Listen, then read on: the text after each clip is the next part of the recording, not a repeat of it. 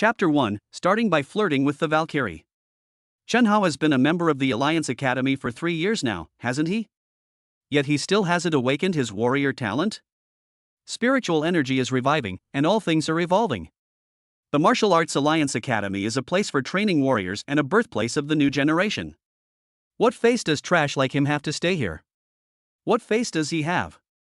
He's just a freeloader.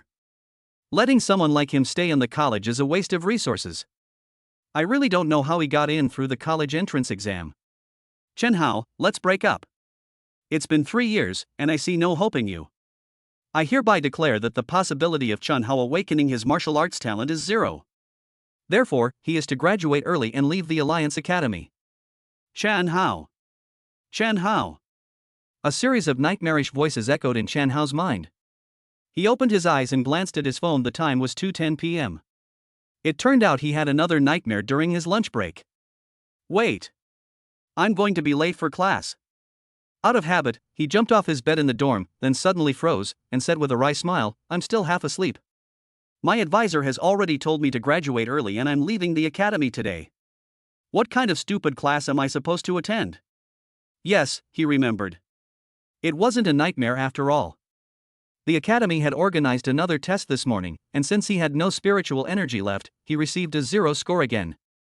The college could no longer tolerate his waste of resources and decided to expel him. I never thought that this genius would fall so low. Chen Hao looked at his phone with a bitter smile, then his gaze fell on an app called Heavenly Book.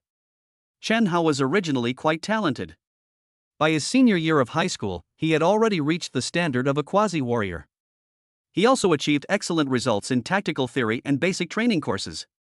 Otherwise, he would not have been able to get into the Alliance Academy. However, somewhat absurdly, 3 years ago his phone was infected with a virus, which introduced an app called Heavenly Book. After that, his cultivation stagnated, and the spiritual energy he collected daily would mysteriously disappear. At first, Chen Hao thought he was sick and went to the Alliance hospital for various physical examinations, but they couldn't find anything wrong with him. Later, he felt that the changes in his body might be related to the mysterious book on his phone, so he tried throwing the phone away. However, no matter where he throws the phone, even if he throws it into the sea or into a steel furnace to be destroyed, he only needs to blink his eyes and the phone will reappear safely in his hand. As a result, for nearly 3 years, Chen Hao's cultivation level remained unchanged. Meanwhile, the download progress of the Heavenly Book software on his phone continued to increase slowly. Yes, downloading the Heavenly Book software on your phone doesn't require data or Wi-Fi, but it does require stealing his spiritual power. This day marked the 1000th day since he obtained the Heavenly Book, and the download progress bar had reached 99.998%. My mentor said that energy can only be converted into each other, it will never disappear. I want to see what kind of nonsense is in this book that has brought me bad luck for 3 years. Or will it give me a cheat code like in novels? Just then, the download progress bar for the Heavenly Book finally reached its end, and a small, gray icon turned colorful. Without hesitation, Chen Hao pressed it with his finger, muttering, "Come out." My cheat code. A beam of light burst forth from the phone, and Chen Hao's eyes lit up. Golden characters appeared in mid-air. Heavenly Book, evolved from the rules governing the operation of heaven and earth, is a supreme treasure of the heavens, containing boundless opportunities. Staring at the 3D holographic image before him, Chen Hao was stunned for a long time before he couldn't help but curse. So, stealing 3 years of my spiritual power was just to give my phone a 3D imaging function. What the hell? Wait, what kind of opportunity is this? The Heavenly Book text has changed again. Level 1 growth system can only be gifted to others.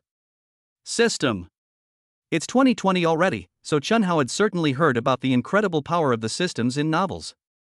For example, you could become stronger just by signing in, or get various rewards by completing tasks. Using a system to replace cultivation was so much more convenient. But I can only give it away? This is ridiculous. Chen Hao was frustrated. His biggest desire was to use the system to change his fate.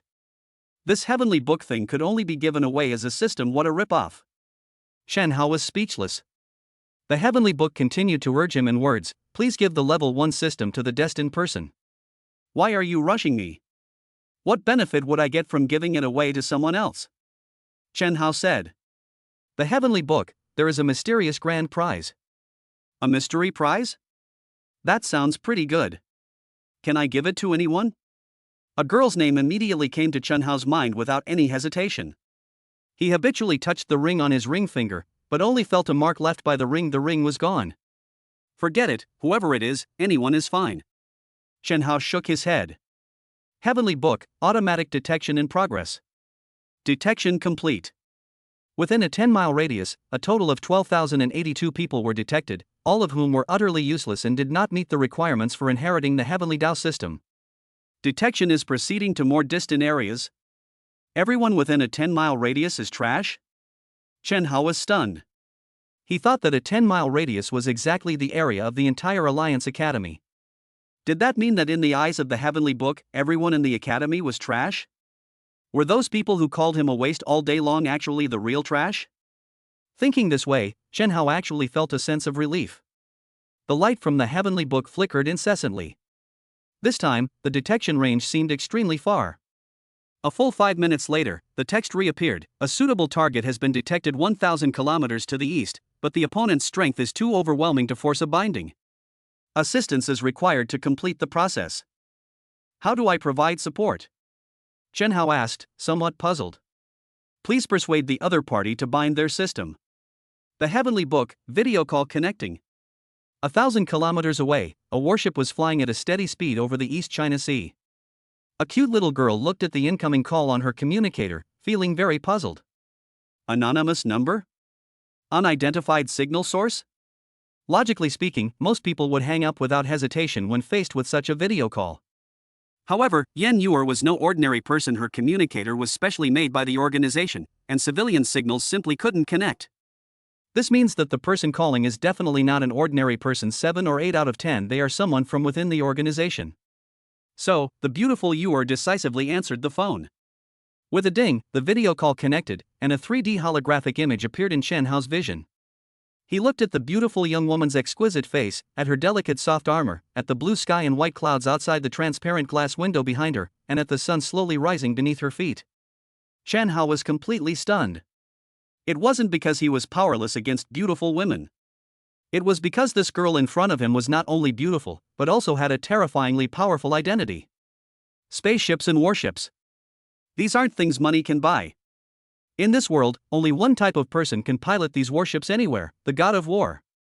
Looking at the butterfly pattern on the warship, Chen Hao became even more certain that the beautiful young woman he was talking to was definitely a Valkyrie who had come from the Spirit Butterfly Island base. Damn it! Are you kidding me? I'm just a nobody, and I'm supposed to start by flirting with a Valkyrie? Is the Heavenly Book trying to kill me? Chen Hao lamented inwardly. Chapter 2, leveled up more than 10 times in 1 second. As the spiritual energy of Earth revives, all things evolve, and many humans awaken their talents, becoming incredibly powerful. However, an even larger number of beasts are also evolving, and humanity's current situation is not very optimistic. As an ordinary citizen, Chen Hao was unaware of the details of just how pessimistic the situation was. In fact, he had lived a relatively peaceful life in Sangchong City for the past 10 years or so, and most of the people around him also led very peaceful lives. All he knew was that powerful martial artists from all over the world had united to form a borderless organization, the Martial Artists Alliance. The Alliance has academies in cities all over the world, and every year the Alliance academies enroll a large number of students to train talented individuals to become martial artists. In addition to the Martial Arts Academy, the Alliance has also built several martial god bases to cultivate the best awakened ones in the world. These darlings of the world are far beyond the reach of ordinary martial artists. They may be discovered to have great talent shortly after birth, or they may become martial artists while still in elementary school. They are then sent directly to the martial god base by the Alliance to receive the most rigorous special training until they become martial gods, at which point they can graduate and leave the base. Graduated Valkyries will become the sharpest blades in the entire human world. They will form small Valkyrie squads to hunt down powerful king-level ferocious beasts or carry out seemingly impossible missions, defending the dignity of human survival in blood and fire. Looking at the adorable young girl in the holographic image, Chen Hao could see no signs of hardship on her face, so he understood that this pretty girl must be a newly graduated trainee Valkyrie. But even if it's an internship, she's still a Valkyrie. But he was just a weakling, casually answering the Valkyrie's call to make sure he wouldn't get hacked to death. Hello? Yan Yuer greeted him, then looked at Chen Hao with a puzzled expression and asked, "Is there anything I can help you with?" Chen Hao snapped out of his daze, only then realizing that he needed to assist the heavenly book in persuading the Valkyrie to voluntarily bind to the system. However, he didn't have the eloquence of a salesman, and now, thinking of the little beauty's terrifying identity, he panicked and stammered, "Hello, I'd like to give you a system." System? Yen Yuer tilted her head, her mind full of questions. At the same time, a law of heaven and earth descended upon her, and the holographic projection displayed options: install the system or refuse to install. This scene looks so familiar. Suddenly, Yen Yuer slapped her head and her eyes lit up. Computers have their own operating systems, and mobile phones have their own operating systems. In 2020, when technology is already quite advanced, the Valkyries who travel in small squads on warships to carry out missions will of course have combat systems. The so-called combat system is a convenient system that allows commanders to fully understand the Valkyries' various combat data and facilitates unified command and control. Yen Yuer remembered that she had used this system when she was at the Spirit Butterfly Island base. Moreover, she was just a newly graduated intern Valkyrie with no experience. When she left Spirit Butterfly Island, her mentor specifically mentioned that he had recommended a senior to be her captain and would guide her in the future. And Chen Hao was able to contact her through her personal communicator, and the first thing he said after the video call was to ask her to bind her to the combat system. Doesn't that mean Chen Hao is that senior? And her future captain? So it's Captain Yuer greets Captain. Yen Yuer instantly became a little reserved, wondering if she had been impolite just now. Would the captain be angry? Captain? Chen Hao was completely dumbfounded. He knew, of course, that the so-called captain was actually the Valkyrie squad's direct superior. But he was utterly useless in combat. How did he suddenly become the captain? A boss who impersonates a Valkyrie wouldn't have enough lives to kill him, right? Chen Hao hurriedly tried to explain that he was not the captain, and that the heavenly Dao system was not the combat system that Yen Yuer understood. However, before he could even speak, Yen Yuer had already bound herself to the system. It's over. Chen Hao was speechless. I still don't know the captain's name. Yen Yuer was very curious about her new captain. Chen Hao. Chen Hao replied without hesitation. Oh. Then Yuer will come find you now. Captain, where are you? Yen Yuer only has a 1-month vacation after leaving Spirit Butterfly Island, and she will officially begin her mission in a month. Therefore, she is eager to get to know the captain better so that they can have better teamwork in future operations. Upon hearing her question, Chen Hao seemed to wake from a dream, breaking out in a cold sweat. Are you kidding me?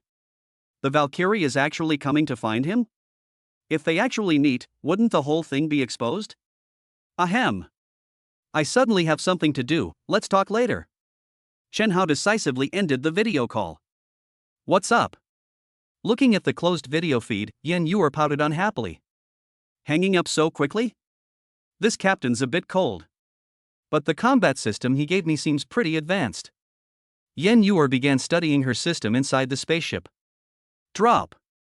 Congratulations, host, on binding with the Heavenly Dao system and receiving a newbie gift pack.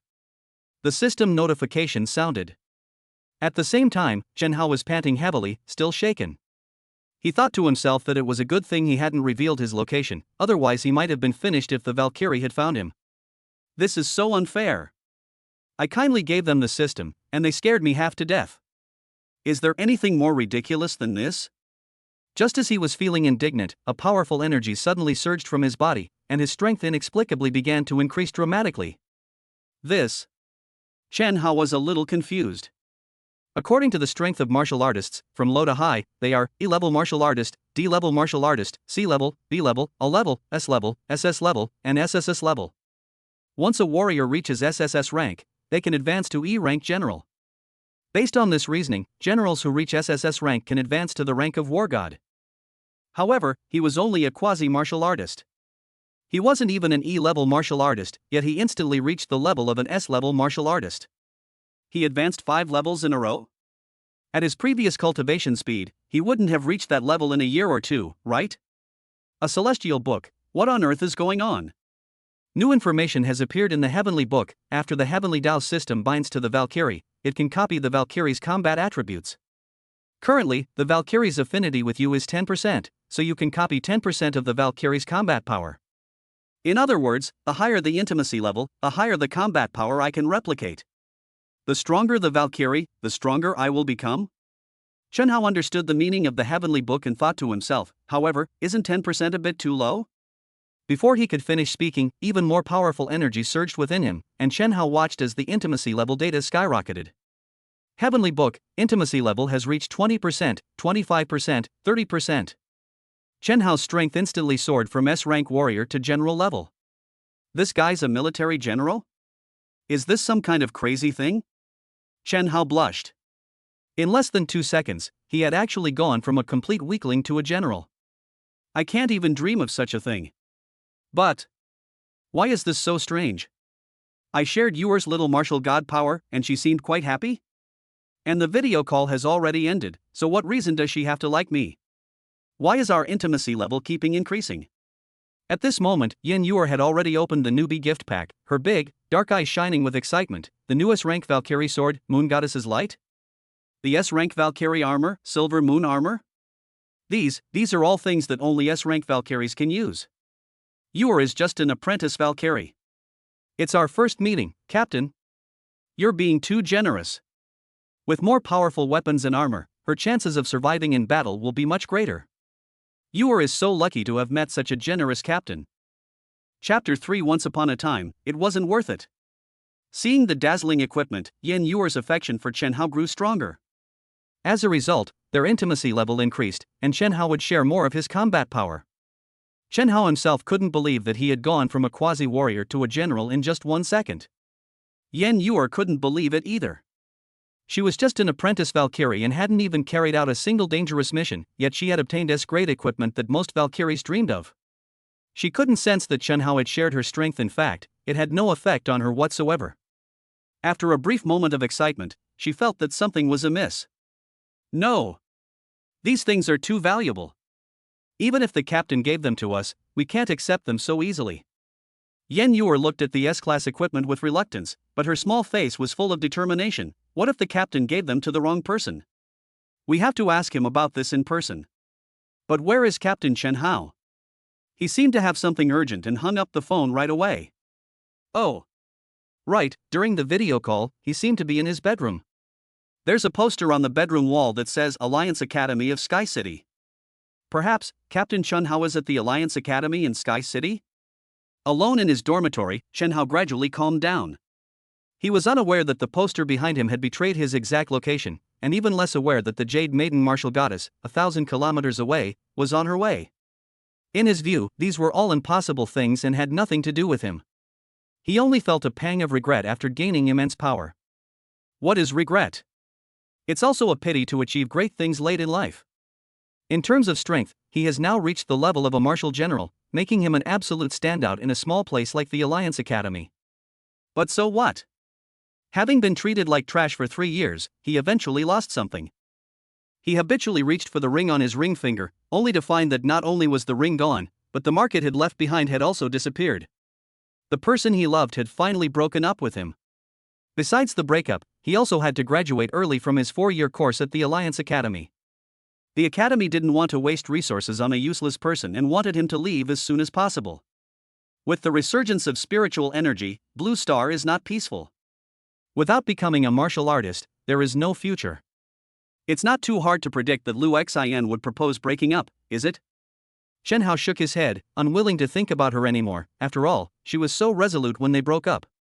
Just then, the dormitory door suddenly opened, and 2 tall, burly young men walked in.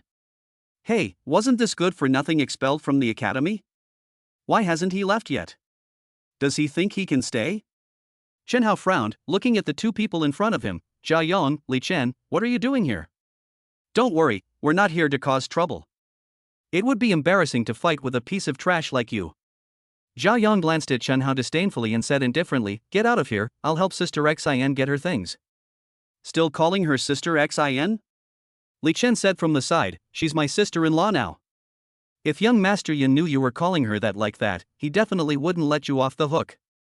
Lu Xin? What is her relationship with Lu Feiyun? Chen Hao frowned. Seeing Chen Hao's puzzled look, Zhao Yong couldn't help but burst into laughter. The whole academy almost knows, and this idiot still doesn't know? Oh. That's right, after all, Lu Xin only officially established her relationship with young Master Yun this afternoon. You just broke up this morning and found someone else by noon? Chen Hao sneered, but he wasn't surprised. 3 months ago, he discovered that his relationship with Lu Xian was in trouble. From then on, Lu Xian dressed up more and more beautifully, but she saw him less and less often.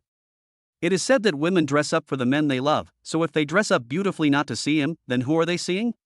He also noticed that Lu Xian's phone was becoming increasingly difficult to reach. He often called in the middle of the night, and the line was always busy. So who was she chatting with on the phone in the middle of the night? Moreover, every time they finally managed to meet, Lu Xian would be wary of him as if he were a thief. If Chen Hao glanced at her phone even slightly, Lu Xian would put on a stern face and throw a tantrum. Chen Hao had sensed something was wrong a long time ago, questioned her about it, and even argued with her about it. Lu Xian, however, berated him. 3 years of relationship, over 1,000 days and nights of memories. To doubt someone you've been with for 3 years based solely on these details, that's distrust. She even said, I must have been blind to have liked him back then. At the time, Chen Hao felt quite guilty, thinking that it was indeed true. After all, they had been together for 3 years, and it was really wrong to doubt someone so easily. But now it seems. Trust? What a ridiculous trust. When we were together, no matter how you asked, you wouldn't admit it. Now that we've broken up, you're so carefree? In an instant, all of Chen Hao's goodwill towards Lu Xian vanished, leaving him with no lingering affection or regret. I think you should be happy. It's better for Lu Xian to be with young Master Yun than with a piece of trash like you. Zhao Yong laughed sarcastically, then he saw the bag in front of the window and walked straight over to it. Get out. There's nothing of hers here.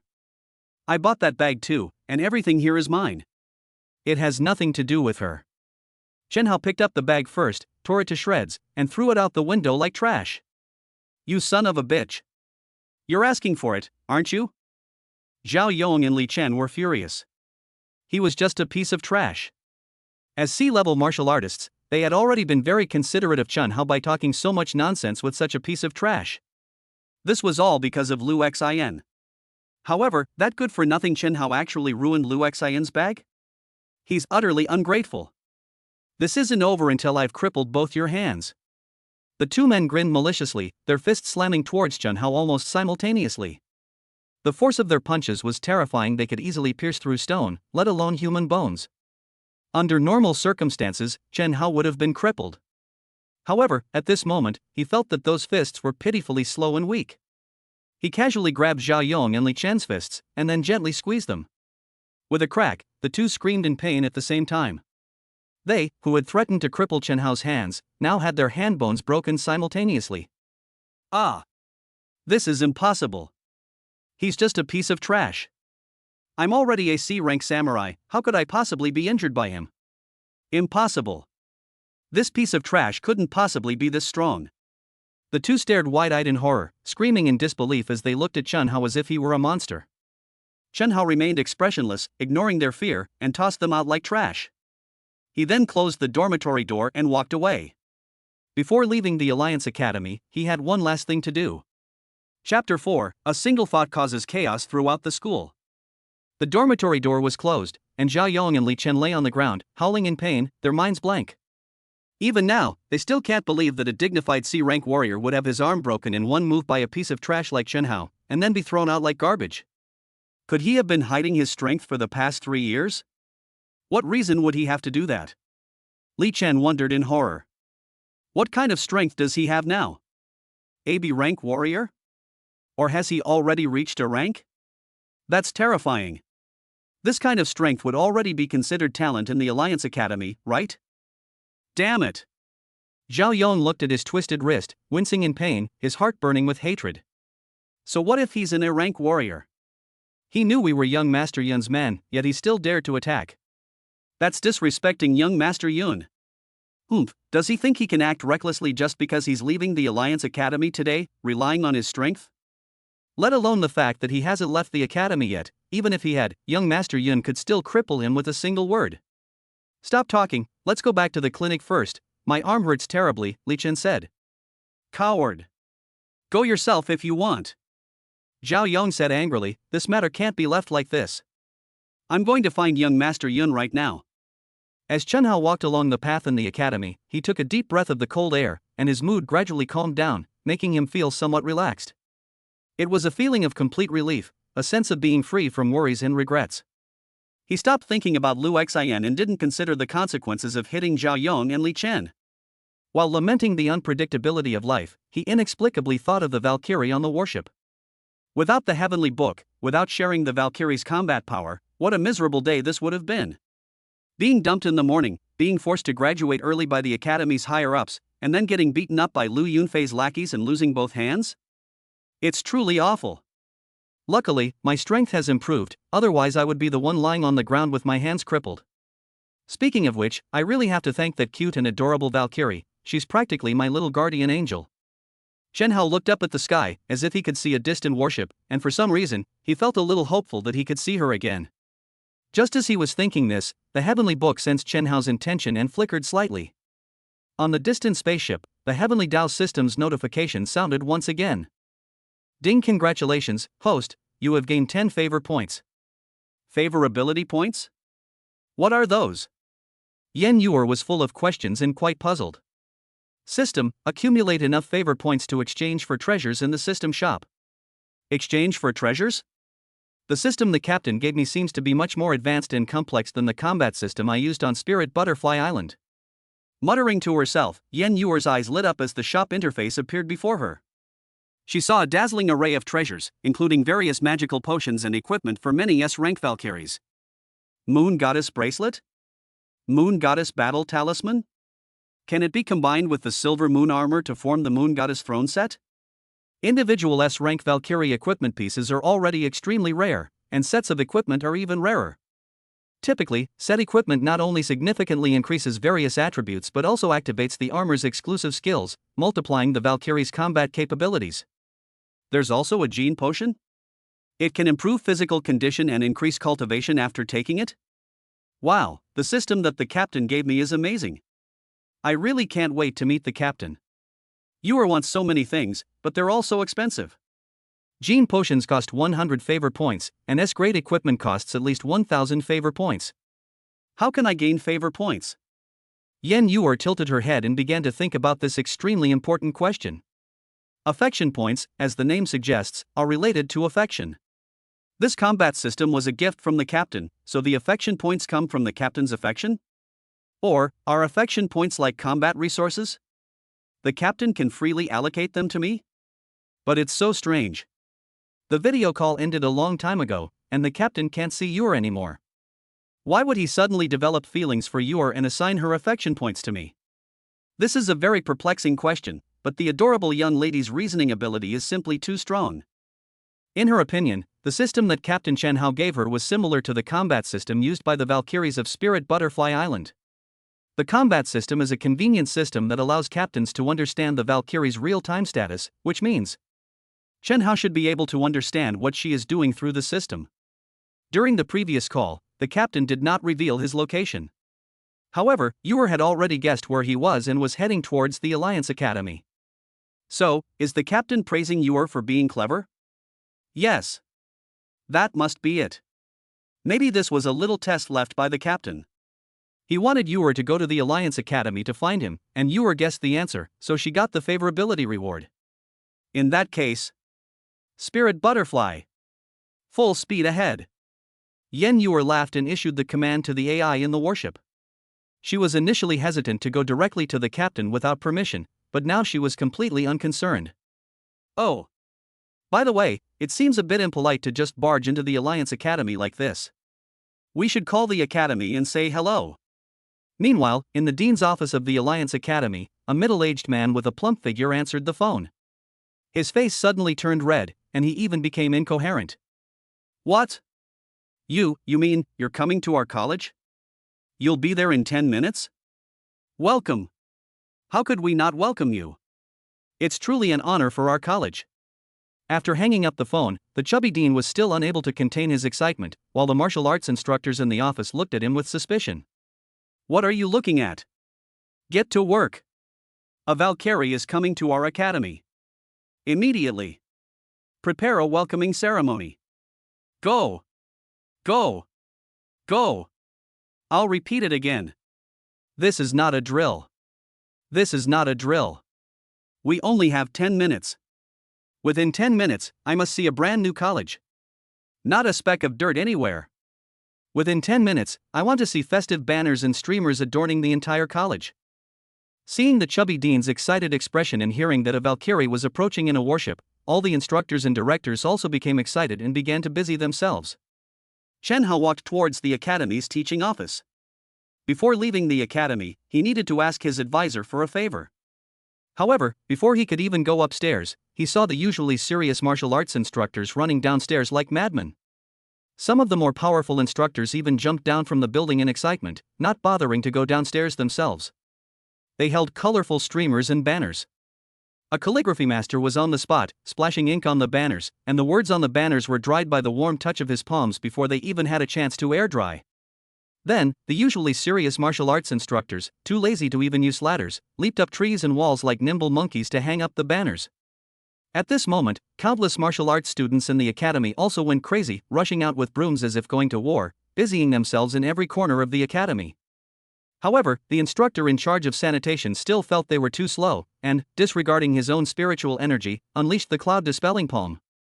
Like a whirlwind, the fallen leaves and dust on the ground were swept away by the palm force and then flew with pinpoint accuracy into the trash can. What the hell, have they all gone mad? I don't remember today being the day of the celebration. And even if there were some celebration today, there's no need for this kind of rush, right?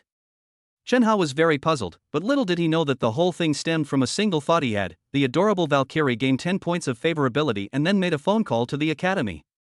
At that moment, the dean's excited voice echoed over the academy's loudspeaker. Attention all teachers and students. We have just received notification that the Valkyrie of Spirit Butterfly Island will soon be visiting our academy. This is the first time in the 20 years since our academy was founded that a Valkyrie has come to visit us. Please welcome her with the warmest ceremony. Chapter 5, The Valkyrie has arrived. A Valkyrie is coming to the academy? And she's from Spirit Butterfly Island? Chen Hao was a little confused, thinking, could it be such a coincidence? The Heavenly Tao system just bound itself to a Valkyrie, and now another Valkyrie is coming to the academy? So, she's here to see me? Shaking his head, Chen Hao found it hard to believe, because he couldn't understand why the powerful Valkyrie would want to find him. Just because she mistook him for the captain? But logically speaking, since he didn't reveal his address, the Valkyrie shouldn't know where he was either. Puzzled, Chen Hao curiously opened the Heavenly Book, hoping to find some answers. Then he discovered that the Heavenly Book had added a new attribute, which read, Heavenly Secret Value 20 points. At the same time, he also discovered through the Heavenly Book that the Heavenly Tao system that had been sent out had an additional attribute, which read, Favorability Value 10 points. The Valkyrie gained 10 favorability points, but I gained 20 Heavenly Secrets points? When did I get these? But these things don't seem to have anything to do with the Valkyrie coming to the academy, do they? Chen Hao was puzzled. No matter how he thought about it, he couldn't figure out what the increase in these stats had to do with the Valkyrie coming to the academy. It's completely unrelated. Looks like I was overthinking it. The Valkyrie that's coming isn't her. Thinking this, Chen Hao continued walking, intending to find his mentor and finish that last task. The entire academy was still preparing for the Valkyrie's welcoming ceremony. It must be said that the martial arts academy is incredibly efficient. Amidst the flurry of activity as countless people leaped and bounded about, and the relentless onslaught of the powerful martial arts instructors' cloud-dispelling palm techniques, the academy's efficiency was remarkable. In just 6 minutes, the entire academy was transformed. Not a single leaf or scrap of paper could be found. Everywhere you looked, lanterns and decorations were everywhere, creating a festive atmosphere as if it were New Year's Day. At this moment, most people had already gathered in the oath-taking square of the Alliance Academy, presumably to welcome the arrival of the Valkyrie. Chen Hao's mentor, Zhou Shishir, was most likely also at the square, so he naturally headed towards it. At the same time, Zhao Yong, who had lost an arm, had arrived at the square and immediately spotted Lu Feiyan and Lu Xian. This wasn't because he had particularly good eyesight, but because in the square packed with a huge crowd, young Master Yun stood in the most prominent position at the very front, almost standing alongside the academy's instructors. As expected of young Master Yun. He can even take center stage in a situation like this. Impressive. Zhao Yong thought to himself, pushing through the crowd. Lu Feiyan was chatting and laughing with Lu Xian when he saw Zhao Yong empty-handed and injured. He was displeased and said, "Didn't I tell you to go get Lu Xian's bag? You can't even handle such a small thing." Then Chen Hao Zhao Yong felt wronged and stammered. Hearing Chen Hao's name again stirred a strange feeling in Lu Xian's heart. Actually, the bag wasn't particularly expensive, but she remembered that Chen Hao had saved up for 2 months to buy it for her birthday 2 years ago. She had used it for a very long time and couldn't bear to throw it away. Even though they had broken up, she wanted to keep it as a memento. Because in her eyes, her love for Chen Hao was true love. It's just a pity. Lu Xian shook her head, thinking to herself, what good is true love? Can it feed us? He doesn't have the talent of a martial artist, so he won't have a future. Following him will only lead to suffering, right? In the end, we're not children anymore, and we're no longer at the age where we can be willful.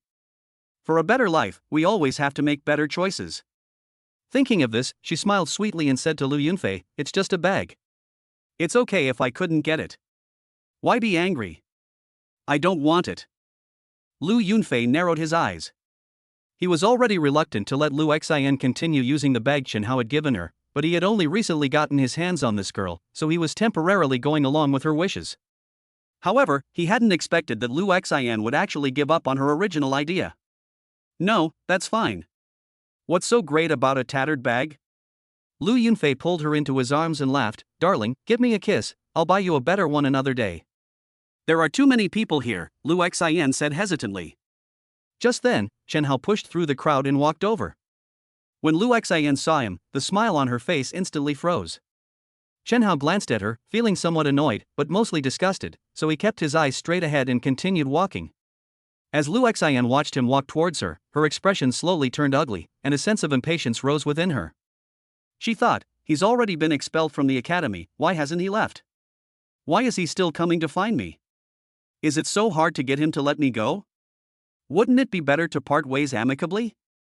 Finally, when Chen Hao was only 3 steps away from her, she could no longer control her emotions and said with a stern face, didn't I make myself clear enough this morning? We've broken up, and that's it.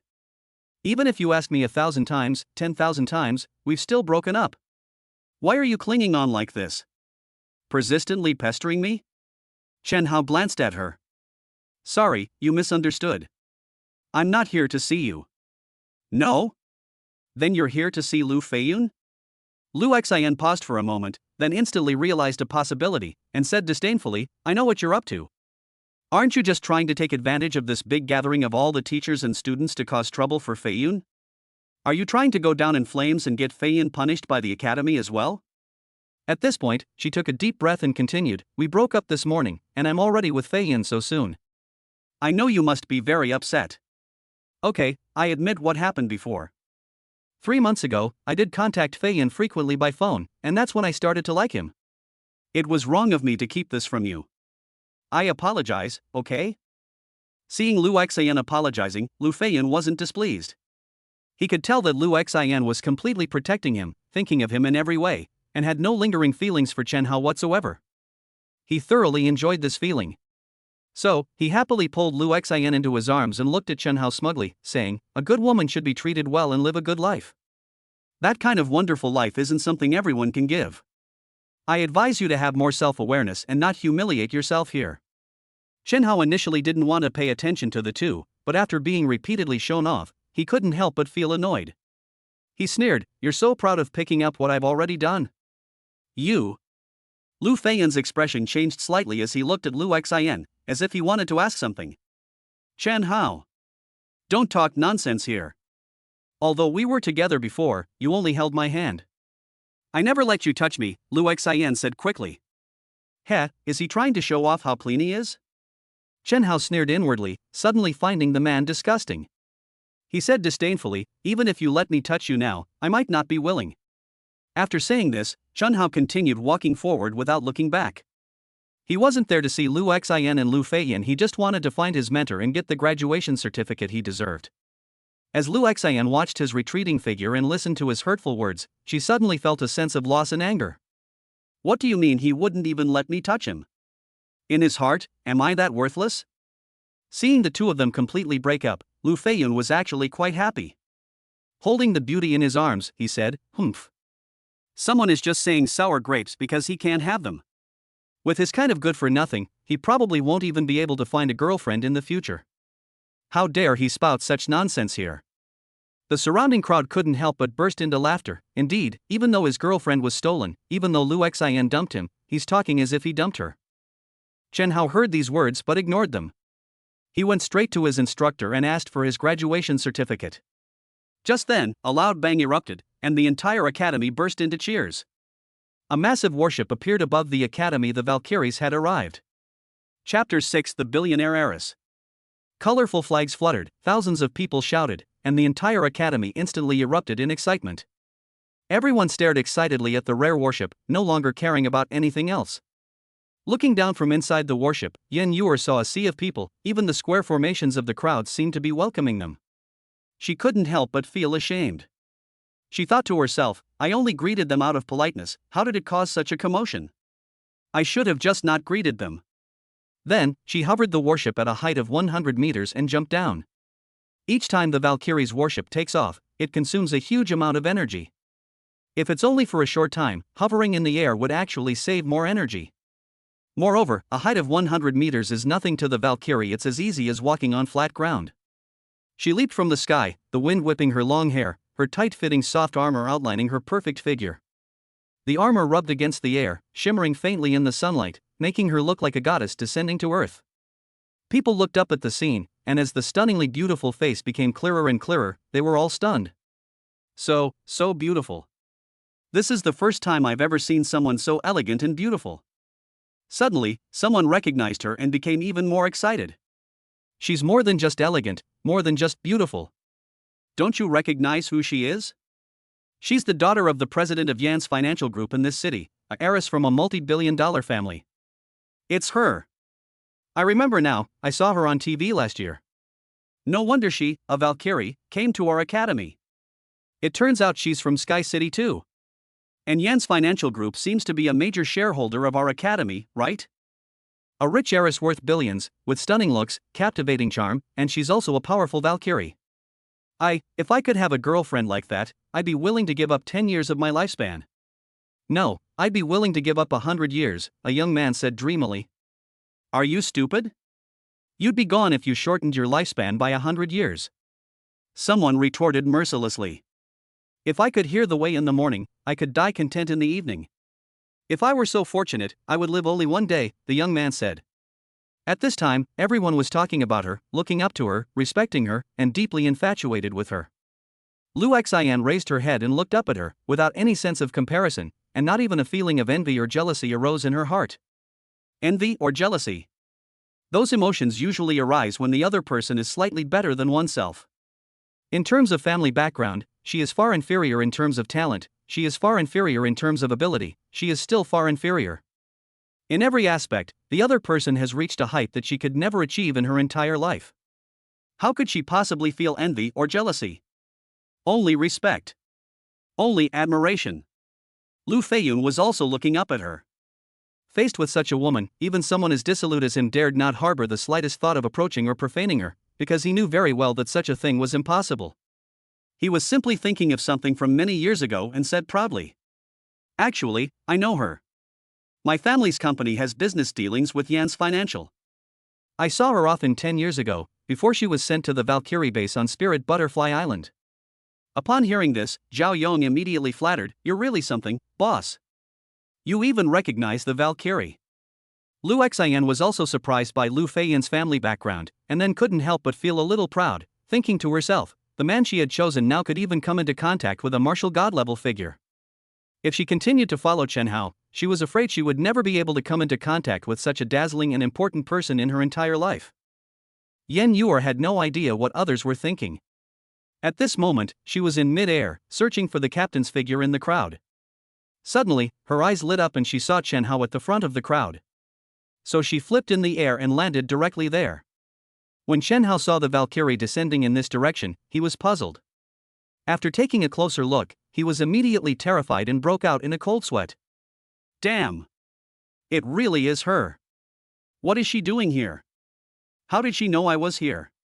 Just as he was thinking this, a powerful energy suddenly surged within Chen Hao's body, instantly elevating his strength from E-rank general to C-rank general. Heavenly Book, when the intimacy level with the Valkyrie reaches 40%, it can currently replicate 40% of the Valkyrie's combat power. This girl seems to like me quite a bit. Chen Hao instantly calmed down. Captain is so handsome. He's even more handsome in person than in the video call. Yen Yuer was extremely excited to finally meet the captain. Suddenly, the system notification sounded. Congratulations, host, you have gained 20 points of favorability. Gained more favorability points? Yen Yuer was even happier. The newbie gift pack from the captain was incredibly valuable, and she was a little unsure if the captain had made a mistake. However, she was absolutely certain that the exclusive combat system was for her, and the favorability points could be exchanged for treasures within the system. This means that even if she returns the newbie gift pack to Chen Hao, she can still use points to redeem what she wants in the combat system in the future. So Captain has such a good impression of Yuer. Your favorability rating has increased as soon as we met. Yen Yuer smiled sweetly, feeling even more favorably toward her captain. And so? Holy crap! Another upgrade? Chen Hao felt his body brimming with power, stronger than ever before, and growing stronger still. He looked at his phone again, and saw the progress bar for the Valkyrie's intimacy level on the heavenly book rising steadily, as if it had come alive. 42%, 43%, 46%, 55%. This little girl is way too easy to get along with. We've barely even met, and she trusts me so much? She's so naive it's almost adorable. At this rate, it's not impossible for her to max out our intimacy level in a day or two and directly raise her strength to the martial god level, right? Thinking this, Chen Hao couldn't help but feel excited. However, while Chen Hao was excited, Yen Yuer was even more excited than him. Her face was flushed, and the system's favorability rating skyrocketed, reaching over 100 in the blink of an eye. So many favorability points in just a short moment. Captain is really too good to Yuer. If I stay with Captain for a day or two, no. Yuer has a month-long vacation. If I'm with Captain every day, it won't be too difficult to accumulate 10 or 20,000 points and buy a complete set of Luna Throne S-class equipment, right? The distance between the two kept shrinking, each with their own joy and excitement, and they found each other more and more pleasing to the eye. This must be what love at first sight is all about. People were unaware of these events and unable to perceive Chen Hao's rapidly increasing strength. They were simply puzzled, wondering, why did the Valkyrie, upon descending, not go directly to the Dean's side, but instead head towards Chen Hao? People didn't think Chen Hao would have any connection with the Valkyrie. Instead, when they saw Lu Feiyan not far from Chen Hao, they wondered, I heard that this young Master Lu has a powerful background. Could it be that he knows the Valkyrie? Boss. The Valkyrie seems to be heading this way. Zhao Yong was extremely excited. Lu Feiyan's face flushed red. He felt incredibly proud, but inwardly he was both nervous and excited, thinking, if she really comes, how should I greet her? It's been 10 years. Does she really still remember me? Would it be disrespectful to call her Yuer directly? Would it seem too formal to call her Valkyrie? Maybe I should just call her by her name. So he looked up, wearing his friendliest smile, wanting to say hello. However, Yen Yuer's figure floated past him without stopping, landing precisely beside Chen Hao. Then, as if seeing a long-lost relative, she enthusiastically and excitedly threw herself into Chen Hao's arms. In an instant, Lu Feiyan's smile froze on his face. He felt as if someone had grabbed his throat, and although he opened his mouth, he could no longer utter a single word. In an instant, everyone stopped their excited shouts, as if 10,000 ducks had been choked at the same time. All sounds ceased, and they stared blankly at the Valkyrie who had fallen into Chen Hao's arms. In an instant, the dean and the martial arts instructors felt as if their worldview, their understanding of the world, and even their entire brains had exploded. They stood there dumbfounded, staring blankly. Chapter 7 She's My Girlfriend. The Valkyrie descended, radiant and dazzling, of noble birth and illustrious lineage, like a sacred iceflower untouchable in a dream. All eyes were on her. However, in Yen Yuer's eyes, there was only Chen Hao. With a flushed face, she snuggled into Chen Hao's arms. This behavior was entirely due to her excitement. After hugging the captain, she felt a little embarrassed, thinking, it seems like I've taken advantage of the captain. Will he be unhappy? Then, she raised her head and glanced at Chen Hao cautiously. Finding that Chen Hao did not show any displeasure, she was secretly pleased. How could Chen Hao not be happy? After Yen Yuer appeared, his cultivation level skyrocketed, soaring from an E-rank general to an S-rank general. He directly shared 65% of Yen Yuer's combat power. In addition, his heavenly secrets value was also skyrocketing, from 20 points to 260 points.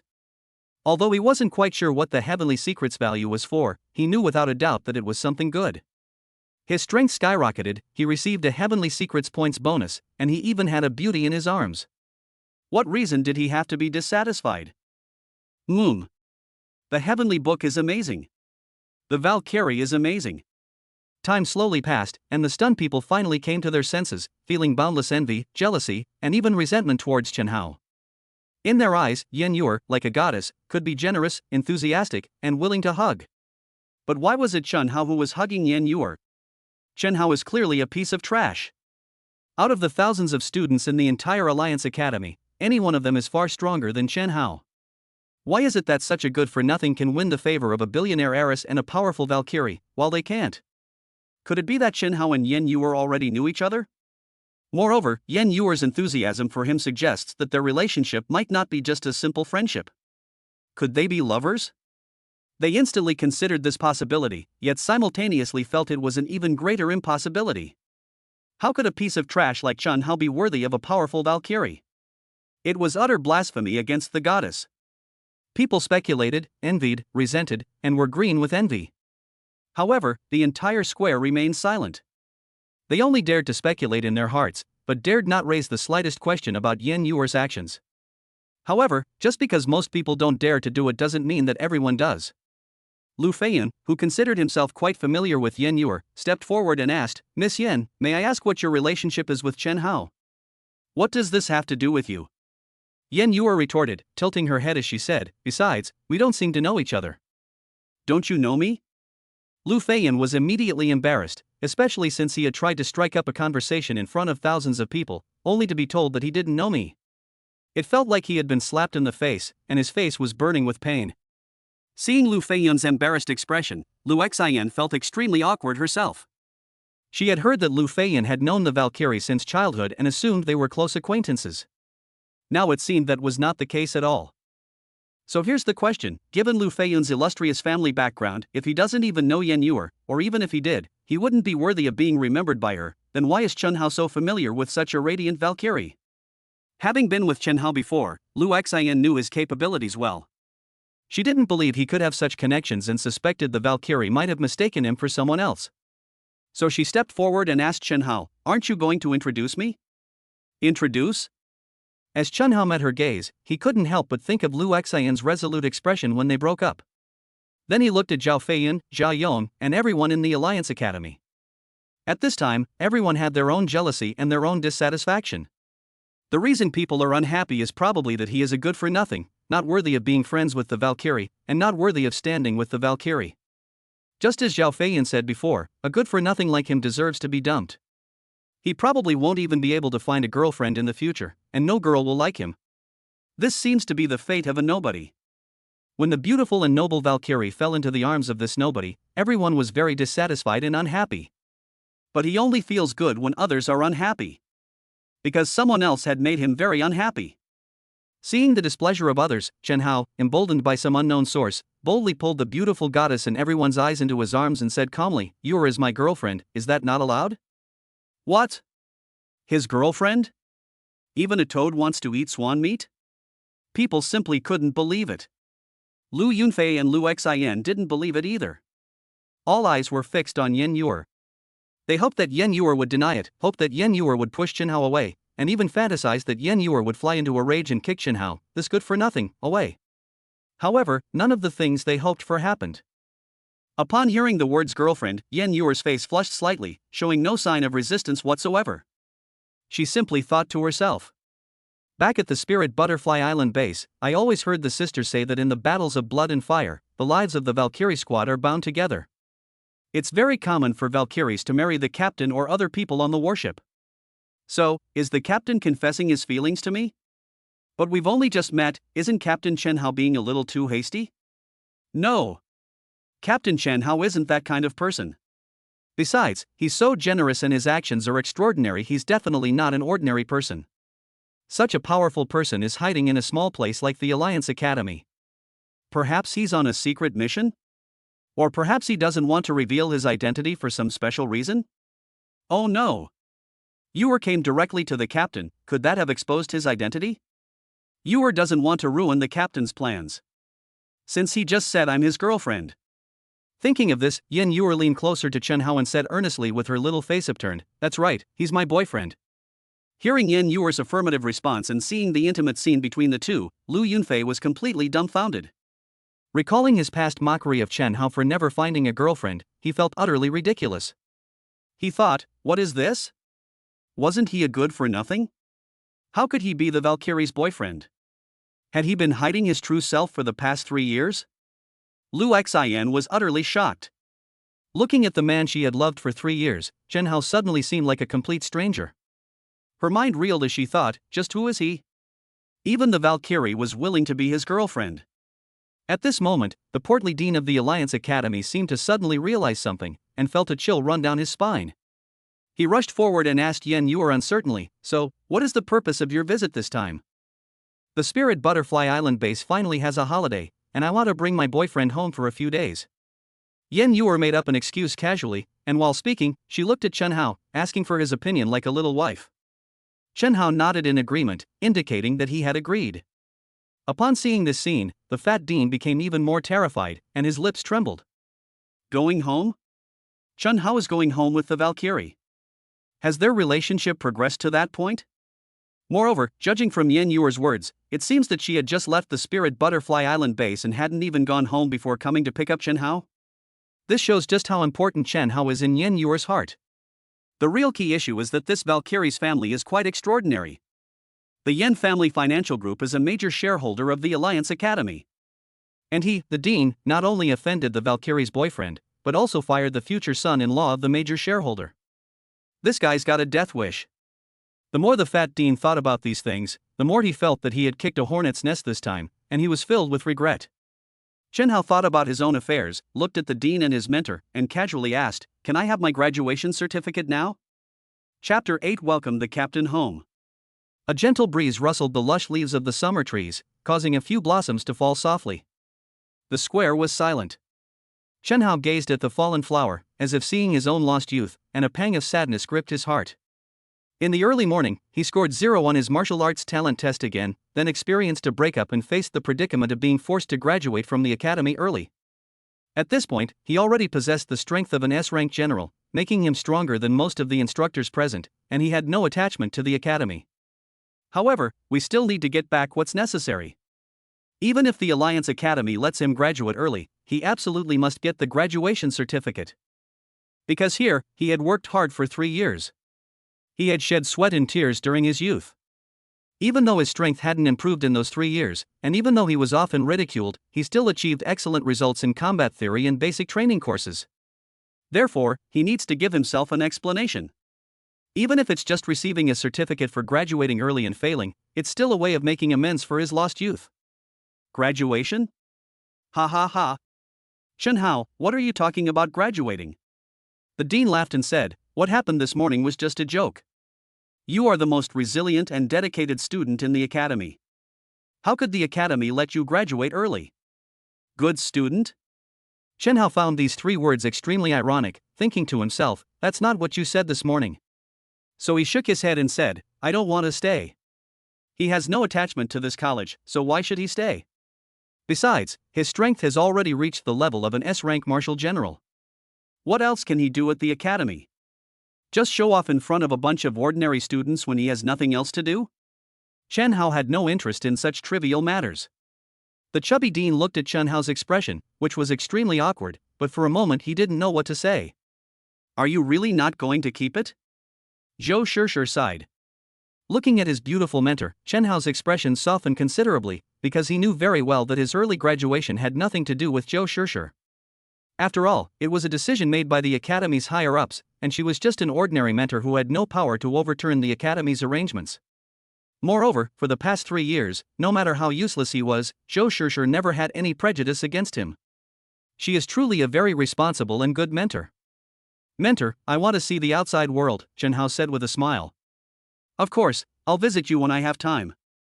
Looking at his smile, Zhou Shishir suddenly realized that the little guy she used to see had grown up, and said with a smile, "Then it's up to you. However, it was a bit rushed today, and your graduation certificate couldn't be printed in time. You'll need to apply for it step by step." The portly dean snapped out of his daze and interjected, "What graduation certificate? It should be an award for early graduation. How about this? I'll handle this personally. Once the certificate is issued, Shenhao, you can come and pick it up." No, I'll personally deliver it to you then. At the Alliance Academy, graduating early and leaving early are two completely different concepts. The former represents the shame of being eliminated, while the latter represents supreme glory. Those who are qualified to graduate early must be exceptionally outstanding students who have reached the level of a marshal general or higher much earlier than ordinary students, and therefore have no need to remain in the academy.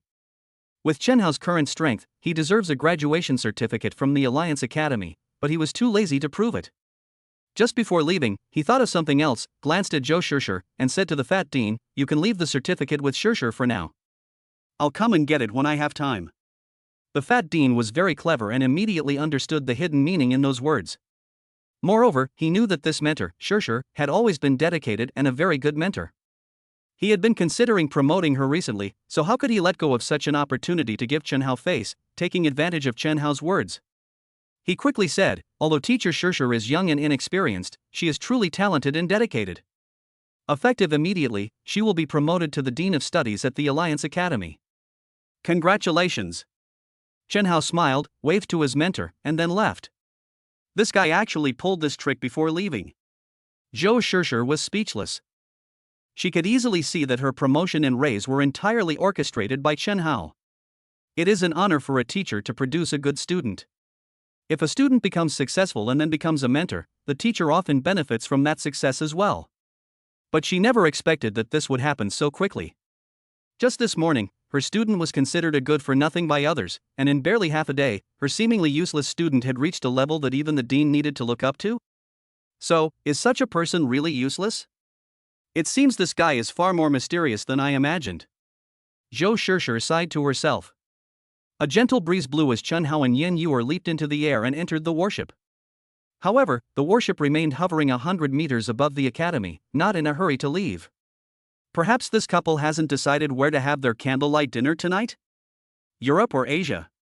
With the Valkyrie battleship's incredible speed, crossing both continents wouldn't take too long. Perhaps the lovers hadn't seen each other for a long time, so after entering the warship, they were so eager to do some unspeakable things? Who knows? No one knew the exact details. The students of the Alliance Academy simply stared blankly upwards, lost in thought, as if dreaming of a life of paradise. The colorful flags and banners hanging throughout the college were still fluttering gently, making the whole college feel awkward. Everyone assumed that the Valkyrie's arrival today was for the sake of the academy. But who could have imagined that Yen Yuer had come specifically for Chen Hao? So when people recalled the images of banners and red carpets, a strange feeling arose in their hearts. It seemed that this was not a grand celebration to welcome the Valkyrie at all, but rather a farewell party for Chen Hao's successful graduation. Everyone in the school was busy working for him alone. Ahem. The chubby dean, unwilling to let the awkward atmosphere continue, gathered his strength and shouted in a loud voice, "The martial god base has already started its summer break, and our academy has also ushered in its summer vacation. I hope that even at home, everyone can study with high enthusiasm. There's not much time left today, so without further ado, let's dismiss school and go home." As soon as the words were spoken, the people who were looking forward to the summer vacation cheered, and their envy and jealousy towards Chen Hao were somewhat diminished. After all, no matter how glamorous or lucky others are, it's ultimately their business. These things won't become the focus of their lives. Cars drove out of the academy, ranging from inexpensive to high-end, luxury to limited edition sports cars, but the most eye-catching was a small airship. Lu Xian finally boarded the spaceship she had always dreamed of, but suddenly felt that this expensive spaceship was no longer appealing. Because at this moment, there was an even larger warship in the sky, a warship exclusively for the god of war that no amount of money could buy. Compared to a warship, a flying ship is like an ant compared to a giant, like a skinny worm compared to a flying dragon. Chen Hao was inside the warship. She stared at the warship, suddenly realizing she'd missed something. Clutching her phone tightly, she suddenly wanted to call that familiar stranger one last time. Lu Feiyan activated the autopilot mode of the spaceship. Looking at the beautiful woman he had long admired beside him, he suddenly felt that she was no longer attractive. Because the woman beside Chen Hao is Yen Yuer, a heiress worth hundreds of billions, and the goddess of Lingdai Island. "Captain." Inside the spirit butterfly warship, Yen Yuer affectionately held Chen Hao's hand, introducing him to the different rooms on the ship, and happily said, "From now on, we'll be together through thick and thin. This warship is our home." The warship's AI also announced in a mechanical voice, "Welcome home, Captain." Chapter 9: A Phone Call. The Valkyrie's warship is huge, even bigger than it appears from the outside. It's practically a large villa. The main areas can be divided into the cockpit, living quarters, activity area, kendo training room, physical training room, gravity training room, equipment repair room, and supply storage room. In addition, it is equipped with some intelligent robots. The warship is piloted entirely by an AI robot. The Valkyrie or captain only needs to issue commands to go wherever they want. In terms of food, there are also special master chef robots to cook for you, so you can easily enjoy delicacies from all over the world without even leaving the warship's gate. It's no exaggeration to say that this spaceship incorporates almost all of Earth's most advanced technology. Chen Hao had only ever seen most of these things in books. But thinking about it, it makes sense. The Martial God Squad may encounter many extreme situations when carrying out missions in the future. They may be stationed in desolate, icy lands or live for months in areas ravaged by ferocious beasts without any support. The warship is one of the biggest guarantees of survival. Even if they are stranded somewhere for a year or two, the Martial God Squad can still live comfortably. No wonder Yen Yuer previously referred to the Spirit Butterfly warship as home. The atmosphere inside the warship was warm and welcoming. Yen Yuer had absolutely no suspicion of Chen Hao and enthusiastically introduced him to this home. Chen Hao stood by the window and looked down. From this vantage point, he could clearly see the entire Alliance Academy and reflected on the events of the past 3 years. "Captain, was Yuer a bit abrupt today?" Yen Yuer still felt that Chen Hao might have his own things to do at the academy, and it seemed that she had disrupted the captain's plans. "No, in fact I should thank you. Is there anything else you need to do at the academy?" "No, not at all. Where does the captain plan to go next? Is he going home after leaving the academy?" "As usual, we have a month-long vacation, during which time we can spend quality time with our families." "Family?" Chen Hao suddenly fell silent. Because he has almost no family. To be honest, for the past 3 years, he had always considered Lu Xian as family, but in the end, Yen Yuer seemed to understand something and stopped talking. Earth is far from peaceful. Hordes of ferocious beasts ravage the land, destroying many cities and leaving countless people without family.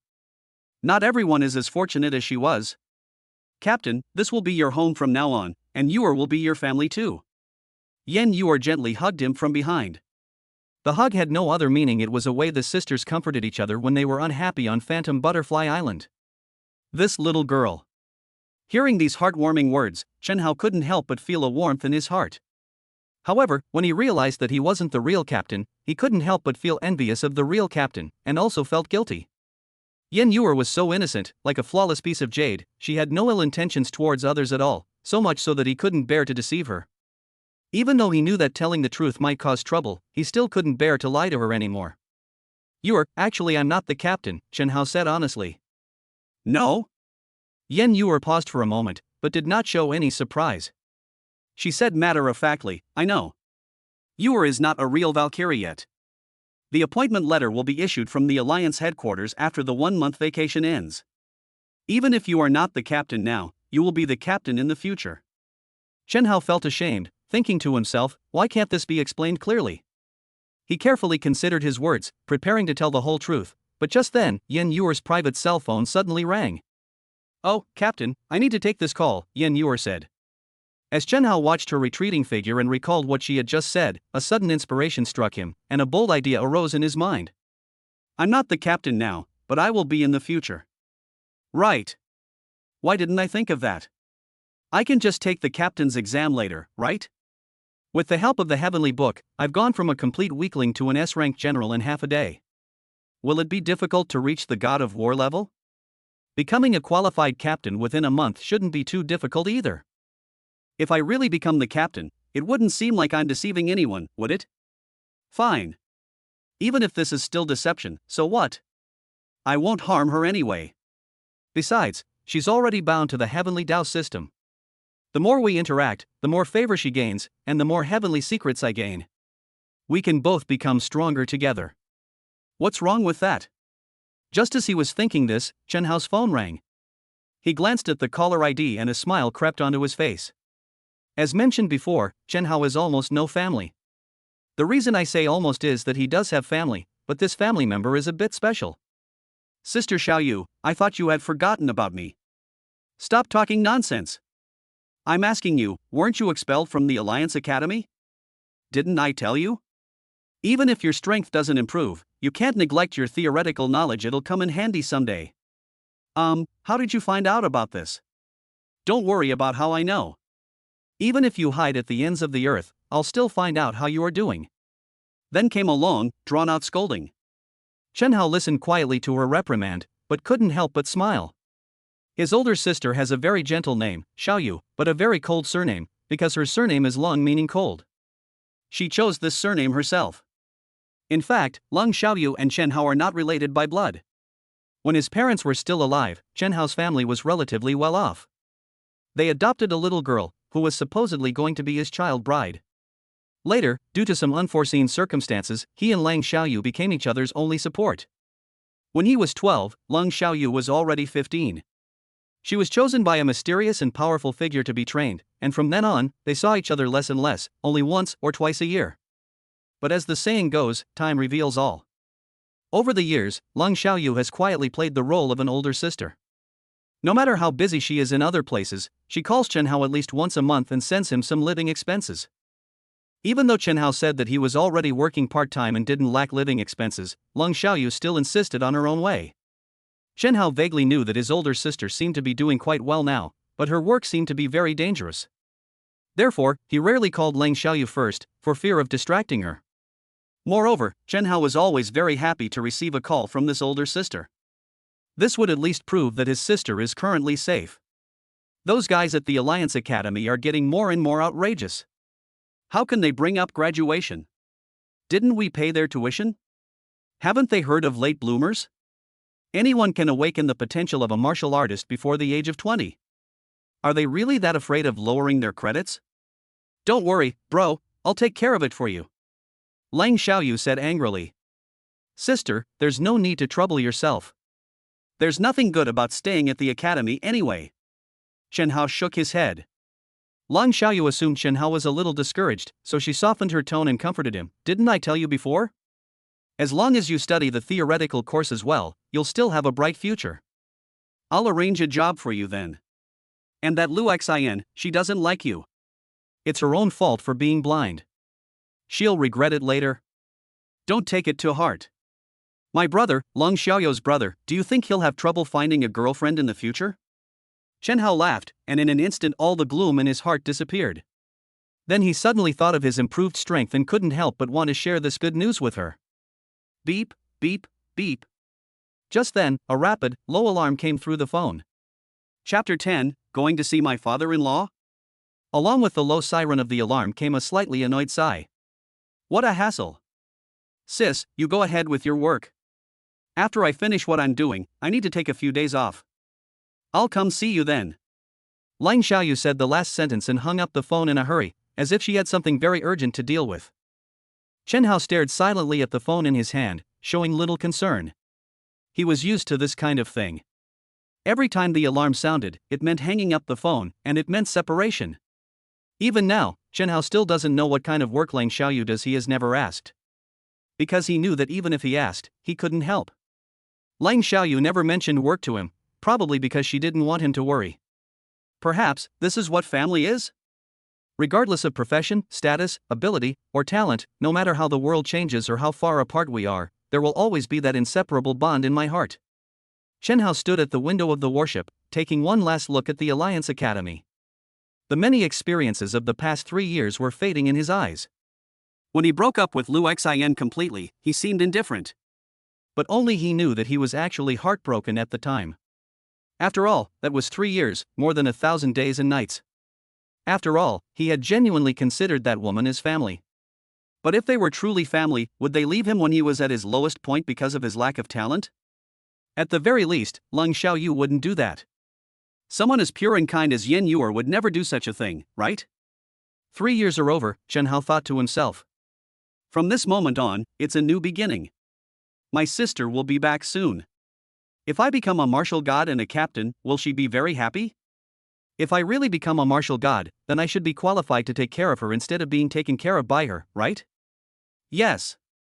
And you're. I have the heavenly book, and she has the heavenly Tao system. They'll both become very strong in the future, right? Captain.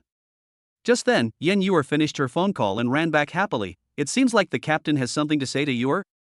I've thought it through. I will become a qualified captain in the future, Chen Hao said solemnly. Captain is a very qualified captain, Yen Yuer said matter-of-factly. Then, she thought of something else and asked, Captain just said that there's nothing else to do for the time being, right? Nothing else. Chen Hao nodded. Then how about we go home together, Yuer? Yen Yuer looked at him expectantly.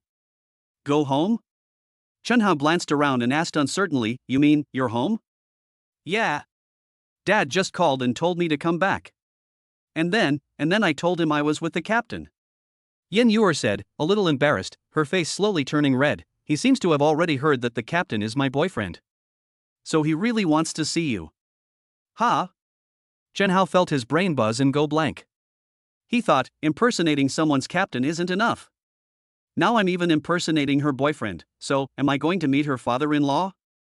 Moreover, that father-in-law is the big boss of the Yan's financial group, a multi-billionaire. This is fucking. It feels like they're getting increasingly reckless and going further down the path of self-destruction. Please, okay?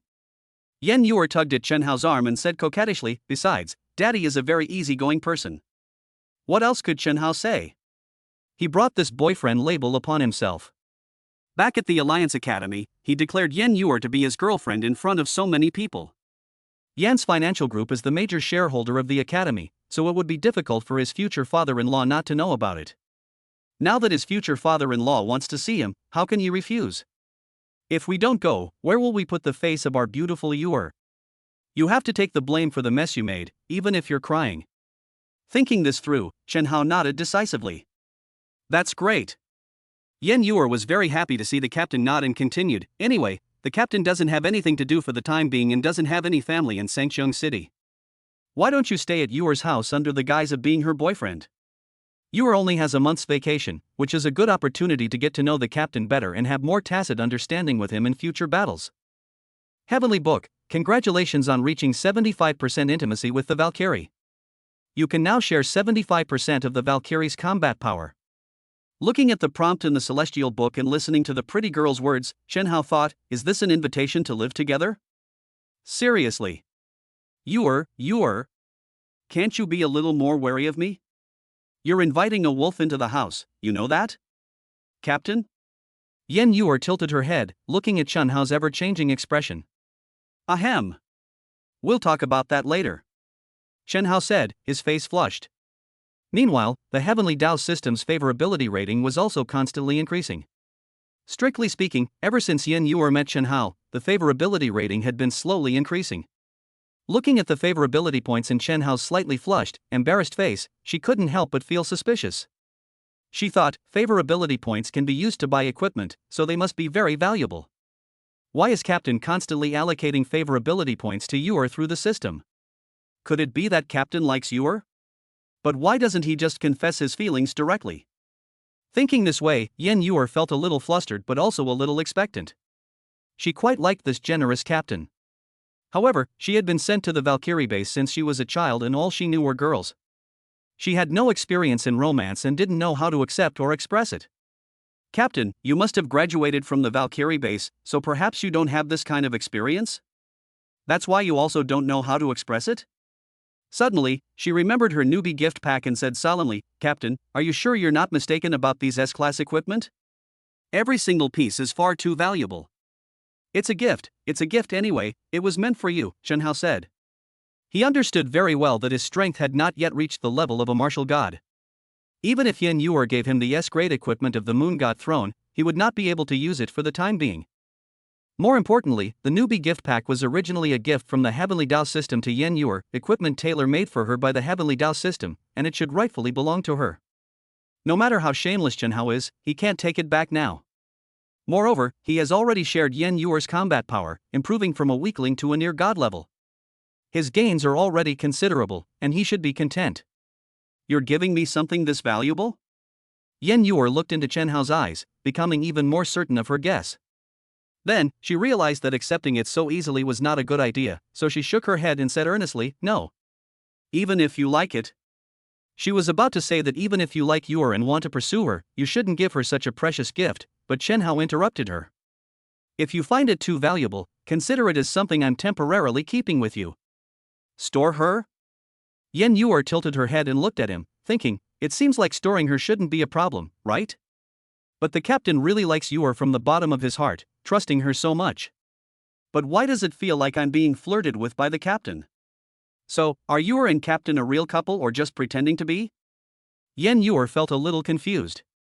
But as the saying goes, who cares? Anyway, she feels pretty happy right now. Just as he was thinking this, the Yen family arrived. Chapter 11: The European Emperor. In Chen Hao's imagination, wealthy people usually live in the city center, in the most prosperous area. However, the reality was quite different from what he had imagined. Yen Yor's home is not in the city center, but in a very remote suburb. It is a large private estate. From the air, there is a large artificial lake to the east of the estate, with plenty of sunshine and a beach. To the west is a golf course, next to which is a dedicated warship docking area. Even a behemoth like the Psylocke, docked there, appears as insignificant as a building added to the flat ground.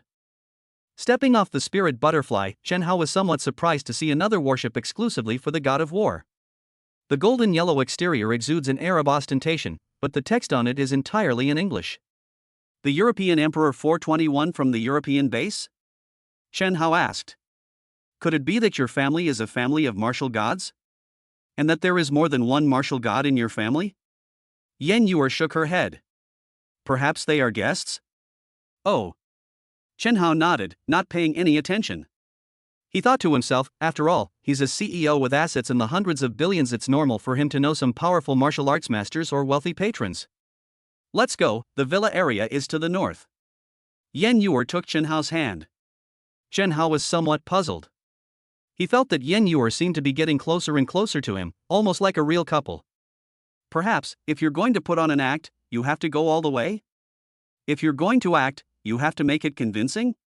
Chen Hao looked at the beautiful young woman's stunning face, and even now he felt like he was in a dream. But he began to hope that this dream would never end. Because the pretty girl next to him was so sweet and adorable, he found himself starting to like her without even realizing it. Meanwhile, inside a room in a villa. "What? Uncle Yen, you're saying Yor already has a boyfriend? And you're not going to care about this?" The speaker was named Lu Chiwei. He was wearing a suit of golden soft armor, had long golden hair, and a hint of anger between his brows. "Why should I interfere?" Yen Zhongtian felt somewhat confused. "My daughter is grown up now and will make her own choices. I will support her on this point." Upon hearing this, Lu Chiwei's expression turned even uglier. He had been eyeing Yen Yor for a long time, and had even considered her as his woman many years ago. The reason is actually very simple. Yen Yor is pure and lovely, which is his type. Yen Yor is the daughter of Yan's Financial Group, and he is the young master of Fading Equipment Technology Group. They also have business dealings and are well matched. In recent years, only two geniuses qualified to become martial gods have emerged in Sangchong City. One is him, and the other is Yen Yor. They were sent to the martial god base on Lingdai Island and the martial god base of the European Emperor, respectively. Is there a more perfect couple in the world? In Lu Chiwei's eyes, only Yen Yor in Sangchong City was qualified to be his girlfriend. And only he was worthy of Yen Yor. "Uncle Yen, have you investigated his family background? You've never even met him, and you're already accepting him like this?" Lu Chiwei asked unwillingly. "Family background?" Yen Zhongtian crossed his legs and spread his hands, saying, "When I, Yen Zhongtian, choose a son-in-law, I never look at his family background. Anyway, whether I look at it or not, he is probably not as rich as my family. As long as my daughter likes him, that's enough. This is fucking." Lu Chiwei almost cursed. These words were just too damn infuriating. What's even more infuriating is that Lu Chiwei couldn't refute this point. Yan's Financial is a multi-billion-dollar conglomerate, but that's just a general statement. Only Yen Zhongtian himself probably knows exactly how many multi-billion-dollar fortunes this group controls. It's no exaggeration to say that, on the entire planet Earth, there are probably no more than 10 families that can rival the Yin family's wealth. The Yin family is truly richer than a nation. Lu Chiwei was incredibly envious of this. I know you're rich, and I know you're notoriously capricious, Lu Chiwei said angrily. But this isn't a time of peace. Money can't buy everything. For example, if you weren't a Valkyrie, even if you wanted to spend 20 billion to buy her a warship, would the Alliance sell it to you? Unfortunately, she happens to be a Valkyrie, so the Spirit Butterfly Island base sold one to me, Yan Zhongtian said. So, can you also buy God of War level armor and weapons? Lu Chiwei asked again. What exactly are you trying to say? Yan Zhongtian frowned. The raw materials for martial god equipment are very rare, and the technology used to develop the equipment is currently a secret technology of the Alliance. Therefore, martial god level equipment is strictly controlled, and only martial gods who have made contributions to the Alliance are qualified to purchase it. Yuer is just an apprentice Valkyrie, so even she cannot buy it with money. However, our Tingfei Equipment Technology Group has the authority to manufacture martial god level equipment. I can obtain some martial god level equipment through internal channels. So, you should understand what I mean. Yan Zhongtian understood his meaning and felt somewhat displeased. The beautiful woman beside him felt a chill run down her spine. Being a Valkyrie is no easy job. Wherever danger lurks, that's where they are. When ferocious beasts rage, they are humanity's sharpest blade. The nation is in peril. Since the resurgence of spiritual energy, humanity has faced constant threats. As Yen Yuer possesses the talent to become a Valkyrie, even though Yan Zhongtian doesn't want his daughter to take risks, he cannot stop her. Making his daughter a Valkyrie is a choice. He has no other option but to fulfill his duty. But putting aside those lofty ideals, what parent wouldn't want their daughter to be safer? If you want the Valkyrie to have a better chance of surviving on the battlefield, then you will definitely need excellent armor and weapons. In a month, Yuer will officially begin her mission. She's no longer the trainee Valkyrie. Amidst the bloodshed and rampaging beasts, she might very well. No matter how much money you have, you can't help her. Lu Chiwei sneered, observing their expressions. However, if Yuer marries me, I can help her obtain better armor and weapons than ordinary people, which will at least increase her chances of survival. Uncle and aunt should both be well aware of this. Are you threatening me? Yan Zhongtian's eyes flashed with anger, and he was so angry that he wanted to slam his fist on the table, but was stopped by the beautiful woman next to him. I wouldn't dare, Lu Chiwei said calmly. I know you have a lot of influence, and if I really anger you, I'll definitely suffer the consequences. But I still hope Uncle Yan can consider this calmly, because every willful decision you make could affect your daughter's future. Moreover, you have money, but there are things you can't buy. Our group, on the other hand, is short of money. Developing new equipment requires too much financial and human resources. Our two families' marriage is a mutually beneficial arrangement.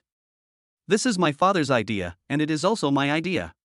They were talking about marriage, but the conversation turned into business. Yan Zhongtian glanced at Lu Chiwei, his heart filled with disdain. He was no ordinary businessman. He had reached a level of wealth approaching that of a billionaire. Who the hell would sacrifice their daughter for the sake of business? Given his temperament, he would have slammed his fist on the table and chased them away long ago.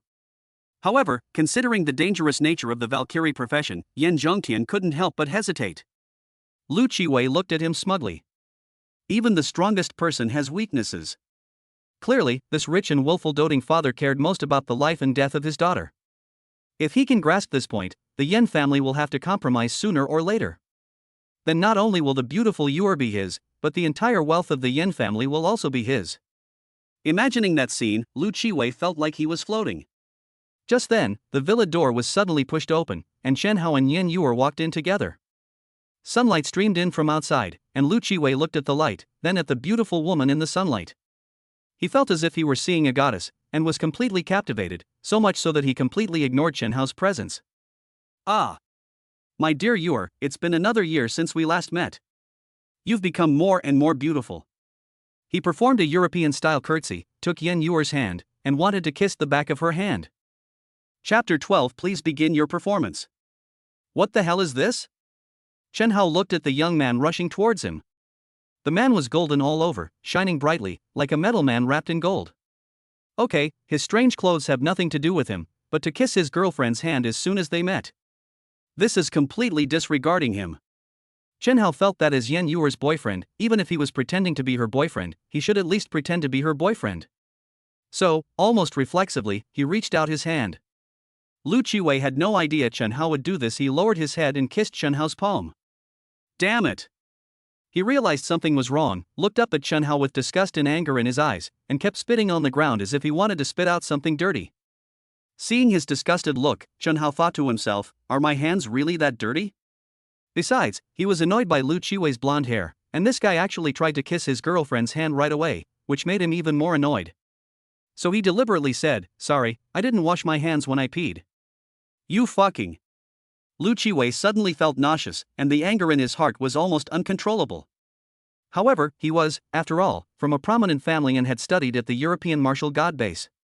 If he were to shout and curse, wouldn't he appear to be lacking in manners? Moreover, Yan Yuer was right there, and he didn't want to be impolite. Haven't you ever seen a hand-kissing greeting? Interrupting someone's etiquette is very impolite. Where is your manners? Lu Qiwei sneered. I've seen the hand-kissing greeting before, but this isn't Europe, and you don't seem to be European, right? Is it really necessary to use such a gesture? Chen Hao looked at Lu Qiwei's standard Asian face, then at his garish dyed yellow hair, and found the guy increasingly unpleasant to look at. He continued, since you've returned to your hometown, please respect local customs. If you've even forgotten your ancestors, what kind of upbringing are you talking about? Lu Qiwei was a little embarrassed. His hair was indeed dyed because he felt that in Europe, this hair color would make it easier to blend into the group. Then, he narrowed his eyes and carefully examined Chen Hao. He had already vaguely guessed that Chen Hao was Yan Yuer's boyfriend and should also be someone who graduated from the martial god base. However, it's difficult to discern a person's true strength from their appearance alone. After all, when not in combat, a martial god's spiritual energy flows like a gentle stream, perfectly steady, without any leaks of energy, making it hard to gauge another's power. However, even though he couldn't see through Chen Hao's strength, he still discerned many things. Chen Hao was wearing very ordinary clothes, not expensive at all. Or rather, even if they were expensive, so what? What era are we living in? Designer clothes? Those shabby things can't be called luxury items. The real luxury is, of course, the god of war armor. The golden armor he was wearing was a SC-grade weapon for a martial god, even money couldn't buy it. That's what you call a symbol of status and prestige. Oomph, where did this bumpkin come from? Do you even know who I am? You dare to talk to me about manners? Who are you? Chen Hao was taken aback. He really didn't know this golden-armored, blonde-haired man. He thought to himself, could this be a misunderstanding? Maybe he's Yuer's brother or sister, or that would be a bit of a joke. Then, he looked at Yan Yuer, and then at Yan Yuer's parents. Black hair, black pupils, they were all pleasing to the eye, and even the room exuded a classical and refined atmosphere, clearly not like that blonde devil's family. Moreover, the more Chen Hao looked at Lu Qiwei's appearance, the more displeased he became. This wasn't because Chen Hao was prejudiced against people, nor was it because he had a strong bias against blonde hair. It was simply that this guy actually looked somewhat similar to Lu Feiyan from the Alliance Academy.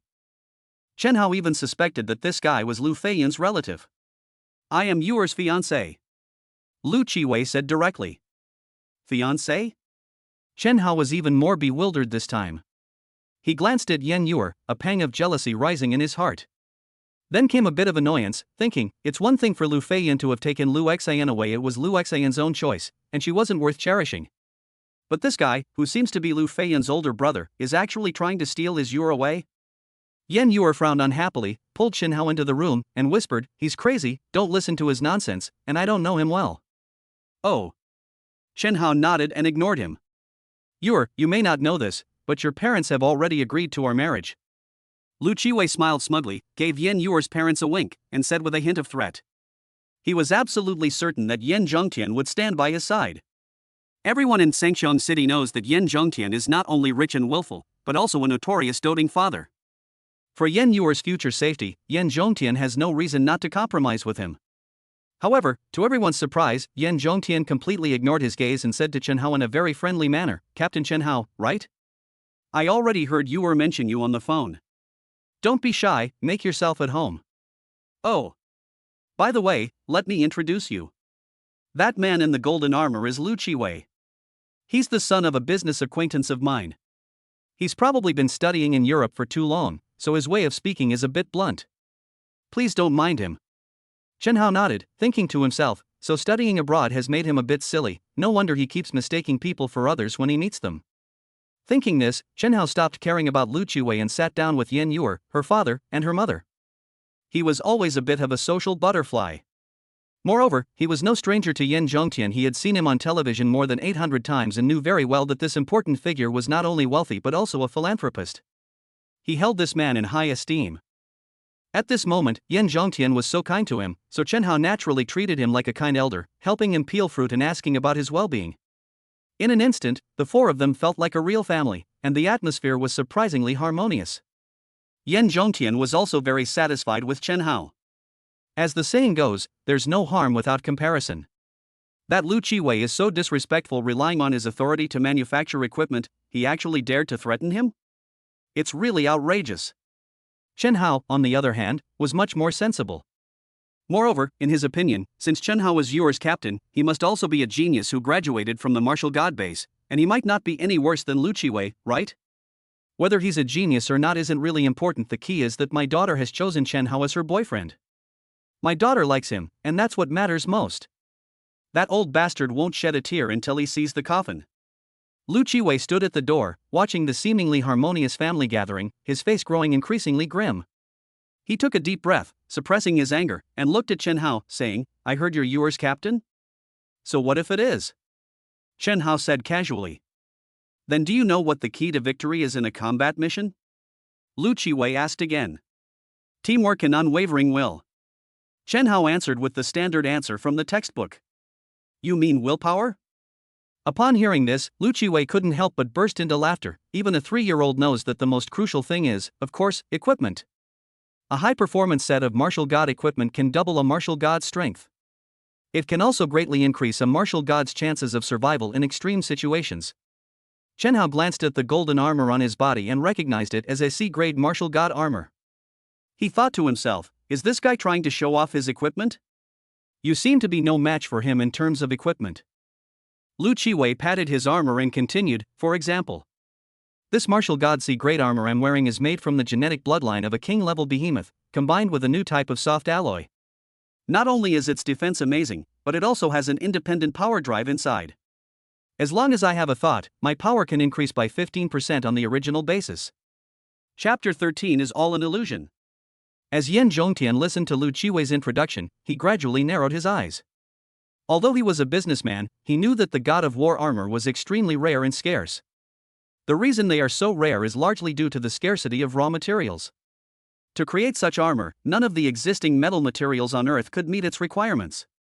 The only way was to obtain the raw materials from evolved ferocious beasts, specifically king-level beasts. This means that for every piece of martial god equipment manufactured, a king-level ferocious beast must be eliminated. Take the king rank C-class behemoth as an example. This monster has thick hide and tough flesh, harder than a tank, and is completely impervious to ordinary guns and cannons.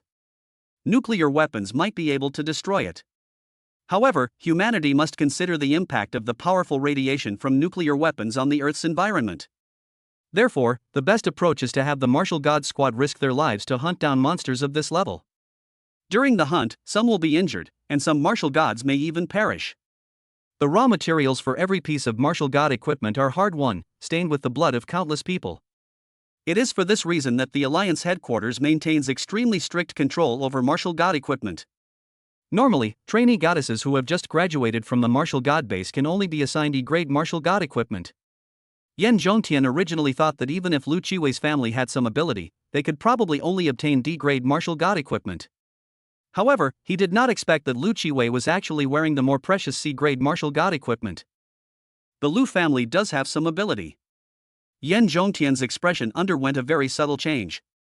Lu Qiwei took in all the changes and continued arrogantly, of course. As a battle armor, the most important performance is its safety.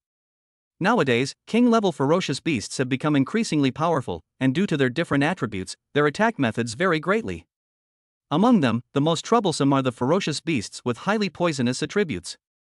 For example, the 5-colored poisonous python, a king-level ferocious beast, can kill a person instantly with a single breath of its poisonous mist, causing their entire body to fester and die. Even a martial god-level expert will die if they are corroded by the poisonous mist and do not receive treatment within a day. Hearing this description, Yen Zhongtian frowned slightly, his mind racing with the terrifying imagery. But being a seasoned veteran, he remained impassive. However, the beautiful woman beside Yen Zhongtian couldn't help but start to get nervous. After all, she was Yen Yuer's mother, and Yen Yuer had already started her apprenticeship as a Valkyrie and would be going on a mission in a month. What if her daughter were to encounter that 5-colored venomous python someday? Just being corroded by the poisonous mist would cause her entire body to rot. Thinking of Yen Yuer's delicate skin, Yan's mother couldn't help but shudder, feeling a sharp pain in her heart. But if we have this armor? At this point, Lu Qiwei's mind stirred, and he shouted, "Activate the energy!" In an instant, beams of golden light emerged from the surface of the armor, coalescing into a golden shield. Lu Qiwei was bathed in the golden light, looking as if a war god had descended to earth. With this energy shield, both poison gas and miasma can be completely blocked. Upon hearing this introduction, Yan's mother, who was worried about her daughter's safety, felt her eyes light up as if she had seen a life-saving medicine. Seizing the opportunity, Lu Qiwei quickly said, "Actually, I came here today to propose marriage. As long as you two agree, I will keep this armor as a betrothal gift." Chen Hao frowned. He had been getting annoyed by Lu Qiwei's incessant rambling. The chattering and wailing were one thing, but deliberately scaring Yan's parents, who weren't martial artists, and then coaxing and deceiving them into giving him equipment under the guise of a betrothal gift? Could you be any more shameless? And what's more? He's Yen Yuer's boyfriend now, okay? Giving betrothal gifts in front of her boyfriend, isn't that just too shameless? So he couldn't help but retort, "Hey buddy, did you start out selling miracle pills? How come you can exaggerate like that? You can make an energy shield sound amazing. If you're strong enough to be a martial general or above, you can release your spiritual energy to achieve a similar effect to energy protection. Your so-called energy shield is just a useless feature, okay? What do you know, you poor bumpkin? Releasing spiritual energy outwards is a waste of spiritual power, okay?" Lu Qiwei was immediately embarrassed and scolded, "At least I can produce AC-grade martial god equipment. If you're so capable, show me one yourself." Chen Hao thought to himself, "If I take out something, I'm afraid it will scare you to death." Then, he suddenly realized that his identity as her boyfriend was ultimately fake, and perhaps it wasn't a good thing to be too controlling? So he looked at Yen Yuer and asked her for her opinion with his eyes. "Captain, Yuer doesn't want to marry him." Yen Yuer blushed and whispered in Chen Hao's ear, "Can I borrow the captain's secret weapon to get out of this predicament?" The secret weapon, of course, was the powerful weapon that Chen Hao had implanted in her. However, those weapons were too powerful and too precious, so Yen Yuer dared not use them recklessly, or even display them carelessly. But at this moment, Lu Qiwei not only came to her door to force her into marriage, but also threatened and intimidated her parents. How could she tolerate it? Although she is simple-minded, how could a Valkyrie not have a temper at all? "Oh. You mean the equipment in the system gift pack? Use it." "Why can't I use it?" "Use it as you like," Chen Hao said generously. "Thank you, Captain."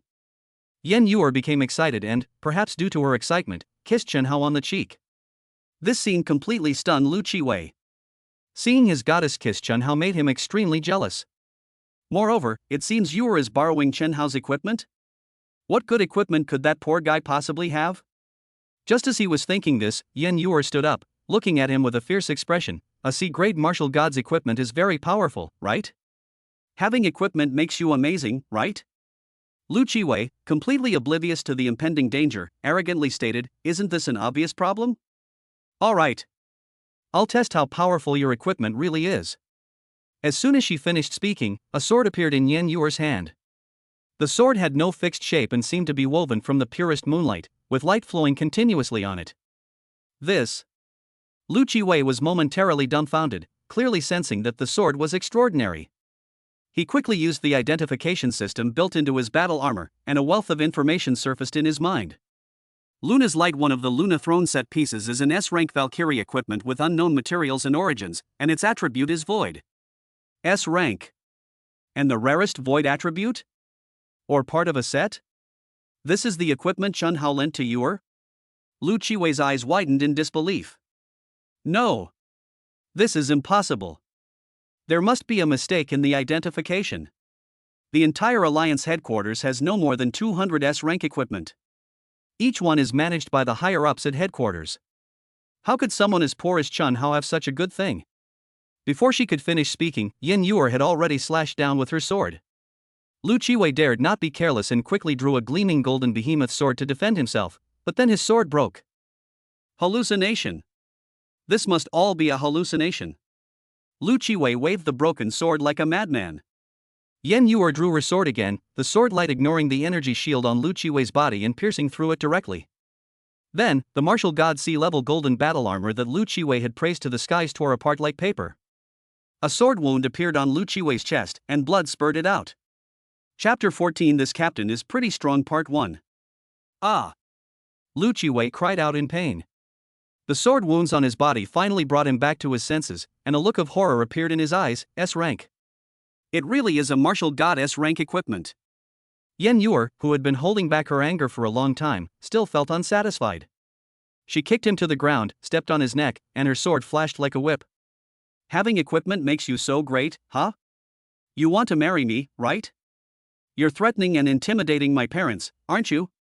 Are you trying to force me to borrow equipment from the captain? Why are you so annoying? With each question, a flower of blood would bloom on Lu Qiwei's body. In just a short time, his body was covered in blood, and his once gleaming golden armor was now tattered. Lu Qiwei originally wanted to resist and struggle, but he soon realized that he had no ability at all. In terms of strength, he was no stronger than Yan Yuer. At this moment, Yan Yuer possessed an S-level weapon that could easily take his life. What could he use to fight her? I won't do it again. I'll never do it again. Lu Qiwei, afraid of being tormented to death, quickly admitted defeat and begged for mercy. Sister Yu, I was wrong. Please spare me. Is it enough for you to apologize to me? Yan Yuer said, you should apologize to my parents. Uncle and aunt. I know I was wrong, please spare me. Lu Qiwei pleaded. Yan's parents were still in a daze, unable to come to their senses, just staring blankly at the sword in Yan Yuer's hand. Chen Hao stared blankly at Lu Qiwei's miserable state. It wasn't because he thought Lu Qiwei was too pitiful, nor because he thought Yuer was too violent. Rather, it was because he sensed a strange power within his body, a sword aura. Heavenly Book, the Valkyrie has activated the S-rank weapon Moon Goddess's Light. Currently, the Valkyrie's affinity with the weapon is 75%, and it can copy 75% of Moon Goddess's Light's attributes. Damn! It turns out that not only can it copy the Valkyrie's combat power, but it can also copy the weapon's attributes. Does that mean that if my Yuer wears a full set of S-rank equipment, I can have the attributes of the entire set even if I don't wear any equipment? No. That's not all. After copying the equipment attributes from Yuer, I can wear another set myself in the future. This is equivalent to directly possessing double the attributes of S-grade equipment. This is a bit too overpowered. Phew, that felt good. Seeing that continuing the fight would likely result in death, Yan Yuer finally sheathed her sword.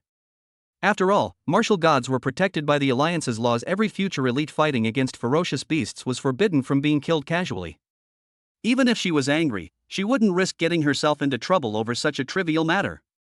Lu Qiwei, covered in wounds, finally breathed a sigh of relief and looked up at Yan Yuer.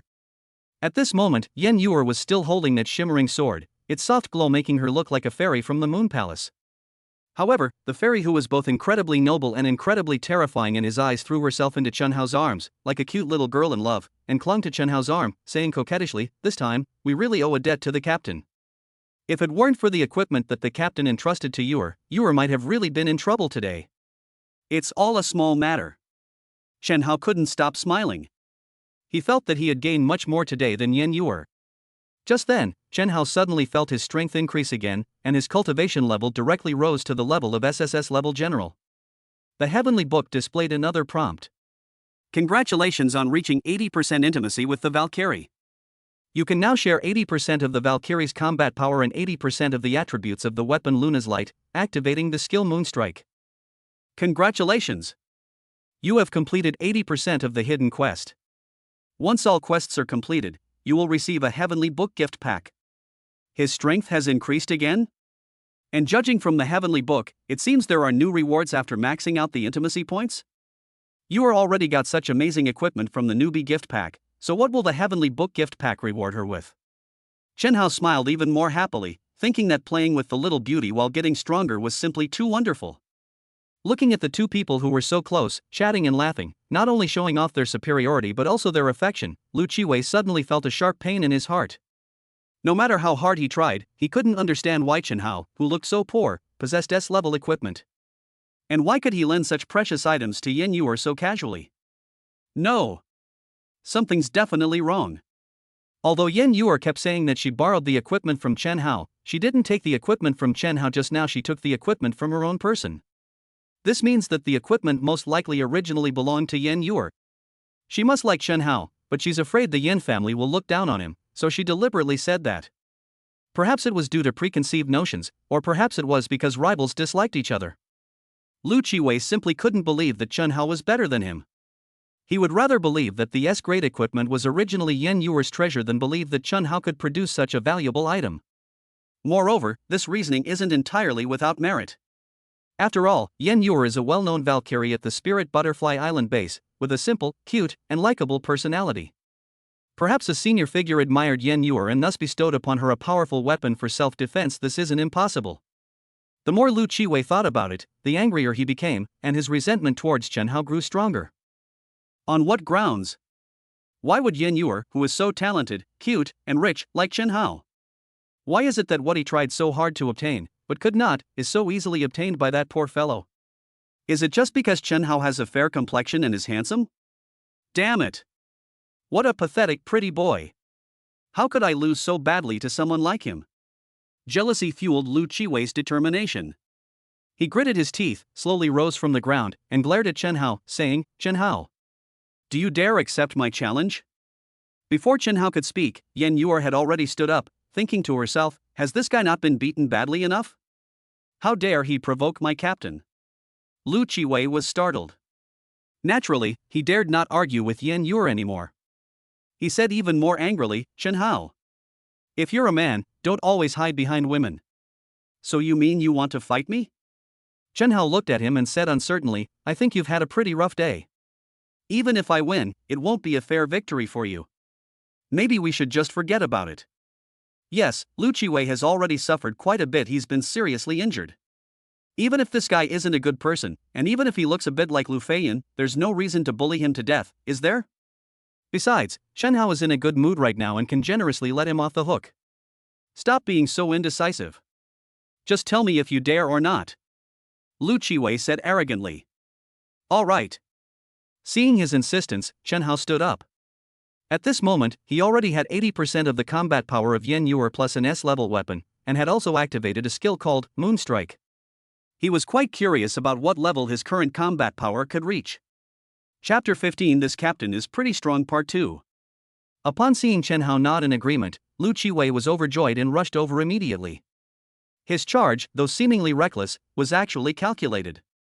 He noticed that Chen Hao wasn't wearing armor or carrying a weapon. Although his sword was broken and his armor was badly damaged, it still provided significant support. Humph. He thought I was injured, so he refused to even wear his armor. Such arrogance is just asking for trouble. Lu Qiwei gripped the broken sword tightly. The golden behemoth armor enhanced his power, and he seemed to already see himself trampling Chen Hao under his feet and giving him a good beating. However, just as he sneered and prepared to make his move, he suddenly froze, his face filled with fear. Because he saw that radiant sword again, the same sword as the S-rank weapon, Luna's Light. It was a sword that terrified him. Chen Hao extended 2 fingers, and the sword was right at his fingertips. Then, he gently thrust forward, and the sword light ignored the energy shield's defense, piercing Lu Qiwei. Exactly the same. The same void attribute as the moon goddess's light. He clearly has no weapon, so how could he use such a move? At this moment, Lu Qiwei's energy shield was intact, but the sword had strangely broken through the defense. This is the strangeness of the void attribute, it ignores energy-based defenses and can penetrate them directly. Neither the energy shield of the battle armor nor the martial god's own spiritual energy defense are of any use. Faced with such an attack, one can only rely on the armor's sturdiness and the body's sheer strength to withstand it. But no matter how strong your body is, can it be stronger than an S-class weapon? Lu Qiwei felt he had failed again. However, to his surprise, the sword light that he feared so much broke through the energy defense but failed to pierce his tattered armor. It only made a soft ding sound before quickly dissipating. So weak? Could it be that his cultivation is far inferior to yours? Lu Qiwei was stunned for a moment, then began to get excited. Looks like I underestimated him, Chen Hao muttered to himself. Lu Qiwei was already seriously injured, and to avoid killing a talent trained by the martial god base and being taken away by the Alliance headquarters for questioning, Chen Hao had only used 30% of his power earlier. However, seeing how resilient Lu Qiwei was, and that even 30% of his strength couldn't hurt him, he suddenly became bolder. As expected of a martial god, he's not so easy to kill. Let's unleash our full power. With that thought, Chen Hao spread his fingers, his eyes flashing with a sharp light. 80% of his martial god-level combat power, plus 80% of the power of his S-grade weapon, were all concentrated in his palm, as if a bright moon were appearing in his hand. Moon attack. A dazzling light burst forth, transforming into a holy pillar of light.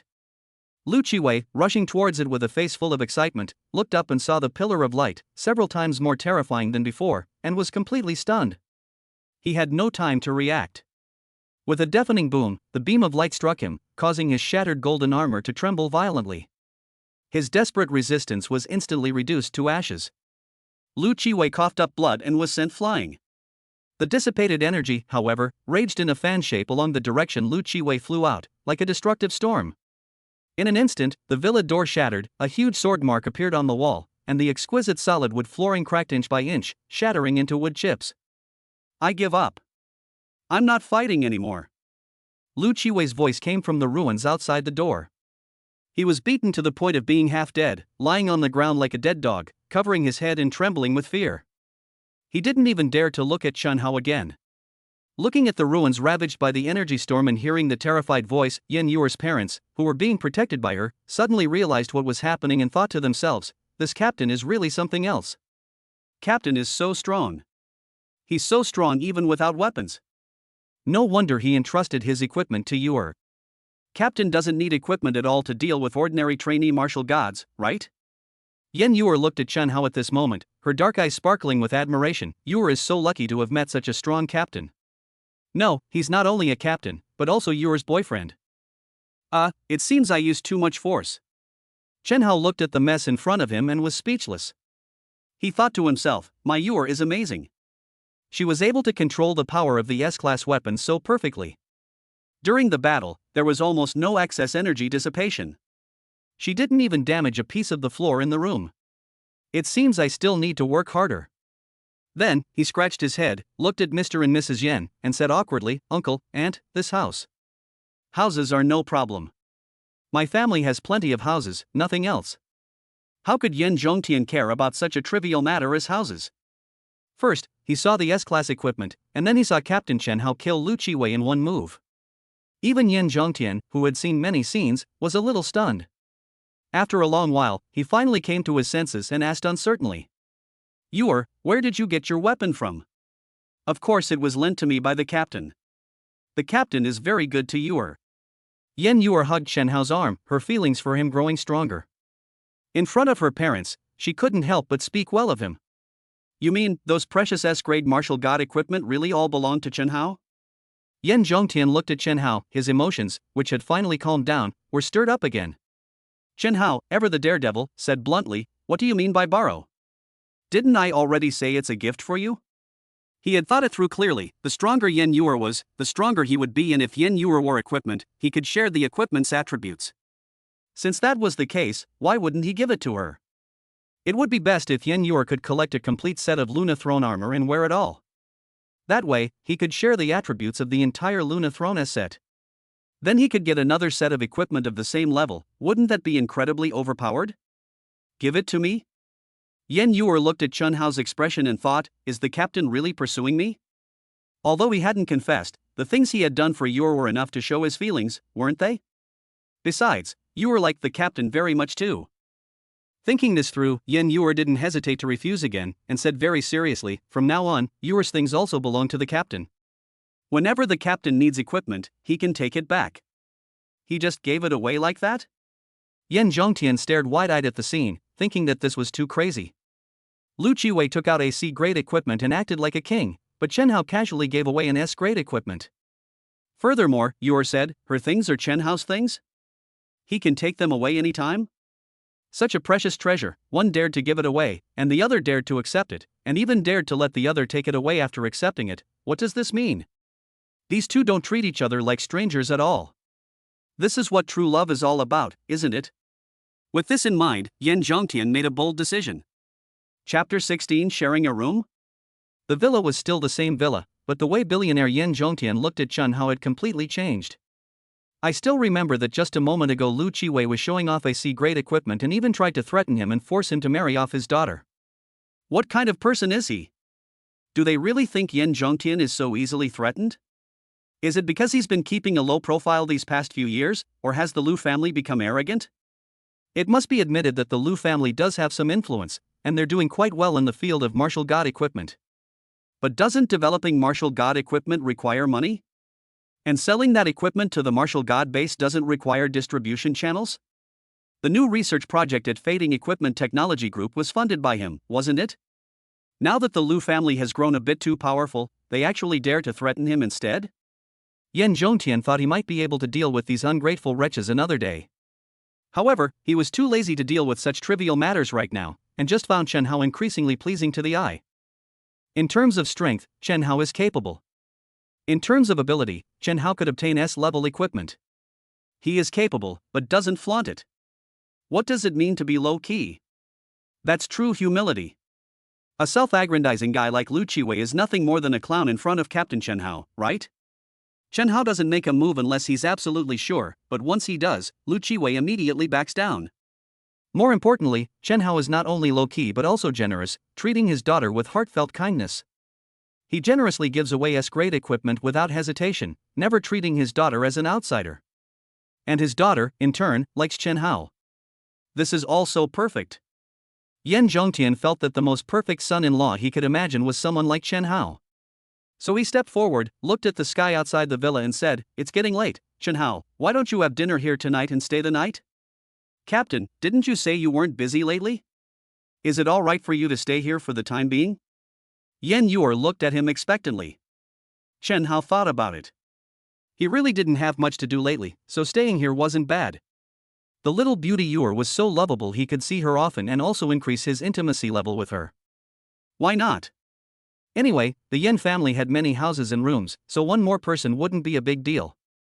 "Then thank you for your hospitality," Chen Hao said. Yan Zhongtian replied, "I originally planned to arrange a comfortable single room for you, but to be honest, I have quite a few people in my household, and I'm afraid there aren't enough rooms. Plus, you damaged a villa, so there are even fewer rooms. Therefore..." Upon hearing this, Chen Hao felt a little awkward, thinking, does that mean there are no comfortable single rooms available? Why does it sound like he's being asked to leave?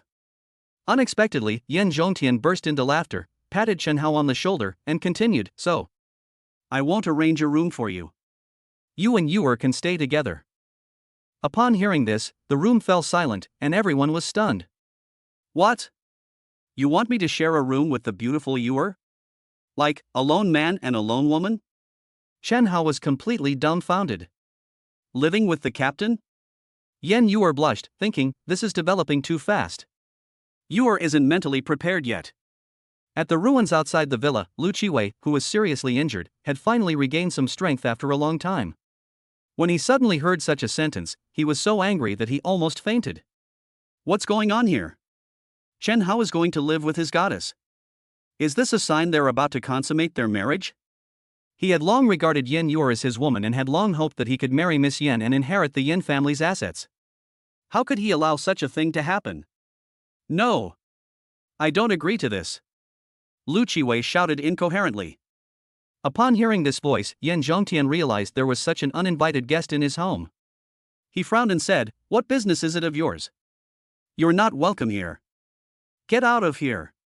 Lu Qiwei suddenly realized, as if waking from a dream, that he, as the loser, had no say whatsoever. Even so, he was unwilling to leave immediately. He lingered, pretending to get up and leave, while secretly keeping an eye on the movements in the room. Chen Hao, not bothering with Lu Qiwei who was leaving, said directly, "Uncle Yan, isn't this a bit inappropriate? What's wrong with it?" Yan Zhongtian asked sternly. Chen Hao thought to himself, of course this is bad. I'm a fake. First I impersonated the captain, then I impersonated the boyfriend. And now I'm supposed to live with this pretty girl? Isn't this going to ruin her reputation? Yuer is such a lovely little girl, Chen Hao felt he couldn't hurt her. Yan Zhongtian, seeing his ever-changing expression, continued, "Enough with the nonsense, I'll just ask you one question, do you like my daughter?" This. Chen Hao thought to himself, his current identity is that of a fake boyfriend. If he says he doesn't like her, he'll probably be cursed to death, right? But if he says he likes her, it seems like he'll have to live with the pretty girl right away? Thinking this through, he was a little undecided. He looked at Yen Yuer, wanting to ask her if he wanted to come clean and say that his boyfriend was an imposter. However, Yen Yuer lowered her head at this moment, her face flushed, showing no intention of revealing his identity. Instead, she appeared very shy, like a little girl waiting for her sweetheart to propose. Chen Hao stared in disbelief at her shy demeanor. In this situation, even a piece of wood could blossom, but he couldn't understand why this flower would bloom on him, this piece of wood. The young beauty, Yuer, was so innocent and naive that he had no defenses whatsoever. For the past day, she had trusted him unconditionally, a feeling that was simply too wonderful. So much so that Chen Hao had more than once wondered if everything that had happened today was just a dream? Was Yuer really his dream girl? If this isn't a dream. If the heavenly book and everything else are real, then the beautiful Yuer must be a little angel sent to him by heaven, right? So, would he be willing to let such a little angel slip away from him? Would he be willing to let such a little angel marry someone else? Today, Lu Qiwei is the one proposing marriage. Who will it be tomorrow? While Chen Hao was still thinking about these random things, the word like had already slipped out of his mouth without him even realizing it. Because he couldn't bear to part with it. Let alone Lu Qiwei's poor character, he wouldn't want to see such a lovely young woman marry someone like that. Even if Lu Qiwei were a million times better, he still wouldn't want to see Yuer slip away from him. Because he loves her. He can't bear to let her go. Upon hearing the words "I like you," Yen Yuer looked up at Chen Hao, her smile as radiant as spring flowers. She thought to herself, has the captain finally confessed? Yen Zhongtian nodded, then asked Yen Yuer like a wedding officiant, daughter, do you like Chen Hao? I like it. Meaning her father's gaze, Yen Yuer nodded earnestly. That's settled then. I understand what young people do, you don't need to be too shy. Yen Zhongtian had a knowing look on his face as he took Yen Yuer's hand and handed it to Chen Hao, saying generously, I've always been an open-minded person, what's wrong with living together? Chen Hao, I'm entrusting my daughter to you. Holding Yen Yuer's small hand, Chen Hao thought to himself, you're not just open-minded, you're incredibly generous. You treat me like family at all. Yen Zhongtian seemed to know what Chen Hao was thinking, and thought to himself, you're so generous, you even dare to give away S-level equipment, you don't treat my daughter like an outsider at all, how could I treat you like an outsider? Is Yen Zhongtian a stingy person? Who is he? He is the willful yet magnanimous Yen Zhongtian. Suddenly, Chen Hao felt a slight dampness on his cheek. He turned around and realized that the pretty girl had stolen a kiss from him. Yen Yuer smiled sweetly, tilted her head up, and took a small step closer to Chen Hao, as if hinting at something. Looking at her cute little face, Chen Hao couldn't help but kiss her, and then put his arm around her slender waist. Heavenly Book, when the intimacy level with the Valkyrie reaches 85%, it currently shares 85% of the Valkyrie's combat power. Yen Yuer's Heavenly Dao system prompted, favorability value has exploded, increasing by 300 points. The host has now accumulated a total of 500 favorability points. The last rays of the setting sun shone on them, and the moment was beautiful. Wow! Lu Qiwei, who had been lingering outside the door, was suddenly hit by a massive dose of dog food, a Chinese slang term for witnessing public displays of affection. Already severely injured, he coughed up a mouthful of blood and almost fainted. He hated Chen Hao to the core. Because in his opinion, if it weren't for Chen Hao, he would be the one winning the heart of the beauty today. But what can he do even if he hates her? He can't beat her in a fight, and he can't win in a battle. The key point is, at this rate, his goddess will be in Chen Hao's bed tonight, right? What a disgrace. What happened today is the greatest disgrace of his life. He had always regarded Yen Yuer as the person he wanted to marry, and now he felt as if a hat had been thrown at his head, making him feel terrible both physically and mentally. If he were to find out that Chen Hao could not only win the heart of a beauty, but also use love to fuel his own growth, and that Yen Yuer could also use love to accumulate system favorability points, easily obtaining rare and highly sought-after S-grade equipment. I wonder if Lu Qiwei will go crazy from all this stimulation. In fact, even without these kinds of stimuli, he was already close to going crazy. Chen Hao. You just wait. This isn't over. One day I'll make sure you die a horrible death. Lu Qiwei gritted his teeth, silently vowing in his heart. Hey, nephew, why haven't you left yet? Yen Zhongtian glanced at him, a playful smile on his lips. Could it be that your injuries are too bad to walk? Should I send someone to take you back? I can walk by myself. Lu Qiwei's face grew even uglier. He understood perfectly well that sending him out might just mean throwing him out. Then I won't see you off any further. Yan Zhongtian chuckled, then turned to Chen Hao and Yan Yuer and said, "Come on, let's go eat somewhere else as a family." Chapter 17 Parents' Hearts. Lu Qiwei had already slunk away, and Yan Zhongtian took Chen Hao and Yan Yuer to dinner. To the east of the manor is a large lake, with an island in the center of the lake. On the island is a restaurant that is open only to the Yan family. Sitting in the restaurant, looking out the window, you can see a vast expanse of blue water, where neon lights and moonlight intertwine on the surface. Red fish swim happily in the water, and a gentle breeze brushes across the surface, touching your face, making you feel relaxed and comfortable. However, when Chen Hao saw the dishes on the table, he was a little dumbfounded, because the dishes were really too strange. A quick glance reveals the following vegetarian options. Celery and lily bulbs symbolize a long and happy marriage. 2 gourds accompany red beans. Red beans grow in the south. How many branches will sprout in spring? I wish you would gather more, for this is the most cherished token of love. This also symbolizes love. There's also lotus seed soup, which symbolizes both love and many children, so the meaning is self-evident. Is this just an ordinary family dinner? The closer Chen Hao looked, the stranger it seemed, as if he were attending a wedding banquet. He thought to himself, this table full of dishes is full of blessings. I didn't expect Uncle Yan to be so supportive of Yuer and me being together.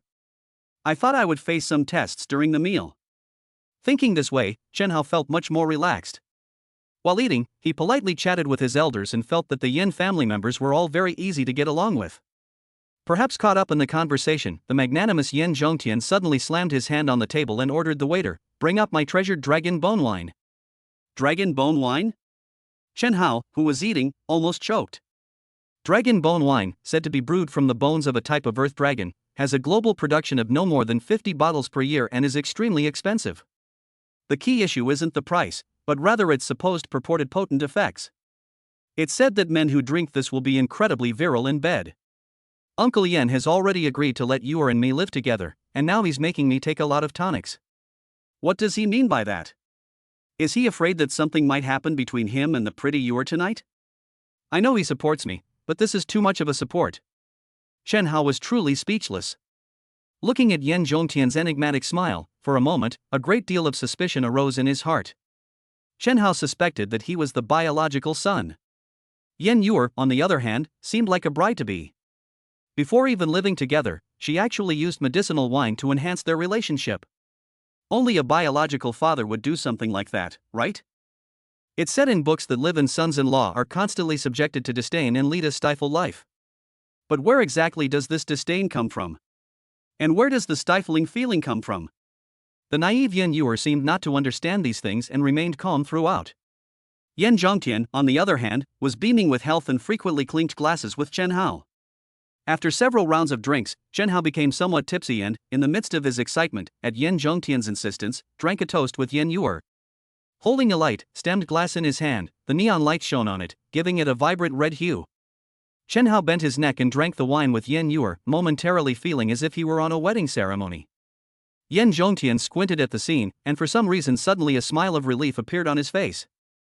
However, Madame Yan beside him did not smile. She frowned from time to time since the banquet began.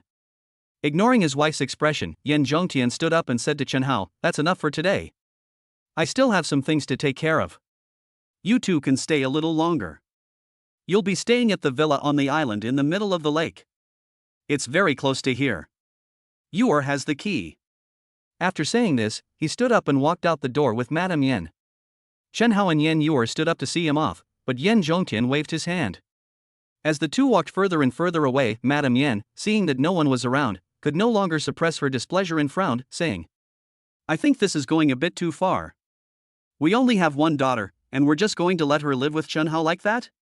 Even if he's a good person, and even if our daughter likes him, they're not married yet, there's no official status, and it won't sound good if word gets out. Even if you support this, shouldn't you at least invite some relatives and friends to witness the engagement first? Why make it so complicated? Relationships are a matter between two people, why do we need others to witness it?" Yan Zhongtian waved his hand dismissively. "Besides, when can't we get engaged? Why delay the young couple's good time? In my opinion, they've already drunk the nuptial wine, so it's settled." Yan's mother was a little angry. She couldn't understand why Yen Zhongtian was in such a hurry to match his daughter with Chen Hao. It was as if he was sending his daughter away. Just because Chen Hao gave them an S-class weapon? So the Yin family is going to give their daughter away? What's the difference between this behavior and selling one's daughter? Old Yen, you've changed. Sure enough, businessmen can't shake off that money-grubbing smell. Why did you start cursing again when we were having a good talk? Yen Zhongtian smiled wryly, hugged her and comforted her, saying, I know you love your daughter, but I love her just as much. She loves the seaside and beaches, so I built a lake and beach at home. She loves sweets, so I hired a pastry chef from abroad and have been keeping him at home ever since. After she graduated, I wanted more freedom, so I bought her a warship on Spirit Butterfly Island. Everyone says I, Yen Zhongtian, am a doting father, but I know myself that the reason I did these things is because of a sense of guilt in my heart. Yen Zhongtian sighed softly and continued. When she was young, my career was at its peak. I was always thinking about making more money and rarely had time to spend with you. Later, when you got a little older, she was selected by the Alliance headquarters and sent to the Valkyrie base on Spirit Butterfly Island. I wanted to spend more time with her, but I no longer had the chance. If I think about it carefully, how have I, as her father, fulfilled my responsibilities as a father? The Valkyrie's vacation will end in a month. I thought she wouldn't have time to fall in love or get married before going through all that bloodshed. But I didn't expect that she already has someone she likes. In that case, I naturally hope that her life can be happier and more fulfilling during this rare period of peace. Just now, I saw that boy and you were drinking the nuptial wine together, and I really felt that our Yuer had found her happiness and was married. That feeling was truly gratifying. As her father, perhaps this is the only thing I can do for her. Madame Yen fell silent, finally understanding Yen Zhongtian's good intentions. The mission of a martial god is truly too dangerous at such a young age. Before even witnessing the prosperity of others, he might perish in the flames of war. She did wish Yen Yuer could live the easy life of an ordinary young lady, but there was no way around it.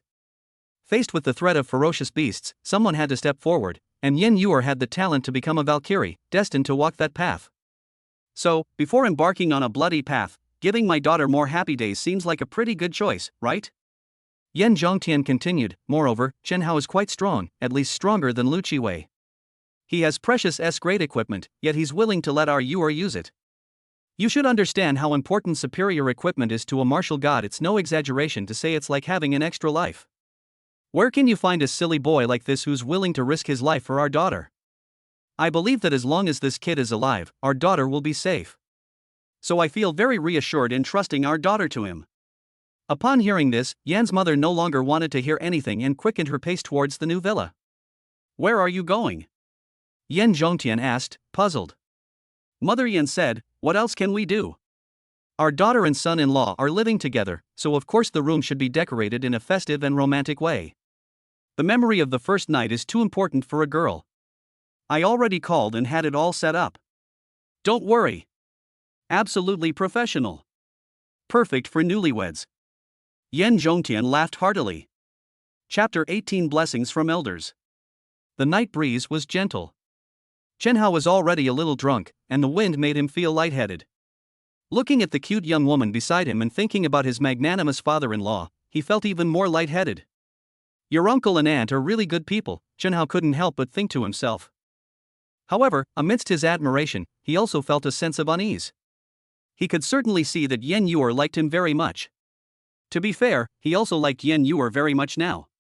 The key point is that Yen Yuer treated him as the captain, but in fact he was not the captain. Chen Hao felt he should be honest, but looking at the lovely and innocent beauty beside him, he couldn't bear to speak. The first kind of reluctance is, of course, the reluctance to let this dreamlike life come to an end. The second reason for his reluctance was that Yen Yuer was too naive. He was afraid that confessing would hurt the young beauty's feelings.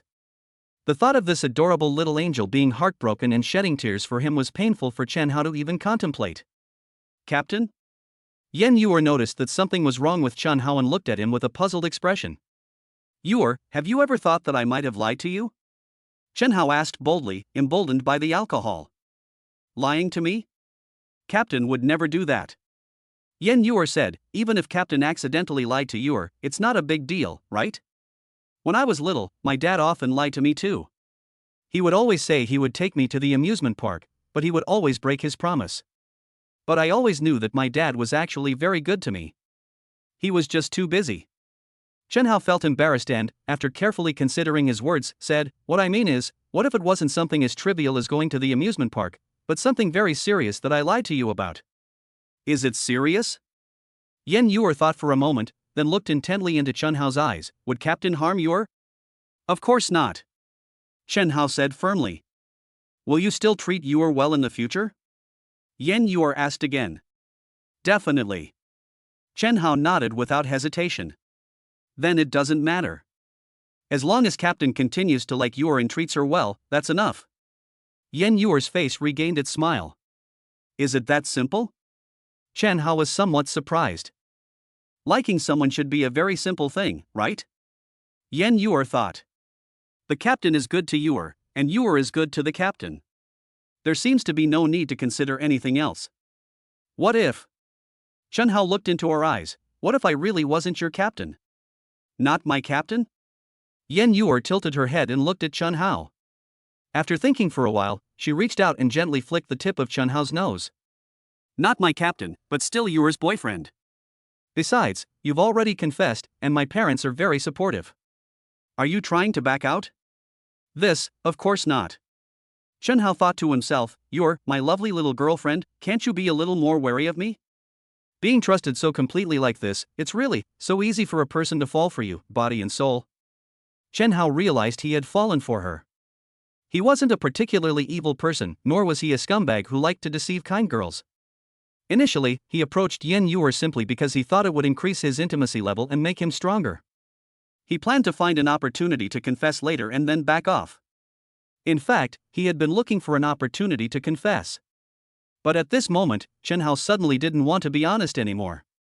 Even if it meant being a liar, a scumbag, he would never confess. He was determined to be the captain, whether his identity was real or not. Yuer is so naive, who knows if her real captain is male or female, good or bad? Even if that captain is a good person, it won't work. Yuer is his Yuer, and only he can protect her. Even if he has to lie to Yuer or bully her, only he can bully her. How could Chen Hao possibly allow his girlfriend to go on missions with someone else in the wind and rain? I'm not only going to be your boyfriend. I also have to be Yuer's captain. Once I'm stronger, I'll get a captain's certificate. Then I'll drive away that captain I've never met. At that time, I can be with Yuer through thick and thin. And in the peaceful harbor after the mission, I can also be with Yuer. Captain? Yen Yuer noticed that Chen Hao was lost in thought again and asked in confusion, What are you thinking about? I think you should change how you address me, Chen Hao said with a mischievous grin, hiding his true feelings. Change your address? Yen Yuer seemed to understand something, a blush flashing across her face, but she pretended to be clueless and asked, How do I change it? We've already drunk the nuptial wine, so of course I should call you husband. No way. Yen Yuer found the two words too unfamiliar and ran away laughing. If you don't yell now, do you believe I'll give you a good beating tonight? I don't believe you're unwilling. The two laughed and joked, chasing each other around the manor, as happy as children. In no time, Yen Yuer ran to the villa by the lake. The moment she opened the door, she froze and murmured, Captain, I think I really have to change my mind. Chen Hao entered the room, greeted by a festive atmosphere. The chandelier on the ceiling was heart-shaped, and its alluring purple light fell on the bright red carpet, forming a pattern of love. Candies and snacks were laid out on the coffee table in front of the sofa. The living room and bedroom were not separated by a wall, but only by a red beaded curtain. Through the gently swaying curtain, one could see flower petals scattered on the large bed in the bedroom, forming the word love on the bright red sheets. This seems to be a wedding room, right? All that's missing is a few wedding photos and some double happiness characters. Or should we call this a couple's room? Chen Hao was completely bewildered, wondering if this was his future father-in-law and mother-in-law's arrangement. Under the light, Yen Yuer's face was flushed very red. She thought to herself, I'm really happy that my parents support me being with the captain. But isn't this a bit too much? She shyly wanted to hide behind someone. However, besides Chen Hao, there was no one else in the room at that moment. Just then, Chen Hao suddenly picked her up and walked to the bedside in a few steps. Ah! Yen Yuer exclaimed in surprise. Before she could come to her senses, she was pinned to the bed, her heart pounding restlessly. Tonight you are mine, Chen Hao said.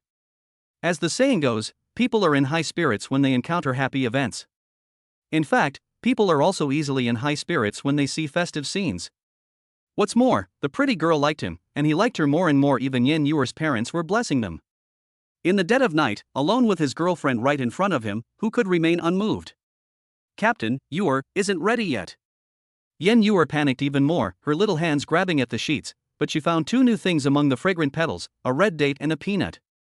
Is this a blessing for me and the captain to have a child soon? Yin Yuer thought to herself, could it be that Dad thinks my profession is too dangerous, so he can't wait to hold his grandson as soon as he finds out I have a boyfriend? Chapter 19 is packed with activities.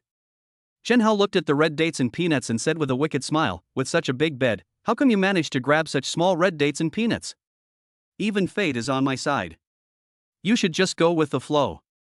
Yen Yuer felt even more flustered. Captain, I'd like to take a shower first. Take a bath? Chen Hao looked at her flustered expression and thought to himself that Yuer was such a pure and lovely girl, he might have scared her. But even so, he wasn't willing to let this girl off easily, and teased her, still calling me captain? Honey, I want to take a bath first. Yen Yuer's little face was as red as an apple. You have to give me a kiss first before I'll let you go take a shower, Chen Hao said with a mischievous grin. Oh. Yen Yuer thought to herself, what's the big deal about a kiss? It's not like we haven't kissed before, and the captain's face is so handsome. So she gave Chen Hao a quick kiss on the cheek. That doesn't count. Chen Hao suddenly pressed her head down and kissed her lips. Ugh. Yen Yuer's eyes widened, caught off guard by the sudden attack. After a long while, Chen Hao finally released her, satisfied. Husband, you're bad. Yen Yuer punched Chen Hao's chest in dissatisfaction, but worried that Chen Hao would sneak up on her again, she quickly ran towards the bathroom. Chen Hao watched her retreating figure, sprawled on the bed, feeling utterly satisfied. My Yuer's first kiss was so sweet. With a bang, Yen Yuer slammed the bathroom door shut, her heart still pounding. Oh no, I've completely lost my first kiss. Am I no longer pure? And tonight I'm going to be with the captain, no, with my husband. The sound of rushing water filled the bathroom, and the cool water splashed onto her body, but it could not extinguish the burning heat on her body, nor could it calm her restless heart even slightly. It's not that she dislikes Chen Hao, she's just having trouble adjusting and doesn't know what to do. From the age of 8 to 18, she spent most of her time at the Valkyrie base on Spirit Butterfly Island. The island was full of beautiful young ladies, and there were no boys her age. No one ever taught her how to get along with boys. Yen Yuer's mind was racing with these thoughts. She dried herself off and prepared to change her clothes, but suddenly realized something extremely serious. Chen Hao lay on the bed, staring blankly at the ceiling, bored. A long time passed, but Yen Yuer still didn't come out of the bathroom. Maybe girls take longer to shower? However, just as Chen Hao was feeling a bit confused, a timid voice came from the bathroom. Honey, could you do Yuer a small favor? Help? You want me to help in the bathroom? Chen Hao was puzzled, thinking to himself, my Yuer has always been pure and shy, when did she become so bold? I was in such a rush that I forgot to bring a change of clothes, Yen Yuer's voice came again. Ha? Chen Hao finally understood what was going on. That girl just ran to the bathroom in such a hurry, she didn't even bring any clothes, that's really. Yen Yuer, chin in hand, squatted in the bathroom, looking aggrieved. She thought to herself, if it weren't for my wicked husband's mischief, would I have run away in such a hurry? I've been wearing my old clothes all day, they're not only dirty but also wet. I could take out my battle armor from the combat system storage space, but it's late at night, and who would wear battle armor? There should be pajamas in the closet, Yen Yuer reminded Chen Hao. Okay, I'll get it for you now. Chen Hao walked towards the 3 rows of wardrobes. He had to admit that his future father-in-law had really made perfect arrangements. The wardrobes not only contained clothes that Yuer could wear, but also his own clothes. This villa truly felt like his home, it was incredibly cozy. Just then, Chen Hao noticed that the first 2 closets were filled with clothes for going out. He opened the 3rd closet and was immediately stunned. Inside were various styles of pajamas, loose nightgowns, tight-fitting lace bodysuits, sailor uniforms, school uniforms, flight attendant outfits, princess miniskirts, pleated skirts. Is this arrangement so trendy? Chen Hao felt quite embarrassed. After thinking about it seriously, he realized that this was probably not arranged by Yin Zhongtian himself, but rather by someone else. After all, Yin Zhongtian was always by his side while they were eating together in the restaurant, so he didn't have time to arrange these things. Perhaps this is what professionals do? I wonder which young lady is so professional. While thinking about it, Chen Hao generously brought a few more clothes, intending to let Yin Yuer choose for herself. The semi-transparent glass door of the bathroom shyly opened a crack, and a smooth, fair wrist emerged from inside. Chen Hao handed her the bag of clothes. Yin Yuer took the clothes and finally breathed a sigh of relief. She patted her chest and said with relief, thank goodness my husband didn't rush in the moment the door opened, otherwise, that would have been too embarrassing." Then she happily prepared to get dressed, her face instantly turning red again. "These clothes, aren't they too see-through? And they're either too loose or too tight, and the miniskirts are way too short, Captain. You actually picked out these clothes for Yuer, you're really wicked." But having clothes to wear is always better than having nothing, Yin Yuer thought for a moment and began to carefully choose. She wore a white vest with a pretty gardenia on the shoulder. She thought it was quite cute, especially since the fabric was thicker and not transparent than other clothes. She also chose a white pleated mini skirt to pair with white stockings. Then, looking in the bathroom mirror, she nodded in satisfaction. It seems quite cute, and there's nothing wrong with it. However, once she stepped out of the bathroom, she realized that something was still amiss. The skirt was definitely too short. She stood ramrod straight, afraid to bend over, lest she. Chen Hao stared intently at her, not noticing anything wrong with the dress. He only thought that Yin Yuer looked like a little princess, incredibly cute, like a gardenia washed by morning dew, pure and beautiful. However, when purity reaches its extreme, it naturally generates a different kind of allure. Deep within every man lies a destructive streak. The more beautiful something is, the more he desires to possess it. The more he sees a woman as pure and inviolable as an angel, the more he wants to defile her. That's exactly what Chen Hao was like at that moment. Meeting Chen Hao's gaze, Yin Yuer felt even more shy. "Bad husband, don't look. You're my wife, why shouldn't I look at you?" Chen Hao said shamelessly. "Anyway, you're not allowed to look at people like that." Yin Yuer said coquettishly, pulling Chen Hao and pushing him into the bathroom. "It's your turn to take a shower." Okay. Chen Hao nodded repeatedly and walked into the bathroom. Seeing Chen Hao go inside, Yin Yuer finally breathed a slight sigh of relief, though she was still filled with tension. Then, she took a deep breath, crawled into bed, and leaned against the headboard, wrestling with her inner turmoil like a newlywed bride. Her large eyes kept glancing towards the bathroom, as if both hoping and fearing Chen Hao's return. Chapter 20. Strange knowledge increased. Chen Hao acted quickly, taking a shower in no time. Seeing that Yin Yuer was already lying obediently in bed, he couldn't help but chuckle. "So well behaved, are you warming the bed for me? Honey, how about we watch some TV?" Yin Yuer blushed, feeling that they should postpone that kind of thing for a while.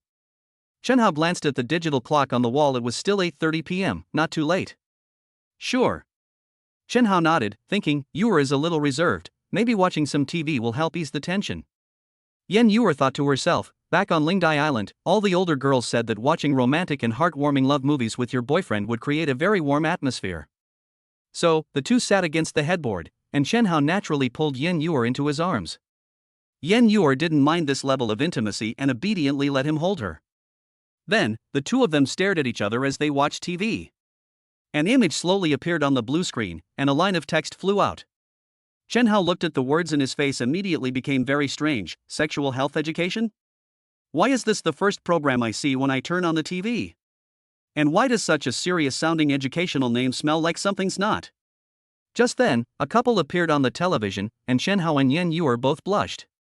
Don't get me wrong, the man and woman on TV are fully clothed. There are absolutely no indecent scenes. The couple is explaining things about reproduction and relationships in a very serious and earnest way. It's a proper educational program. But this strange knowledge was still a bit. "Oh!" Yin Yuer exclaimed, picking up the remote and turning off the TV. But when she recalled the strange knowledge she had just heard, and thought about what she was going to do with Chen Hao, her heart started pounding and her breathing became rapid. Is this also Grandpa Yan's arrangement? Does he think that Yuer and I don't know anything, or does he hope that our nightlife will be more exciting? Chen Hao couldn't help but complain in his heart, almost spitting out a mouthful of blood. Then, looking at the delicate beauty beside him, he simply couldn't resist any longer.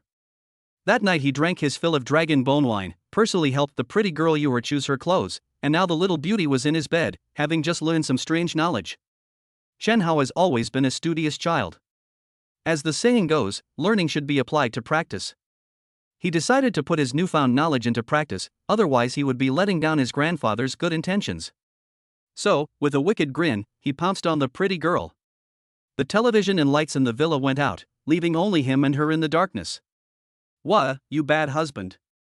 In the distance, Yan Zhongtian sat on a small stool on the rooftop, looking at the villa with its lights off.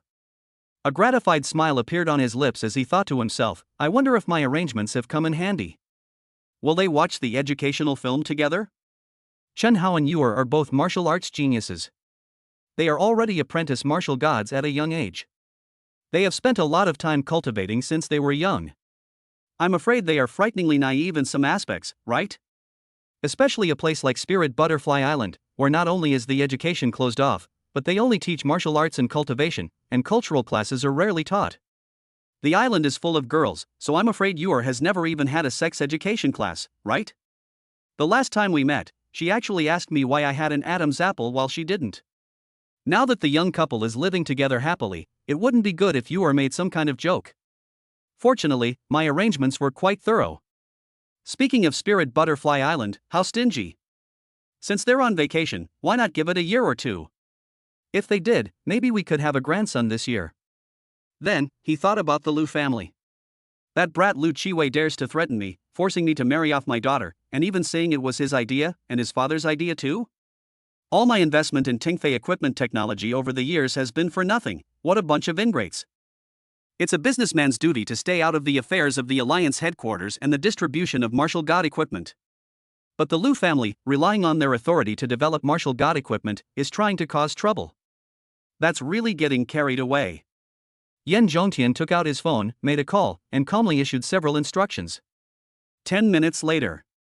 Liu Qiwei's injuries had just recovered with the help of nutrient solution, but the armor he wore was completely ruined and beyond repair. Damn it! Chen Hao, that poor, pretty boy. Just because he's a little bit capable, he dares to steal Yuer from me. And Yan Zhongtian, that ungrateful old bastard. One day I'll make you pay. Just as he was secretly annoyed, the phone rang. An emergency meeting of the group is being held so late at night? And I have to attend? Liu Qiwei frowned. Although he had been at the European Emperor Martial God Base for many years, as the eldest son of the Liu family, he also held the position of director of the group. This day was so unlucky that Liu Qiwei didn't want to attend this boring meeting, but he suddenly thought of a junior secretary in the group who might be able to help him cheer up. So he changed his mind and headed towards the group's building. However, when he arrived at the conference room, he was completely dumbfounded. The usually composed and calm executives were now acting like madmen, their chaotic and terrified voices echoing through the air. What? The Yan family suddenly announced their withdrawal of investment? Not a single penny of the 80 billion? How is that possible?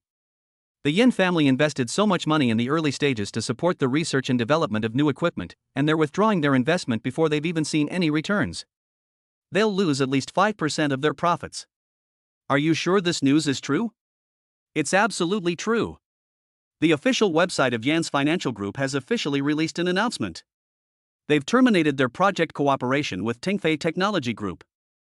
I just contacted the CEO of Yan's financial group to verify this. He said that this was personally announced by Old Master Yan, and no one can change this decision.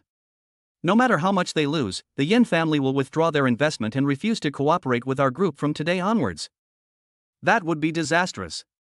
Our group has invested too much money and manpower in the research and development of our new project recently. The project was only halfway done when the funding was suddenly withdrawn. If we can't get new investment in a short time, all our previous efforts will be wasted, and we'll lose everything. That old man Yan is known for being rich and capricious. He might not care about losing some money, but we can't afford to lose. This is bad. Another call has come in. The Spirit Butterfly Island Martial God Base and the Siberian Martial God Base have simultaneously announced that they will refuse to continue purchasing martial god level equipment produced by our group. What do we do? Even our main sales channels have been blocked. We're completely finished. Who in our group is so blind as to mess with Old Master Yan of all people? Doesn't he know that Old Master Yan has an almost imperial influence in the financial world? He has invested in many martial arts bases in the Asian region. What do we do? You're asking me? Who am I supposed to ask? Quickly notify the group's board of directors. Liu Qiwei was completely stunned as he listened to these voices. He never imagined that the powerful group he regarded would suffer such a heavy blow because of Yan Zhongtian's decision. Tengfei Group is incredibly powerful. The fact that they were able to obtain the research and development rights for martial god level equipment is enough to prove that the Lu family has connections at the Alliance headquarters. However, what good are connections? Those connections that reach the Alliance headquarters are all high-ranking officials who need to be worshipped. So what if we get the research and development rights to god-level equipment? Doesn't the group need money to operate? Doesn't it cost money to support so many technical R&D personnel? And it costs money to buy raw materials too. At this moment, Lu Qiwei, who thought he was great because he had equipment and connections, finally witnessed the allure and terror of money.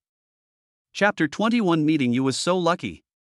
Just as Lu Qiwei was somewhat bewildered by Yin Zhongtian's series of actions, his phone rang again.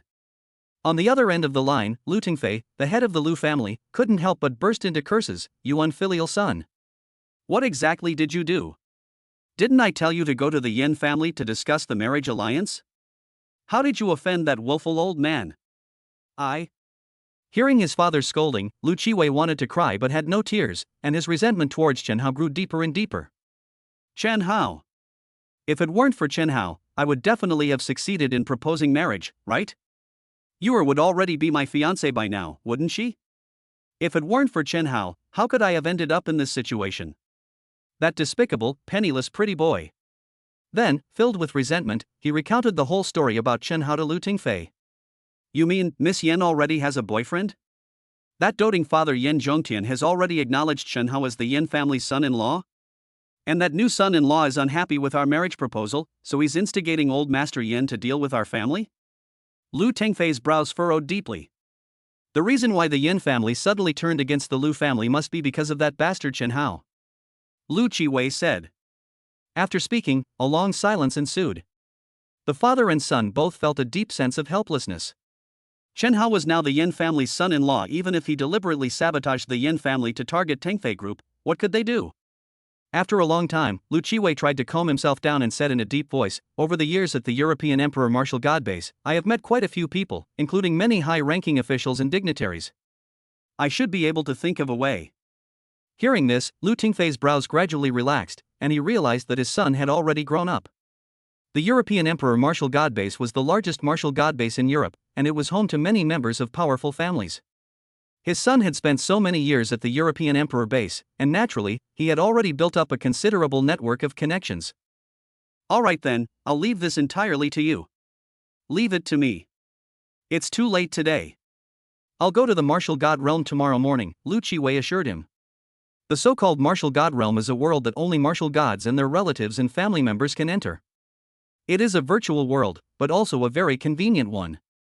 Consciousness can enter the martial god realm in just 1 second, and no matter how far apart they are, they can meet directly in the martial god realm. As a trainee martial god, Lu Qiwei naturally had the authority to enter the martial god realm, and could easily find the friends he knew. However, after he hung up the phone, his face did not show any confident or powerful expression. Instead, he looked helpless and frustrated. He does know some very influential people, but those people may not necessarily help him. The key question is, wouldn't going to the martial god realm to ask someone for help mean bowing and scraping like a grandson? It's all that bastard Chen Hao's fault. Lu Qiwei cursed angrily, but there was nothing he could do. Just then, his phone rang again, and the caller ID showed Lu Feiyin's name. "Is it my brother's phone?" Lu Qiwei hesitated for a moment, then didn't answer, and really wasn't in the mood to answer. His younger brother, Lu Feiyin, was not as good as him. He was playful and dissolute, and lacked the talent to become a martial arts master. According to his and his father's plan, his brother would pursue a career in business. But now, Tengfei Technology Group is in trouble. If these problems cannot be solved, I'm afraid that in the future. The more Lu Qiwei pondered these matters, the more helpless he felt. The thought that the young lady of the Yin family, whom he had dreamed of so deeply, might be lying in bed with Chen Hao on this rainy night only intensified the pain in his heart. At this moment, Lu Feiyin was still thinking about how to show off to Lu Xian that he had a martial god as an elder brother, and how to boast about the strength of his family. However, if he and Lu Xian knew that the Lu family was now in trouble, and that all of this was caused by Chen Hao, whom they considered a good for nothing, it was hard to know what they would think. And at this moment, Chen Hao. Pat pat. It rained during the night. The crisp raindrops fell from the eaves, making a pattering sound. Chen Hao leaned against the headboard, holding the little beauty in his arms, with a very pleasant expression. "Bad husband. Yen Yuer glared at Chun Hao with embarrassment and anger, and pinched his waist hard. Ouch! Honey, be gentle. It hurts. Shan Hao grimaced. Yen Yuer felt a sense of satisfaction seeing his painful appearance. I was just yelling in pain, and you didn't even try to be gentler. He. Chun Hao was embarrassed and could only laugh awkwardly. Yen Yuer knew what he was thinking, and feeling both ashamed and annoyed, she said, I'm ignoring you. Next time I'll be gentler, Chen Hao said shamelessly. There won't be a next time. Yen Yuer pouted, still finding it hard to believe that she and the captain had only known each other for a day before she was pushed down. What surprised her even more was that her father had actually been involved in this whole process. Honey, let's not be angry anymore. Chen Hao hugged her. Besides, this isn't my fault. How can you blame me? Yen Yuer glared at him resentfully. Of course it's your fault, Chen Hao said. My Yuer is so beautiful, like a fairy, so cute, so lovable, how could I possibly resist? Yen Yuer had a little bit of resentment in her heart, but after Chen Hao praised her so much, she felt sweet inside. She thought to herself, am I that pretty in my husband's eyes? Then you have to be good to me from now on. You're not allowed to bully me, you're not allowed to argue with me, and no matter what happens, you're not allowed to ignore me. Even if we argue for some reason, if I forbid you from leaving, you can't leave. Even if I force you to leave, you still can't leave. Because it was just something said in anger. And Yen Yuer counted off the prohibitions for Chen Hao as if they were her own treasures. Looking at her adorable face and listening to her words, which sounded like a prohibition yet also like sweet nothings, Chen Hao couldn't resist kissing her again. Wha, you bad guy, I haven't finished speaking yet. You don't need to say anything. Even if the sky falls, I won't leave. How could I bear to leave? Yen Yuer stopped struggling and nestled quietly in his arms. After a long silence, she said, from now on, Yuer is yours. Seeing her so emotional, Chen Hao couldn't help but tease her, shall we do it again? Ah. Yen Yuer's face turned red instantly, and she looked at Chen Hao pitifully. After all, she was a virgin, and her virginity had just been taken from her, and now. Just kidding. Chen Hao hugged her, closed his eyes, and said, sweetie, go to sleep. You're just bullying me. She leaned closer to Chen Hao, curling up in his arms like a cute little kitten. She likes to be held while sleeping. As the night deepened, the room gradually quieted down, and before long, Yen Yuer fell asleep.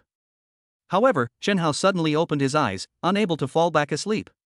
He couldn't help but recall the scene from before, where Yen Yuer's face was flushed, her eyes were closed, she was gently biting her lip, and her cute little eyebrows were tightly furrowed together, making her look very nervous and shy.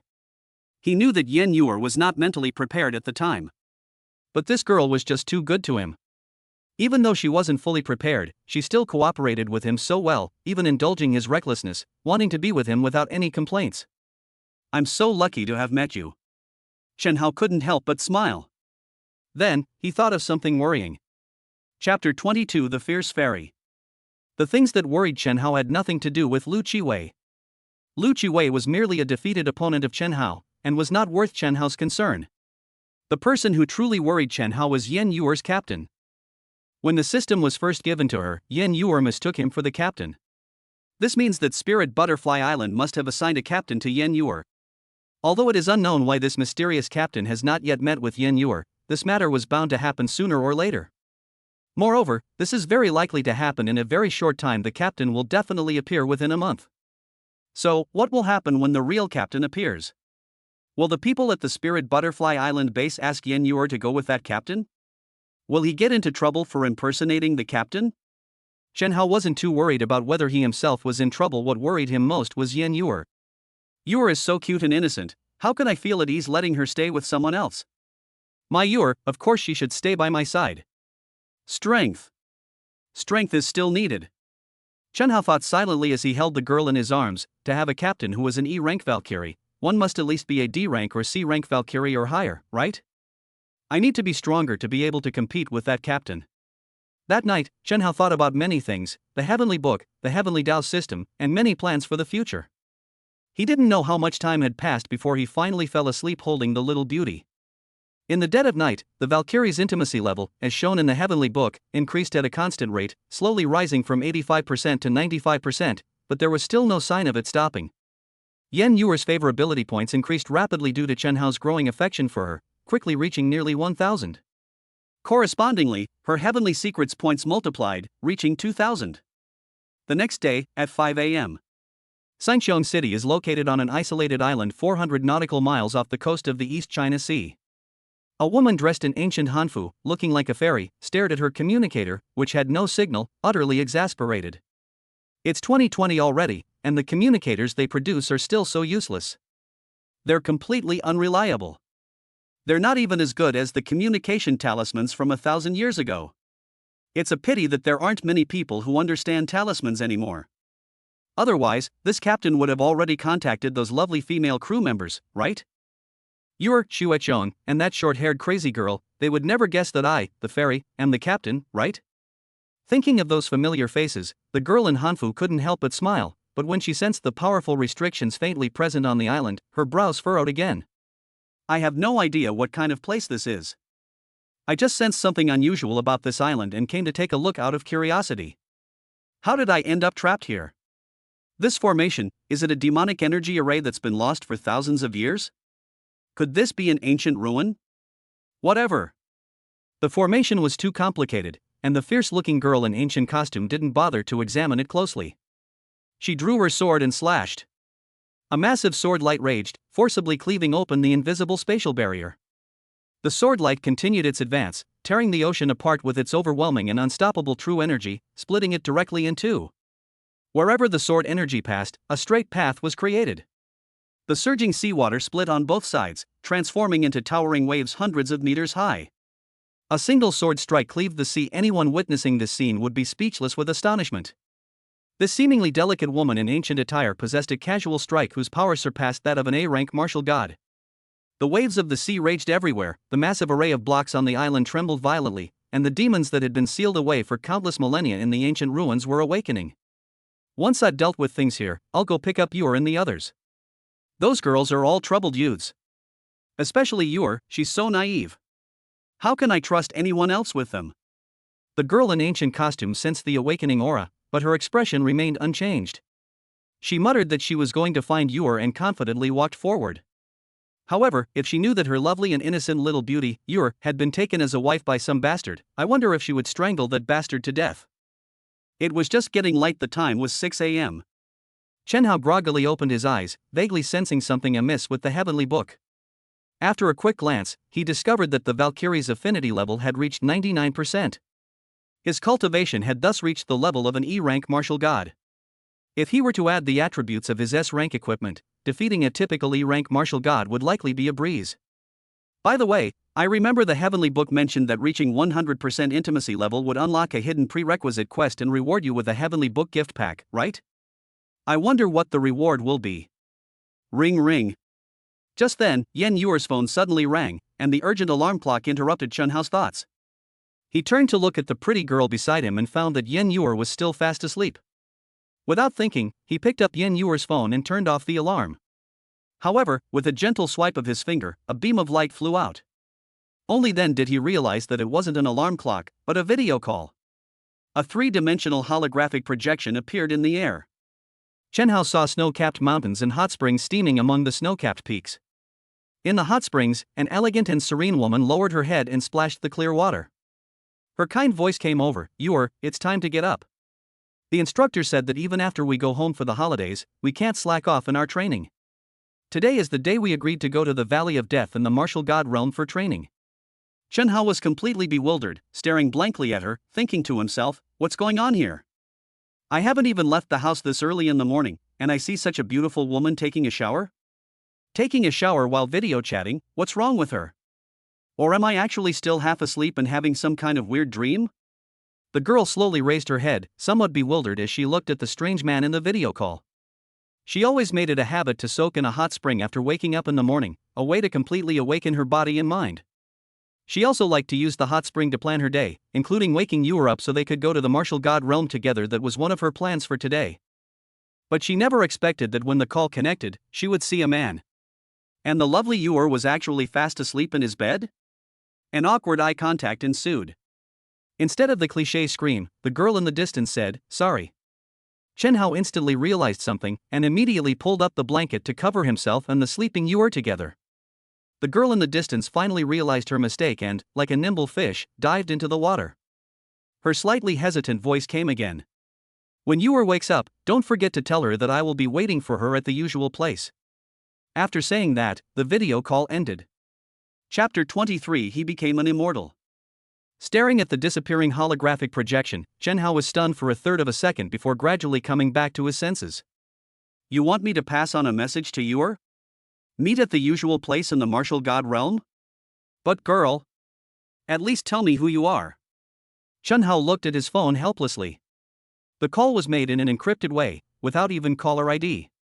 Yen Yor was awakened from her sleep by the noise and stretched. Is it already dawn?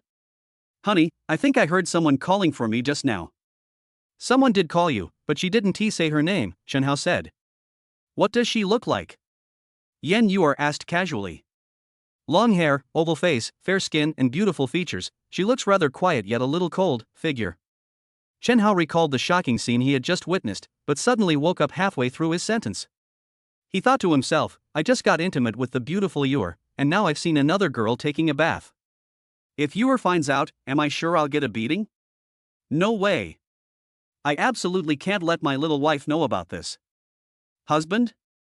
Yen Yor tilted her head and looked at him in confusion. Ahem. She's in a snow-capped mountain area, and she said she made a promise to go to the martial god realm with you, Zhenhao said. Oh, that must be Sister Xueqian. Yen Yor had just woken up, still half asleep.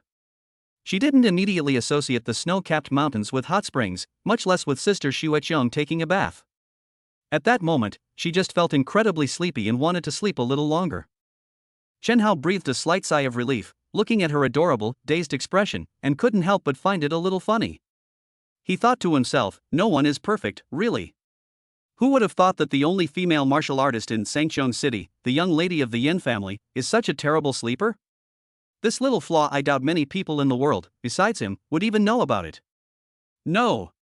This isn't a flaw, it's adorable. Do you want to sleep a little longer? No, Yor can't break our promise. Yen Yor sat up in bed, rubbed her eyes and looked at Zhenhao, saying lazily, Husband, can you help Yor get dressed? I want to take a nap for another minute. Ha? This kind of request. Zhenhao was speechless, thinking, this little girl is really taking me for granted now. Yesterday she was so embarrassed wearing those revealing clothes, and now she's acting so uninhibited. Zhenhao had no complaints about dressing her, and gently helped her put on the clothes he had taken off the night before, one by one, as if he had completed some kind of perfect ritual. Yes. It's his woman. He took off her clothes last night, so he should be the one putting them on this morning. My husband is so good. Yen Yor nestled on Zhenhao's shoulder like a lazy cat, enjoying his tenderness. Then, she turned her head with her eyes half closed and gave Zhenhao a quick kiss on the cheek. A gentle kiss caused the heavenly book to tremble violently, and the intimacy level, which had already reached 99%, surged again, with a series of notifications appearing. Congratulations on reaching 100% affinity with the Valkyrie. You can now share 100% of the Valkyrie's combat attributes. Congratulations on completing the Heavenly Book trial. You have received the Heavenly Book Beginner's Gift Pack and the Pure Yang Immortal Body as a reward. The main quest of the Heavenly Book has been officially activated. Billions of years ago, the Heavenly Tao was flawed, and the Jade Emperor, merging with the Heavenly Tao, perished. The universe lost its order, and the Supreme God Realm collapsed. Elemental spirits such as earth, water, fire, wind, light, darkness, and thunder descended upon the world. Please find at least one elemental spirit on Blue Star and recruit it as your servant. Hearing these prompts, Zhenhao was completely bewildered. He thought, what Heavenly Tao? It's 2020, for crying out loud. Why does it feel like I've transmigrated into a world of cultivation? And I have to find an elemental spirit to take as my servant? Elemental spirits sound incredibly powerful. How am I supposed to take one? That's a task only immortals can accomplish. Just as he was thinking this, a golden light suddenly fell on him, and Zhenhao felt a very special energy surge into his body. Heavenly Book, Pure Yang Immortal Body Bloodline is being integrated, fusion progress 1%. Holy crap! Zhenhao was stunned. Does this mean I'm going to become an immortal? This is supposed to be a newbie gift pack reward?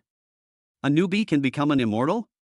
At this moment, Zhenhao couldn't feel how much his strength had improved. He only felt refreshed, and his vision, hearing, and other physical indicators were slowly improving. Besides this, he vaguely felt as if he possessed a special right in the world. Yes, that's not power, it's power. A power that transcends heaven and earth, as if a single word can make the earth lose its gravity, stop flames from burning, distort space, stop time, change the rules of this world, and create its own rules. However, Chen Hao currently cannot understand what his ability is or what he can change, perhaps because his immortal body has not yet been fully integrated. Husband? Yan Yuer looked up at Chen Hao with a blank expression. Chen Hao snapped out of his reverie and asked in confusion, "What's wrong? Aren't you sleepy now?" "Husband, I've noticed you've suddenly become so handsome." Yuer was awakened by your handsomeness. Yan Yuer held Chen Hao's face in her hands, looking at it from left to right with great affection, and then couldn't help but kiss him again, revealing a happy smile. It's as if they feel that being able to kiss and touch this handsome face every day is something to be very happy about. Is it really that exaggerated? Chen Hao glanced at himself in the mirror and found that his appearance hadn't changed at all. He just seemed to look more energetic and confident than before, and his inner temperament seemed to have changed somewhat. He's so handsome, Yan Yuer said, her eyes shining. My husband seems to be glowing. Like a god. Chen Hao felt ashamed, thinking, so this is another special effect after fusing with the immortal body? However, he still felt that talking about gods in 2020 was a bit of absurd, and asked uncertainly, Yuer, do you think there are gods in this world? Of course there will be, Yan Yuer replied without hesitation. But with the development of technology, humans landed on the moon decades ago. There is no Chang'e on the moon, nor is there a heavenly palace in the sky. So where do the immortals live? Chen Hao asked. Who would know the answer to this question? Perhaps it exists in other dimensions or parallel worlds? Yan Yuer said. Moreover, gods may have existed on Earth tens of millions of years ago. Are you so sure? Chen Hao asked, puzzled. Of course I'm sure, because the spiritual energy has revived. Yan Yuer said, the phrase spiritual energy revival itself carries a different meaning. Chen Hao quickly understood what she meant. Recovery was not simply waking up. Fu means cyclical and repetitive. This suggests that the earth existed with spiritual energy a long, long time ago, perhaps an era in which cultivators and immortals coexisted. However, due to certain unforeseen events, the previous civilization on Earth vanished, and with it, spiritual energy disappeared. Until today, spiritual energy has revived, and the era of cultivators has returned. This is why it is called the revival of spiritual energy. Chapter 24 Flame Princess and Heavenly River Snow Princess. It is said that before the spiritual energy revival, there were ancient martial arts families and reclusive sects on Blue Star. They possessed ancient cultivation methods, and after the spiritual energy revival, the first people to become stronger were those people. They were the earliest martial gods, and their current strength is unfathomable, Yan Yuer added. Chen Hao nodded, thinking, it seems this world is far more complex than I imagined. Perhaps there are even more powerful cultivators above the martial god realm? However, these matters were temporarily irrelevant to Chen Hao, and he didn't dwell on them. He simply felt that he was a complete weakling yesterday, but today he had not only reached the level of an E-rank martial god, but had also fused with a celestial body, and was now searching for the elemental spirit. This kind of opportunity sounds almost fantastical. While she was pondering, Yan Yuer's communicator rang again. After the call was connected, the woman who appeared on the holographic projection was not Tianhe Shueqian, but a woman in red with short hair. With a mischievous grin, she curiously peered in their direction, finally fixing her gaze on Chen Hao. She greeted him, Yuer, aren't you going to introduce this handsome young man? I just heard from Shueqian that you and he were lying in the same bed. He is my boyfriend, Chen Hao. Yan Yuer interrupted her with a slightly flushed face, and after thinking for a moment, added, and he is also the captain of our Spirit Butterfly 0520. Captain? The woman in red scrutinized Chen Hao closely. Chen Hao suddenly thought of something and felt a little flustered. He thought to himself, Yuer doesn't seem to have met the real captain. When I went to deliver the system, she mistook me for the captain. So, has this girl in red ever met the real captain? Could she have given herself away? Chen Hao was still worried when the woman in red suddenly lit up and jumped up excitedly. It's not a female captain, it's a man. After all these years, is the Valkyrie base on Spirit Butterfly Island finally going to give us some perks? I've always said that teamwork makes the dream work. On Spirit Butterfly Island, I was surrounded by girls every day. If the captain is still a girl when we go on missions, that would be so boring. I'm actually a perk for girls. Chen Hao was speechless. And, this captain is really handsome, what a pity. The short-haired girl in red stared intently at Chen Hao, as if admiring something beautiful, then turned to Yen Yuer and said with a wronged expression, Yuer, you've become naughty. Back on Spirit Butterfly Island, you were the most innocent person in our group of sisters. Now, right after graduation, Xueqian and I haven't even found boyfriends yet, but you've already found one. And he's the captain, and so handsome, are you trying to make me jealous to death? As she spoke, she seemed to suddenly remember something very important, and bowed to Chen Hao through the holographic projection screen, saying, I forgot to introduce myself. Valkyrie Flame Princess greets Captain. Ahem. You're welcome. Chen Hao said somewhat awkwardly. So, Captain, you already have a girlfriend, how about considering having another lover? Big Sister Flame Princess blinked and asked, Flame Princess is 19 years old this year, and Captain looks so young too. What the hell, is he flirting with me? That's so bold. Hearing Yan Ji's ambiguous words, even Chen Hao, with his thick skin, couldn't help but blush. Because this older sister named Yan Ji was simply too enthusiastic. She had a fiery figure and a fiery personality. She was like a blazing fire. Being stared at by such a mature older sister gave Chen Hao a very dangerous feeling. It was as if he had become a delicate woman, and at any moment he would be pushed down and possessed by the older sister opposite him. Yan Ji. Just then, Tianhe Xueqian's cold voice rang out from the other end of the phone, you scared someone. Who is he? He is the captain of our Spirit Butterfly 0520 squad. From now on, we'll all be family, going through thick and thin together. Flame Princess argued. Captain? Tianhe Xueqian was stunned for a moment. Looking at Chen Hao's face, even she, with her cool demeanor, couldn't help but be slightly taken aback. She wondered to herself, I don't remember him being this handsome during the call. Was I too rushed when I hung up last time and didn't have time to see him clearly? What is this kind of radiant handsomeness? It's like seeing a god. Could this be what they mean by a peerless beauty? However, she quickly regained her composure and gave a calm yet polite bow. Valkyrie Tianhe Xueqian greets Captain. How about it, isn't he handsome? With looks like this, wouldn't you say Spirit Butterfly Island is giving us sisters a treat? Flame Princess teased in a low voice, Xueqian, are you tempted too? Yan Ji, that's enough. Looks like I need to teach you a lesson. Tianhe Xueqian blushed, whether from embarrassment or anger at Yan Ji, it was hard to tell. Oh no.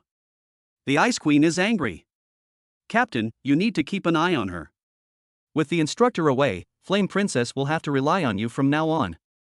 Captain, Flame Princess and I are waiting for you and you are at the entrance of the Trial Canyon in the Martial God Realm. The video call ended, and the room finally became much quieter. Chen Hao breathed a sigh of relief, thinking to himself. One is as fiery and unrestrained as the wind, the other as pure and serene as snow. Being called captain by these two beauties is really easy to get carried away. Being a captain must be so damn comfortable. But why do I feel like I'm going further down the path of self-destruction? The pretty girl Yuer, standing to the side, was already exasperated, resting her chin on her hand and staring blankly into space, lost in thought. Wife, are you jealous? Chen Hao hugged her from behind, thinking that perhaps Yan Ji's overly enthusiastic behavior earlier had made the beautiful Yuer a little uncomfortable. He explained, Yan Ji, I'm not jealous at all. Yan Yuer shook her head. Sister Yan Ji is actually a very good person. She's just a bit simple and straightforward, and she likes to joke around. Sister Xueqian is also a very good person. She treats Yuer like family. Husband, I won't allow you to say anything bad about them. If you're not jealous, then why did you suddenly become unhappy? Chen Hao continued to ask. Yan Yuer tilted her head, looking at Chen Hao's handsome face, and said with a troubled expression, I just suddenly realized that having a very handsome boyfriend is also a bit of a problem. I'm not worried about Sister Xueqian and Sister Yan Ji. But, honey, won't you be snatched away by someone else in the future? There are so many beautiful and smart girls on Blue Star, and Yuer isn't smart enough.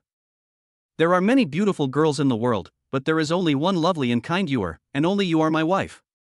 Chen Hao gave her a kiss. The innocent and beautiful Yuer was coaxed like that and immediately smiled again, affectionately taking Chen Hao's hand. Then let's go to the Martial God Realm now? Speaking of which, what exactly is the Martial God Realm? This wasn't the first time Chen Hao had heard this name. It's a place where martial gods from all over the world can meet instantly. It's also a great place for martial gods to team up, train, and grow, Yan Yuer explained. How should we get there? Chen Hao asked again. Has my husband never been to the martial god realm before? Yan Yuer asked with some doubt, but didn't think much of it. It's alright, Yuer will help you. As she spoke, she pulled Chen Hao back to the bed, and they lay down together. Chen Hao looked at him strangely, wondering if he needed to lie on a bed to go to the martial god realm. Yan Yuer continued, the second step is to hold me tight and close your eyes. Chen Hao hugged Yan Yuer, his expression becoming even stranger. If he weren't a man, and if he and the beautiful Yuer hadn't already reached a more intimate point, he would likely seriously suspect that Yan Yuer was deceiving him and taking advantage of him. Yan Yuer was secretly delighted. In fact, going to the martial god realm didn't require this. She simply liked being held by Chen Hao. Step 3. Let's go. Yan Yuer took out a red switch and gently pressed the button. A milky white energy enveloped her and Chen Hao. They closed their eyes as if asleep, but their consciousness descended into another small world. Chapter 25 Martial God Town. Chen Hao felt as if he had only closed his eyes for a moment. When he opened them again, he and Yan Yuer were already in a beautiful courtyard house. The courtyard was filled with pure white pear blossoms, and a gentle breeze carried their fragrance far and wide, refreshing the soul.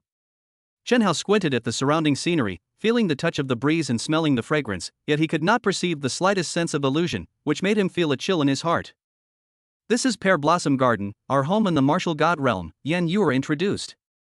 Is the martial god realm an illusory world? Like a dream? Or like a game world? Chen Hao still remembered that in the real world, he should be lying in bed with Yan Yuer. Pretty much. Simply put, everything you can do on Earth can be done here. And things you can't do on Earth can still be done here, Yan Yuer said. Chen Hao nodded, and was greatly surprised to find that even in the martial god realm, he could still sense the presence of the heavenly book. Wow! Captain, the combat system you gave me is so advanced. It can even be used in the martial god realm. Yan Yuer also noticed this and was greatly surprised. Ahem! Chen Hao felt extremely embarrassed. Both the heavenly book and the heavenly Tao system were too mysterious to be explained by common sense. How could he possibly explain the reason? He quickly changed the subject, saying, You just said that things that can't be done on Blue Star can be done here? For example? For example, killing. No one really dies in this virtual world, and the Alliance regulations don't restrict martial gods from killing in this world. The simple-minded Yan Yuer didn't press further about the system and explained, of course, no martial god will fight or kill for no reason either. The greatest significance of this world is actually for training. No one is born strong, nor is anyone born with the skills of combat. Even a martial god needs to go through life and death trials to become truly powerful. However, in the real world, if you die, you really die, and the risks of such trials are too great. As she spoke, Yan Yuer pushed open the courtyard gate.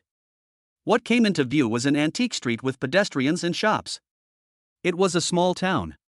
She pointed to the east of the town and said, There is a canyon outside the town called Death Valley. There are many ferocious beasts and monsters inside, and you can't kill them all no matter how hard you try. Moreover, the monsters reset every morning at 7 o'clock. Martial gods can form teams to train in the valley and make their combat skills more proficient. Even if they die by accident, they will not really die. In that case, it is indeed a good place to gain experience. Chen Hao nodded to himself. His strength and realm were not weak at present, but his practical experience was pitifully small, and he did need this kind of experience. Then, looking at the shops on the street, he asked, If this is a virtual world, are all the people selling things NPCs? Most of them are relatives or servants of the martial gods, or they may be the martial gods themselves, Yan Yuer said. Ha! Chen Hao stared wide-eyed at the ants selling cotton candy not far away, and at the pot-bellied middle-aged man serving drinks to customers in the beer house. He simply couldn't connect these people with martial gods. He asked in bewilderment, How much money can you make selling cotton candy? The key question is, would a dignified martial god be short of money? Could it be that martial gods are so bored that they're here experiencing life? Of course you'll be short of money. You can't use Blue Star's currency to buy things here, you can only use martial god experience points, Yan Yuer said. Experience points can be obtained by hunting monsters. If you accumulate enough experience points, you can buy martial god equipment. Of course the equipment you buy here is also virtual, but getting familiar with the performance of some martial god equipment in advance can be beneficial for martial gods. Having heard this, Chen Hao had a general understanding of the rules of the martial god realm. Trainee martial gods could gain experience in Death Valley and earn experience points. These points could then be used to spend in this world, or to purchase virtual equipment. However, he still found this logic strange, muttering, according to this logic, experience points should be hard to come by, so buying equipment is understandable. But who would use experience points to buy snacks? It's more cost-effective to eat them in the real world, isn't it? He was still muttering to himself when Yen Yuer took out her training card, swiped it to spend 10 training points, and bought 2 boxes of peach blossom pastries, leaving Chen Hao speechless. Eating snacks in the virtual world doesn't make you fat, no matter how much you eat, Yen Yuer said, rubbing her little belly. And after eating, the brain gets a feeling of fullness, which reduces your food intake in reality, helping you lose weight. That's why the food business in the martial god realm has always been booming. Okay. Chen Hao was speechless. He never expected that the food industry could actually develop into a weight loss industry. Human ingenuity truly knows no bounds when it comes to making money. So, some martial gods, in order to accumulate experience points, brought their relatives or servants into this town to open shops and do business? Hey! What's going on over there? It looks so lively. Chen Hao pointed to a small building not far away. A row of brightly dressed young women stood in front of the building, and male customers came and went in a steady stream, with drunken patrons emerging every now and then. You're not allowed to go to places like that. Yen Yuer seemed to have thought of something, and her face turned slightly red. At this moment, the girls upstairs also saw Chen Hao, and they were all stunned, covering their mouths and exclaiming in surprise. So handsome! What an unparalleled beauty! This is the first time I've ever seen such a handsome man. One of the bolder girls waved and winked at Chen Hao, shouting, "Handsome boy, come sit at Zui Hanlu. I'll dance for you for free." Chen Hao blushed, feeling quite embarrassed, before finally realizing, so this is a place for watching singing and dancing and drinking. But, is it really just about watching singing and dancing and drinking once you go in? Yes. Chen Hao is an innocent person, he doesn't understand anything and didn't ask. The girls' gasps were fine until Chen Hao and Yen Yuer started walking down the street, keeping a low profile. But the gasps from the girls upstairs drew the attention of every woman on the street, their eyes all falling on Chen Hao. Those gazes, some subtle, some reserved, some direct, some unrestrained, all concealed a hint of affection.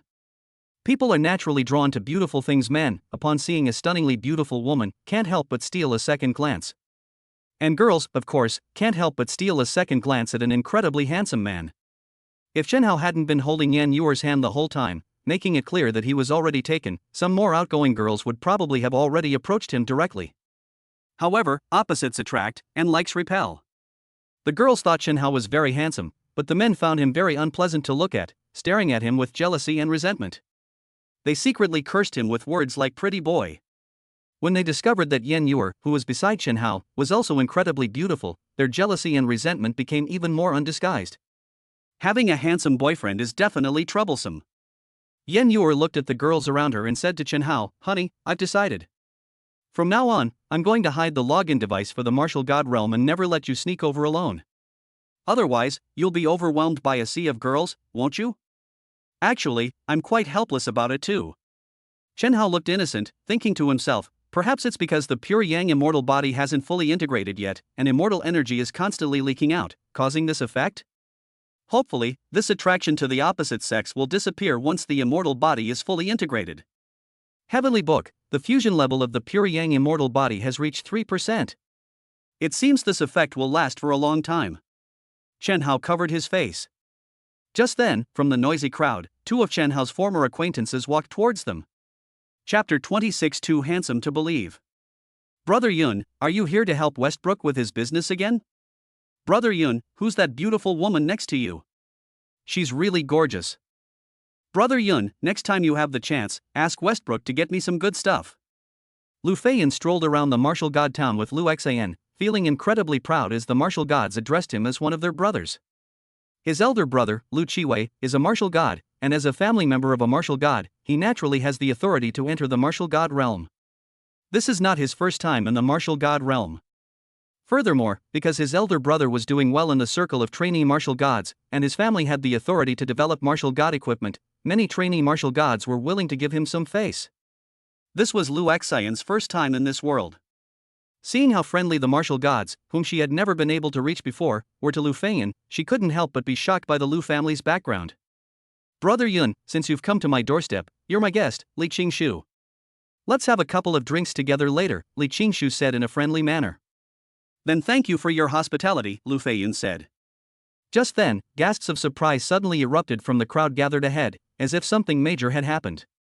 Lu Feiyun and Lu Xian walked towards the crowd with great curiosity, and their expressions changed slightly when they saw the familiar person being surrounded by people. Chen Hao. Lu Xian looked at the dazzling figure in the distance and felt that Chen Hao seemed to have become even more handsome. No. It was not just that he had become more handsome. It was as if an indescribable aura was constantly emanating from Chen Hao. That aura was like a ray of light, making people unable to help but be intoxicated by it, as if they were gazing at a beautiful goddess descended from heaven. When Lu Xian realized that she had given up on such a handsome and charming man and that there was no possibility of getting close to him again, the infatuation and affection that rose in her heart turned into thorns that pierced her heart. Damn it! It's that pretty boy again. Lu Feiyun couldn't help but feel a surge of anger. Long ago, back at the Alliance Academy, he pursued Lu Xian, but she chose Chen Hao. Later, Chen Hao's cultivation stagnated, and he was even about to be expelled from the academy. He finally seized the opportunity to win back Lu Xian, feeling that he was the real winner in life. However, to his surprise, the good-for-nothing he had been looking down upon was suddenly taken away by Yen Yuer. Even he could only look up to a heiress like Yen Yuer, who was worth billions. Chen Hao had actually become the boyfriend of the eldest daughter of the Yen family. It's one thing for the eldest daughter of the Yen family to be different, but now that she's in the martial god realm, even with her powerful family background, she still needs to be careful and polite when she meets the martial gods, and try to build some goodwill with them. Chen Hao was just brought to this world by Yen Yuer for a casual stroll, and a large group of people have taken a liking to him, including many Valkyries. Comparisons are the thief of joy, and the more Lu Feiyun compared himself to others, the more resentful he became. However, just as he was feeling secretly annoyed, something else happened that he absolutely dared not have imagined. There were just too many people around, and Chen Hao didn't see Lu Feiyun and Lu Xian. He awkwardly pulled Yen Yuer's hand and walked forward. He thought to himself, next time I go out, I must wear a mask, sunglasses, and a big trench coat, covering myself up completely. This feeling of relying on my looks to steal the spotlight is just so weird. I'm clearly a talented person, okay? Now I'm acting like a hypocrite. Meanwhile, he was also silently hoping that the crowd would disperse soon. However, such expectations are undoubtedly wishful thinking. Watching gossip and spectacle is the fourth basic human instinct. Wherever people gather, more curious onlookers will inevitably crowd around. This is an ironclad rule. As a result, in a very short time, the crowd not only did not decrease, but actually grew larger. And in a large forest, there are always one or two rather unusual birds. As Chen Hao was walking forward, the restless crowd suddenly quieted down. The men who had been filled with jealousy towards Chen Hao suddenly shifted their gazes and stared intently at the woman walking towards them. She wore a black top with a black rose embroidered on the chest, and a black leather skirt that accentuated her shapely hips, giving her an air of mysterious allure. Step, step, step. She walked towards them step by step, and with each step she took, the men's hearts clenched, and their eyes glazed over. Night Star Rose. One of the three great families of Dongdao, the genius of the Yi family. A powerful B-rank Valkyrie captain. Ranked third on this month's Death Valley kill list. The Queen of Slaughter in the Dark, a bloodthirsty black rose, powerful and beautiful, she graduated from the Valkyrie base a year ago and is still the goddess of many men's dreams. It is said that if it weren't for the fact that she has been too busy with missions in the past year, she would have taken the #1 spot on the list long ago. But why did she come here? And why is she walking towards that pretty boy? Could it be that even she is powerless against handsome men? Impossible. She's not that shallow. People were wailing in their hearts, but they were powerless to stop Yixingmei and Chen Hao from getting closer and closer. Finally, their goddess walked up to Chen Hao and stopped. In an instant, it seemed as if countless heartbreaks echoed through the crowd. Chen Hao looked at her and felt a headache coming on.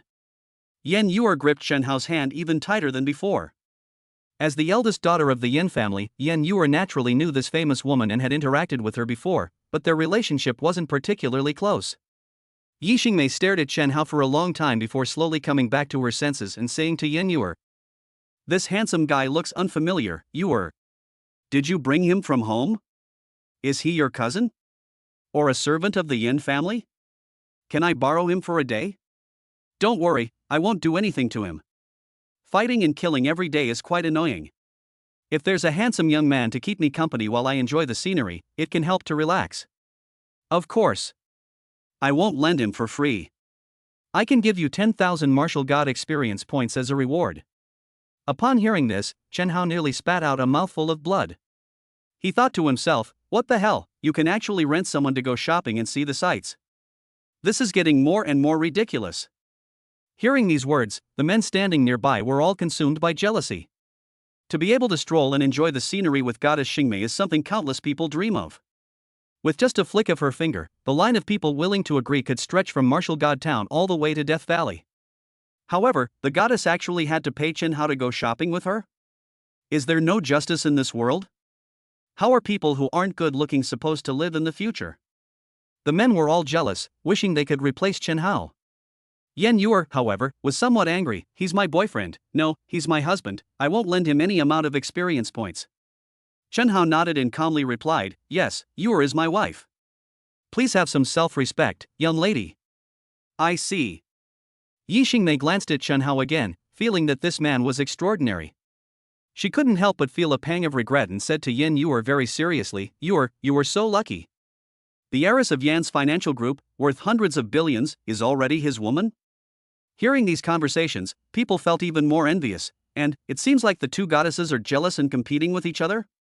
In the crowd, Lu Feiyan, seeing Chen Hao's smugness and immense popularity, could no longer remain calm. He steeled himself, braced himself, and stepped forward, letting out a long-suppressed cry fueled by jealous anger. Chen Hao is just a piece of trash. So what if he's good-looking? Do you all have to treat him like this? Chapter 27: A Golden Finger. A shout drew everyone's attention. Useless? The second young master of the Lu family called him a piece of trash? Could it be that this handsome guy is just all looks and has very poor cultivation skills? Is it really that bad? If he doesn't have the talent to become a strong person and is just a good-for-nothing, no matter how handsome he is, Miss Yan wouldn't be his girlfriend, right? In my opinion, he should at least have the strength of an E-level martial god.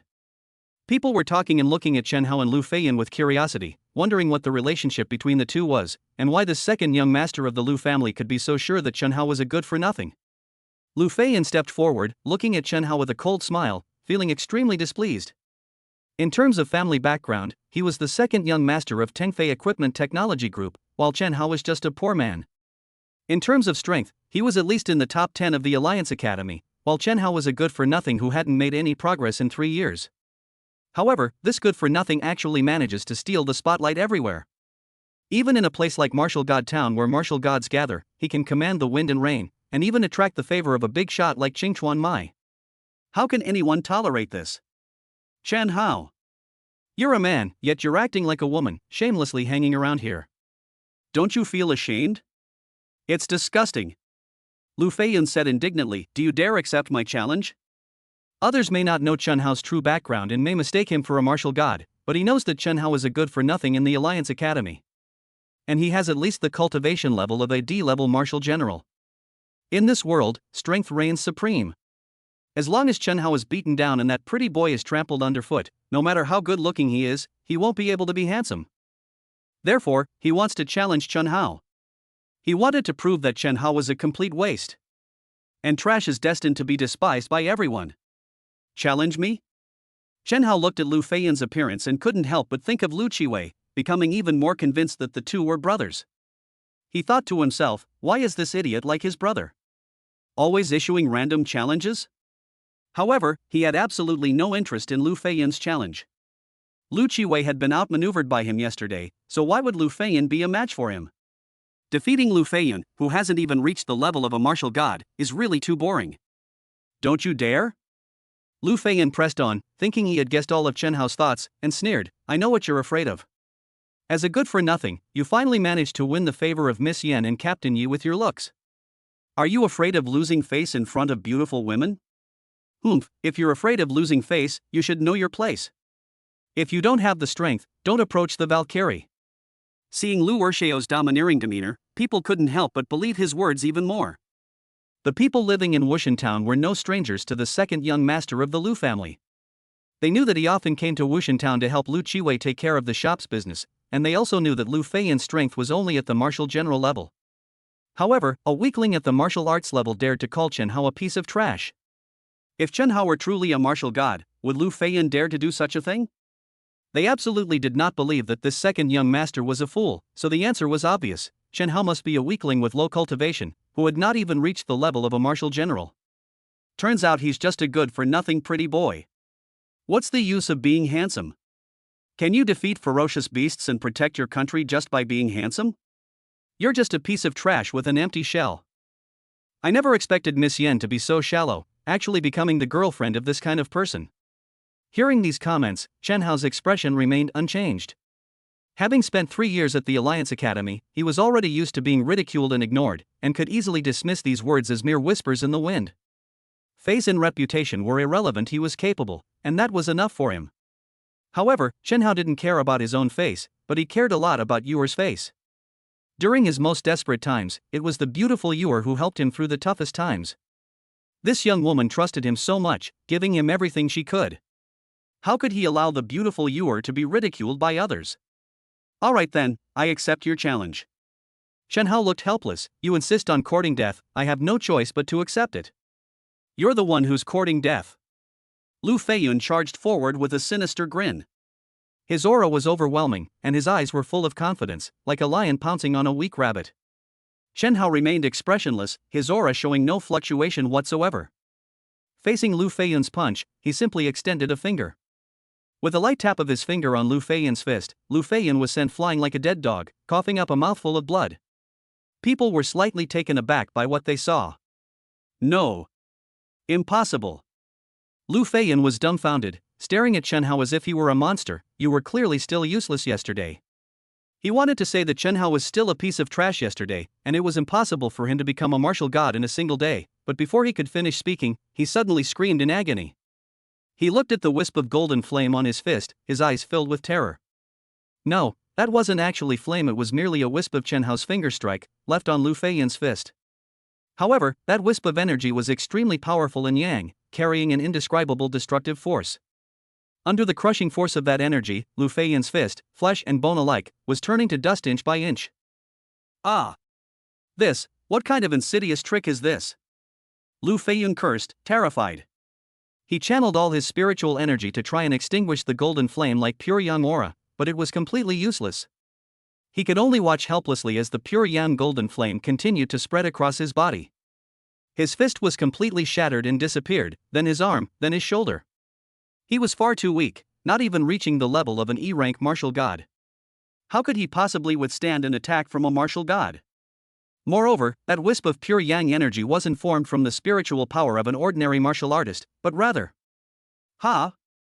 Chen Hao looked at one of his fingers, which was golden, as if plated with gold, and contained extremely terrifying power. My body is merging with the bloodline power of the pure yang immortal body, and the spiritual energy and true essence within my body are also transforming into a more domineering immortal essence. Is that why this effect is occurring? Actually, Chen Hao's finger strike just now wasn't intended to kill Lu Feiyan, it was just a casual move to get rid of this trash. However, he hadn't expected that by fusing only 3% of the immortal bloodline, his strength would increase threefold, making him almost comparable to a D-rank martial god. Therefore, he had overexerted himself. Furthermore, because the energy of the immortal essence was far too domineering, Lu Feiyan met a tragic end. Holy crap! 3% is a threefold increase, and with 100% complete fusion, wouldn't that make me invincible? The immortal body truly lives up to its name. At this moment, Lu Feiyan writhed and struggled on the ground in agony, as if an ant had been stepped on. His arms and shoulders had been crushed and pulverized by the ever-spreading immortal energy emanating from his body, then his chest, half his body, and eventually his entire body, all disappearing inch by inch. Chapter 28: Defeating the God of War requires only 2 fingers. People stared blankly at Lu Feiyan's miserable state, a chill creeping into their hearts. This was the martial god realm, a virtual world where no one feared death, and most had experienced it firsthand. But they had never seen such a terrifying way of dying as Lu Feiyan, his body shattering and disappearing inch by inch. This must be even more terrifying than being torn apart by 1,000 cuts or dismembered. What kind of pain must one endure to watch one's own body shatter before dying? People were wary of Chen Hao's ruthless methods, but they didn't criticize him. After all, they had all witnessed what happened. It was Lu Feiyan who was reckless and treated Chen Hao like a piece of trash, aggressively issuing a challenge. As a dignified martial god, how could we allow others to provoke us? Moreover, this is the martial god realm, where killing is permitted. If they were provoked, they would also kill such a reckless person. However, just when everyone thought the farce was about to end abruptly and everyone was going their separate ways, Li Qingshu jumped out, pointed at Chen Hao, and loudly accused him, "Chen Hao, as a martial god, you actually dared to be ruthless towards the weak. This is outrageous. Even if Brother Yun provoked you first, and you could easily have defeated him with your strength, couldn't you have held back a little and spared his life? As a martial god, is this how you treat human life? Where is the benevolence and righteousness of a martial god? What's it to you?" Chen Hao glanced at him and realized he didn't recognize the man. "His elder brother Lu Qiwei is my friend. He is my brother, and you're saying it's none of my business?" Li Qingshu sneered. "Lu Qiwei's friend?" Chen Hao realized, and began to understand.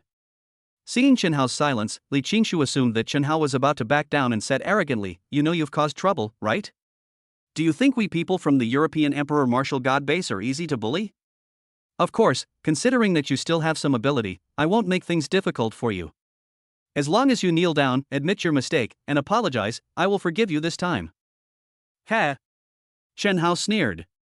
Lu Feiyan deliberately picked a fight, but Li Qingshu demanded that he apologize? Moreover, Li Qingshu indiscriminately pinned all the blame on him, and even said that the god of war should be benevolent and righteous? If Li Qingshu is so benevolent and righteous, why didn't he stop Lu Feiyan when he caused trouble earlier?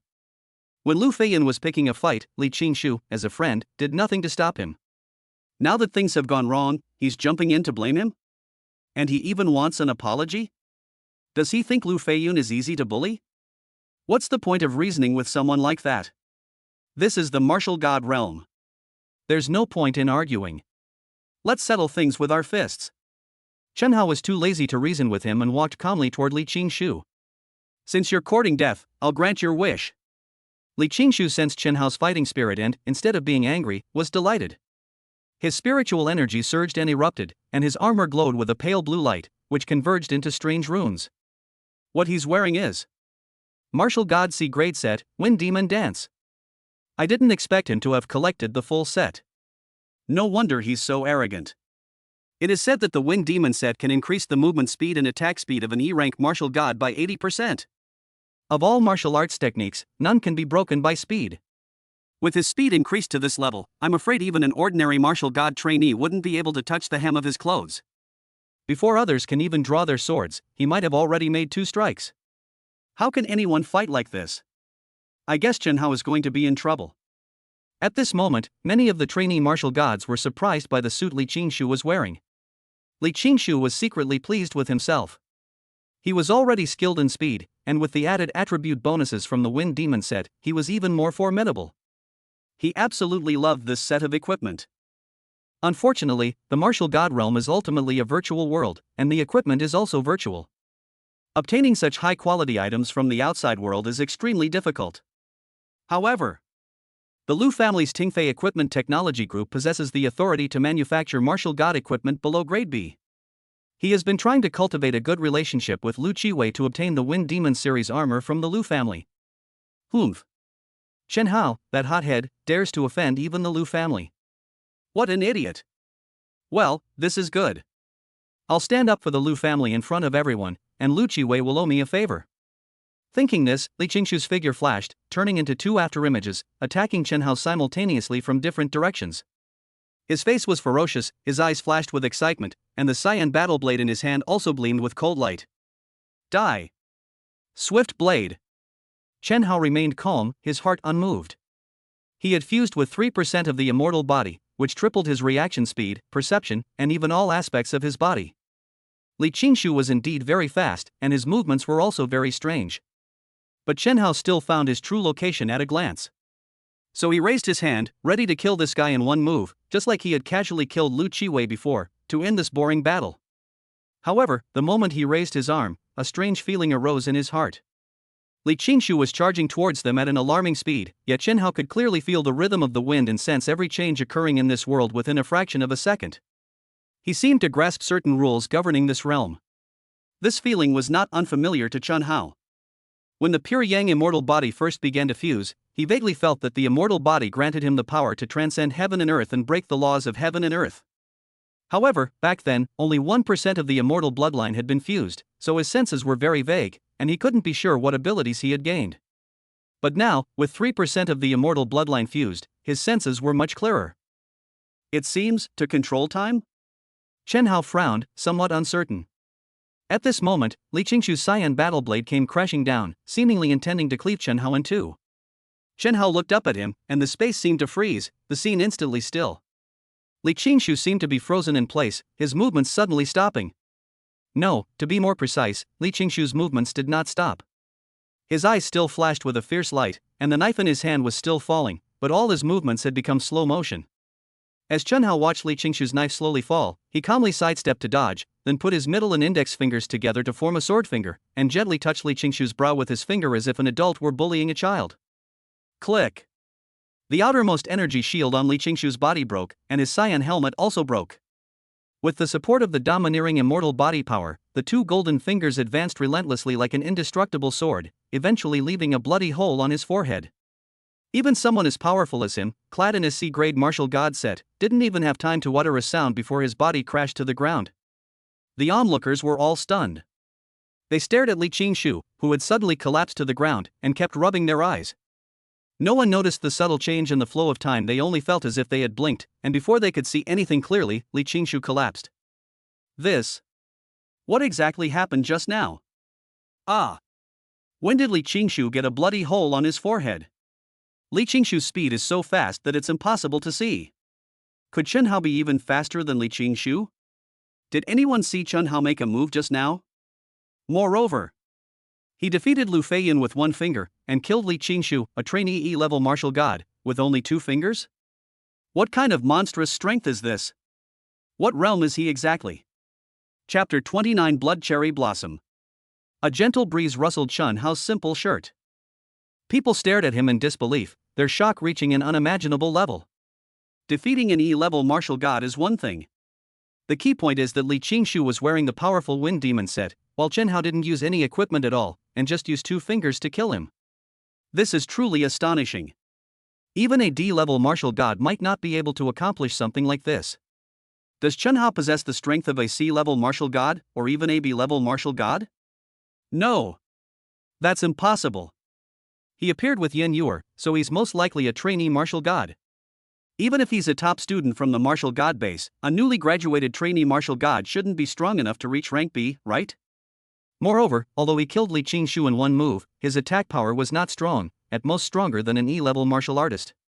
Perhaps it was because his attack method was very strange that Li Qingshu suffered a great loss. That's not all. Every time he fights, his fingers turn golden and become indestructible. They don't look like human fingers at all, they're more like some kind of terrifying weapon. Maybe he's wearing some kind of finger glove like martial god equipment. Perhaps those 2 golden fingers are a grade or even S-grade equipment? Did he only defeat Li Qingshu because of his equipment? People whispered among themselves. Some insisted that Chen Hao possessed strength above sea level, while others felt jealous because of his powerful equipment. Grade A and Grade S equipment are very hard to obtain. Even a seasoned martial god like Yixingmei might not be able to get her hands on them. He's so young, yet he's been given powerful Grade S equipment. I wonder which family's spoiled brat he came from. It's just that I'm lucky. If I had a good father who could get good equipment from within the family, what's so great about killing an E-level martial god in an instant? Chen Hao overheard the malicious comments from a few people, but he didn't bother with them and decided to leave with Yen Yuer. Just then, Li Qingshu's corpse vanished into countless particles of light with a bang. The martial god realm is a virtual world, not a real death, so within 30 seconds of death, it would turn into nothingness. However, a damaged helmet and a points card were left behind. Killing people can drop equipment? Chen Hao picked up the helmet curiously. He didn't care much about the mere C-grade set pieces. But as the saying goes, why not take what's free? Keeping them as a souvenir was better than Li Qingshu resurrecting and taking the equipment later. And this points card. Chen Hao glanced at the amount and smiled, his eyes narrowing. 4,000 martial god training points, that's not a small amount. I can buy my wife a whole bunch of snacks. Snacks that I can eat as much as I want without gaining weight. However, just as Chen Hao was about to put the points card away, a bloody wind suddenly blew by, and petals of blood-red cherry blossoms fell from the sky, enveloping Chen Hao completely. A figure descended from the sky. The person's arrival was quite abrupt, and his attire was rather strange. Unlike ordinary martial gods, he did not wear martial god equipment. He only wore a simple red robe, and his face was covered with a red veil, revealing only his eyes. It was impossible to tell whether he was male or female. He held a very ordinary steel sword in his hand, which was stained blood red by the powerful true energy, and was stabbing straight towards Chen Hao's brow. That is Blood Cherry Blossom, the serial killer. People couldn't help but gasp in surprise. No one knows who Blood Cherry is. He appears and disappears like a ghost, and when he does show his face, it's to kill. He's actually going to attack Chen Hao. There's a small chance of getting the target's equipment from killing them. Maybe he also thought Chen Hao had S-grade equipment, so he wanted to kill him? No, Blood Cherry has a strange temper. Not only does he never wear equipment himself, but he also never picks up other people's equipment after killing them. He only needs an ordinary fine steel sword to strike fear into people's hearts. Perhaps he dislikes Chen Hao and wants to kill him? If Chen Hao dies, and Blood Cherry doesn't need equipment, maybe I can. Humph. Chen Hao is definitely going to be in trouble this time. Is having S-grade equipment so great? You should know that in the past month, Blood Cherry has killed at least 10 people, 4 of whom were D-grade martial gods. One of them had even reached the peak of D-grade martial god. From this, we can infer that Blood Cherry's cultivation is definitely among the top D-grade martial gods. People had all sorts of thoughts and ideas, some gloated, while others wanted to take advantage of the chaos. The sword fell from the sky, getting closer and closer to Chen Hao, and everyone stared at it intently. I don't care if you're a cherry blossom or a pear blossom. Dare to mess with me, and I'll turn you into a withered flower. They were complete strangers, with no prior grudges or enmities. Yet, they were enveloped by a sword from outer space wielded by the Sakura guest. Chen Hao was naturally extremely displeased. His immortal energy surged with his anger, and he suddenly stretched out his right hand and made a grasping motion in the air, as if the entire world was under his control. Time-space deceleration. This is a privilege bestowed upon immortal bodies by heaven and earth. Moreover, Chen Hao was far more serious when he used time-space deceleration this time than he was when he used it against Li Qingshu. Perhaps because of his anger, the immortal energy he released was also much stronger. An invisible and colorless aura emanated from Chen Hao, instantly covering a space of 50 meters in radius. In an instant, everyone nearby seemed to be frozen in place, their expressions frozen on their faces. The earth seemed to lose its gravity, and the crimson cherry blossoms drifted incredibly slowly through the air. Meanwhile, the leaves 50 meters away had long since fallen to the ground. The 50 meters that Chen Hao was in was the realm of immortals. Time within this domain belongs exclusively to Chen Hao. Then, he raised his head, stomped his feet on the ground, and charged towards the cherry blossom visitors in the air. Sakura guest lowered his eyes slightly. Even though he was in a state of time slowing down, as a top-tier D-level martial god, he still relied on his rich combat experience to accurately judge Chen Hao's position. He flipped his arm and changed his sword move from a straight thrust to a horizontal slash. However, his speed was too slow, and Chen Hao easily dodged the sword, still using 2 golden fingers to point at Sakura guest's brow. Buzz. The true essence shield on Sakura guest's body trembled violently. Chen Hao felt a strong resistance and was unable to break through the thin film directly. It didn't break? As expected of a top-tier D-rank martial god, Sakura is far stronger than Li Qingshu even without her equipment. Chen Hao sighed inwardly, and at the same time gained a clear understanding of his own strength. He fused with 3% of the immortal body bloodline, increasing his strength more than 3 times over. However, he was still only comparable to Sakura guest in strength, belonging to the level of a D-rank martial god. However, he still had a backup plan. At this moment, 2 almost equal energies were surging in the air. Sakura guest looked tense, as if he was worried that his energy shield would be broken and he would be stabbed to death by those 2 terrifying fingers. Chen Hao chuckled sinisterly, and a sword aura, shimmering with light and seemingly formed from moonlight, appeared at his fingertips. It is indeed an S-class weapon, Luna's Light. With a soft poof, the once impenetrable protective shield of true essence shattered instantly. A look of panic appeared in Sakura guest's eyes, and the red cloth covering her face was blown open by the strong wind, exposing her beautiful and delicate face to the air. Ha! The serial killer Sakura is actually a woman? Chen Hao's eyes widened. Chapter 30: The extremely fierce Chen Hao. The energy shield shattered, and the released energy transformed into a strong wind that scattered the girl's long hair, which was tied up in a bun.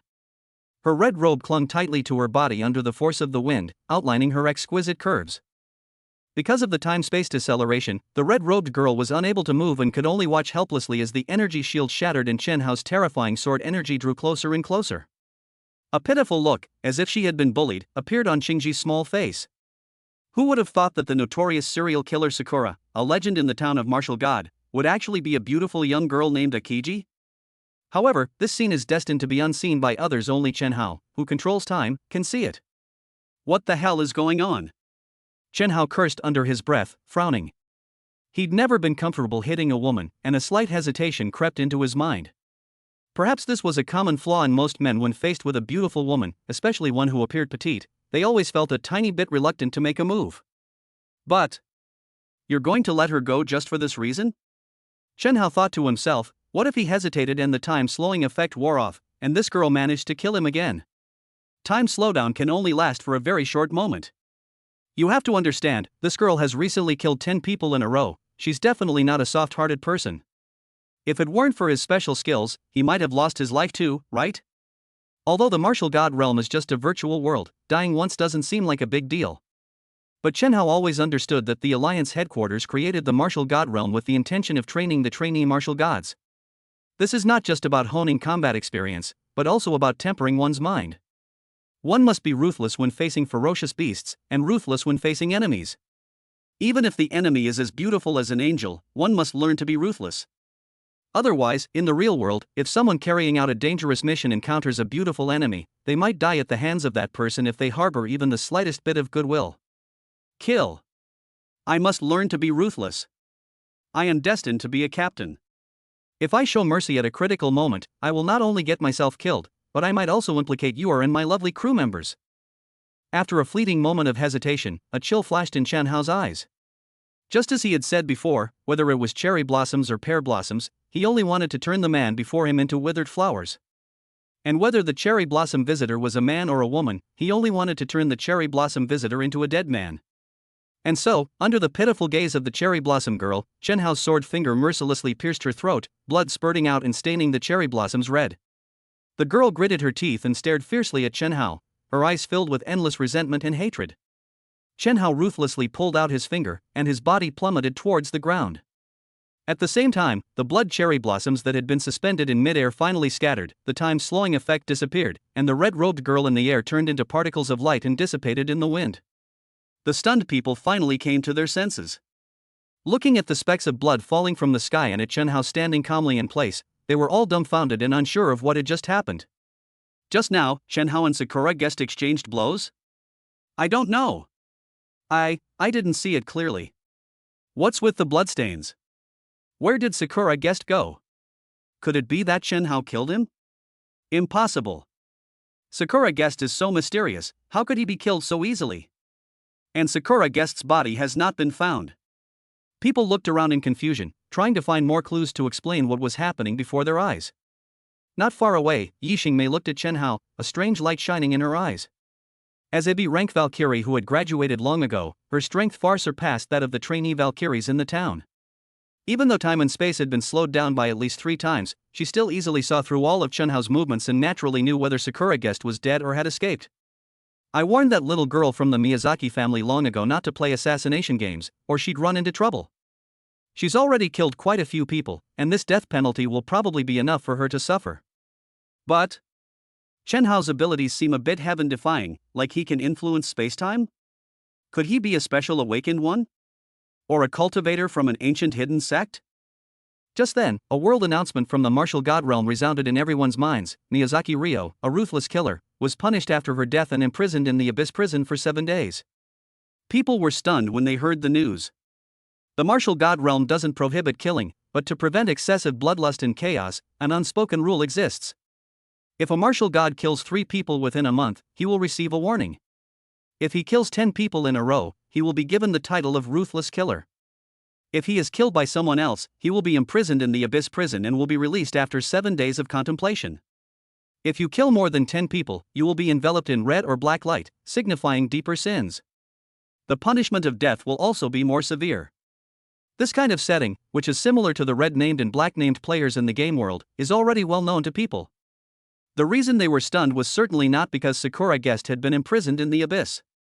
Rather, it's because the cherry blossom visitor is dead, and Miyazaki Ryo has been imprisoned in the abyss? Doesn't that mean that the ruthless killer in the rumors is actually Ryo Miyazaki?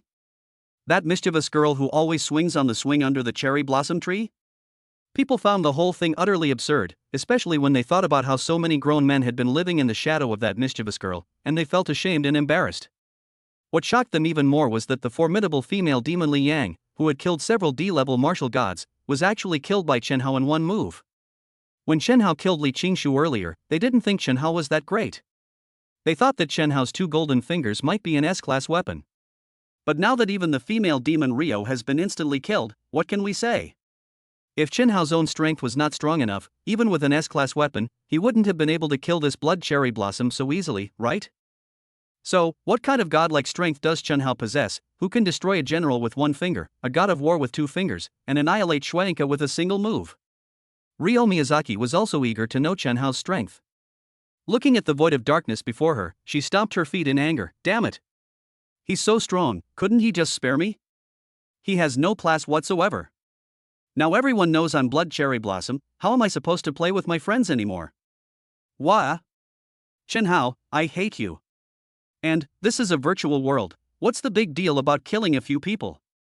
Killing monsters is a form of training, and killing people is also a form of training, okay? Why don't I go to jail for killing monsters, but I go to jail for killing people? Jail is so boring, I'll go crazy if I stay in this godforsaken place for 7 days. God! Save me! Holy Maiden Sister, please come and save me. Chapter 31. There's no medicine for regret in this world. Li Yang, alone in the abyss of darkness, grieved and drew circles, cursing Chen Hao for all the worst things in the future, getting food stuck in his teeth when drinking water, tripping while walking, losing his wallet while shopping, not having the seasoning packet in his instant noodles, and being impotent with his girlfriend in bed. No way. He's so cruel to girls. With such a heart of stone, he'll never find a girlfriend. It's no wonder he'll never find one. Ryo cursed angrily, while Chen Hao was surrounded by a large group of girls. So strong.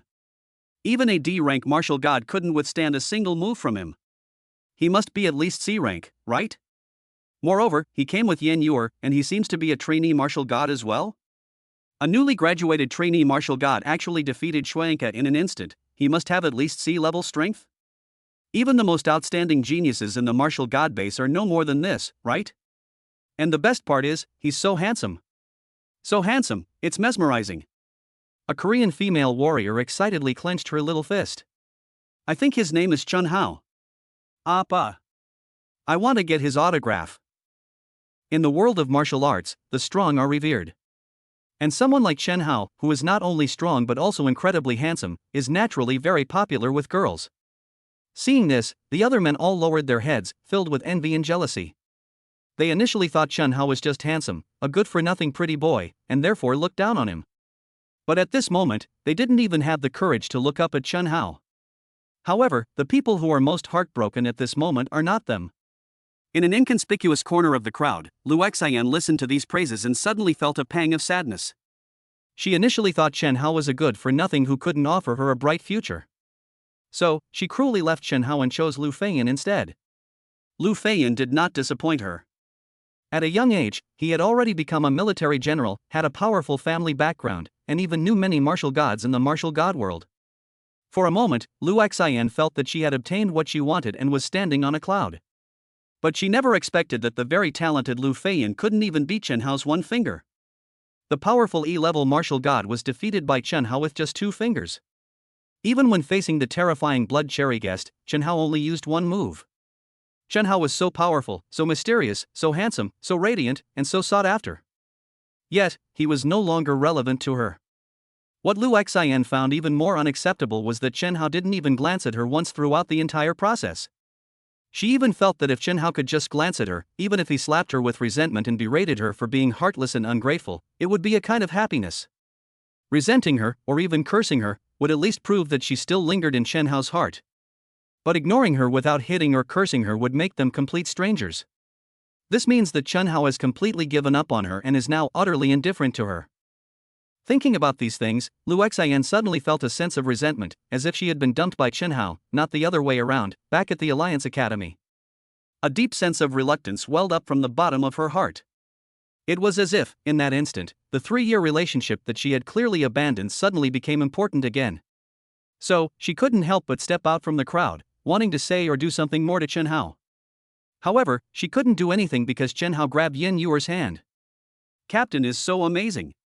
Yen Yuer didn't notice Lu Xian. She was only thinking about Chen Hao's impressive move just now, and her little face was full of excitement. When she thought that this powerful captain was already her husband, she felt a surge of pride and smugness. She was proud, of course, because she would have such a good husband to cherish her in the future. Her pride, however, was for Chen Hao. Chen Hao's reputation was her reputation. Chen Hao's strength and glory were her strength and glory. Because she had already considered Chen Hao as family. Chen Hao did notice Lu Xian. Lu Xian had appeared with Lu Feiyun earlier, so there was no reason why he couldn't see her. But even if you see it, what can you do? Even at her lowest point, Lu Xian made it very clear, if it's over, it's over. If it's broken up, it's broken up. When a ring worn for 3 years is thrown into the river, it's destined that everything is lost forever. Therefore, Chen Hao only had eyes for Yen Yuer, not Lu Xian. Looking at Yuer's beautiful smile, Chen Hao always felt a warm strength. This little girl always trusted him without reservation, always thought of him in every way, and never treated him like an outsider. Having been with Lu Xian for 3 years, Chen Hao felt like he was still in the initial stage of a relationship. There were moments of scheming and backstabbing, moments of feeling inferior when comparing himself to others, moments of frustration when countless phone calls went unanswered, and moments of being met with disdain after finally getting through. There were also moments of heartache when he glanced at her phone and was met with a cold shoulder, leading to a big argument. We are different from each other, and we are wary of each other. In reality, we are just outsiders. After spending a day with Yen Yuer, he realized he had found family to spend his life with. What's yours is mine without distinction, that's what family is. Love is something that sometimes truly cannot be measured by time. Just then, the Heavenly Book received an upgrade. Its combat power has now surpassed that of the Valkyrie, and since the intimacy level with the Valkyrie has reached 100%, the combat power sharing function has been automatically activated. At dawn, Chen Hao's intimacy with Yen Yuer had reached 100%, and he had copied all of Yen Yuer's combat power, reaching the level of an E-rank martial god. At this point, he had already fused with 3% of the pure Yang immortal body bloodline. In addition to having the ability to slow down time and space by 3 times, his own strength had also increased by about 3 times, which was equivalent to reaching the level of a D-level martial god. He had definitely surpassed Yen Yuer. Sharing? After I become stronger, I can share my strength with my wife? Chen Hao felt no displeasure at being overtaken by Yen Yuer in terms of strength. Instead, he was pleasantly surprised. After all, Yen Yuer is his wife, and she's completely devoted to him. It would be wonderful if his little wife could become stronger alongside him. Moreover, when he was still a weakling, he only became stronger thanks to Yen Yuer. This made Chen Hao feel that he could finally repay Yen Yuer in some way. Drop. The Heavenly Dao System's notification sounded in Yen Yuer's mind. Congratulations, host, on obtaining combat power sharing. The system detected that the host's physique grade is insufficient, and the physique is being improved. My husband shared his combat power with me? Can strength be shared? Can physique be changed? Yen Yuer bent her head full of question marks. Just as she was wondering, a warm energy surged into her body, and Yen Yuer felt every cell in her body become more vigorous, as if the martial god's true essence in her body had also been purified. This is unbelievable. Yen Yuer was completely stunned, her face filled with disbelief.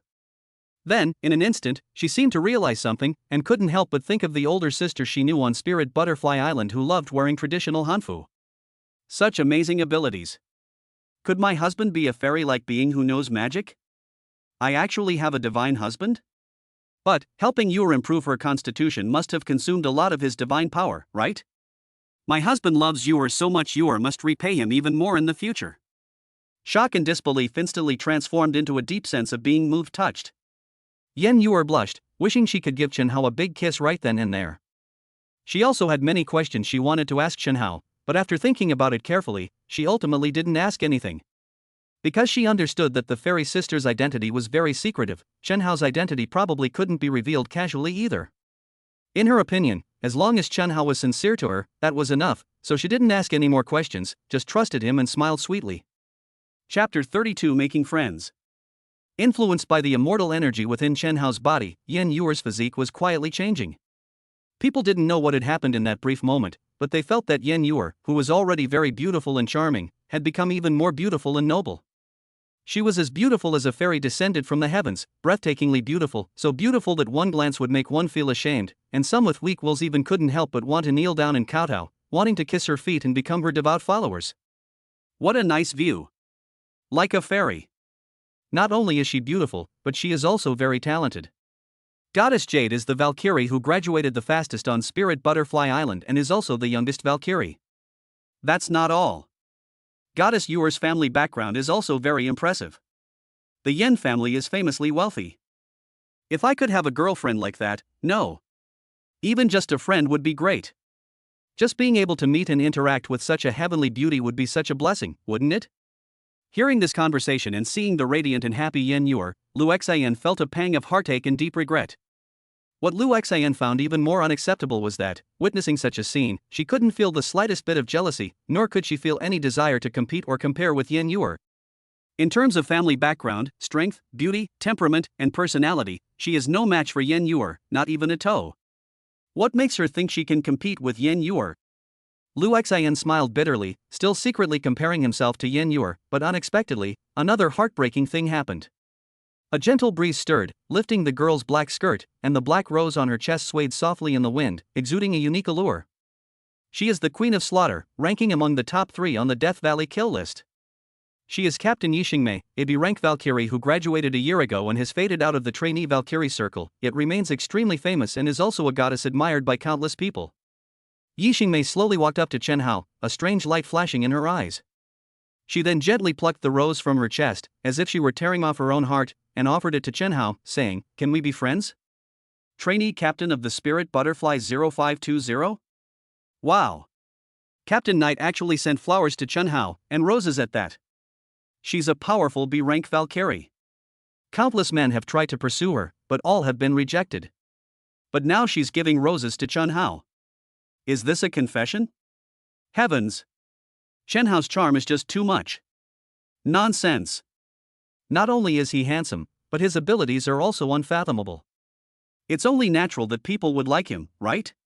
Chen Hao looked at Yixingmei, then at the rose in her hand, and felt embarrassed, his face slightly flushed.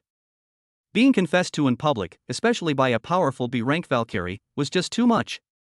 It was the first time he had ever encountered such an embarrassing situation. Ahem. Thank you for your kind offer. But I already have a girlfriend, and I love her very much. Chen Hao grasped Yan Yuer's hand, expressing his stance. Yixingmei instantly understood his meaning, and then realized that her actions had been too abrupt. She explained, "I'm sorry, you may have misunderstood. This is actually a business card." As soon as he finished speaking, the black rose gradually changed shape and turned into a black card. It was just a business card. Chen Hao breathed a sigh of relief, but was still somewhat hesitant.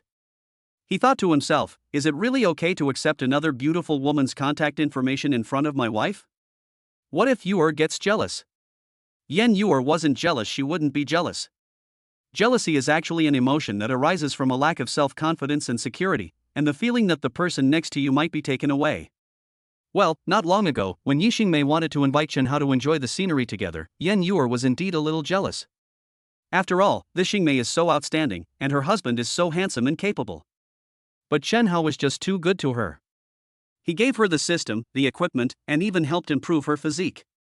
Her husband treated her with all his heart, sparing no expense to be good to her. Yan Yuer felt overflowing with happiness and security, so why would she be jealous? Honey, Sister Xingmei is also a Valkyrie who graduated from Spirit Butterfly Island. Yan Yuer introduced generously, she is now the captain of Spirit Butterfly 0413.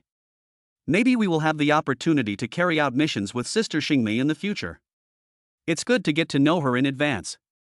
Chen Hao nodded knowingly and put the card away. You can contact me if you need anything. If you run into any trouble, maybe I can help you. Saying this, Yixingmei winked at Chen Hao and teased him, continuing, you can also contact me when you're free. It would be nice to go shopping together. As the saying goes, if there's something to discuss, talk about business. If there's nothing to discuss, talk about feelings. So, what Yixingmei means is, damn it! Is she trying to seduce me again? Chen Hao met her ambiguous gaze and felt speechless. He wondered, even if I am a tiny bit more handsome than others, you are a powerful B-level martial god. You don't have to keep flirting with me like this, do you? Of course. If you want to go shopping with me, you have to bring Yor along. I'm still single, and I don't want to have any rumors with someone who has a girlfriend. Seeing Chen Hao's embarrassment, Yi Xingmei stopped teasing him and said seriously, in the future, the crew members of 0413 and 0520 can have a social event and exchange ideas more in private. After saying this, she nodded to Yen Yor and walked away into the distance. The young female fans around her all looked at Yi Xingmei with envious eyes. She actually dared to flirt with Chen Hao, the male god. I can even become friends with Chen Hao, the male god. And we can meet again in the future. I'm so envious. I also want to make friends with someone as handsome and capable as him. A Korean girl who had originally planned to ask Chen Hao for an autograph clenched her fists tightly. I need to work harder from now on. I want to become a B-rank Valkyrie too. I want to hand out my business card to Appa. I want to give Appa flowers. I need to become stronger and more outstanding so that Appa will notice me. Hidden in the crowd, Lu Xian had already lowered her head humbly, her face full of bitter smiles. Even powerful B-rank Valkyries want to be friends with Chen Hao. The trainee Valkyries who used to look up to him regard Chen Hao as their idol and goal, and only dared to approach him after striving to become better. What is she anyway? Yesterday, she ignored Chen Hao. Today, she can no longer reach him. With these thoughts etched on her mind, Lu Xian silently left this martial arts world that was never truly hers. Chen Hao still didn't look at her, and walked with Yen Yor towards Death Valley. Tianhe Xuechong and Yan Ji were waiting for him, and a trial was also waiting for him. His immortal bloodline is currently fusing, and he urgently needs a real battle to unlock more of his potential and become even stronger. After all, his goal is to become the true captain of the Psylocke 0520. Now that he has such a great opportunity, if he doesn't seize it, he'll be punished by heaven. Meanwhile, Yi Xingmei, who had walked quite a distance, suddenly turned back to look at Chen Hao's back, her beautiful eyes gleaming with a strange light. The Spirit Butterfly 0520 is truly a place where hidden talents abound. Everyone seems to be quite extraordinary. I originally thought Tianhe Xuechong was already special enough, but I didn't expect this trainee captain to be even more special and formidable. Could it be that 0520 was an ace being secretly cultivated by the Alliance headquarters? In the previous battle between Chen Hao and Sakura Guest, most people didn't notice anything unusual, but Yi Xingmei vaguely sensed abnormal fluctuations in spacetime. Is he a special awakened individual capable of influencing spacetime? Or is he from one of those ancient forces? A hidden sect of cultivation from the east? I took advantage of a break from my mission to wander around the martial god realm and actually made friends with such a mysterious guy. I'm really lucky. Chapter 33. The mountain is full of blood cherry blossoms. Chen Hao has left the martial god town, but legends about him still circulate in the now peaceful town. Despite being just a young, trainee martial arts master, he defeated the second young master of the Lu family with one finger, Li Qingshu with 2 fingers, and Shuangke in a single move. The heiress of the Yan's financial group is his girlfriend, and even the B-rank martial arts master Yi Xingmei is willing to befriend him. Various rumors spread throughout the quiet town. People listened to these legends as mere amusement, and while they were filled with envy, they went about their own business, tending to their small shops, earning experience points, and making a living. Everyone needs to make a living, and Lu Qiwei, the eldest son of the Lu family, is also trying to make a living. The Tengfei group was in dire need of capital injection after the Yen family suddenly announced its withdrawal of investment. He arrived at Martial God Town early that morning, found his friend, and prepared to discuss cooperation. At this moment, he was strolling around Martial God Town with his new business partner.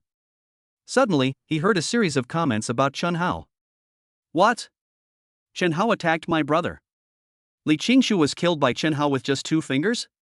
Lu Qiwei used to stay at the European Emperor Martial God base for many years, so he naturally didn't know that Chen Hao and Lu Feiyan were classmates, nor did he know that there was a long-standing grudge between Chen Hao and Lu Feiyan. In his view, Chen Hao was quite strong. He had severely injured him with a single move back at the Yen family.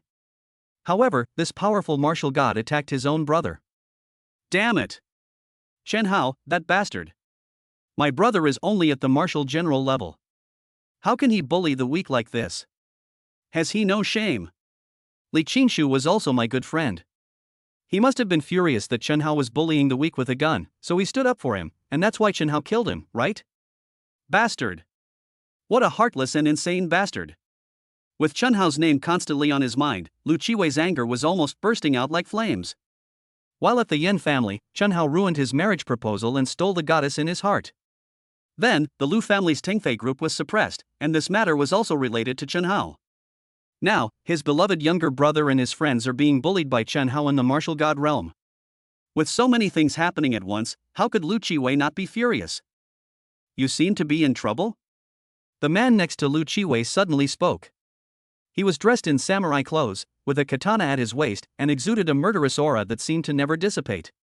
Mr. Mori, please help me, Lu Qiwei said, telling Chen Hao what had happened. Morijiro's expression remained unchanged, but after hearing that Chen Hao had instantly killed Bloodcherry in one move, his eyebrows gradually twitched. However, he still did not express his opinion, only saying calmly, Bloodcherry is best known for its speed, and its ability to ambush and assassinate is quite good. Since Chen Hao was defeated without wearing any martial god equipment, its strength may not be that great. Of course he's not strong, Lu Qiwei said decisively. I fought him once yesterday. His strength is only slightly better than an E-level martial god, not even reaching the D level. He was able to kill Shuinka in one move, probably because of his S-level weapon and the element of surprise. Lu Qiwei will never forget the humiliation he suffered at the Yin family's hands, nor will he forget that S-grade equipment. Although this is just a virtual world, real-world equipment can be projected into this world. Therefore, in his opinion, Chen Hao must have defeated Bloodcherry because of his S-class weapon. An S-class weapon? Jiro Mori's eyes lit up suddenly. This is the martial god realm, where killing goes unpunished, and there's a chance to obtain the victim's equipment. Although the obtained equipment is merely a projection of the real world. But even a projection of S-rank equipment is pretty good. Let alone S-grade equipment, even a grade equipment is unattainable for most martial gods. The mere thought of experiencing the splendor of S-grade weapons in the virtual world is a powerful temptation.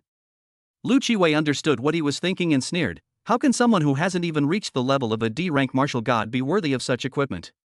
He actually dares to flaunt his S-rank equipment everywhere. Does he really think he's invincible? In my opinion, Mori-kun should teach him a lesson. Morijiro was somewhat tempted. A month ago, he had already reached the initial stage of C-rank martial god, making him 3 times stronger than a D-rank martial god. He could easily kill even Bloodcherry. Dealing with Chen Hao should be a piece of cake. If Mori-kun is worried about the red name penalty after killing someone, I can do the final blow, Lu Qiwei said again. Besides, I heard he went to Death Valley, which is a chaotic place, perfect for killing. No need. Morijiro gripped the samurai sword at his waist and sneered, for a samurai, killing the enemy is an honor. I don't mind being shrouded in the light of honor. But you'll owe me another favor. Lu Qiwei and Morijiro reached an agreement and headed towards Death Valley together. Meanwhile, Chen Hao had already arrived near Death Valley. Death Valley is surrounded by mountains on all sides, like a forbidden area. Standing on the mountaintop and looking down, you can only see a deep abyss shrouded in black mist. Every morning at 7 o'clock, the canyon training begins. At that time, the black mist dissipates, and the martial gods can enter the canyon for training. It was 6:32 a.m., just a little time before the training began. But on the green mountains surrounding the canyon, squads of martial gods had already gathered. Each martial god squad is small, with the largest having only 5 members and the smallest only 2 or 3. However, a casual glance reveals hundreds of martial god squads nearby, meaning the total number of martial gods gathered here likely exceeds 1,000. You really don't know how many martial gods there are in the world until you come to Death Canyon, Chen Hao couldn't help but sigh to himself. Chen Hao hadn't experienced this feeling back in Martial God Town. After all, most of the people living in the town were family members or servants of the martial gods, helping them run some shops. But everyone who came to Death Valley was a martial god. Moreover, Chen Hao discovered that many of them were glowing with a scarlet light and exuding a bloodthirsty and cold aura, which were the so-called red-named martial gods. According to the rules of the martial god realm, killing 3 people will result in a warning. Killing 10 people, like Blood Cherry Blossom, will cause an evil aura to emanate from the body. In this state, if killed by someone else, one will be imprisoned in the Abyss prison for 7 days to reflect on their actions. A single Blood Cherry Blossom traveler once caused widespread panic among the townspeople. Now, looking around, there are over 100 Blood Cherry Blossom travelers on the mountain. In addition, what surprised Chen Hao even more was that when he passed by the various martial god teams, he actually discovered a few martial gods wearing badges.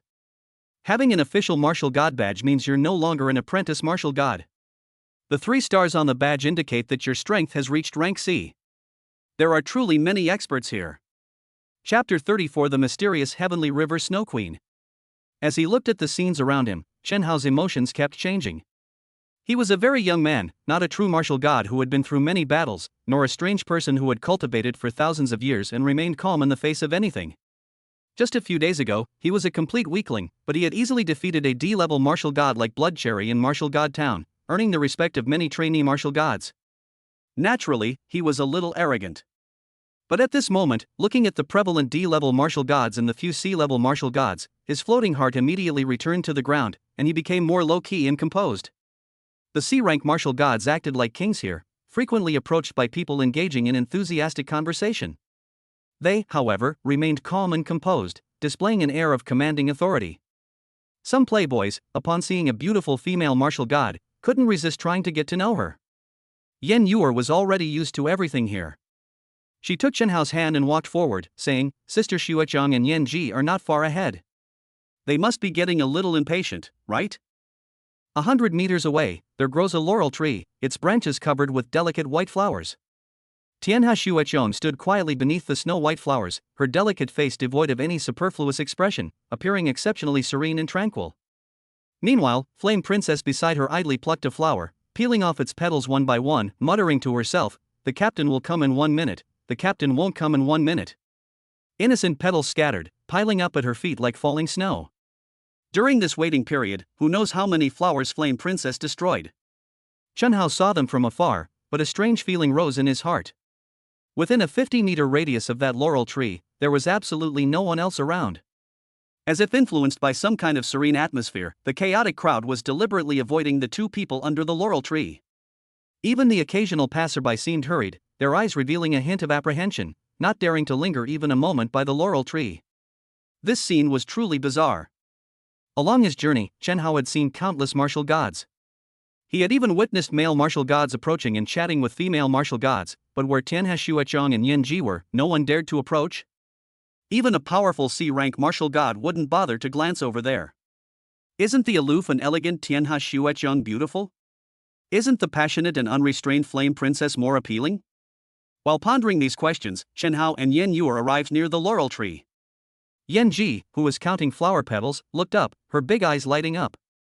She dropped the flower and exclaimed excitedly, "Ah! The captain will be here in a minute. You guys are so slow. I'm so bored." "Flame Princess, you were too impatient." Tianhe Xuechong moved gracefully towards Chen Hao. "Greetings, Captain." Her voice was faint, like falling snow that leaves no trace, as if the phrase captain was merely a polite expression. The crowd in the distance fell into an eerie silence for a moment, their eyes wide and mouths agape as they stared at the laurel tree, as if they had witnessed something unbelievable. It's truly incredible. In their eyes, it was already unbelievable that any man would dare to approach the person under that laurel tree. Let alone that Tianhe Xuechong and Yen Ji would take the initiative to talk to someone? Meanwhile, Lu Qiwei and Mori Jiro also arrived at Death Valley. "Ha ha! Found him. That bastard is right ahead."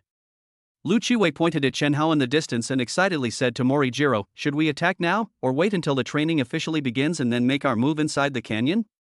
"Humph, a mere trainee martial god, even if I kill him in front of everyone, so what?" Mori Jiro sneered, not taking Chen Hao seriously at all. However, when he saw that aloof and elegant figure under the laurel tree, he suddenly shivered, as if he had seen something terrifying. His whole body stiffened, his legs bent slightly, and he almost knelt on the ground. Or rather, he didn't nearly kneel on the ground, rather, he understood that if he continued forward, he would have to kneel at the girl's feet.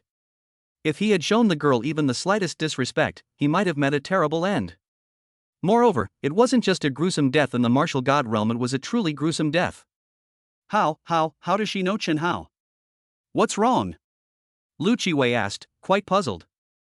They're just two trainee Valkyries, what's the big deal? Is this all the wisdom you have? A sudden surge of anger rose in Mori Jiro's heart.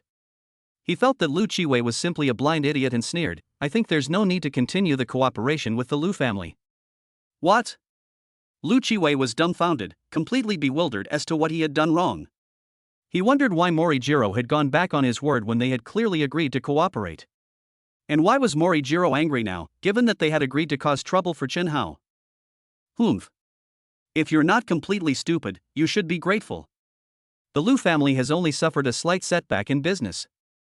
If you continue to provoke someone of this caliber, the entire Lu family could be wiped out overnight. Upon hearing this, Lu Qiwei broke out in a cold sweat. However, he simply couldn't understand what kind of person he had offended. Chen Hao is clearly a poor, penniless pretty boy who appeared out of nowhere. Although Yan Yuer's family background is terrifying enough, it is ultimately a family of merchants. No matter how terrifying it is, it cannot threaten the Lu family. Could it be that the other two girls under the osmanthus tree are terrifying? Even enough to frighten a C-rank martial god like Morijiro? Are you sure you're not joking? Lu Qiwei asked with a forced smile. Morijiro ignored him and walked away with a cold laugh. Lu Qiwei could sense his attitude and finally began to feel afraid, asking in a trembling voice, "Mr. Mori, please enlighten me." Morijiro paused slightly, glancing cautiously at the aloof young girl in the distance, before saying to Lu Qiwei, "The three great families of the Eastern Islands serve a sacred mountain. Tenkowa Yukiko received the inheritance at the age of 10 and was revered as a saintess. Even the heads of the three great families bow to her. Don't ask me why a 10-year-old girl can become a saintess, I'd like to know that question too." At this point, Morijiro felt a surge of suppressed hatred, for he too was from the Eastern Island, while the little girl who stood atop the sacred mountain of the Eastern Island, worshipped by countless people, possessed Chinese blood. Then, he slowly swallowed the lingering resentment and continued, "Don't think she's just a young apprentice Valkyrie. If I'm not mistaken, her true strength is no weaker than mine, and may even be above mine. In the Valkyrie world, the only person who truly has the right to disregard her is Lord Austin." Chapter 35 Vampire Austin. Upon hearing these words, Lu Qiwei was already terrified. He wasn't entirely clear about the true extent of the power of the three major families of Dongdao, but the fact that they had only revealed a fraction of it was enough to shock people. For example, the powerful B-rank Valkyrie Yixingmei in the martial god realm is a member of the three major families of Dongdao, and someone he cannot afford to offend. According to Morijiro, the three families of the Eastern Islands serve a mysterious sacred mountain, and Tenkowa Yukiko was a saint when she was 10 years old. Doesn't that mean that even someone as strong as Yoro Hashim would have to be extremely respectful when she sees Tenkowa Yukiko? Lu Qiwei felt even more terrified when Morijiro mentioned Lord Austin. He has been living in the European God of War base for many years and knows a lot about the big families in Europe. Moreover, the reason why his family has the authority to develop God of War equipment is also related to the name Austin. These three characters are not a person's name. Rather, they represent a surname, signifying an ancient and prestigious noble family. That is a special family descended from the Vampire Queen, and in the present world it is also known as the Austin blood clan. Vampires are born powerful and possess unpredictable abilities. The Austin family is also exceptionally powerful and holds an extraordinary position at the Blue Star Alliance headquarters. If Morijiro actually compared the Austin family to the Austin family, doesn't that mean that the power behind Tenkowa Seiki is almost no weaker than that of the Austin family? How could this be? It's one thing for the eldest daughter of the Yin family to be his girlfriend, but even the holy maiden of the mysterious sacred mountain is his friend? What kind of incredible luck is this? Lu Qiwei cursed inwardly, even though he was filled with boundless hatred. "No matter what grudges you have with him, it's best to give up," said Morijiro. "Your ancient Chinese country has an old saying, there are heavens beyond heavens, and people beyond people. No one in the world can be truly invincible, they can only be invincible within a small circle. Let's go, I'll take you to see Lord Austin." Now that the Lu family has lost the support of the Yin family and the sales channels of the Asian martial god base, joining forces with the European emperor base is a good choice. I can provide funds, and Lord Austin can provide channels for selling equipment. You will still be the eldest son of the Lu family in the future.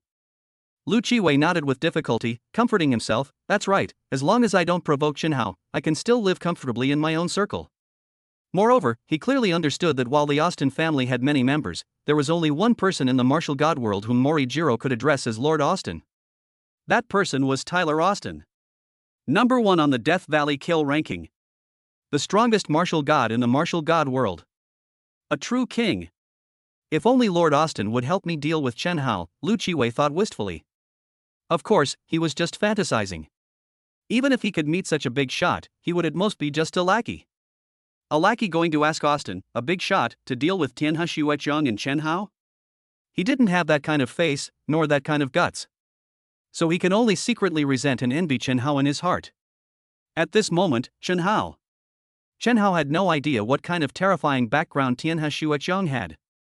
He only felt that ever since he approached the laurel tree and met Tianhe Shuechong and Yan Ji, people in the distance had been looking this way from time to time, as if they had seen something incredible. Could it be that Shuechong has a rather cold temper? Perhaps some people tried to get close to her before, but were ruthlessly rejected, so they no longer approach her. So, they're jealous of me? It can't be that bad, Shuechong, where are you cold? Chen Hao looked at the quiet and elegant woman in front of him, and for some inexplicable reason, he recalled the scene he had just seen Shuechong soaking in a hot spring during a video call when he woke up that morning. However, if he knew that the woman he had seen naked was a holy maiden worshipped by millions on a mysterious sacred mountain, and that two menacing enemies who had come looking for trouble had been terrified after just one glance at this holy maiden, it was uncertain whether Chen Hao would still be so calm. Tianhe Shuechong is not cold, she is just rather quiet, which is why she appears somewhat cold to outsiders. But Yan Ji is not a person who can remain silent, especially after Chen Hao and Yan Yuer arrived. She, who is always talkative, finally found someone to chat with. We finally got to see the captain in person. He's even more handsome than in the videos. Yan Ji looked Chen Hao up and down, then glanced at Yan Yuer, as if she had discovered some secret, and exclaimed, "Yuer, I've noticed that you seem to have become even more beautiful." Really? Yan Yuer touched her face. Of course. Yan Ji said with certainty, "Your skin is so white and delicate, as smooth as jade, and your eyes are so beautiful, they look so clear, like they've been washed." No, it's not just your eyes, your whole aura has improved. Yan Yuer suddenly remembered the change in her physique and looked at Chen Hao embarrassedly. I knew it. It must be related to the captain. Flame Princess seemed to understand something, looking at the two with a half smile. After being nourished by love, a woman really does become more and more radiant and beautiful. Moisturize. Chen Hao looked embarrassed upon hearing her choice of words. Yan Yuer couldn't help but think of what happened last night, and her face turned bright red. Yan Ji covered her face, looking sad. Yuer will become more and more beautiful in the future, while I, who can't get love, am almost turning into a haggard old woman. Tianhe Shuechong couldn't stand Yanji's excessive talking and couldn't help but retort, "Yanji, you've become a haggard old woman not because you can't find love, but because your skin was never fair to begin with." Yanji looked at her skin and asked Chen Hao with a pitiful expression, "Captain, do you think I'm pretty?" This problem Chen Hao scratched his head, looking embarrassed. Yanji is actually quite pretty, with a healthy wheat-colored complexion. Combined with her fiery personality, she not only looks beautiful but also gives off a very energetic vibe. But it's really embarrassing to be pressed by a girl to see if you're pretty or not. Yan Yuer spoke first. Sister Yan Ji has always been very beautiful. Yuer, saying she's pretty doesn't count. Yan Ji said seriously, women all look at other women the same way, it doesn't matter whether she's pretty or not. The captain's judgment is more accurate. Ahem. Meeting Yan Ji's fiery gaze, Chen Hao knew that if he didn't give an answer today, this girl wouldn't give up, so he could only say, it's not necessarily true that fair skin is beautiful. Everyone has their own unique beauty, and Yan Ji is certainly a very charming person. Captain, do you think Flame Princess is a very charming person? Flame Princess's eyes lit up, and then, as if she had won a victory, she pointed to Tianhe Shuechong and asked, what about Shuechong? Does the captain think she's pretty? Yan Ji, that's enough. Why are you dragging me into this again? The usually aloof Tianhe Shuechong would always get exasperated by Yan Ji's various problems. I'm just curious whether the three sisters of Spirit Butterfly Island are pretty enough. As she spoke, Yan Ji muttered to herself, you can't even see a man on Spirit Butterfly Island, but after coming to the martial god realm, male martial gods don't dare to approach easily because of someone's overwhelming aura. Are they just too cowardly, or are the three sisters not pretty enough? I'm really curious about this. Now that Spirit Butterfly Island has finally given us a perk by assigning a male captain, you won't even let me ask. Tianhe Shuechong seemed to know what she was thinking and said speechlessly, it's very impolite for a girl to casually ask a boy if he's pretty. You only need to be polite in front of outsiders. The captain isn't an outsider. Besides, he is your future husband, so he is our brother-in-law. At this point, Yan Ji enthusiastically put an arm around Chen Hao's shoulder and looked at him, saying, come on, tell your sister, is Yan Ji prettier or Shuechong? Tianhe Shuechong was exasperated, she no longer wanted to deal with this crazy girl. But she couldn't help but recall the video call that morning, and now, hearing Yan Ji ask Chen Hao about whether she was pretty or not, she suddenly felt strange. Yan Yuer remained silent, seemingly unsurprised by the situation, only thinking, with instructor sister gone, Yan Ji has really gotten cocky. With his arm around Chen Hao's shoulder, he tried his best to keep his eyes straight ahead, thinking, being the captain of a Valkyrie seems to be very addictive. Is this the life I'll be facing from now on? Chapter 36 Kill Ranking. Just who is that kid? I don't know. Has anyone seen him? Not far away, people were completely dumbfounded as they watched Chen Hao and Yen Ji walking arm in arm, and as he chatted enthusiastically with Tian Hashu Etchong. Speaking of which, the Valkyrie squad of Spirit Butterfly Island 0520 never allows men to get close. What's going on today? Perhaps the Holy Maiden isn't as terrifying as the rumors suggest? Her identity is certainly special, but in reality, she's just a teenage girl, a Valkyrie who just graduated. Maybe she also hopes to make friends with male Valkyries? And her best friend seems quite outgoing. A D-rank Valkyrie began to speculate blindly. Why don't you try to approach them? The other person said. The D-rank martial god looked timid. After considering for a long time, he still dared not. After all, she is a holy maiden. Who would dare to approach and talk to her casually? What if the people from the three major families go crazy and think that this behavior is a desecration of the holy maiden? Wouldn't that cause us a lot of trouble? But why did that handsome young man dare to approach us? Could it be that his identity is also terrifying? People racked their brains but couldn't figure out why Chen Hao could integrate into the special team 0520, so they could only guess that Chen Hao also had an extremely terrifying identity. Special identity, extraordinary family background? Could it be even more extraordinary than my Austin family? Just then, a young man with blonde hair and a hooked nose revealed a disdainful smile. This man, Bruce Austin, was a member of the Austin lineage of European nobility. He naturally harbored a degree of arrogance, and when he heard others praising Chen Hao for being able to associate with Tian Hashu Etchong and for his extraordinary status and family background, he felt a surge of resentment. He couldn't resist the urge to meet Chen Hao and see just who he was. But when he thought of some instructions from his cousin, he suddenly hesitated. My cousin told me to try to stay away from Tian Hashu Etchong and the 0520 squad, but I just don't understand. If even my Austin family can't easily get close to them, why can that pretty boy who appeared out of nowhere get close to them? And those three girls are really something else. Especially Tian Hashu Etchong, that revered, legendary saintess. If I could get my hands on her, no. Not just her, Yen Yuer seems even more beautiful than before, radiating an ethereal aura. She's also known for her pure and lovely nature. If I could get such a woman into bed. Bruce's eyes gleamed as he imagined some unspeakable scenes, licking his lips. Men have a common flaw: the more unapproachable a woman is, the more they want to get close to her. The more exceptional a woman is, the less they can control their desires. If it were an ordinary person, it wouldn't matter. Perhaps they would only dare to think about it in their hearts, and due to various practical considerations, they wouldn't dare to approach such a goddess-like figure. But Bruce Austin is no ordinary man. He is a nobleman from Europe, and has never been afraid of anyone in the martial arts world. If even he is not qualified to lay a hand on a woman, then who is qualified to lay a hand on her? Besides, other men have already broken the precedent and approached Team 0520. Given that, why can't he? So Bruce started walking toward the laurel tree. Chen Hao was sandwiched between the girls and was still being asked the same question about whether he was pretty or not, which made him very embarrassed. Just then, he noticed someone secretly pointing and whispering in their direction from a distance, and seized the opportunity to change the subject, saying, I've always wondered, shouldn't a virtual world like the martial god realm be a place for trainee martial gods to hone their skills? Why would a C-rank martial god who already possesses an official medal come here to join the fun? Just flirting with girls and showing off, it's for entertainment. Yen Ji added, no, it should be flirting with soft girls, they're all too cowardly. Are all C-level martial gods this free? Chen Hao was speechless. Don't listen to Yen Ji's nonsense. Tian Hashu Etchong explained, a few spoiled brats do come here for entertainment, but most of the C-level martial gods are here to improve their team's ranking in Death Canyon. Rankings? Chen Hao suddenly remembered something. Back in Martial God Town, many people had said that Yi Xingmei of the three starter families occupied the third position on the Death Valley kill ranking. Death Valley opens promptly at 7 a.m. every day. The Martial God Squad will enter the valley to exterminate ferocious beasts or demons. For each demon killed, a corresponding amount of kill points will be awarded. The more demons killed, or the stronger the demons killed, the more kill points will be awarded.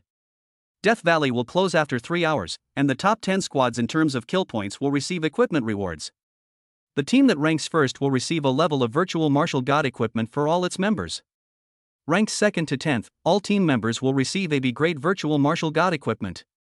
Team members ranked 11th to 30th will receive a C-grade virtual martial god equipment. Tianhe Shuechong explained the rules regarding the kill ranking. The rewards aren't just virtual equipment. If someone consistently ranks in the top 10 for a month, they will receive a real B-grade martial god equipment. If they maintain the number 1 position for a month, they will receive a real A-grade equipment. However, only martial gods below a rank can participate in the Death Valley trial. B-rank martial gods are busy with their missions, and sometimes they may participate in the trial today but not have time to participate tomorrow, making it difficult to maintain first place every day for a month. Obtaining B-rank equipment is not very meaningful to them, so it is rare to see B-rank martial gods participating in the trial. Even if someone does come occasionally, it's just for fun. Chen Hao was well aware of these rules and finally understood why there were so many C-level martial gods here.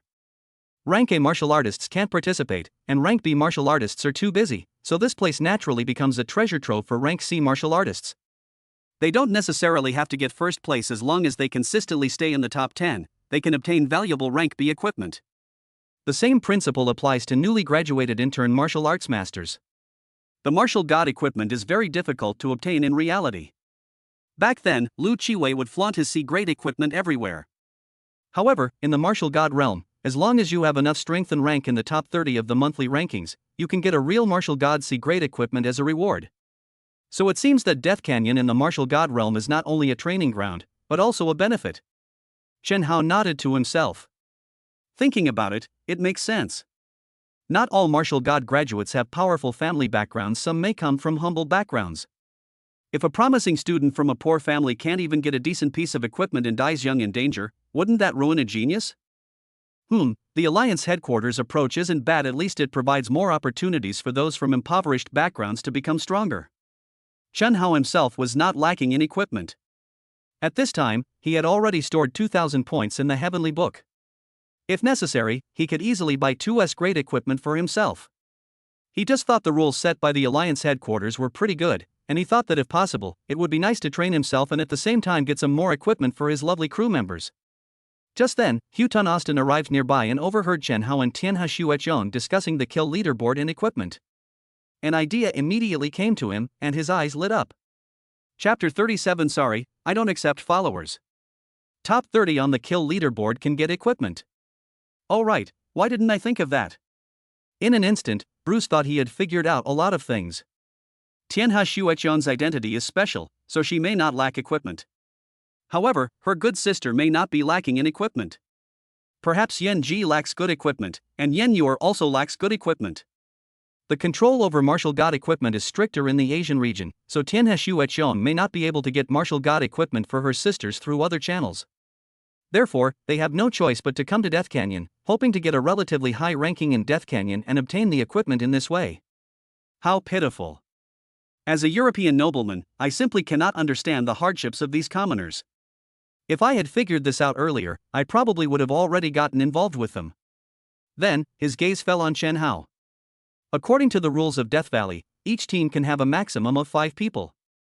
Tianhe Shuechong and the others have always been 3 people.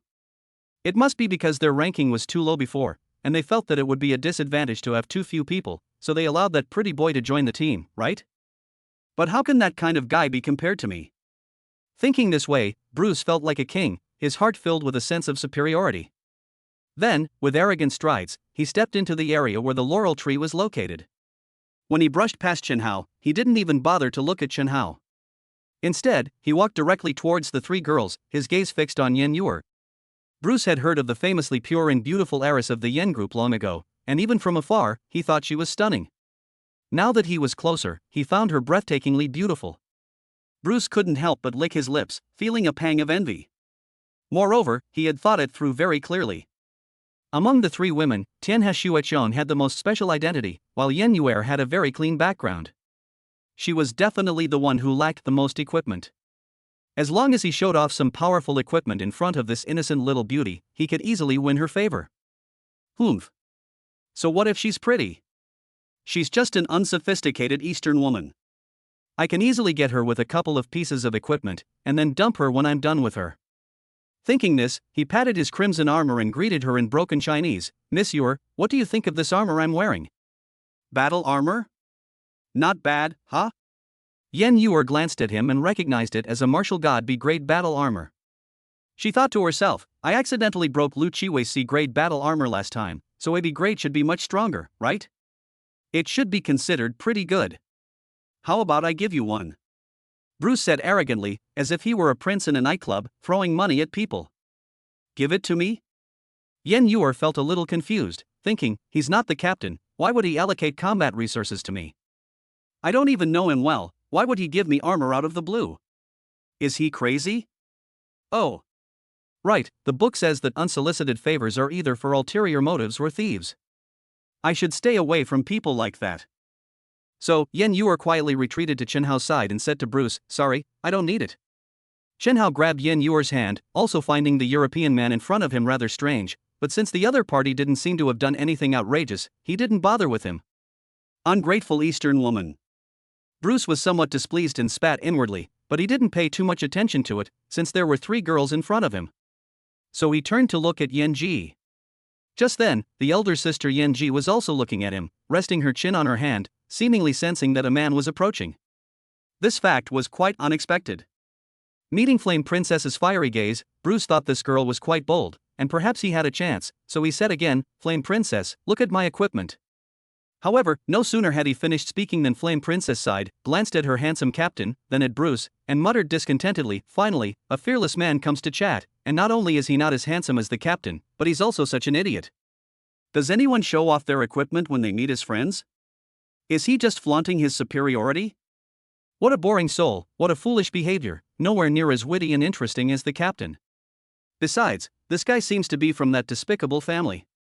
Thinking this, the eldest sister Flame Princess decisively ran towards her captain, Bruce, and said, you don't need to say anything. I have no interest in hearing anything you say. At this moment, the usually confident Bruce frowned. He had only said 2 sentences, and both beautiful women had run away. This situation made him feel very embarrassed. He touched his face and wondered, am I not handsome enough with my European noble blood? Am I not cool enough with my B-grade equipment? He thought about it carefully for 2 seconds before realizing that he had made a huge mistake.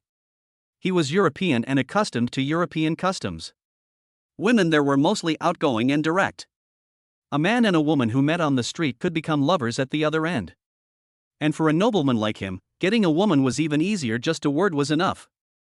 But neither Yen Yuer nor Tianhe Xuechong were Europeans. They were rather reserved and demure Easterners, unlike the flamboyant and unrestrained women he had encountered before. They're just a bunch of trainee Valkyries. It's impossible for them not to be envious of my equipment. They clearly want it, but they always put on a show of rejection. Eastern women are such a hassle. Bruce found it a bit troublesome, but this kind of challenge, which was not easily obtained, aroused his desire to conquer. Speak if you have something to say, otherwise please leave. Just then, Tianhe Xuechong's cold voice rang out. She was annoyed by this guy who had inexplicably barged in, so she directly gave him the order to leave. Listening to her cold voice, feeling Tianhe Xuechong's aloof attitude, and thinking about her inviolable saintly status, Bruce's desire to conquer her grew even stronger. But my cousin had warned me not to provoke Tianhe Xuechong lightly, and even less to act recklessly. Furthermore, Eastern women are rather reserved and cannot be easily swayed by external things like equipment. So it seems the only option is. In an instant, Bruce had a good idea and said to Tianhe Xuechong in a friendly manner, yes, of course I have something to say. I want to join your team. Yes. First, join their team, then train alongside them in Death Valley. Amidst the flames of war, he will display his formidable strength and elegant demeanor, gradually winning over their reserved hearts. And then. Poof. Bruce's heart was already soaring at the thought of conquering these women that others could not have. Join our team? Tianhe Xuechong wanted to refuse outright, but when she thought that Chen Hao was the captain, she felt that she shouldn't make decisions on her own. She shook her head and said, I can't make that decision. Chen Hao is the temporary captain of the Spirit Butterfly 0520. Only he has the right to decide whether to recruit new crew members, including whether to add a temporary member for the training in the martial god world. What? That kid named Chen Hao is actually your temporary captain.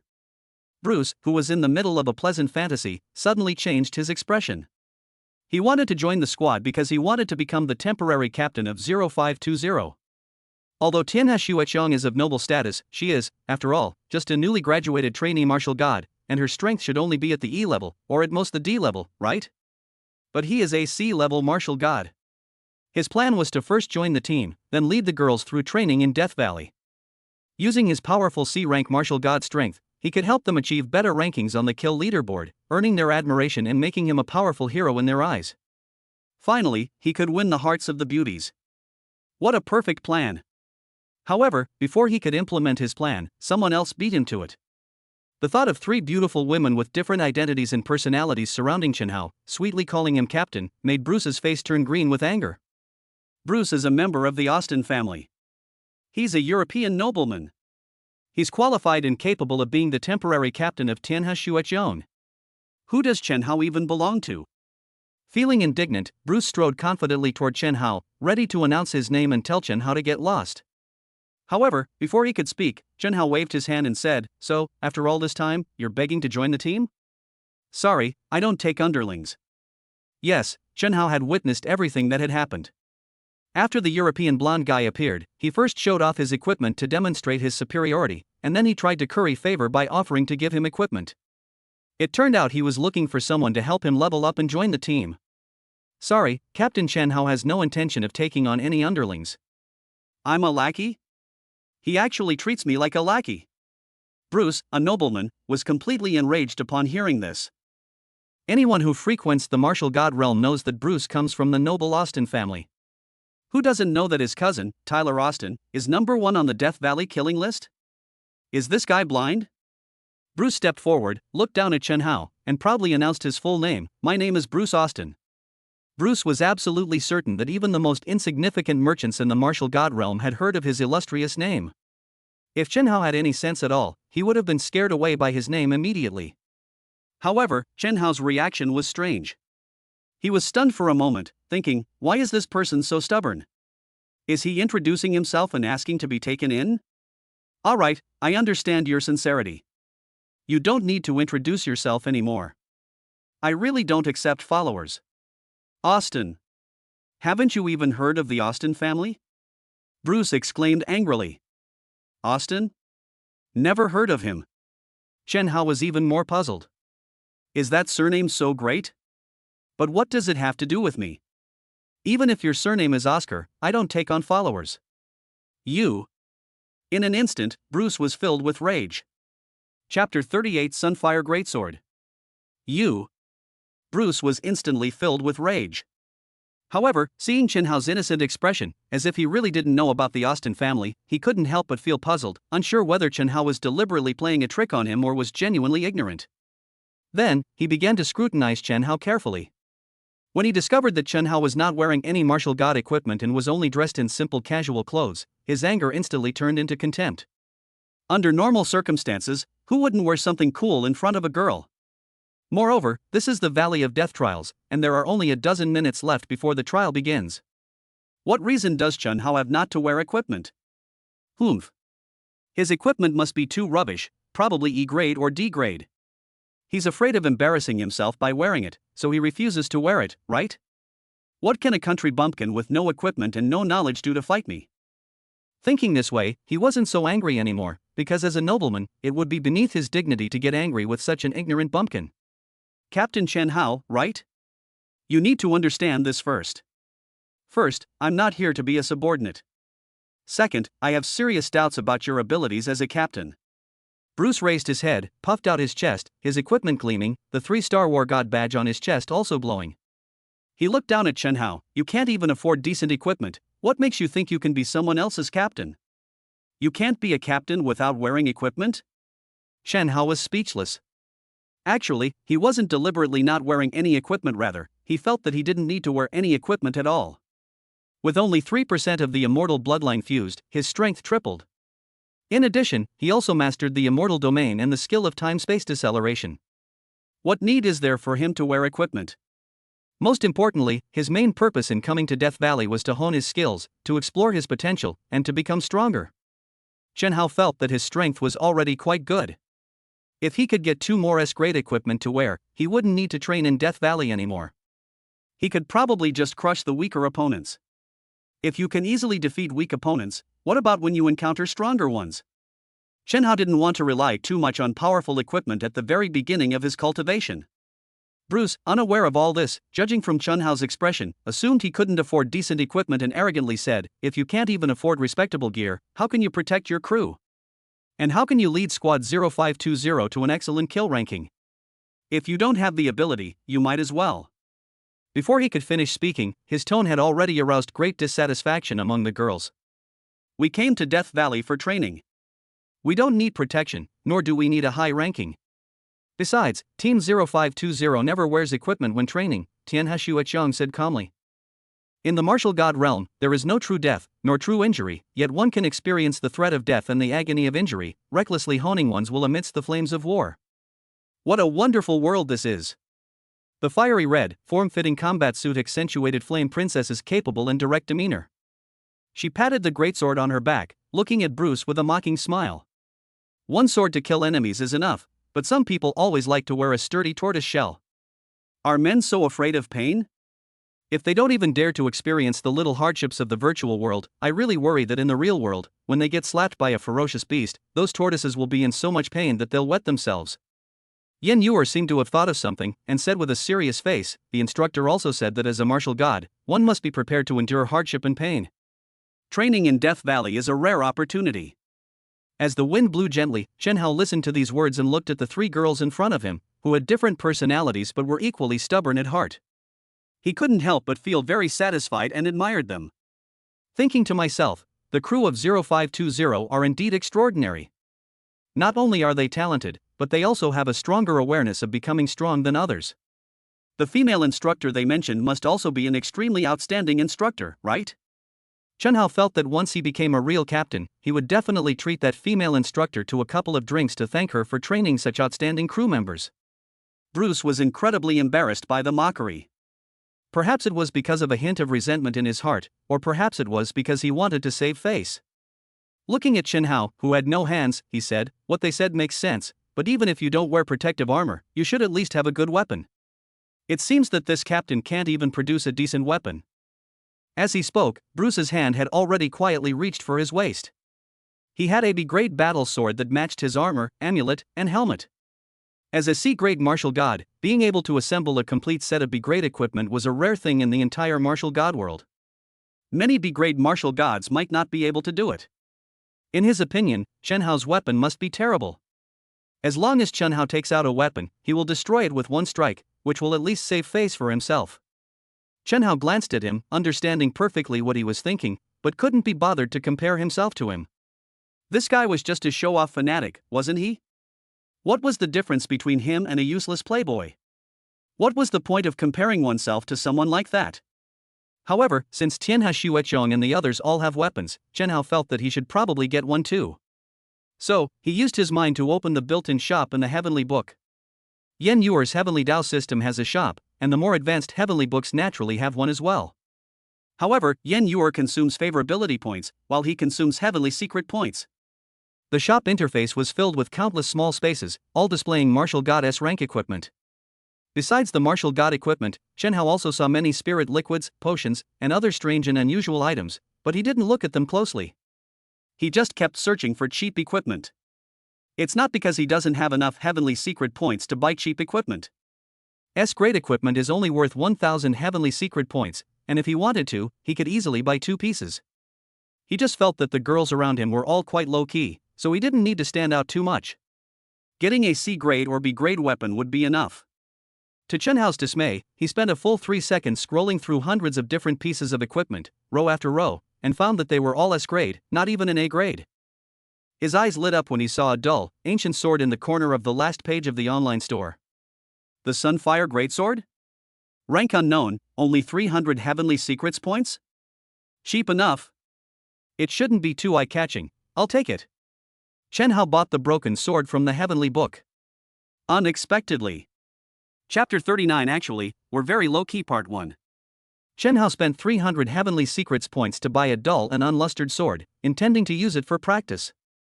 Unexpectedly, after obtaining that sword. This is so dull and lifeless. It's practically scrap metal.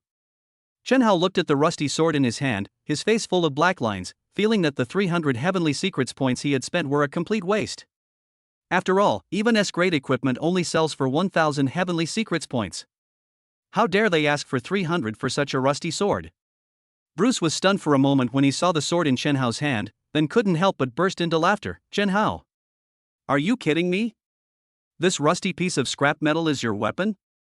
Even the most ordinary steel sword is better than that. This is hilarious. The surrounding crowd had noticed Bruce stepping into the laurel tree area earlier and had been quietly watching Bruce and Chen Hao's actions. Now that they saw Chen Hao take out a rusty sword, they couldn't help but laugh, thinking that Chen Hao was a weirdo. However, Chen Hao did not laugh. He frowned and stared at the sword in his hand, his expression growing increasingly solemn. He suddenly sensed a very powerful energy hidden within this ancient, rusty sword. Moreover, that energy was actually attracting the pure yang immortal power within his body, as if they were from the same source. Sunfire? Suddenly, Chen Hao seemed to understand something. Sun refers to the sun, and the sun is yang. The two characters Sunfire represent the extreme yang and extreme heat. The immortal body he fused with was a pure yang immortal body, so wouldn't the two be of the same origin? Just as he was thinking this, the rusty Sunfire greatsword seemed to be affected by the pure yang immortal energy, and it trembled slightly, with pieces of rust slowly falling off. Chen Hao's eyes gradually brightened. Bruce didn't notice this. Looking at Chen Hao's solemn and serious expression, he couldn't help but laugh and mock. You're not trying to tell me that this piece of scrap metal is a treasure, are you? Come on, let me cut it and see just how powerful your precious scrap sword really is. As he spoke, he drew his blood-red longsword from his waist, making a slashing motion. Just then, a buzzing sound suddenly came from the rusty greatsword, and in an instant, 10,000 blazing white lights emerged, like a sun appearing out of nowhere, directly blinding Bruce 24K's titanium alloy eyes. Ah! Damn it! What the hell is this? Bruce screamed, not even having time to draw his knife. He covered his eyes in pain and retreated while howling. People in the distance looked at the intense light, which resembled the rising sun, and at Chen Hao bathed in the light, and suddenly felt as if they were seeing a god descending to earth. Then, one by one, they squinted, enduring the stinging pain from the dazzling light, and still activated the weapon identification devices on their bodies to check the sword's attributes. Variety: Greatsword. Attribute: Pure Yang when used by a fire attribute martial god or a pure Yang attribute martial god, increases elemental damage by an additional 60%. Against enemies of the Yin Dark attribute, increases elemental damage by an additional 120%. Material: Unknown. Source description: An ancient relic of unknown origin, it is an ancient sword with a history of at least 10,000 years, with a few damaged parts on the blade. Rank: Martial God, a continuously upgradable. Rank A. It's actually rank A. An ancient relic. Even after being damaged, it still reached grade A. If this ancient relic hadn't been damaged, what grade would it have reached? Grade S? Grade SS? Could it be a legendary artifact? Moreover, this equipment can be upgraded. It might be repaired in the future. After being repaired, it will at least be an S-grade equipment. People stared wide-eyed, their faces filled with disbelief. Could someone who possesses such a weapon be an ordinary person? At this moment, the three girls on the Spirit Butterfly 0520 were also looking at Chen Hao. Tianhe Shuechion's expression remained calm, without the slightest hint of surprise, as if she were thinking, it's perfectly normal for Chen Hao to be able to produce a great equipment since he's her captain. The elder sister, Flame Princess, stared at the Sunfire Greatsword, a hint of excitement flickering in her beautiful eyes. She vaguely felt a strong sense of closeness to the sword, as if it were destined for her. Thus, the person wielding the sword also became increasingly pleasing to her eyes. Looking at Chen Hao's sword, Yan Yuer's watery eyes filled with emotion. She thought to herself, a rank? How could it only be a rank? The gift package that Captain gave me was full of S-rank equipment. How come his own weapon is not as good as mine? Why? How could my bad husband do this? He spoils Yuer too much. He clearly has S-rank equipment, but he is reluctant to use it himself and makes me use it instead. And it's not just one piece. The Moon Goddess armor is also an S-rank equipment. Besides these, he also secretly used immortal techniques to help me improve my physique. How can I let my husband keep making such silent sacrifices? My husband is so good to Yuer, so Yuer should be good to my husband too. With these thoughts in mind, Yan Yuer clenched her little fists and opened the Heavenly Dao Systems shop. During this time, she had accumulated 1,000 points of favorability in the system. Yan Yuer had originally planned to buy herself another piece from the Lunar Goddess S grade set, the Lunar Goddess Battle Talisman. But now she changed her mind, and like a wife picking out clothes for her husband, she carefully selected items in the shop. The Yangshan S rank martial god armor? It seems to suit my husband's temperament quite well. Even if he doesn't wear it during his training now, he can wear it when he goes out in the future. I can feel more at ease knowing that he has a high-performance armor to protect him. Yen Yuer spent all her points without hesitation to buy the Yangshan armor for Chen Hao, her smile sweet. Chen Hao was unaware of what had happened in that instant, much less that the adorable Yuer had bought him another S-grade battle armor. He simply looked at the sword in his hand and smiled with satisfaction. The heavenly book is indeed honest and reliable. Buying an A-grade weapon for 300 points is quite worthwhile. Moreover, the origin of the Sunfire Greatsword is unusual. If I get used to it, I can upgrade it later. Bruce, frantically rubbing his eyes, finally came to his senses. Tears still clung to his eyes, clearly burned by the intense light emanating from the Sunfire Greatsword. Fortunately, he was a powerful C-rank martial god, his physique far superior to that of ordinary people, otherwise, the intense light alone could have blinded him. That bastard.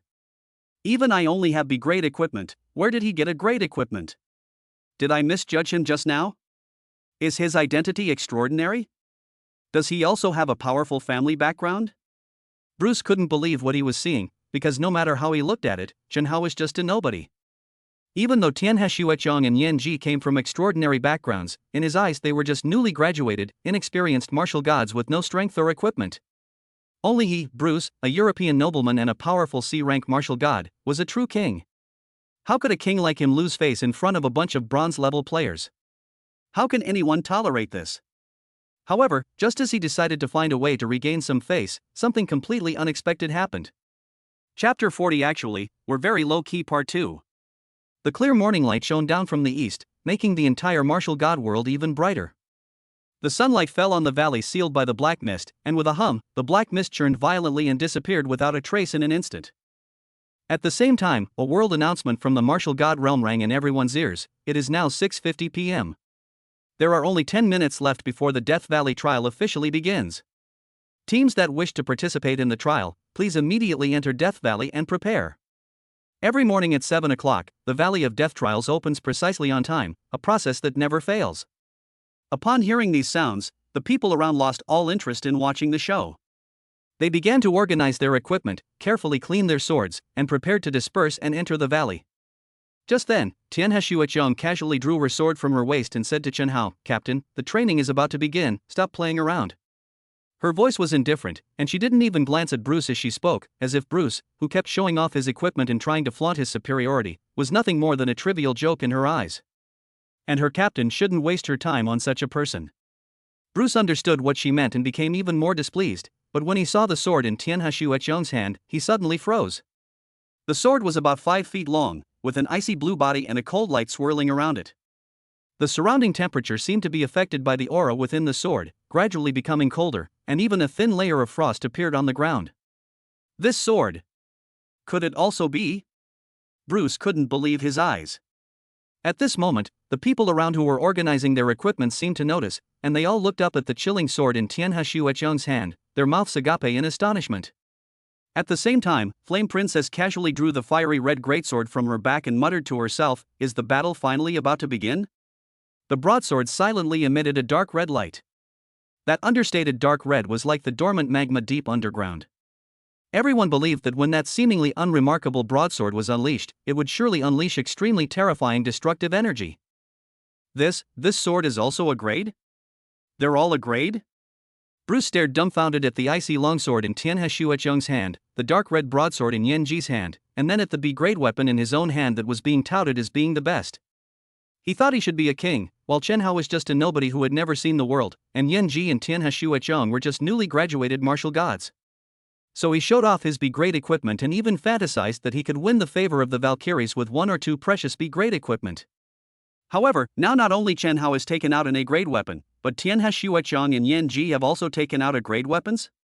How is that possible? Is it fake? At this moment, the surrounding crowd could no longer suppress their astonishment. After taking a look with their personal identification devices, they couldn't help but exclaim in surprise. A rank Valkyrie's sword, Winter's Blade. The A-rank Valkyrie wields the sword Burning Heaven. My god! Both of them are really A-grade. They weren't wearing any protective gear, but their weapons were all grade A. A training martial god squad actually has 2 members with A grade weapons. No, add Shin Hao, that makes 3 A grade weapons. People gasped in surprise and couldn't help but look at Yen Yuer with curious eyes. Currently, the Spirit Butterfly 0520 squad only has 4 members, yet 3 of them have brought out A grade weapons. They are very curious whether Yen Yuer also possesses an A grade weapon. It has to be said that this idea seems a bit unrealistic. After all, A grade equipment is not something that comes easily.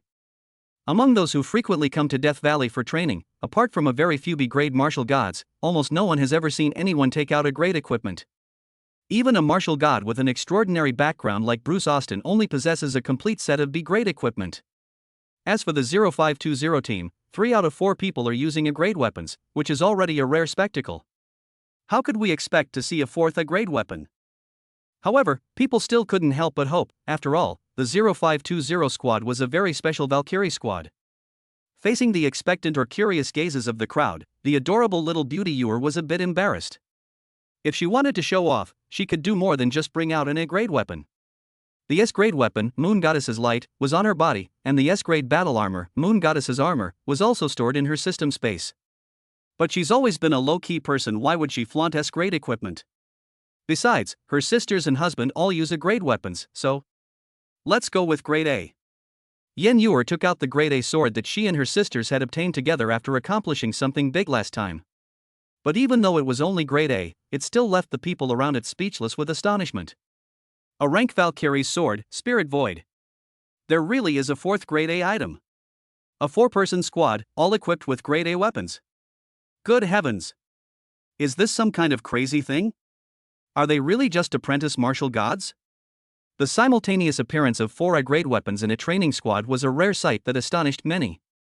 But the 3 young beauties from 0520 remained calm, as if in their eyes, it was perfectly normal for the other party to possess A grade weapons. Moreover, they are all very low-key people and never flaunt their equipment. Even now, they are taking out their equipment not to show off, but because, honey, the training is about to begin, let's not waste time here. Yen Yuer affectionately took Chen Hao's hand and led him away. Chen Hao nodded, thinking to himself, it's really pointless to waste time on a spoiled brat. So, ignoring the stunned Bruce, she left with Yen Yuer. Death Valley is surrounded by mountains on all sides, and there is no way to enter the valley except to leap in. The reason Yen Yuer and the others took out their weapons was because they needed to be extra careful when entering the canyon. They are both very low-key and very generous. Being low-key means not showing off, while being generous means never holding back when it's time to take action. A gentle breeze arose, and Shen Hao brushed off a wisp of dust from his clothes before leaping into the valley with the adorable crew of the Spirit Butterfly 0520. In an instant, dazzling light pierced the last wisp of black mist permeating the valley, leaving behind only Bruce, the European nobleman who had failed in his attempt to show off with his B-grade battle sword. People recalled seeing the 4 A-grade martial god weapons they had just seen, and then looked at Bruce, who was standing there dumbfounded with B-grade equipment in his hand. They felt as if they had seen a ridiculous clown, and couldn't help but laugh. For certain reasons, although they never approached the vicinity of the laurel tree and never heard what Bruce said to Tianhashuechong, it wasn't hard to guess that, given Bruce's arrogant and spoiled nature, he would definitely show off his equipment. So, what should he think now that he was showing off his B-grade equipment only to be slapped in the face by 4 A-grade weapons? Chapter 41: The King's Squad? Rank A. How could a team of trainee martial gods possibly have every member possess a rank A piece of equipment? A light breeze was blowing haphazardly, and Bruce's blonde hair was disheveled in the wind. Thinking about the 4 A-grade equipment he had seen earlier, he became completely disoriented and felt like a clown. The occasional snickers from those around him made him feel utterly humiliated and ashamed. Damn it! What are you all laughing at? Do you want to die? Bruce shouted angrily at the crowd. The surrounding crowd, wary of his status, didn't bother with him and entered the canyon one by one, their expressions still carrying a faint hint of mockery. It was as if they were saying, so what if the Austin family? So what if European nobles? We Easterners, from a land of etiquette, are simply more low-key and don't like to show off. But once we make a move, it will be astonishing. Moreover, Tianhashuechong is, after all, the holy maiden revered by the 3 royal families. There is only one holy maiden in the entire holy mountain, and her status is extremely noble. The Austin family is certainly remarkable, but there is more than one direct descendant in the entire family. Who do you think you are, Bruce? Why do you have to show off your superiority in front of such a person? Aren't you just asking for trouble? Bruce looked at the expressions on people's faces, as if he could hear the voices in their hearts, and his anger intensified. Tianhe Shueqiang and those people. They're just playing me. They have great weapons, why didn't they bring them out sooner? If they had revealed their trump cards earlier, I wouldn't be in such a sorry state. The most despicable person is Chen Hao. Since he can produce a great equipment, his background must be extraordinary. He's definitely not some country bumpkin who's never seen the world. If he weren't a country bumpkin, he would have heard of the Austin family. But when I introduced myself, he said he had never heard of the Austin family? He completely disregarded the Austin family. Is this disrespect for the Austin family? Or does he know I'm from the Austin family but is deliberately toying with me? This behavior is tantamount to a provocation against the entire Austin family. As he pondered these thoughts, Bruce Austin's pupils turned completely red, and vampire fangs gradually emerged from his mouth. This was the noble symbol of his status as a vampire. The Austin family is a noble lineage descended from the vampire queen. The name Austin represents unparalleled glory. Anyone who dares to challenge this honor must pay the price. This matter must not be let go so easily. Bruce was furious at Chen Hao and his group for their disrespect towards the Austin family, but he never considered that the whole thing was entirely his own fault. He thought that Chen Hao and his group had revealed all their trump cards, but he never imagined that the so-called 4A-grade weapons were just the tip of the iceberg for the Spirit Butterfly 0520 team. At this moment, the people who were entering the valley were still talking about the 0520 team, especially the trainee martial gods who had just graduated, who found the matter to be incredibly mysterious. It is said that the control over the equipment of martial gods above grade A is the most strict. Even the Austin family has a hard time getting their hands on such equipment. The members of the Spirit Butterfly 0520 team are still trainee martial gods, yet they were able to produce 4 pieces. That's a bit too exaggerated. Could it be that all that equipment was lent out by Tianhe Shueqiang? Can the people of Holy Mountain be so capricious? It's not as simple as you think. Just then, a short-haired Asian man said, "You recent graduates probably don't know about the strange things that happened in Death Valley a month ago." "What strange thing is this?" the people asked in confusion. The reason they obtained a great equipment is related to the monthly rankings in Death Valley. You'll understand when you enter the valley and see the rankings. And that hateful scoundrel Taylor Austin, who's ranked number 1, was once. The Asian man paused, seemingly recalling something, and felt a sense of satisfaction. It was 6:55 a.m., and there were only 5 minutes left before the Death Valley training. At this moment, most of the martial god teams had already entered the valley. However, Death Valley is very large, and even if nearly 1,000 people enter the valley at the same time, it will not be noticeable. This was Chen Hao's first time visiting this canyon. He looked around curiously. The terrain inside the canyon was very complex, with dense shrubs all around and hills spreading out like walls throughout the canyon. Below the hills were bottomless ravines and trickling streams. In 5 minutes, this place will become a world overrun by ferocious beasts and demons. There will be almost no place to rest, and no absolutely safe area. In the next 3 hours, how to kill as many ferocious beasts as possible and survive will depend on the martial gods themselves, Yin Yuer said to Chen Hao. Chen Hao nodded, indicating that he understood. Then, feeling that the light here was a bit too dim, he looked up at the sky in confusion. When he saw the gray light curtain covering the sky and the lines of blood-red text appearing on the light curtain, he was somewhat astonished. This is the kill leaderboard? It's actually appearing in the sky? Once the training begins, the kill leaderboard will be updated in real time. Just by looking up, you can see the kill points your team has earned and the changes in your ranking. At this moment, since the new trials have not yet begun, all teams on today's ranking list have a kill score of 0. On the monthly kill leaderboard, Chen Hao saw the names of various squads. Most of the top-ranked teams were led by C-level martial gods, and the majority of them came from the European Emperor base. Chen Hao was too lazy to look at the long string of awkward European names. He was startled when he saw the 7th place. Ha! Spirit Butterfly Island Team 0520, isn't that our team? We're ranked 7th overall? With 310,000 points?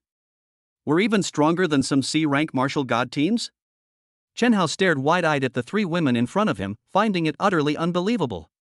The score of the Spirit Butterfly Island 0520 team is simply too incredible. Despite being composed entirely of trainee Valkyries, their total score has already surpassed that of some C-rank Valkyrie teams. According to the rules of Death Valley, the more ferocious beasts you kill and the stronger you are, the more points you will get. A team's ranking in points represents the team's overall strength. Does that mean that the unassuming Valkyrie training team I'm leading is actually a top-tier team? Their overall strength is at least C rank, or even close to B rank? Chen Hao knew that Yan Yuer's strength was definitely that of an E rank martial god, there was no doubt about that. So, did that mean that Tianhe Xueqiang and Yan Ji were incredibly strong, possibly even B rank martial gods? He had already been slightly surprised when Tianhe Xueqiang and Yan Ji took out a great equipment together earlier. However, Chen Hao was so shocked this time that his eyes almost popped out of their sockets. Thinking to myself, I've already fused with 4% of the immortal bloodline, and my strength is only slightly stronger than a D rank Valkyrie. Even defeating a C rank would be difficult.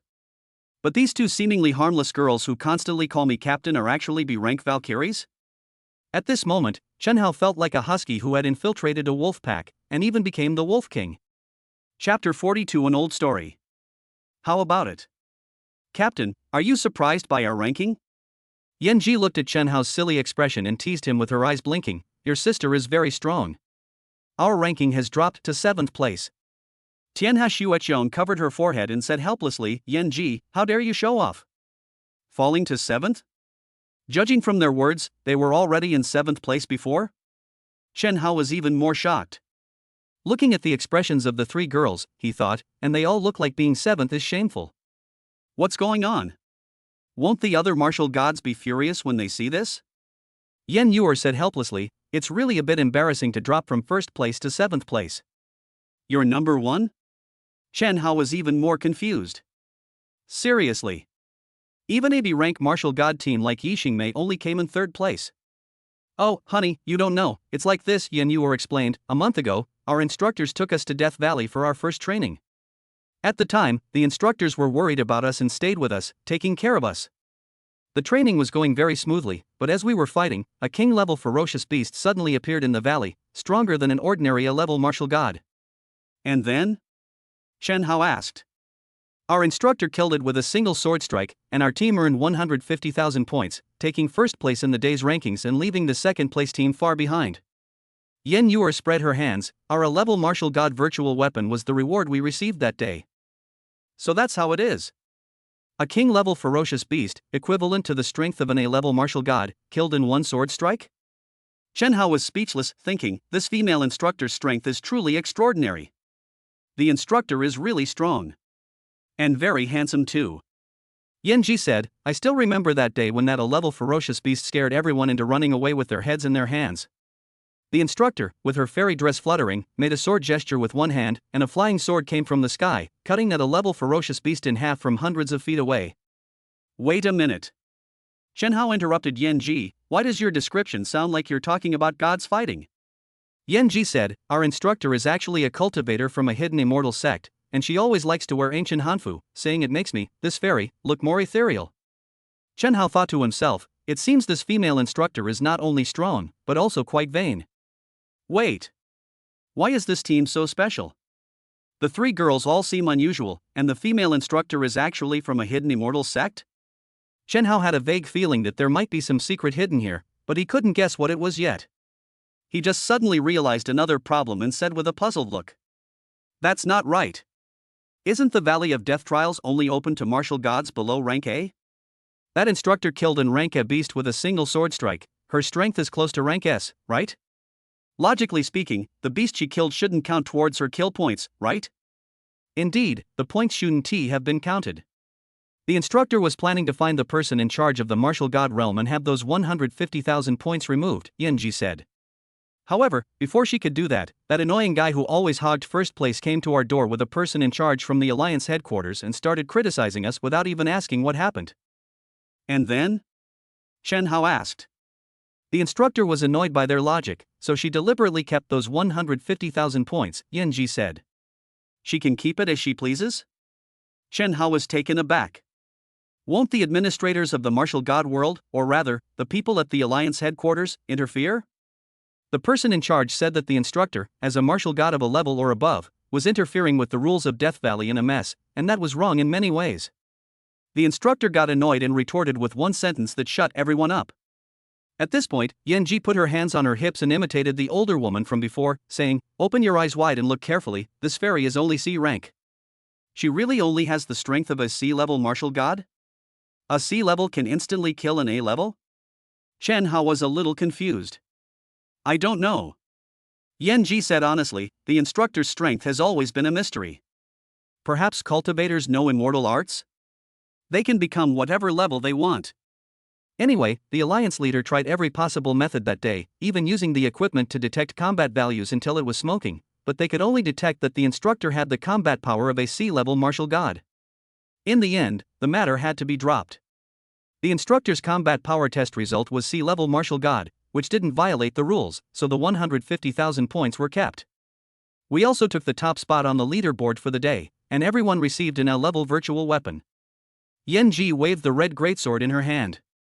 Upon hearing this part of the story, Chunhao couldn't help but look up at the kill leaderboard, wondering who this unfortunate fellow who had been innocently dethroned from first place was. B-level martial god Taylor Austin? Another member of the Austin family? Chunhao thought of Bruce, that spoiled brat who showed off his equipment. This person is annoying. Tianhe Shuachong, who is usually quiet, frowned. Dislike? Chunhao asked, puzzled. It's really annoying. The cute little beauty Yuer clenched her fists, looking like she hated evil. It's not just annoying, it's downright shameless. Otherwise, how could he be number one on the overall rankings? The straightforward Yenji directly mocked him. Looking at the expressions of the three girls, Chunhao thought to himself, to be disliked by three girls with different personalities at the same time, this guy must be really annoying. Yenji continued, those who rank high on the kill leaderboard will receive rewards, especially the team that ranks first on the monthly overall leaderboard. They will receive a great equipment in the real world. If we calculate based on a team of 5 people, that's a full 5 pieces of real A-grade equipment. This is a very generous reward. However, A-level martial gods are not allowed to participate in the training, while most B-level martial gods are busy with missions and need to go to various parts of Blue Star to engage in real life and death battles. Very few of them will participate in the training. Even if a few B-level martial gods participate in the training, they can only take the top spot on the daily ranking at most. They might have to go out on a mission after just one phone call. Each mission can last from 3 to 5 days to half a month or even several months. Under such circumstances, even a powerful B-level martial god will find it difficult to maintain the top position on the overall ranking. At this point, Yenji's lips curled up as she looked at the number 1 name and said sarcastically, so here's the question, how come Taylor Austin, who is also a B-rank martial god, can occupy the number 1 spot on the monthly overall ranking? You mean? Chen Hao instantly thought of a possibility. A dignified B-rank martial god, yet relying on his extraordinary family background, hides like a coward whenever there's a mission from the Alliance headquarters. Then he spends all this time swaggering around in the virtual world of the martial god realm, dominating the top spot on the leaderboard and constantly obtaining equipment rewards in this way. Isn't this behavior shameless? If it were just once or twice, that would be one thing. After all, even B-rank martial gods need equipment, and it seems reasonable to obtain equipment through ranking. But how could it be just once or twice? For a whole year and a half, he has already collected enough rank sets, yet he still refuses to leave. Does he think this place is a feng shui treasure land for making a fortune? The purpose of setting up such rewards in the martial god world is to give most martial gods more opportunities to obtain equipment. Especially for martial gods who are not from good families but have excellent talents, they can obtain equipment through their own efforts in training, and will have more chances to survive in danger in the future. What's the difference between the Austin family's actions and profiting from disaster? I forgot, they're a vampire family. They truly live up to their reputation as vampires from the Alliance headquarters. Chapter 43 The Beginning of the Trial. As Yenji recounted her story, Chen Hao's brows gradually furrowed. While other B-rank martial gods are carrying out missions, braving blood and fire, that guy named Taylor Austin, relying on his family background, keeps refusing to accept missions and hides in the virtual world as a king? And then keeps farming equipment to make money? This approach is indeed somewhat hateful. Perhaps this is what they call nobility? Even when the world is in chaos, they always prefer to hide behind the storm and enjoy their own comforts. Just then, a chilling wind arose in Death Valley, a series of teeth-grinding sounds came from the ground, and monsters emerged one after another. Flame Princess stopped telling her story, raised her greatsword, and said half-jokingly, "Captain, we're currently 7th on the overall rankings. Whether we can take down the number 1 spot depends on you. Chen Hao glanced at the overall kill leaderboard. When he saw that the person at the top of the leaderboard already had 720,000 points, he couldn't help but feel a headache. He thought to himself, this girl thinks too highly of me. That guy named Taylor may be shameless, but his strength is a genuine B-level martial god. How can a B-level martial god's points accumulated over half a month be so easily surpassed? Unless I can cheat. Yan Ji. Don't put unnecessary pressure on the captain. Tianhe Shueqiang glared at Yan Ji. It would be very good if we could keep our ranking from falling out of the top 10 today. Besides, the instructor said that rankings are not important, what's important is to become stronger through training. As they were talking, monsters began to surround them, and Squad 0520 began their first battle. Meanwhile, at the entrance to Death Valley, a luxurious tent had been erected. Bruce Austin sat on a deck chair in front of the tent, gently swirling a wineglass in his hand. A voluptuous blonde woman nestled in his lap, sipping the wine in his glass and feeding him with her small mouth in a pleading manner. A chilling wind blew from time to time, and before the terrifying monsters could even show their heads, they were hacked to pieces by Bruce's 3 C-rank martial arts subordinates. Bruce simply watched quietly, as if for him, coming to the Valley of Trials was not for training at all, but simply to enjoy the scenery. As an elegant European nobleman, how could he possibly do such menial work as slaying monsters himself? His cousin was already number 1 on the overall leaderboard, so there was no need for him to strive for 8th or 9th place. Besides, the scenery here was really nothing special. If it weren't for some necessary reasons, he wouldn't bother setting foot in this bloody and filthy place at all. Humph, that bastard Chen Hao not only dared to steal my woman, but he also dared to play me.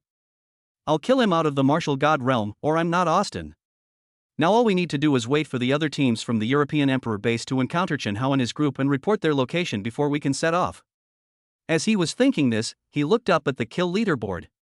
His cousin Taylor still held the top spot on the overall leaderboard with 920,000 points, more than 200,000 points more than the second place. Standing high on the cloud like a king, he felt very proud. Then, when he saw Yixingmei's name in third place, he frowned slightly, seemingly dissatisfied that an Asian had made it into the top 3.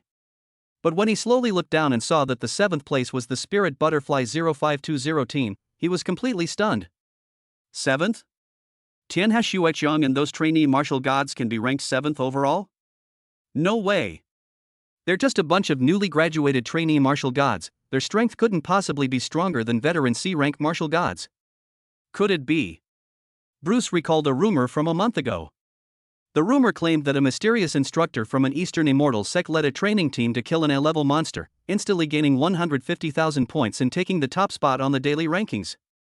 This was the only time his cousin was ever surpassed. Bruce hadn't cared about such things before. After all, it was just a single-day first place, and his cousin had won it countless times. Besides, he only ever came to the outskirts of Death Valley to pick up girls and have some fun, rarely actually setting foot in such a filthy place as Death Valley. So, it wasn't until now that he realized that the team that had taken first place was actually the team Chen Hao and Yen Yuer were on. Damn it! No wonder they all have great weapons. As long as you get first place on the kill leaderboard that day, all team members will receive virtual equipment as a reward. Thinking of this, an unnamed rage filled Bruce's heart. A month ago, the Psylocke Squad 0520, relying on the strength of that mysterious instructor, stole his cousin's top spot on the leaderboard that day and obtained an A-grade weapon. A month later, the members of Squad 0520 actually used the A-grade weapons they obtained from their cousin to slap him in the face in front of everyone. Is there anything more absurd and frustrating than this? With a snap, the wine glass in Bruce's hand was crushed in anger. Just then, 3 C-rank martial gods who had finished clearing out the mobs walked over. Any news? Where are they in Death Valley? Bruce asked. There's no news yet. Death Valley is too vast, and it'll be difficult for the other teams from the European Emperor base to find them in the short term. Besides, the other teams also need to fight and earn points, so their efficiency will inevitably be a bit slow. Points? Upon hearing those 2 words again, Bruce looked up and saw that the Spirit Butterfly 0520 was ranked 7th on the overall leaderboard. His expression became even colder. Isn't it just that they were left behind by a few 100,000 points at the beginning of the month? Those useless things spent almost a month and still couldn't push an intern team out of the top 10? Maybe I should give them a hand. You mean? Do you think if I lend B-grade equipment to those C-grade martial god teams ranked 9th, 10th, 11th, and everyone there has B-grade equipment, will Chen Hao's team's ranking drop quickly? Humph. I'm going to make the Spirit Butterfly 0520 squad get knocked out of the top 10. And then watch them get overtaken again and again, feeling sad and annoyed. I'm going to make Chen Hao, this so-called temporary captain, lose all face and be ashamed of his position, and then settle the score with him in the end. Bruce grinned maliciously, send a message to all the C-level martial god teams, including the top 20 in the auction, and tell them that I'm going to give them benefits. Of course. It can only be the martial god teams from the lucky base. Even if I throw away those benefits, I won't give them to the people from the Asian base. Everyone understood his meaning and activated the communication and chat function of the martial god world, contacting the squads belonging to each of the lucky bases. Meanwhile, in a ravine in Death Valley, a fierce battle is unfolding. Chen Hao gripped his sword, his brows furrowed tightly. This was the first time he had faced so many monsters of unknown origin and never seen before. Some monsters resemble beasts, while others resemble humans, but they have no flesh and blood on their bodies, their bare bones are exposed, and their sunken eye sockets contain no eyeballs, only a deep blue ghostly flame. They slowly approached, like a sea of bones, some brandishing bone knives, others bearing sharp teeth. Chapter 44 Chen Hao is fierce. The surging sea of bones was approaching, and a chilling wind howled through their hollow bodies, emitting mournful wails. They moved forward with stiff steps, their hard bones rubbing against each other, making a teeth-grinding, spine-chilling sound that sent shivers down one's spine. Such a scene would likely scare an ordinary person to death if they saw it even once. Chen Hao was just an ordinary person, at least 2 days ago. He had never been to the martial god base and had never experienced any brutal training. Even though he studied at an academy directly under the Martial Arts Alliance and learned some theoretical knowledge, he had never seen such a terrifying scene before him, which made him feel uneasy from the bottom of his heart. But he knew he had to adapt. Because the crew members of Squad 0520 adapted very well. Because their lovely crew members were very brave. With a single sword strike, Chen Hao shattered a skeleton monster in front of him, along with the lingering fear and unease in its heart. They were just a bunch of paper tigers, their strength at most equivalent to an A-level general, far from being a martial god. If the Death Valley training was like an exam, then these guys were free points? Thinking this way, Chen Hao, who was passionate about learning, felt even less burdened. Alone with his sword, he charged into the sea of bones, feeling as if he were charging into a sea of problems. Then he discovered something amazing. When he woke up in the morning, the heavenly book activated the main quest, asking him to find the elemental spirits that had descended to the world after the collapse of the Supreme God realm, and he thus obtained the immortal body and bloodline. However, the speed of fusion of immortal body bloodline has always been relatively slow. But at this moment, whether it is because of the huge amount of activity during the battle and the boiling of blood, or because of the high concentration of mind during the battle, the speed of fusion of immortal body bloodline has increased a lot. Heavenly Book, immortal bloodline has been 5% fusion. That's 5% already? When I fused with 3% of the bloodline, my strength was 3 times that of an E-rank martial god, comparable to a D-rank martial god. After fusing with 5%, my strength should be close to C-rank, right? Chen Hao became even more excited, grabbing his Sunfire greatsword and diving into the horde of skeletons. He gradually drifted away from the team, completely immersed in the thrill of simultaneously helping the team rack up points and accelerating his bloodline fusion. The 3 girls were also focused on their own battle. Tianhe Xueqiong remained remarkably calm, each step she took precisely dodging the skeleton's bone blade attacks. Undead creatures, even with their limbs severed, were difficult to harm, their only weakness was their heads. Yet, every flash of Tianhe Xueqiong's sword inevitably struck the skeleton's head, clearly treating monster slaying as a way to hone her precision in movement and swordsmanship. Yen Yuer's cute little face was full of stubbornness and seriousness. Among the 3 sisters of Spirit Butterfly Island, she was the youngest and the weakest, but she was also the most serious, never letting go of any opportunity to train. And at this moment, Flame Princess. I love encountering necromancers and those with dark attributes. Facing a large group of ferocious and terrifying skeletons, Flame Princess was excitedly glowing, except the judgment of flames. With each strike of the exaggerated red giant sword in her hand, countless tragic skeletons were reduced to ashes in the sea of fire. Yen Ji, they're just a bunch of weaklings. Isn't it a waste of your energy to keep using martial arts like this? Tianhe Xueqiong was speechless. Even small monsters are worth points. Killing one more means earning 1 more point. The energetic Flame Princess didn't see anything wrong with this. 15 minutes later. I'm tired, I'm not playing anymore, let's take a break? Flame Princess started to retreat, carrying her greatsword. Tianhe Xueqiong seemed to have anticipated this situation, and said helplessly, so, when are you going to change your weird temper of 3 shots? And you seem particularly weak today. I'm weak? Flame Princess's eyes widened. I just killed at least 200 skeletons.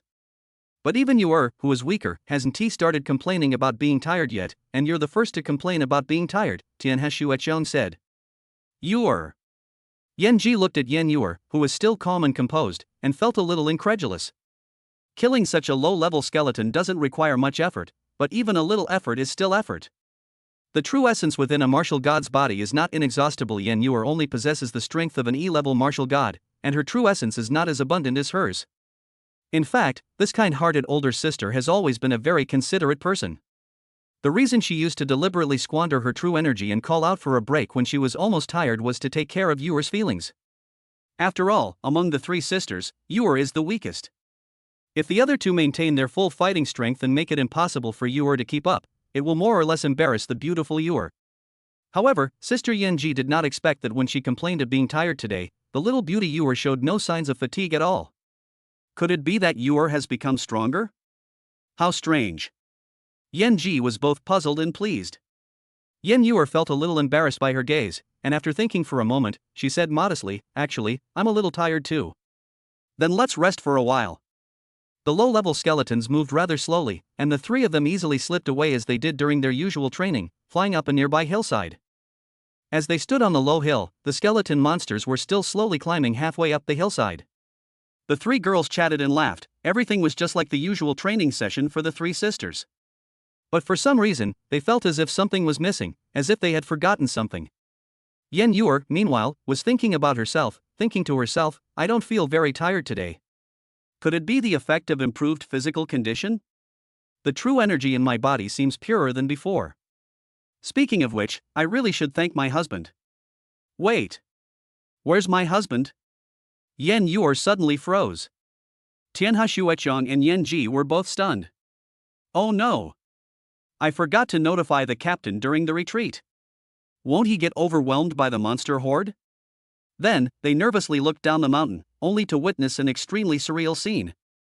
In the boundless sea of skeletons, Chen Hao, alone with his sword, charged straight into the center of the monster horde. He spun halfway around, turning the Sunfire Greatsword into a circle, and large swaths of skeletons around him fell down one after another. He slashed forward with his sword, unleashing a terrifying sword aura comparable to a sea-level martial god after fusing with 5% of his immortal body. It was unstoppable, tearing a crack several meters long in the sea of skeletons. Furthermore, because he possessed a pure yang immortal body, and the Sunfire Greatsword was also a pure yang sword, it had an extremely strong restraining effect on the undead attribute. Out of instinctive fear, the poor skeleton monsters did not want to get close to Chen Hao at all, which made his figure appear even more majestic and invincible. My husband, he's so amazing, Yen Yu couldn't help but exclaim. Then she suddenly felt that this description was rather inappropriate. The word husband, combined with the phrase amazing. Suddenly, Yu remembered something that happened last night, and her face turned red. Not only is it fierce, but it's also incredibly long-lasting. Sister Yenji's eyes shone as she earnestly said, "After such a long series of battles, you show no signs of fatigue whatsoever. What a strong physique. You're truly blessed." These words seemed to have a double meaning, and the pretty young girl Yu blushed even more. Tian Heshuechong looked at the two of them with a dark face. "You two, are you really talking about topics related to battle?" Chapter 45, A Little Easter Egg. Of course we're talking about the battle. Flame Princess said seriously, even if he's a C-rank martial god, fighting like this among the skeletons would quickly deplete his stamina, right? I've never seen a physique as vigorous and strong as the captain's before. Alright, I'll take it as you two talking about fighting. Tian Heshuechong looked at Yenji's serious expression and was speechless. She thought to herself, so fierce and so long-lasting, is your conversation too dirty, or am I just thinking dirty thoughts? Wait. Yenji seemed to have suddenly realized something, and looked directly into Tian Heshuechong's eyes, asking, "You just said we weren't talking about fighting, so what do you think we were talking about?" Tian Heshuechong was extremely embarrassed. Well, you. What a cold and aloof holy maiden of Tianwen Mountain. You actually have such strange ideas. Aren't you worried that your worshippers will crash into the holy mountain and die? Yenji laughed mercilessly at Tian Heshuechong as if she had discovered a new continent. That's just your wild guess, I didn't say anything. Tian Heshuechong said sternly, but she didn't even notice the blush that had crossed her face. Then she changed the subject and said, Yenji, you always talk nonsense. You said before that the captain should surpass the number 1 on the overall leaderboard. He's working so hard to grind monsters now, maybe it's because of you that he's motivated him. If you exhaust him, Ewer will not forgive you. Well. Flame Princess thought to herself, Captain is a really nice person. I just said something jokingly, and he's already working so hard. It wouldn't be good if he really wore himself out. Besides, he is the captain. We've only just met, so he might seem a bit unfamiliar, but he's always been very considerate of us girls. But if he really wears himself out, what if the captain holds a grudge and makes things difficult for me later? Thinking of this, she quickly stood up and called out to Chenhao, who was fighting hard down the hillside, Captain. Would you like to have a cup of tea and take a break? At this moment, Chenhao was having a blast killing, and he felt that with each powerful move he unleashed, the fusion speed of his immortal body and bloodline seemed to increase. In just 15 minutes, he felt that his strength had improved slightly, and the fusion level of his bloodline was about to reach 6%. In addition, Chenhao's mastery of time-space deceleration has become more and more proficient. In the past, when he used immortal techniques, sometimes he would only slow down one enemy, but sometimes he would cause a deceleration within a radius of 50 meters. At this point, he could control the slowing targets at will. Within a 50-meter range, he could slow down one monster at a time while minimizing the impact on monsters that did not need to be slowed down. This progress not only saved him more energy, but it might also play a greater role in future team operations. Therefore, Chenhao enthusiastically immersed himself in his self-improvement and progress. Captain, you're really going all out. At this rate, you'll probably get a lot of points today, right? Flame Princess thought to herself with delight, but when she looked up at the kill leaderboard, she froze. On today's kill leaderboard, Team 0520's score was a shocking 0. Meanwhile, their total score remained at 310,000, the highest accumulated this month. 0? We've been killing for almost 20 minutes, and the captain is so fierce. The 4 of us together must have killed at least 1,000 skeletons. Even if each monster gives 1 point, we should have at least 1,000 kill points, right? How could it be 0? Yenji was stunned for a moment, and quickly informed Chenhao and the others. After killing for so long, I didn't get any points? Chenhao was a little confused after receiving the news. At this point, he had already achieved some training results.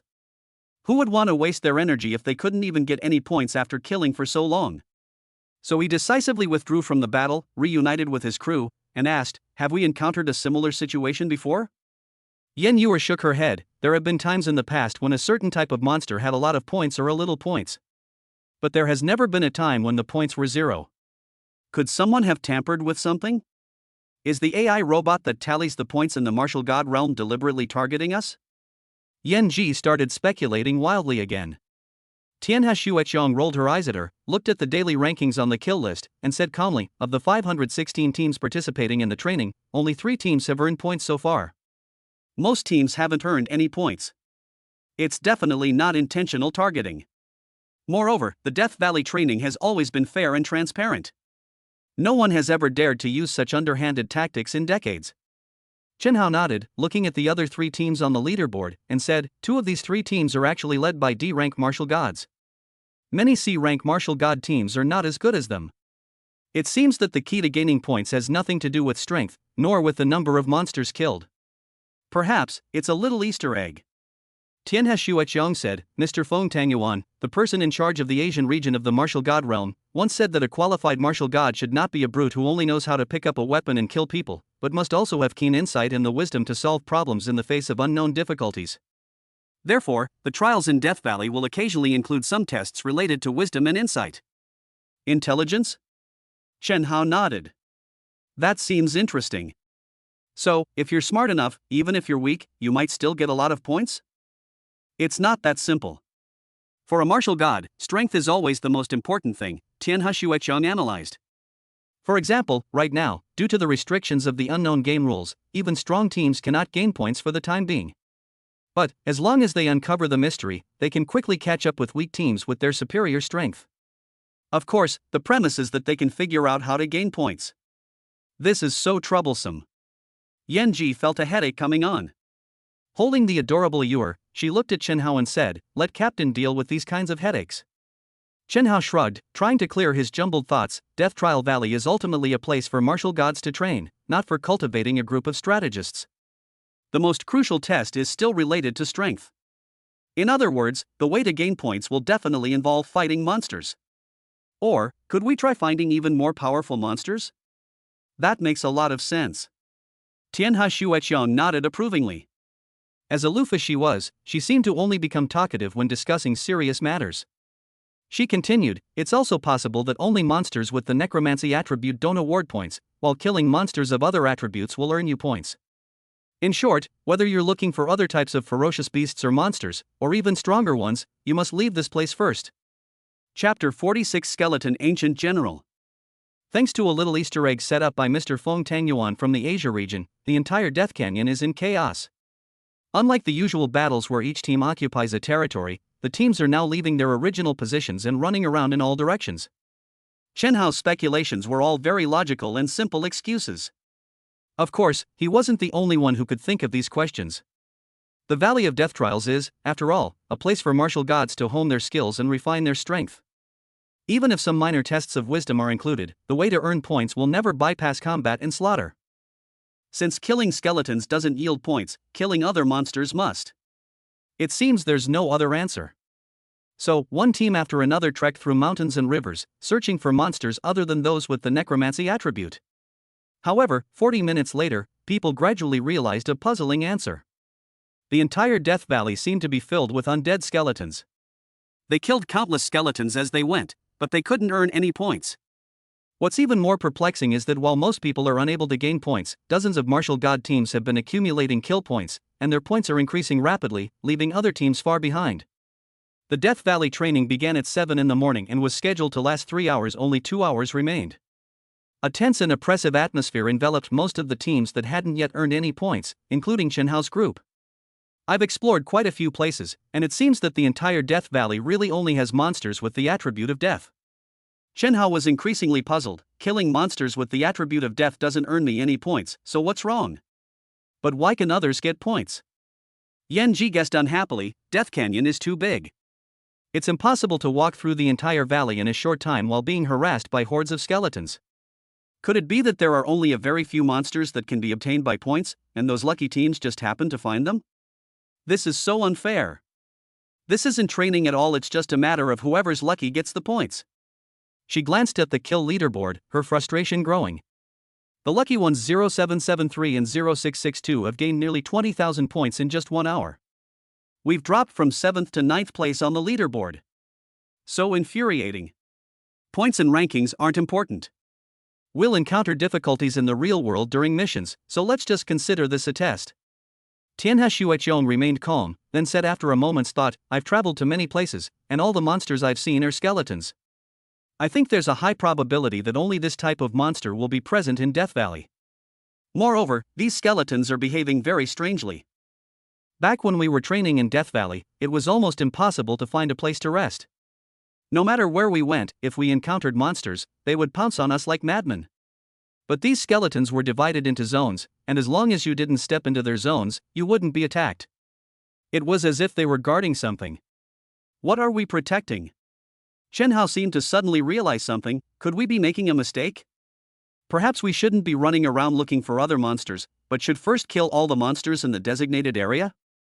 This idea, the 3 girls' eyes lit up. Anyway, there's no other way for the time being, so we can give it a try, Tianhe Shueqiang said.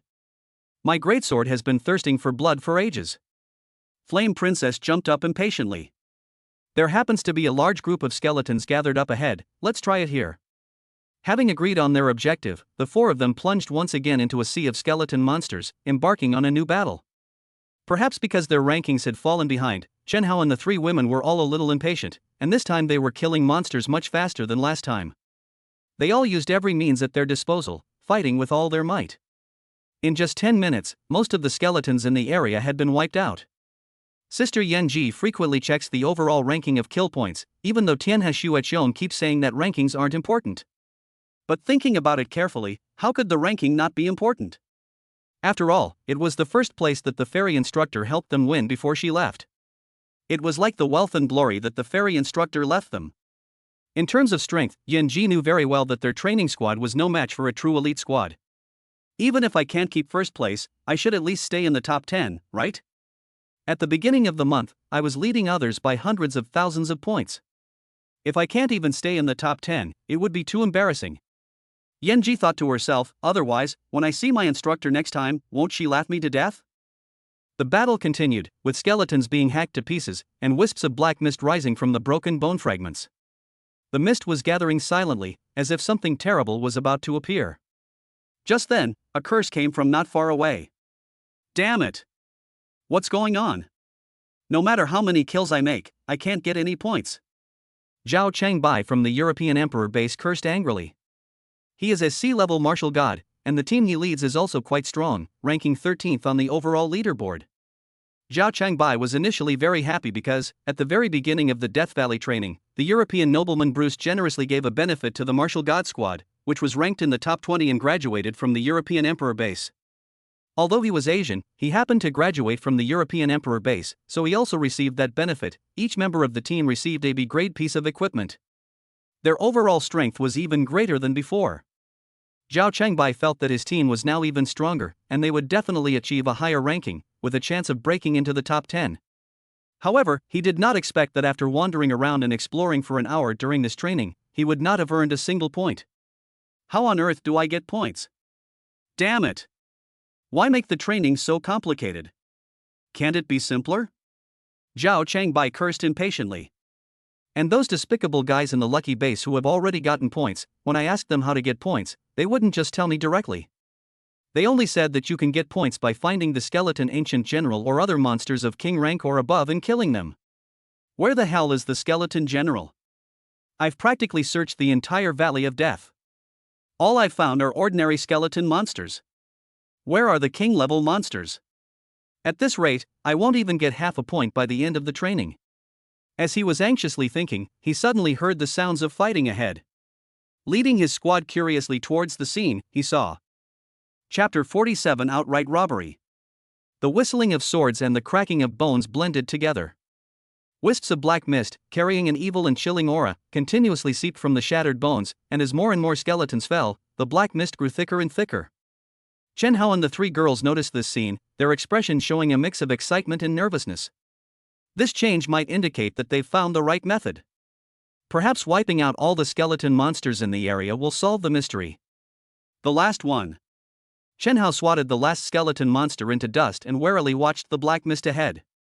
The mist transformed into a chilling wind that swept across the land, causing countless fragments of white bones on the ground to tremble violently and gradually turn into black threads.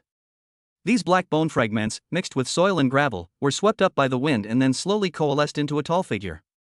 The figure was over 4 meters tall, his entire body formed from black bone fragments, as if he were wearing a black armor.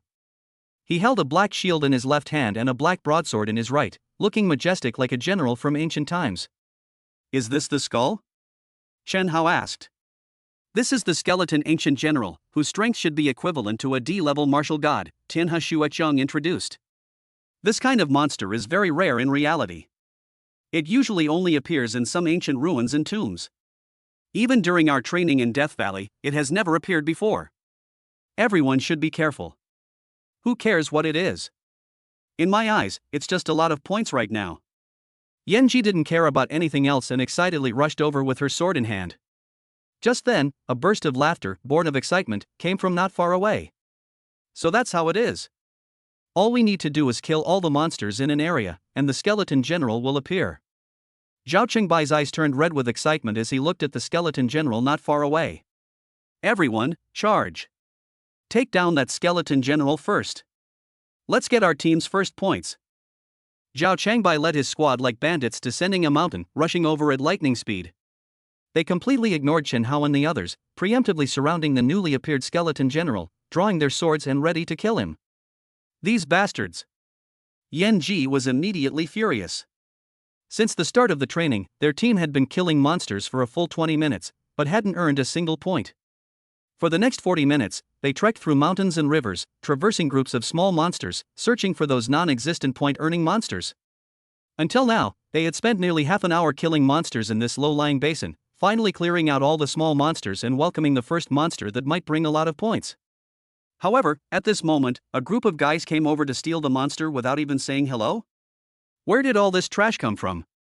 Chen Hao frowned, anger rising in his heart. People from the European Emperor base. Tianhe Shueqiong recognized the badges on their bodies. Boss. Isn't what we're doing a bit inappropriate? After all, that's a skeleton ancient general that someone painstakingly killed for most of the day to spawn, a sneaky D-rank martial god asked. His words sounded well-intentioned, but the smile on his face clearly carried a hint of smugness, as if taking other people's things was a glorious thing for him. Humph. Death Canyon doesn't belong to them, and the monsters aren't raised by them. Whoever kills the monster first gets the points, Zhao Changbai sneered. At this moment, Chen Hao and his group had already walked over. A slightly overweight young man recognized Tianhe Shueqiong and his expression changed slightly. Boss, they're not an ordinary team, but the Spirit Butterfly 0520 squad. It's said this squad is very mysterious, and the members' identities are all quite unusual. Oh? As a sea-level martial god, Zhao Changbai naturally knew many secrets, especially that Tianhe Shueqiong's background was not to be trifled with. Normally, he would not easily offend such a person. However, he was rather irritable today. A dignified sea-level martial god, he had spent half a day wandering around Death Valley without even getting a single point. Now, he had finally encountered the legendary skeleton general. How could he possibly let him go? Moreover, no matter how terrifying Tianhe Shueqiong's background is, she only has some influence within Asia. Zhao Changbai graduated from the European martial god base and had long ago obtained a green card in Europe. His whole family moved to Europe and lived almost like Europeans. If that's the case, why should he be afraid of Tianhe Shueqiong's background? Most importantly, he received equipment support from Bruce today, who has a history of conflict with the Psylocke 0520 squad. He's always mingled in European circles. If he gives face to Chen Hao and Tianhe Shueqiong, wouldn't that be disrespecting Bruce? In the future, when he's mingling with Bruce and those European aristocratic circles, he might be ostracized, which could jeopardize his future. Therefore, after weighing the pros and cons, Zhao Changbai made his choice decisively. Humph. Let's just pretend we didn't see them. They're just a bunch of trainee martial gods. So what if we stole their monsters? They can't possibly wipe us all out, can they? Zhao Changbai sneered. Take us all out? Ha ha ha ha. Hearing this, everyone else laughed. It was just a newly graduated intern martial god squad. I'm afraid the strongest person in them is only at the level of a D-rank martial god at most. However, they were a C-rank martial god squad. Even the weakest member had the strength of a D-rank martial god. Zhao Changbai and the vice-captain were both powerful C-rank martial gods. Their overall strength was at least one level higher than their opponents, so why would they worry about being bothered? I doubt they'd want to humiliate themselves, Zhao Changbai sneered. Besides, this skeleton general is only a king-level D rank. With our team's strength, we should be able to kill it within 30 seconds. Let's finish this quickly and avoid any complications. Just kill the monster, earn some points, and get out of here. We'll try not to get involved in other grudges. As soon as he finished speaking, Zhao Changbai led his men in a fierce and relentless attack, using every means at their disposal to bombard the skeleton ghost general. It was as if bandits were racing against time to seize gold and silver treasures. These people are so hateful. Yan Yuer clenched her small fists, clearly angered by their shameful behavior. They clearly saw us, yet they still show no sign of stopping. Is this a blatant disregard for us? We've put in so much effort to finally get a king-rank monster, are we just going to watch someone else take it away? Flame Princess couldn't hold back her greatsword any longer. Captain, let me go and kill them. Even just one would be enough. Our strength might not be weaker than theirs. Tianhe Shueqiong remained calm, not uttering a single word. She simply stared at Chen Hao with her cold, clear eyes, as if all he needed to do was nod and speak, and she would kill him like chopping vegetables, killing him with effortless ease. Chen Hao understood their feelings. Looking at the group of men in the distance who resembled bandits, he sneered, I'll handle the killing. Then, he took a step. That step, neither too far nor too near, landed exactly within 50 meters of Zhao Changbai and the others. For a fleeting moment, the image froze. Chapter 48 Monsters are not easy to kill. Time slows down. This is a privilege bestowed upon immortal beings by heaven and earth. Now Chen Hao has become more and more adept at controlling time-space deceleration. Within a range of 50 meters, he can choose the object to be decelerated at will. In an instant, the movements of Zhao Changbai and the other 4 people froze and became incredibly slow. Chen Hao drew his sword and prepared to slash, ready to teach these bastards a lesson. A sea-level martial god squad, what's so great about them? His immortal bloodline has now been 6% fused, making his strength comparable to a sea-level martial god. Despite having the same sea-level martial god combat power, the time and space where Zhao Changbai and his 4 companions were located were slowed down by 6 times. For Chen Hao, killing them would be as easy as killing skeleton monsters. However, just as he was about to kill these 5 foolish bandits with a single sword stroke, an unexpected scene suddenly occurred. The skeleton general, who had been besieged and suppressed, let out a roar. Taking advantage of the moment when Zhao Changbai and the others were slow to move, he suddenly raised the black shield in his hand, which was as big as a door panel, and smashed it down. With a loud bang, dust billowed and the earth trembled violently. 2 unfortunate D-rank martial gods were instantly smashed into a bloody pulp by this enraged attack. And the instant the shield slammed down, its black broadsword lashed out and sent the 3rd stunned C-rank martial god flying. In an instant, the 5-person team that was trying to steal the monster ended up with 2 dead and 1 seriously injured. This dramatic scene left Yen Yuer, Yen Ji, and the others speechless. They were outside the time deceleration zone and didn't sense the slight change in spacetime that had just occurred. They only saw everyone in Zhao Qingbai's team suddenly freeze in place, as if they had all pulled a muscle, before the skeleton general unleashed his power and instantly killed 2 of them. 5 people simultaneously strained their backs during a fight? How could such a bizarre thing happen? Yen Yuer tilted her head. So, is this the legendary retribution? Good karma. Yen Ji said earnestly, there's a saying that there are gods watching over us. I didn't believe in that before, but today I've seen the heavens open their eyes. I never thought even the gods would dislike them. Hearing these words, Chen Hao and Chen Benxian awkwardly scratched their heads. Yes. Just now, when he used time-space deceleration in order to save energy, he only slowed down a small, narrow space-time area where Zhao Changbai and the other 4 people were located. But he overlooked the skeleton general. He originally planned to crush those scumbags to death himself, but before he could even make a move, a hot-tempered Guzheng directly killed half of them. Ahem. Although it was a bit of a surprise, it seems quite interesting. Seeing this situation, the slight anger in Chen Hao's heart had long since dissipated, and instead, he felt playful. He thought to himself, as a half-immortal, I should be calm and composed. What's the point of getting angry with a bunch of trash? Since they came to steal the monster without saying a word, I'll just kill them without saying a word. At this moment, the effect of time slowing down had disappeared. Zhao Changbai only felt a moment of disorientation. When he came to his senses, he was dumbfounded when he saw the 2 corpses in front of him smashed into mincemeat and the core members of the team who had been seriously injured by a sword. 4th brother. 5th brother. You. Boss. What just happened? In that instant, I felt like the monster's speed increased 5 or 6 times. The speed of its sudden counterattack was so fast that it was impossible to see. Is this really a D-rank monster? I don't care what class it is. It must die. Before he could even earn a single point, he had already lost 2 crew members in an instant, and Zhao Changbai was on the verge of madness. He raised his battle sword high, concentrating all the terrifying power of a C-rank martial god into the blade. The earth cracks. This slash was incredibly powerful, as if it would cleave the entire landscape in 2. The skeleton general did not dodge, but raised his black shield to block. With a loud bang, the powerful force sent the skeleton general flying back several meters. At the same time, the sword energy of the other 2 D-level martial gods also came slashing over.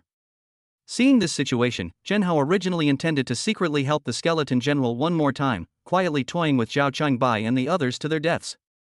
To his surprise, the skeletal general, who had been brutally beaten, became even more excited, his eyes flashing with a scarlet light, and even his injuries had healed.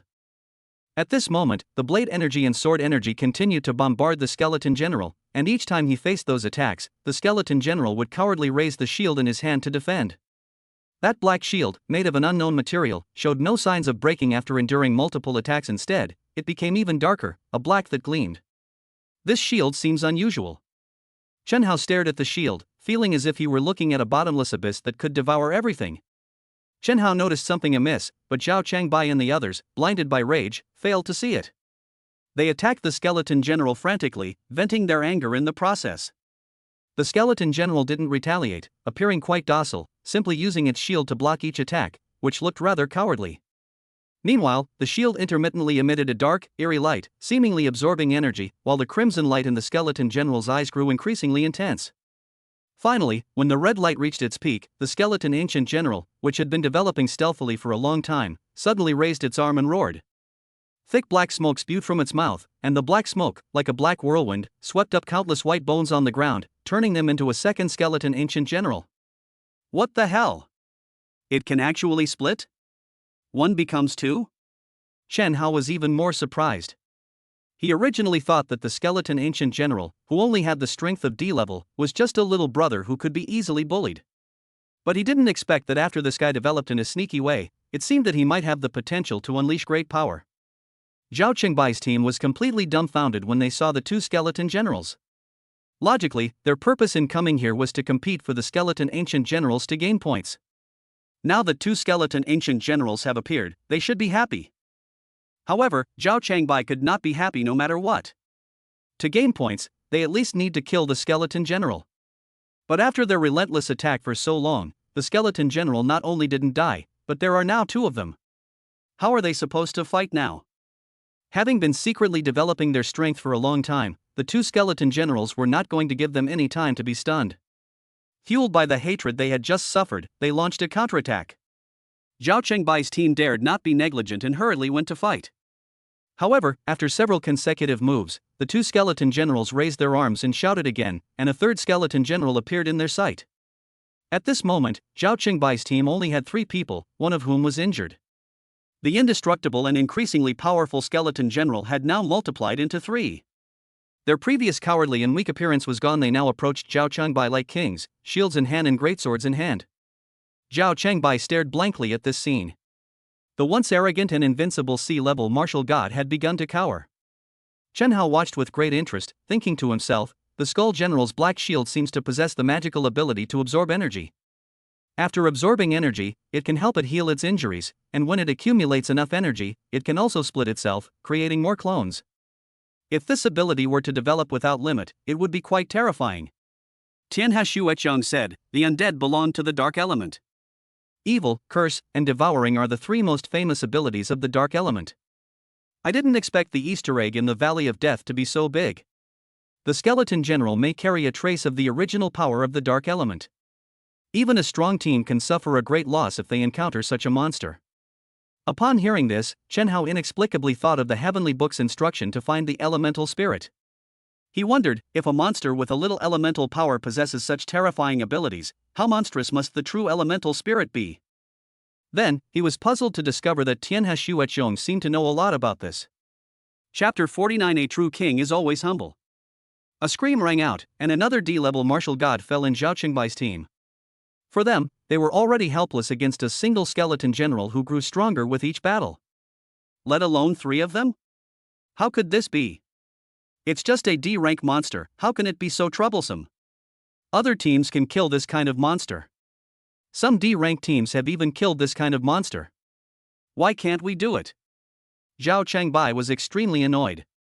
Meanwhile, Chen Hao and the 3 girls watched the show from a distance, chatting and laughing, almost ready to bring out small stools and a bag of sunflower seeds. Seeing them so relaxed, Zhao Qingbai was even more furious and almost fainted from anger. I still remember how excited and ecstatic he was when he led his men to steal the monster, and how arrogant and overbearing he was. However, while he managed to steal the monster, his entire team was nearly wiped out by a single monster. This predicament was incredibly embarrassing.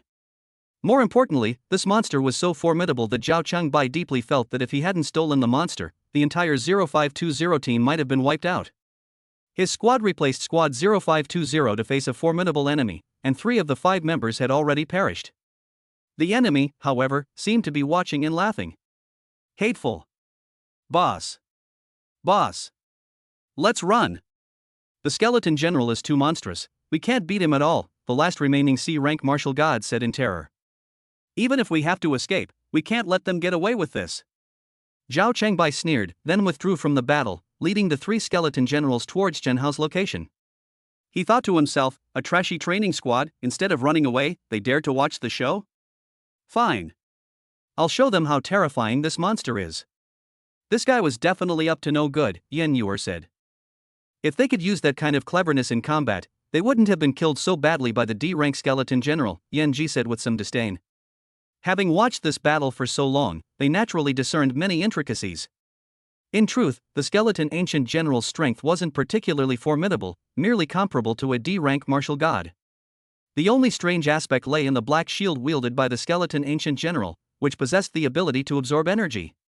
In other words, as long as you can avoid the skeleton ancient general's shield with each attack and prevent the skeleton ancient general from absorbing energy, you can prevent him from healing his injuries and also prevent him from continuing to grow and differentiate.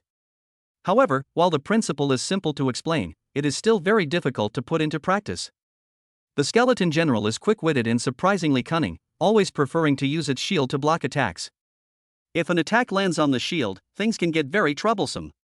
This presents a significant challenge to the god of war's attack precision. Of course, this kind of difficulty was no challenge at all for Chen Hao, who controlled the flow of time. He thought for a moment and said, "These three, I." Chen Hao originally planned to say that the three skeletons would take care of him. After all, if more and more of these monsters appeared, even he would find it troublesome. Unexpectedly, Tianhe Xueqiang spoke first. "The one on the left is mine." "Then Yan Ji and I will take care of the one on the right," Yan Yuer said. "Honey, you can handle the one in the middle, right? With Captain's skill level so high, there's definitely no problem," said Flame Princess. After saying this, the three girls each locked onto their own goals, their expressions firm and confident, like resilient roses blooming in the cold wind. Chen Hao could sense their feelings, just as they had said when they first entered the Valley of Trials. The trials in the Valley of Death were for self-improvement. Even if they died, it wouldn't matter. Even if they didn't gain points, it wouldn't matter. As long as they could improve themselves, everything was worthwhile. So he confidently handed the two skeleton generals over to the girls and charged alone toward the central skeleton general. Zhao Changbai looked at the four people and sneered, "Humph. A trashy intern team. Instead of running away at a time like this, they actually dared to rush up. They're really stupid." However, he saw. The skeleton hurled the black shield, as big as a door panel, at Chen Hao. Time slows down. In an instant, its movements slowed down. Chen Hao took advantage of the moment, stepping on the shield that was smashing towards him, and leaped onto the top of the skeleton ancient general's head, smashing down the Sunfire greatsword in his hand. With a deafening boom, a full-force attack comparable to a C-rank strike smashed the skeleton general's head and half its body into dust. At this moment, Chen Hao was in mid-air, tilting his head to observe the situation of Tianhe Xueqiang and Yan Yuer. If they encountered any trouble, Chen Hao would not hesitate to use his time-slowing ability to help them. For once, Yan Ji suppressed her usual impatience in battle, refraining from reckless, wide-ranging attacks. Possessing the strength of a D-rank martial god, she opted for a defensive strategy, seeking neither victory nor defeat. Under this cover, Yan Yuer continuously inflicted wounds on the skeleton general, the two working together seamlessly. Tianhe Xueqiang's method was the most astonishing. She simply and directly charged in front of the skeleton ancient general, watching the huge shield smash towards her without dodging or avoiding it. The shield struck her, who appeared petite and delicate. Shadow clone technique. With a bang, the impact shattered Tianhe Xueqiang's entire body, turning into a flurry of snowflakes. As the wind and snow swirled, another Tianhe Xueqiang appeared behind the skeleton ancient general, coldly drawing her icy sword from her waist and unleashing 4 streaks of swordlight. 2 horizontal lines and 2 vertical lines formed 4 swordlights, also resembling the character well. The character, radiating a chilling aura, was imprinted on the skeleton ancient general's body. First, a layer of frost covered the skeleton ancient general's figure, making his tall figure appear frozen. Then, 4 deep cracks appeared on his body. Tianhe Xueqiang remained calm as she returned the sword to its sheath. The ancient skeleton, resembling an ice sculpture, shattered into 4 pieces and collapsed to the ground with a crash. At the same time, with the tacit cooperation of Yan Ji and Yan Yuer, the ancient skeleton general, riddled with holes, also collapsed to the ground. Only now is Chen Hao, who was in mid-air, finally landed back on the ground. The battle was short-lived. The 3 ancient skeleton generals who had once utterly humiliated Zhao Chengbai's team were all reduced to dust in a single exchange. Is the skeleton ancient general, whose strength is equivalent to a D-rank martial god, really that strong? Many D-rank squads, with good teamwork, can successfully kill him. Let alone this mysterious squad led by Chen Hao. Zhao Chengbai stared blankly at the scene, at a loss for words. He was a powerful C-rank martial god, leading a team with 2 C-rank martial gods. In his eyes, Chen Hao's group was just a trashy training team. However, a newly graduated intern team cleanly and efficiently took down the three ancient skeleton generals? Zhao Changbai felt extremely ashamed and embarrassed today, wishing he could disappear into a crack in the ground. Then, he realized something, and anger welled up in his heart again. Chapter 50: The Night of Revenge.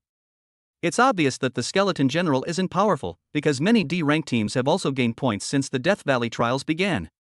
This means that as long as the D-level team works in perfect harmony and tries to avoid that eerie black shield, they can still kill the skeleton general. Zhao Chengbai's team is quite strong. If they find the right method, killing the skeleton general in an instant will not be difficult at all. Unfortunately, they tragically provoked Shen Hao and were tricked by the time-space slowdown. Two of their team members were killed by the skeleton ancient general. This situation threw Zhao Changbai into a panic, causing him to attack wildly and completely lose the composure and judgment expected of a martial god, resulting in a near-total annihilation of his entire team. However, he had gradually calmed down and, recalling the previous battle, naturally came to understand many things. The shield in the skeleton general's hand is very special. No matter how you hit it, it can't be broken. It also seems to have the function of absorbing energy. And Shen Hao and the others deliberately avoided attacking that shield during the battle. They were obviously prepared. Zhao Changbai thought angrily, if we hadn't fought the skeleton general to the death earlier, would the people in Squad 0520 have been able to discover the skeleton general's weakness? We risked our lives, almost being wiped out, just to expose the skeleton general's weakness. Those people didn't give anything, but they got all the benefits. In an instant, Zhao Changbai, who had clearly stolen the monster first, felt a pang of sadness as if his treasure had been taken away by someone else. What frustrated him even more was that he had personally delivered those three skeleton generals to the 0520 squad. Meanwhile, the Valkyries of Squad 0520 were laughing happily. The elder sister Yan Ji looked up at the kill leaderboard and her eyes narrowed with laughter. What a generous amount of kill points! A single skeleton ancient general is worth 3,000 points, and we just gained a full 9,000 points. What does 9,000 points mean? It's important to know that 0520's total points for the past month were 310,000. This includes 150,000 points given away by their instructor, meaning their team only earned a little over 160,000 points this month. Even after 3 hours of hard work grinding monsters each day, they could only get 5,000 or 6,000 points. However, in that brief moment, they gained more points than they had in 3 hours of hard work before. The feeling of gaining points is wonderful. Speaking of which, we should thank those people who stole the monsters. If they hadn't gone to such great lengths to cut a skeleton ancient general into three, we probably wouldn't have gained so many points, right? Yan Ji said with a grin, looking at Zhao Changbai in the distance in a very friendly manner. Upon hearing this, Zhao Changbai, who was already furious, nearly coughed up blood. When he looked up and saw that 0520 had squeezed into the top 20 of today's list, he felt even more annoyed. A ranking in the top 20 isn't considered high. But in his eyes, it at least represents a kind of honor. Currently, almost all the teams that have made it into the top 20 of the daily rankings are led by C-rank martial gods. If nothing unexpected had happened, he should have been one of them. "Boss, what should we do?" the injured squad's vice-captain asked. Zhao Changbai remained silent, but his expression grew even more somber. The team originally had 5 people, but now there are only 2 left. The skeleton general has been killed and the points have been stolen. What else can he do? Should we leave this place, find another spot to slowly grind monsters, and then create a skeleton ancient general? With only 2 players left, their points accumulation rate is far too slow. Without a doubt, their team's training for today has been completely ruined. Thinking about these things, Zhao Changbai suddenly felt an urge to kill all the members of the 0520 team. His squad was destroyed, and he wanted to destroy the enemy as well. Judging from their performance just now, Shen Hao and Tianhe Xuechong seem to be slightly stronger, but they shouldn't have reached the sea level. If I wanted to fight to the death, I might be able to kill all those hateful guys. Zhao Changbai harbored a growing sense of ruthlessness, but unexpectedly, something inexplicable happened. Yan Ji looked up at the rankings and was pleased to see that she had broken into the top 20 on the daily rankings. However, when she saw that the overall auction ranking had slipped from 7th to 10th place, she couldn't help but feel a little depressed. Today, they had already earned a considerable number of points. However, 3 teams from the luckiest team had earned even more. The strongest team, Team 0773, had already accumulated nearly 30,000 points. Forget it, as long as we do our best, it's not a big deal if we're squeezed out of the top 10 in the overall rankings. As long as the training is effective, that's good. Besides, Yan Ji wasn't angry. She looked at Yen Yuer happily and said, "Yuer, you've really improved a lot today." Recalling her battle with the skeleton general, Yen Yuer could feel that she had indeed become much stronger. After all, the skeleton general possessed strength equivalent to a D-rank martial god. If she had maintained her previous E-rank martial god strength, even with an A-rank martial god weapon, she would never have been able to kill the skeleton general so easily. I feel like my strength has been slowly increasing ever since my physique changed. Oh right. The Heavenly Tao system reminded me that my husband seems to have shared a portion of his strength with me. Although I don't understand why strength can be shared, is this also a kind of immortal technique? But if he shares his strength with me, will he suffer any loss? I need to ask him carefully after we leave the martial god realm. If my husband uses this kind of immortal technique, he will pay a heavy price. Yuer doesn't want my husband to suffer like that. Yen Yuer clenched her small fists, having already made up her mind. Chen Hao had no idea what Yen Yuer was thinking. He just felt a little unsatisfied. The skeleton general had been killed before he had even put in much effort, which was really too weak. He's looking for a worthy opponent, someone to really fight him head-on. However, at that moment, a cold wind blew again, and the ancient general's remains, which had turned into black bone fragments, suddenly moved and slowly floated in the air. The wind grew stronger, sweeping up bone fragments and transforming them into a black tornado. An even more powerful and malevolent aura was brewing within the tornado when suddenly a loud neighing of a horse rang out, and a black iron spear emerged from the black tornado. In an instant, the wind stopped and the clouds dispersed, leaving only the clatter of hooves. A knight clad in heavy black armor, riding a bone spirit warhorse, appeared before them, his eyes filled with hatred as he stared intently at the 4 members of Squad 0520. This is the Knight of Vengeance? Chen Hao was stunned for a moment. Yen Yuer used the monster identification device to check, and detailed information appeared before her eyes. Species, Dark Knight, also known as Fallen Knight. Rank, King level C.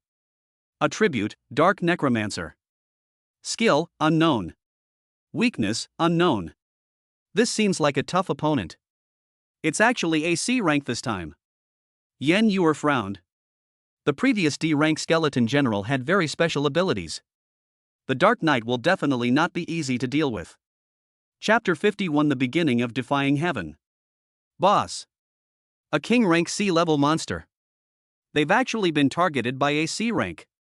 The last remaining crew member beside Zhao Changbai reminded him, killing a monster of this level will earn you at least 10,000 points. Upon hearing about the 10,000 points, Zhao Changbai was somewhat tempted. It was just a King level C rank monster, and he and the vice captain of the team were both C rank martial gods. As long as they cooperated well, they should have a chance to kill a monster of this level. However, when he thought of the terrible experience he had when dealing with the skeleton general, he, who always loved to steal monsters, immediately changed his mind. It's the weekend, another day for Feng Tangyuan to create surprises. The monsters we encountered during our training are all rare sights we've never seen before. It would be too much of a disadvantage to attack first. Zhao Changbai sneered, "Let's go. This time we won't steal the monsters. We'll stay far away and watch. We'll make our move after they figure out the Dark Knight's weakness. Of course, maybe we won't even need to lift a finger, perhaps the Dark Knight can wipe them all out on its own." At this moment, feeling the terrifying evil energy emanating from the Dark Knight, the members of Squad 0520 felt somewhat troubled. What should we do? It seems like we can't beat a C-rank opponent. The pretty girl, Yuer, was a little scared. Should we run away? Good idea. Yenji said, resting her chin on her hand. It's just a pity that we 2-legged people can't outrun the 4-legged bone spirit warhorse. Not bad. The Dark Knight is a knight after all. His bone spirit warhorse mount is no mere decoration. One can imagine that the speed of that warhorse is definitely at the peak of a C-rank martial god. Miss Xueqian, the holy maiden of Tianwen Mountain, frowned and thought to herself, how strange, how could a king-level C-rank monster spawn during the trial? The focus of the training in Death Valley is on the experience itself, not on death. The Alliance headquarters only wants the martial gods to gain experience, not for them to die repeatedly after graduation, thus developing a fear of monsters and ferocious beasts. Therefore, there is actually an underlying rule in the trials of Death Valley. For example, under normal circumstances, a newly graduated intern martial god will rarely encounter king-level monsters or monsters of higher rank than D rank when fighting within a certain fixed range. If a monster of rank D or higher appears, it means that the AI system that manages the martial god world has determined that at least one member of the martial god team has reached rank C or higher. Ever since I officially graduated, the latent power sealed within me has been stirring. So now it can't be hidden anymore? It can even be detected by an AI in a virtual world? At the age of 10, she became the Holy Maiden of Tianwen Mountain, and was jointly worshipped by the 3 royal families. How could such a person not have some secrets? Miss Xuechong sighed, slowly placing her hand on the sword, a chill gradually appearing in her eyes. In that case, let's finish off the monster quickly. We can't let our sisters get dragged into this. Experiencing death isn't a pleasant experience. However, just as she was about to make her move, Chen Hao rushed out before her. Are you kidding me? His young wife, Yuer, said she couldn't win and wanted to run away. Miss Flame Princess said, 2 legs can never outrun 4 legs. This means that his crew is facing a threat. Protecting the safety of the crew is the captain's responsibility. Although Chen Hao isn't actually the captain, he's gradually become one with his adorable crew members through their close interaction. How could he possibly allow his crew to get hurt? What's more, he's been itching for a fight for a long time and is just looking for a tough opponent to warm up with. A knight of darkness? Let your darkness become my whetstone. Chen Hao let out a wild laugh and drew his sword to strike. With 6% of his immortal bloodline, he possessed strength equivalent to 6 times that of an E-rank martial god, reaching the level of a C-rank martial god.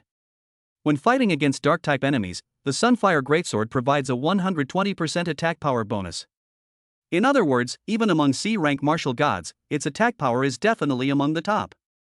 This sword strike was incredibly powerful. The Sunfire Greatsword shone brightly, like a sun that was impossible to look directly at. The sun set, crashing down on the knight in the darkness. The Dark Knight slightly raised his eyes, his long, cold eyes narrowing. Then he tightened his grip on the black spear, holding it horizontally in front of him, with terrifying dark power surging within. Firstly, it possesses the utmost strength and yang energy, making it impervious to all evil. The other is extremely yin and evil, representing absolute bloodshed and darkness. 2 completely different yet equally powerful energies collided with each other, producing deafening sounds. Suddenly, darkness surged forth, swallowing the sun's blazing light. A crimson light flashed in the knight's eyes within the darkness. His power surged, and he thrust his black lance forward, sending Chen Hao flying. Before Chen Hao could even land, the bone spirit warhorse beneath him reared up and charged towards him like a terrifying chariot, its powerful hooves pounding the rocks on the ground. The knight, seated high on his horse, gripped his iron lance, its tip pointing directly at Chen Hao in the air, and unleashed his most renowned move, a charge. At this moment, Chen Hao, who was bounced into the air by the great force, felt his blood and qi churning in his body, but he did not feel any discomfort. On the contrary, he was somewhat excited. Heavenly Book, the fusion progress of the immortal body bloodline has reached 7%. 7%? More exercise is definitely good for your health.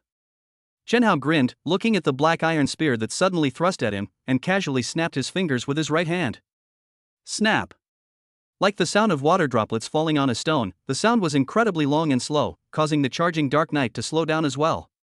It was the 7x time space deceleration effect resulting from the fusion of 7% bloodline power. Damn it! Don't think I don't know you have the ability to devour. It's just that the black shield has been replaced with a black iron spear. The methods are still the same. Chen Hao sneered as he watched the iron spear slowly thrust towards him. His body spun in mid-air, easily dodging the powerful thrust of the iron spear.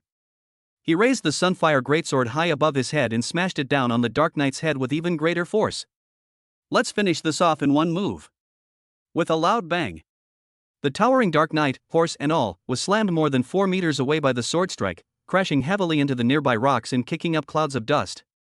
All of this may sound slow, but in reality, from the moment Chen Hao was thrown back, to the Dark Knight charging on horseback, to Chen Hao snapping his fingers and slashing the Dark Knight to the ground with his sword, it all happened in a very brief instant.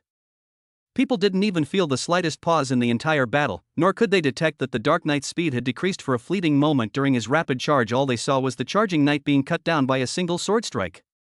At this moment, Chen Hao, who was in mid-air, slowly landed, and countless plumes of dust that had been stirred up also slowly settled down. Captain! Sister Yin Ji held her jaw, which was about to drop in shock, and turned to look at Yen Yuer, saying, "Your husband is so fierce." I only just found out how powerful he is." Yen Yuer was a little stunned, then she felt happy for her captain husband's strength. Then, she wondered aloud, do I seem to have gotten a tiny bit stronger? Heavenly Tao System, physique improvement complete. Congratulations, host, on obtaining the Spirit Jade body. However, since your physique has not yet reached the level of an immortal body, you can currently share 50% of Chun Hao's immortal body attributes and master 50% of his abilities. A body of spiritual jade? Sharing my husband's immortal attributes? Does that mean my husband really is a god? Yen Yuer tilted her head and looked at Chun Hao. In the distance, Zhao Changbai, hiding in a meadow, stared at Chun Hao in disbelief, his shock reaching an unbearable level. Boss, he seems to be stronger than us. Humph. He's just relying on his A-grade weapon. If I had such a divine weapon, I could be as strong as him, Zhao Changbai said indignantly. It seems the Dark Knight has been killed by him. The martial god beside Zhao Changbai asked in a trembling voice, what should we do? Zhao Changbai was stunned. His original plan was to let Chen Hao's group fight the Dark Knight, and then he would take advantage of the situation at the last moment. But the Dark Knight seems to have been killed by a single sword strike. What should he do? If you try to steal the monster first, someone else will get the advantage. If you hide and don't steal the monster, someone else will benefit from it. What the hell is this? If I had known the Dark Knight was so fragile, I would have just gone straight for it. Zhao Changbai was so frustrated he was almost crying. Just then, something unexpected happened. Chapter 52. It turns out the captain is a god. Part 1. As is well known, the weak point of dark necromancer creatures is generally their head. This is because the head is where the soul fire is stored. Therefore, when Chen Hao's powerful sword struck the Dark Knight's head, everyone thought the Dark Knight was dead. However, Chen Hao stared warily at the pile of rubble not far away, unsure whether the Dark Knight was truly dead.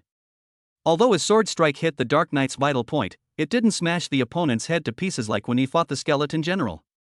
Instead, he felt as if he had struck something hard, and his palm even felt numb from the impact. This guy's skull can't be that hard, can it? As Chun Hao was muttering to himself, a pile of rubble not far away suddenly trembled. A dark blue sword emerged from the buried rubble. The Dark Knight shook his head, shook off the countless stones pressing down on him, and stood up again. Moreover, it not only stood up, but the crimson light in its eyes was even stronger than before, and its whole body was bathed in a faint bloody light, making it look extremely terrifying. Damn! He's still alive after all that? Chen Hao's eyes widened in disbelief. Not only did he not die, but he seems to have become stronger.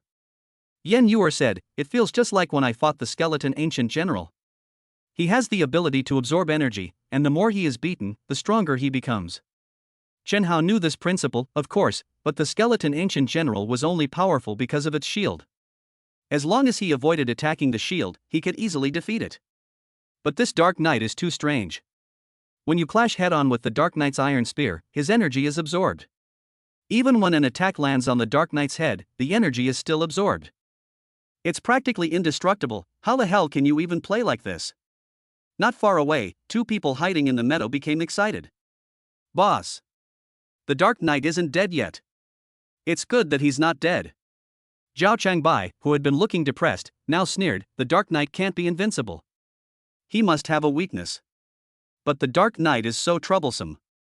Before we find his weakness, even if you and I join forces, we are no match for him. In that case, let's leave the tough stuff to Chun Hao. We can stay out of it and observe the situation. Maybe we can find out where the Dark Knight's weakness lies. As he spoke, Zhao Changbai was secretly cursing Chen Hao. Humph, I didn't expect that a training team like 0520 would have a martial god with strength comparable to a C rank. But so what? He's already been targeted by the Dark Knight. After a battle, even if he manages to find the Dark Knight's weakness, he'll probably be exhausted from the previous fight. Then, I'll rush out. Humph. Chen Hao had no time to pay attention to the two small fry in the distance. He was only concerned about the Dark Knight who had stood up again. He certainly knew that the Dark Knight must have weaknesses, but the key question was how to find those weaknesses. Attacks to the head aren't very effective, or maybe we could try attacking other places? Chen Hao scratched his head. But trying things randomly like this seems like too much trouble. Just as he was thinking this, the Dark Knight charged again. Captain, leave the task of finding weaknesses to me, Tianhe Xuecheng suddenly said. Is this okay? Chen Hao asked, somewhat uneasy. Trusting your crew is a required course for any captain, Tianhe Xuecheng said with a smile as she walked towards the Dark Knight. Zhao Changbai watched this scene, narrowed his eyes and sneered, humph, just an apprentice martial god. Is she going to her death? Good. I can finally enjoy the pleasure of watching the show. However, the smile on his face froze before it could even bloom. Shadow clone technique. In an instant, the figures of the 6 heavenly river snow chiones appeared simultaneously. Tianhe Shueqian took a step, and 6 figures followed suit. The temperature of the surrounding air suddenly dropped, and snowflakes began to fall softly. The snow's shadows shift and change. Tianhe Shueqian drew her sword, and 6 figures simultaneously drew their swords. The surrounding wind and snow intensified, and each falling snowflake resembled a sword shadow, enveloping the terrifyingly tall figure of the Dark Knight. Ding ding ding ding. Countless sword shadows struck the Dark Knight, covering every inch of his body. A series of dense clanging sounds of metal striking metal filled the air, and countless ripples spread across the Dark Knight's body, like a torrential rain falling into a calm lake. However, dark energy surged throughout the knight's body, constantly devouring the energy of the sword shadow. It seems to have no weaknesses. Suddenly, Tianhe Shueqian noticed something was wrong. At this moment, the surging dark energy covered almost the entire body of the knight, except that the dark energy was fainter around his eyes. Perhaps.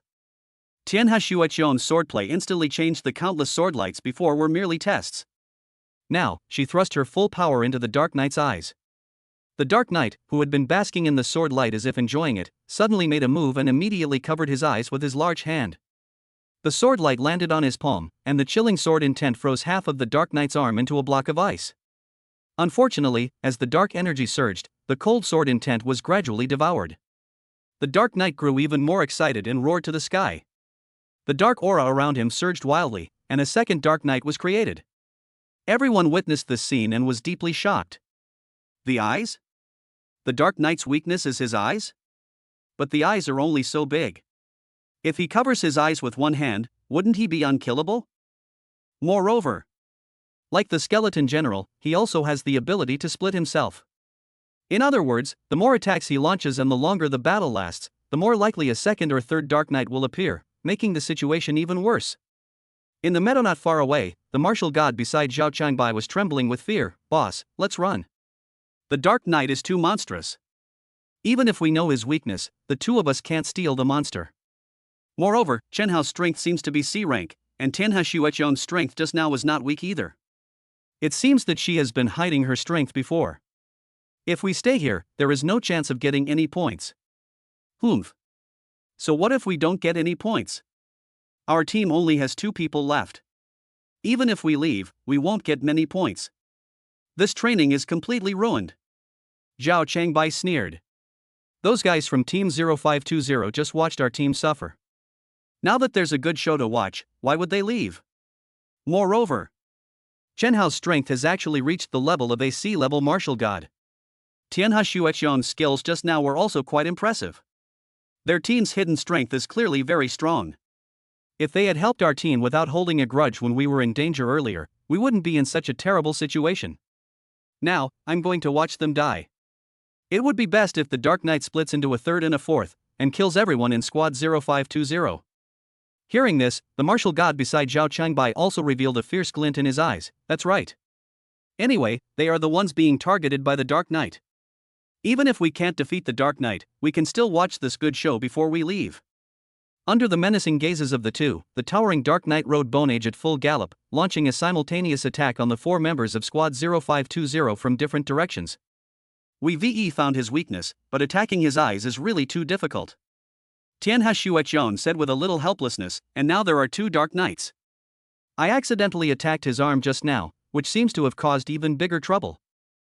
We're really unlucky to encounter such an invincible monster during our training, Yan Ji sighed.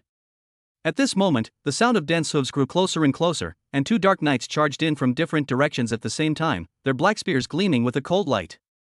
The members of Team 0520 huddled together, preparing for a final stand, but even with some trump cards still hidden, Tianhe Shueqian was unsure whether they could overcome this near-indestructible monster. Just then, Chen Hao said calmly, "No, he's not invincible. Attacking his eyes is a very simple matter." After saying this, he snapped his fingers, and the whole world slowed down. The 3 girls' eyes lit up. Chapter 53. It turns out the captain is a god, Part 2. Snap. A crisp sound rang out, and the long, drawn-out sound echoed slowly through the space. The chaotic sound of hooves slowed down, and the two dark knights charging towards them within a radius of 70 meters also slowed down. Even the dust kicked up by the hooves drifted very slowly in the air. Not far away, two members of Zhao Qingbai's team, also within 70 meters, had their sinister smiles frozen on their faces, changing in an extremely slow manner. The eyes of the three girls next to Chen Hao lit up, as if they had seen something unbelievable. Just 100 meters away, everything seemed normal. A gentle breeze rustled the grass, causing it to sway. However, when that breeze reached within a radius of 70 meters, everything slowed down. They could even see the arc of dust particles rising in the air, and the grass on the ground swaying at an incredibly slow pace, as if in slow motion on television. This scene is truly amazing. What's even more amazing is that while everything else moves slowly, they are still able to move freely, as if they are being blessed by a god who rules over time and space. Besides us, the entire space-time around us has been slowed down? Yan Ji stared wide-eyed at the amazing scene before her, thinking to herself, only gods could do something like this. Then, the three girls' eyes all fell on Chen Hao. Chen Hao, wielding his greatsword, rose gracefully into the air and effortlessly pierced the eye of a slow-moving dark knight. Powerful pure yang energy instantly surged through the dark knight's vulnerable eye, penetrating his skull. The seemingly invincible dark knight was so easily defeated. As expected, it was indeed the captain who did it. The three sisters of Spirit Butterfly Island know each other very well, and they are also very clear about each other's abilities. As the Holy Maiden of Tianwen Mountain, Tianhe Xuecheng naturally possesses some special abilities. However, Yan Yu and Yan Ji both know that Tianhe Xuecheng's abilities are related to wind and snow, but cannot affect time and space. That means, the person who caused the time-space slowdown must be Chen Hao. In fact, Chen Hao had already killed a Dark Knight at this point, which explains the situation. This ability to slow down time and space must be some kind of legendary magic, right? Sister Yan Ji looked at Chen Hao with shining eyes. Could it be that the captain and instructor sister are in cahoots? My husband is truly a god. Yan Yu looked at Chen Hao, thinking, having a god as a husband, and who is also my captain, is just too wonderful. Wait, the Heavenly Dao system says I seem to have mastered 50% of my husband's abilities. Does that mean I can do similar things too? Looking at the strange sights around her, Yan Yu gradually felt a strange sensation. She felt as if she could actually do something similar. However, for a moment, she was still unsure of what to do. Captain, at this moment, even the aloof and proud Tianhe Xuecheng's eyes showed a different light. How could the Holy Maiden of Tianwen Mountain not have her own pride? On Spirit Butterfly Island, the only instructor she truly respected was that fairy-like older sister. So how could she possibly treat someone as a captain so casually after graduation? At first, she addressed Chen Hao as captain, but it was merely a polite way of keeping him at a distance. Later, Yan Ji said that Captain Chen Hao was not an outsider, and that he was Yuer's husband, which meant he was her brother-in-law. She and Yan Yuer had a very good relationship, like sisters, so she only acknowledged Chen Hao as Captain Chen Hao because of Yuer. But at this moment, when she called out captain again, her heart was filled with a faint admiration, the same admiration she felt when facing that fairy instructor. Chen Hao met their gazes and smiled. Death Trial Valley is primarily for training. If the monsters are just ordinary ones, Chen Hao wouldn't recklessly use the time-space slowdown technique to interfere with the girls' training. However, if they encounter an opponent who is almost invincible, he will still have to take action when necessary. Moreover, with two Dark Knights charging at the same time, Chen Hao was worried that his crew members would be harmed if the space-time deceleration range was too small, so he increased the space-time deceleration range to the maximum extent this time. After all, protecting one's crew is the captain's responsibility. Let's deal with the immediate problem first, and we can talk about other things later, Chen Hao said. No need to trouble the captain, I'll take care of the remaining Dark Knight. Tianhe Xuecheng volunteered. As she spoke, Tianhe Xuecheng decided to deal with the last knight. No rush. Chen Hao smiled as if he had thought of something. The points reward for killing the Dark Knight seems to be quite high, right? It would be a waste to kill such a difficult guy with the ability to split apart directly. Let's raise the last one first. Hearing this, the three of them were stunned for a moment, thinking to themselves, the Dark Knight is so difficult to kill, and he gets stronger the more you fight him. 1 becomes 2, 2 become 3. Most people would want to kill him as quickly as possible, but Chen Hao said he wants to keep him alive first? What does that mean? Could it be that? They seemed to suddenly realize something, their eyes revealing a strange mix of excitement and shock. They thought to themselves, Dark Knights can split into multiples, and if their squad isn't afraid of them multiplying as they fight, then wouldn't that mean? Yan Ji looked at the 10,000 points that had suddenly increased as if she had seen 1,000,000 points increase, and was so excited that she almost jumped up. Shoo! Chen Hao shushed mysteriously, his gaze suddenly falling on two figures in the distance. Before we do that, we need to deal with these two peeping bastards. For now, let's keep our secret quiet. Yan Ji nodded. Moreover, those two guys deliberately stole monsters earlier. They couldn't beat the skeleton ancient general, and they even tried to lure monsters over to trap us. But that's fine, we didn't bother with them. After the Dark Knight appeared, instead of running away, they hid to the side waiting to see us make a fool of ourselves. It's really hateful. I've wanted to kill them for a long time. In that case, you shall kill them both yourself, Chen Hao said. Really? Sister Yan Ji rested her chin on her hand. But I only have the strength of a D-rank martial god. It's really a bit scary to deal with two C-rank martial gods. I'll have to rely on your secret help, sir. 2 against 2 is fair, I want to help too. Yen Yuer felt that she had become much stronger, and she wanted to contribute more. Tianhe Xuechong faced the last Dark Knight alone and said to Chen Hao, Captain, I can hold off the Dark Knight for now. You keep an eye on Yan Ji and Yuer. By this time, the time-slowing effect had ended. Zhao Changbai, hiding in the meadow, frantically rubbed his eyes. What happened? What just happened? Chen Hao killed one of the Dark Knights. At that moment, they were also within the range of time-space deceleration. With their cultivation level, they were unable to perceive the changes in time and space. They only saw Chen Hao's speed suddenly increase by 6 or 7 times. Before the Dark Knight could react, he stabbed the Dark Knight in a vital spot with his sword. His speed is terrifying. It's even more terrifying than 80-level martial god. He's so fast that I can't even see him. Zhao Changbai thought in horror. Boss. It's bad. Chen Hao and his men are heading this way. Chapter 54 I am invincible, and so are my crew. Seeing Chen Hao walking towards them, Zhao Changbai felt even more terrified. Previously, Chen Hao fought the Dark Knight to a standstill, demonstrating that he possessed at least the strength of a C-level martial god. However, the speed Chen Hao unleashed when he killed the Dark Knight just now reached level B or higher. This was far too bizarre and terrifying. Zhao Changbai couldn't fathom Chen Hao's strength at all. He even felt that Chen Hao's strength might be at the level of a B-rank martial god, or even stronger. He was a completely hidden master. Moreover, this inference is not without merit. Because the Phantom Butterfly Island Squad 0520 has always been a very special squad. Its crew includes a heiress from a billionaire family, and even a saintess with a terrifying background. A month ago, a mysterious female instructor led this team to slay an A-rank monster with a single sword strike. So, what's so surprising about Chen Hao being qualified to be the captain of this squad and being a hidden big shot? Damn it! I've really bitten off more than I can chew this time. I should have guessed this sooner. I shouldn't have provoked these mysterious guys. At this moment, Zhao Changbai was filled with regret. Boss. What do we do? What else can we do? Run. No matter how strong Chen Hao is, he's still just one person. Split up and escape. Zhao Cheng made a decisive decision. However, as soon as they separated, Yen Yuer and Yan Ji came from different directions. We gave you a chance long ago, now it's too late to run away. Boss. Humph. 2 trainee martial gods dare to block our way? They've come at the right time. Chen Hao's strength is a mystery, and he's not easy to mess with. But if we subdue these 2 girls, it will make Chen Hao hesitate to act. That makes sense. The 2 reached a tacit agreement, drew their swords, and charged towards Yen Yuer and Yan Ji like hungry wolves.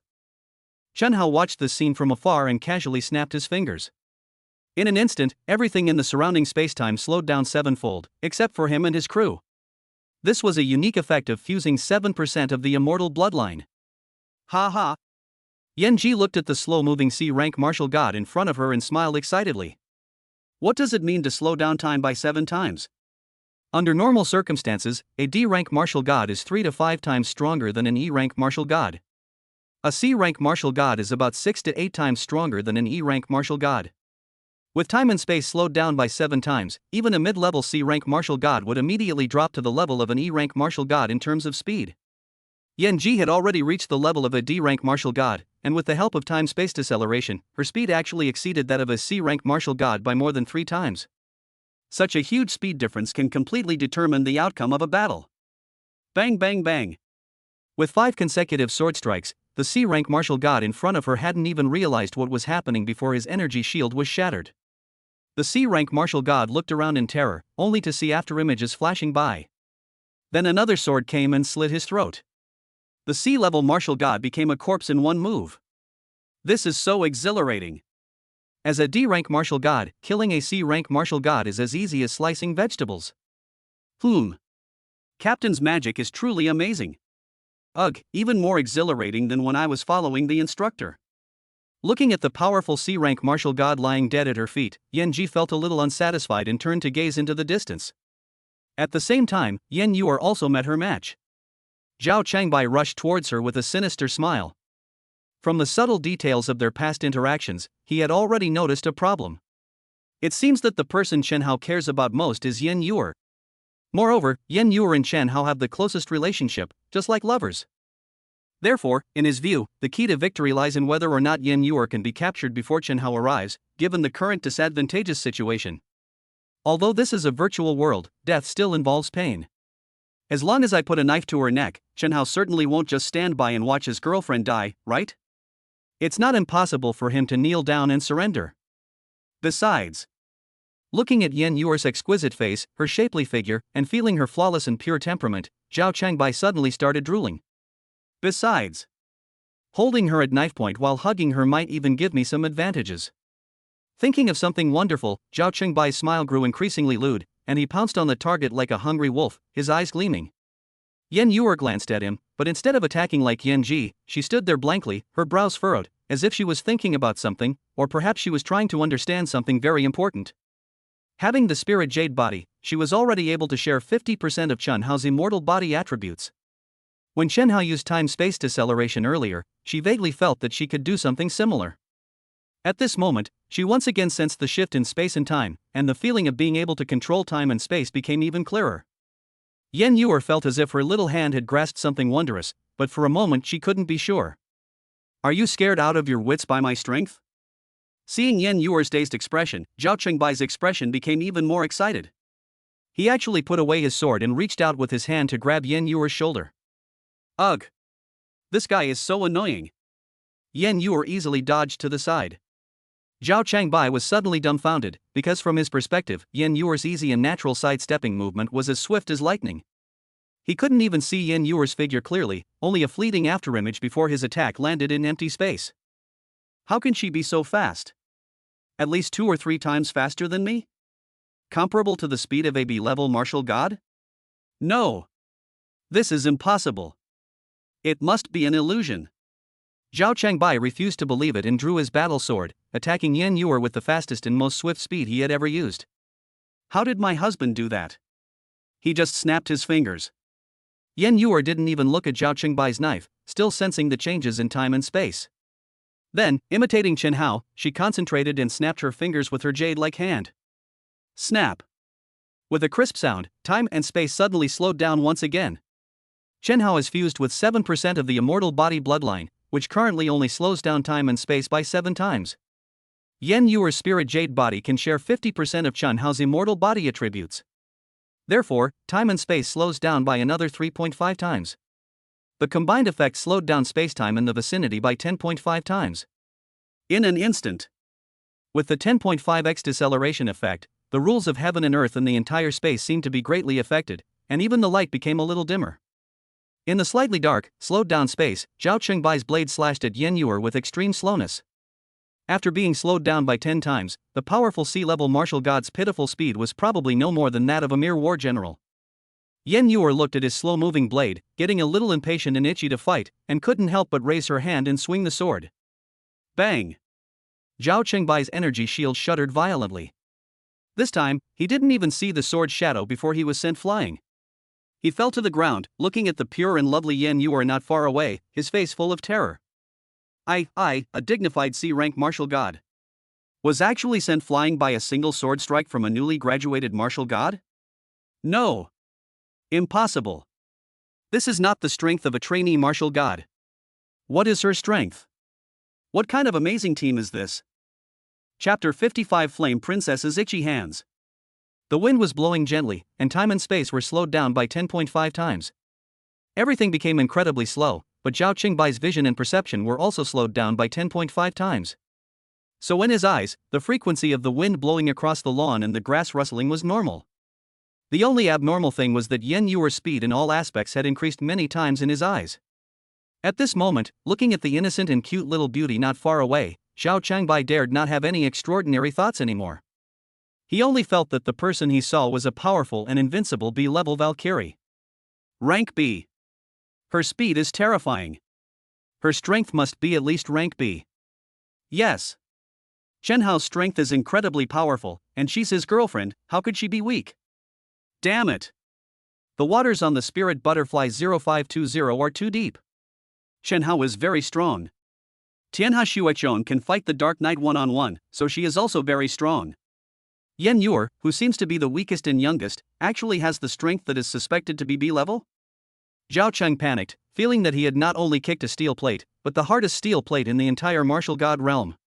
He even felt that the reason he was still alive after taking his sword from Yen Yuer was entirely because the beautiful Yuer had the demeanor of a master and disdained to dirty his sword. Since such a master could not kill him with a single sword strike, he should have been sent away as soon as possible. Logically, he should not have struck a second time. Therefore, Zhao Qingbai did not dare to hesitate and scrambled to escape into the distance. So it's that simple. At this moment, Yen Yuer realized that the magic of slowing down time and space was very simple. It didn't require any incantations, nor did it require understanding any difficult spatial mysteries and time variables. It only required a small idea, and she only needed to concentrate her mind to do it easily. It felt as if the laws of heaven and earth were her friends. With just a word from her, the entire universe would slow down. Then, she discovered that Zhao Qingbai actually wanted to run away? Bad people shouldn't be let off easily. Yen Yuer planned to continue her attack. Unexpectedly, before she could even make a move, Yen Ji ran over excitedly to take it, blocking Zhao Qingbai's path. He's still alive. That's great. I took him down in just a few moves, but I wasn't done yet. Yen Ji rubbed her hands together, feeling incredibly satisfied as a D-rank martial god, especially when it came to bullying a C-rank martial god. When Yen Yuer saw that Yen Ji had just stopped the bad guy, and seeing her good friend looking very excited, she generously nodded to Yen Ji, handing over the opportunity to kill the bad guy to her older sister Yen Ji. Get out of my way. Don't stop me. In Zhao Qingbai's opinion, Yen Ji might be weaker than Yen Ji in the 0520 team. Moreover, it seems that Yen Ji went to intercept his companions just now, but she has appeared here now. Perhaps his companions have already escaped successfully? So, when Zhao Qingbai, who was frantically fleeing for his life, saw Yen Ji, he revealed a fierce expression, baring his fangs like a wild dog trying to escape, in an attempt to scare Yen Ji away and buy himself some time to escape. What a little wolfhound, daring to bare his fangs at his older sister.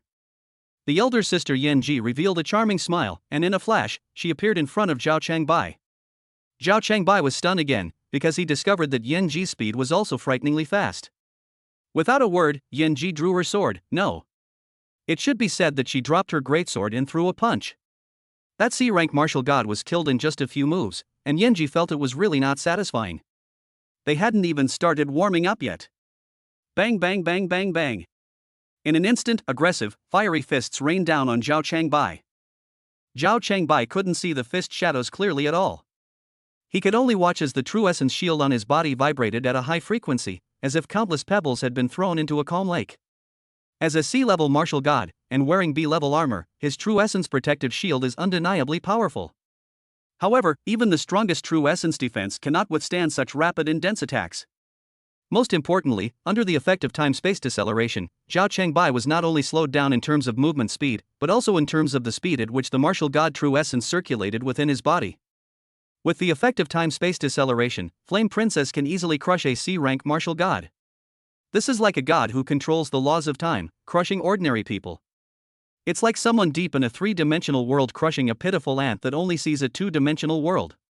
It is the crushing of low-speed spacetime by spacetime that is in a high-speed spacetime. Zhao Qingbai was sweating profusely, desperately trying to replenish the energy of his true essence shield by constantly urging his true essence shield, but his speed of repairing the true essence shield was no match for Yen Ji's attack speed. I didn't expect this tortoise shell to be so tough. Yen Ji looked at the fading energy shield, then suddenly pressed two fingers together, sword energy condensing at their tips. But it's time to end this. Puff. With a soft sound, the powerful protective shield formed by the C-rank martial god and his B-rank equipment shattered completely. The sword energy from Yan Ji's fingertips mercilessly aimed at Zhao Chengbai's brow. However, unexpectedly, Zhao Chengbai dodged the seemingly surefire attack. However, this wasn't because his reaction was particularly outstanding. In fact, he didn't even see Yan Ji's movements clearly, he simply happened to kneel down at the instant the true essence shield shattered. Spare me! Spare me, heroine! He's already kneeling? Yan Ji looked down at the trembling powerful C-rank martial god at her feet and muttered to herself, I wonder where all his courage went when he was stealing monsters earlier. At this point, the effect of time slowing down had disappeared, and Zhao Chengbai, who was terrified, still dared not make the slightest move. This squad was terrifying to him. Yan Yuer could easily defeat him, Yan Ji could easily defeat him too, and the even more mysterious and powerful Chen Hao was leisurely approaching from not far away. Then, he heard Yan Ji muttering, repeatedly admitting her mistakes and begging for forgiveness. I know I was wrong. I shouldn't have stolen the skeleton ancient general that you worked so hard to get. I shouldn't have tried to frame you, and I shouldn't have hidden here to watch the show. I really know I was wrong. Strictly speaking, dying once in the martial god realm isn't a big deal, since it's not real death. Zhao Chengbai doesn't seem to need to beg for mercy in such a humble and shameless way. But this is the Valley of Death Trials. And he is the captain of his own squad. In the Death Valley trial, survival is the most important thing, gaining points is secondary. Therefore, if the entire team is wiped out during the Death Valley training, they will face extremely severe penalties. Not only will all the points earned that day be deducted, but half of the points accumulated for the month will also be deducted. Over the past month, Zhao Chengbai and his team have worked hard for a long time to squeeze into the top 20 of the monthly rankings, with 240,000 historical points. Now that the rest of his team members are dead, if he also dies, it means that half of his 240,000 points will be deducted. Zhao Chengbai really didn't want to suffer such a loss. Chapter 56. Let's go for the points. Sigh, they're really pitiful. Yan Yuer looked at Zhao Chengbai kneeling on the ground, begging for forgiveness, and thought about how his team would lose 120,000 points and be removed from the top 30. She couldn't help but feel sorry for the team. Upon hearing this, Zhao Chengbai's eyes lit up. He had long known that Yan Yuer was famously kind and innocent. Moreover, when he fought Yan Yuer just now, Yan Yuer simply knocked him away with a single sword strike and did not pursue him, seemingly having no intention of killing him. So Zhao Chengbai thought he had found a savior. He crawled on his knees like a dog towards Yan Yuer, looking up at her with pleading eyes, and repeatedly said, Little miss, you are so kind. Please forgive me this time. I will never dare to do it again. After all, that was the result of almost a month of hard work. In just a few days, we would have been able to receive equipment in the real world based on our ranking on the overall leaderboard. He pleaded pitifully, so humble that he wanted to bury his face at the goddess's feet, begging the innocent and adorable goddess in front of him to spare him this time. It seems like sparing you wouldn't be a big deal, Yan Yuer said innocently, tilting her head. But, our instructor said that there's always a reason why someone is pitiful. My husband just said he's going to kill you. So? Zhao Chengbai's burning passion instantly cooled, and he looked at Yan Ji with his last glimmer of hope. Flame Princess revealed a malicious smile, and a sword appeared in her hand. No! You can't kill me. I graduated from the European Emperor base. I know many nobles. Zhao Chengbai arrogantly tried to rattle off the names of some European nobles. Yan Ji's sword struck even faster. A flash of light, and Zhao Chengbai's head flew off, his headless corpse spitting blood like fireworks bursting. If you're so capable, let those European guys come and save you. Flame Princess sheathed her sword and said calmly, besides, this guy is too weak. Even though time didn't slow down, he still couldn't dodge my sword. You're scared out of your wits, aren't you? Yan Yuer said. Our instructor said that a person who loses the will to fight in front of the enemy is a dead man. Yes. Yan Ji nodded in deep agreement. This situation is like a great white shark trapped in an aquarium. At first, the shark is unruly and keeps trying to break the tank and escape. But after dozens of attempts, leaving it battered and bruised but still unable to get out, it gradually develops the courage to fight. Zhao Chengbai was the same. First, he was terrified when he saw Chen Hao instantly kill the Dark Knight. Then, when he encountered Yan Yuer, he thought he could easily win, but he was easily defeated by her. Then, Yan Ji gave him a thorough beating. The repeated, devastating blows had terrified him, so even when the time-slowing effect wore off, he dared not resist and was killed in the blink of an eye. Thinking that she was only a D-level martial god, yet she had managed to beat and frighten a C-level martial god like this, Yan-ji couldn't help but feel triumphant and secretly delighted. Just then, Chen Hao walked over, smiling as he looked at the two and asked, "How was it? Did you have fun?" "I'm so happy." Yan-ji excitedly pulled Yen Yuer over, looking at her captain and thinking about his amazing ability to make the whole team stronger. She wished she could pin her captain to the ground and give him a big kiss. However, Sister Yenji suddenly realized that the captain was Yuer's husband, and it seemed a bit inappropriate to hug and kiss someone else's husband.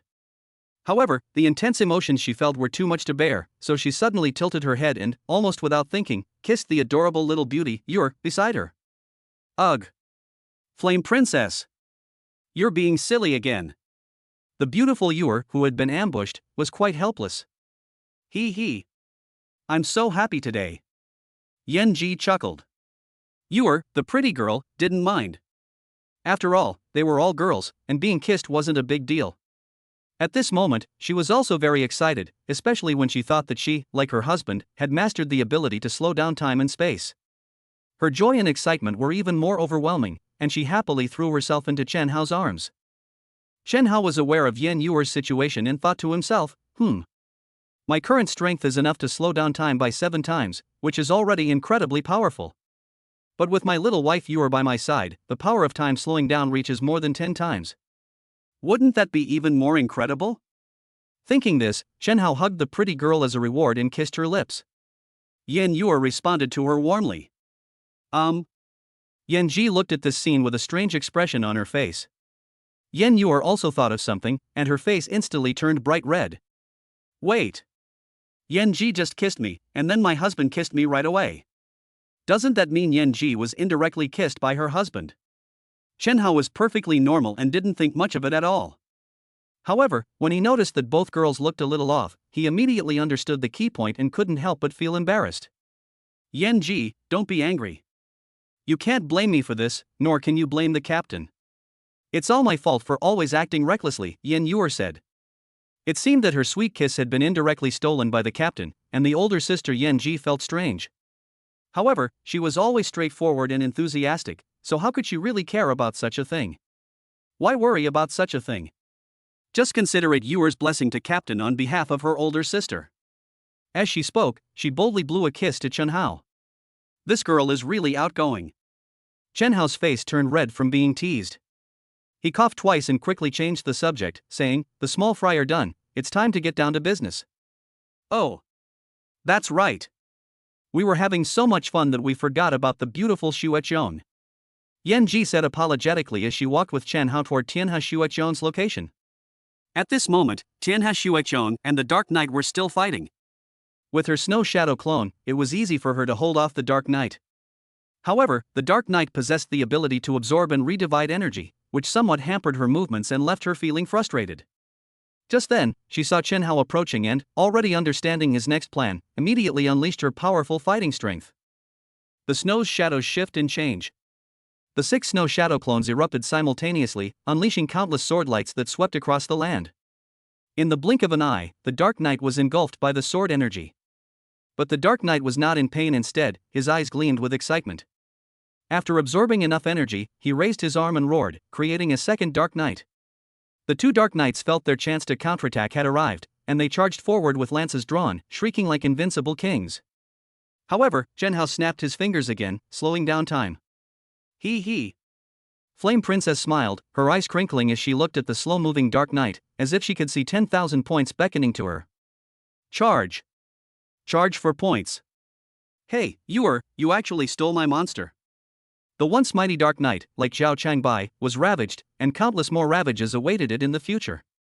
At the same time, a world announcement appeared in the martial god world. Chapter 57 The Arrogant Noble. The entire 1206 squad of the European Emperor, including Captain Zhao Changbai, has been wiped out and has lost its qualification for today's training. 120,000 Death Valley killing points have also been deducted. Death Valley is all about survival. I hope the surviving martial god squad will be extra careful. The announcement echoed throughout the martial god realm, and the martial gods who were undergoing training were all slightly taken aback upon hearing the news. They were completely wiped out? Their squad was really unlucky. Could it be that they encountered dark knights, and without knowing their own strength, they started hacking and slashing wildly, spawning 2 or 3 terrifying knights, so they couldn't even escape and were directly tortured to death by the monsters? Who knows? I think it's very likely. The king-level monsters in this trial are really troublesome. If the Dark Knight is accidentally split into 2, even a strong team with 5 sea-level martial gods will only be able to run for their lives. The people undergoing the training casually discussed it a few times, but didn't take it to heart. Immediately following, another world announcement appeared. Zhao Chang was punished for his mass killings in the martial god realm and has been imprisoned in the Abyss prison for 7 days. He's still a red-named player? He's killed more than 10 people this month? Damn it! To be killed in this situation and still have to go to jail for 7 days, Zhao Changbei is really too miserable. At this moment, from the dark abyss, Zhao Changbai's voice, like the wailing of ghosts and wolves, rang out. My points. My ranking. All my hard work this past month is ruined. And I have to stay in this damn jail for another 7 days. They're clearly a group of big shots. Why did they have to kill me? How could they be so heartless? I already begged for mercy. Why did they have to do this to me? They have absolutely no professional demeanor. And that bastard Chen Hao. Someone in the darkness, upon hearing these somewhat familiar words, couldn't help but let out a soft "hmm." Was he also killed by that heartless guy Chen Hao? Sakura guest Rio looked at the guy who was almost crying from being tortured not far away and said kindly, "Isn't it just that he'll be trapped here for 7 days? If you dare to kill someone in the martial god realm, you have to be prepared to pay the price. What kind of man is it to cry like this? None of your business."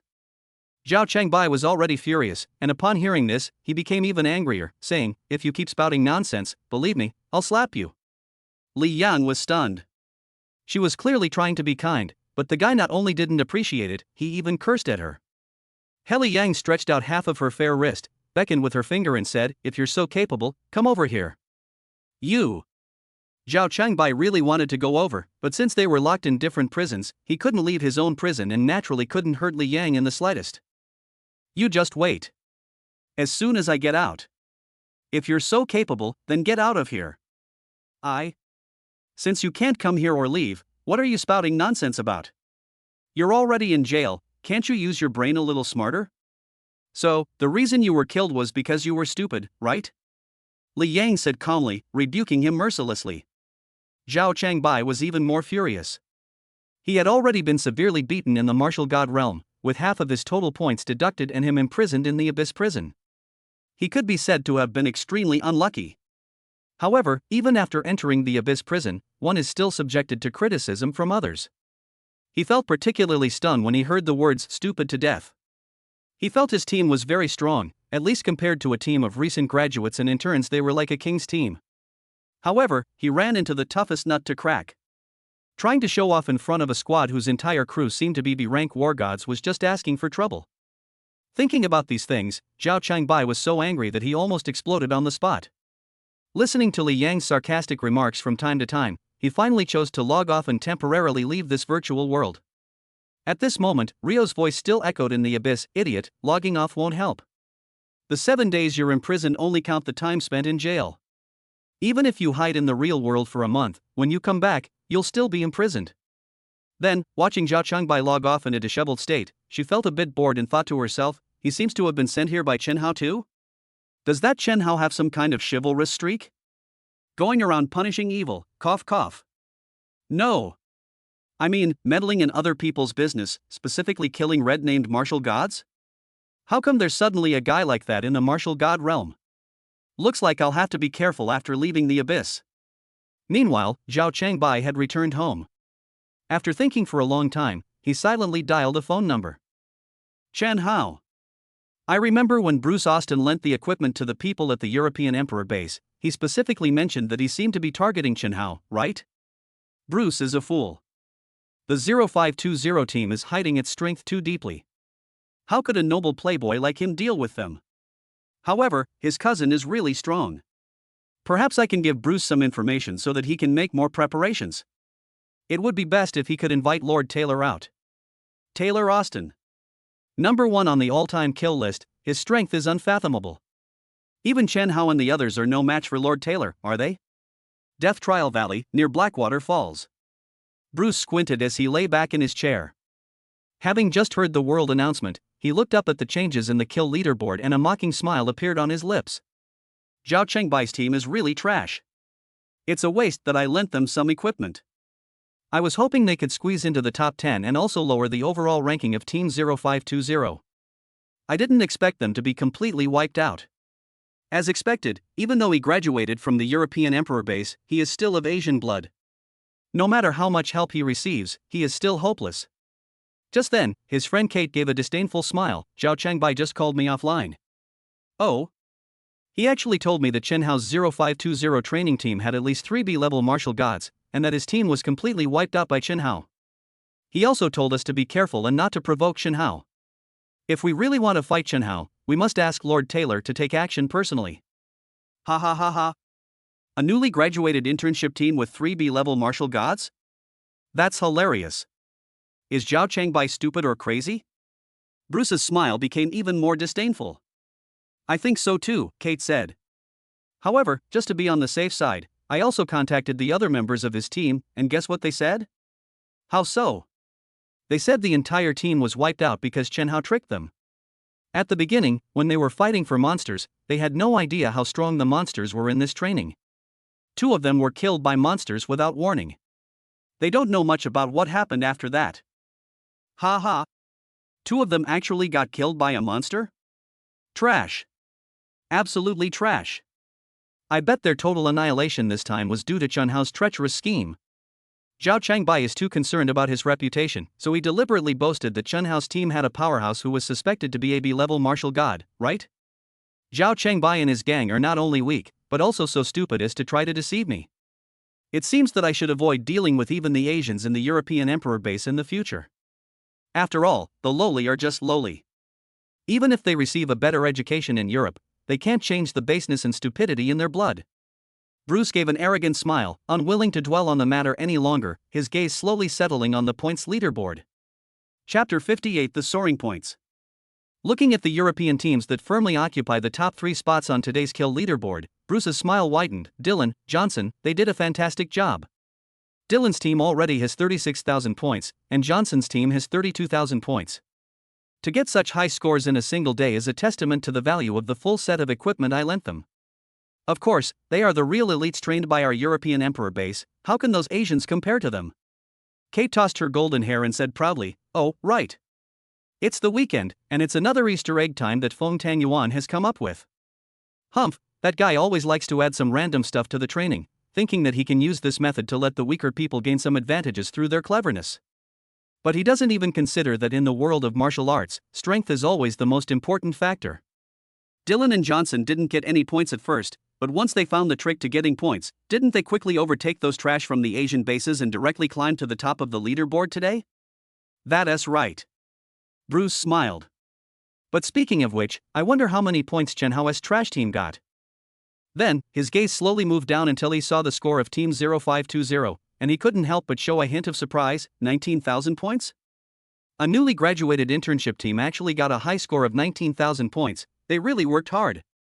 Kate laughed. Perhaps it was because they were a little clever at the beginning of the training that they accumulated a few more points by mentioning that they had discovered a way to gain points? But what's the use of them working so hard? Without strength, there is no strength. In today's rankings, there are at least 13 lucky teams with scores of over 20,000. The score gap will widen as time goes on, and I'm afraid they will soon be removed from the top 10 of the overall rankings. I wonder how they feel right now. What are you feeling? Hearing this, Bruce imagined the disappointed and helpless look on the 0520 team's faces and sneered. They don't even know what the martial god realm is. My cousin is number 1 on the overall ranking. He has acquired so many virtual equipment that it's impossible to count them all. Everyone knows that in the virtual world of the martial god realm, my Austin family is like the masters of the world. In a world like this, they dare to disrespect me. They're just asking for trouble. Especially that bastard Chenhao, who dared to play me for a fool and claimed not to know the Austin family, completely disregarding me. Now, as the captain of the Spirit Butterfly 0520, he can't even keep his crew in the top 10. He must be feeling incredibly ashamed, right? As Bruce said these words, he felt like a king, so proud that he was practically floating on air. However, at this moment, the rankings suddenly changed. The Phantom Butterfly 0520 team's original 19,000 points instantly became 29,000. They directly moved up to 8th place in today's rankings. Even their ranking on the overall leaderboard improved by 1 place. A sudden increase of 10,000? Could it be that with the 0520 squad's pathetic combat strength, they could kill the Dark Knight? Bruce was somewhat incredulous. Maybe they just got lucky and snagged a bargain? Kate guessed. But before the words were even finished, the points on Spirit Butterfly 0520 started increasing again. 39,000. 49,000. 59,000, 89,000. In less than a minute, their points skyrocketed by 70,000. Their ranking for the day was like a rocket, rising rapidly and overwhelmingly, instantly surpassing all the teams in the European Emperor base and taking the top spot on the leaderboard for the day. Even in the monthly overall rankings, Team 0520's position jumped to 6th place in an instant. What's even more terrifying is that this incredible surge in points shows no sign of stopping. It continues to climb relentlessly. Bruce and Kate stared blankly at the skyrocketing points, their proud smiles long gone, replaced by bewilderment and shock. What on earth is going on? Bruce froze for a moment, then was shocked. Then, endless anger welled up inside him. He had been unhappy with the people on the Spirit Butterfly 0520 for a long time, so he deliberately lent some equipment to the people at the Lucky Base, just so he could sit back and watch the 0520 team's points drop out of the top 10 in the overall rankings. However, those lucky teams he favored only managed to get a little over 30,000 points at most, while Team 0520 managed to get 70,000 points in an instant. No! It's not just 70,000. While he was still in a daze, Team 0520's points increased again, this time reaching 109,000. 1 minute, they got 100,000 points? How is that possible? At this rate, doesn't that mean they'll reach 1 million points within 10 minutes? Completely surpassing my cousin and taking first place on the overall leaderboard? Bruce simply couldn't believe it. At this moment, not only Bruce was stunned, but everyone who was training in Death Valley was stunned. Dylan's martial god squad had just dealt with a Death Knight. He wiped the sweat from his brow and said to the others, "This monster is really tough. The Death Knight's weakness is actually his eyes. This guy is invincible when he covers his eyes. It would take 4 or 5 C-rank martial gods to hold him down and kill him." Everyone smiled upon hearing this. We should now have 46,000 points, firmly holding our position. However, before he could finish speaking, he looked at the top spot on today's leaderboard and nearly dropped his jaw in astonishment. 109,000 points in a single day? The Spirit Butterfly 0520 internship team? How is that possible? Before the words had even finished, under the incredulous gazes of everyone in the Dylan squad of the European Emperor 0776, Chen Hao's team's points skyrocketed once again. 119,000 points. 129,000 points. This rate of increase is terrifying. In less than 10 seconds, it adds up to 10,000 points. This is practically cheating. We fought hard for over 2 hours to accumulate points, and they couldn't even match up in just a few seconds? And what's more, their points increase by 10,000 each time. Doesn't that mean they can kill a monster comparable to the Dark Knight in less than 10 seconds? Impossible. This is absolutely impossible. Even the B-level martial god couldn't do something like this. You must know, the Dark Knight possesses a monstrous ability to devour and divide. If you can't hit a vital point in one go, this monster will keep dividing. It will become more and more terrifying. These points. How did they get them? At this moment, the entire Valley of Death was in complete chaos. Each of the martial god squads from the European Emperor base was looking up at the changes on the kill leaderboard. Points. How can I have so many points? They're just an internship team from Asia. How could they possibly get so many points? Those from the European Emperor's base harbor a secret pride. Because the person who has consistently topped the kill leaderboard is someone just like them, a European. A prominent figure from the Austin family. Therefore, in their minds, the European base was the strongest base on the entire planet, and the martial gods of the Asian base were utterly insignificant. Moreover, they were naturally taller and stronger than Asians. This further convinced them that people with European blood were blessed by heaven and destined to be superior. However, at this moment, the Spirit Butterfly Squad 0520 surged to the top of the kill leaderboard with an overbearing attitude, leaving them far behind and making it impossible for them to hold their heads high with pride as before. No! Impossible. Some people were still shouting words like impossible, but the Spirit Butterfly team's points continue to skyrocket, reaching 149,000 in the blink of an eye. Not only did they dominate the top spot on today's leaderboard, but they also secured 4th place on the monthly overall leaderboard with a high score of 459,000. My god! This is insane. What are those Asians trying to do? At this rate, they'll be 3rd on the overall leaderboard soon. They might even surpass Lord Tyler Austin and take 1st place. How did they manage to get so many points? They must have cheated. Does anyone know where they are? People, envious of the huge number of points earned by Team 0520, began inquiring about Chen Hao and his team's whereabouts, frantically searching for Chen Hao everywhere. At this moment, Chen Hao. Chapter 59 Teamwork Makes the Work Easier Part 1. Bang bang bang. 3 muffled sounds rang out as Chen Hao, wielding the Sunfire Greatsword, brutally cut the Dark Knight to the ground. The Dark Knight shook his head, stood up, and unleashed 3 consecutive heavy blows, causing it to absorb a large amount of energy. He excitedly raised his arm and roared, creating a second Dark Knight. Strangely enough, the girls in Squad 0520 were even more excited than the Dark Knight. Snap! Chen Hao snapped his fingers, and time slowed down by 7 times again. The 3 girls ganged up on him, each blow fatal.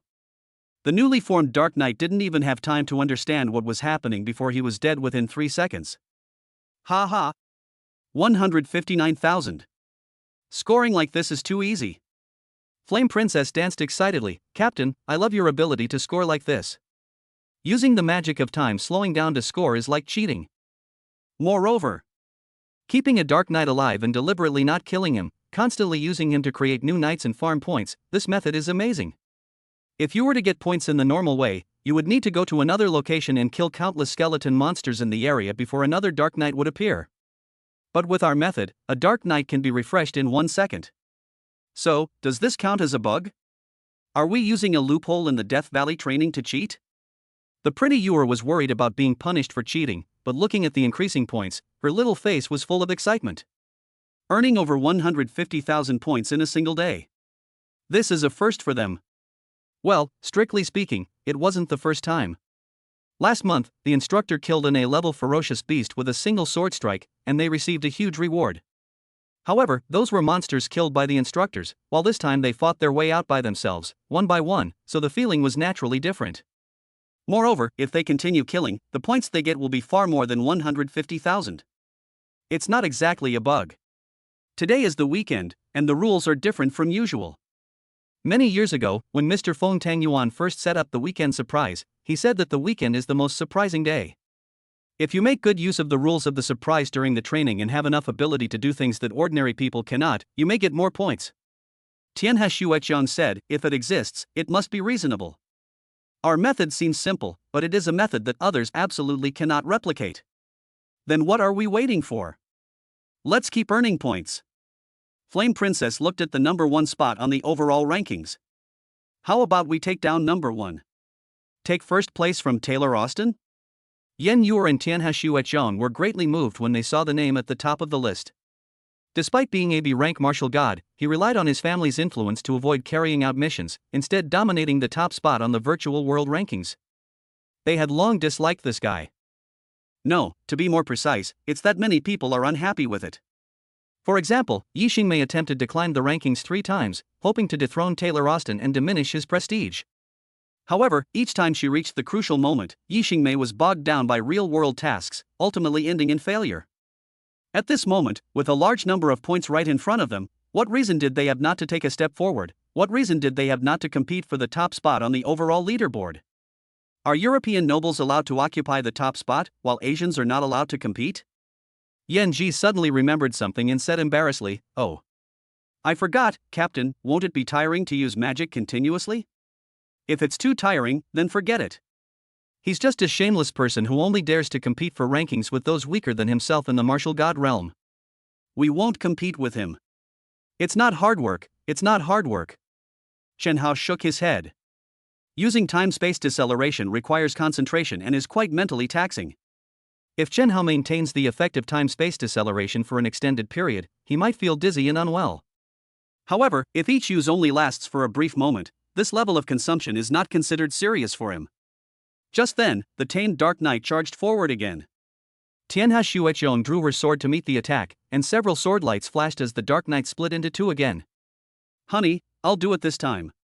The adorable Yuer, afraid that Chen Hao would get tired, took the initiative to use the time-space slowdown. With a 3.5x time-space deceleration, the Dark Knight's speed is at most equivalent to a D-rank martial god, still retaining quite good reaction ability. But this level is already enough for Tianhe Shueqiong to kill him. Yuer, you actually know magic? Yan Ji couldn't help but feel a little envious. Yan Yuer had used time-space deceleration once before when dealing with Zhao Changbai, but the 3.5 times time-space deceleration last time was superimposed on Chen Hao's 7 times time-space deceleration. Yan Ji only felt that Zhao Changbai was powerless to fight back, but she did not realize that Yan Yuer also knew immortal techniques. Yan Yuer looked at Chen Hao. My husband taught me. Just as I thought. The older sister Yan Ji stared at Chen Hao with longing eyes, as if she wanted to devour him. Captain, Yan Ji will also be your obedient crew member from now on. You can't favor one over the other. I want to learn magic too. In fact, as a trainee Valkyrie, Flame Princess doesn't necessarily have to choose Chen Hao as her captain.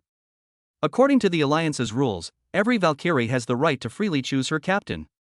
When Yan Yuer first met Chen Hao, she introduced him as the captain. Yan Ji simply thought this captain was quite handsome, and since he was her best friend's boyfriend, perhaps he was someone she could trust, and she could observe him further before making a decision. But by this time, she had completely decided that Chen Hao was her captain, and that she would follow him through thick and thin, through fire and water. Where can you find a captain with such powerful strength and incredible abilities? When encountering danger, time slowing down can not only resolve the crisis, but also allow all crew members to cross borders and defeat stronger enemies. It's just too awesome. Yan Ji looked at Chen Hao and liked him more and more, and he's so handsome. On days without battle, not only can I enjoy looking at him, but I can also have the handsome captain teach me magic. This kind of life is just too wonderful. This captain must not be let go. Facing the fiery gaze of the Flame Princess, Chen Hao felt embarrassed, thinking, I'd be willing to teach, but it seems I can't teach this kind of thing. The Heavenly Book and the Heavenly Dao system are like a unified whole. The abilities of the hosts can be shared. Hey! By the way, the Heavenly Book contains countless opportunities and doesn't just have one system. Perhaps, after I complete the main quest and find the mysterious elemental spirit, I'll be able to obtain more systems? I wonder what kind of systems they will be. It seems pretty good that each crew member will have one. Thinking this through, Chen Hao nodded and said, I'll figure out a way to handle this later. Can I really learn it too? Yan Ji smiled even more happily after receiving the promise. Seeing her ecstatic expression, Tianhe Shueqiong couldn't help but tease her. Yan Ji, when you look at the captain, your eyes have turned into the shape of peach blossoms, like you're infatuated. Where? Yan Ji was immediately embarrassed. It seems to be true, Sister Yan Ji. You wouldn't have taken a liking to my husband, would you? Yan Yuer tilted her head and looked at her, joking seriously, if that's the case, well, I'll go into my husband's house first, and then I'll be your big sister. Yuer, you've gone astray. How dare you make fun of me like this? Even the usually bold Yan Ji blushed with embarrassment from the combined attack of the two.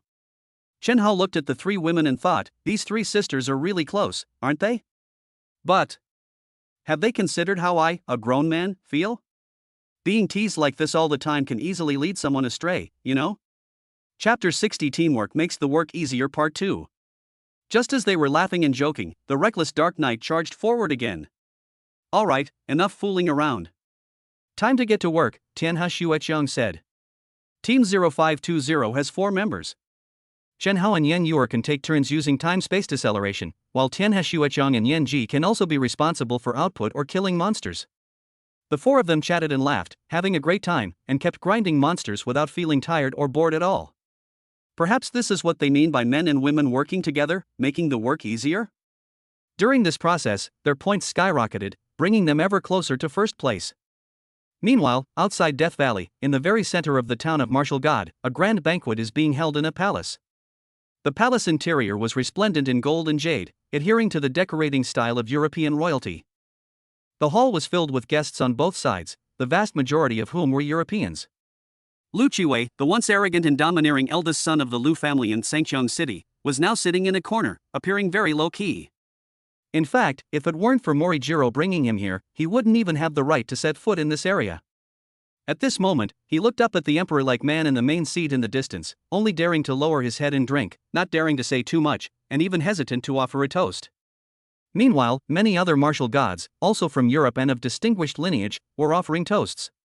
Your Excellency Taylor Austin, congratulations on once again taking first place in the Death Valley trial, bringing glory to the European Emperor base.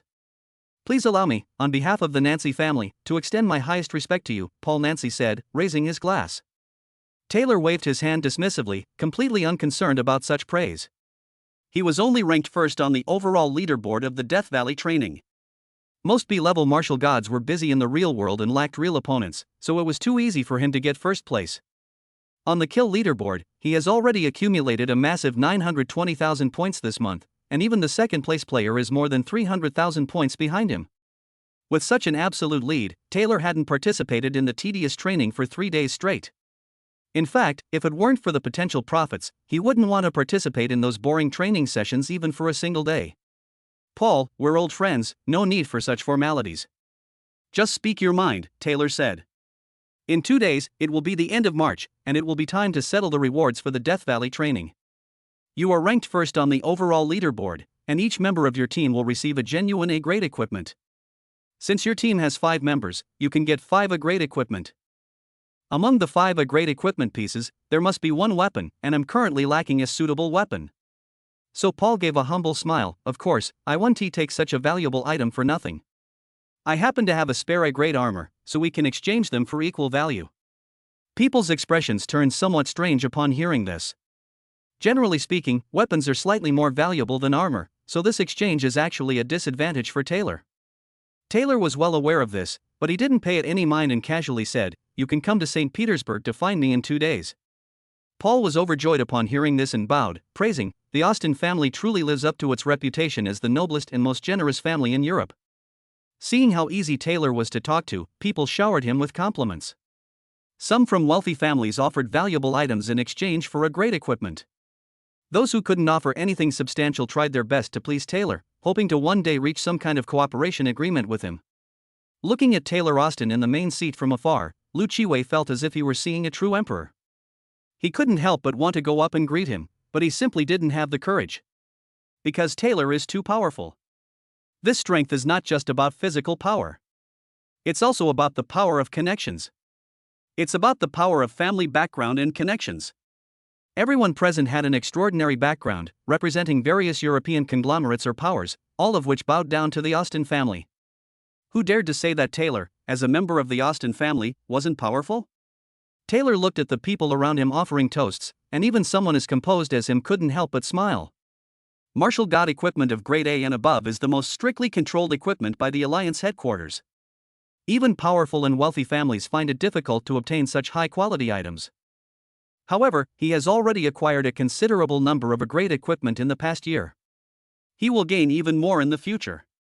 Moreover, he gained more than just equipment. The allure of grade A equipment allowed him to expand his network and gain the support of more powerful families. This would increase the Austin family's influence and elevate his own status within the family. Perhaps in a few years, he could even compete for the position of patriarch. Thinking about these bright futures, Taylor's eyes gradually narrowed. At this moment, the red wine in the glass was sweet, the light was incredibly gentle, and as he drank the sweet wine, he gradually became a little drunk, and his heart began to soar. However, at that very moment, a strange world announcement echoed in everyone's ears. Congratulations to the Phantom Butterfly Squad 0520 from the Asian base for achieving 209,000 points, setting a new record for the highest single-day score in the history of Death Trial Valley. In an instant, the entire palace fell silent, and people looked at each other in disbelief. 200,000 kill points in a single day? What kind of amazing team is this? Taylor's total points on the leaderboard this month are only 930,000, right? Someone can actually get 200,000 points in a single day, doesn't that mean?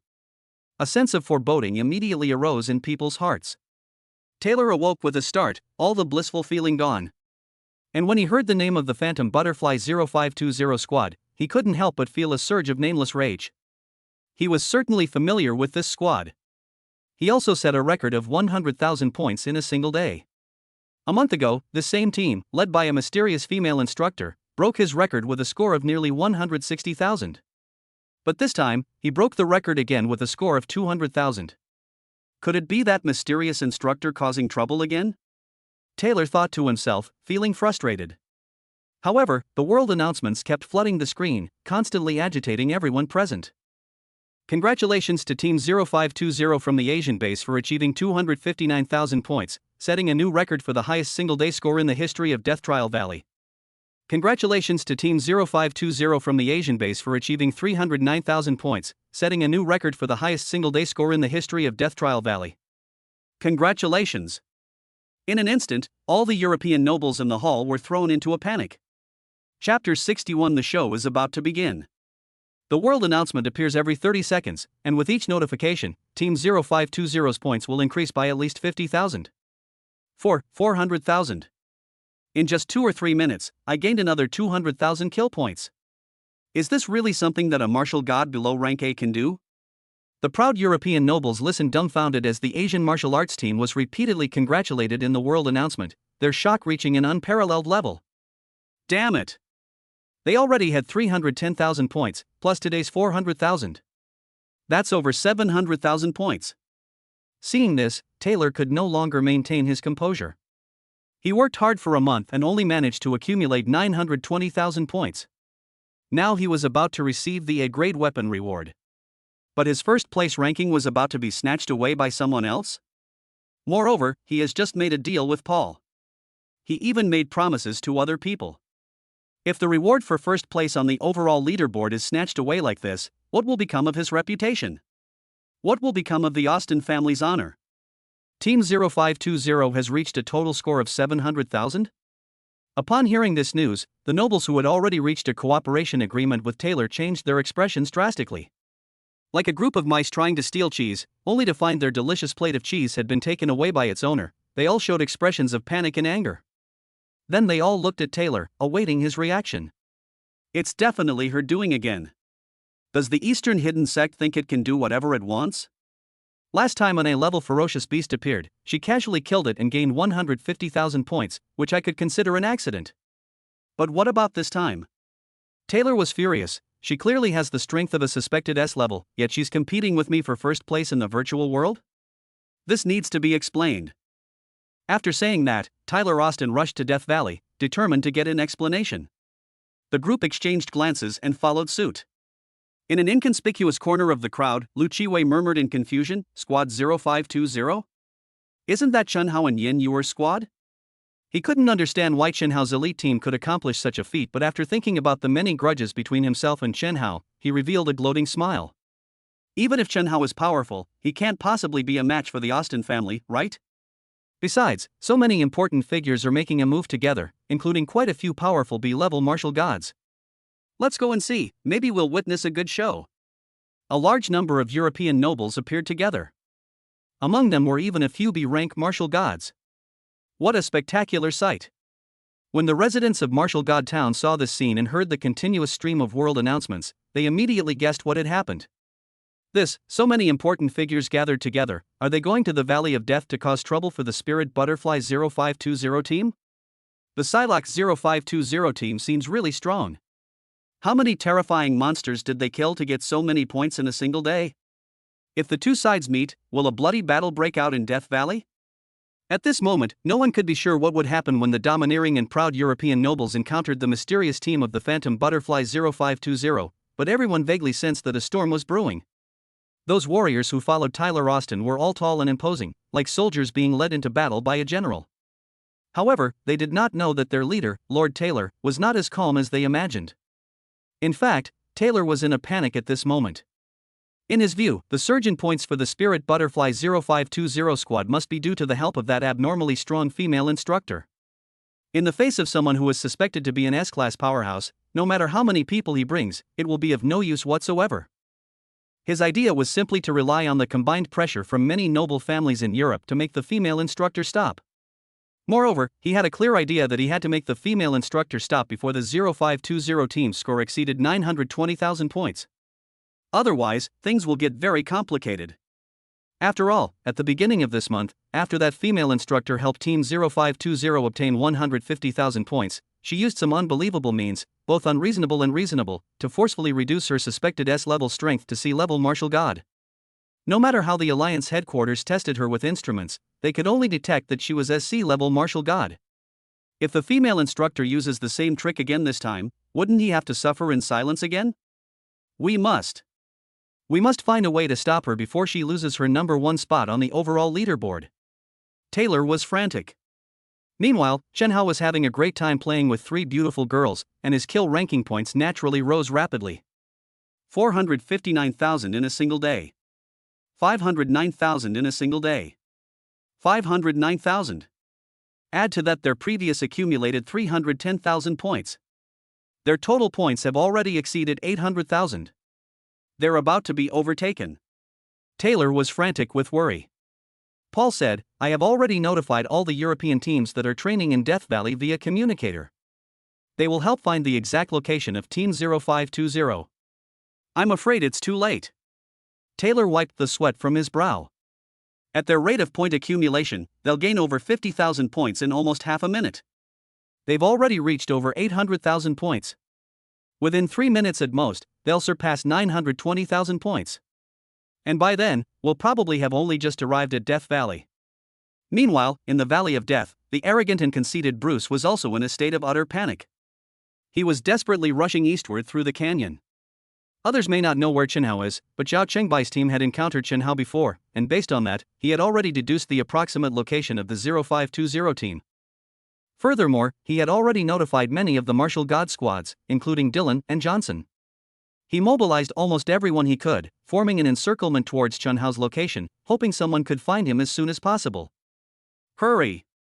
Even faster! Why haven't we heard from Johnson and the others yet? Bruce kept checking the leaderboard as he hurried along. 809,000. 819,000. 829,000, 859,000. Taylor, who was outside Death Valley, could only hear a system announcement every half minute, while Bruce could see the changes in the leaderboard at all times, which naturally made his anxiety even more severe. Damn it! How did their points increase so fast? Bruce cursed in frustration, completely losing his elegant and composed demeanor as a nobleman. I saw them. Just then, Kate pointed to the 4 figures below the hillside and said, "They've actually stayed in the same spot? The same place where Zhao Chengbai's entire squad was wiped out?" Bruce looked down the mountain, and when he saw how Chen Hao and the others were racking up points, his eyes widened in astonishment. Chapter 62 Comparison is the thief of joy. The Valley of Death Trials opens promptly at 7 a.m. every morning for 3 hours and closes promptly at 11 a.m. Before the entrance is closed, any martial god below rank A can enter Death Valley. At this time, it was 10:28 a.m., and there were only 32 minutes left before the Death Valley training ended. Logically speaking, this should be a crucial moment for the martial gods participating in the training to fight for every second and strive to gain more points for their teams. Surprisingly, at this moment, most people in Death Valley were not fighting. Most of the squads from the European Martial God Base received requests from the Austin and Nancy families to conduct a comprehensive search for Squad 0520 in a certain area to the east. Many teams from the Asian base were also eager to visit the mysterious team that had broken records one after another that day, and if possible, they were willing to lend a hand. Unfortunately, Death Valley was too vast, and they didn't know the exact location of Chen Hao and the others. Finding 4 people in the huge Death Valley was as difficult as finding a needle in a haystack. After searching for a long time, they still couldn't find any trace of Chen Hao and the others. But this doesn't stop them from silently cheering for their fellow Asians. 869,000. 879,000. Squad 0520 is just too strong. They're only 50,000 points away from surpassing the top spot on the overall leaderboard. Tyler Austin and those people at the European bases must be going crazy with anxiety right now. Those guys always act like they're invincible and amazing. Little do they know, many of Asia's strongest people just prefer to keep a low profile. Especially in the ancient country of China, with its long and rich history, countless hidden families, and cultivators from secluded sects who rarely show their faces in this insignificant virtual world. If we're really talking about who's number one, would the people of the Asian continent be inferior to those from Europe? At this point, the martial arts master from the Asian base couldn't help but reveal a proud smile. A true master doesn't make a move unless it's absolutely astonishing. A 500,000 point surge in 5 minutes. Such a miraculous record can only be achieved by a hidden master, right? So, the miracle that occurred during this trial was due to the intervention of a reclusive master from the ancient Chinese kingdom? The martial arts masters from Asia discussed excitedly, watching their points continue to grow, counting down the days as if it were New Year's Day. 889,000. 899,000. Only 30,000 left. Chen Hao, who was happily grinding monsters, had no idea that the 0520 team had become the focus of the entire martial god world. For him, grinding monsters was just a game, and winning the top spot on the leaderboard was simply a part of the game that made him happier. Bang bang bang. 3 swords fell again, and the Dark Knight split into 2 once more. Time slows down. I'll do it this time. The eldest sister, Flame Princess, excitedly ran over with her greatsword. Even though she wasn't very strong, killing a Dark Knight who had been slowed down 7 times and had almost no ability to resist was still a very simple matter. With the Dark Knight falling once again, their score finally broke through the 900,000 mark. Meanwhile, Bruce and his men, who were hiding on the hillside hundreds of meters away, were dumbfounded. Before witnessing the truth, they fantasized that a powerful figure might be hidden within Team 0520. That powerful figure could be Chen Hao, whose origins were unknown, or it could be Tianhe Xueqiong, whose identity was the most unique. They even fantasized that Captain Chen Hao might have encountered a legion of Dark Knights somewhere in the canyon. Chen Hao, relying on his immense strength, killed 1 Dark Knight every 10 steps, slaughtering hundreds and causing rivers of blood to flow, which is why his points kept rising rapidly. However, they never expected that Chen Hao's 0520 team would kill monsters so easily and enjoyably, so enjoyably that it made their livers ache. Are they farming monsters? Monsters can be farmed like this? Are they deliberately letting the Dark Knights split apart? Kate's eyes widened. No wonder their points are increasing so fast. Others would have to spend a lot of time and kill thousands of skeleton monsters to encounter a Dark Knight. They're really cunning, deliberately keeping the Dark Knights alive and killing them one by one when they split apart. The Dark Knights aren't so easy to kill, Dylan, who had already merged with Bruce, said. Our team once accidentally allowed a Dark Knight to split up. 2 Dark Knights attacking at the same time were already a huge headache. When the Dark Knight split into 3, we were almost wiped out. It took a lot of effort to get rid of the Knight's pursuit. Then why, Something's not right. There's a bug. Bruce suddenly realized something and said with a cold laugh, I've been paying attention to their movements the whole time. Neither Chen Hao nor Tianhe Xueqiong showed particularly strong abilities, and their speed was quite average. The strange thing is, the powerful Dark Knight always makes a foolish mistake at crucial moments, letting them attack. Hundreds of meters away, Bruce was outside the time deceleration range, so in his eyes, Chen Hao and the others were not fast. On the contrary, the Dark Knight kept making foolish mistakes, and his speed was sometimes fast and sometimes slow. That situation is similar to when playing an online game and the internet speed is poor, causing the screen to freeze occasionally. It seems that's really the case. Upon hearing this, everyone nodded in unison. The martial god realm is a virtual world. Although there haven't been any bugs in decades, it doesn't mean that bugs will never appear. Moreover, they're not going anywhere else, but staying here to keep grinding monsters. It must be that this small area in the entire Death Trial Valley is the only one with a bug. At this moment, Chen Hao and the 3 girls, laughing and joking, playfully began attacking the Dark Knight again. Bruce looked at their happy faces and saw the 909,000 points on the leaderboard, and felt even more resentful. Before the training began, he fantasized about getting involved with those 3 women who were of noble birth and as beautiful as angels. He also imagined leading them through a fun monster hunting adventure. At this moment, all the girls were gathered around Chen Hao, chatting and laughing, having a great time. Damn it! Chen Hao, that bastard. Not only did he find the bug in Death Valley and rack up hundreds of thousands of points, driving everyone crazy, but he also made my cousin cancel his banquet and rush over here despite his status. And here he is, chasing after the girl I want to date. And having a great time? As the saying goes, comparisons are the thief of joy. The more Bruce thought about these issues, the angrier he became. He then took out a blood-red iron bow with a cold smile and poured all his powerful sea-level martial god true essence into the bow and arrow. His cold eyes locked onto Chen Hao, who was 300 meters away. I'll send you to hell right now. With a release of his fingers, the crimson arrow flew from the bow. The bow and arrow, made of some unknown material, made absolutely no sound when they left the string. Only a faint whooshing sound could be heard as the arrow flew at high speed and scraped against the air. The instant the sound rang out, the arrow was already upon Chen Hao, aimed directly at his unsuspecting back. Phew! We've reached 900,000 points. Just one more time for the Dark Knight to split into 2, and that'll be enough. Captain, we're almost there. Flame Princess wiped the sweat from her forehead, a bright smile on her face. She wanted to tell the captain that they were about to take first place. But just then, she saw an arrow flying from behind Chen Hao. The arrow was incredibly fast, arriving in the blink of an eye. She had no time to think, no time to warn him, she only had time to tackle Chen Hao to the ground.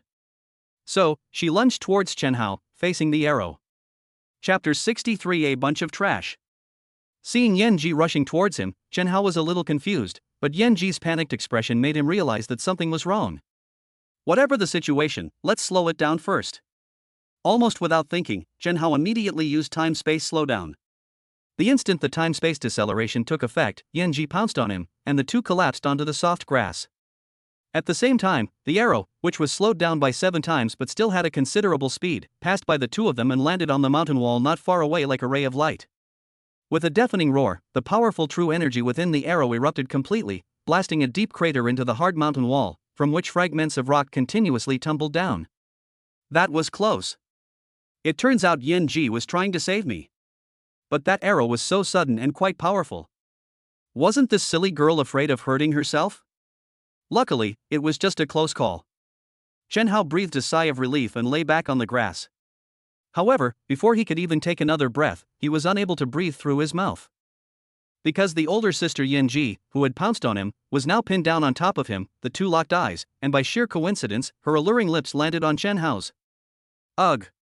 Big sister Flame Princess stared wide-eyed at the captain she had pushed down, her face instantly turning red to the roots of her ears.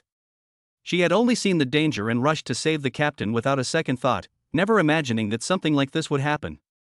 Chen Hao was also a little stunned. This sudden kiss was really unexpected. Flame Princess braced herself on the ground with both hands, quickly lifting herself up and separating her mouth from the captain's. But even after she was away, her heart continued to pound. After all, that was my first kiss. Oh, no! It should be my first kiss with a man, not your. Yan Ji thought to herself in a jumbled mess. Besides, the way she pushed the captain down like that, it's like she was offering a kiss, it's just too embarrassing. Chen Hao snapped out of his daze. Of course, he knew it was all just a small misunderstanding, and it seemed he shouldn't dwell on it. But how could he possibly stop thinking about something like this? Recalling the feeling just now, he instinctively licked his lips, thinking to himself, Sister Yan Ji's kiss tastes different from yours. Seeing Chen Hao licking his lips as if he wasn't satisfied, Sister Yan Ji was speechless. She swore, if this guy wasn't so handsome, she would have slapped him. Having my first kiss stolen by such a handsome captain doesn't seem like such a big deal, right? Flame Princess thought to herself. Besides, this is a virtual world. No matter how realistic the touch is, it's still fake. Yes. Fake. So, I didn't lose out at all. I didn't lose my first kiss, but I can experience the feeling of kissing a handsome captain for free. This is a win. This series of psychological changes, though complex, actually occurred within a mere 0.03 seconds. 0.03 seconds later, Chen Hao and Yan Ji simultaneously banished all these chaotic thoughts from their minds, because an arrow had just flown by. She and Chen Hao were probably being watched by an enemy who was launching a sneak attack, and now was not the time to let their minds wander. Ah!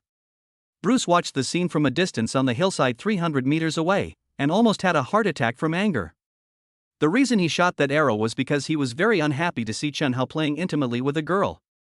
He didn't want to look at that scene for even a second longer, so he didn't even bother to go down the mountain. Instead, he fired his strongest arrow from a distance of 300 meters. However, his arrow brought Chen Hao even closer to the girls. The eldest sister, Yan Ji, actually risked her life to save him?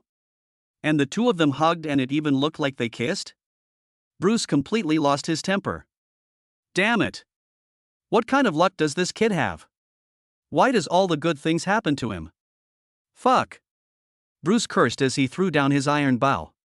Luck can't put food on the table. Without strength, he is still trash. Kate sneered. It's a good thing he wasn't killed by the arrow directly. He exploited a bug, racked up so many points, and caused such a commotion that everyone in the European martial god base was very unhappy. Killing him so easily in the virtual world would be too lenient for him. Those 3 girls seem to value him a lot, and he seems to like those 3 trainee Valkyries too. Dylan revealed a cruel smile. So, how about we trample Chen Hao under our feet in front of the three girls, make him kneel down and beg for mercy, humiliate him, and then slowly hack him to death, piece by piece? This is the way to get revenge. Bruce sneered. He's chasing after the girl I want, and he even dares to try and take my cousin's #1 spot. Who does he think he is? How can he be so arrogant? If we don't teach him a lesson, he won't know what death is.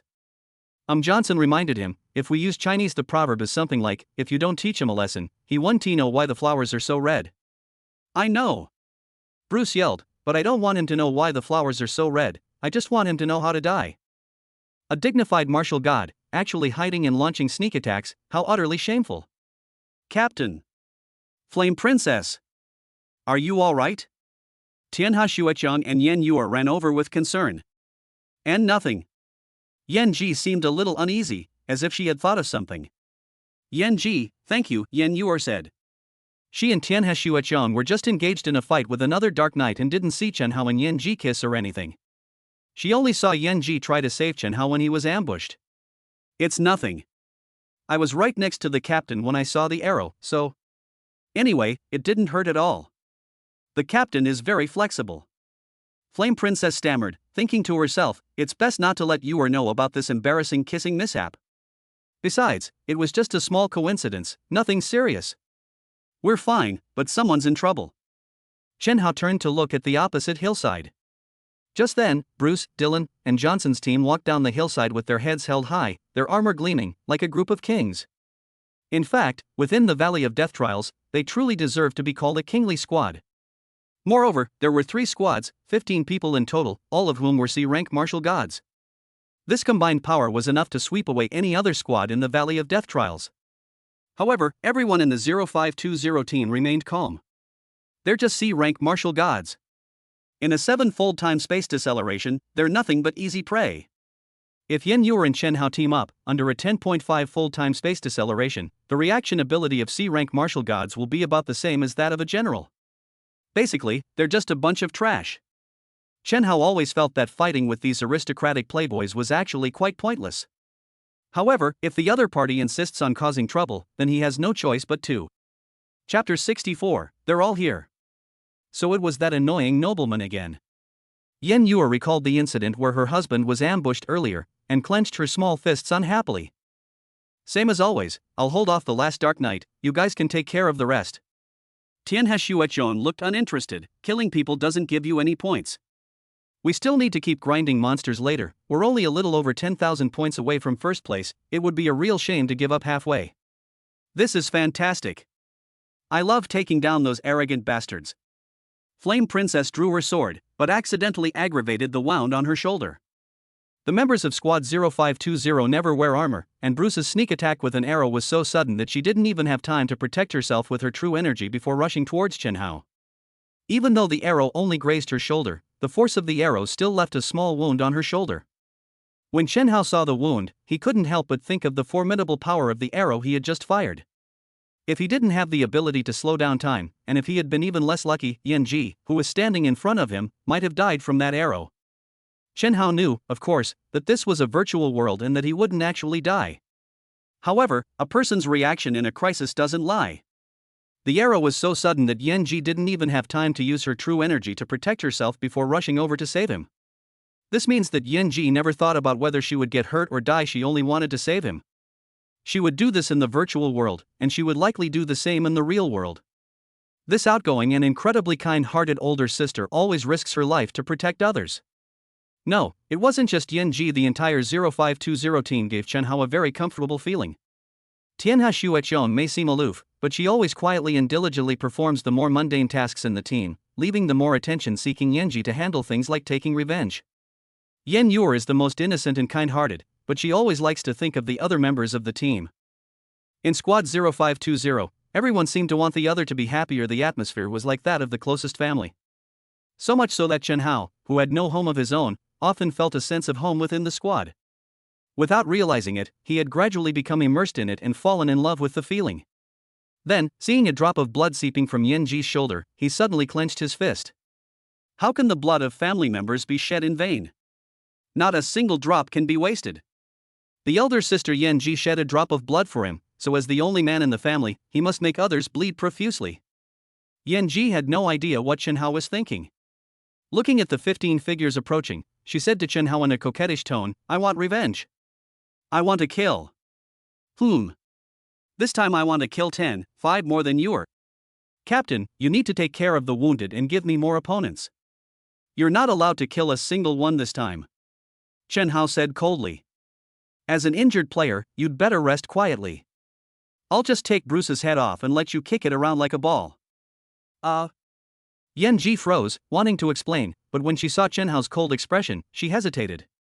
A strange feeling suddenly arose in her heart. For years, she has always been carefree and adventurous, seemingly unconcerned about injuries or misfortunes. Even her closest sisters have grown accustomed to her behavior. However, Chen Hao, take the head off that wretched nobleman Bruce and let me kick it around like a ball? Captain, you're actually angry for my sake? Is this to vent my anger? This feeling of being cared for, protected, and having someone stand up for you, it seems pretty wonderful. Yan Ji's eyes lit up as she looked at Chen Hao's cold demeanor. "Captain, you seem even more handsome when you're being cold." Yan Yuer said proudly, "Of course, when isn't my husband handsome? Yuer, I'm warning you. If you keep provoking me like this, you might lose me." Yan Ji was speechless, secretly envious of the pretty Yuer. She said fiercely, "If you do this again, I'll steal your husband." Yan Yuer tilted her little head and looked at her, jokingly saying, "So, is big sister Yan Ji going to enter her husband's house and recognize me as her older sister? Little sister Yan Ji?" Yan Ji was furious. "Yuer. With the captain backing you up, you've really gone astray." Yan Ji and Yan Yuer laughed and joked, completely disregarding Bruce and his group. Chen Hao walked forward alone, leaving all his crew members behind. Bruce and the others were somewhat bewildered by this situation. What's this? When they see 15 sea-level martial gods like us, shouldn't their first reaction be to run away?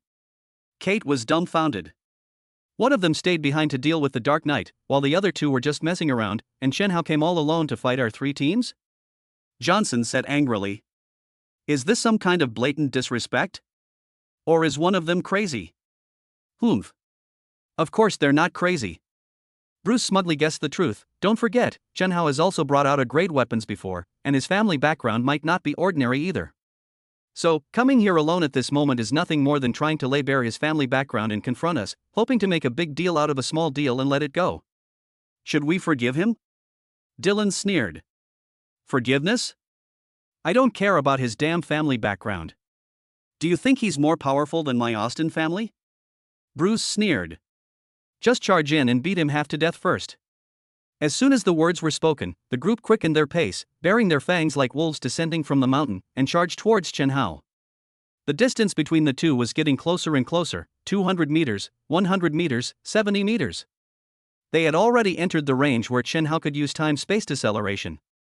A cold smile appeared on Chen Hao's lips as he tightened his grip on the Sunfire Greatsword, ready to unleash a massacre. However, at that moment, something unexpected happened. Stop it, everyone! A furious shout came from the sky, and a tall figure, like a phantom, stood between Chen Hao and Bruce and the others. He wasn't wearing any armor, nor was he holding any weapon. Yet, the powerful aura emanating from him sent chills down everyone's spines. Even the Dark Knight in the distance seemed to feel a great threat, his body trembling involuntarily. Because the newcomer's name is Tyler Austin. He is a powerful B-rank martial god. And a true king who has dominated the kill points rankings for a year and a half. As his words fell, powerful figures descended from the sky one after another. The European nobles and B-level martial gods who had gathered in the palace back then had all arrived. Chapter 65-8 from all directions. The martial god world is just a virtual world. Rank A martial gods rarely come to this world, and Rank B martial gods are busy with their missions and are not often seen in the past. However, the situation today is different from the past. As January draws to a close, it's time to tally up the Death Valley training points, as is customary. Tyler Austin, who currently holds the top spot, is about to receive 5 A-grade pieces of equipment. So, on this day, B-rank martial god Paul Nancy came here, wanting to exchange equipment with Taylor. In addition, other B-rank martial gods with extraordinary backgrounds also came here with similar purposes. At this moment, no fewer than 10 powerful B-level martial gods and a large group of nobles from various European forces gathered together, naturally exuding an overwhelming and unstoppable aura. Seeing this, Yan Ji and Yan Yuer stopped playing around and stood warily beside Chen Hao. Tianhe Shuozhong had no intention of getting entangled with the Dark Knight any longer. In an instant, her sword speed suddenly increased significantly. Relying solely on her own strength, she struck the Dark Knight's vital point with lightning speed and stood beside Chen Hao with her sword in hand. With the fall of the last Dark Knight, Squad 0520's score increased by another 10,000, reaching 919,000. However, neither Chen Hao nor Tianhe Shuozhong paid much attention to the changes in the kill rankings. They just want to figure out one thing. Bruce had previously shot at them from the shadows, not only disrupting Team 0520's efforts to earn points, but also causing Flame Princess to suffer a minor injury. At this moment, Tyler Austin, who has been the number one on the kill leaderboard for years, is coming with so many people, looking very aggressive. What exactly does he want to do? Meanwhile, in the Valley of Death Trials, countless martial gods from Asian teams were searching for Chen Hao while keeping an eye on the changes in the points rankings. I've added another 10,000 points. That's 919,000 now. I'm only 1,000 points away from the top spot. But why has it taken so long this time, and we've only gained a mere 10,000 points? With the speed of Team 0520 before, they could get 10,000 points in less than 10 seconds. Logically speaking, they should have surpassed Taylor Austin by now, right? Could it be that we've run into some kind of trouble? I just heard from an Asian compatriot who graduated from the European Emperor base that, 5 minutes ago, Tyler OS and Paul Nancy arrived in Death Valley with many European nobles. And they called on all the martial god squads from Europe to search for the whereabouts of the Spirit Butterfly 0520 squad. A rank B martial god and a noble? Plus countless European squads? What are they planning? A group brawl? No matter how the 0520 team obtained a huge number of points, that's their own skill. If they're so capable, they should find a way to catch up in points. Seeing that the first place is about to be overtaken, they actually went so far as to mobilize all the European teams to suppress them? Don't they have any shame? Those guys who only care about profit, when have they ever had any shame? If Taylor Austin had even a little bit of shame, as a B-level martial god, he wouldn't have kept refusing missions and hiding in the virtual world to show off his power, would he? Damn it!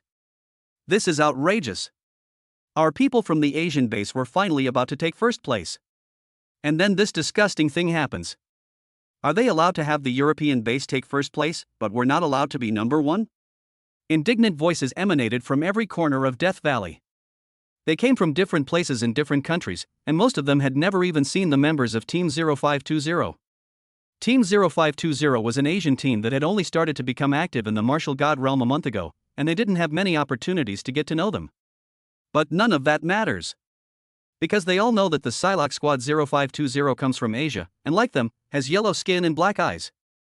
They are all Asians. The whole of Asia is one big family, one big household. When one is in trouble, help comes from all sides. Even if they are not powerful, they are still willing to risk their lives and shed their blood at such a moment. Even though they didn't know the exact location of Team 0520, they were determined to search every inch of Death Valley and reach the battlefield where the Asian team should not be absent. At the same moment, Yi Xingmei, the captain of Squad 0413, also from Spirit Butterfly Island, looked up at the total kill leaderboard and a playful smile appeared on her lips. This is amazing. I can't believe that the first place that I tried to get in 3 times was almost achieved by someone I've only known for half a day. Squad 0520 is a special squad, and their captain is indeed very special. Sister Yi, should we go help them? It seems like a lot of B-rank martial gods from Europe have appeared, which might be detrimental to Team 0520. A B-rank martial god from Spirit Butterfly Island said, they are all our junior sisters. Yi Xingmei glanced at her communicator. I left my contact information with Chen Hao, but he hasn't contacted me at a time like this. It seems I don't need his help. Besides, the Holy Maiden is over there too. What's there to worry about? They're all just a bunch of trash. But I heard that Taylor himself showed up, another person said. What I mean is, all the European teams in Death Valley are trash. Including that vampire bat. Yi Xingmei played with the black rose in her hand, revealing a seductive smile. However, as members of the 3 major families, if we know that the Holy Maiden is in trouble and don't show up, won't we be punished by that cold beauty when we return to the Holy Mountain? Sigh, rank really does crush you. I finally got a vacation, you guys continue having fun, I'll go check it out myself. After saying this, she took one last look at the kill leaderboard and a wonderful idea popped into her head. I heard that anyone killed in Death Valley loses more than half of their total points. Last time I was caught up in a mission and couldn't fight Taylor.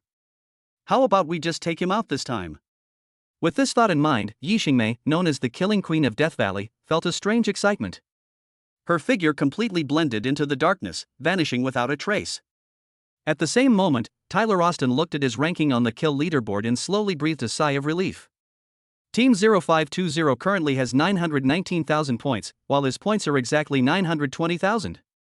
Even a difference of just 1,000 points is still a difference. He still maintains his position at the top of the overall rankings, and 3 days later, the reward of 5 A-grade martial god equipment will still belong to him. Besides, what made him even more relieved was that the female instructor he had expected didn't show up. The situation was much better than he had anticipated. As long as that abnormally powerful female instructor doesn't appear, what does he have to fear in the martial god realm? Big brother, why did you come in person? Bruce was even more excited to see his older brother appear in person, and casually recounted how Chun Hao had apparently exploited a loophole to farm monsters. After hearing these words, Taylor looked at Chun Hao and the others with even more disdain. Turns out they were just a bunch of small fry who exploited a loophole, yet they managed to get so many of us here. Paul Nancy tossed his short blue hair, his smile full of contempt and disdain. Upon hearing this, the European nobles burst into wild laughter. Chapter 66. Get ready to unleash a bloodbath. The loud, arrogant laughter was extremely jarring. The European team, along with a group of nobles, numbered nearly 100 people.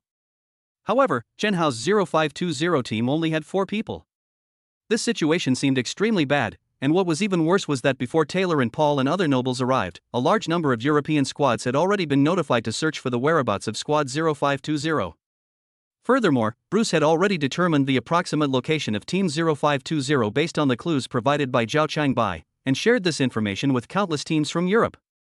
So at this time, none of the Asian support teams had arrived. Instead, the European teams were rushing to the scene, their numbers growing rapidly. This made the 4 members of Team 0520 appear even smaller and more helpless. Bruce looked at them smugly, thinking to himself, this trashy intern team must be scared out of their wits by now. Taylor's expression was utterly indifferent. He had assumed that the person who appeared in Death Valley was the incredibly powerful instructor from Spirit Butterfly Island, which was why he had deliberately brought so many nobles and helpers with him, hoping to use their extraordinary family backgrounds to force the instructor to back down. He never expected that the people he encountered would be 4 insignificant trainee martial gods. As a B-level martial god with the noble bloodline of the Austin family, and a king who had dominated the rankings in Death Valley for a year and a half, Taylor had no interest in dealing with 4 recent graduates. But these 4 rookies had caused quite a stir. They had disrupted his party. He had already arrived. And he had brought many nobles with him. If he did nothing, Taylor would feel somewhat uncomfortable. So he looked at Chen Hao and the others and said, I'll give you a chance. Apologize, and this matter will end here. We apologize? Chen Hao sneered. Why should we? You gained a lot of points by exploiting loopholes and almost surpassed my ranking using such dirty methods. Shouldn't you apologize? Taylor said calmly. Whether they exploited loopholes or not, the people in charge of the martial god realm aren't idiots. They'll judge for themselves. Why do you need to interfere? Chen Hao retorted. It's just that their ranking was surpassed, yet they brought so many people with them. Is this what you call aristocratic style? Taylor narrowed his eyes, a hint of annoyance rising in his heart. He felt that this rookie captain was really ungrateful. Making Chen Hao apologize was already a great act of mercy. If he hadn't known that Tian Hashuachong's background was somewhat troublesome, and that the 0520 squad was also somewhat special, would he have bothered to waste so much breath on Chen Hao? Taylor remained calm and didn't immediately get angry, but the arrogant Bruce jumped up, pointed at Chen Hao, and yelled, Damn it! Why are you giving me so much nonsense when I asked you to apologize? You asked why, right? Now I'll tell you. Because you showed no respect to the Austin family outside Death Valley, and even mocked me in every way, you must apologize. Because we are members of the Austin family, with noble blood. Therefore, a lowly commoner like you should apologize. Because this is the Valley of Death in the martial god realm. My cousin is the #1 strongest. Therefore, someone as weak as you must apologize. In short, there's only one thing to say: if you don't apologize, we'll go on a killing spree and wipe you and your crew out. Squad 0520 will also be completely wiped out, and your 919,000 points will be halved instantly. You won't even be able to stay in the top 5. If you don't want your crew killed, and you don't want your hard-earned points to be halved, then kneel down and apologize immediately. This is your only choice. Bruce stood tall and proud, looking down at Chun Hao with a smug gaze, but in his heart he was still thinking, kneel down and beg for mercy? It's not that easy. This is just the first step.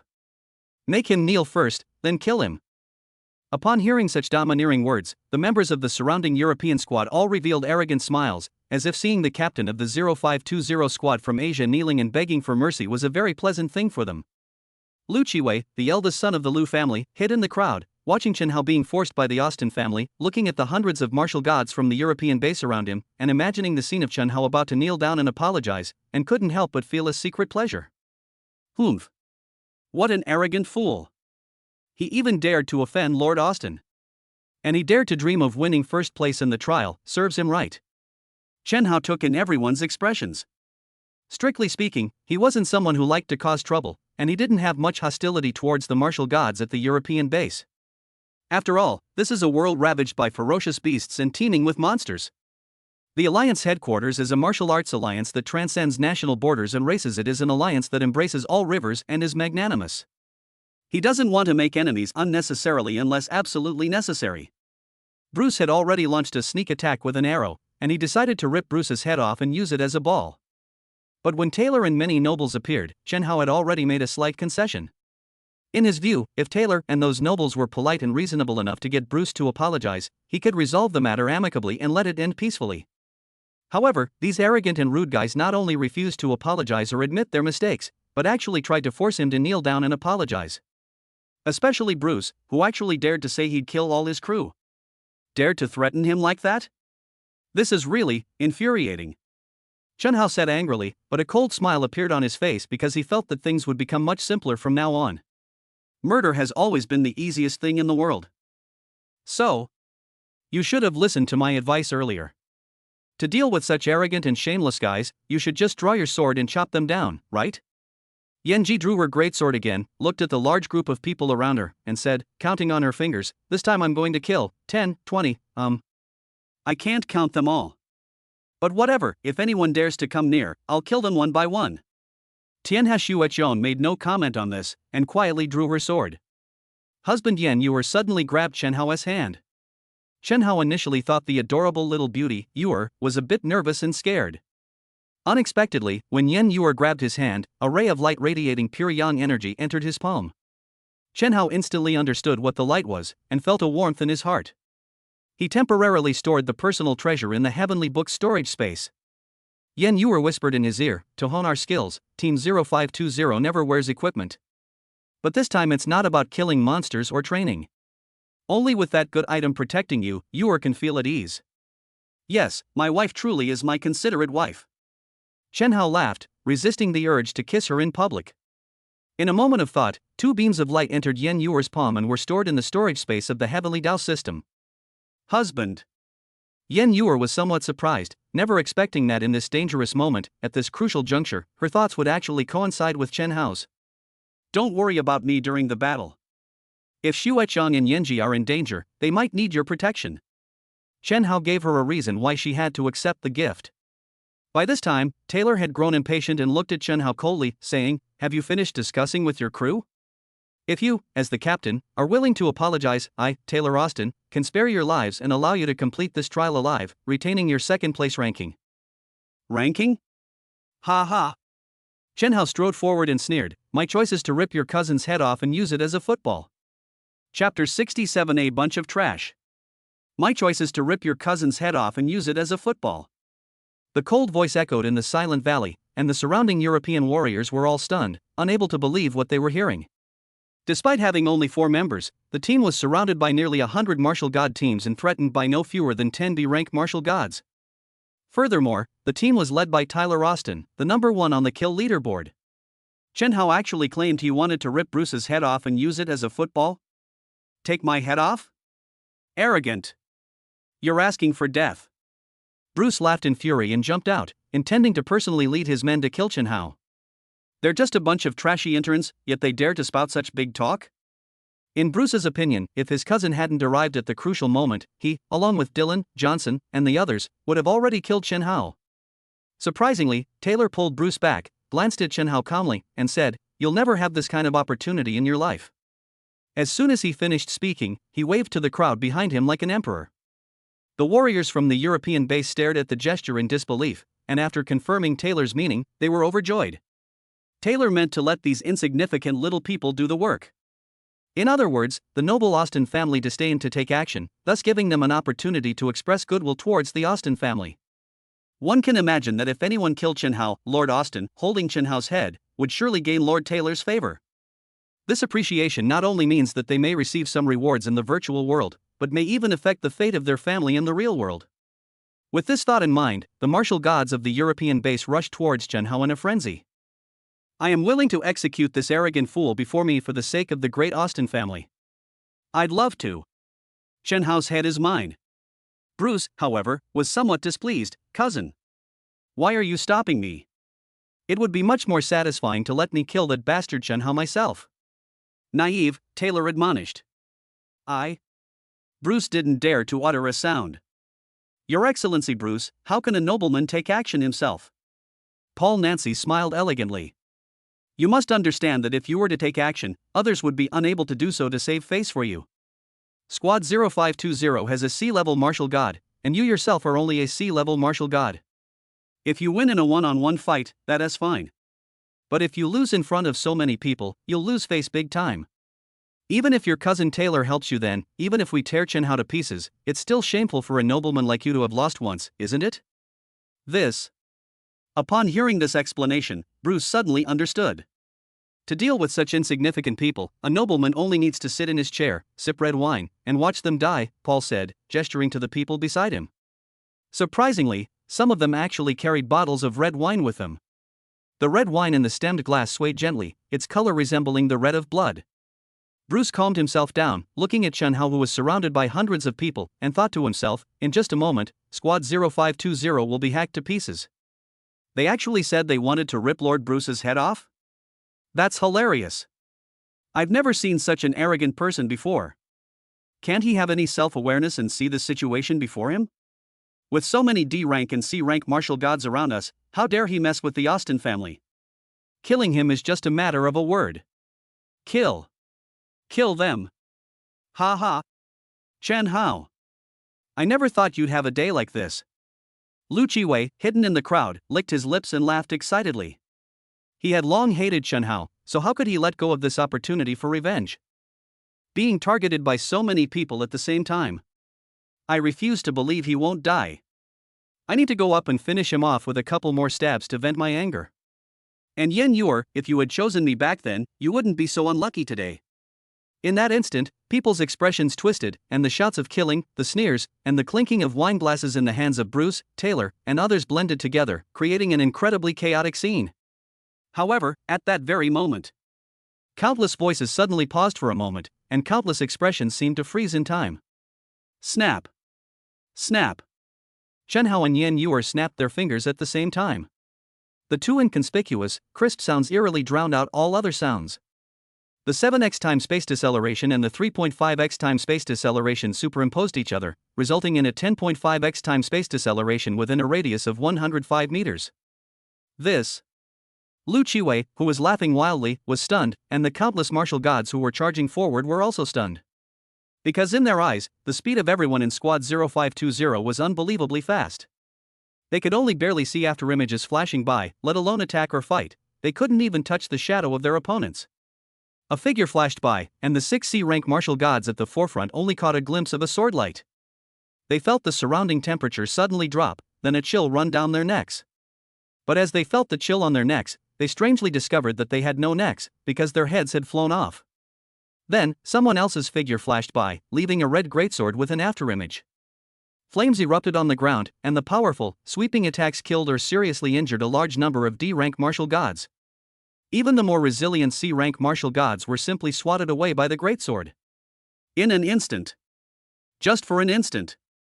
In that instant, the arrogant laughter vanished completely, and the crowd became eerily quiet. Only the whistling of sword shadows, the cracking of true essence shields, the crunching of armor and bones, and the thud of heads hitting the ground could be heard. In an instant, countless heads flew off, and countless people were either cleaved in two or seriously injured by a single sword strike. After that instant, seeing people around them falling one after another, people began to scream in terror. Wow! What speed! So fast that you can't even see a shadow. Rank B. Could they all be martial gods of rank B or higher? No. Their speed is even more terrifying than that of an ordinary B rank martial god. Run! Run! This is no match for us. The European martial arts team was completely terrified. They had been charging forward like wolves and tigers, but now they were like helpless sheep encountering a pack of wolves, desperately fleeing backward. However, to their dismay, there were simply too many people. Everyone was only thinking about escaping. In the chaos, someone drew a knife and slashed wildly at the indistinct shadows, accidentally injuring other companions in the process, making the scene even more chaotic. What terrified them even more was that they suddenly saw a sun rising in the crowd. That sun was a sword of pure yang light, shining brightly. The sword, as blinding as the sun, hurtled towards them. Chapter 68's world announcement is trending again. The blinding light blew the eyes of countless people into darkness, while all they could hear were the more violent and terrifying sounds of flesh being torn apart and the teeth-grinding sound of swords ripping through armor. Wielding the Sunfire Greatsword, Chun Hao rampaged through the crowd, killing countless D-rank and C-rank martial gods with a single strike. Is having a large number of people a big deal? Are D-level and C-level martial gods very powerful? It should be noted that a D-rank martial god is approximately 3 to 5 times stronger than an E-rank martial god. A C-rank martial god is approximately 6 to 8 times stronger than an E-rank martial god. With a 10.5x time space deceleration, even a C-level martial god's reaction speed is slower than an E-level martial god at best. They're at the level of a general. A D-level martial god's reaction speed is even weaker. What level is the military general?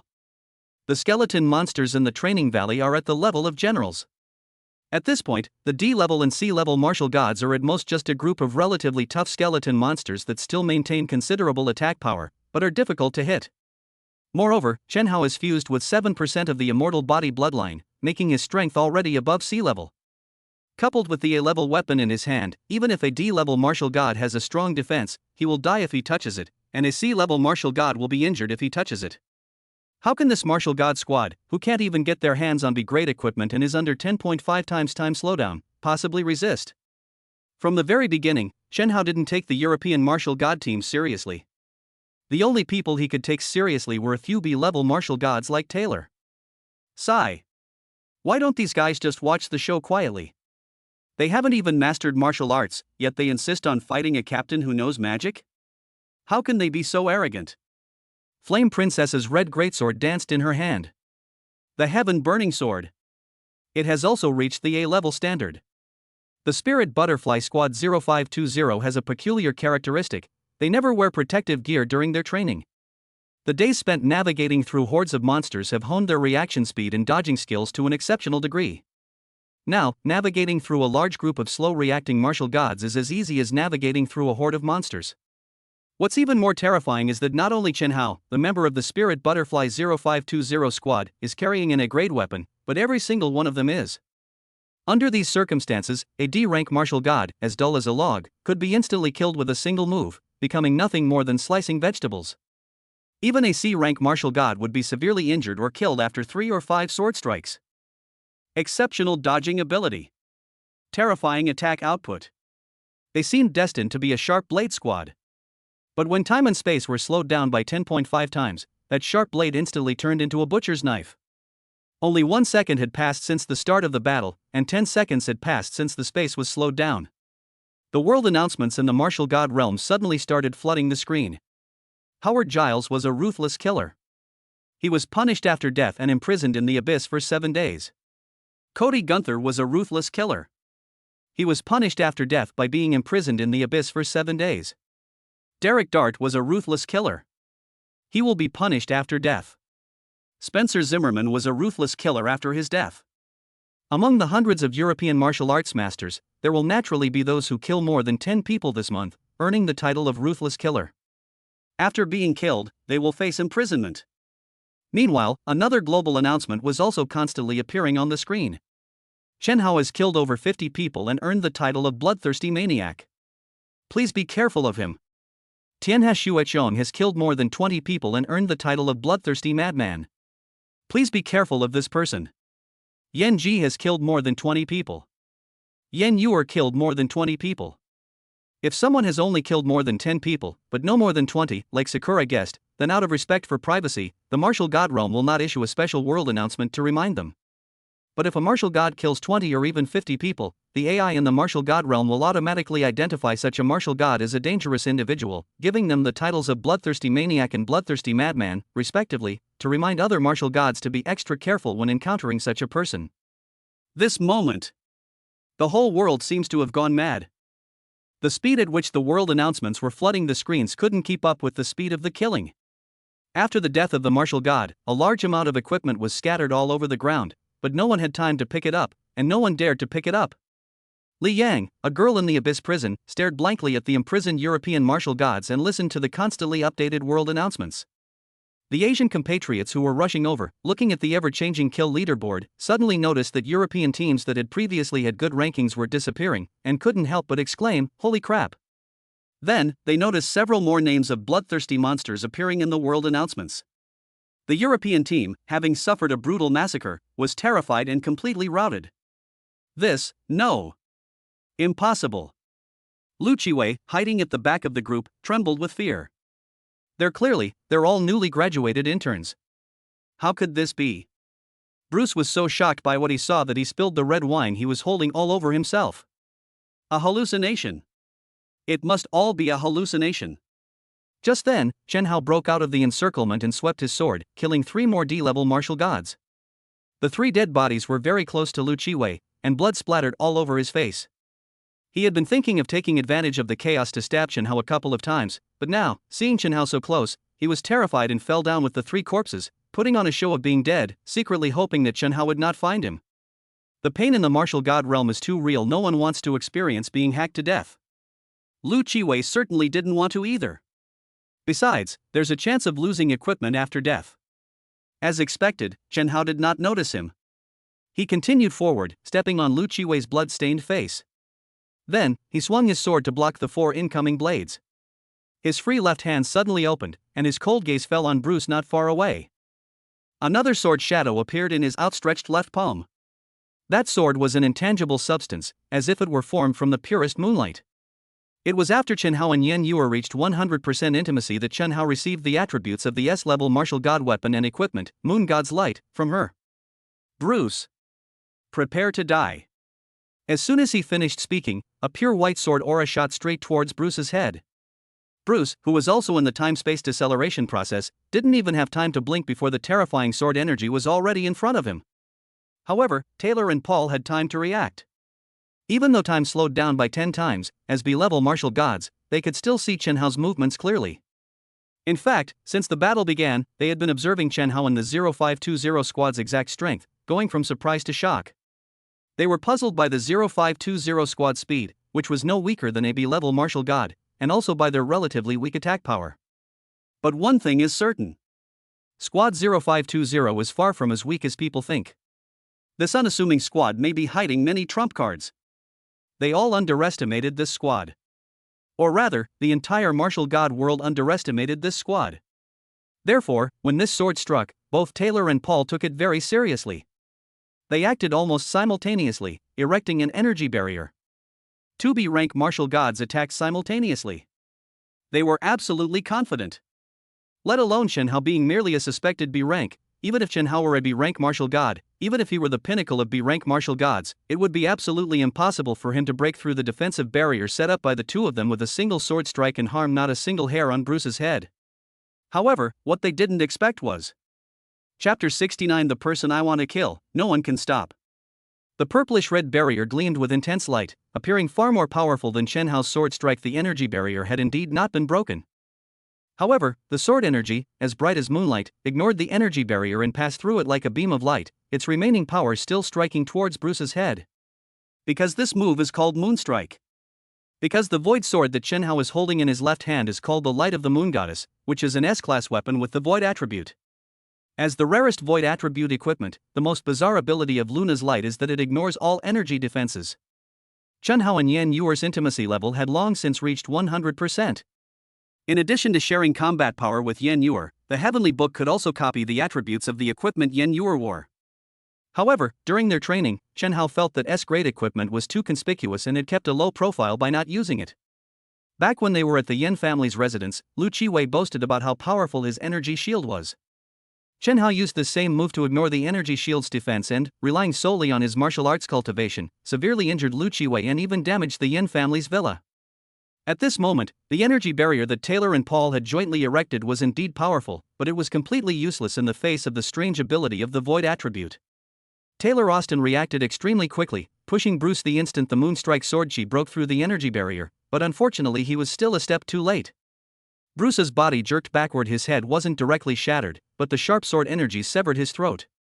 Under the destructive power of the powerful S-class weapon, the B-class neck guard of his armor was sliced open like paper, blood spurting out, turning the already wine-stained armor even redder. Ah! Bruce screamed in terror, collapsing to the ground, one hand clutching his neck, the other frantically clawing at the grass, his body writhing in fear like a worm. He was a nobleman of the Austin family. He possessed noble blood. He rarely participated in battle. In the martial god realm, no one had ever dared to touch him. This was the first time he had suffered such pain, the first time he had felt the fear of death. He thought he was the king of the martial arts world, and that he would easily crush Chen Hao and wipe out the 0520 team today. He never expected that he would be killed by Chen Hao, and that he would be killed by Chen Hao in front of his cousin. Cousin. Bruce opened his mouth, as if he wanted to say something, but the blood that rushed back into his trachea caused him to cough violently, spitting out blood and foam from his mouth, before collapsing into a pool of blood in despair. Chen Hao! How dare you! Taylor Austin's eyes flashed with malice as he looked at his cousin's pained expression. As a B-rank martial god. The #1 powerhouse on the kill list. How could he not even protect his own younger brother? What a disgrace!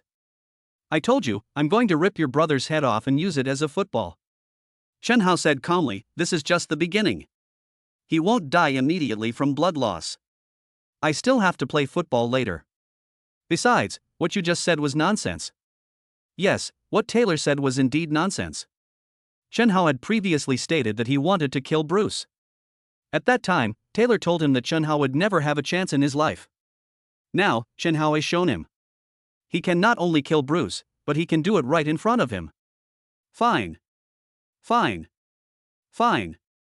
Taylor laughed angrily, repeating fine 3 times in a row.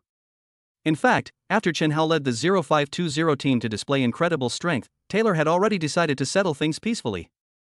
He and Bruce were not the same kind of people. Bruce was arrogant and unruly, just a spoiled brat. Taylor, on the other hand, although domineering, was a more composed person who valued profit. He refused missions from the Alliance headquarters, clinging to the top spot on the leaderboard for personal gain. He cultivated relationships with countless nobles, even willing to take a loss to exchange equipment with Paul, all for personal benefit. If Chen Hao is truly capable and has great potential, he might be willing to back down a bit and let everyone shake hands and make peace. However, Chen Hao killed Bruce. In Taylor's eyes, no matter how wrong or despicable Bruce was, he was still an aristocrat with the noble blood of the Austin family flowing through his veins. Chen Hao killed Bruce. This is a blatant disregard for the Austin family's dignity and a provocation against the entire Austin family. Therefore, he had no choice but to kill. Brush. Even though time and spacetime were slowed down by 10.5 times, Taylor's speed was still terrifying. In the blink of an eye, he covered a distance of 20 meters and appeared directly in front of Chen Hao. This was Chen Hao's first time fighting a B-level martial god. He was wary and did not engage in direct combat. Instead, he slid diagonally and retreated 20 meters, even faster than Taylor. You killed someone from my Austin family, do you think you can escape? Taylor accelerated again, catching up with Chen Hao's speed. The two phantom figures chased and crisscrossed within a 100-meter radius, never actually exchanging blows. During this time, Chen Hao calculated Taylor's speed and reaction time when he unleashed his full power. Generally speaking, a D-rank martial god's attack power or speed is 3 to 5 times that of an E-rank martial god. A C-rank martial god is about 6 to 8 times stronger. Chen Hao originally thought that perhaps a B rank martial god's strength should be 9 to 11 times that of an E rank martial god. If the maximum speed of a B level martial god is only about 11 times that of an E level martial god, then with a 10.5x speed reduction, a B level martial god is only slightly better than an E level in terms of speed, and is still very weak. However, when they actually clashed, he discovered that things were not as simple as he had imagined. At least in terms of speed, Tyler Austin, the strongest fighter in Death Valley, was no pushover. 1x, 2x, 4x, 5x, 5.5x. Good heavens! Even with a 10.5x deceleration, his speed is still close to that of a C-level martial god. If time-space deceleration didn't exist, wouldn't this guy be flying to the heavens? During the relentless chase, Chen Hao quickly got a rough estimate of Taylor's speed. Is this your limit? Taylor's eyes were bloodshot, and his speed increased slightly again. Sorry. I'm still much faster than you. Chen Hao suddenly launched a counterattack, his figure flashing as he appeared in front of Taylor, his sword flashing down simultaneously. Taylor's towering figure was blasted back 3 steps. His powerful energy shield remained undamaged, but a crack appeared in his armor, from which trickled blood. The moon goddess's light, with its void attribute, ignores energy defenses. Taylor's A-grade armor was insufficient to completely withstand the sharpness of the S-grade weapon, so even someone as powerful as him suffered minor injuries. It was just a very small, minor wound. But even the smallest wound is still an injury. Injuries lead to bleeding, and if the wound is large enough and the blood loss is significant enough, death can occur. Facing a B-rank martial god, Chen Hao wasn't without a chance of victory. Taylor frowned, looking down at the bleeding wound, but there was no disbelief on his face. Instead, he let out a low laugh. His laughter grew louder and louder, like that of an angry lion. Ha ha ha ha. So that's how it is. So you're nothing special after all. Taylor, laughing wildly, raised his head and looked at Chen Hao, saying, although I don't understand what kind of bizarre and unpredictable ability you possess that has increased the speed of these trainee martial gods to such an unbelievable degree. But so what? A C rank is still just a C rank. A D rank is still just a D rank. Your true energy isn't strong, and your attack and defense are far inferior to mine. Taylor wiped away a streak of blood from his chest and sneered, I admit you're a little faster than me.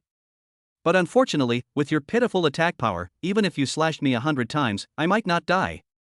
But I only need to find the right opportunity to punch you once, and you'll be dead for sure. At this point, Taylor's sneer turned into a sinister grin. The most crucial issue is that not everyone in Squad 0520 is as fast as you. At least Yen Ji and Yen Yu aren't as fast as you. Humph. And I'm not the only B-rank martial god on our side. You just killed my brother, so how about I have my brother kill those lovely crew members behind you? Chen Hao remained calm, displaying an unusual confidence. Since I dared to make a move, I have already made thorough preparations. You will not have any chance. Chapter 70 The Tragic Story of Luo Kadi. Of course, there is more than one B-level martial god at the European base. Taylor Austin is a Class B Valkyrie captain, and his squad has 4 Class B Valkyrie crew members. Paul Nancy also led a B-rank martial god squad, and together the 2 squads made a total of 10 B-rank martial gods. No matter how skilled the 0520 team is, it only has 4 members. With 10 against 4, how could they possibly lose?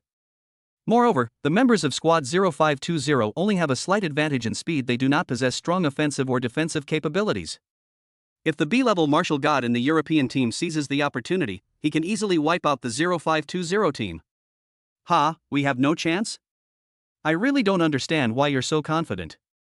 Taylor looked at Chen Hao and said disdainfully, you'll soon realize that your confidence is actually very blind. At this moment, the ordinary martial god squad had been scattered, and Yen Ji and Yen Yu playfully broke out of the encirclement. At Taylor and Paul's behest, 8 B-level martial gods stepped forward together. We've already seen them. But 8 B-rank martial gods against 2 trainee martial gods, that's really a bit embarrassing. Leave these little girls to me. B-level martial god Luo Kadi jumped out like a king. He was extremely burly, nearly 3 meters tall, standing like a small mountain in front of people. But even with such a large size, his movements were not clumsy at all, but rather exceptionally fast. Although not as freakishly fast as Taylor, he still maintained a speed comparable to a D-level martial god even with a 10.5-fold deceleration. Yen Yu and Yen Ji are only D-level martial gods, so they are not at an advantage in speed, and their defense and attack are definitely far weaker than each other. Under such circumstances, it seems that they will be in great danger. It seems we really can't beat this big guy, Yan Ji said with a hint of helplessness. My husband said, if we really can't win, we should run away. The pretty Yor explained the tactics very seriously. Put. Is this Captain's incredibly brilliant arrangement? Flame Princess almost burst out laughing.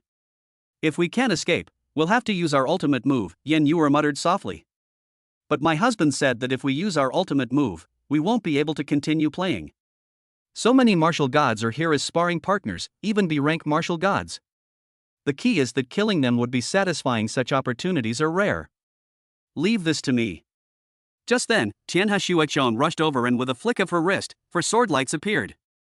2 horizontal and 2 vertical sword lights condensed into a well shape in the air, but when they landed on Luokadi, they only caused his energy shield to tremble slightly.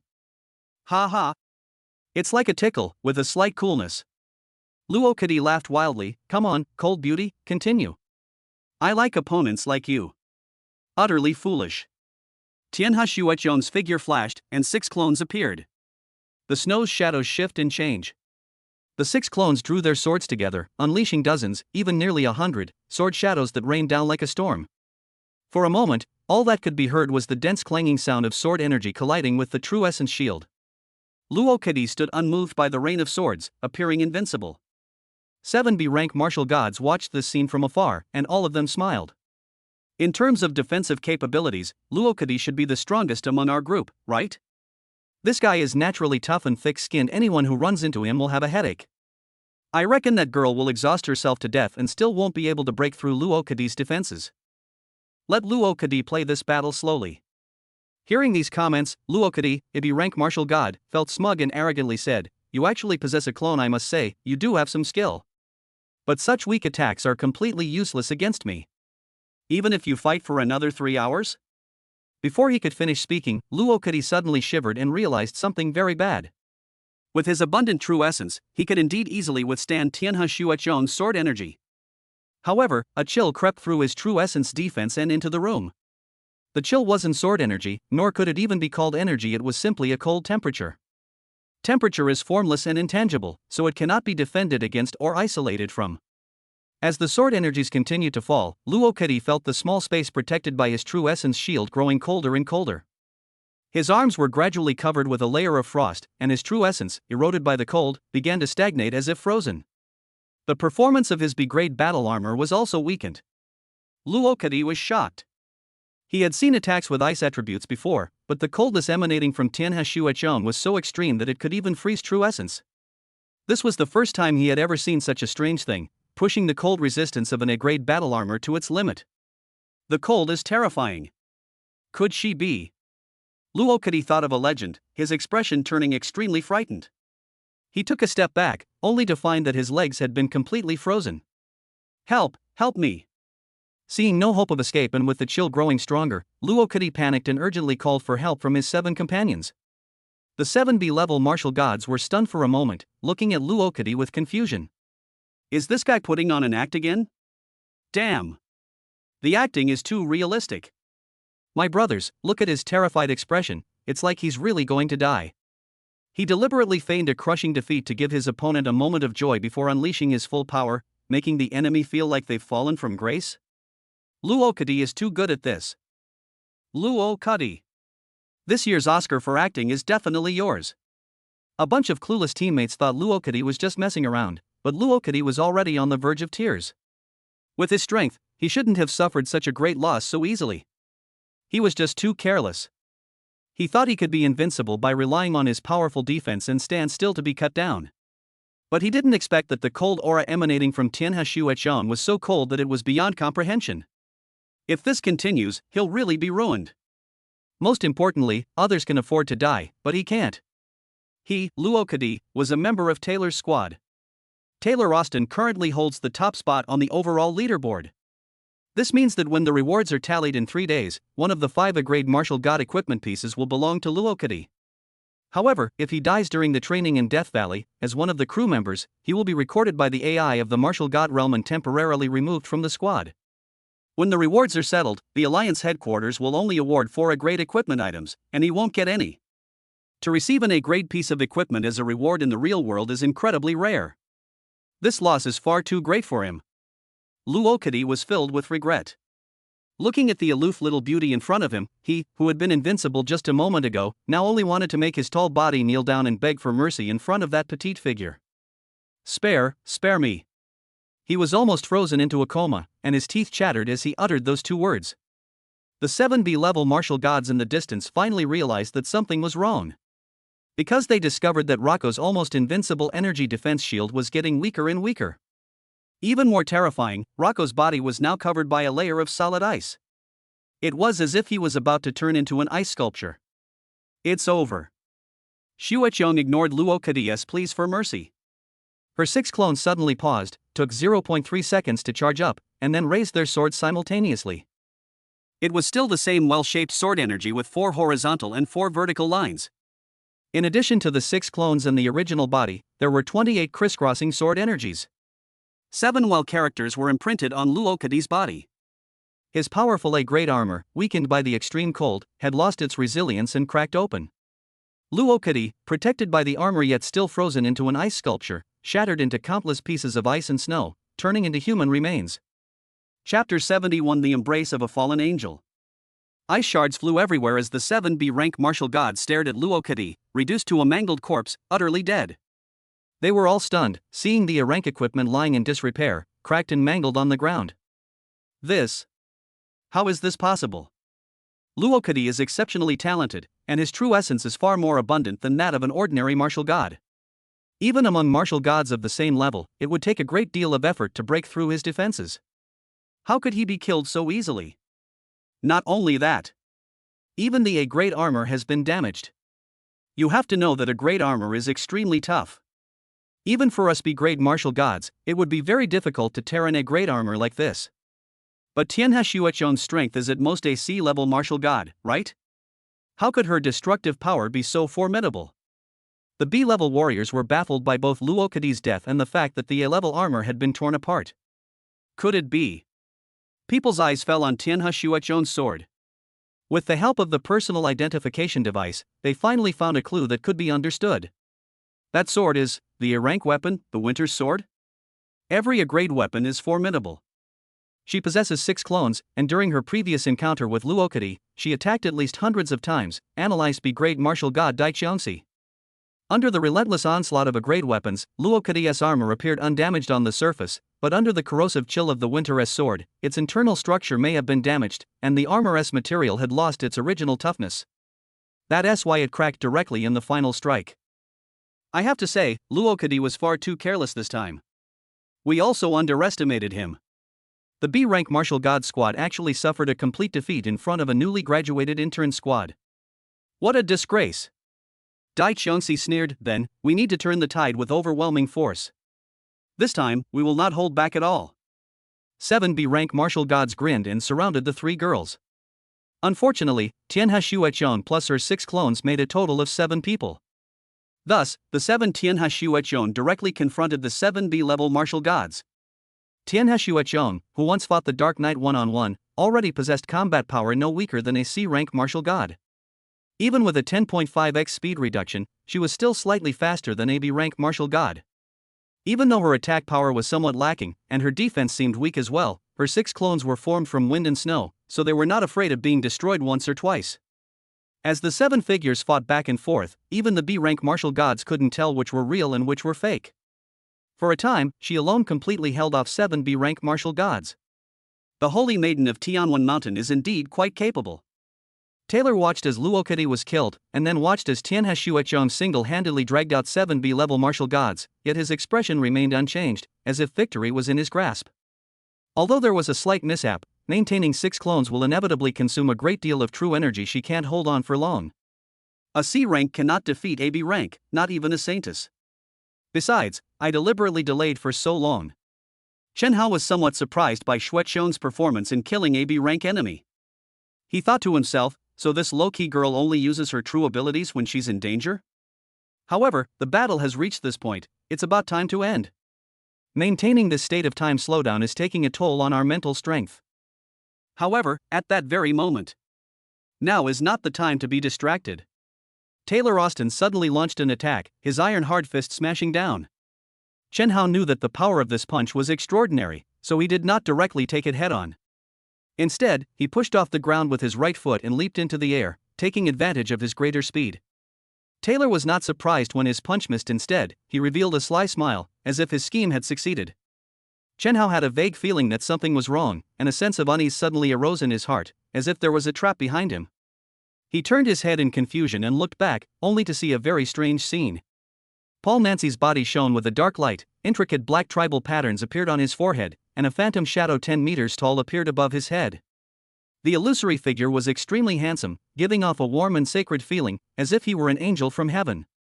However, behind him were a pair of rotting black wings, exuding an extremely evil aura. It is a fallen angel. Got you. Paul laughed excitedly, suddenly making a gesture of embracing with both arms, and the 10-meter-tall fallen angel in the sky did the same. However, with this gentle embrace, Chen Hao, who was in mid-air, suddenly found himself unable to move. He couldn't even fall to the ground. He was suspended in the air, unable to make the slightest movement. The feeling was as if a fallen angel had embraced the space within 10 meters around him, and he was imprisoned. Ha ha! Surprised? So what if you're faster? Don't think you're the only one with amazing support abilities. The talents of my Nancy family are beyond the comprehension of a lowly commoner like you. Paul Nancy said arrogantly. Taylor, now you can do as you please. Paul, well done, Taylor chuckled sinisterly. There are 10 B-level martial gods in Europe. He and Paul had previously sent 8 people to deal with the rest of the 0520 team, while he and Paul deliberately kept an eye on Chen Hao without making a move. This was actually a two birds with one stone strategy. On one hand, it was to distract Chen Hao from the other people's battles, and on the other hand, it was to buy time for Paul to use his ultimate move to restrain Chen Hao. Humph. I told you before, you could strike me 100 times and I might not die. But I only need to punch you once, and you'll be dead without a doubt. Taylor laughed arrogantly. Now, you can die. As soon as he finished speaking, Taylor clenched his fist, the blood-red gauntlets gleaming with a dazzling light. The powerful B-level martial god, Taylor Austin, the strongest in Death Valley, threw a full-force punch at Chen Hao. This moment was crucial in determining the outcome of the battle, and countless people looked up to watch the scene. Captain. Flame Princess clenched her fists, feeling very nervous and somewhat displeased. 2B rank war god captains actually teamed up to ambush you alone.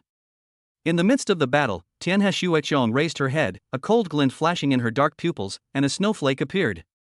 Strangely, Yen Yuer, who should have been most concerned about Chen Hao at this moment, was the most composed, simply looking up quietly. The terrifying fists were getting closer and closer to Chen Hao. Chen Hao could clearly see the ripples left by the fists in the 10.5 times deceleration space. The surrounding airflow had no time to escape and was broken inch by the fists, making a terrifying sonic boom. That's terrifying. Chen Hao said, looking very scared. Humph. It's too late to be afraid, wake up. Taylor Austin's fist landed. I'm not afraid of you. Chen Hao grinned, and a beam of light suddenly appeared in his hand. The light grew stronger and stronger, enveloping him. Before the battle began, Yuer, his wife, held his hand and gave him something. Now Chen Hao has taken that thing out.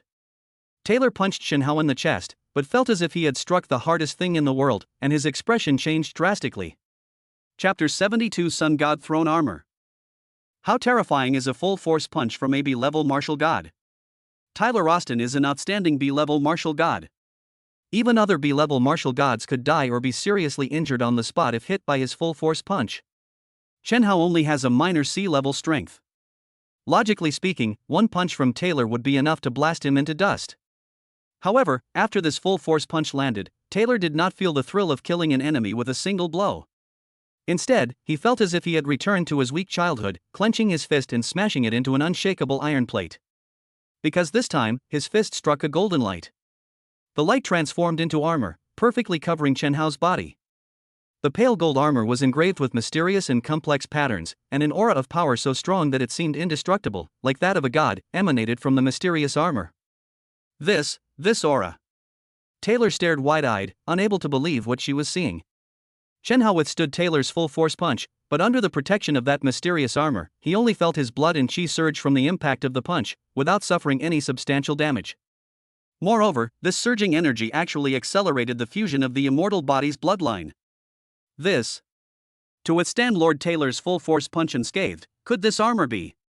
Countless people stared wide-eyed, still unable to believe the fact even though the testing device had given them the most accurate answer. Yang Shinzu S-Class Martial God Armor? S rank. This is impossible. Even Lord Taylor only possesses a great equipment. Even true nobles from the Nancy and Austin families would have a hard time getting their hands on such equipment. He's just a trainee martial god. Where did he get an S-Class battle armor? Where did Chen Hao get the S-Class armor? That's actually a good question. Before the trials began, a small incident occurred outside the valley. When Bruce, the playboy from the Austin family, showed off his equipment in front of Chen Hao had no intention of comparing himself to him. He quietly spent 300 heavenly secret points to buy an A-grade weapon in the Heavenly Book Mall. Yen Yuer felt somewhat uncomfortable after seeing this. She knew very well that the equipment Chen Hao gave her was all S-grade, while Chen Hao himself only used A-grade equipment. So, the thoughtful little wife Yuer spent almost all of her 1000 plus favorability points in the Heavenly Dao system to buy Chen Hao an S-level martial god armor. Furthermore, when Taylor and Bruce provoked her, she realized a tough battle was likely, so she secretly gave the armor to Chen Hao, hoping it would protect her husband in the fight. So, behind every confident man, there's a caring wife. Chen Hao felt a little smug. Yes, he was confident throughout the fight and never thought he would lose. S-Class armor. It's actually S-Class armor. Taylor's face turned extremely ugly. No matter how powerful he was only a B-class martial god. If he wanted to destroy an A-class armor, he could do so by accumulating the number of attacks. Destroying an S-class armor is harder than climbing to heaven.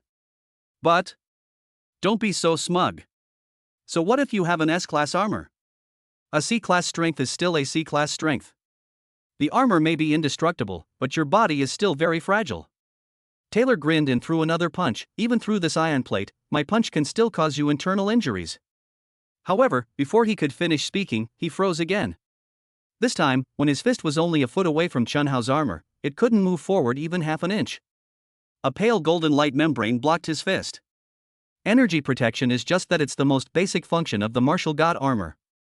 Even the C-level armor Lu Chiwei is wearing has this function, so how could the S-level armor not have it? Moreover, the S-class battle armor not only has this function, but it is also more advanced and high-end than the ordinary war god battle armor. At this moment, the energy shield that had been enveloping Chen Hao like a cocoon of light separated from the left and right, leaving a gap in the middle. The gap grew larger and larger, and the energy shields that were separated to the left and right slowly changed shape, like golden wings of light about to unfold. Taylor's fist landed on the energy shield, which was directly on the wings of light. For every inch the wings of light unfolded, Taylor's fist had to retreat an inch. As the golden wings of light slowly unfolded, the space within 10 meters around them, which had been imprisoned by the fallen angel, began to loosen. The energy contained within the S-class battle armor. Oh no! I can no longer suppress his power. Taylor and Paul's expressions changed simultaneously. At the same time, golden wings suddenly unfolded, and the powerful B-level martial god Tyler Austin was blown away like a weak ant. Behind the sky, the phantom of the fallen angel suddenly took a step back, as if it had been struck by a heavy blow, and its already illusory figure became even more illusory. Now, it's my turn to fight back. Chen Hao's blood surged, and his fighting spirit soared wildly. Just then, the heavenly book displayed a notification: the fusion of the immortal body's bloodline has reached 8%. When he fought the Dark Knight, Chen Hao had already fused with 7% of the immortal body bloodline. Now, after a series of battles, he has finally fused with 8% of the bloodline. With 8% of the immortal bloodline, one possesses 8 times the combat power of an E-rank martial god. A C-rank martial god's combat power is approximately 6 to 8 times that of an E-rank martial god. At this moment, he has reached the pinnacle of a C-rank martial god. He is only one step away from becoming a true B-rank martial god. Moreover, Chen Hao could clearly feel that when the energy shield of the Yangshan throne armor transformed into wings of light, it granted him even greater speed. Aggressive attack? Taylor saw through Chen Hao's plan and said disdainfully, even if you have S-class armor, it only increases your ability to survive. I've said it before, with your pitiful attack power, even 100 swords wouldn't be enough to kill me. Swish! With a slight tremor of the light wings on Chen Hao's back, he appeared before Taylor in the blink of an eye. This. A look of shock appeared in Taylor's eyes. As a B-level martial god, he hadn't even seen Chen Hao's movements clearly. The wings of the S-class martial god armor are not just for show. When the wings of light fold, they transform into an energy shield to block enemy attacks. And when the wings of light unfold, they grant a significant increase in speed. This is the effect an S-class battle armor should have. Chen Hao is fused with 8% of the immortal body bloodline, and is only one step away from becoming a B-level martial god. With the added boost from his battle armor and wings, he will naturally be even faster. It's no exaggeration to say that even without the 10.5x time space deceleration effect, Chen Hao's current speed is comparable to that of a B-level martial god, and he wouldn't be much weaker than Taylor. With the help of 10.5 times time deceleration, the speed of a B-level martial god is utterly insignificant compared to Chen Hao's. Even Taylor couldn't compete with him. You just said that even 100 swords couldn't kill you, right? I want to try. As he moved at high speed, Chen Hao's voice rang out from all directions, leaving behind a series of afterimages in the air. Dozens of afterimages drew their swords at once. How? Taylor's expression changed from shock to terror. He had tried his best to dodge, but Chen Hao's sword still cut wounds all over his body. Too fast. How can it be so fast? It's almost at the top level of a B-grade martial god. And the sword in his hand is too strange. True Essence defense is completely ineffective. 1 sword. 2 swords. 3 swords. Let alone 100 sword strikes. After 9 consecutive strikes, the S-rank weapon, Luna's Light, had already cracked Taylor's armor. Crimson blood kept dripping through the gaps in the armor. Crush them. In terms of speed, Chen Hao can completely crush Taylor. With the fusion of 8% of the immortal body bloodline, his attack power has also increased significantly. The Moon God's light ignores True Essence defense, and with only a great armor and flesh and blood, how can Taylor withstand the sharpness of an S-grade weapon? The 10th sword. Chen Hao raised his sword high. Taylor was covered in blood, looking up at the sword with his eyes filled with panic and fear. Countless martial gods from Europe looked up, dumbfounded, as their almost invincible number 1 powerhouse was humiliated like this. Chapter 73. Time to go home for dinner. With S-class armor protecting them, how are they supposed to fight? Even if Lord Taylor and Lord Paul join forces, they wouldn't be a match for them. We've already lost, there's no chance of winning. After seeing Chen Hao reveal his trump card, many of the martial arts masters from Europe lost their confidence in victory. They originally thought this battle would be a one-sided and simple one, but they never expected that the members of the 0520 team would be so incredibly fast, and Chen Hao even possessed S-level equipment. With no hope of victory and the outcome already decided, many silently sheathed their weapons, intending to retreat quietly. After all, being killed in Death Valley carried a far too heavy a penalty. This made the situation for Team 0520 much easier. It seems I've accidentally been blacklisted. Big Sister Yen Ji sighed, her face full of exasperation as she listened to the world announcements that kept popping up. Killing 10 people in a row is considered ruthless. At this point, all the members of the 0520 team, except for Yen Yuer, who had killed the fewest people, were given a bad reputation and the title of bloodthirsty maniac. The Flame Princess, whose sword can't be stopped, has probably killed the most people, likely approaching 100. I didn't, Yen Yuer said. It was clearly your own fault for not being able to stop the knife. Who told them to try and bully others just because they outnumbered us? Flame Princess said, glancing at the changes on the leaderboard with a slight upturn of her lips.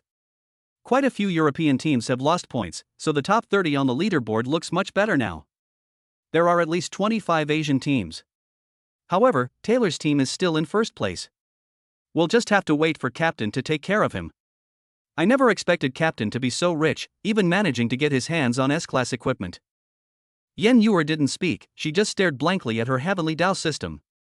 As she became more familiar with this amazing system, she grew increasingly astonished, because just now, when Chen Hao put on the S-grade equipment, the system actually notified her that her intimacy with Chen Hao had reached 100%, allowing her to share all the attributes of the equipment Chen Hao was wearing.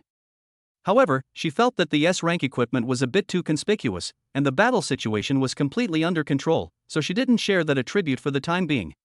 If I can share the equipment my husband is wearing, can he share the equipment I'm wearing? Yen Yuer tilted her head, thinking to herself, is this feeling of being one with someone, sharing all wealth without distinction, what is marriage? Right. If everything can be shared, is the heavenly Dao system also shared? Does my husband have something similar? Just as she was thinking this, Yen Ji, clutching her empty stomach, interrupted her thoughts, I'm hungry. It would have been better if those words hadn't been mentioned, because once they were, Yen Yu immediately felt incredibly hungry. Even though the battles are taking place in the virtual world, it still takes a toll on our energy, and it's almost noon now. So Yen Yu called out to Chen Hao, who was still fighting, "Honey, we're hungry. We want to go home for dinner." Is my wife hungry? Are the lovely crew members hungry too?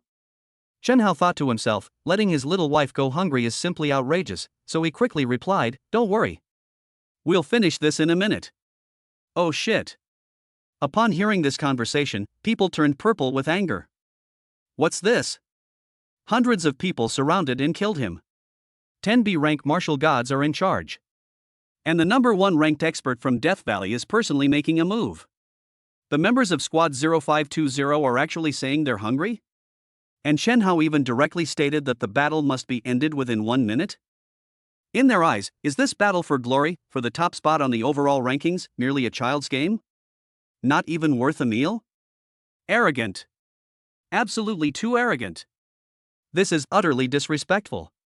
Paul's face flushed with anger, and he unleashed his full fighting power to teach Chen Hao a lesson. Unfortunately, his speed was simply too poor, even slower than Taylor's. He easily knocked Chen Hao to the ground and then proceeded to stomp on his head and beat him repeatedly. "Taylor, are you done yet? I've bought you enough time." Paul shouted angrily.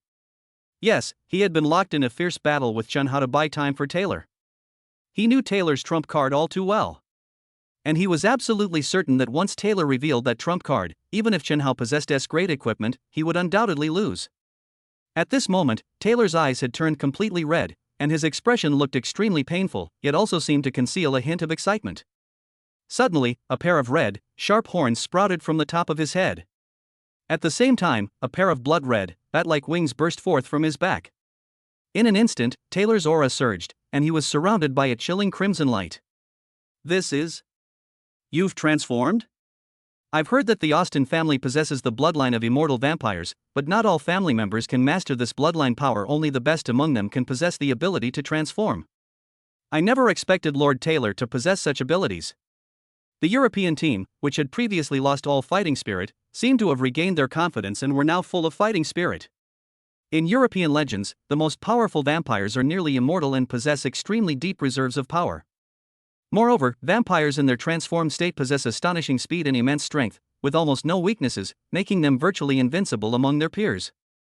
Therefore, in their view, since Lord Taylor has the ability to transform, even if Chen Hao has S-class equipment, it will be difficult for him to win. At the same time, some of the European warriors who were gradually leaving the battle suddenly screamed, I've discovered their secret. Squad 0520 isn't fast, we've just been slowed down. A little over 100 meters, the area is only about 100 meters in radius." The exclaiming martial god stood outside the slowed down space, looking at the sluggish people within 100 meters and reminded them, as long as you retreat more than 200 meters, you definitely won't be affected by the slowdown. Wait, if creating distance doesn't affect the slowdown? As long as we create distance and use bows and arrows or sword energy for ranged attacks, Squad 0520 is bound to lose, right? The members of the European Martial God Squad were initially instructed by nobles such as Bruce to take Chen Hao's head, so they all rushed out without any intention of maintaining distance in the fight. Later, they were shocked by the strength displayed by Chen Hao and others, and the scene became chaotic, so no one thought of this. But at this moment, they suddenly realized that the opportunity to counterattack seemed to have arrived. Oh, I didn't expect that. Chen Hao's deceleration ability is only limited to about 100 meters around, which makes things easier. Paul Nancy squinted and withdrew from the battle, then took on the role of commander. Listen up. Everyone, spread out and surround this canyon. Focus your ranged attacks on Squad 0520. No one is allowed to linger in the deceleration zone. To avoid friendly fire. The European teams, who had already been thoroughly bullied, immediately perked up. There were over 100 teams. 400 or 500 people were routed by just 4 people within the deceleration zone. What a disgrace. Now that they have finally found an opportunity to counterattack, how could they not be excited and thrilled? At this moment, the European martial arts team climbed up the hillside or occupied the high ground, gradually forming an orderly formation, surrounding the 3 girls in the open canyon from a distance of 200 meters. It's easy to imagine that when hundreds of arrows are fired simultaneously, or hundreds of sword energies bombard the enemy at once, even within the deceleration zone, the members of Squad 0520 wouldn't be able to withstand more than a few rounds of attacks. Above the canyon, the transformed Tyler Austin was still confronting Chen Hao. In that instant, the entire 0520 squad seemed to be in a predicament. Chapter 74, a complete set of S-rank items. Everything changed too quickly, the situation took a sharp turn for the worse, and 0520's advantages were no longer there. Seeing this, Taylor Austin's smile widened, like a king about to achieve a great victory. He gently flapped his blood-red wings and looked down at Chen Hao, saying, "I have to say, your performance surprised me. Not only do you have the ability to slow down others, but you also have equipment that I envy. Over the years, you are only the second person to force me to transform. But a commoner will always be a commoner. How could they possibly understand the nobility and power of the Austin family bloodline? After transforming, my body will be stronger than an A-grade battle armor, and my speed and strength will double." "Hey! Stop!" Chen Hao waved his hand, interrupting Taylor's boasting. "I only have one question for you. Your strength seems to have improved a lot. So, have you reached the level of an A-level martial god? A level strength? I thought you were quite knowledgeable, but I didn't expect you to ask such an idiotic question." Taylor said sarcastically, "A level martial god is not as simple as you think. E-level or D-level martial gods are just newcomers who have just graduated from the martial god base, and C-level martial gods are just newcomers who have just started carrying out missions. They are all newcomers, and the difference in strength is not too great. But it's different for martial gods of rank B and above. Only when a rank B martial god completes many dangerous rank B missions and experiences countless baptisms of war, and then successfully completes a terrifying rank A mission, can he be qualified to become a rank A martial god. The guys who can complete those kinds of missions are all freaks. Even the weakest A-level martial god is more than 30 times stronger than an E-level martial god." At this point, Taylor said proudly, "After transforming, I'm not far from that level." "Oh, so you're still not at a level? I think you're dead meat then," Chen Hao muttered. "What?" Taylor was slightly startled, then couldn't help but burst into laughter. "That's hilarious. I'm doomed? Do you think that having an S-grade piece of equipment means you have a great strength? Or are you trying to scare me? Talking big on your deathbed, how stupid. Moreover, your crew members are already surrounded. With just one order from me, hundreds of war gods will attack simultaneously, and they will be doomed. Before the battle officially begins, how about I let you watch them get killed right before your eyes?" Taylor felt his immense power surge with excitement, especially after suffering so much at Chen Hao's hands and experiencing such a significant shock today. The fact that Chen Hao had killed Bruce was particularly humiliating to him. He wants revenge. A furious revenge. He not only wanted to kill Chen Hao, but also wanted to make Chen Hao helplessly watch everyone in the 0520 squad die before killing him. Chen Hao ignored him and called out to Yen Yuer, "Wife. Let's call it a day and go home for dinner." "Knock off? Going home for dinner?" People were stunned again, thinking to themselves, the 0520 team is in dire straits. Could it be that they are now forcibly logging off and ending their Death Valley training? The martial god realm is just a virtual world you can leave here and return to the real world at any time. However, the Valley of Death Trials is a special place. If you leave halfway through the trial, all your points on the kill ranking will be deducted. This is a more severe punishment than death. Are they willing to give up 910,000 points to leave? The European warriors, who thought they had guessed the truth, were immediately enraged. At this stage, things have long since moved beyond the issue of points. It's become a matter of resentment. They were killed so badly before that the members of Squad 0520 have earned the title of bloodthirsty maniacs. That title is a title forged in their blood. How could they be content without killing the other party? As a result, the newly formed European squad drew their swords one by one, frantically pouring their inner energy into them, unleashing hundreds and thousands of sword energies. Taylor Austin was equally unwilling. Fearing that Chen Hao would log off and disappear, he made a lightning-fast move to kill Chen Hao. But just then, a light suddenly rose from the bottom of the canyon. Taylor sensed an even more dangerous and terrifying aura, and quickly flapped his blood wings to stop his forward momentum, looking down into the canyon.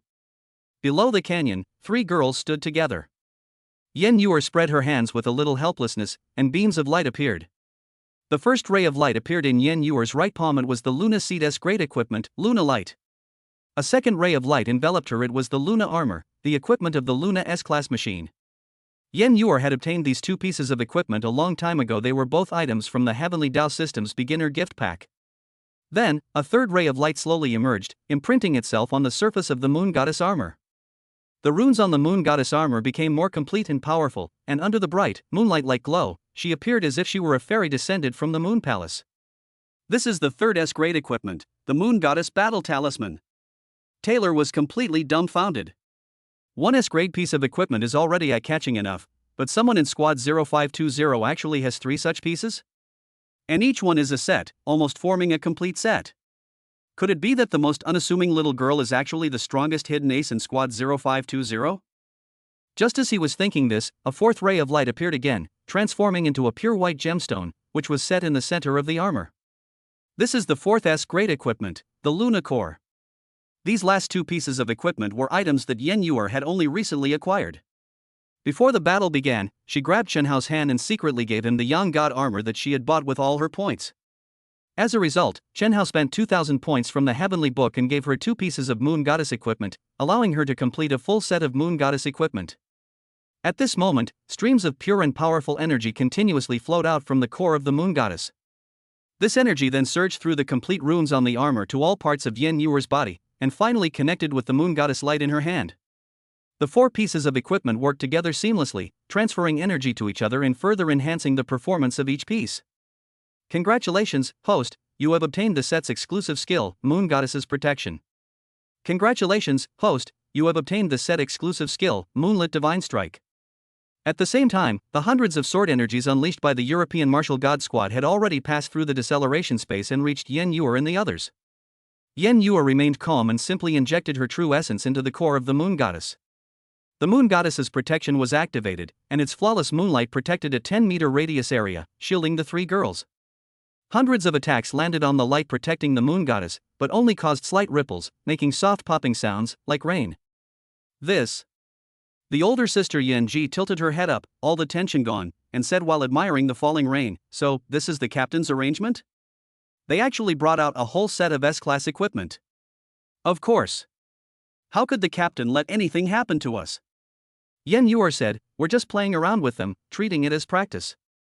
Chapter 75 3 Swords resolve the battle.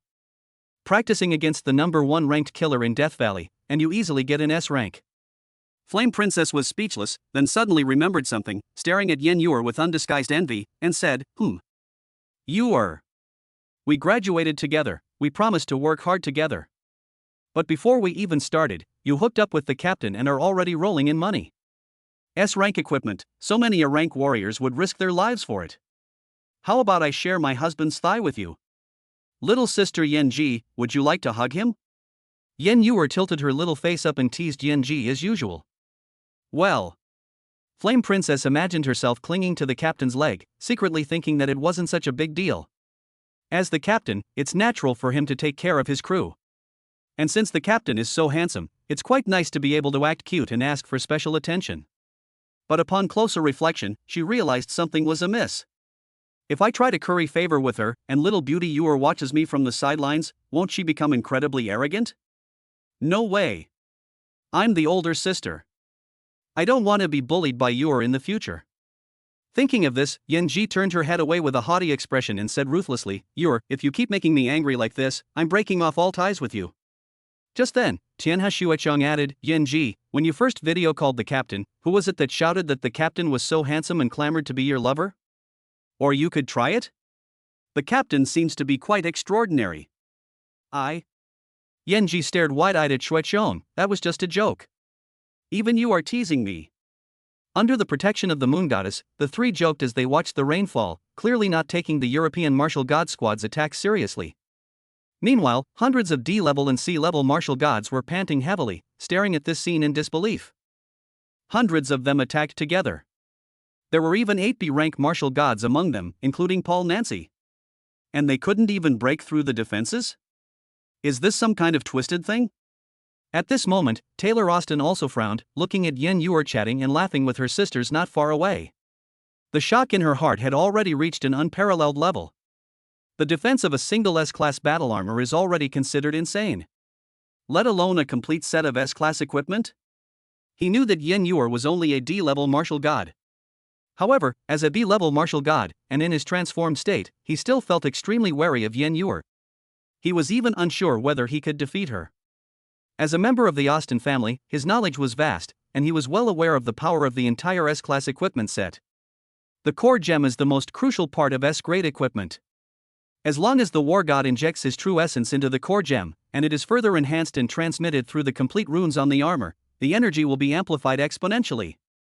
Therefore, even if Yen Yuer is only a D-level martial god, as long as she has a complete S-level set, her strength will not be weaker than his. She's still chatting and laughing with her sisters, seemingly not taking me seriously. That's fine. The combined attack of the other martial gods will at least deplete some of her energy, then I can make my move. At this moment, Taylor only had Yen Yuer in his eyes, completely ignoring Chen Hao's existence. After all, Chen Hao only had one S-grade equipment, so theoretically he shouldn't pose much of a threat to him. However, at that very moment, suddenly, 3 sword energies, as bright as moonlight, slashed out. Chen Hao infused his peak C-grade true essence into the core gem of the equipment. Moonlight Divine Strike. The first sword strike struck, and hundreds of martial gods who had formed a formation 200 meters to the east were caught in the crossfire. In an instant, countless blood mists rose, nearly 200 martial gods perished, and the mountain collapsed instantly. The second sword energy slashed towards Paul Nancy and the other 7 B-level martial gods, as well as dozens of nobles from distinguished families behind them. One sword strike and none survived. Are you kidding me? How dare these guys gang up on his wife? Of course, Chen Hao would take care of them as soon as possible. Whose sword is this? How can it have such power? A level martial god? Could it be an A-level martial god? Taylor was scared half to death. In that instant, he even thought that the legendary instructor's sister had come to kill him. Then, he turned around in the direction from which the sword energy was emitted, only to see Chen Hao, and his eyes widened in shock. At this moment, the wings of light behind Chen Hao had undergone a significant change. The right wing remained the golden wings of the Yang God armor, while the left wing had transformed into a silver wing resembling moonlight. The 2 colors of light complemented each other, like the sun and moon rising simultaneously. His armor was also two-tone, and the runes on it had become even more complex and mysterious. More importantly, a core gem had appeared in the very center of the armor. Could it be another S-grade set? Before Taylor could even be shocked, the third sword aura was already hurtling towards him. His body blazed with intense crimson light as he exerted every ounce of effort to block the sword strike, but it was all in vain. The sword energy sliced him in two at the waist like cutting vegetables, turning him into a corpse in 2. The so-called vampire transformation was utterly powerless before absolute strength. I told you long ago, if you don't have the strength of an A-rank martial god, you're definitely dead. I'm sharing the stats of my wife's entire Luna throne set. She's also wearing another S-rank battle armor. If 5 full S-rank pieces of equipment can't kill a B-rank after transformation, then what makes them S-rank equipment? In a single instant, just 3 sword strikes. Taylor was cleaved in 2, and Paul and the B-rank martial god were killed. More than half of the hundreds of martial gods were dead or wounded. This was Chen Hao's full strength. The remaining 200 or 300 wounded soldiers watched Chen Hao from afar, no longer having the courage to attack. They just trembled and hid among the collapsed mountains, not daring to show their faces. Finally, can we go home for dinner? Yen Yuer threw herself into Chen Hao's arms. By the way, should we kill the others too? Chen Hao glanced at the shivering crowd in the distance and said calmly, eating is the most important thing. The war gods in the distance felt a complex mix of emotions upon hearing these words. Just moments before, Chen Hao and his friends said they were going home for dinner. They thought that Chen Hao and his friends knew they were going to lose and were just afraid of dying, so they wanted to log off and leave. Unexpectedly, they wanted to go home for dinner, and they really meant it. After the 3 swords finished their battle, they could go home for dinner. Just then, the world announcement sounded again. Chen Hao has killed more than 200 people, breaking the record for the most kills in a single day in the history of the martial god realm, and has obtained the title of Supreme Demon King. This person is extremely dangerous. Please stay away from him if you see him. There's actually such a title? It used to be something like Bloodthirsty Maniac, and now it's directly become Demon King? And it tells people to stay away? This ridiculous announcement.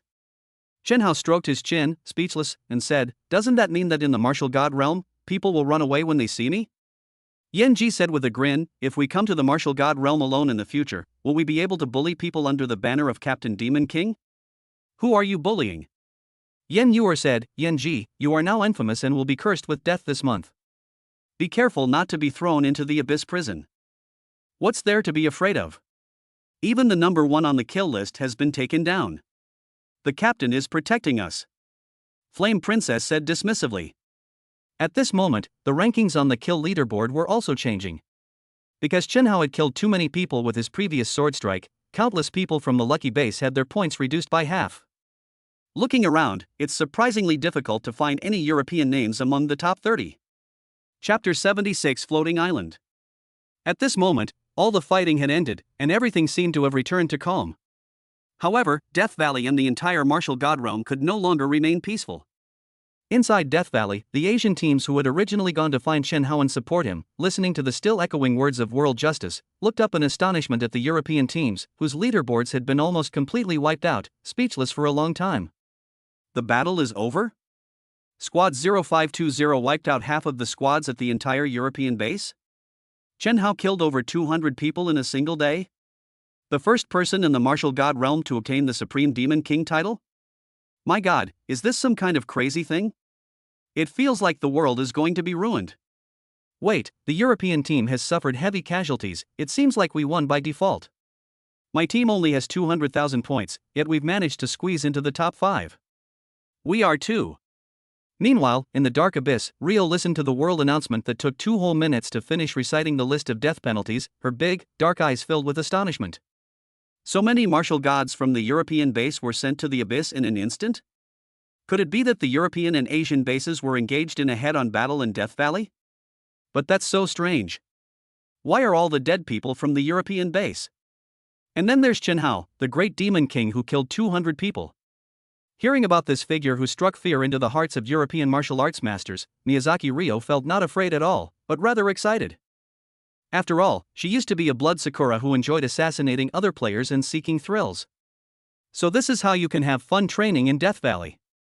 When I get out, I want to go to the training valley too. I want to work hard to become stronger. I want to become the second great demon king. Li Yang clenched her little fist and set a goal for herself. Just as she was thinking this, she realized that idolizing her sworn enemy seemed a bit inappropriate. She quickly corrected herself, saying, "No. I'm not targeting that big bastard. My goal is to kill him." The floating islands above the martial god realm are also not peaceful. The floating island is the true core of the entire martial god realm.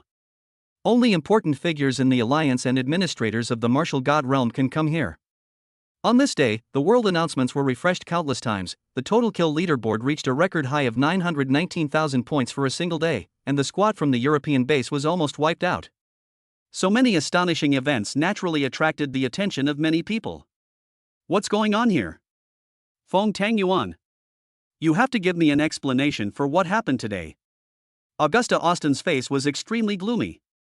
He watched the replay of the training valley showing 0520 furiously defeating the Death Knights, the scene of Chen Hao taking out S-grade equipment, and the scene of Chen Hao slaughtering a large number of European martial gods with one sword and then cutting Taylor, who had transformed into a vampire, in half with another sword. The anger in his heart grew stronger and stronger. Feng Tangyuan, the Asian representative in the martial god realm, shrugged and said calmly, "What does this have to do with me? What kind of explanation do you want? It's the weekend. It's the so-called Death Valley Easter egg time. The Death Knight keeps devouring and redifferentiating, which actually allowed the Asian martial god to rack up 919,000 points in one day, surpassing the points that others worked hard for a month. Is this the purpose of setting up the Easter egg?" Augusta questioned. Weekends are supposed to be the most surprising days, and I'm quite surprised that someone has managed to get nearly 1,000,000 points using this rule, Feng Tangyuan said. Besides, the rule itself is fair. I didn't favor anyone. It just so happens that the little guy is a bit special, but that's his own ability. What does it have to do with me? Humph. Just a coincidence? Augusta said, in my opinion, this is nothing but a conspiracy. According to the data transmitted from the martial god realm terminal, he possesses a miraculous ability that slows down time and space. Is this another immortal technique of your Eastern hidden sect? Moreover, he is carrying several S-grade equipment. His background should be quite strong in your Asian martial god base, right? How could you not recognize him? He can use magic that slows down opponents, and coincidentally, the Easter egg rules you set up can help him keep racking up points. After racking up a full 910,000 points, he attracted everyone's attention. Then he pretended to be weak while actually being strong, provoked the Austen family, and deliberately let Taylor take action. Finally, he took out S-level equipment and wiped everyone out, and half of the Europeans participating in the trial were wiped out. Augusta sneered, "Isn't this a conspiracy? Feng Tangyuan, if you can't give me a reasonable explanation, I will consider this a provocation by the Asian martial god base against the whole of Europe." Using accusations arbitrarily and rudely, always resorting to conspiracy theories to accuse others in order to benefit themselves, Feng Tangyuan sneered. "These old tricks are really getting tiresome. Well then, esteemed Viscount Augusta the Vampire, do as you please." "You!" Augusta roared in anger. Just then, Yi Xingqian from the three major families of Dongdao said, "Augusta, all you've said is just to get angry about Taylor's defeat, isn't it? That's too petty. It's just an empty title of number 1 on the overall ranking, nothing to brag about. The reason someone made a move this time is because your Austen family has been too high profile lately, which has annoyed people." Yi Xingqian said, looking at Chen Hao and Tianhe Shuozheng in the picture, his eyes narrowed with laughter. He didn't care how angry Augusta was as long as the saintess worshipped by the three founding families was having fun, he was happy. Then, Yi Xingqian's gaze settled on Chen Hao. After a moment of contemplation, she nodded silently, thinking to herself, "The Spirit Butterfly Island base is quite reliable." When the Holy Maiden was studying there, Spirit Butterfly Island found a way to invite a powerful fairy to be her instructor.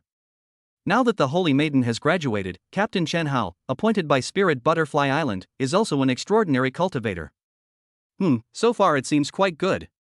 Perhaps I don't need to interfere. How can an ordinary person become the captain of the Saintess's ship? Even extraordinary people may not be qualified to be the captain of the Saintess's ship. Yi Xingqian had already decided that the Holy Maiden could only be above others, and that she herself could only be the captain. However, after seeing Chen Hao's various actions, he slightly changed his mind. This lad is not bad. Although the Holy Maiden's status is noble, she is still young and needs to be trained and grow.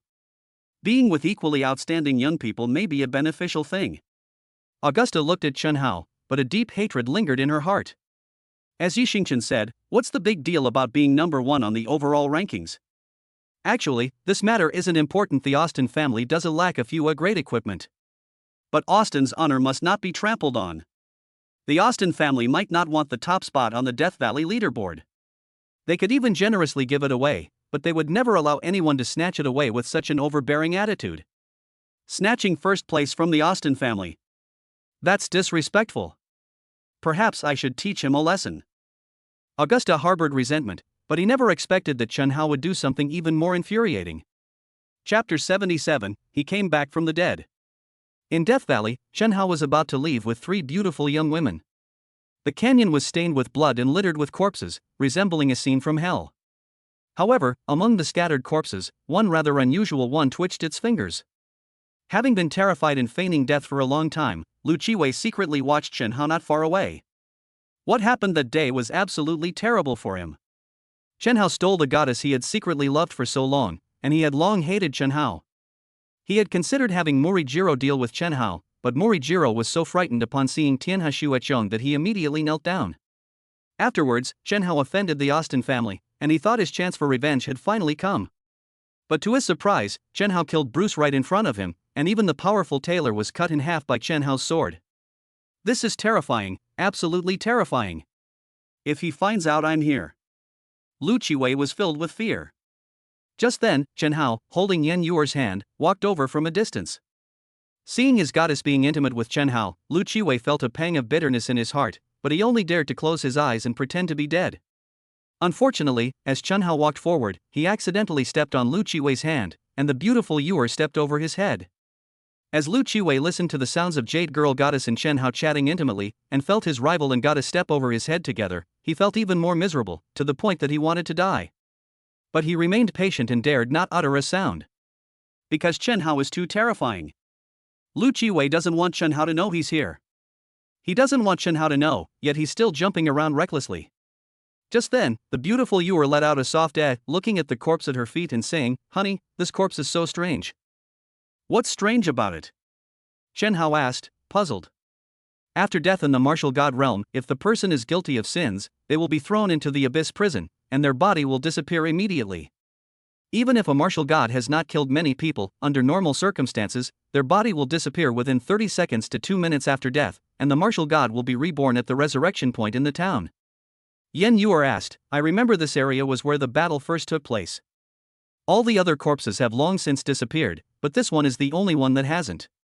Upon hearing these conversations, Lu Qiwei was immediately terrified and broke out in a cold sweat.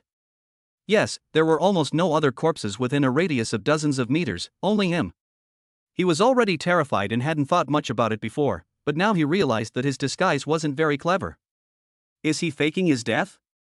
Let me see who's so shameless, Chen Hao laughed. Lu Qiwei knew he couldn't keep up the act any longer, so he stood up. Well, to be precise, he knelt down, because he didn't even dare to stand up, and he didn't even have the thought of standing up. Spare me! Spare me! Seeing his goddess being held by Chen Hao, Lu Qiwei felt a pang of sorrow, but he dared not show the slightest disrespect. Instead, he knelt before Chen Hao and Yen Yuer like a pitiful stray dog, begging for Chen Hao's forgiveness.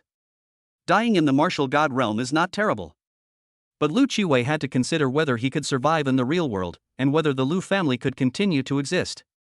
In Lu Qiwei's eyes at this moment, Chen Hao was really too terrifying. Not only was his strength heaven-defying, but his background was also terrifying to the point of being unimaginable. When Morijiro saw Tenkoa Yukiko, he was so frightened that he almost knelt down. He also sternly warned her that if this saintess wanted to, she could easily wipe the Lu family off the planet. However, even with such a terrifying identity, Tianhe Xuechong was just an obedient crew member in front of Chen Hao. If Chen Hao wanted to, he could easily destroy him completely. His presence in this inappropriate place at this moment signifies hostility towards Lord Chen Hao. What's the difference between this and courting death? What's even more terrifying is that he and Chen Hao both live in Sangqiong City. In other words, if he cannot quell Chen Hao's potential dissatisfaction with his existence, he will face annihilation the moment he leaves the martial god realm and returns to the real world. Master Hao, I will never dare to do it again. You are a magnanimous person, please forgive me this time. Grandma you're the kindest one. You must believe me this time. I just happened to be passing by and was simply joining in the fun. I didn't mean to do anything. Moreover, my Lu family has already suffered enough. We've already had our investment withdrawn, and the supply channels to Lingdai Island have been cut off. We really can't afford any more trouble. Lu Qiwei kept kowtowing, his gaze only daring to look at the toes of Chen Hao and the little goddess Yuer. He didn't dare to look up at the expressions of these two important figures, and kept begging for forgiveness like a grandfather begging his grandmother. Yen Yuer looked down at Lu Qiwei, who was acting like a lapdog, and wondered, my husband and I didn't say a word to each other, so why is the once majestic young master of the Lu family so scared? Is it because my husband is too powerful? Yen Ji was stunned for a moment, then asked in surprise, Yuer, when did you and the captain have such a big grandson? I don't have a grandson like that, said the pretty Yuer, embarrassed. If we really had a grandson like that, it would be quite tragic. Chen Hao said earnestly while holding the little beauty Yuer, but we can have a son first. Yuer blushed again. You two are openly showing off your love again. Yen Ji said angrily. Listening to these conversations, Lu Qiwei realized with embarrassment that despite his pleading, Chen Hao and Yen Yuer hadn't taken him seriously at all. Chen Hao didn't take him seriously and naturally didn't want to waste time on him. After glancing at him, he said calmly, take your own life. Take your own life? Lu Qiwei was taken aback. Chen Hao ignored him. Yes. Thank you, Master Hao. Lu Qiwei kowtowed again. In his view, Chen Hao's statement that he should end his own life, without mentioning any future revenge in the real world, might simply mean he wouldn't. So, he decisively drew his knife, endured the pain, and slit his own throat, dying at the feet of Chen Hao and Yen Yuer. Chen Hao continued walking forward. Suddenly, Yen Ji thought of something and said, resting her chin on her hand, since one person is faking death, could there be others faking death? Captain, it seems you owe me a gift. A gift? Chen Hao also thought of something. He once said he would give Bruce's head to Flame Princess to kick around. Then, with Taylor's intervention, he slit Bruce's throat with a sword, but Bruce did not die immediately. So what now? Bruce was indeed alive, his eyes had turned blood red, and fangs were bared in his mouth. Normally, a severed major artery would kill a normal person quickly, but he wasn't an ordinary person. He possessed the noble blood of a vampire. The top vampire king possesses almost immortality. Although he doesn't even have the ability to transform or grow wings, he still has a vitality far stronger than that of ordinary people. So, not only did he not die, the wound on his neck was slowly healing itself. Chapter 78 The Spirit of Elements Part 1. He's still alive. Chen Hao spotted him in the ruins and walked over. What do you want to do? Bruce was immediately alarmed. Instead of begging for mercy, he threatened and warned, I possess the noble blood of the Austin family. If you dare to disrespect me, the Austin family will never. Chen Hao stomped on his neck, breaking it and interrupting him. Chen Hao wouldn't even give someone who repeatedly provoked him and even tried to force him to kneel down a chance to beg for mercy. Besides, he promised Miss Flame Princess that he would rip Bruce's head off and use it to kick a soccer ball. How can he conquer the world if he breaks his promise to a woman? So, Chen Hao stepped on Bruce's neck with one foot and kicked him with the other. Bruce stared wide-eyed as Chen Hao's foot drew ever closer to his noble head, the humiliation and resentment in his heart nearly driving him mad. Flame Princess! Catch the ball! Crack! The bone snapped, and Bruce's head flew towards Flame Princess. Captain is indeed the most trustworthy. Flame Princess chuckled. She had hated this aggressive nobleman who had even ambushed her and the captain with arrows for a long time. In the blink of an eye, Bruce, who hadn't lost consciousness, was still furious at Chen Hao's audacity when he saw a foot coming towards his head. The Flame Princess's fiery red combat boots crushed his self-proclaimed noble face, then flames erupted from the boots, sending him flying into the air. With a bang, fueled by the flames, the soccer ball exploded in midair, like fireworks after a victory, bringing the battle in Death Valley to a perfect close. Outrageous! Damn it! On the floating island, Augusta Austin watched the scene unfold, then slammed his fist on the table in front of him, smashing it to pieces in his rage. They're treating the Austin family like footballs. Who gave them the audacity to do this? So what if I was killed in the martial god realm? Yi Xingqian said calmly, but secretly felt pleased. He thought to himself, you, the Austin family, are allowed to bully others, but you're not allowed to be bullied by others? You even dared to harass the holy maiden. Being treated like a football is the least of your worries. Feng Tangyuan looked at the damage table and said, you have to pay for damaging public property. You guys? Augusta felt completely odd, and then, as if struck by a sudden thought, a cold smile appeared in his eyes. At the same time, the half-corpse in Death Valley twitched, and Tyler Austin clenched his fists in anger. Vampires have incredibly strong vitality. Even Bruce didn't die, so how could he possibly die easily after transforming? After being cleaved in two by Chen Hao's sword, Taylor knew he had lost. With the support of the entire S-class equipment, he had absolutely no chance of defeating Chen Hao. But he was not convinced of his defeat, because in his opinion, Chen Hao was far weaker than him, and he only lost to S-level equipment. It would be one thing to just lose. The problem is that he lost terribly this time. His entire squad was wiped out. The other 4 members were all killed. In addition, 200 or 300 martial gods from the European base perished with them. But not a single member of Squad 0520 died. This crushing defeat was not just his own. It was the entire Austin family, and even the entire European base's martial gods, being utterly crushed by the Asian base. With such a stark contrast, what face will the Austin family have left? How will the warriors from the European base ever hold their heads high again? Even if we lose, we must at least kill one person from Squad 0520. Even just one. Besides, he just kicked my cousin's head like a ball. I'll kill his crew member and let him experience that kind of pain. Taylor clenched his fists tightly. He had been enduring all this time, quietly relying on his vampire talents to accumulate power. Now, he could move again. With a sudden flap of his blood-red wings, Taylor, now only half-body, charged towards the members of Squad 0520 before anyone could react. At that moment, Flame Princess had just kicked Bruce's head into the air, completely catching him off guard. But Taylor didn't rush towards Yanji because Chen Hao and Yanji were too close. If he attacked Yanji, he would probably be killed by Chen Hao before he could even get close. Similarly, he didn't dare to attack Yan Yuer, because Yan Yuer also had S-grade equipment. With only half a body left, his strength had been greatly weakened, making it almost impossible for him to break through the defenses of the S-grade armor. So he set his sights on Tianhe Xueqiong. At this moment, Tianhe Xueqiong stood alone in the distance. Naturally, her aloof nature meant she had no interest in playing soccer, so she deliberately kept her distance from the captain and Yanji while they played. Just then, a foul gust of wind blew in. Without time slowing down, Taylor's figure almost became a blur as he charged towards Xuechong like a crazed ghost. Shen Hao was the first to spot the figure. He didn't even have time to use time-space deceleration. With a hiss, his light wings unfolded, and the unfolded halo acted as a barrier to intercept Taylor. Almost simultaneously, the moon goddess armor on Yen Yuer's body unfurled its wings of light. Two wings of light, one on the left and one on the right, acted like two energy barriers, trying to stop Taylor. Ha ha! You're too late!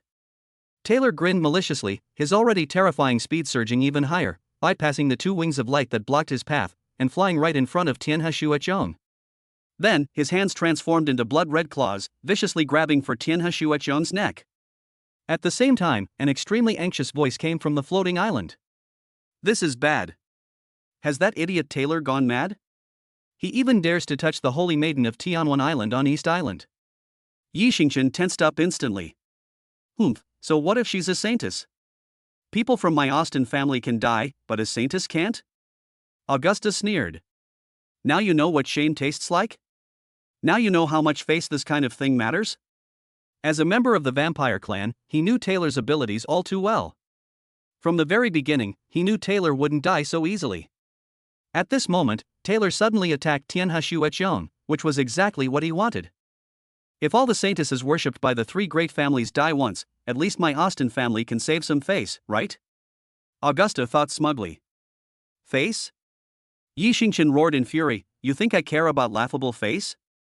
You arrogant vampires will never know what foolish things you're doing. I'm telling you right now, no matter what happens in the martial god realm today, even if the entire martial god realm collapses completely, your Austin family will bear the full responsibility. As soon as he finished speaking, Tianhe Xuechong raised her head, looking at the grinning Taylor Austin, at the blood-red claws about to fall on her neck. Suddenly, her clear eyes turned blue, her pupils transforming into snowflakes. She extended a finger and gently tapped. Taylor Austin's sneer froze instantly, and then he found his entire body stiffening as if frozen. On the floating island, Yi Xingqian looked into her icy blue eyes, into the snowflakes in her pupils, and countless worries and fears surged in his heart. He screamed in his mind, Holy Maiden! You must control the power of the seal. Chapter 79 The Spirit of the Elements Part 2. In an instant, the scene seemed to freeze. Tianhe Xuechong simply extended a finger without making any extra movements, and there was no powerful energy surging from her fingertip. Yet, a great fear arose in Taylor Austin's heart. At this moment, his transformed claws were only a foot away from Tianhe Xuechong's neck, but no matter what he did, he could not move forward even half an inch. It was as if that foot of distance was the distance between heaven and earth, a forbidden zone of the gods that no one could approach. His claws were completely frozen before they even reached the edge of the restricted area. That kind of freezing is not freezing in the ordinary sense, but an extremely painful freezing where flesh and bones are completely crushed and broken down into the most basic atomic structure, and then completely transformed into ice. Yes. The ice was just pure ice. There was no flesh or blood. No bones. Taylor's hand was gone. Even more terrifying, an invisible, intangible, and imperceptible chill was spreading from his frozen right hand throughout his entire body, causing his arm to disintegrate inch by inch into frozen atomic ice particles. This overwhelming power. Taylor was almost scared to death looking at Tianhe Xuechong's cold eyes. Without a second thought, he severed his frozen right arm at top speed, flapped his frost-covered wings, and turned to run. However, as soon as he turned around, he bumped head-on into the light wings that Chen Hao and Yen Yuer had just unfolded, making him dizzy. But he didn't care about his dizzy head at all. He scrambled to his feet and continued to flap his wings, trying to escape into the sky. At this moment, Taylor was devastated. He was a member of the Austin family, the #1 ranked expert in Death Valley. A true king. But Chen Hao could easily kill him, and even Yen Yuer could kill him. After careful consideration and waiting for a long time, he set his sights on Tianhe Xuechong for revenge. Unexpectedly, Tianhe Xuechong seemed even more terrifying than Chen Hao and Yen Yuer. She could blast him to dust with just a finger. Xuechong really kept it well hidden. Chen Hao was also surprised by Tianhe Xuechong's strength. She was hailed as a saint by the three great families when she was only 10 years old. How could such a person be ordinary? In the 0520 team, Tianhe Xuechong has always been the most low-key person, which is related to her personality and also to the power sealed within her.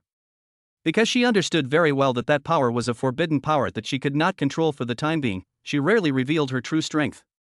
When faced with the threat of the Death Knight, she used a wisp of sealed ice and snow power to condense 6 snow shadow clones.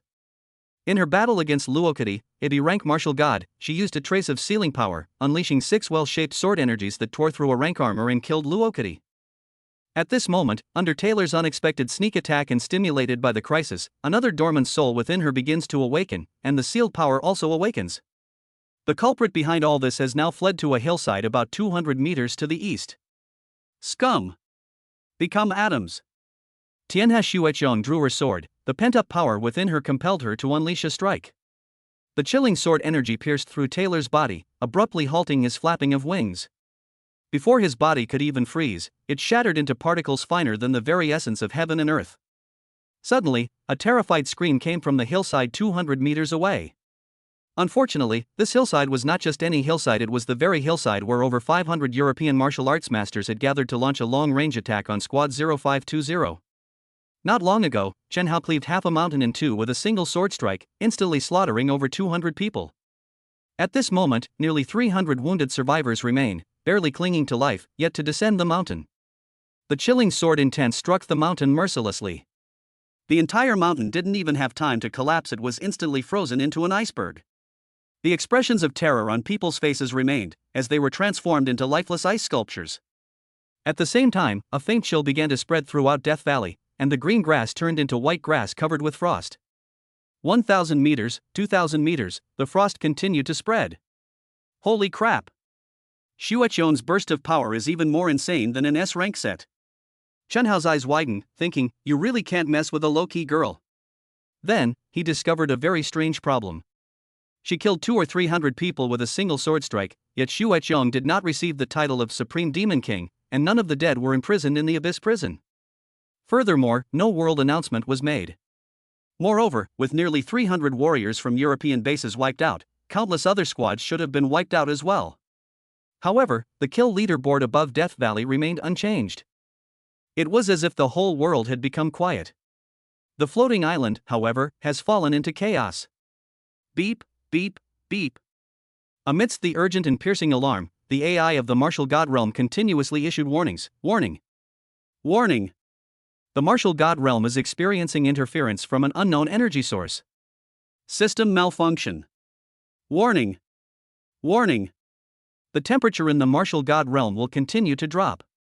The climate simulation system has completely failed, and the light screen projection is about to malfunction. What? The martial god realm system is in chaos? Before Augusta could even be shocked by Taylor's death, the AI's notification sent chills down his spine. Others may think that the martial god realm is a simple virtual world. But the real management knows very well that this virtual world is not simple at all.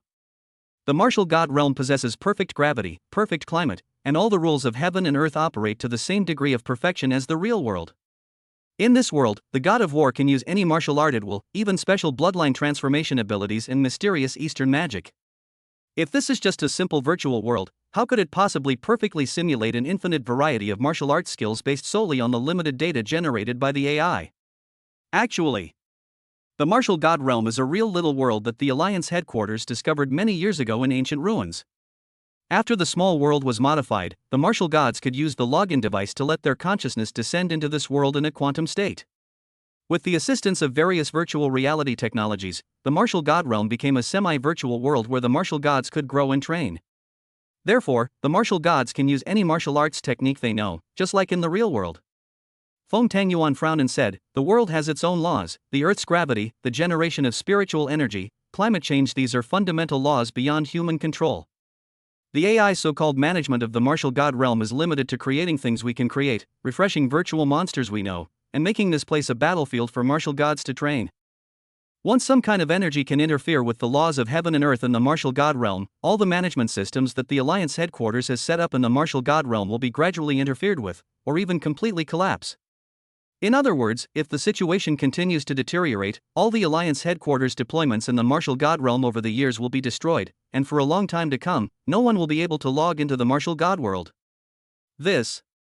Upon hearing this explanation, Augusta's face turned deathly pale.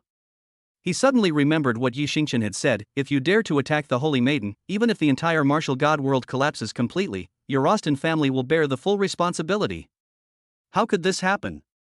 Just because Taylor ambushed Tianhe Shueqiong, is the entire management system of the martial god realm about to collapse? The laws of heaven and earth cannot be altered by human power. How could she possibly change them? How is that possible? Even an S-rank martial god doesn't have that ability.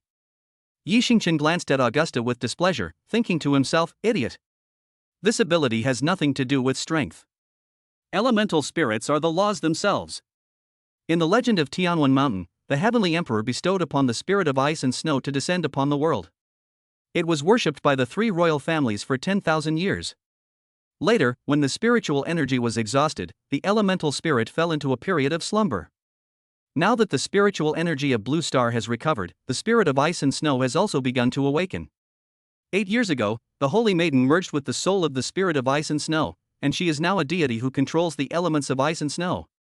At the same time, a prompt appeared on the heavenly book on Shen Hao's body. Congratulations, host, you have found the spirit of ice and snow. Please subdue her as your servant.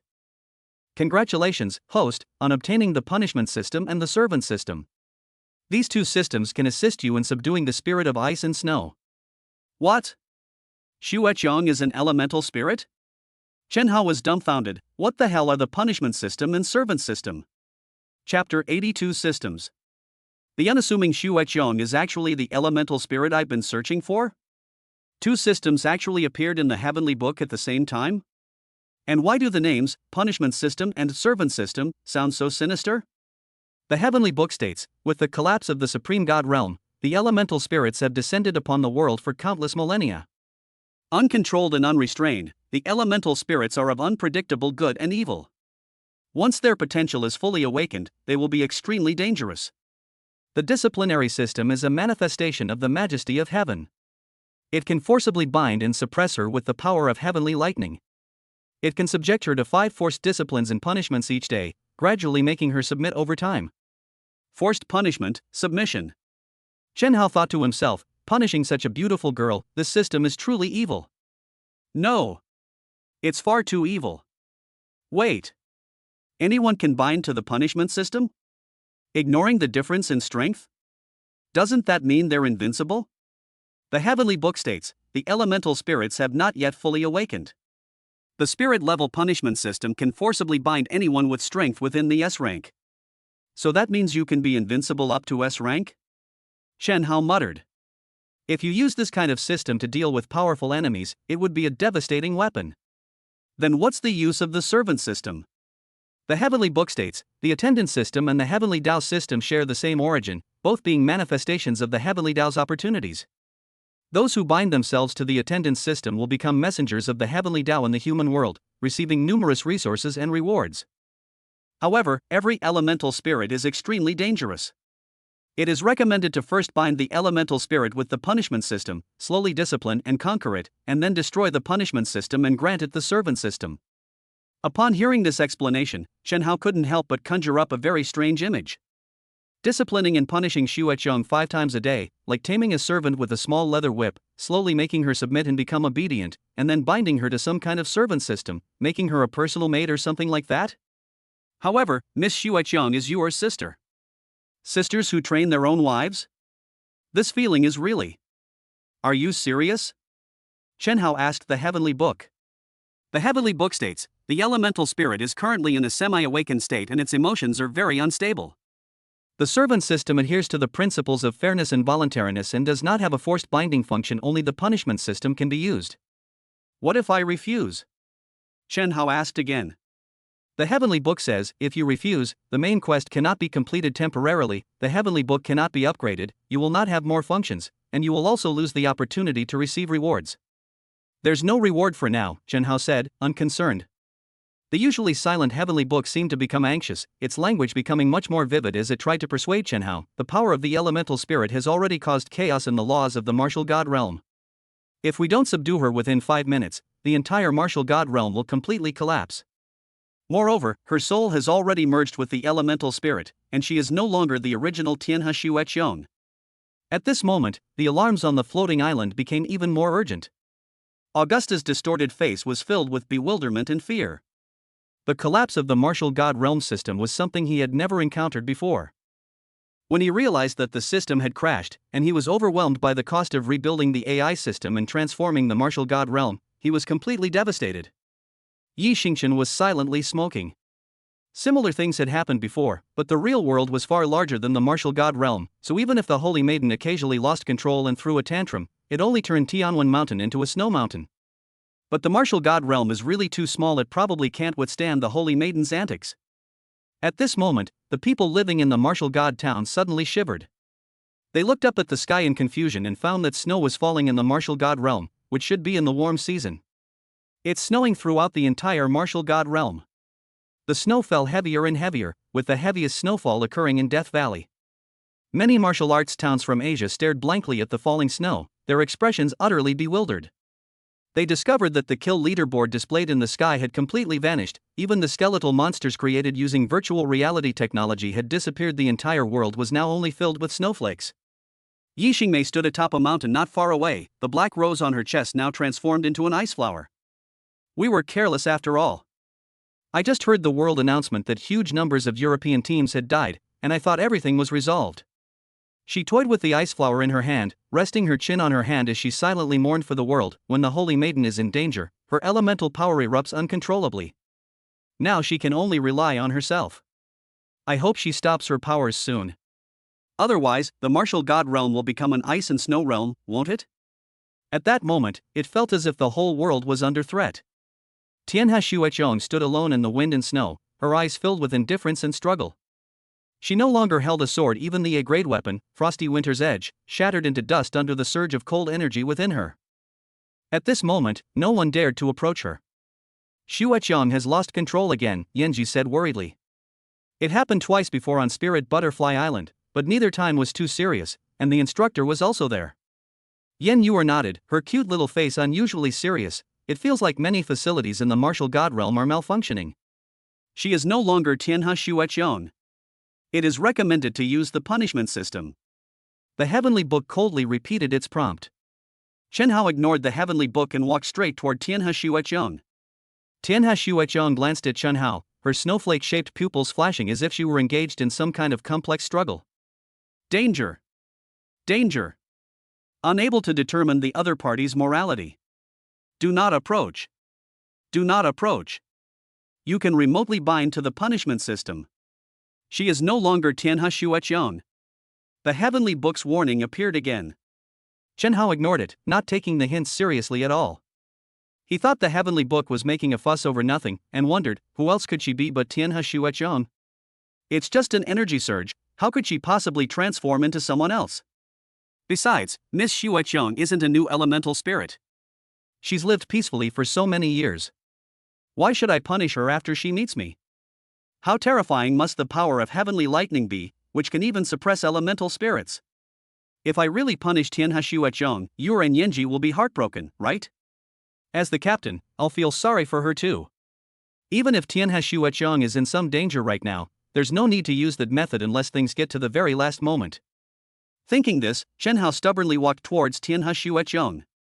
With each step he took forward, the chill he felt intensified. As if threatened, Tianhe Xuechong's icy blue pupils were now filled with indifference. She raised her right hand, elemental power surging in her palm, and warned, "Scum. Want to become an atom?" Chen Hao looked at her cold expression, paused for a moment, and then said with a smile, "Girl, you're likely to get a spanking if you make jokes like that." Then he grabbed Miss Xuechong's hand. "Let's stop here, otherwise things will get messy." Chapter 81. I have met the great emperor. This guy is going too far. Watching Chen Hao walk towards Tianhe Xuechong, Yi Xingmei felt a sense of unease, because she knew. Not good. Yi Xingqian cried out from the floating island, the Holy Maiden's elemental spirit power only awakens and erupts when she is in danger. In her semi-awakened state, anyone who approaches will be perceived as hostile. If he just walks over like this, it will only provoke her.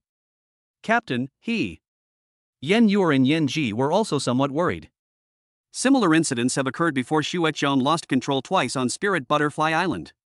One time, she managed to suppress the surging power within her, but the other time was more serious.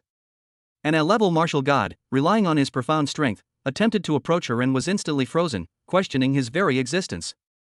Later, it was only through the intervention of the senior female instructor, who used a very special magical technique, that the matter was resolved.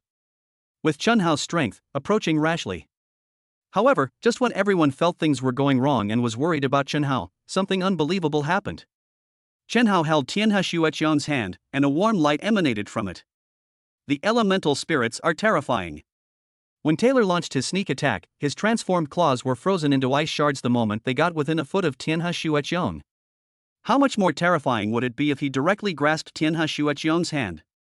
Logically speaking, Chen Hao's hands should have been frozen solid by now, but strangely enough, they were perfectly fine. The power of the pure Yang immortal body bloodline came into play as it was attacked by the icy elements. When Chen Hao's immortal bloodline fused to 2%, 2 of his fingers turned golden. Those 2 fingers were indestructible and unbreakable.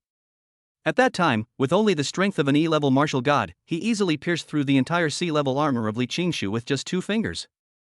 At the time, some even suspected that his golden finger was an S-class finger glove type of equipment. At this moment, his immortal bloodline had fused with 8%, still a long way from possessing a true immortal body. But when all 8% of the immortal bloodline power was concentrated in his palm, his entire right hand was coated with a layer of gold, already possessing a defense comparable to an immortal body, and he was still unafraid even when attacked by elemental power. Moreover, the pure Yang immortal body was not afraid of the power of ice and snow. On the contrary, streams of pure Yang energy flowed like warm currents from his palm to Tianhe Xueqian's palm. "This aura is another soul within," Tianhe Xueqian murmured. Suddenly, a voice that sounded mischievous, joyful, and like someone who hadn't seen someone in a long time, yet also filled with resentment and bitterness, rang in Chen Hao's mind. "Xueling greets the great emperor." "What great emperor?" Chen Hao was a little confused. Heavenly Book, danger level decreased ice spirit's benevolence is 70%, and the probability of turning evil is 30%. Further observation is needed. So, holding hands solves everything? Chen Hao was pleasantly surprised. That means there's no need for the punishment system at all. No, wait. Binding it first and then destroying it is a complete waste of a trump card. If we use this kind of system to deal with enemies in the future, it should be very effective. At the same time, the chill on Tianhe Xueqian's body vanished in an instant, and she returned to normal completely. The snowstorm in the martial god realm gradually stopped. Just now Tianhe Xueqian looked at the remaining snow on the ground and at the captain beside her. She vaguely guessed what had happened. She lowered her head like a child who had done something wrong, with a hint of guilt and loneliness in her expression. This girl, who has always kept a low profile, has always wanted to use her power to protect others, but she just hasn't been able to fully control that power yet. Chen Hao knew this very well, and patted her head, saying, "It's all right now, everyone's fine. Don't be so willful in the future." Captain Tianhe Xueqian looked up at Chen Hao. "Oh. No. My crew member isn't being willful." Chen Hao said to himself, "It's all that bastard Taylor's fault. And it's also my fault. If I had stopped him and you hadn't been in danger, none of this would have happened. It seems my Xueqian is a crew member who needs to be protected." Tianhe Xueqian remained silent, but suddenly felt that the captain was so warm-hearted. "Ha!"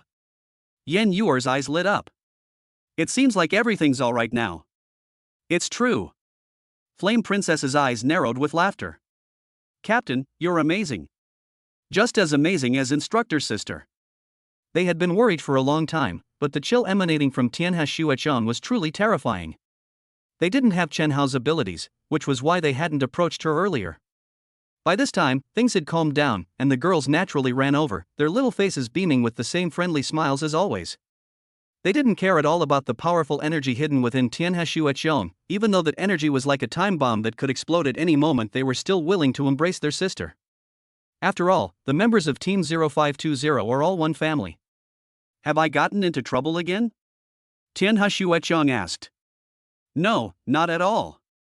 Yan Yuer said, "It was just a little snowfall, nothing bad happened." Flame Princess's gaze, however, fell on Chen Hao's hands. "With the captain providing you with warmth, what trouble could you possibly cause?" "I'm afraid your iceberg is about to melt, isn't it?" Tianhe Xueqian then realized that Chen Hao had been holding her little hand the whole time. She instinctively wanted to pull her hand away, but she was also reluctant to do so. Because she felt those hands were so warm, and holding them was so comfortable. It was as if all the cold energy in her body had disappeared. This warm and comfortable feeling was so hard to let go of. Miss Xueqiang looked at Yan Yuer and asked shyly, Yuer, could you lend me your husband's hand for a little while? Just a little while is enough. It's just holding hands, what's the big deal? Even if I lend you my husband's shoulder to lean on, it's not a big deal. The pretty Yuer didn't care about these things. She thought to herself, my husband seems to be able to help Sister Xueqiang. Sister Xueqiang has always seemed to be doing well on the surface, but she's worried about going on a rampage from time to time. It must be quite tough for her. But holding hands is no big deal. Upon hearing Yan Yuer's words, Chen Hao was filled with embarrassment, thinking to himself, my wife has sold me out. And now she's going to lend my shoulder to someone else? But why does it feel so strange to hold another girl's hand in front of Yuer, the young wife? Yan Yuer, however, took Chen Hao's other hand and leaned close to him, saying, honey. Team 0520 was a close-knit family. As the only man in the family, you have to be more magnanimous. Chen Hao nodded, no longer dwelling on these details. Besides, Xueqiang's hands were cool and soft, and felt quite comfortable to touch. Others wouldn't even have the chance to hold her hand.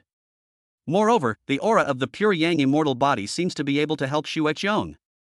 So, he casually put his left arm around the pretty girl Yuer and held the saintess's hand with his right, the way he looked. Ahem. Yan Ji suddenly coughed, looking at Tianhe Xueqiang with a half-smile, and teased, why do I suddenly feel like an outsider? Speaking of which, someone seems to often joke with me, saying that I want to be the captain's lover.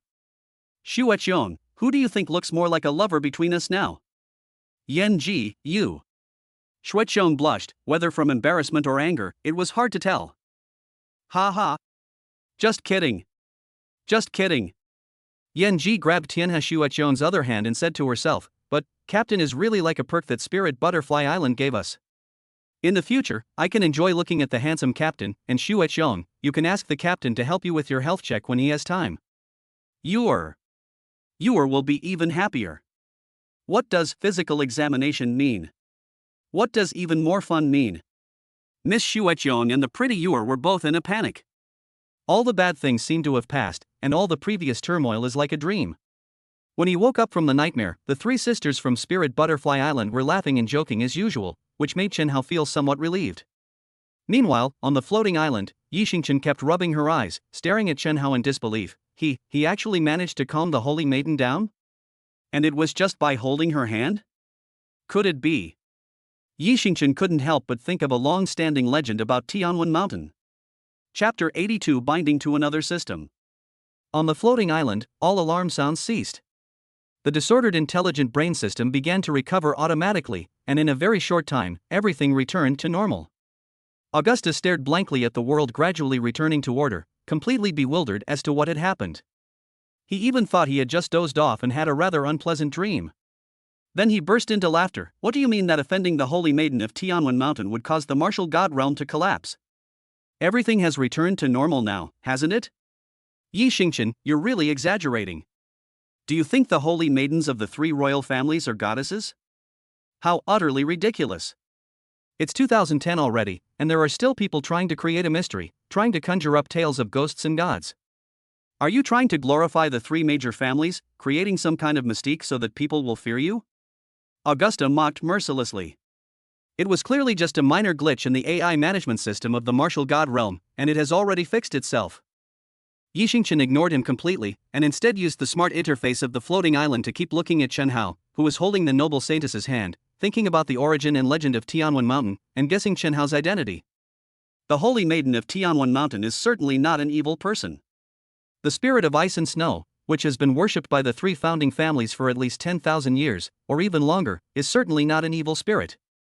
Even if she occasionally loses control, it's not as scary as you might imagine. Under normal circumstances, as long as no one approaches her rashly within a certain period of time, the out-of-control saintess will gradually return to calm. This loss of control is actually just a self-protection mechanism that the elemental spirits forcibly activate when they encounter danger. However, this time the loss of control occurred in the martial god realm, interfering with the intelligent brain system of the floating island, which is why it looks more terrifying. Furthermore, in a sense, the spirit of ice and snow should also be considered the guardian spirit of the eastern island, or perhaps its guardian deity. Countless millennia ago, the magnificent and imposing Tianwan Mountain was the largest volcano on the eastern island. Every 10 years, when the volcano erupted, it was a time of calamity.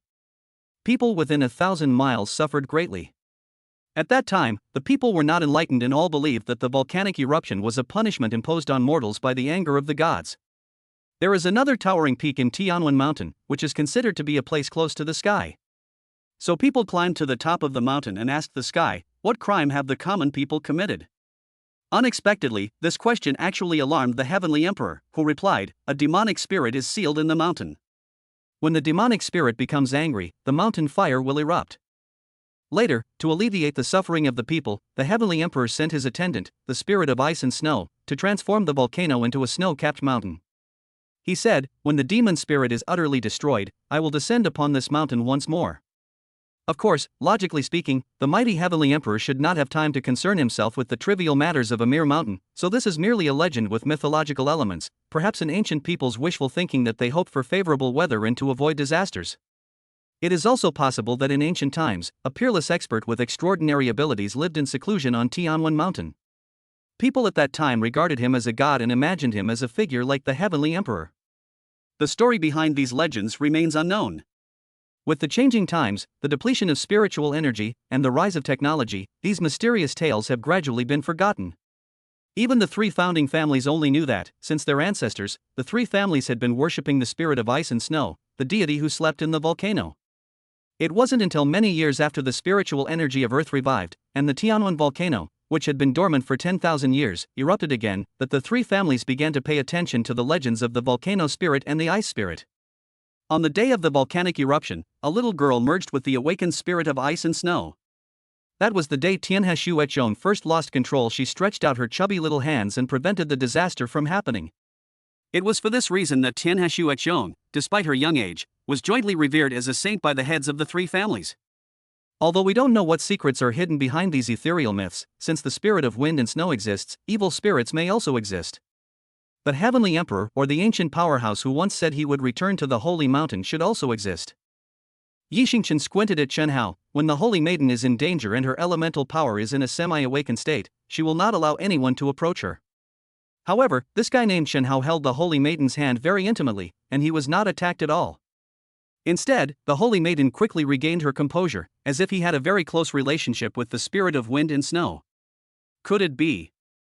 A bold guess arose in Yixingchen's mind. Could this guy be the reincarnation of the heavenly emperor? Even if he isn't, he should at least be the heavenly emperor's messenger.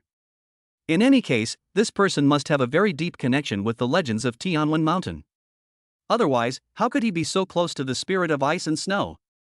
Just a few words and a handshake were enough to calm down the holy maiden? This is a true god reincarnated. And he can even help the holy maiden quell the elemental forces. We can't let such an awesome person go. We must bring him to the holy mountain. Thinking of this, Yixingchen couldn't wait to leave the floating island, intercept Chen Hao, and then invite this great god back to the holy mountain. However, after thinking it over carefully, Yixingchen forcibly suppressed this impulse. The martial god realm is full of people and eyes. If the AI management system were to eavesdrop and some people found out about this, it would be bad. It's safer to meet in the real world. Oh right. He seems to have come to the martial god realm with Yen Yuer. He should also be living in Sangxiang City, right? Meanwhile, Chen Hao, along with his lovely crew, had already left Death Valley and taken a long stroll around the martial god town. We're leaving here, so why do I feel a little reluctant? Flame Princess pondered, resting her chin on her hand. Is it because once we return to reality, we won't be able to see the captain's handsome face anymore? Flame Princess! You should stay with the captain. Tianhe Shuechong said with a dark face. What do you mean I'm spending time with the captain? You're the one who's been holding the captain's hand the whole time, Flame Princess retorted. Miss Shuechong blushed again. Could it be that my Shuechong has really fallen for him? Yanji said, looking at her flushed cheeks. But, Captain, you're Yuer's husband. How about we conspire to get rid of Yuer? It's so infuriating. The three of them were joking around again when the heavenly book appeared and prompted, the elemental spirit is currently in a stable emotional state, meeting the conditions for binding to the servant system. The servant system is integrated with the heavenly book. After the elemental spirit is bound, it can share your pure yang immortal power through the heavenly book, which is beneficial to its growth. Through the rewards of the servant system, it can also become stronger faster and better control the elemental power within its body.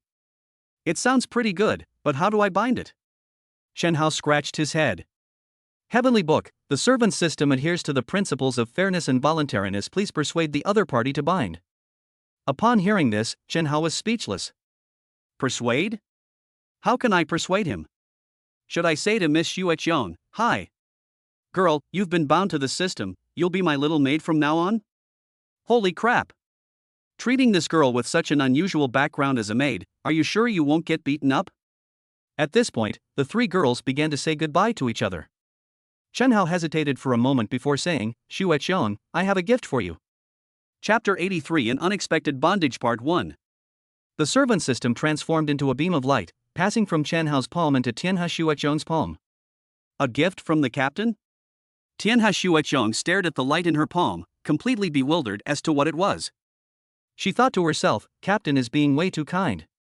When the elemental power went berserk, you helped me quell it, and you didn't even hold it against me for causing a little trouble. Now you're even giving me a gift? You can study this gift at your leisure later. It might give you a choice, it might make it easier for you to control the power within you, and it might contain many good things. Of course, you might also have to pay a slight price. Chen Hao didn't put his words too bluntly. It's 2020 already. Giving someone a servant system and then expecting them to be your maid is just too rude. Whether she's a maid or not doesn't really matter, it's just the system's name. If I don't treat her as a maid, she naturally won't be one. I'm not some evil villain who bullies Xueqiong, Chen Hao reassured himself. So let Xueqiong take her time to research and make her own choice. As he was thinking this, Yan Ji, listening to his incredible introduction, couldn't help but have her eyes light up. Captain, aren't you being too biased? Yuer has a full set of S-class equipment, Xueqiong also got a gift, but what about me? Chen Hao was speechless, thinking, are you going to become a maid too? Wait. The servant system is gone, only a more wicked punishment system remains. If I send her another one, the enthusiastic flame princess won't be a maid anymore, but a slave who has to endure daily punishments. No. Chen Hao shook his head repeatedly. Why? So it seems that once you have a wife and a lover, you don't need your crew anymore.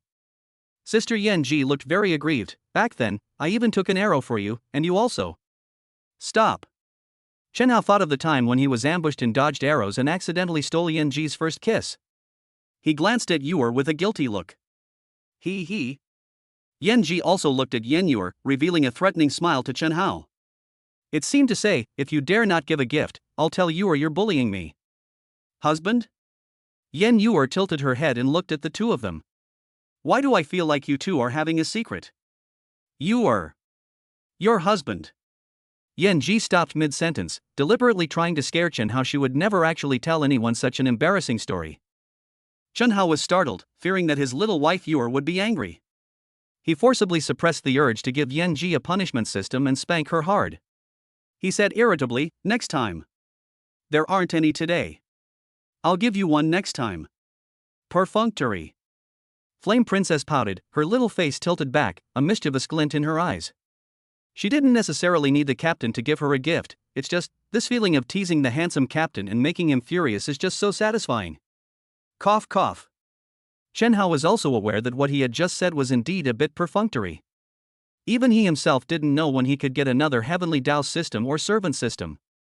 Moreover, this matter deserves serious consideration. Now that Yan Yuer has a system and can share combat power with him, it's very easy for her to become stronger or get better equipment. Tianhe Xueqiong has elemental spirits sealed within her body. When she goes berserk, her strength is already heaven-defying. If she has the system's assistance, she will definitely become even more heaven-defying. By then, only Sister Yan Ji will be left without a system. Of the three, Flame Princess has the most cheerful and lively personality. Even if she were the only one whose strength improvement was slow, she probably wouldn't complain.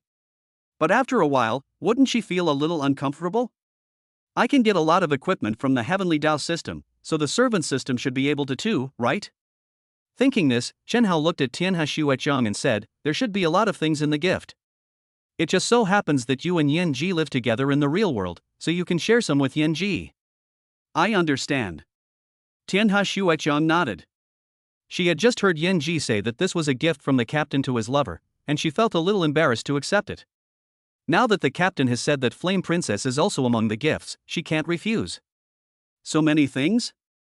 Yan Ji became curious about Chen Hao's gifts. Could they be equipment or something else? Chen Hao didn't explain. While Yan Ji and Tianhe Shueqiang were examining the gifts, he picked up the beautiful Yor and quickly left the martial god realm. Why did the captain run so fast?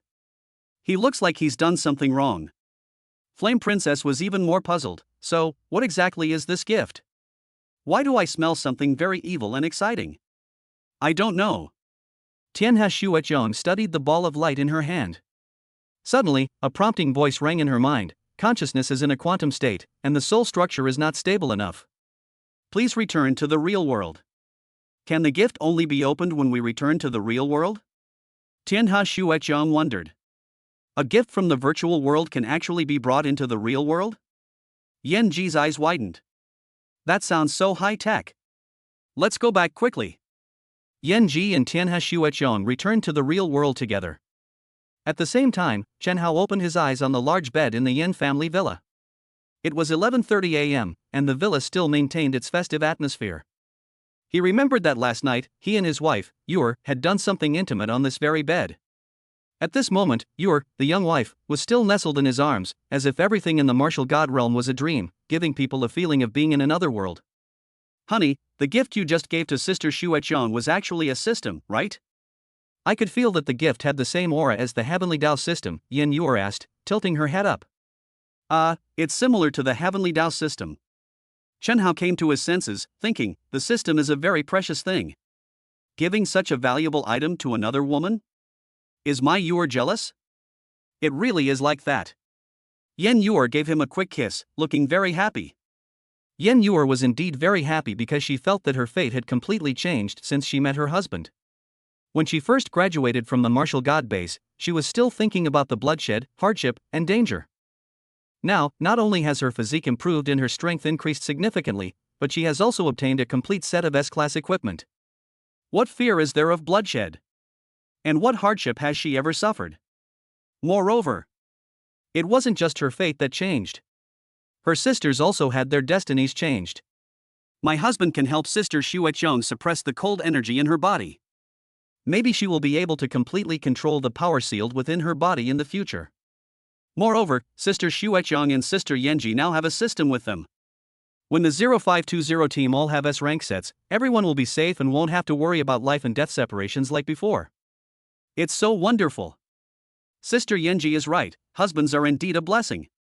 While thinking about these things, Yor, the young wife, stared at him with her big, bright eyes, as if she wanted to devour Chen Hao. Chen Hao felt uneasy under her gaze and changed the subject, saying, honey, are you hungry? He. I'll eat you first. Yor, the little wife, suddenly pounced on Chen Hao. What are you going to do? Chen Hao asked in surprise. You're my husband, what else could I do? Yen Yor stared at Chen Hao's handsome face, a mischievous smile appearing in her eyes. I'm going to take advantage of the 0520 perk first. Chen Hao was being forcefully kissed by his wife on the bed, thinking to himself, why has my lovely wife suddenly become so unrestrained? Chapter 84 An Unexpected Bondage Part 2. Inside the Yin family villa, the newlyweds, like dry tinder meeting a raging fire, were passionately engaged in something. Meanwhile, as snow fell heavily on Tianwen Mountain, a sneezing sound suddenly came from a quaint little house. Miss Yanji, shivering under the covers, glared resentfully at Tianhe Shueqiang as she looked at the large bed covered in a layer of frost. I knew it. Being held by the cold saintess while sleeping can't be anything good. Shueqiang said shyly, I almost went berserk in the martial god realm, and the icy power within my body in the real world might have also slightly erupted. So? What? I almost froze to death because of you. Yan Ji looked aggrieved. I'm never sleeping in your arms again. Who was it that said they would warm me with their passionate heart? Tianhe Shueqiang brought up the vows that Yan Ji had once made. I was wrong, I overestimated my fiery temperature. Flame Princess squinted her eyes, and then, as if suddenly thinking of something, she said with a grin, let's leave this difficult task to the captain. Didn't you say his hands are warm? Maybe his body is even warmer. Why don't you climb into his bed and hug him while you sleep? Flame Princess! You're talking nonsense again. Tianhe Xuechong was speechless. Captain is right, you need to be taught a lesson. What's there to be afraid of? The captain isn't here anyway, and he won't hear anything I say. Even if I say now that I'll grab his handsome face and give him a big kiss next time we meet, he still won't hear me. Miss Flame Princess said quite brazenly, "Oh. By the way, what exactly is the gift that the captain gave to his little sweetheart? Take it out and let me see. You're the one who's the little lover." Tianhe Xuechong glared at her and took out the servant system as instructed. Just then, Flame Princess suddenly sneezed again. Are you really alright? I hope you don't get sick. Tianhe Xuechong put the system away again and said worriedly, "Why don't we go to the hot spring to warm up first? We can look at the gift anytime. Soaking in a hot spring, that sounds good. We can watch something while we soak." Flame Princess thought this suggestion was excellent. Laughing and chatting, the two left the room. "Greetings, Your Holiness." "Greetings, Your Holiness." Walking along the road, I occasionally encountered girls from the mountains. They would bow their heads in respect, their eyes filled with admiration and reverence, as if they were looking up at a deity in the heavens. If Tianhe Xuechong hadn't specifically mentioned that they didn't always need to kneel, they probably would have already knelt down to worship the spirit of wind and snow that had been worshipped for thousands of years in the legend of Tianwen Mountain. Tianhe Xuechong had become accustomed to these things and continued walking forward. Tianwen Mountain is very large, with 5 peaks. However, the Saintess Peak where Tianhe Xuechong lives is a forbidden area in the mountains, and very few people can come here. The only people who can live here, besides Yanji, are the maids carefully selected by the 3 families, who are excellent in both appearance and character, and are specifically responsible for taking care of the Holy Maiden's daily life. Even though Tianhe Xuechong didn't need this kind of care, the kindness of the 3 royal families was hard to resist. Before long, they arrived at the place where the Holy Maiden bathed. Beside the steaming water, girls in kimonos waited respectfully, ready to serve the Holy Maiden as she bathed and changed. So, following the little saintess is quite a treat. Yanji couldn't help but tease, "I'm reluctant to leave after staying here with you for a few days. Get lost." Tianhe Xuechong dismissed all the maids, leaving only her and Yanji near the hot spring. Many people in Tianwen Mountain worship her like a goddess, and this excessive respect can actually be a kind of pressure. When chatting with girlfriends, it's always a little awkward to be watched. Moreover, the gift from the captain was so mysterious that it wouldn't be appropriate to just show it to outsiders. So, now you can take out the gift, right? Yanji took off her clothes, soaked in the hot spring, and moved closer to the little saintess. Tianhe Xuechong curiously took out the servant system. Under their gaze, the pure white orb slowly floated in the air, and a mechanical, stiff voice came from within it, "Bind the servant system?" "System?" Tianhe Xuechong said, "Is this the combat system that the captain gave us? Like the combat support systems we used on Spirit Butterfly Island?" It can identify equipment and quickly identify the types of monsters, making it easier to complete combat missions. However, the name of this system is so strange, it's called the servant system. Servant means attendant, and servant means subordinate, it feels. Yanji rested her chin on her hand, looking at Tianhe Xuechong and said, "Does the captain like that kind of weird vibe, hoping we'll wear maid outfits and call him master in a sweet voice? EW. How wicked. The captain's stuff is really wicked. It's just the name of a system, why do you always have so many random thoughts in your head?" Xuechong rolled her eyes at Yanji and continued, "However, Captain's system seems quite advanced, unlike the combat systems we've seen on Spirit Butterfly Island. How do we bind it?" Servant system requires binding a soul. During the binding process, there can be no resistance, only a willing participation will result in a successful binding. Bound souls? Xuechong frowned slightly. The essence of the soul is the most mysterious and unpredictable thing. Even with current technology, its existence cannot be fully explained. But undeniably, the soul is the most important thing to each person. A never-before-seen servant system was proposed, which directly bound itself to a person's soul. Faced with such a thing, anyone would likely feel some resistance, or even fear. However, since it's a gift from the captain, I should be able to trust it, right? Xuechong trusted her captain implicitly, especially since the captain had risked his own life to help her with a warm and magical magic when her elemental power went berserk. Servant system, would you like to bind to the system? I am willing. Tianhe Xuechong had already nodded, but Miss Yanji suddenly interrupted her. Wait a moment. What's wrong? Tianhe Xuechong asked, puzzled. Is there anything wrong with being bound to the captain's system? Of course there's nothing wrong with it. Flame Princess rested her chin on her hand. I was just thinking, the combat system seems to be able to be shared by two people, right? I wonder if the system the captain gave me has that function? As soon as the words were spoken, two beams of light simultaneously fell on Yanji and Tianhe Xuechong. Servant system, soul purity is up to standard, potential indicators are up to standard, mutual understanding is up to standard, meeting the conditions for sharing the same system. It really works. Yanji laughed. Tianhe Xuechong said, Captain said that there might be many things in the gift, and he asked me to share some with you. How about we bind ourselves together? If there are combat resources in the system, you can take whatever you need, and I won't have to share with you anymore. That's a good idea. Flame Princess, who also trusted the captain, naturally wouldn't refuse. Attendance system, prompt, if two people are bound to the system simultaneously, they must work together as one to complete the system's built-in tasks. Failure of either party will result in task failure and no reward. Do you still wish to bind both of you to the system? Complete the task together? Does that mean if one person completes the task, the other person must also complete it? So, what tasks have the captains assigned in the system? Tianhe Xuechong and Yanji became curious. Chapter 85 The Shameful Sign and Task. We can't know what the mission is until we're bound together, Yanji said. Whatever, let's bind first. Completing the mission together isn't a big deal, is it? Tianhe Xuechong didn't care. In her opinion, the tasks in the system were probably similar to the training tasks on Lingdai Island. For example, working together to kill monsters or completing training targets are things she and Yanji often do. Moreover, she is stronger than Yanji, and there is no reason why she cannot do what Yanji can do. Therefore, the two quickly reached a consensus and decided to bind themselves to the servant system.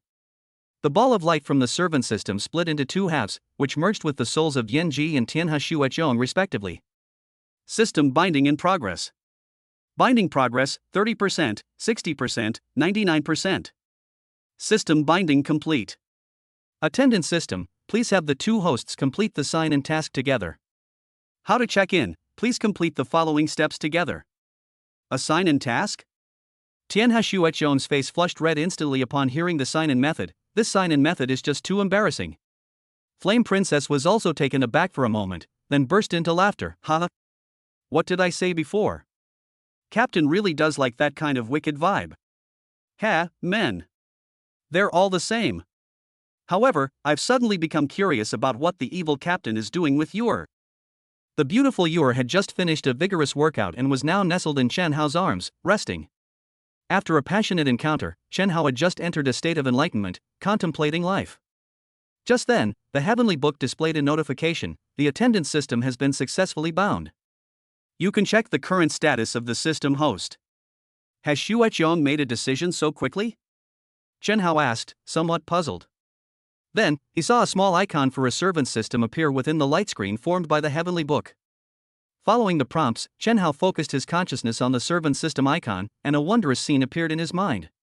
He saw steaming water vapor, and saw the Saintess and Flame Princess soaking in the hot spring, completing a strange task. Please complete the following actions. Put your hands together in a prayer position and shout 3 times, Master Chen Hao, I love you.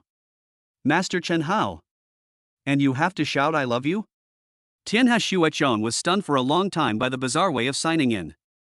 The word attendant must mean maid, right? Captain really does like that weird vibe, wanting us to wear maid outfits and call him master in a sweet, girly voice. Evil. Captain is so wicked. That's why I wasn't just guessing randomly. I was completely right. Flame Princess, resting her chin on her hand, said, no wonder he looked so guilty when he gave me the gift. So, shall we indulge the captain's special little quirk? Yanji, you're not really going to do this, are you? Xuechong asked fearfully, it feels so embarrassing. What's there to be afraid of? Yanji said nonchalantly. East Island Tianwen Mountain and Sengxiang City are 10,000 kilometers apart. No matter how powerful Captain is, he can't possibly see what we're doing. What's there to be afraid of? Yanji would never have imagined that Chen Hao had already seen it when she said those words. That's true. Xuechong said somewhat awkwardly. Sign in with me.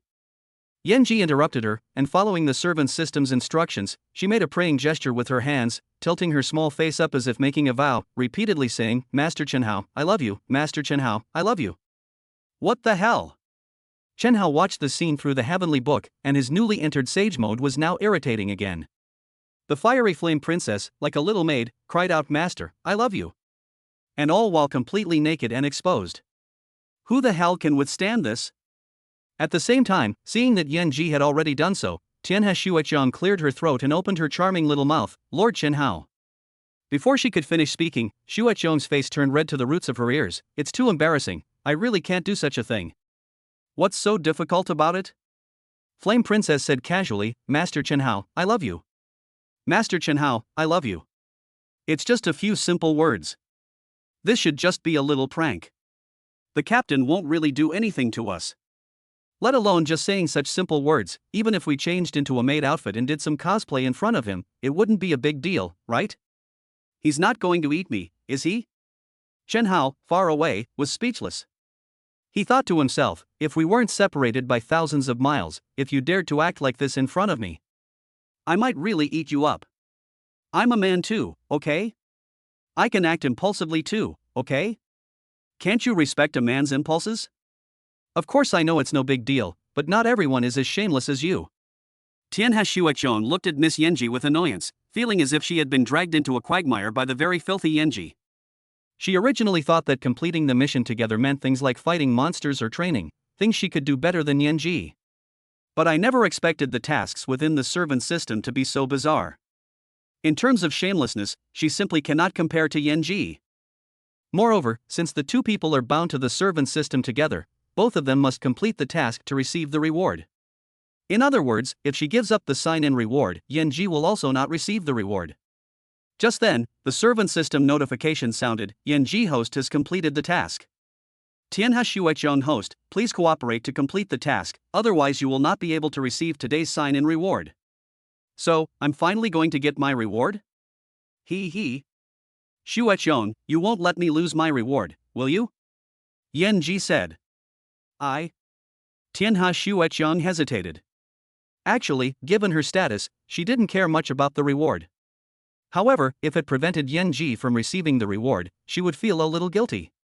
Anything the captain makes is bound to be top-notch. Aren't you curious about what the reward is? Flame Princess continued to tempt her. Besides, the captain said that the servant system might help you better control elemental power. Are you really going to refuse? Controlling the power of the elements. Miss Xueqiang was somewhat tempted. Don't be shy, the captain can't hear you anyway. How about I do it with you one more time? Flame Princess, like a little devil, led the holy saintess step by step into the trap. Then, just this once. Miss Xueqiang nodded. She thought to herself, it's just a role-playing game, the captain won't really treat her like a maid. It's just a game, there's no big deal if she calls him master, right? As for the words I love you, which sound like a declaration of love. Anyway, captain won't hear it, and neither will you. Miss Xueqiang comforted herself, and then, imitating Yanji, she checked in, Master Chen Hao. I love you. Although she had treated it as a game, her face still turned bright red with embarrassment when she uttered such shameful words, and she didn't even dare to open her eyes, a far cry from her usual aloof and elegant demeanor. Chen Hao looked at the scene appearing in the heavenly book, watching the noble saintess and Miss Yanji confess their love to each other like little maids. Chapter 86 Heavenly Dao Cookies.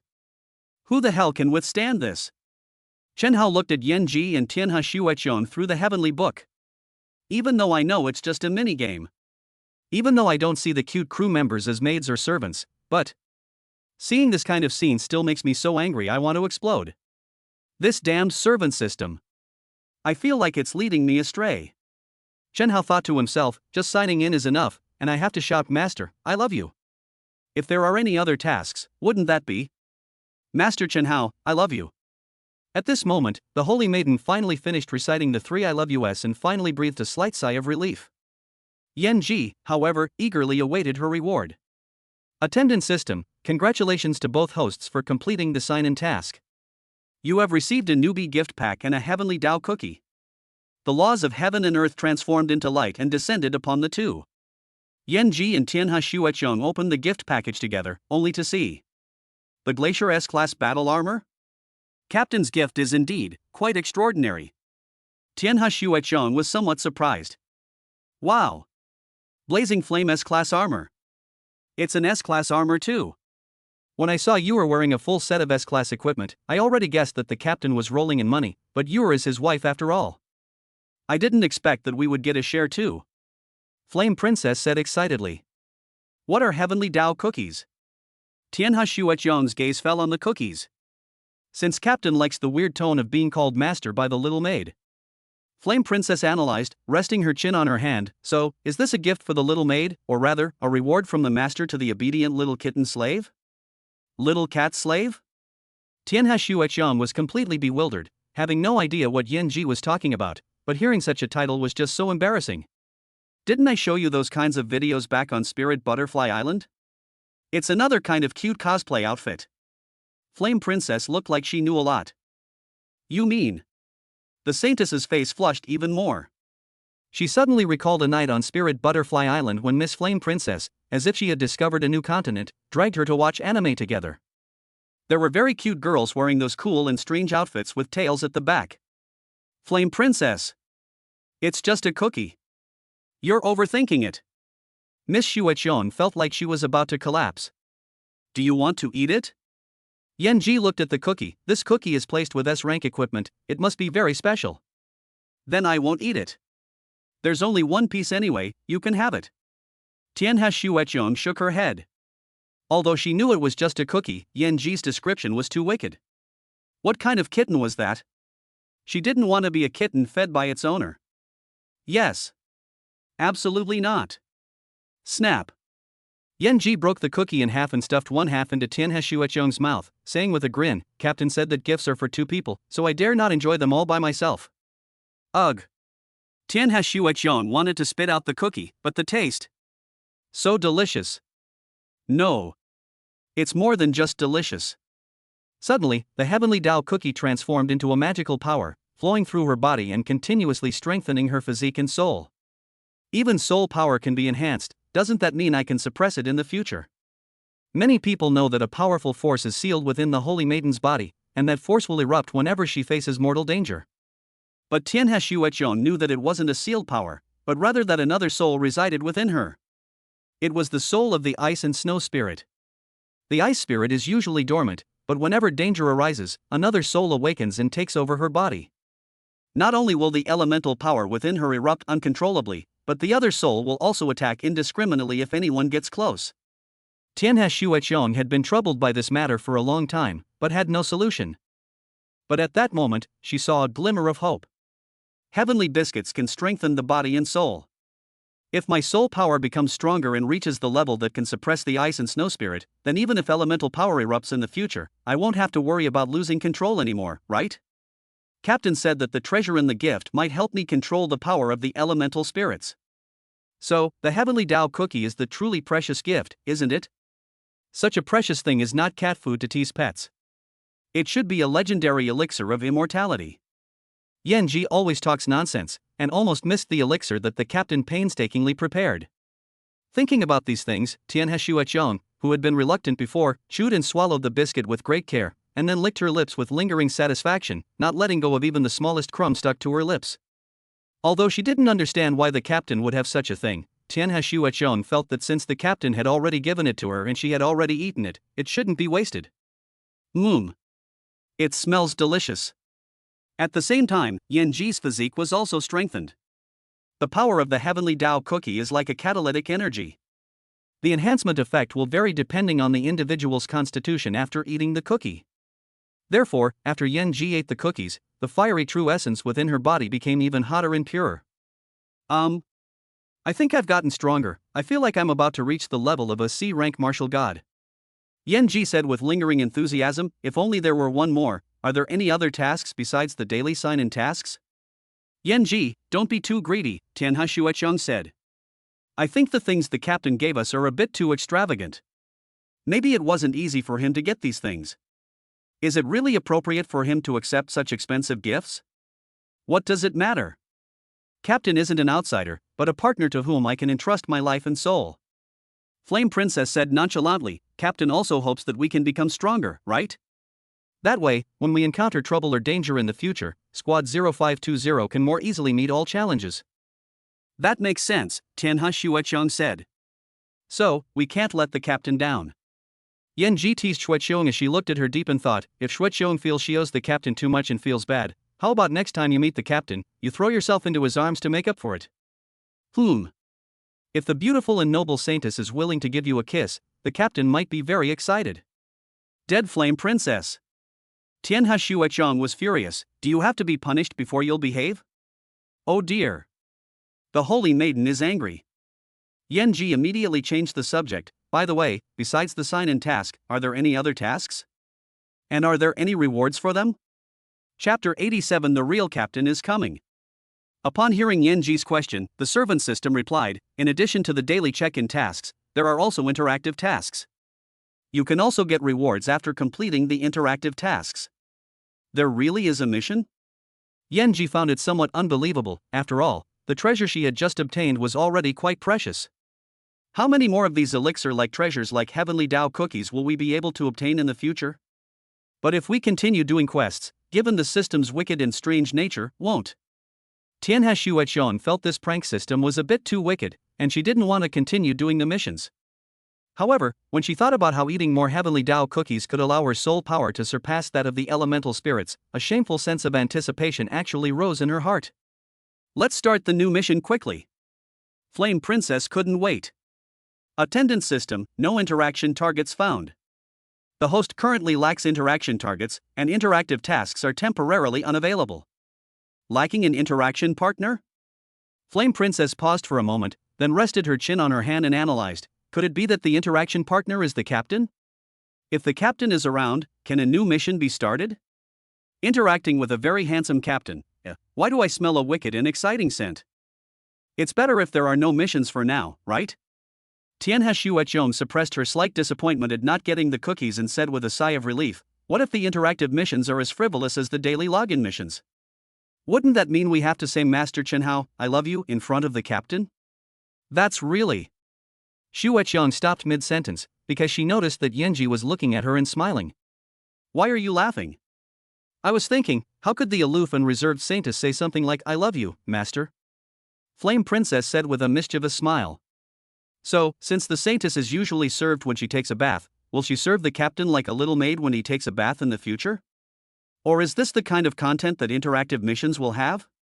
What should the saintess do then? Serving the captain a bath. Tianhe Xueqiong imagined that scene and immediately felt extremely embarrassed. There will never be such a mission. Even if there were, we are bound to the same system, and you would have to do that too, Yan Ji. I'm not afraid. Although she was clearly a little scared herself, Yan Ji acted shamelessly, licking her sexy lips and deliberately teasing Tianhe Xueqiong. I've been eyeing the handsome and good-looking captain for a long time, how could I be afraid? Yan Ji. That's enough. Tianhe Xueqiong angrily scooped up water from the hot spring and splashed it directly onto Yan Ji's face, trying to wake up this infatuated and lewd older sister. Flame Princess dodged the splashes and continued shouting, Captain, oh. No, Master Chenhao, come and pamper your little maid. The saintly maid who can't get her cookies is starting to throw a tantrum. It's not because I can't get cookies. Tianhe Xueqiong retorted angrily. Besides, I'm not a maid. You keep calling me master, you're the one who wants to be a maid. Then please, Captain, come and pamper your little sweetheart. I'm not a mistress either. Tianhe Xueqiong was speechless. Having an unserious Yan Ji by her side was already a headache enough, but now she was bound to an unserious system. It was like jumping into a fire pit. However, Captain, you certainly wouldn't be as irreverent as Flame Princess. A little prank is acceptable. Just consider it playing along with Flame Princess. Will I be able to see the captain tomorrow? Flame Princess wondered. Wouldn't it be more interesting if the captain came to Tianwen Mountain and we met in the real world? At this moment, Chenhao had already closed his eyes, unable to bear watching the two beautiful women having a water fight. Just hearing their voices and conversations was enough to arouse him. Were they having this much fun while I was away? These two little devils, and this wicked system not only binds them to two people, but also gives them daily sign-in tasks, and now there are even interactive tasks. While pondering this question, Chenhao was also grappling with another one. Isn't the system's task a bit too much? Yan Ji doesn't seem to care about this kind of prank game. But Xueqiong might be unhappy, right? What if there are even more ridiculous tasks in the future? Will she throw a tantrum?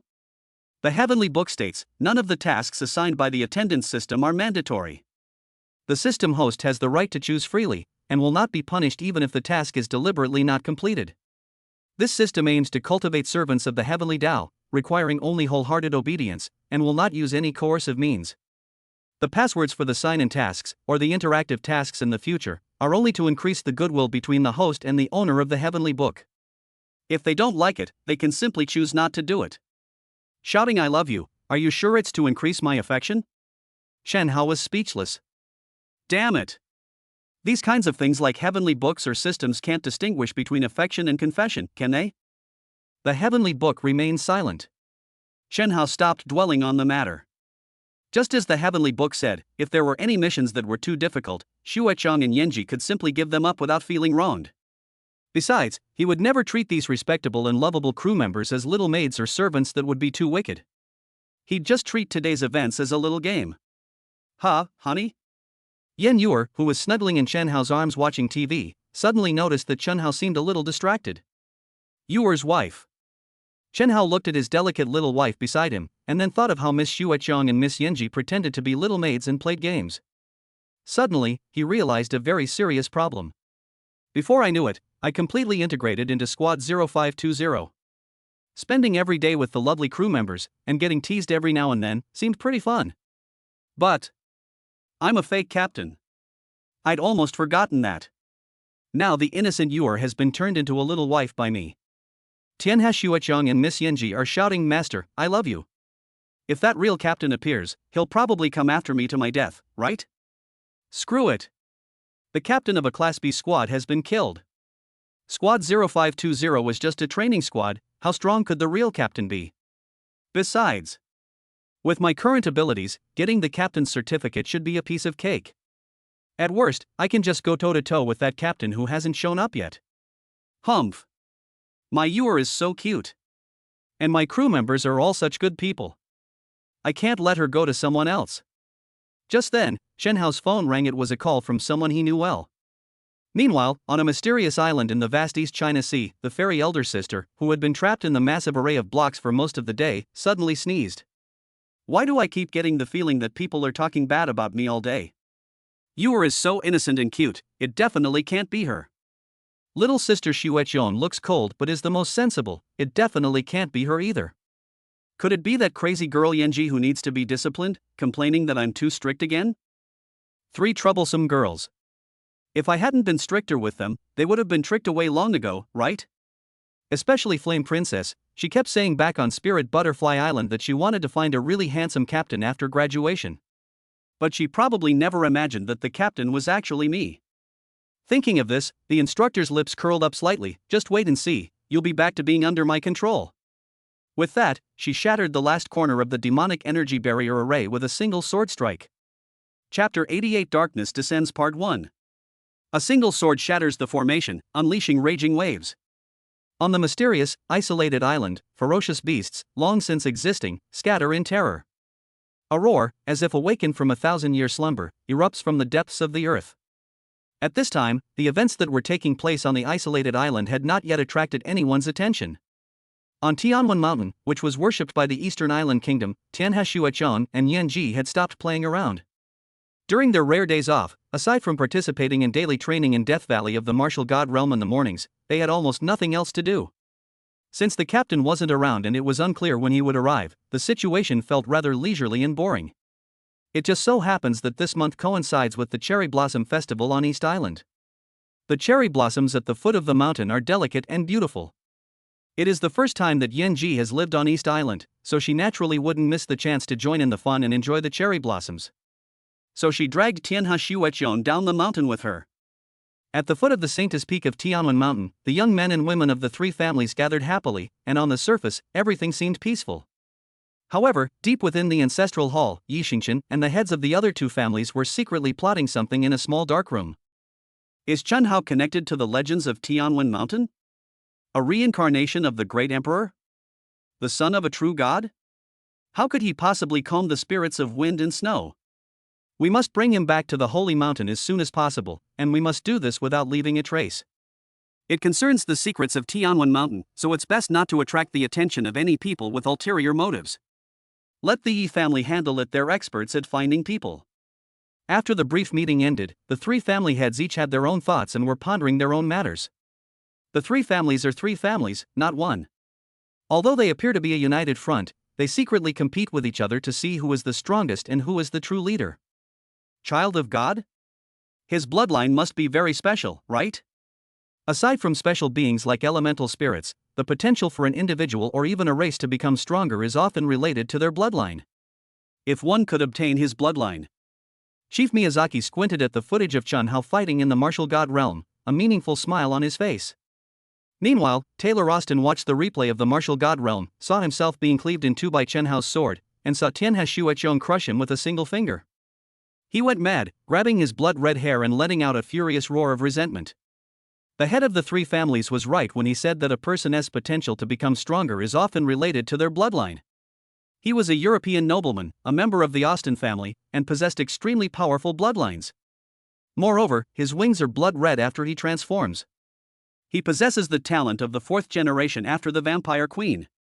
His father has even more powerful silver wings. He is equivalent to a third-generation member.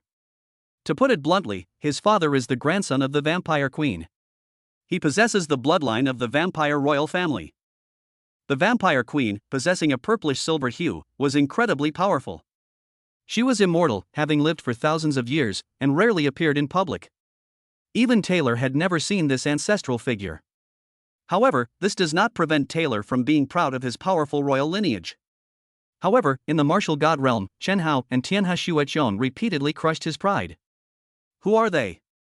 Having the ability to slow down enemies and possessing great equipment is one thing.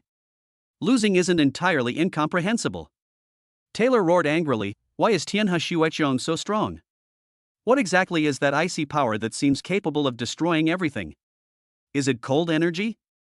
How can there be such terrifying cold energy in the world? Is her bloodline stronger than my Austin family's? With my powerful bloodline, I would freeze to death if I got within 3 feet of Tianhe Shuechong. How come Chen Hao is holding Tianhe Shuechong's hand and is perfectly fine? Could it be that his bloodline is stronger than that of the Austin family? Where did these freaks come from? How could such a seemingly ordinary martial arts training team have so many mysterious and terrifying individuals? Taylor felt like she was being driven crazy. He wasn't too bothered by losing the top spot on the leaderboard, after all, he had held the number 1 position countless times before. But the feeling of being crushed by others as a member of the Vampire Royal family caused him immense pain. Just then, a woman's giggle suddenly rang out, so, even young Master Taylor can get angry? Upon hearing this voice, Taylor's expression immediately changed from anger to fear. He dared not show the slightest unpleasantness, and instead felt wary, apprehensive, and humiliated. Because for a long time recently, this woman had inflicted too much humiliation on him. But as a member of the royal family, Taylor could only silently endure it. Taylor turned to look at the girl. Her eyes shone like stars, she had a classic Asian face, and her tight black clothes accentuated her stunning figure. Her long, black hair cascaded down to her hips. However, Taylor only glanced at these images before she dared not look any longer, and then slowly knelt down. As a European nobleman and a fourth-generation member of the Vampire Royal family, almost no one, except his father, could withstand his kneeling. The girl was very young, not even 20 years old, so she was definitely not his parents. But so what? Even his father only possessed silver wings, his bloodline power equivalent to a third-generation member. This girl, however, transformed and possessed purple wings. Furthermore, faint silver hues had appeared on her purple wings, making her resemble a vampire queen. She was embraced as a daughter by the Vampire Queen and inherited the Queen's bloodline power, directly becoming a second-generation member. If we're talking about seniority, this very young girl is old enough to be his little ancestor. As a fourth-generation vampire, Taylor shouldn't feel humiliated by kneeling before a second-generation member after all, it's only natural. What Taylor found unacceptable was that this little darling was not a pure member of the Austin family, nor even related to the Austin family by blood. She was a genuine Eastern woman. The embrace is a unique ability of the Vampire Queen. Being directly embraced as a daughter by the Vampire Queen means that the Vampire Queen bestowed her pure bloodline power upon the girl in front of her, giving her the ability to transform. Even now, Taylor still can't understand why the mysterious and powerful queen would make such a decision. So, you're still not convinced, are you? The girl's bare feet stepped on Taylor's head, crushing his noble and arrogant face beneath her feet. A smile played on her lips. What's the use of being unconvinced? You'll still have to kneel at my feet anyway. I admit I can't beat you. But at least I won to help you. The vampire faction that my father and I represent will not serve you, Taylor said resentfully. You were first embraced as a daughter by Her Majesty the Queen, yet you're unwilling to even change your own surname. Lang Xie, you are not a member of the Austen family at all. You never have been. Amidst the unwilling voices, the door was suddenly pushed open, and Augusta walked in. Chapter 89 Darkness Descends Part 2. The door was pushed open, and Augusta looked at Taylor, who was being trampled underfoot, with a flash of anger in her eyes. In his view, Taylor possessed royal blood and was a true descendant of royalty. Although Lang Xie was initially adopted as a daughter by Her Majesty the Queen, possessing a more noble bloodline and status, she was not a true descendant of the Austen family. Isn't Lady Xie going a bit too far today? Augusta frowned, a powerful aura emanating from her body, representing a faint threat. It was naturally unsettling for someone who wasn't a descendant of Austen to trample on a member of the royal family. Had Lang Xie not gained Her Majesty's approval, he probably would have already taken action and captured this witch. Taylor felt like he had seen a savior. He knew very well that he was no match for Lang Xie. However, his uncle Augusta is a powerful A-rank martial god. After transforming, he even possesses the strength to challenge an S-rank martial god. Even if Lang Xie inherited a more powerful bloodline talent, she is too young now and may not necessarily possess much strength. At this moment, Augusta's aura was growing stronger and stronger, because even now, the girl in black had not moved her foot away from Taylor's face. The girl looked down at Taylor at her feet, and murmured in what sounded like confusion, "Since when has it become so hard to find a dog that's willing to risk its life for you?" Get a dog? What did you say? Augusta was furious. Stepping on the descendants of the vampire royal family, she actually said she wanted to raise a dog? This is the greatest humiliation for the Austen family. And for Her Majesty the Queen. Augusta could no longer control his emotions and immediately entered transformation mode. Blood silver wings sprouted from his back. Although he was not a pure royal, his third-generation bloodline was extremely powerful. After transforming, he could even fight against an S-class martial god. A violent aura erupted in the room, overturning an elegant table and shattering a famous painting on the wall into dust. He charged towards the girl with all his might. However, the girl in the black dress merely glanced at him, a dark glint flashing in her eyes, as if possessing a bewitching and evil magic. Augusta's forward momentum abruptly halted. His angry expression slowly subsided, and his eyes became dull and empty, leaving him standing frozen in place like a soulless wooden figure. Kneel down and crawl over here. Lang Xie opened her charming little mouth and softly uttered 3 words. Augusta froze, staring blankly into the girl's bright, star-like eyes. Then his stunned expression came alive, and his gaze slowly turned fervent.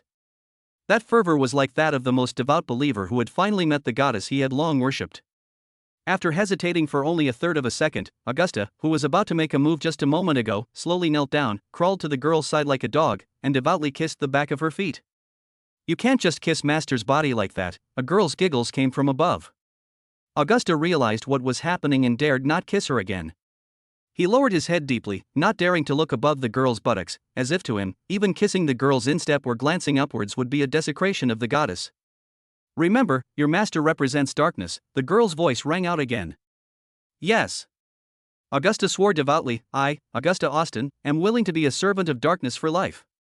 The girl stopped talking, glanced at the Augusta vampire viscount kneeling at her feet, and seemed to feel a little tired, wanting to find a place to sit down, so she slowly squatted down. Augusta understood her meaning. He knelt and braced himself on the ground, becoming like a stool, allowing the goddess to sit on his back. He felt no humiliation whatsoever, rather, he considered serving the goddess of darkness an honor. This. Taylor was stunned, a great fear rising in her heart. Augusta, whose strength was close to that of an S-class martial god and who possessed silver wings, became her servant after just one glance at her. Doesn't that mean that if the girl in front of her wanted to, she could easily control the entire Austen family? Even his father wouldn't be spared? What kind of power is this that seems to enslave the soul? Horrible. That's absolutely terrifying. In that instant, a despairing thought even crossed his mind. He began to wonder if even the vampire queen had become a servant. Otherwise, why would Her Majesty the Queen share her bloodline power with Lang Xie? Was the claim that she was first embraced as a daughter by Her Majesty the Queen just a deception to cover up the truth? Impossible. You can't possibly be Lang Xie. Who are you? Taylor screamed frantically, feeling as if her worldview had been shattered by the girl's bare feet. And Her Majesty the Queen? What did you do to Her Majesty the Queen? That woman who has lived in the vampire world for thousands of years is not easy to deal with. The girl's charming smile was extremely captivating. Why do you have to think of her as so bad? What if my relationship with your queen is just a cooperative one? It's just that her descendants are all too proud to cooperate, which is really a headache. A cooperative relationship? Taylor was skeptical, or rather, he was too terrified to think about it seriously. He just stared at the girl in front of him in horror, afraid that he would become a servant whose soul was enslaved at any moment. Don't worry, you're not qualified to be my servant yet, the girl said playfully. After all, severing a wisp of dark power to enslave someone else's soul is a burden for me. Not every piece of trash is worth my time. Then, what exactly do you want to do? Taylor demanded. I heard that some interesting things happened in the martial god realm. The girl's gaze fell on the three-dimensional projection screen, which was replaying the scene of chaos in the martial god realm, Taylor being blasted into ice shards by Tianhe Shuechong in one move, and Chen Hao holding Tianhe Shuechong's small hand, slowly calming Tianhe Shuechong's elemental power. Has Ice and Snow little sister already begun to awaken? How can an elemental spirit risk her life for others? What's so good about becoming a Valkyrie at the Alliance headquarters? The girl's gaze finally settled on Chen Hao. What kind of magical ability does this guy have to calm down an elemental spirit? Everyone in the organization is very curious about him. You fought with them, so you should know them well, right? The girl looked at Taylor and said, I just want to find out some useful information, like their address. I don't know them well. I only know that Tianhe Shuechong is from the three major families of Dongdao, and Chen Hao is the captain of Squad 0520. I know nothing else. Taylor said hurriedly. The girl didn't speak, but looked at the terrified Taylor, sighed slightly, and thought to herself, what a stupid dog. Taylor seemed to suddenly understand her meaning and stubbornly said, I said before. The vampire faction that my father and I represent will not serve you. Nor will we use the family network to help you investigate things. If you continue to be stubborn, the girl laughed again, do you think your father, the noble count of the vampire clan, will kneel here tomorrow and swear to serve me? Unfortunately, he is not home today. You? Taylor was shocked. He believed that the mysterious girl before him was no longer Lang Xie, and that she was definitely someone who would keep her word. Because Augusta was already kneeling there. I'll give you half a day. The girl turned to look at Chen Hao's figure in the image. After half a day, I need to know at least where this captain is. Of course, if you have the ability to bring him to my side, that would be the best thing. Chapter 90. He's not the captain. Blue Star is so big. Even if we use all our resources, it would be difficult to find it in half a day. Taylor was terrified. He felt that this matter was too difficult. He had no clue how to investigate without any clues. Do you think my demands are too harsh? Lang Xie looked down at him. No, not harsh. Taylor looked up at the mysterious girl, watching her ride the A-rank martial god Augusta as if she were a mount, and imagining the terrifying abilities she possessed. His original arrogance had long since vanished. Are you kidding me? In front of such a godlike figure, who could crush him with a single finger or turn him into an obedient puppet with a single glance, and even conquer his family, how could he dare to be arrogant? At this moment, he only hoped the nightmare would end soon. He didn't dare to bargain at all. The girl sat on Augusta's back, looking at Taylor kneeling before her, and casually placed one foot on his head. This time, she didn't press down hard, there was no coercion involved, it was just a casual movement. However, the slight weight of that one small foot felt as heavy as Mount Tai to Taylor at that moment, causing his noble head to slowly approach the ground. With a bang. Like a king prostrating himself in worship, Taylor kowtowed heavily on his forehead. This muffled thud signaled a shift in the power structure of the 5th Earl of the Austin vampire clan. From this moment on, royal blood and the identity of an Earl's son ceased to exist, they were merely lackeys subservient to darkness. If you're willing to be a dog that serves me faithfully and diligently, then kiss my feet. Taylor felt deeply humiliated. He was a true nobleman. The queen had 7 earls under her command, managing the Austin family's worldly influence. His father was the 5th Earl. He possessed true royal blood, yet this Eastern woman before him was about to. Humiliated, Taylor watched those small, white feet approach inch by inch, not daring to disobey in the slightest. Because he understands very well that he still has a choice. He still knows what he is doing. But if the dark girl loses patience with him and turns him into a soulless, mindless puppet, he will truly be doomed forever. The girl watched as the arrogant count's son humbly kissed her toes like a puppy, but she deliberately dodged away. Taylor was a little dumbfounded, completely unable to understand what the other person meant. "Kiss the ground I've trodden on," the girl's mocking voice rang out. Augusta added, "How dare you touch your filthy mouth on your master's sacred body?" My filthy mouth?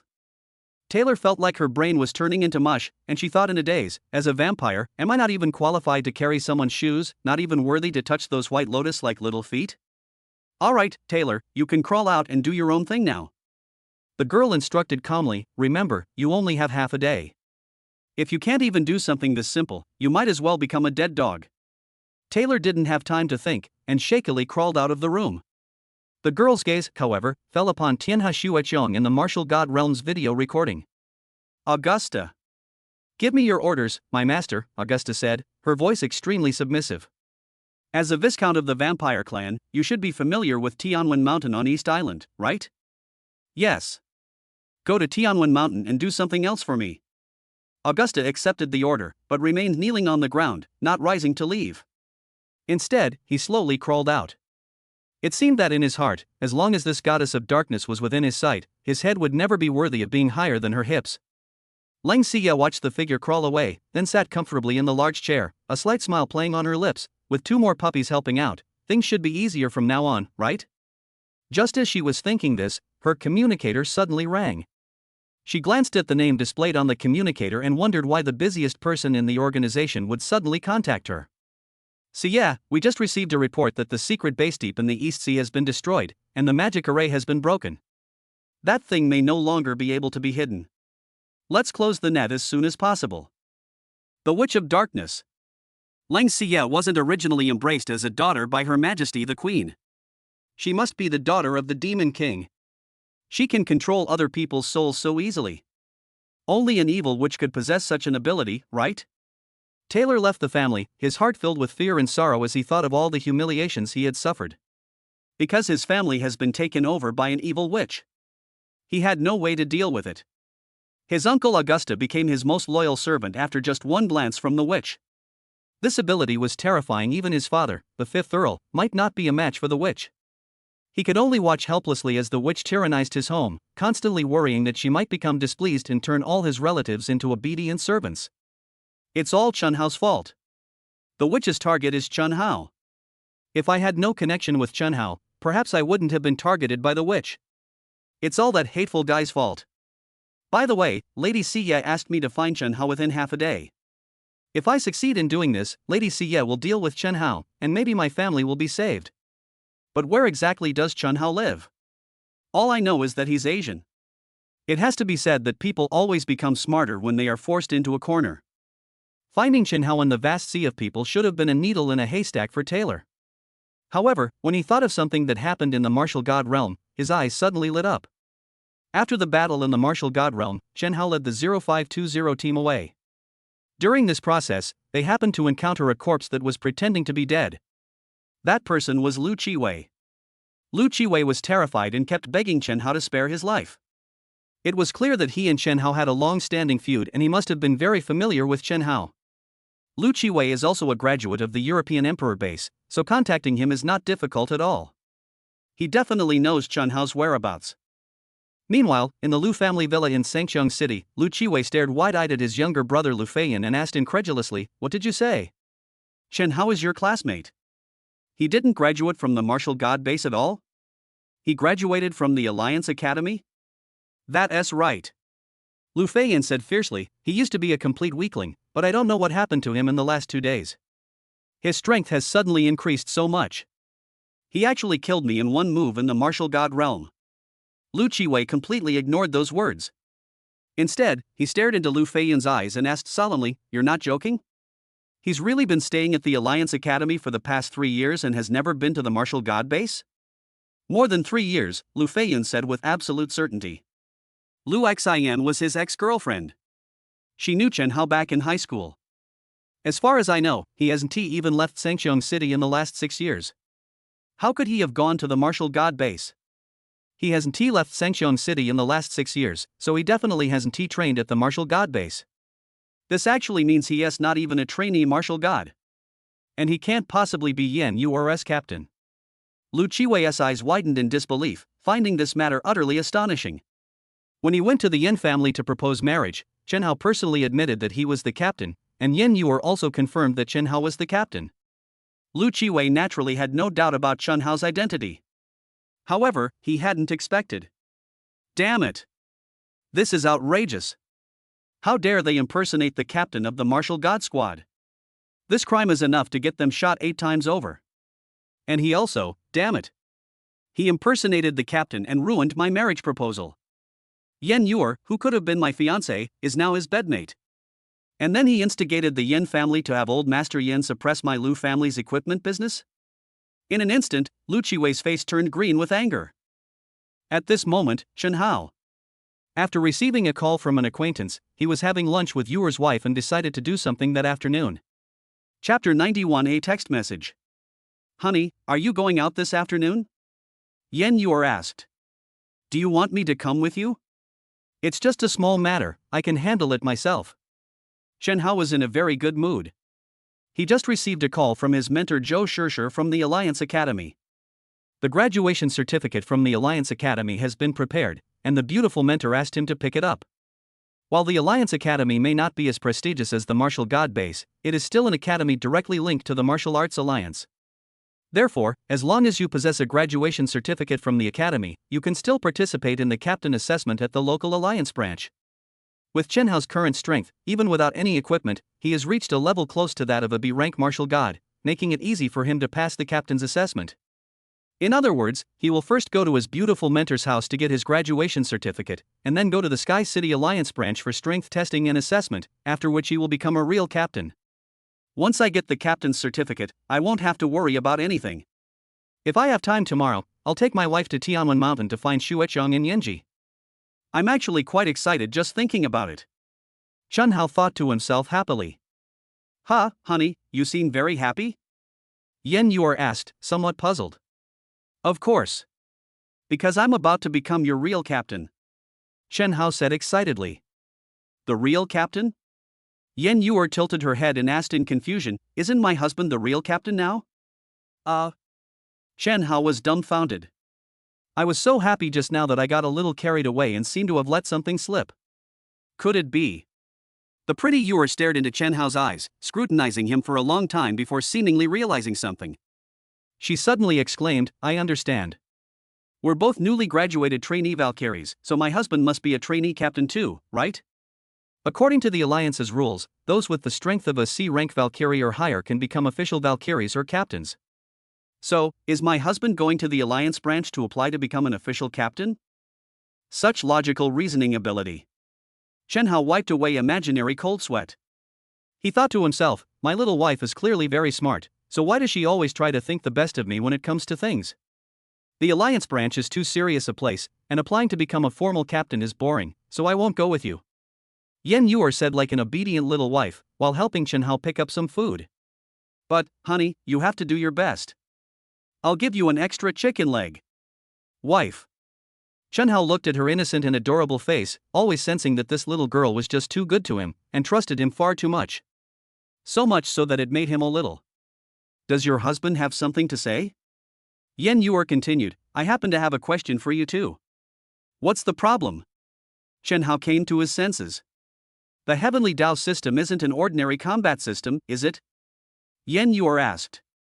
Yan Yu had been wondering about this for a long time, because she had never seen a system that allowed users to share strength or even equipment attributes. Moreover, the items in the system shop were far too precious.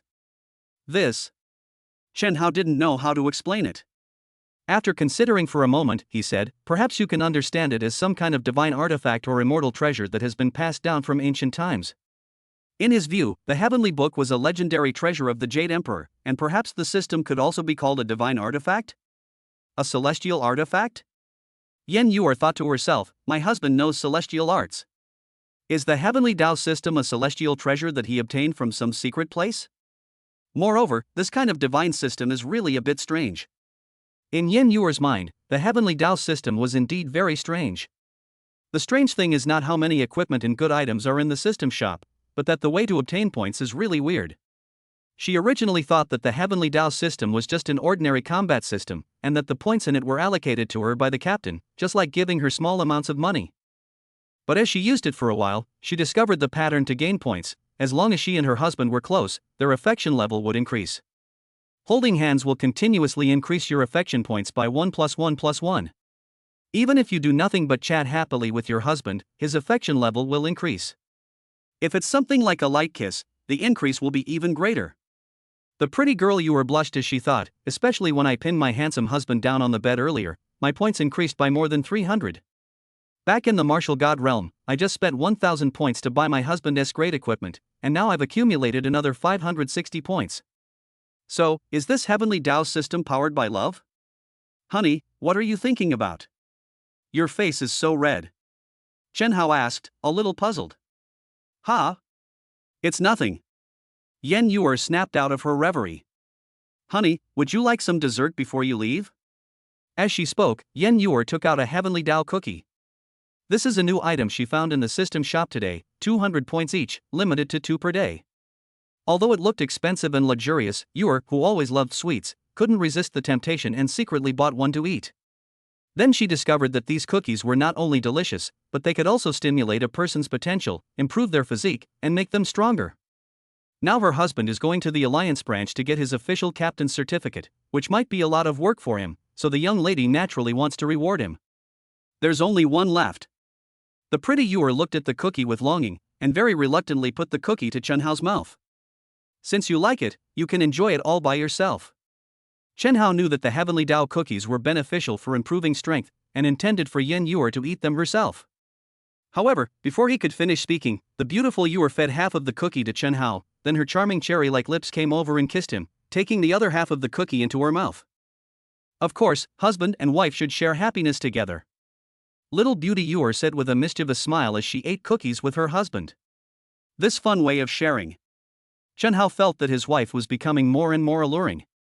The cookies were all gone, but the pretty girl stood on tiptoe, still passionately kissing them. This is a goodbye kiss before leaving the house, and we should always do it like this from now on. After finishing, Yen Yuer watched Chen Hao leave, waving goodbye like a wife seeing her husband off to work, saying, "Honey, do your best and come home early tonight." "Make sure you get home soon," Chen Hao said, waving goodbye. Of course, he wanted to go home early. With such a lovely wife, Chen Hao didn't even want to leave the house. Get my captain's certificate quickly, then I can live a sweet and happy life with my little wife. Chen Hao couldn't wait to walk into the distance. The biscuits transformed into the power of love, brewing within him, and the fusion speed of his immortal body increased again, reaching 9%. Yen Yuer stood at the door, watching his departing figure. Just then, her phone suddenly vibrated, receiving a text message. Chen Hao is not the captain. Buzz. Then another text message came in, he's an imposter captain. He's a complete fraud. Chapter 92 Liar, get lost. Damn it. He actually managed to steal my fiancée by impersonating a captain and become a winner in life. In the Lu family villa, Lu Qiwei was already furious. Even though he was furious, Lu Qiwei didn't dare to provoke Chen Hao. Because Chen Hao is too mysterious and too extraordinary. He simply couldn't understand how someone could transform from a complete weakling into a powerful martial god in just a few days. If it's impossible for someone to become a martial god within a few days, it might mean that Chen Hao was already very strong to begin with. Moreover, Chen Hao actually produced more than one S-grade equipment when he was in the martial god realm, which seems to prove that Chen Hao's background is somewhat unusual. Logically speaking, given Lu Qiwei's courage and caution, he would never dare to pry into Chen Hao's affairs. However, he now has someone backing him up. Just now, Taylor Austin, the son of a vampire count, personally made a video call to him, stating bluntly that he wanted to deal with Chen Hao. He also said that if Chen Hao handled things well, the Lu family wouldn't need to worry about their business in martial god equipment, and would receive preferential treatment from the Austin family in the future. The Lu family's Tingfei equipment group is in dire straits. At this critical moment, it is not easy to give up the opportunity to latch onto a powerful patron. Moreover, he only sent a few text messages to Yen Yuer anonymously. Chen Hao might not be able to find out that he was the one behind it all, and he didn't have to pay any price. Is this method really feasible? Will he really be caught? Taylor Austin asked in a deep voice in the 3D projection. At this moment, he appeared calm, but deep down he was panicking. Lang Xie is truly terrifying. Although he is arrogant, he never admits that the alluring Eastern woman is his master. But Taylor knew perfectly well that in front of Lang Xie, he was nothing more than a pathetic lapdog. Would a high and mighty female owner discuss things with a pug? Therefore, when Lang Xie said, Chen Hao's whereabouts must be found within half a day, and it would be best to bring Chen Hao to her. The real meaning is, not only must Chen Hao be found within half a day, but he must also be brought to her. What kind of person is Lady Xie? How could she possibly condescend to deal with Chen Hao personally? If I can't even handle such a small matter, Taylor didn't dare to think about the consequences. Now that Chen Hao's whereabouts have been found, the only difficulty is capturing him. His strength is not weak to begin with, and it would take at least an A-level martial god to capture him. But Sengqiang City is in Asia, and no matter how powerful the Austin family is, they cannot send an A-level martial god to fight Chen Hao in an Asian city and arbitrarily capture him. The best way is to have the Alliance headquarters intervene and detain him under the pretense of impersonating the captain. Then I can use my family's influence to secretly take him away. As long as I hand him over to Lady Xie, I won't have to worry about anything else. Just then, Lu Qiwei's words interrupted Taylor's thoughts. Impersonating the captain is a serious crime, and he will certainly be arrested. But I'm puzzled, why didn't you report him to the Alliance branch in Sky City? Instead, you sent text messages to his crew? Taylor asked, somewhat confused. Because his crew members are the primary victims. Arresting someone always requires witnesses and evidence. Without his crew members testifying, how can we guarantee that he will be imprisoned? Lu Qiwei sneered. Moreover, don't you find it quite amusing that the imposter captain and crew of the 0520 have turned against each other? Taylor's eyes narrowed, and the image of Squad 0520, united as one, utterly crushing numerous European squads in the martial god realm flashed through his mind. Then, he glanced at his watch and, seeing that it was still a long time before dark, sneered, "This is indeed interesting. It wouldn't be bad to see a good show before getting down to business." "That's what I think too," Lu Qiwei said, his hands flying across the keyboard as he typed a text message on another phone. This time, the message was very long. He had included almost all the information he had gathered in it. This included Chen Hao's academic records and photos from his 3 years at the Alliance Academy, and even photos of Chen Hao during his high school years. Moreover, Lu Qiwei deliberately chose a photo of Chen Hao and Lu Xian from back then, intending to send all of these to Yen Yuer. He believed that with such detailed information, Yen Yuer would definitely understand that Chen Hao was an imposter. The young beauty and Chen Hao will become enemies then. With excitement, Lu Qiwei pressed the send button. At this moment, Yen Yuer was staring blankly at the contents of the text message on her phone. Isn't my husband the captain? Is my husband an imposter? Upon seeing this content and looking at the anonymous number that sent the text message, the beautiful Yuer not only had no doubts, but instead showed a knowing smile. Is some self-proclaimed clever guy trying to ruin my relationship with my husband? It's probably Lu Qiwei, right? How boring. Private cell phone numbers are really prone to privacy leaks. From now on, I'll only use the martial god's dedicated communicator. Then, after replying to a message, she promptly blocked the number and then shut down all signals. Yes. The instructor told us not to interact with strangers casually, because there are too many scammers these days. Moreover, the stranger who sent the text message was not well-intentioned to begin with. Send. With great excitement, Lu Qiwei pressed the send button.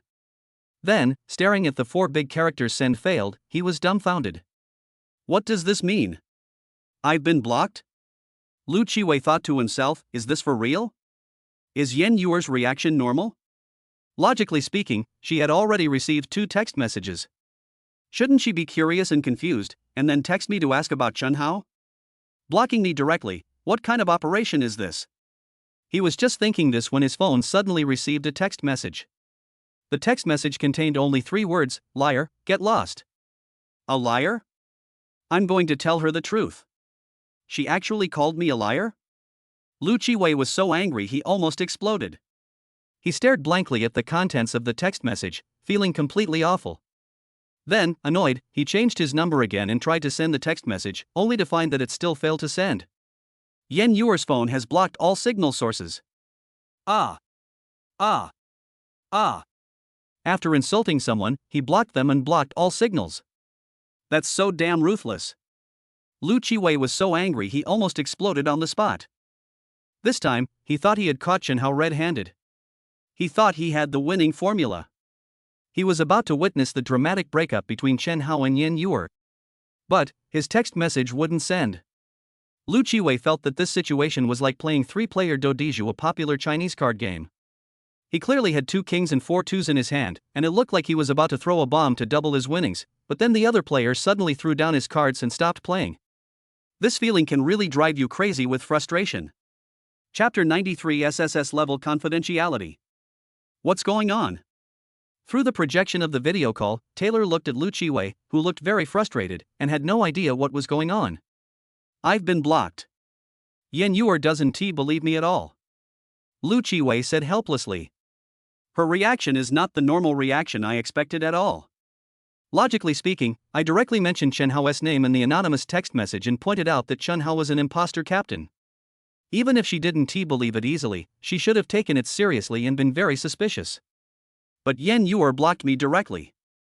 I really don't know if she's too naive and doesn't suspect Chen Hao at all. Or Lu Qiwei looked at Yen Yuer's reply, liar, get lost, and said in puzzlement, or did she already know about this and deliberately play me? What should we do then? Taylor frowned unhappily. His time was precious. Because under Lang Xi's threat, every minute wasted was like playing with his life. Lu Qiwei did want to go directly to the Yen family to find Yen Yuer, but he only dared to think about it and didn't dare to do it at all.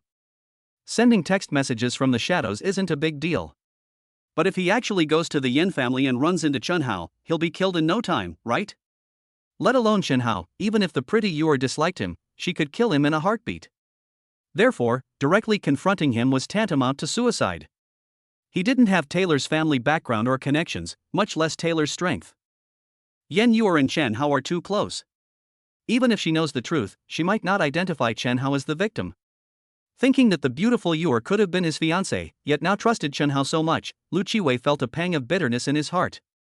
Fighting back his tears, he continued his analysis. Tianheshuachang and Yanji aren't in Sengxiang City, so contacting them wouldn't be very helpful. In this situation, if we could find the true captain of the Spirit Butterfly 0520, things would be much easier. That makes some sense. Taylor squinted. Impersonating a captain means using someone else's name to do things. The real captain has no reason not to be angry, and besides, the real captain and Chen Hao should be complete strangers, so there is no reason for the real captain to help Chen Hao. Lu Qiwei said, given the Austin family's authority at the Alliance headquarters, finding out who the real captain of a training squad is shouldn't be difficult, right? It's no big deal, Taylor said confidently. They're just a newly graduated intern team, their information isn't exactly classified at the Alliance headquarters.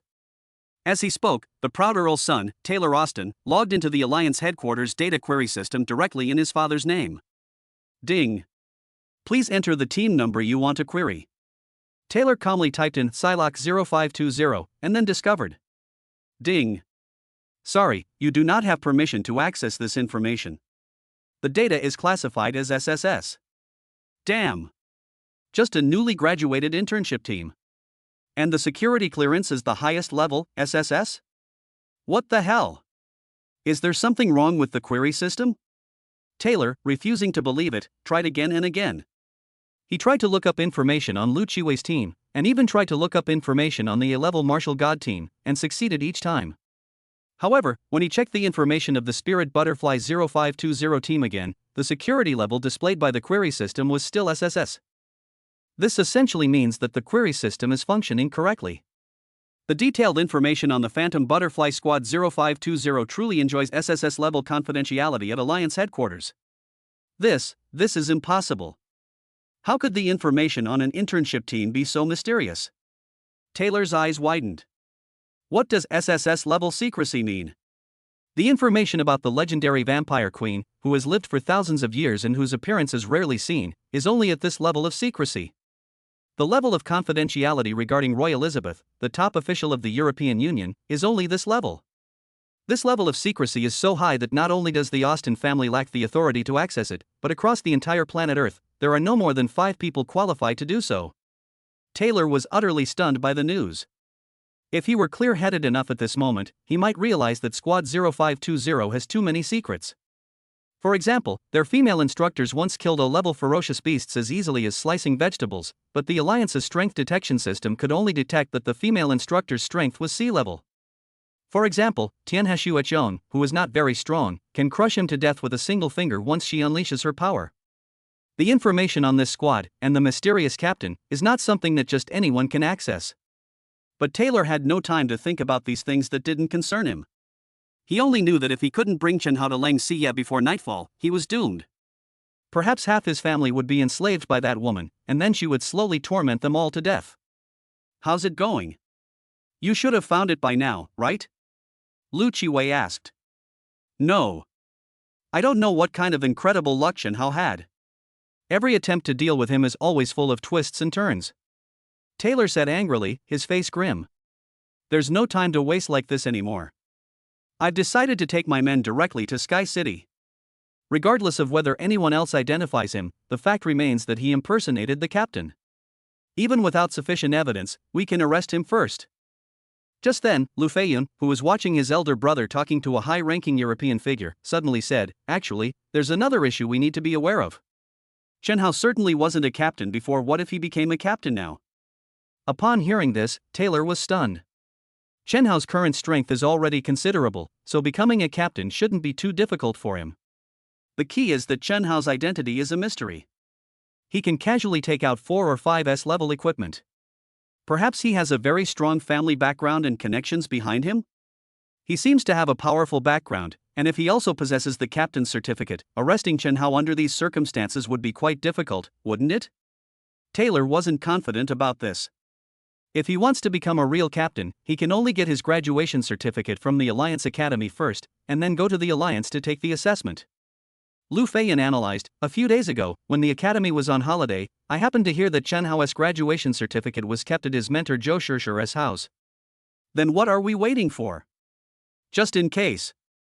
Let's snatch his graduation certificate first. Or make his advisor disappear for a day. Taylor said, my warship can reach Sky City in 3 hours. Until then, whatever you do, just don't let him become the real captain.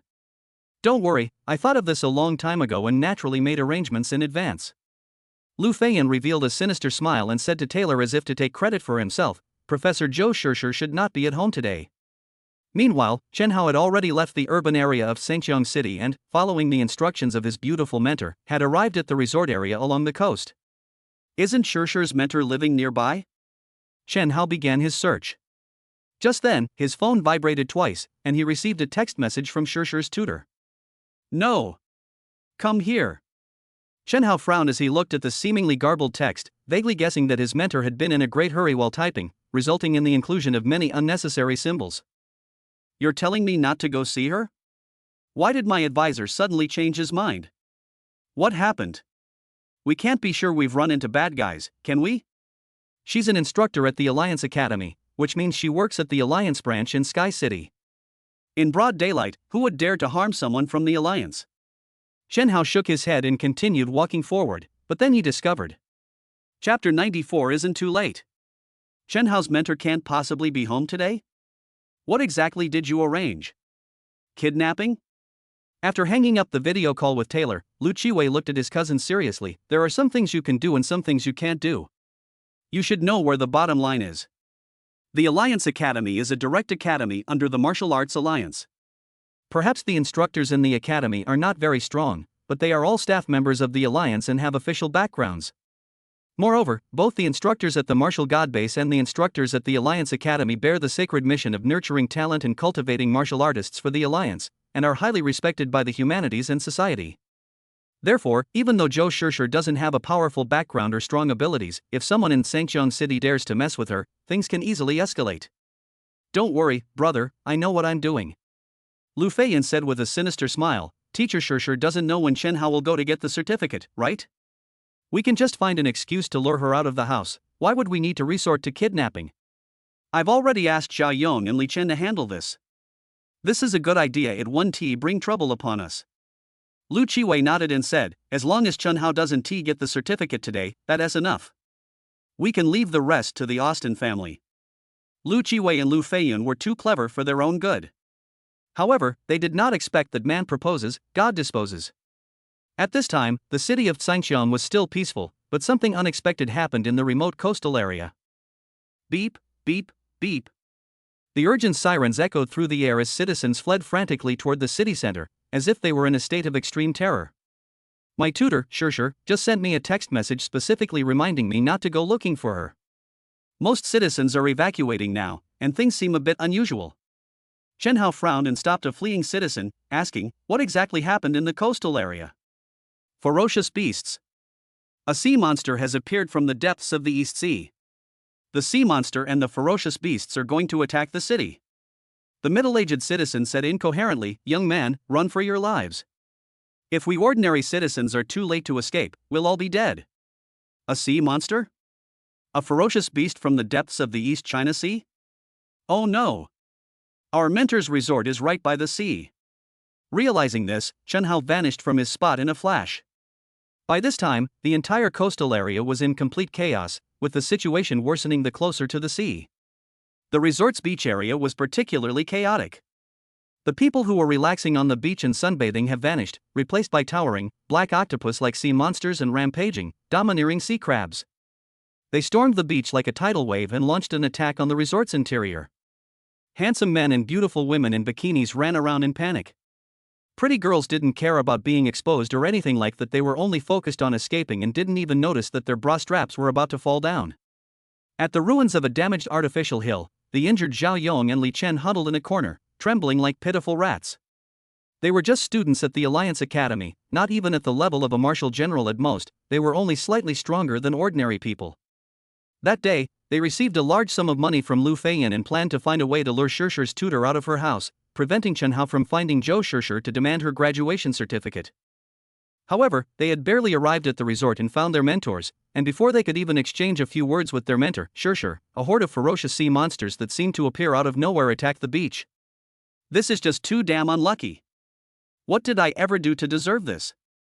Zhao Yong clutched his thigh, which had been broken by a rock, and said with a mournful face, there hasn't been a sea monster landing in nearly 20 years. We just wanted to stop Chen Hao from getting his graduation certificate. How did we end up with something like this? Is this some kind of supernatural thing? For a mere 200,000. I almost lost my life here. If I had known it would turn out like this, even if he offered 20 million, I wouldn't have gotten involved in this mess. Li Chen lay dying in the crevice of the rock, looking at the ferocious beasts raging outside, and said with great fear and regret, luckily, the instructors were able to hold them off for a while, otherwise, wounded people like us would have already become food for the sea monsters, right? Faced with the sudden crisis, the usually refined or serious mentors transformed into warriors of justice, for they were mentors in the Alliance Academy and served in the Alliance. Whether strong or weak, it is their duty to step forward in such times. Evacuate in an orderly manner. Please do not panic. Only by maintaining order can everyone evacuate as quickly as possible. You're all so disorganized, you'll only waste more time. The instructors, who normally teach academic subjects but lack significant expertise, took on the task of evacuating the crowd, shouting through a megaphone like they were disciplining students. However, they soon discovered that managing a group of panicked ordinary people was far more challenging than managing students. The mentors, who possessed the strength of a general or higher, became the last line of defense against the invasion of sea monsters. Has the resort not been completely evacuated yet? Zhou Shirshir chopped an ordinary sea crab into pieces with her sword. When will the reinforcements from the Sky City Alliance branch arrive? There are just too many people, and the scene is chaotic. It will be difficult to evacuate everyone in a short time. Another mentor said with difficulty, we have already contacted the Alliance. But the incident happened so suddenly that it will take them time to react and mobilize manpower. Even if they come over at the fastest speed, it is estimated that it will take 5 minutes. 5 minutes. Upon hearing this answer, the hearts of dozens of martial arts instructors sank. They were merely instructors at the Alliance Academy, most of them were only at the level of martial generals, not powerful martial gods. For dozens of instructors of military commander rank to withstand a relentless horde of sea monsters for 5 minutes is an extremely difficult task, many would likely perish. Just then, an even larger octopus monster charged over, brandishing its tentacles. The surrounding monsters were easily swatted away by its gentle lashes, a truly terrifying sight. A black, whip-like tentacle, spanning over 10 meters, attacked Zhou Shishir. She hastily used her sword to defend, but even as an S-rank martial artist, she couldn't sever the tentacle. The black tentacle wrapped around her delicate body, while more black tentacles simultaneously bound her shoulders and legs, as if trying to tear her in two. This is a king-level monster whose strength rivals that of a martial god. Poetry teacher. Watching this scene, the mentors felt a surge of despair. If it were only the lowest-level monsters or elite-level creatures, they could have held out for a while. But the appearance of a king-level ferocious beast was the final straw that broke the camel's back. People in the distance stared blankly at this scene, fear and despair gripping their hearts. No one expected that such a thing would happen at a seaside resort. Just 15 minutes ago, everyone was sunbathing and having fun on the beach. Now, hordes of sea monsters are appearing. The powerful king-level monsters are far beyond the instructor's capabilities to handle. And the Martial Arts Alliance's reinforcements won't arrive for another 5 minutes. 5 minutes. A powerful king-level monster could easily slaughter everyone. Waiting for backup really isn't enough time, is it? Zhou Shishir gave a wry smile, a crumpled graduation certificate falling from her collar. Her home was near the resort. In the moments before the disaster struck, she didn't have time to pack any belongings, only managing to put away her graduation certificate before throwing herself into the battle. She had originally planned to personally hand the graduation certificates to her students. After all, this certificate could mean their entire future. Luckily, we notified Chen Hao beforehand and told him not to come. He shouldn't get involved in this mess, right? Zhou Shushu looked at the certificate falling into the wet seawater and silently shook her head. It's a pity we can't keep his graduation certificate. Just then, a figure flashed by, and a familiar murmur rang in her ear. Luckily, you're not too late. Chapter 95. A shameful sense of happiness. Luckily, I'm not too late? That sounds like Chen Hao's voice? Hearing the familiar voice beside her, Zhou Shishir was momentarily dazed. She looked around in confusion, but saw no one at all. Could it be that in the final moments of his life, his mind became unstable and he experienced auditory hallucinations? Zhou Shishir wondered. But how could he hear that troublesome student's voice in his dying hallucinations? Perhaps he was concerned about his diploma being destroyed? Thinking this, Zhou Shishir looked down at the certificate that was about to fall into the sea and couldn't help but feel a little regretful. Just then, the certificate, which should have fallen into the monster horde, suddenly stopped falling. Zhou Shishir only saw a blur before Chen Hao appeared below, catching the graduation certificate and leisurely flipping through it. Chen Hao? Is it really Chen Hao? Looking at Chen Hao, who suddenly appeared on the beach, Zhou Shishir was completely confused about what was going on. She thought to herself, Chen Hao just graduated from the Alliance Academy. His strength used to be so poor. Even if he has become stronger later, he can only barely reach the level of a martial general, right? Didn't I already send him a text message telling him not to come? How come he suddenly appeared here? So, is this scene also an illusion? But how could Chen Hao, the elementary school student in the illusion, be such a bastard? This mentor is still being entangled in the black tentacles of the octopus monster in mid-air. Even if you, little bastard, are incapable of saving your mentor, you should at least look up at me, right? After showing up, you just look down at your graduation certificate, completely ignoring your supervisor's life or death. What's going on? Don't you know that I'm about to be strangled to death? Ha! While mentally cursing Chen Hao for being heartless and ruthless, Zhou Shishir suddenly realized that the black tentacle's binding force on her had weakened considerably. To be more precise, the binding force was almost zero. The feeling was as if the octopus monster's black tentacles had suddenly lost all their power, clinging to her like powerless twigs, completely devoid of any sense of strength. She looked at the king-level octopus monster with a puzzled expression, only to be shocked to find that all the black, monstrous hands extending from the terrifying monster's body had been severed by someone's sword energy. Moreover, it wasn't just those black, grotesque hands that were severed. A golden line appeared on the body of the octopus monster, which was over 5 meters tall. Following that golden line, the octopus monster was neatly split in two, and its smoking corpse collapsed with a crash, faintly emitting the aroma of meat roasted by the scorching sword energy. Chen Hao remained standing there, looking at the certificate in his hand, as if everything else was irrelevant to him. But then he suddenly appeared. How could this be unrelated to him? Could it be him? He cleaved the octopus monster in two with a single sword strike, severed its tentacles to save me, and then caught his own certificate. He did 3 things in a row, yet I couldn't even catch a glimpse of his movements? What kind of power is this? Has my student become a martial god? Zhou Shusher's eyes widened. She simply couldn't believe what was happening before her eyes. Ah! Suddenly, she cried out in surprise. Freed from the tentacle's restraints, she plummeted from the sky, crashing down towards Chen Hao below. Chen Hao casually put away the graduation certificate and reached out to catch her. You! Teacher Shusher was hugged by Chen Hao, looking at her powerful student, her little head still in a daze. Then she discovered that her student not only possessed martial god-like strength, but also seemed to have become more handsome. He exuded a unique masculine aura that was irresistibly captivating. I didn't expect the beautiful mentor to be heavier than I imagined. She seems quite well endowed. Chen Hao muttered to himself. How did you gain weight? I've always been very careful about controlling my figure. The beautiful instructor couldn't help but want to retort, but before she could say anything, she saw a large group of sea crabs swarming over with their huge claws, and she quickly warned, "Watch out. How about having some grilled crab on a beach vacation?" Chen Hao looked at the arrogant and domineering sea crab, as if he were seeing a group of giant crabs that had been roasted. Then, with one arm around the waist of the beautiful young tutor, he drew the Sunfire Greatsword with the other and unleashed 9 sword energies. 9 blazing pure young sword energies swept past, killing elite-level giant octopuses with the slightest touch, while lower-level sea monster crabs weren't even grazed by the sword energies before being roasted alive by the energy emanating from them. The strength gained from fusing 9% of the immortal bloodline is no joke. It should be noted that when Chen Hao was fully equipped with his S-grade gear in the martial god realm, he once killed 100 or 200 martial gods with a single sword strike. The strongest of these monsters is only King rank E. The remaining elite-level monsters are only at the level of a general.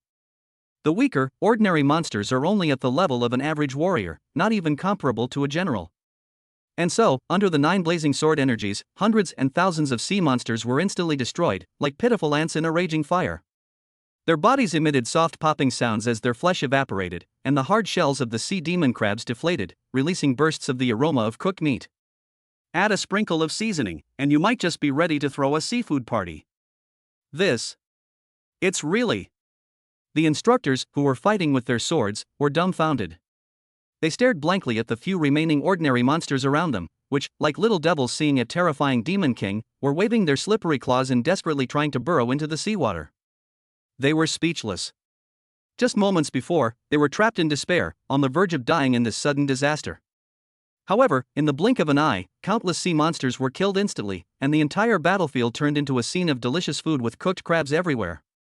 In the distance, a group of bikini-clad young women, no longer fleeing in panic, stared at Chen Hao's tall figure, inhaling the aroma of meat in the air, their minds still reeling. Is this the power of the god of war? So strong. And he's so handsome. Perhaps due to the shock and the rapid turn of events, the women in revealing bikinis were so engrossed in staring at Chen Hao that they completely forgot to pull up their bra straps, which had slipped down during their escape. The scene, like mist-shrouded mountains, vaguely revealing peaks from different angles, added a strangely alluring touch to the beach. At this moment, everyone's eyes were focused on Chen Hao, their eyes shining as if they were looking up at a great hero, gazing at him with admiration. Chen Hao met everyone's gaze with an awkward, simple smile. This was the first time he had displayed the strength of a martial god in the real world. He felt a little bit of pleasure at being worshipped and respected, but also a little bit of discomfort. Stared at by so many eyes, Zhou Shusher suddenly snapped back to reality, realizing that she had been held by Chen Hao the whole time. And in a way that made her feel like a helpless little girl, being carried in a princess carry by her older brother, her entire body held horizontally in front of him. I'm the mentor, you know. I should be the one protecting the students. The young tutor, Shusher, felt extremely ashamed. Looking up at Chen Hao's handsome face, she couldn't help but feel a shameful sense of happiness, the feeling of an older sister being protected by a handsome, charming, and powerful younger brother that welled up inside her. Chapter 96: Energy Fluctuations Originating from the Isolated Island. The development of events was full of unpredictable drama. Today, no one would have imagined that a large number of sea monsters would appear near the Bay of Sky City, which had been peaceful for many years. This has turned a tranquil vacation into a beach landing battle with the sea monsters. No one could have imagined that, with the Sky City Alliance's support arriving late and everyone in despair, a powerful martial god would suddenly descend and effortlessly resolve the crisis with 9 sword strikes. What the instructors found even more unbelievable was that this suddenly appearing powerful martial god was actually someone they knew, a once overlooked, good-for-nothing student who had almost been expelled from the academy. Chen Hao. It really is Chen Hao. Back in the Academy Square, when I saw him being taken away by the Valkyrie, I knew he was extraordinary. We've all misjudged him for the past 3 years. He's the most outstanding graduate of all time. A late bloomer. A late bloomer indeed. It hasn't been that long since we last met, and his strength has already reached a level far beyond our reach. A slightly older cultural instructor, looking at Chen Hao from afar, said excitedly in a trembling voice. Truly, it feels like 3 days apart have been like 3 autumns. What do you mean by a scholar who has been away for 3 days feels like an autumn? Another mentor said. Professor Shang, are you confused from excitement, or are you starting to get senile? Shouldn't it be a scholar who has been away for 3 days should be looked at with new eyes? It feels like 3 autumns have passed. Is it wrong for me to miss the students of our academy? The usually very serious and rigid instructor, who would never allow his students to recite a single ancient saying incorrectly, argued with a red face and a thick neck. Hearing this, someone couldn't help but tease, come on. Back when Chen Hao was almost expelled from the academy, you didn't go to the principal red face to argue. We guys were all so cold-hearted back then, saying that letting Chen Hao stay in the academy for 3 years was a complete waste of resources. Thinking back carefully, it seems that only Mentor Shishir pleaded for Chen Hao back then. Her judgment was much better than ours. Having survived the ordeal, the mentors, in high spirits, reminisced about what had happened and jokingly lamented their past lapses in judgment. Looking at Zhou Shishir, who had a very good relationship with Chen Hao, they couldn't help but feel a little envious of her having such a talented student. Feeling the envious glances from everyone, Zhou Shishir felt incredibly lucky. At first, she just felt that Chen Hao was her student and she should be responsible for him. It was such a pity that he was to be expelled from the academy just because he was a little lacking in talent, so she said some good things about Chen Hao. After all, in her eyes, her student was just a younger brother who needed to be taken care of. Even in the moments before the disaster struck, she was worried that Chen Hao, the elementary school student, would be caught up in the disaster, and she specially sent a text message to remind Chen Hao not to come. However, she never imagined that the problem student she saw, who seemed like a younger brother who would never grow up, had actually become so powerful. She should have been very proud of this, but the dignified mentor was being carried like a weak little girl in a princess carry. The shy little mentor Shishir really couldn't feel proud. Why aren't you putting me down yet? I thought you liked being held, Chen Hao said. What do you mean you like being hugged? Zhou Shishir blushed, staring at Chen Hao with fierce eyes. Don't think that just because you've graduated and become stronger, you can be so smug. Have you forgotten the fear of being slapped on the hand? How could I forget? Chen Hao's lips curled up. He thought of the times he was always being taught and admonished by his beautiful mentor, and then looked at her seemingly fierce yet clearly weak appearance now. He felt a strange sense of cuteness from the contrast. Then he came to his senses and said seriously, "Are you sure you can put it down? You seem to have been injured in the fight just now." This mentor isn't as delicate as you think, Zhou Shishir said, clenching her small fist. But when she thought of Chen Hao's instant kill of the king-level ferocious beast with a single sword strike and his 9 consecutive sword strikes that ended the entire battle, she suddenly felt unsure of her words and thought to herself. The king-rank E-class monster that posed a deadly threat to me couldn't even withstand a single blow from him. He could easily crush a bunch of warrior-level opponents. So, in his eyes, I, with only warrior-level strength, really am just like a delicate little girl who could be pricked by a single finger, right? Ugh. It's so embarrassing to be treated like a little girl by my own student. He's the one who should be the child. Chen Hao had no idea about Zhou Shishir's complicated thoughts. He carefully put her down and only felt relieved after confirming that his little tutor, Shishir, was not injured or would not fall. Looking at Chen Hao's cautious expression, Zhou Shishir felt even more ashamed. She clearly felt that Chen Hao was playing the role of an older brother taking care of a little sister. What made her even more secretly embarrassed and annoyed was that she actually felt a strong sense of security from being taken care of by a powerful person, which she found quite pleasant. Can anyone tell me what exactly happened? Chen Hao's expression slowly turned serious. The storm surrounding the sea monster's landing seemed to have passed, but he knew things wouldn't be that simple. As far as he knew, there might be many sea monsters in the deeper parts of the Atlantic Ocean. However, the East China Sea area near Sky City was a safe zone. 2,000 nautical miles off the coastline, a deterrent array has long been set up. Logically, sea monsters shouldn't be able to approach. Otherwise, so many people wouldn't be enjoying leisure and recreation on the beach. It hasn't happened in at least 20 years that a sea monster has landed. The situation is like this. A mentor stepped forward, intending to fluently report what he knew to Chen Hao. However, looking up at the powerful Chen Hao and vaguely sensing the terrifying aura he unintentionally revealed, the usually dignified mentor actually felt a little nervous. Especially when he thought about how Chen Hao had almost been expelled from the Alliance Academy, the tension became even stronger, and he even became somewhat incoherent in his speech.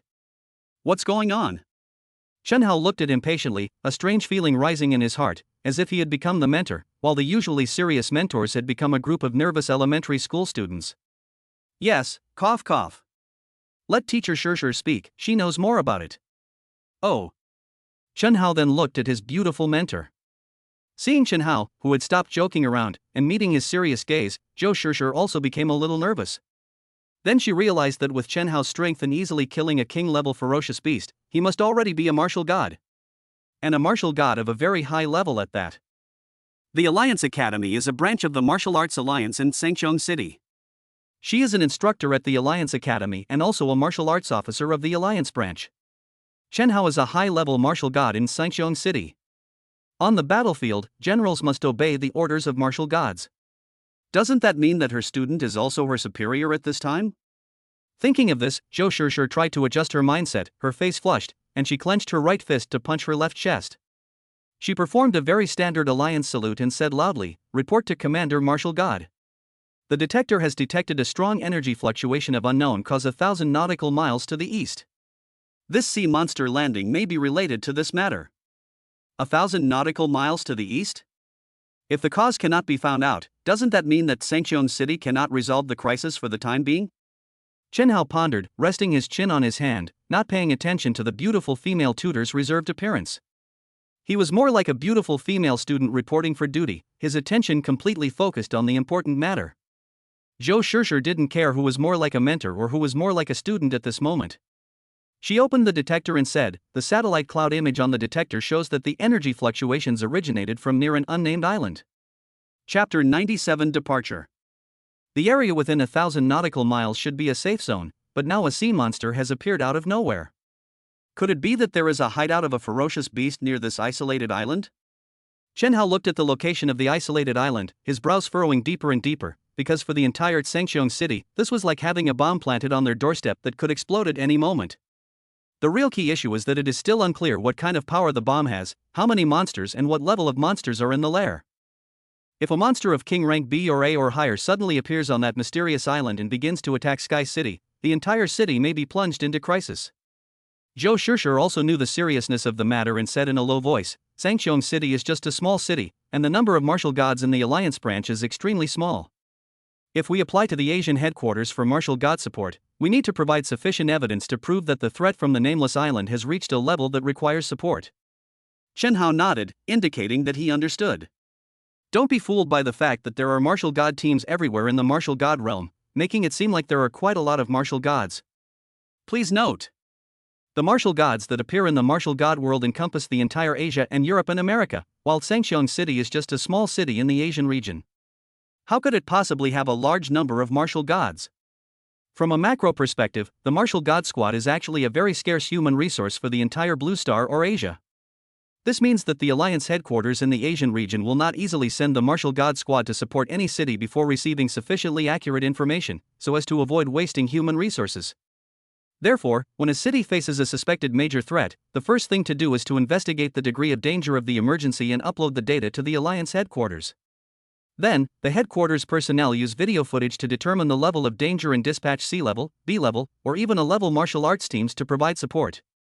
In other words, for Sky City at this moment, the sooner the truth of the matter is investigated, the safer Sky City will be. Thinking of this, Chen Hao gazed at the vast sea and then looked at his graduation certificate. He had originally planned to go to the Alliance branch in Sky City to take the captain assessment immediately after obtaining the certificate, but now it seems investigating the nameless island shouldn't take too long. If the danger isn't too great, I can just kill the ferocious beasts near the island while I'm at it. If I can't handle it myself, I can always film some footage of the beasts' lairs and then ask the Alliance headquarters for help. Chen Hao made his decision inwardly. What are you trying to do? Zhou Shirshir saw through his intentions and quickly said, "You don't need to get involved in this. The principal has already taken the lead and set off.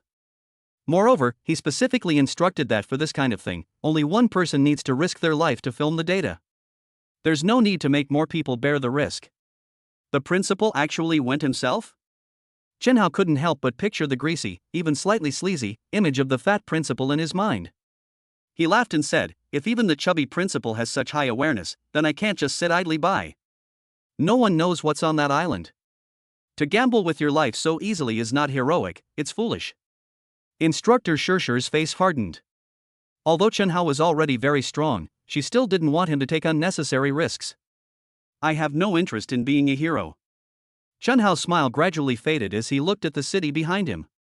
Chen Hao is not a hero, nor would he ever ask himself to be a hero, to shed blood for strangers, and then make a heroic sacrifice for others to mourn. He simply couldn't do such a noble and great thing. In fact, he was a selfish and petty person from beginning to end. He looked behind him, and what he saw first wasn't the countless lives of strangers. Instead, across the sea of people, he saw the distant location of the Yin family home, where his little wife, Yur, was probably secretly eating delicious heavenly Dao cookies, wondering when her husband would return. Perhaps at this moment, his father-in-law in the Yin family manor is reading the newspaper, muttering to himself, when will I, Yin Zhongtian, be able to hold my grandson? If a disaster were to strike suddenly, wouldn't all the warmth and comfort in the Yin family manor be destroyed? Would he and Yur have to flee for their lives with their entire family? Then, Chen Hao thought of all the little things he had done living in this city, and of his cold yet gentle older sister who had called specifically to remind him that she would be visiting him in the next few days. If when Sister Lang arrives, she finds a city in ruins, filled with mournful songs, it will definitely dampen her spirits for the reunion. Finally, Chen Hao saw the beautiful young mentor before him. If a major crisis were to occur, this sea area could once again become the frontline battlefield. The sooner the threat from the mysterious island is investigated, the sooner timely arrangements can be made, and the sooner support can be requested from the Asian Alliance. Before anything bad happens, all the problems can be solved in one fell swoop. He just wanted to nip the unknown crisis in the bud as much as possible so that he could be more comfortable in the future. It seems I can't persuade you anymore. Meeting Chen Hao's gaze, Zhou Shishir sighed helplessly. The danger is not over yet. A second wave of sea monsters could break out along the coastline at any time. It should be Shishir's responsibility to ensure the safe evacuation of ordinary people before that happens, right? Chen Hao changed the subject. Meanwhile, the other mentors were already busy. The crisis was not completely over. Before a new wave of crisis arrived, it was crucial to seize this rare respite to evacuate the innocent crowd. I know, I don't need you to remind me of this kind of problem. Zhou Shishir sighed, thinking to herself, you're clearly trying to get rid of me so you can slip away, aren't you? Chen Hao gestured towards the distance with his lip and teased her, so, is our beautiful mentor slacking off right now? Zhou Shishir glared at him, then suddenly reached out and took off a heart-shaped antique jade pendant from her neck. This is for you. I remember my mentor's pendant was something like... Chen Hao vaguely remembered that during the 3 years he had known Zhou Shishir, that small pendant had never left her body, as if it were something very important. What do you mean, You saved my life, so what's wrong with giving you a small gift? Zhou Shishir didn't explain the true origin of the ancient jade, but simply hung it around Chen Hao's neck. It's just a talisman. Although it may not actually protect you, I don't have anything else good to give you. After speaking, Shishir, the junior tutor, turned around and got back to work. Chen Hao activated his S-class battle armor, and his light wings unfolded as he flew into the air. Zhou Shishir watched her leave, waved, and couldn't help but shout, don't think you can act tough just because you become stronger. If you feel any danger, come back quickly. No one will call you a coward. And another thing. If you don't want that talisman, come back and give me back that jade when you're ready. I understand. Chen Hao touched the heart-shaped ancient jade on his chest, thinking, so the beautiful mentor's intention in giving me this gift is to wish me a safe return? She's such a reserved and gentle person. But, that island might not be that dangerous for me, right? Even if I encounter an opponent I can't defeat, with the time-space deceleration and the speed up from my battle armor and wings, how could I not escape? Chapter 98 3 People, 1 Island. As the wings of light unfolded, the unique divine aura of the S-class battle armor naturally attracted everyone's attention. However, before most people could even appreciate the power and dazzling nature of the armor, Chen Hao's figure had already vanished into the vast sea. Furthermore, given Chen Hao's already astonishing performance, it's not surprising to most people that he possesses such magical and powerful equipment. They simply marveled at Chen Hao's power, enjoying the tranquility free from the threat of sea monsters, and slowly departed. Meanwhile, in a nearby ruin, Li Chen and Zhao Yong were so terrified they didn't dare show their faces the entire time. He really is Chun Hao. The powerful martial god who resolved the beach crisis with just 9 sword strikes? And what were those wings of light behind him just now? Martial god equipment? But I've never seen such high-end martial god equipment in the books at the Alliance Academy. I still remember that not long ago they broke into Chen Hao's dormitory in the League, intending to fight with Chen Hao in order to get a bag from Lu Xin. At that time, although they were taught a lesson by Chen Hao, they only thought that Chen Hao was a slightly more powerful martial artist, and probably hadn't even reached the level of a martial general. At this moment, the heights Chen Hao had reached were beyond their reach, beyond even their imagination.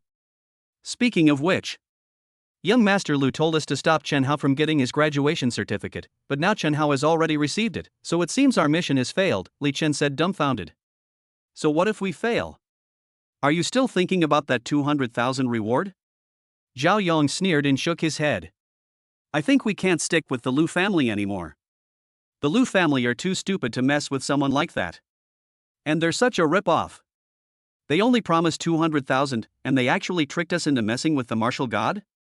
As he spoke, Zhao Yong clutched his broken leg and proceeded to curse Lu Feiyan and Lu Qiwei's ancestors for 18 generations. Damn it. If we hadn't been lucky enough to encounter the sea monster landing, we would probably have already offended Chen Hao, right? If I hadn't just happened to get my leg broken and hadn't shown my face, I'd probably be dead by now, with a single finger from Lord Chen Hao. 200,000 for my life? The Lu family is truly a scoundrel. Continuing to work for them will only lead to our deaths sooner or later.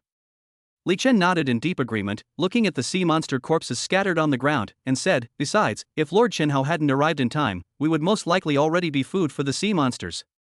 He's the one who saved our lives. At this point, the two fell silent, deeply feeling that it was such a disgrace that a villain had to be saved by the enemy. I want to reform and become Chen Hao's underling, Li Chen suddenly said. Nonsense. Who the hell wouldn't want that? But how could Lord Chen Hao possibly need someone like us as his underlings? Zhao Yong's words were like a bucket of cold water, waking Li Chen up. Just then, his phone rang. It was Lu Feiyan calling, presumably to inquire about the progress of the plan. The two hesitated for a moment, exchanged a smile, and tossed away the special cell phones issued internally by the Lu family group, finally getting some peace and quiet. They have made up their minds that even if they can no longer be Chen Hao's underlings, they will never again work for the Lu family. Even if I go back to farming, I can no longer play with the Lu family. The Lu family is such a scoundrel. Meanwhile, Lu Feiyan dialed the number again and again, only to hear repeated no-answer messages, completely bewildered. What are these two doing? They won't even answer my calls. Are your people reliable? Could they have been turned by Chen Hao? Lu Qiwei asked. Turning them to defect? Impossible. They've been following me for the past 3 years at the Alliance Academy, Lu Feiyan said confidently. Something unforeseen must have happened. Lu Qiwei frowned, suddenly feeling incredibly tired. He sent a text message to Yen Yor in an attempt to get back at Chen Hao, but was met with a retort. Taylor planned to use his identity to find out who the real captain of the 0520 was, hoping to get the real captain to confront Chen Hao, but the data was unavailable. Lu Feiyan dispatched his loyal subordinates, but lost contact with them. Everything is going wrong, and everything is too strange. The key point is that they have done so much and are already overwhelmed, but Chen Hao has not done anything. This made Lu Qiwei feel that he wasn't fighting against people, but against fate. It was as if even the will of heaven was silently helping Chen Hao. 5 minutes later, both of their phones received text messages simultaneously. In fact, everyone in Sangqiang City received a text message notification from the Combat Command Center at that moment. Attention citizens, 10 minutes ago our city's coastal area was attacked by a large number of sea monsters. The Alliance Academy instructors, who were on vacation, and a mysterious martial god who descended ashore resolved the crisis. There were 0 deaths at the resort, and a few people were injured. The cause of the sea monster's appearance is still under investigation, and the crisis has not been completely resolved. We urge all citizens to stay away from dangerous coastal areas in the near future to avoid unnecessary trouble. Sky City has immediately activated a Level 1 alert to protect the city's safety to the greatest extent possible. We stand together through thick and thin, sharing the burden of disaster. Finally, let us offer our highest blessings and respect to the heroes who have made efforts and contributions during this crisis. This message was sent by the Sky City Alliance Operations Command. Sea monster attack? Those two aren't answering their phones, could they have been killed by a sea monster? Lu Feiyan stared blankly at the text message, thinking, they were just asking them to stop Chen Hao from getting the certificate, and they've already run into disaster? Lu Qiwei suddenly realized something and became excited. Great. This is brilliant. Heaven has finally opened its eyes and helped me. With Sangqiang City on high alert, they definitely won't have time to deal with the captain's assessment. That means even if Chen Hao has already received his graduation certificate, he can't go to the Alliance headquarters to take the assessment today. We just need to wait for Lord Taylor to arrive. Lu Qiwei didn't care about any disasters or not. In his view, since even the instructors at the Alliance Academy could handle the sea monster, it must be a minor matter. Even if something big happens, with a nobleman like Taylor Austin on his way, what does he have to worry about? Lord Taylor is already quite powerful, and as a nobleman, he should have strong protectors by his side. If a powerful beast were to attack, and the Austin family easily dealt with it, Sky City would owe the Austin family a favor. Then, it would be even easier for Lord Taylor to deal with Chen Hao. Lu Qiwei thought smugly. At this time, Taylor Austin had been traveling from Europe for some time and was about to arrive in Sky City. What no one expected was that another woman who deeply terrified Taylor, the Dark Witch who made him kneel and kowtow to her, calling her master, also set off from Europe towards Sky City. No, to be more precise, the little witch Xia, after receiving the call from the organization, headed towards a mysterious, isolated island in the East China Sea. The breaking of the magic array on the island is a good thing for me. I just hope the super treasure on Dragon Prison Island doesn't fall into the wrong hands. Lang Xia licked her sexy lips. That treasure is the best tonic for someone like me who has just awakened. At this moment, Chen Hao also headed towards that mysterious, isolated island in the East China Sea. Meanwhile, the instructor, who loved wearing ancient costumes and called herself a fairy, cleaved through the demonic array with her sword. Looking at the countless monsters hidden within, she decided to casually turn the island into a monster-free one. Chapter 99: Two Drowning Chickens. In the depths of the ocean, all you can see is an endless expanse of desolation. Chen Hao flapped his light wings and flew in the air, but did not increase his speed to the maximum.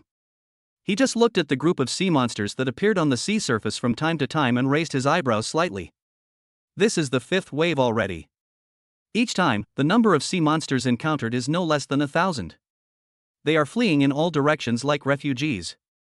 And this is just the number of sea monsters I have encountered myself. Are these really related to that mysterious island? At this moment, Chen Hao still couldn't see what the island looked like, but he vaguely felt that the strange island was like a giant motherfish, laying hundreds of thousands of eggs in the East China Sea in an instant, each egg turning into a sea monster. Let's take care of them while we're at it. Otherwise, these guys will cause another little problem once they get ashore. Chen Hao raised his sword, and a giant wave surged up from the sea as if it had exploded. However, as he drew his sword, he completely failed to notice a small dark shadow in the air not far ahead. I'll take the picture. I'll take another picture. I'll slap you all to death. The chubby headmaster, dressed in an old-fashioned jet-powered suit, flew erratically through the air while rapidly pressing the shutter button on his camera, the clicking of the shutter buttons echoing incessantly. Judging from his clenched teeth, it looked as if he wanted to use a camera to kill all the monsters, which made him look somewhat comical. Just then, the sea exploded with a deafening roar. Ouch, holy crap! Before the chubby headmaster could even figure out what was happening, he was drenched in a spray of water, and a fried octopus tentacle flew up and hung around his neck. Looks like I've messed up. Chen Hao covered his face, silently feeling sorry for the principal for a second. He knew, of course, that the principal had already set off into the sea, but he never expected to encounter the principal in such a vast area, and to be so unfortunately harmed by his sword. Surprisingly, the principal, who was standing there stunned in the wind and rain, was not angry because he was soaked to the bone. Instead, looking at the sea monster that had been inexplicably blown up and killed most of them, he excitedly said, "Could it be that the sea god heard my prayer and, in his anger, killed all the monsters with a wave?" He was wondering what was going on when he turned around and saw Chen Hao coming over, and he was completely stunned. These magnificent wings, this powerful aura, this extraordinary physique, is it really the sea god? But why does the sea god look exactly like Chen Hao? The chubby principal took off his reading glasses and rubbed his eyes vigorously. "Hello, principal." Chen Hao greeted him awkwardly. "Oh my god. You're really the most outstanding genius in our Alliance Academy. I never expected to meet you here." The chubby principal, beaming with enthusiasm, completely forgot that he had once tried to expel the worst student in the academy for 3 consecutive years. He shamelessly rushed over and was about to give Chen Hao a big hug. This is ridiculous. Chen Hao was speechless and dodged away with a look of disgust. It wasn't because he was petty or held a grudge over a small matter from the past. It was simply, he really didn't want to be hugged by that chubby, greasy middle-aged man, soaking wet, with octopus tentacles around his neck. No normal man would be hugged like that. Ahem. I appreciate the principal's enthusiasm. Chen Hao said seriously. Also, leave the investigation into the origin of the sea monster to me. You can go back and rest. Although Chen Hao didn't have a good impression of the chubby principal before, he was quite respectable that the chubby principal was able to step forward immediately when something happened in Sangqiong City. No. The chubby principal gazed into the depths of the East China Sea, his narrowed eyes revealing a worry that was difficult for others to understand. No need to persuade him anymore, I've already done all I can. Just then, a gust of wind came, and the composed middle-aged man greeted Chen Hao and continued, Chen Hao, right? I've heard the principal mention you quite often lately. This person is? Chen Hao felt that the person looked slightly familiar, but he couldn't remember who it was for the moment. Zhang Gongming, a senior B-level martial god, is the executive officer of the Sangqiong City Alliance branch. The fat principal introduced, he is also here to investigate the sea monster matter. Since we were following the optimal route planned by the detector, we happened to meet on the way. Oh. Chen Hao nodded, thinking to himself, it probably wasn't a coincidence that we met on the road, but rather that you were flying too slowly and got overtaken on the same route. Then, while listening to the principal's introduction, he suddenly thought of something and asked Zhang Gongming, do executive officers also manage things like captain assessments? If it's difficult to become a captain, wouldn't it be very challenging? Captain assessment? Zhang Gongming carefully examined Chen Hao. When his identification device discovered that Chen Hao's armor was actually S-class, he felt a little envious, even a tiny bit jealous. S-rank battle armor. Even a seasoned B-rank martial god with countless merits couldn't obtain such an armor. Meanwhile, Chen Hao, so young and perhaps not even possessing formidable strength, has already acquired it. It's truly infuriating to compare oneself to others.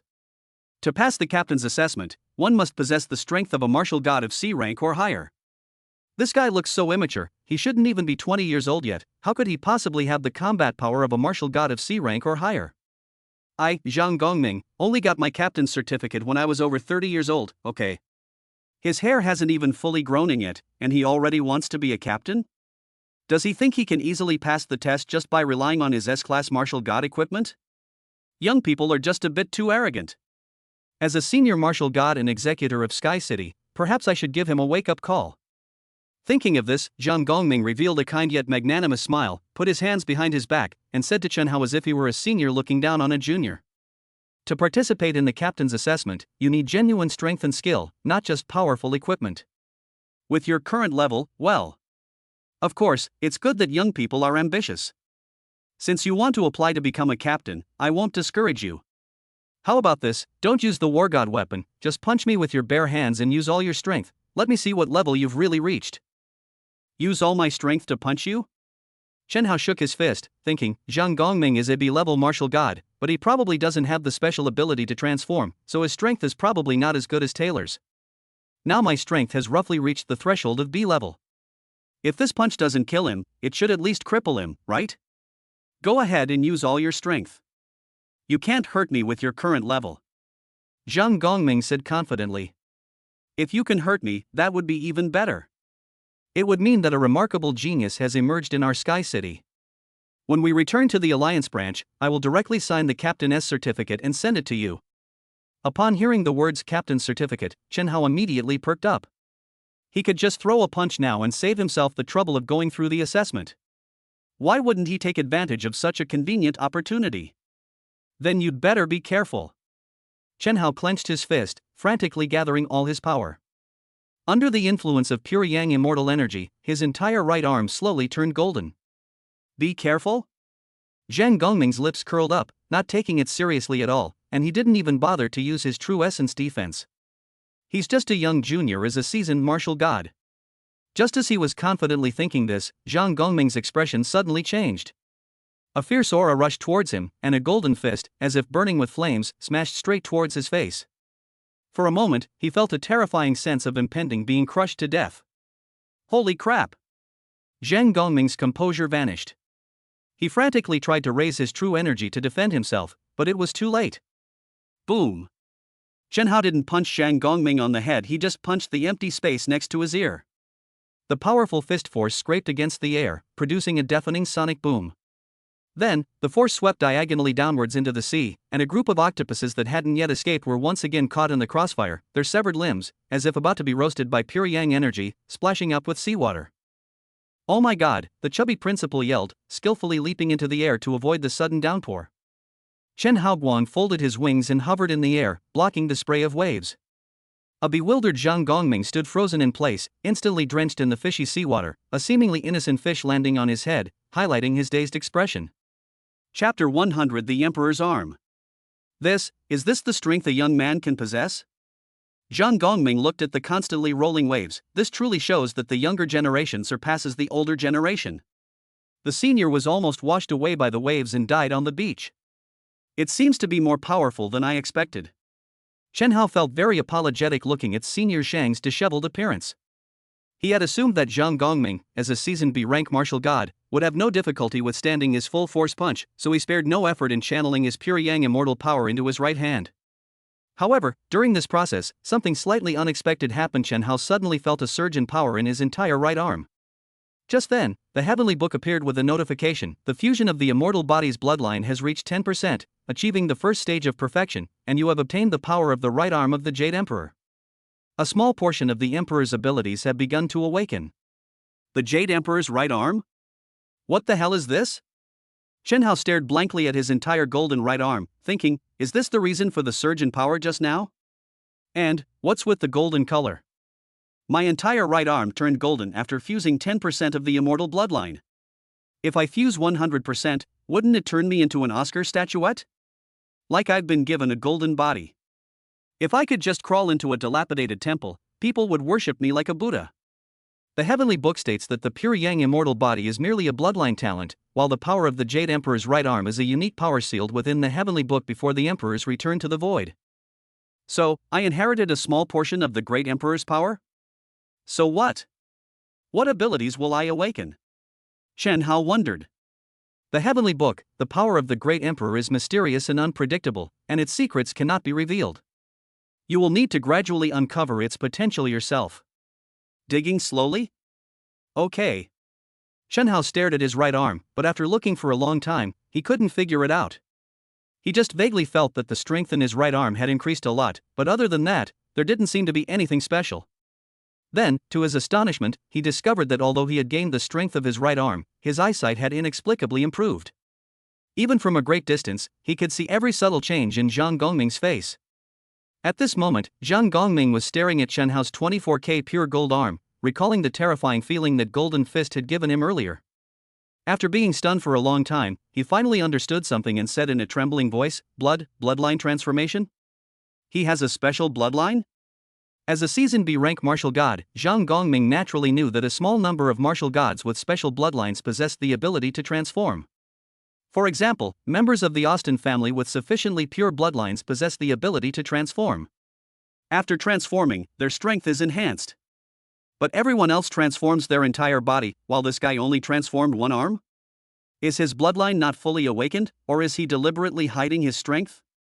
He's too good at hiding his true power. I was actually about to take a punch from him just now? Zhang Gongming thought with trepidation. Luckily, this guy isn't a bad person. He deliberately missed with his punch just now, otherwise I would have lost at least half my life. Senior Zhang Chen Hao interrupted Zhang Gongming's thoughts, pointed to his ear which had been scratched by the force of the punch, and said, "You just said that if I hurt you, you would have to help me get the Captain's certificate when we get back, right?" This. Zhang Gongming looked embarrassed, only then realizing that he had exaggerated a bit. As one of the deacons of the Alliance branch, he does have some authority over the captain's assessment. However, he was not the only deacon. In other words, if Chen Hao wants to get the certificate directly, others must also agree. Am I, Zhang Gongming, supposed to pay for those guys' drinks out of my own pocket and then run errands for Chen Hao, smoothing things over? Zhang Gongming thought aggrievely, how can I be so wronged? He's the one who applied to become the captain, shouldn't he be the one to do all these troublesome things? Senior? Chen Hao, unfamiliar with these matters, looked at him with suspicion and said, "You wouldn't go back on your word, would you?" It's a piece of cake. Leave it to me. Zhang Gongming was about to complain a bit, but when he saw Chen Hao's 24K pure gold fist, he immediately shuddered. Although he knew Chen Hao didn't seem to have any ill intentions, the intimidating feeling emanating from those fists was truly terrifying. He thought to himself, anyway, Chen Hao has the ability to become a captain. It's not too much trouble for me to run errands and pull some strings with my colleagues. Seeing Zhang Gongming's reaction, Chen Hao was puzzled and thought to himself, is that golden fist really that scary? He tentatively dispersed his pure yang immortal power, allowing his entire arm to slowly return to its original state, at which point Zhang Gongming, who was in the distance, breathed a slight sigh of relief. The portly principal, however, seemed lost in thought. Gazing at the vast ocean in the distance, and considering Chen Hao's unparalleled talent, his eyes were filled with worry. Zhang Gongming also thought of something, and slowly calmed himself down, no longer thinking about Chen Hao and the captain. After all, there were more important things to do right now. Principal Pang, do you know any secrets about that island? Zhang Gongming said solemnly, following your advice, I specifically found a few sea monsters to do sample testing. The test results were just as you predicted. These monsters living in the sea are not water attribute ferocious beasts, but rather dark attribute demons. It's really strange. Ha, ha, ha. I was just guessing. The chubby principal laughed loudly, but refused to reveal the secret he knew. Most sea monsters are aquatic creatures, that's common sense. Why do you guess they're all dark creatures? Zhang Gongming found this rather unusual. Chen Hao looked at the chubby principal with a puzzled expression. In terms of strength, the chubby principal might be weak, not even reaching the level of a martial god. But in terms of knowledge and experience, there should be few people in the entire Sky City who could surpass the senior alliance principal. Meaning their gazes, the chubby principal couldn't help but feel a little guilty, and changed the subject, saying, guessing is just guessing. Before we see that island, any deductions are just guesses. Let's not waste time and set off as soon as possible. That makes a lot of sense. Zhang Gongming and Chen Hao were certainly puzzled, but since the chubby principal wouldn't say for sure, they didn't press the matter further. The three of them hurried towards the island as quickly as possible. Along the way, they encountered many more weak and strange groups. The chubby principal looked at the black octopuses and sea monsters, his worry growing ever deeper. The East China Sea should be a safe zone. So many sea monsters shouldn't have appeared out of nowhere. Could it be that, as I suspect, these were originally ordinary, unevolved sea beasts that were infected by some kind of force and slowly turned into monsters? And it just so happens to have turned into a dark attribute monster. Could it be that the ancient monsters recorded in ancient texts really exist? Lost in thought, the distant island drew ever closer. The three stared at its silhouette, then froze in place. Chapter 101 Legends and Fairies. Not far away, black fog obscured the sky and the small, isolated island was shrouded in the black fog, as if it were being grasped in the palm of a large black hand. Secluded by the black mist, the island's true appearance could not be seen, but terrifying roars of beasts could be heard one after another. Beep beep beep. The detectors on Zhang Gongming and the chubby principal emitted sharp beeps, and blood-red text repeatedly appeared on them, warning. Warning. Violet energy fluctuation detected ahead. Conservatively estimated danger level, A. Danger level A? That means there might be a level ferocious beasts on the island? Zhang Gongming's expression was extremely serious. With such chaotic roars, there might be more than one A-level ferocious beast on the island. What kind of place is this? I've passed through here countless times during missions before, and I've never found any ferocious beasts here. The chubby principal's expression grew even more worried. Perhaps the ancient legends really do exist. What legend? Chen Hao asked, puzzled. I don't know the specifics. It's just a legend I stumbled upon while browsing through ancient books, said the chubby principal. It said that a terrifying monster once appeared in the area of the Minghai County on the ancient continent, which is now near Changcheng City. No one knows what the monster was, and the records in the ancient books are very vague. There are at least 3 versions circulating. Some records describe the demon as a black dragon, immortal and indestructible, capable of annihilating thousands of cultivators with a single sweep of its tail. Other records describe it as a terrifyingly alluring woman. No matter how upright or powerful a man may be, a single glance from her will cause him to kneel before her black dress and become her most loyal servant. Still other records state that the demon is the source of a viral plague. Whether human or beast, anyone infected with this virus will go mad and transform into a demonized monster. Zhang Gongming said, if the legends are true, are we now in the lair of demons? Are the ferocious beasts nearby all monsters that have been corrupted by demons?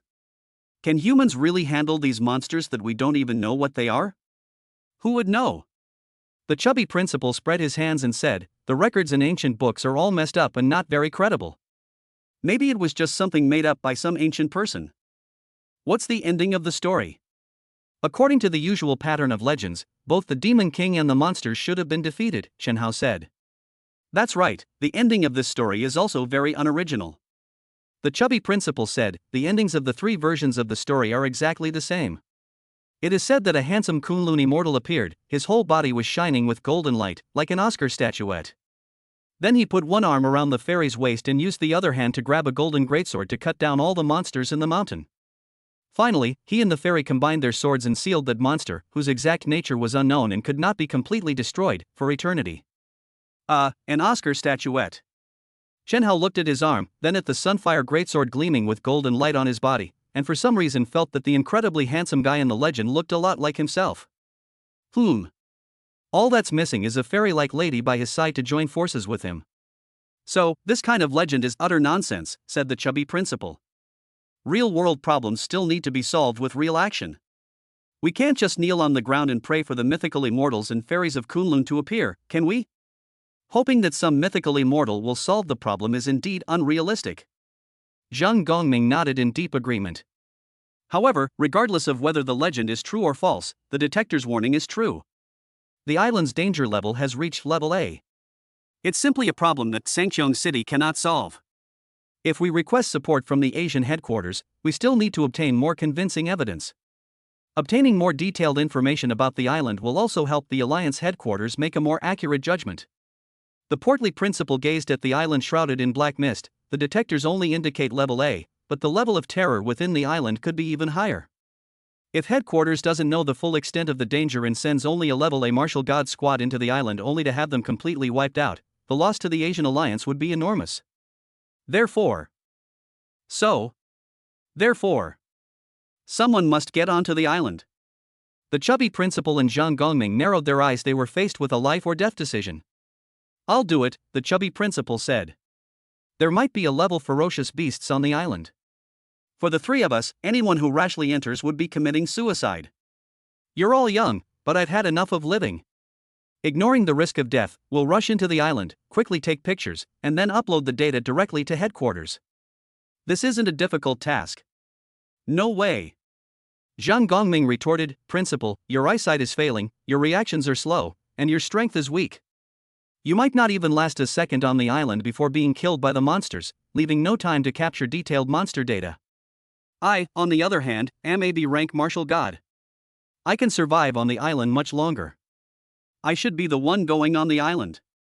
It's precisely because I'm too old and useless that I have to make a sacrifice at this moment. Otherwise, why do you think I would have stubbornly insisted on coming with you? The chubby principal said, You and Chen Hao are both very promising martial arts masters.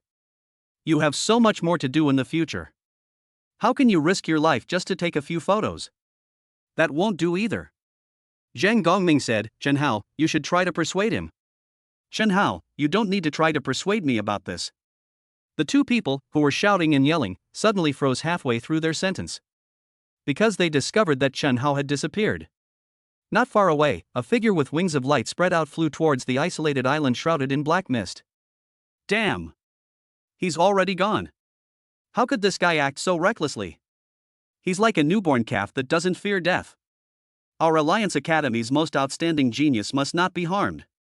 The two people yelled and quickly chased after him, trying to pull Chen Hao back. It's just taking a look inside the island, how difficult can it be? Why make it sound like a life or death situation? Chen Hao muttered to himself, not taking the danger of the isolated island seriously at all, and instead accelerated his rush into the black fog. He has the ability to slow down time and space, and he's protected by S-class equipment, so what's there to be afraid of? I was just taking a stroll around the island. Even if I was really bad, I shouldn't have been instantly killed by an A-level monster, right? Chen Hao fearlessly charged into the black mist. The outline of the island gradually became clearer, and the roars of countless beasts grew increasingly distinct. Then, he saw familiar corpses scattered all over the ground. A king-rank C-class monster, a death knight? Piles and piles of corpses? A large number of king-rank B-class monsters, the two-headed hellhounds, died like wild dogs? At least 10 of the dark mammoth beasts, emperor-level monsters with strength comparable to martial god A rank, have died? Chen Hao stared blankly at the vast number of ferocious beast corpses, completely bewildered. He wondered, was the roar of the beasts he heard outside actually a scream, the wailing of beasts being crushed and slaughtered by someone? Who on earth did this? Just then, a figure dressed in ancient Hanfu, seemingly transported from ancient times or descended from heaven, appeared in his sight. Chapter 102 almost instantly killed. The sounds of booming and explosions could be heard from time to time as the woman in the white fairy dress walked forward alone and silently. She swung her sword, and the 11 dark mammoth behemoth, as tall as a small mountain, was instantly killed. She swung her sword again, and the hideous and terrifying undead bone dragon fell apart. She took a step forward, her white fairy dress fluttering in the wind, causing the seemingly powerful beasts to scatter like a flock of sheep. A colossal mammoth, terrified of being killed, trembled, its legs weak, and knelt on the ground, wishing it could submit to her feet and become her tamed mount. The wild beasts galloped about, and the entire island trembled slightly. Standing on the island, she single-handedly crushed all the ferocious beasts on the island with just her sword. Wow, what a fierce woman! Chen Hao's eyes widened, thinking, I've always thought of myself as a superhuman. But this woman is the real superhuman, isn't she? Is this the legendary S-class combat power? Or even stronger? Zhang Gongming appeared behind Chen Hao at some point, looking at the ancient fairy in the distance, and for some inexplicable reason, he thought of the myths and legends that the chubby principal had mentioned. Or is she really a fairy? Dealing with monsters in the mortal world is like stepping on ants? Oh my god! There really is a fairy descending to Earth. Without thinking, the chubby principal raised his camera and started snapping away. In his opinion, the monsters appearing on the island deserve to be filmed. And the powerful and beautiful fairies, who seem to belong only in the heavens, certainly deserve to be filmed too. The clicking of camera shutters was drowned out by the howls of the beasts, but the camera flash stood out starkly in the thin black mist, like an eye flickering in the darkness. What kind of bird monster is this? The fairy caught a glimpse of a dark shadow in the air during the battle, and without thinking, drew her sword and slashed. Then, a terrifying sword light dispelled the black mist and fell directly towards Chen Hao and the other two. Oh my god! The chubby principal was so startled he almost dropped his camera. Holy crap! Your crappy camera is going to kill me. Zhang Gongming was so scared that he broke out in a cold sweat. I'm the one who's really screaming. Chen Hao, standing at the very front, couldn't help but want to curse. Are you kidding me? This fairy can kill an A-level mammoth behemoth and a necromancer bone dragon with a single sword strike. Since arriving on the island, she has never been seen using his second move to kill monsters. If you were hit by a sword like that, even 8 lives wouldn't be enough to kill you. Chen Hao wanted to dodge, and even considered using time-space deceleration to help him escape, but the speed of that sword light was just too fast. He was afraid that the moment the time-space deceleration effect took effect, the sword energy would hit his face. Therefore, at the critical moment, he had no choice but to retract his light wings, turning the light wings of his S-class battle armor into an energy shield. However, the once indestructible S-class armor shield shattered into countless particles of light after only 0.03 seconds in the face of that terrifying sword energy. What the hell? Chen Hao was genuinely terrified this time, his heart pounding with frustration.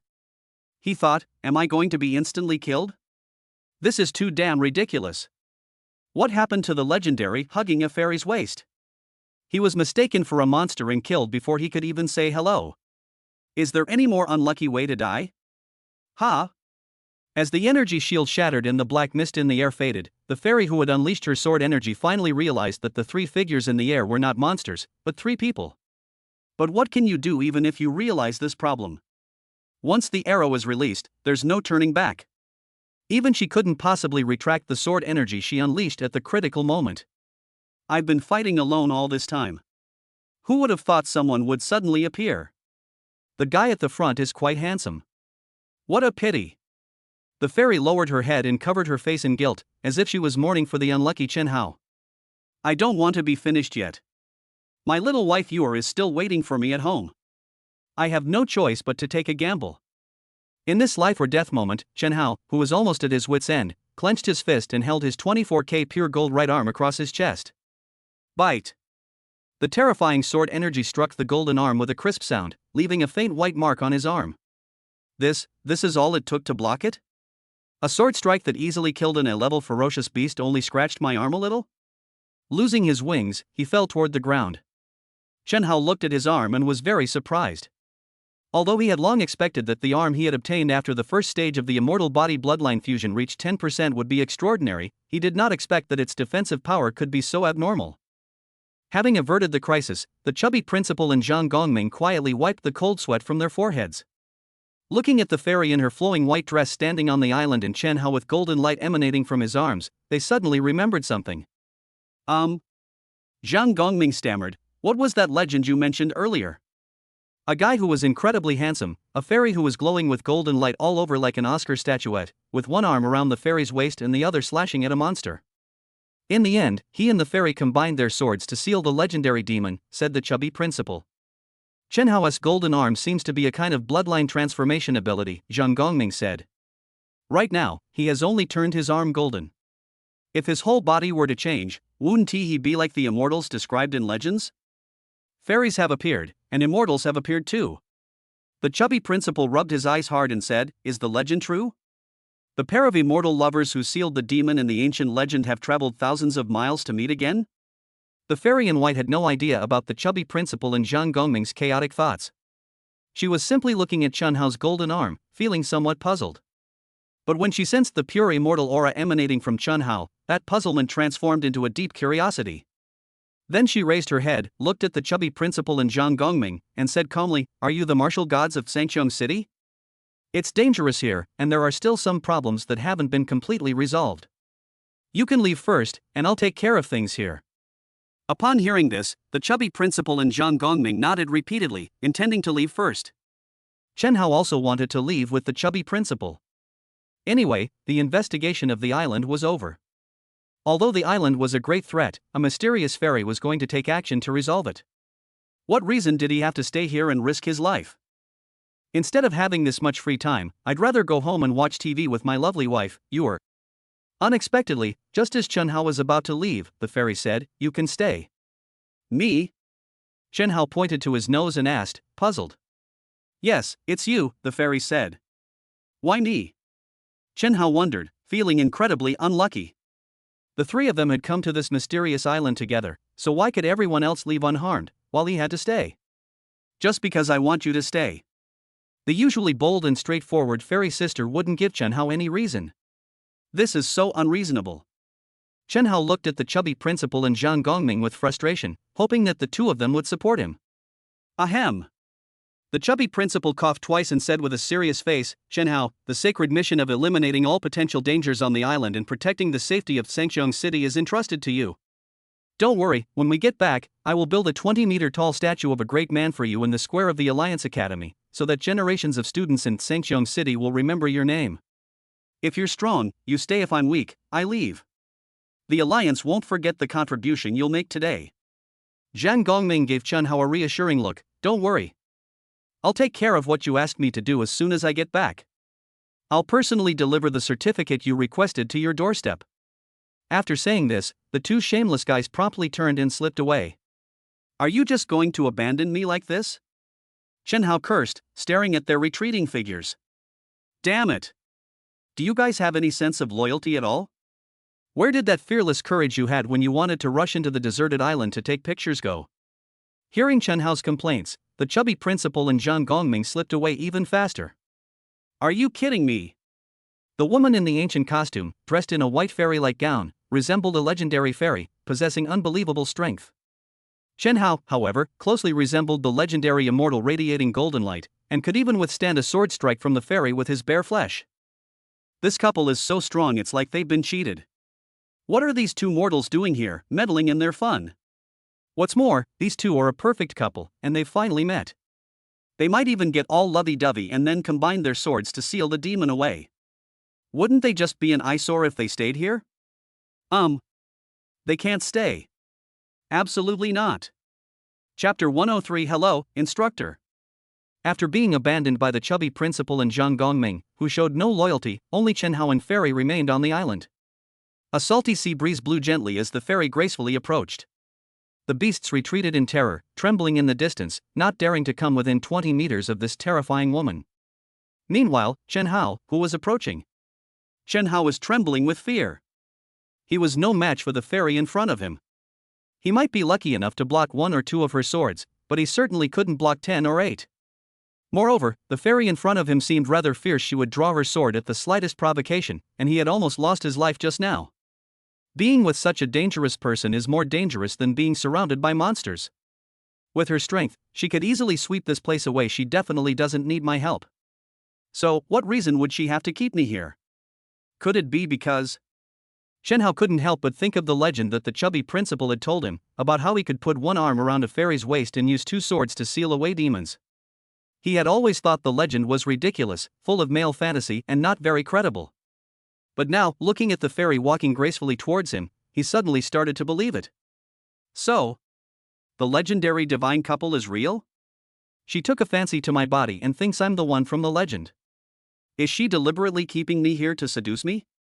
Shen Hao helplessly hugged his shoulders, then sadly realized that if the fairy sister in front of him really wanted to do something to him, he really had no ability to resist. Your name seems to be Chen Hao. The fairy looked Chen Hao up and down with interest. How old are you? 19, Chen Hao answered honestly. Quite young. The fairy's gaze fell on Chen Hao's arm, sensing the already quite abundant pure young immortal power emanating from him. She nodded with some satisfaction and continued to ask, what sector school do you belong to? Who is your master? Chen Hao thought to himself, first they asked about my age, and now they're asking about my family background. Is this some kind of background check? Why do I feel like I've already entered blind date mode? Ahem. I still don't know how to address you, young lady. Chen Hao did not answer the fairy's question. I'm not used to answering other people's questions while I'm asking mine, the fairy said. Tell me who your teacher is first. Damn. This girl's got some nerve. Chen Hao really wanted to turn around and leave, refusing to answer the fairy's question. However, when he saw the sword in the fairy's hand, he had no choice but to give up that idea. He couldn't win a fight, and he couldn't escape either.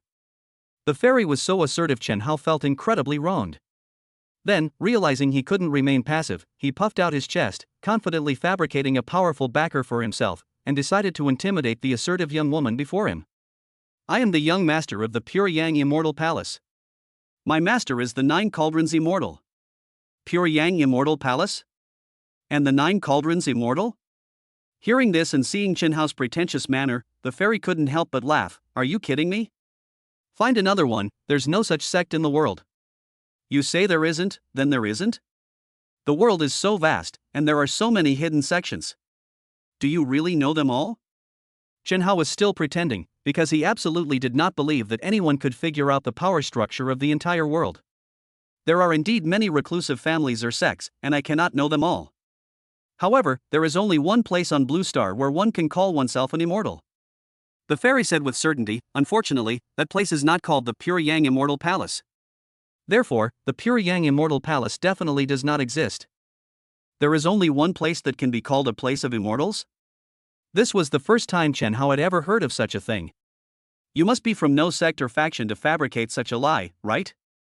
The fairy thought to herself, immortal bloodlines are 1 in a billion, and today I've actually caught someone with the same immortal bloodline. And coincidentally, he's from no sect or faction. He's a real treasure. It would be such a waste to let him go. I'll grab him first. Who says I'm without a sect or school? Chen Hao was thinking about the story the chubby principal had told him. Where did the legendary, incredibly handsome immortal come from?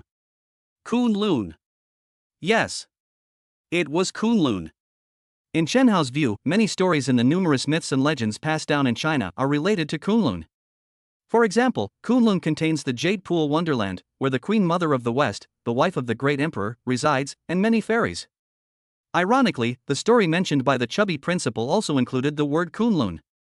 Chen Hao had reason to believe that if there was only one place in the world that could be called immortal, that mysterious place was most likely Kunlun. Kunlun. Actually, I am from Kunlun. Are you from Kunlun? The fairy sister's expression turned strange, as if she was suppressing a laugh, and then she nodded at Chen Hao with satisfaction. Looking at her suddenly friendly attitude, Chen Hao wondered to himself, could she be scared? Since you want to become a member of Kunlun, that's easy, the fairy said. If you are willing to kneel down and kowtow to me to become my disciple, you can truly become a member of Kunlun. Ha? Becoming your disciple means I'm from Kunlun? Chen Hao was confused again, thinking he was exposed for impersonating someone from Chunyang Immortal Palace, and now he's impersonating someone from Kunlun, and he just happened to run into someone from Kunlun. Did I use up all my good luck before? Why am I so unlucky? However, upon further reflection, he realized that this wasn't just bad luck, he had simply stumbled upon it. There's only one place that dares to call itself an immortal. The ancient-clad girl before me always refers to herself as a fairy, of course, she can only be from Kunlun. As Chen Hao pondered, his train of thought became clearer and clearer. He carefully examined the fairy dressed in ancient costume and suddenly thought of something else. He had been misled by the legends spread by the chubby principal, and thought that the fairy in front of him was just like the fairy in the legends. Even though she was wearing ancient costume, he didn't think there was anything special about her. But come to think of it seriously, it's 2019 already. Who would like to wear ancient costumes like Hanfu? Even if they are from a reclusive family or a sacred mountain, there's no need for them to wear ancient costumes. She has this peculiar fetish for ancient costumes. And she's ridiculously strong, capable of instantly killing an A-level monster with a single move, and her personality is so assertive and fierce. It's a perfect match. Every detail is exactly the same as the instructor sister described by Yen Ji and Yen Yuer. Could it be such a coincidence? Why are you looking at me with such a strange look? The fairy didn't bother with beating around the bush and said directly, "Let me be frank. The reason I kept you here is because I see that you have extraordinary talent and I want to take you as my disciple. Before we go any further, may I ask you a question?" Chen Hao asked. Go ahead and ask. The fairy didn't like being asked random questions before she had finished her business, but what could she do when this little guy in front of her was both handsome and had potential, making her somewhat fond of him? Do people from Kunlun like to wear ancient costumes? Chen Hao asked cautiously. I just like it myself. The fairy looked at her clothes and said without any hesitation, "It makes me look more ethereal." It looks ethereal. Upon hearing this, Chen Hao was completely certain of his guess. Back in the martial god realm, when Yen Ji first mentioned her instructor, she said the same thing. He even casually remarked at the time, "This fairy-like instructor is quite narcissistic." This means, "Hello, instructor," Chen Hao called out tentatively. "Ha?" The fairy looked at Chen Hao in surprise. "How do you know that I was an instructor on Spirit Butterfly Island for a period of time? There have never been any male martial gods on Spirit Butterfly Island. Do you know Yuer and Yen Ji?"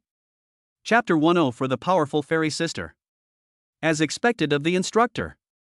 Hearing the fairy personally acknowledge his identity, Chen Hao suddenly felt much more at ease with the woman in ancient costume in front of him.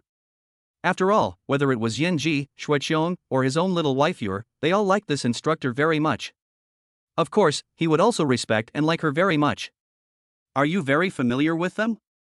The fairy looked at Chen Hao with much gentler eyes, vaguely feeling that Chen Hao might be a friend of Yen Ji or Yuer.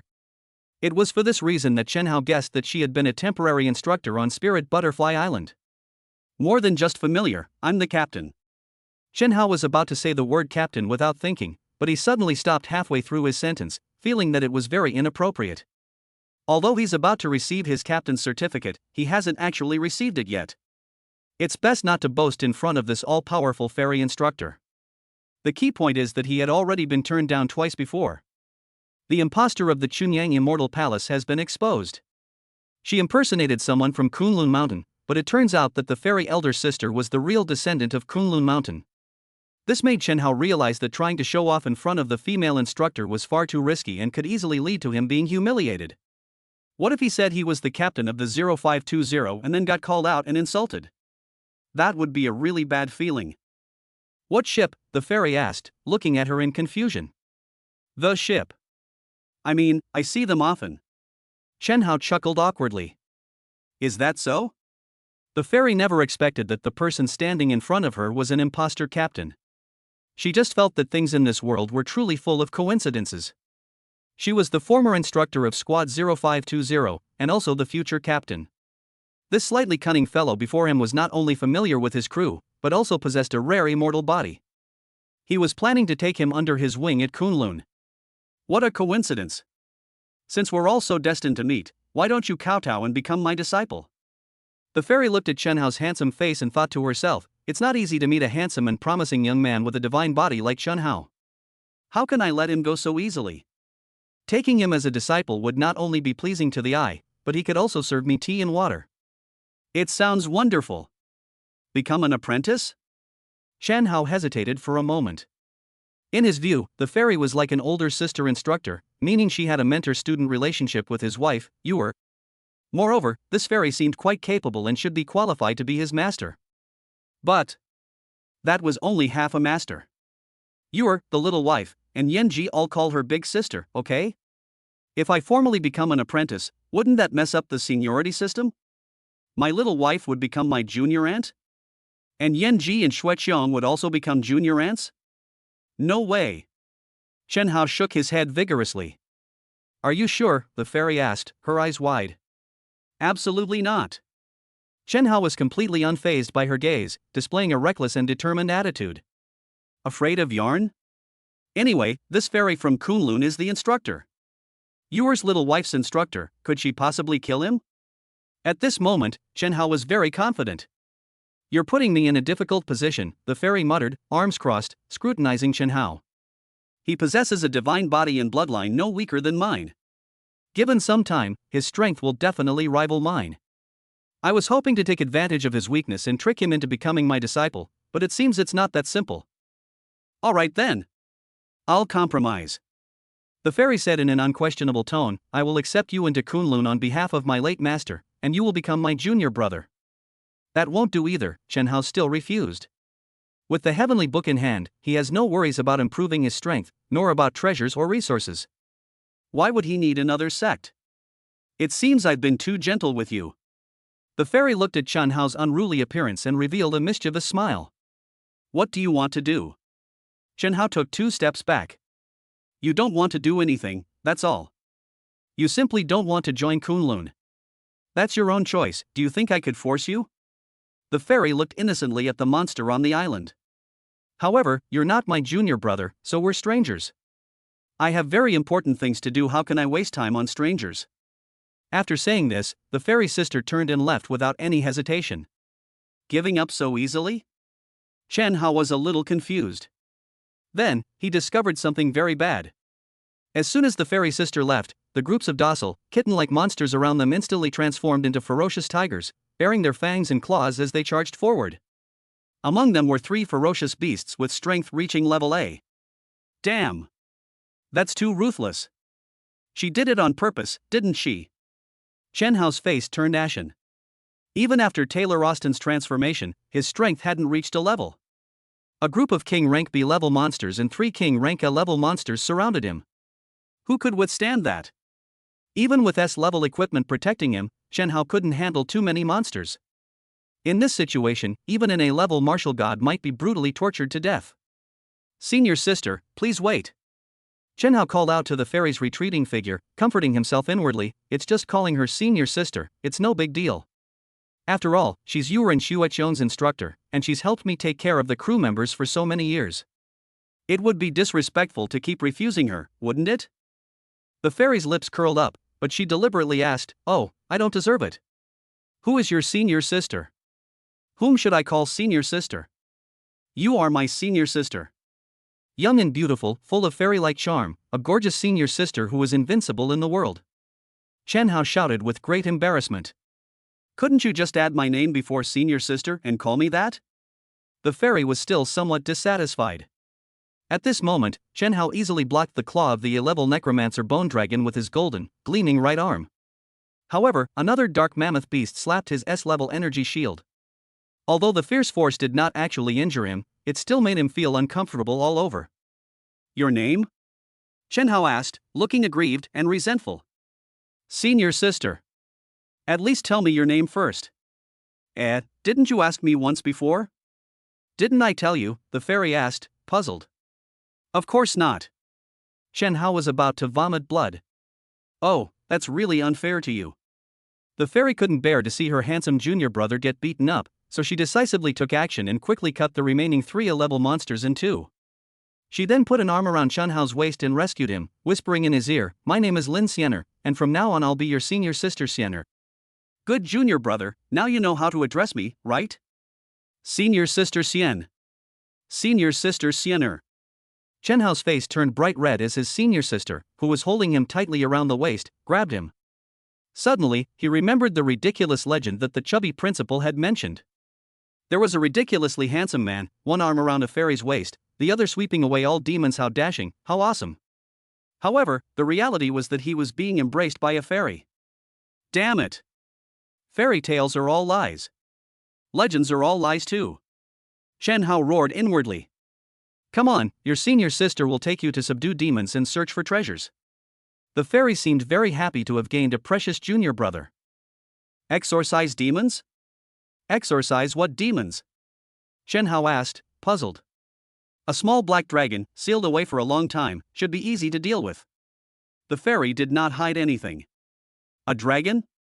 A dark dragon? The legend the chubby principal told me is actually true? Chen Hao was secretly shocked.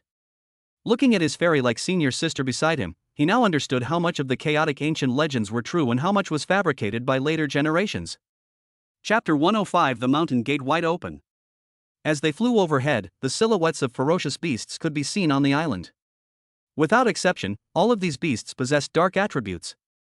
In the waters surrounding the island, sea monsters swam away in panic. Where exactly is this place?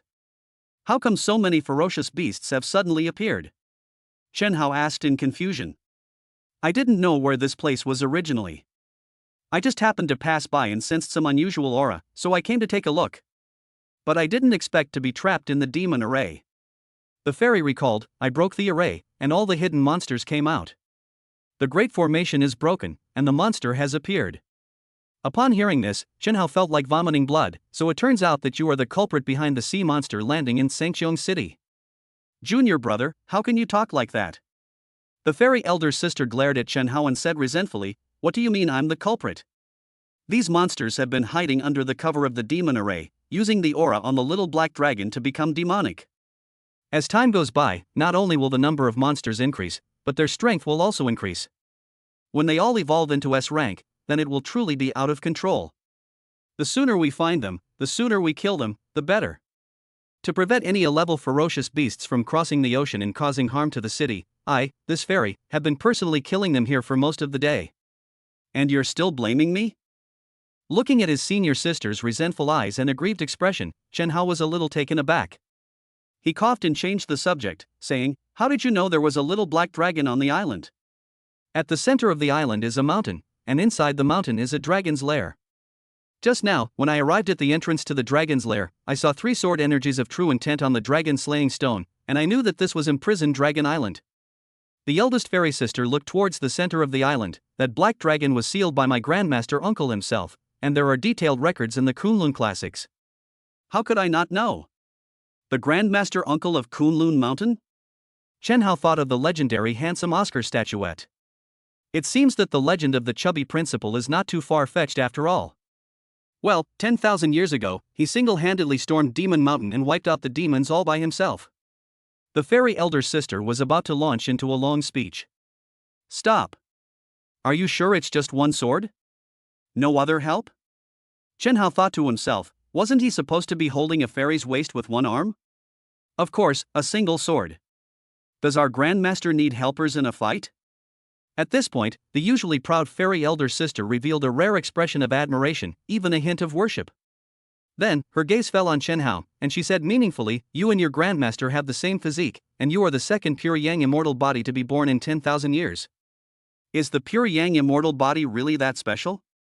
Chen Hao was a little confused. Of course it's special, the fairy elder sister stopped abruptly halfway through her sentence, muttering to herself, in the 8 trigrams of Qian and Koan, Qian is at the top, representing pure yang. Among the 8 swords of Kunlun, the Qian sword intent is also the most powerful. Although my pure and immortal body is at the same level as this guy, according to the order of the 8 trigrams, it is slightly lower than his. Why should I tell him something that makes him so proud? While he knows nothing, before he gets too strong, I'll train someone comparable to my grandmaster uncle into a well-behaved and obedient junior brother. Just thinking about it makes me happy. I could laugh out loud in my dreams.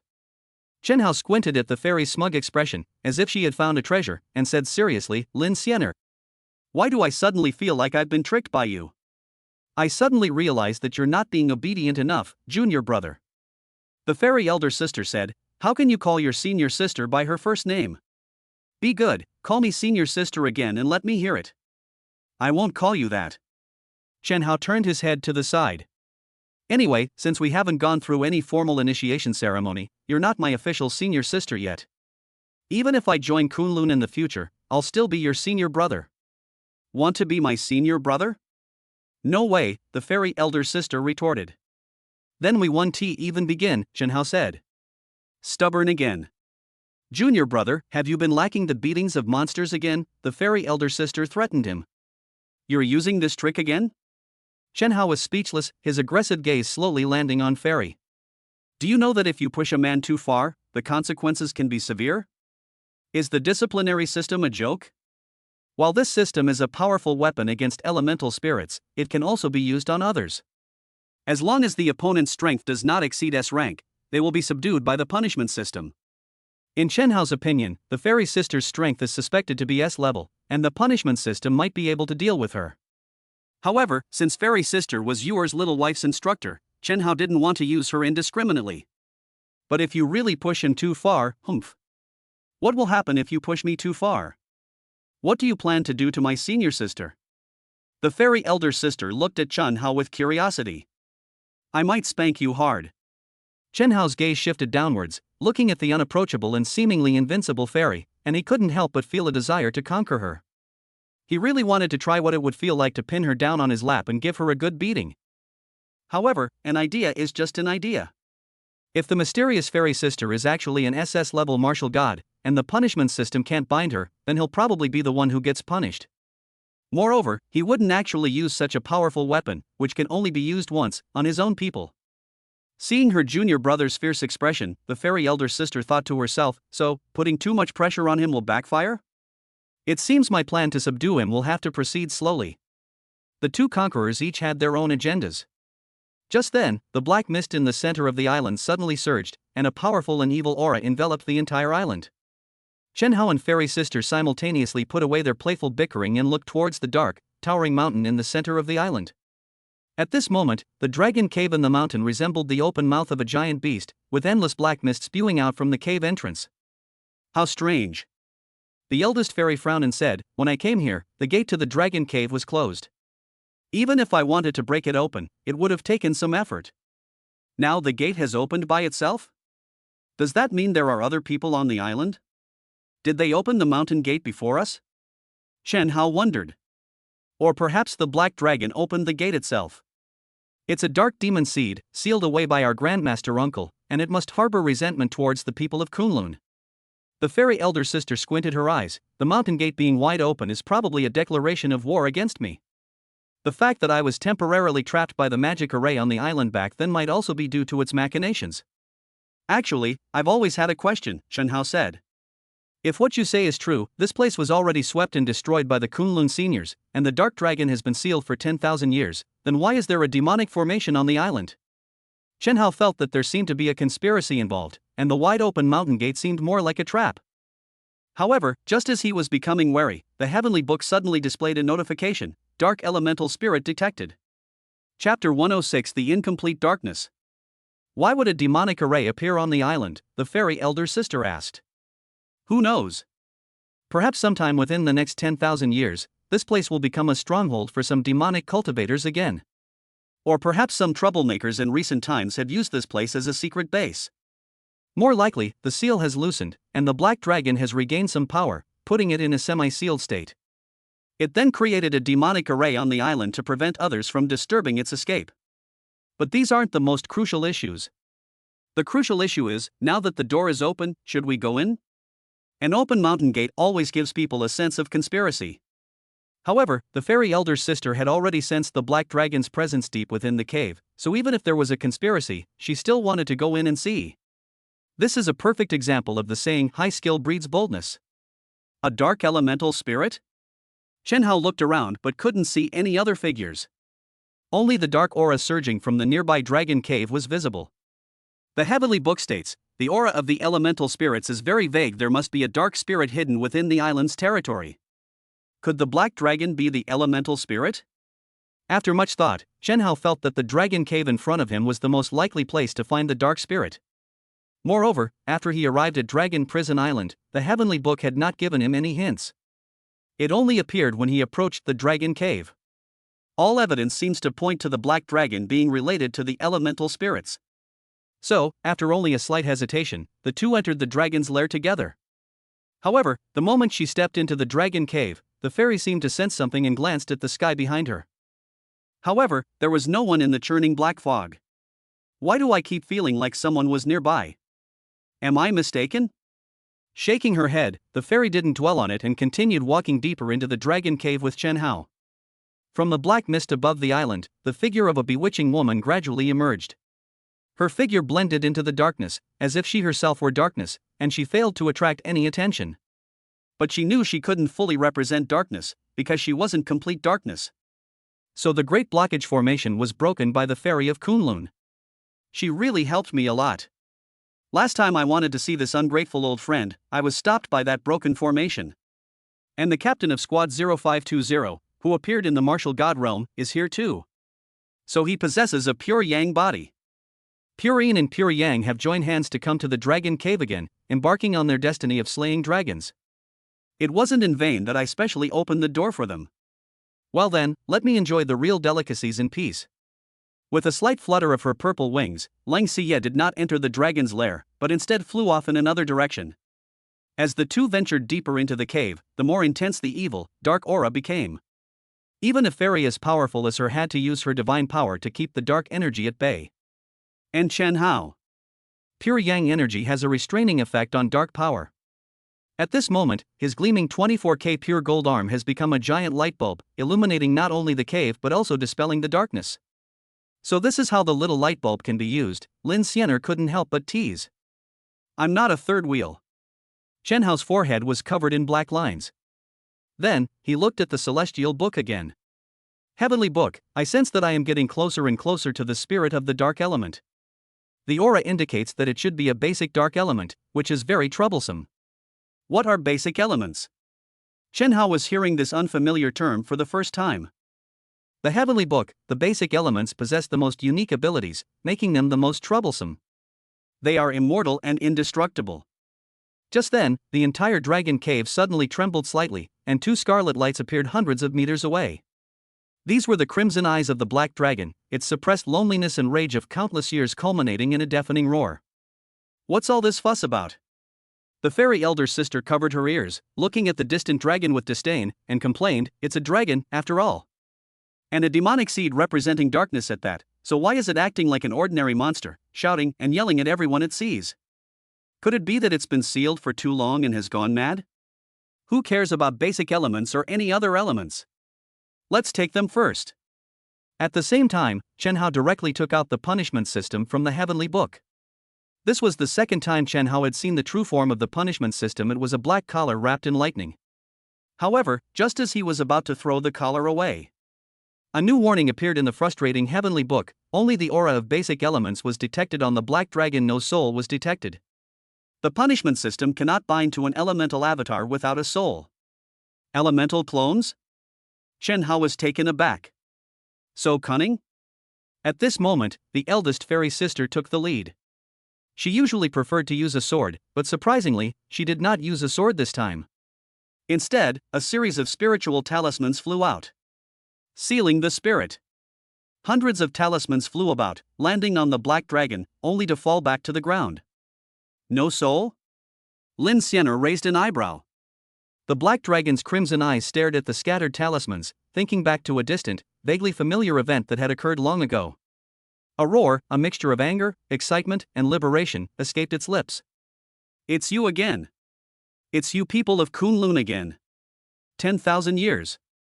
Do you know how I've spent these 10,000 years? For 10,000 years, I, the immortal Dark King, the dark dragon who could roam the 9 heavens, have been trapped like a mouse in this cramped, rat hole like hellhole. Do you know how painful that was? The 5 dark demons deserve to be imprisoned for 100 million years.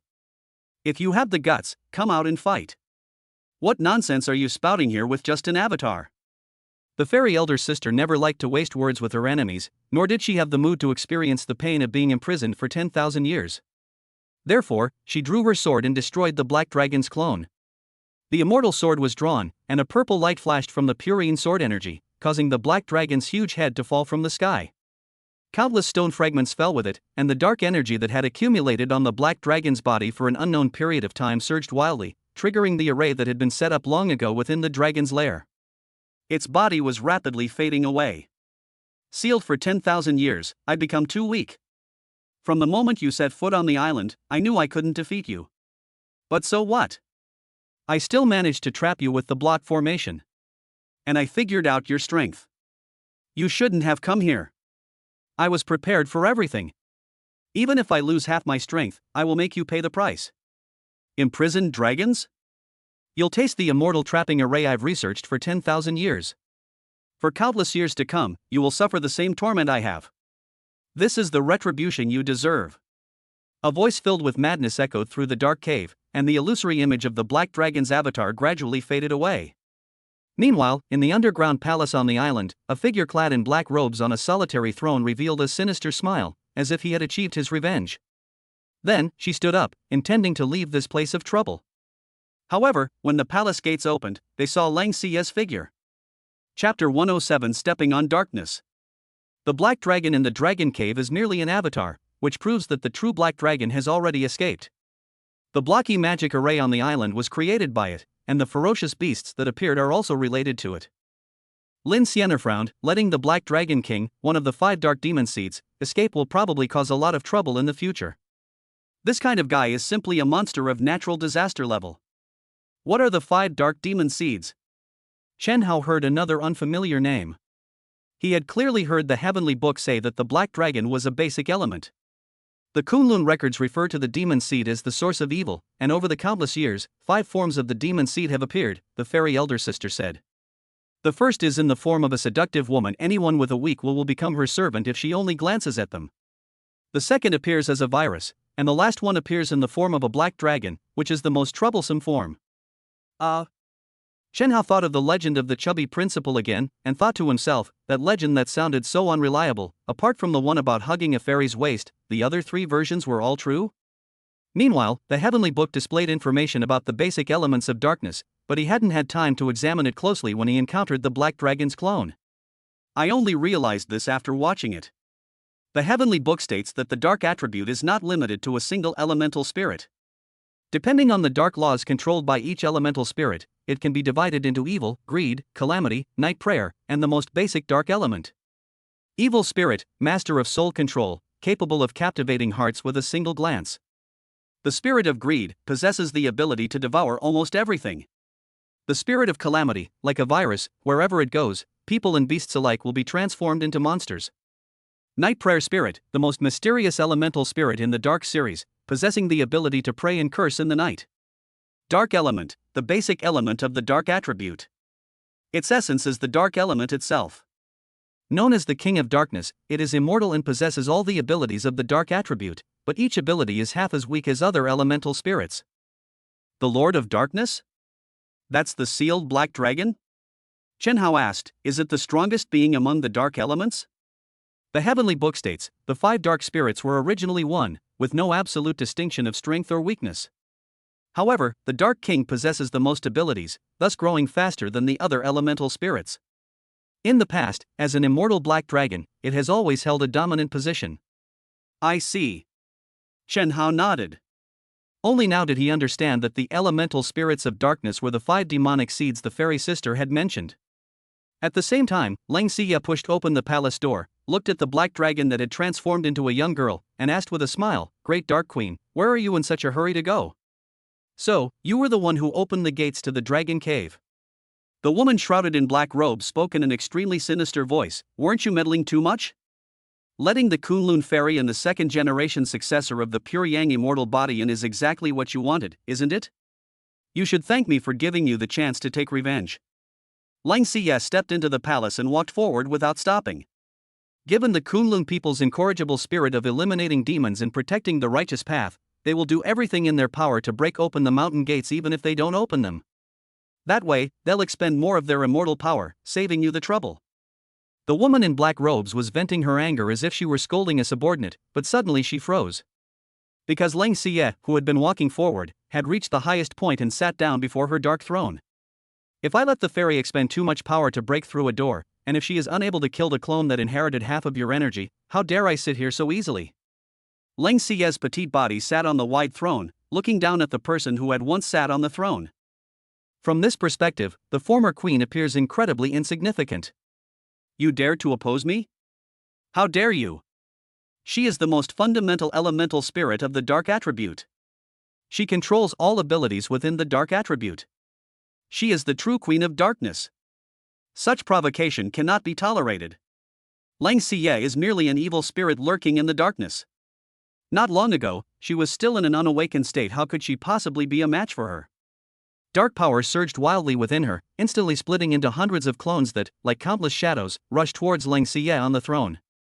Has your majesty forgotten that my abilities are specifically designed to target souls, and that the techniques of creating clones are useless against me? Leng Xie remained seated on the throne, glancing indifferently at one of the 100 shadows. With just one glance, it was as if he could see right through a person's soul. Soul stealing. In an instant, all the clones and phantoms disappeared. On the steps below the throne, only a woman in black robes remained, standing stiffly in place, horrified to find that she could no longer move. Why don't you turn around? Leng Xie rested her hand on her forehead, half reclining on the wide chair, her charming little mouth uttering soft murmurs. This tone is as if you are discussing something with someone. However, the queen, who was actually the black dragon, turned around as obediently as a puppet on strings. Terror filled her eyes. She knew perfectly well what she was doing, yet she had absolutely no control over her body. Then, how about kneeling down? Leng Xie's soft and alluring voice still sounded like she was negotiating with someone. But to the Black Dragon Queen, her voice was more terrifying than that of a demon from hell. Then, the noble and proud woman knelt down. You weren't awakened when we last met. How come you are now? At this moment, the Black Dragon Queen still had the ability to think and speak. But the instant she knelt down, she realized that she might soon lose even the ability to speak and think. So, cutting off his own rambling with concise words, he said as fast as he could, I agree. I agree to your request from last time. You're kneeling so far away, you can't hear very well, Leng Xie chuckled. Why don't you crawl over here first? Crawl? The Black Dragon Queen hesitated, still feeling ashamed, but her body was already uncontrollably crawling towards the woman on the noble throne. It really looks like a little female, oh. Not a dog. A dark dragon that roams the 9 heavens, riding it as a mount would seem like a very nice thing.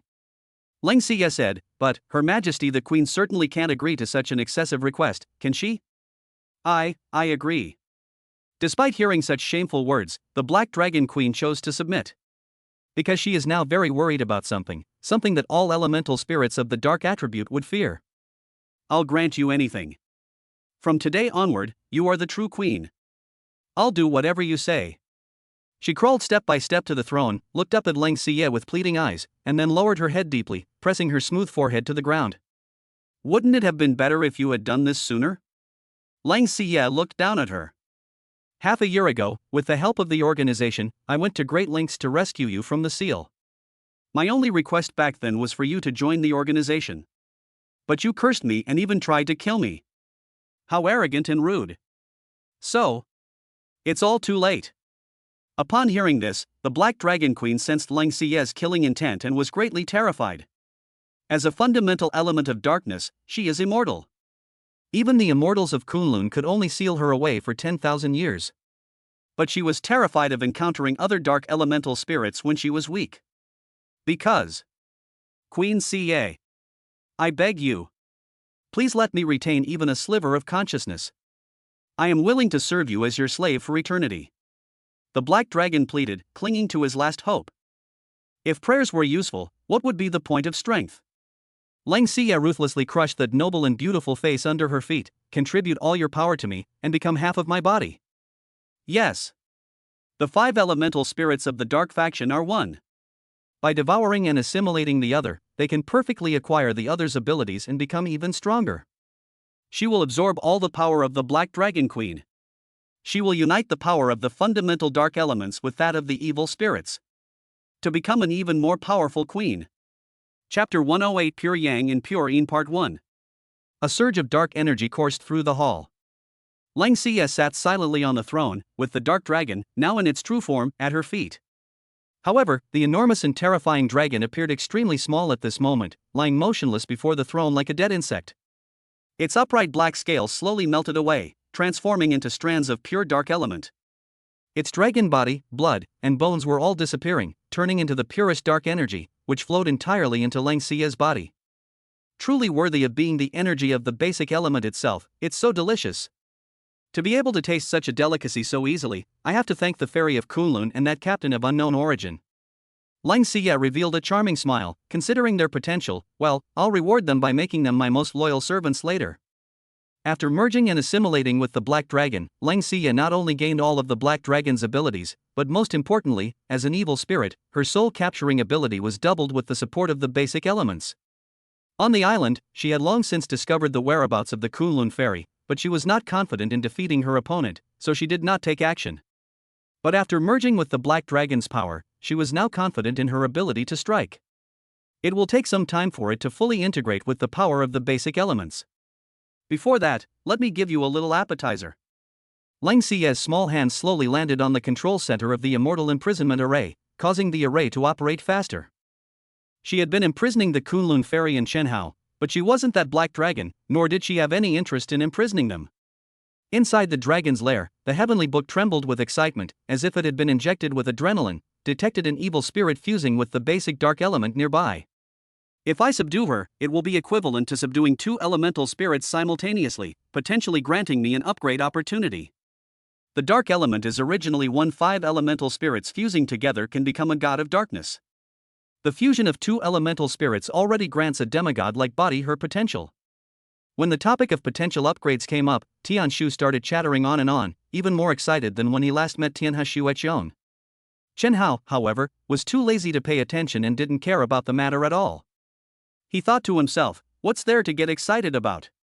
The immortal imprisonment formation hasn't been broken yet, and he can't even leave the dragon cave. What can he do if 2 elemental spirits, or even 5 elemental spirits, were to beckon him while they were doing a striptease outside? They could only watch helplessly. That black dragon was imprisoned for 10,000 years and developed an incredibly powerful formation, almost fusing the abilities of the 5 demonic species into it. The fairy elder sister looked at the surrounding dark light barrier, tentatively swung her sword twice, and nodded in admiration. The black light barrier looks simple, but it has the ability to absorb energy and strengthen itself, making it extremely difficult to destroy. If it cannot be broken with a single sword strike, it will become increasingly difficult to break through. The mist in the formation contains a calamity virus. If an ordinary person were to stay in this mist, their entire body would probably have rotted away long ago. In addition, the poisonous gas also affects the mind, and it should also have the power of an evil spirit. So, how should we break the formation? Chen Hao knew nothing about formations and could only rely on the knowledgeable fairy in this matter. Regarding breaking the formation, my grandmaster once said. The eldest fairy looked up at the sword marks inside the dragon cave, which were left by her grandmaster when he imprisoned the dragon. What did the expert say? In Chen Hao's view, this grandmaster uncle had forcibly sealed the black dragon at its peak, so he must have experience in dealing with the black dragon and breaking formations. Grandmaster uncle said that no matter what kind of formation it is, just cut it down with one sword. There's no need to study it blindly. The fairy elder sister said very seriously. Holy crap! What kind of theory is this? Chen Hao was dumbfounded. Things that others have painstakingly researched over countless years must be extremely complex. If you want to decipher them step by step from a theoretical perspective, you would have to study them for many years, or even more, just like them. The fairy elder sister said matter-of-factly, so, what my grandmaster uncle said is right, just draw your sword and cut directly, there is no need to waste your energy. It seems to make a lot of sense, but why do I still think this theory is ridiculous? Chen Hao muttered to himself. According to this theory, does that mean if you can't win, you're doomed? I need to rest for a bit. The fairy found a rock to sit on and rested. She was indeed quite tired. Breaking the magic array at dawn had already drained her of a lot of energy. Afterwards, she had slain countless monsters on the island, which had also depleted her strength. She had previously slain the black dragon's clone with a single sword strike. That strike, though seemingly simple, utilized the Kuan Earth Sword Chi from the Kunlun 8 swords, which was extremely taxing on the mind. Now, facing an even more troublesome immortal imprisonment formation, he naturally needs a good rest. But at this moment, the poisonous gas in the immortal imprisonment formation became increasingly concentrated. Under Lang Xi's control, the immortal imprisonment formation has begun to operate at an accelerated pace. The Dark Dragon's goal was to avenge its imprisonment for 10,000 years. So it used the same method to trap the Kunlun Fairy in Chenhao, keeping the formation in a stable and balanced state that could last for hundreds or even thousands of years. Lang Xi's goal, however, was entirely different. She planned to finish the battle quickly after fusing the basic elements. Therefore, she accelerated the formation's operation, even pushing it beyond its limits, to inflict immense suffering on those within it. The fairy's brows gradually furrowed. Inside the dragon's cave, she had been expending her fairy power to isolate herself from the corrosive effects of poisonous gas and dark energy. This consumption wouldn't have been significant initially, but as the formation accelerated, she needed to expend more pure immortal power to resist the poisonous gas, causing the consumption to increase dramatically. Where could she possibly find a place to rest? At this moment, Chenhao. From the moment he stepped into the dragon cave, Chenhao, with his golden arm gleaming, became a super bright spot. Although Chenhao still doesn't know what the power of the Great Emperor is for, the pure Yang immortal body's ability to restrain the dark attribute is not an exaggeration. No matter how turbulent the black mist was, or how powerful the darkness was, anything that came near his body would be instantly dissolved by the pure Yang energy. Junior brother. The fairy elder sister blinked her big eyes at Chenhao, as if she had discovered a treasure. She patted the stone next to her and said, "Why are you standing so far away? Come sit next to your senior sister." Chenhao hesitated for a moment, then realized that in this environment, he was practically a beacon that could dispel the darkness. Yes. I want to bring light to my senior sister. We should help each other in the face of difficulties. With this in mind, Chenhao sat down next to the fairy, his body almost touching hers. Lin Xian'er immediately felt much more relaxed. She squinted at her cute junior brother, and the pure Yang energy gave her a very comfortable feeling. Closer. Chapter 109, Pure Yang and Pure Yin Part 2. A little closer? Chenhao looked at the beautiful fairy so close to him, thinking, how much closer can she get? Does she want a hug, senior sister? Normally, the fairy instructor is domineering and forceful. Even someone as daring as Chenhao, who is prone to courting death, can't help but feel intimidated in front of this instructor, and thus always overlooks the fairy's beauty. At this moment, however, the once powerful fairy no longer appeared as assertive as before. Instead, she seemed somewhat delicate.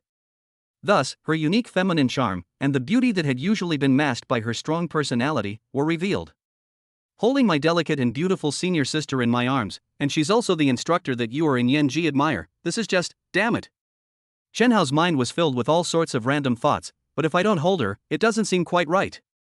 The fairy needs to recover her strength to break the formation, and if I don't get closer, I won't be able to help her dispel the dark poison gas. After hesitating for a while, Chenhao asked awkwardly, "Ahem. Isn't it a bit inappropriate for men and women to touch each other? Men and women shouldn't touch each other?" Lin Xian'er blinked at Chenhao, then suddenly seemed to realize something, a mischievous smile spreading across her face. "Although you're my junior brother, it seems a bit inappropriate for us to be so intimate with each other. So, I'll have to ask you to. What are you upset about?" Chenhao looked at the familiar wicked smile and had a vague feeling that something bad was about to happen.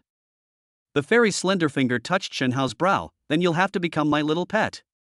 "Small pets?" Chenhao was still in a daze when he suddenly realized that his senior sister had grown taller, like a giant. He couldn't even reach her ankles. Looking up, he saw her flowing fairy dress, and beneath it. "Ahem. Don't look at what you shouldn't see." Chenhao immediately lowered his head in embarrassment, but he was even more confused. Because he saw that his hands and feet had turned into cat paws. It's not that the fairy turned into a giant, but that he shrank. And turned into a cat. Holy crap! What kind of sorcery is this? Chenhao was going crazy. This is not sorcery, it is immortal art. The fairy's lips curled up slightly. The name of Kunlun Immortal Mountain is not just for show. You don't think that immortal essence is just slightly stronger than ordinary martial god true essence, do you? If that's all, how can you be called an immortal? Only those with immortal essence can learn immortal art. The Kunlun 8 swords, the 36 heavenly divine powers, and the 1,000 transformations are just very basic immortal art. Then quickly turn me back. Chenhao felt that being turned into a kitten was too embarrassing. Didn't you just say that men and women shouldn't touch each other? The fairy hugged Chenhao tightly, feeling the pure yang energy emanating from the kitten Chen Hao, as if she were holding a hand warmer. Now there's no such troublesome problem. Held in the arms of the gentle older sister, the soft touch seemed quite comfortable. Chen Hao shifted his body, found the softest spot, and shamelessly enjoyed it for 3 seconds. Then, being somewhat of a chauvinist, he realized. Even if a kitten is being held by a fairy, it's still a kitten. It's still embarrassing, okay? Then why am I the one who turns into a cat? You can transform into anything, why don't you turn into a kitten and let me hold you? Chen Hao questioned indignantly, thinking to himself, you're the one who needs help, okay? You turned me into a kitten, how domineering. Because you're the junior brother. The fairy revealed a bright smile. Don't you think it's a waste to have a pure yang immortal body but not learn any immortal techniques? Senior sister is teaching you immortal techniques now. If you can learn immortal techniques now, you can turn back to your original form. What a perfect reason. I can't even refute it. Chen Hao deeply felt that being a junior disciple was a disadvantage. Then, he began to carefully experience the changes in his body, clearly feeling that under the unique influence of immortal power, the atomic structure and sequence of his body had undergone inexplicable changes.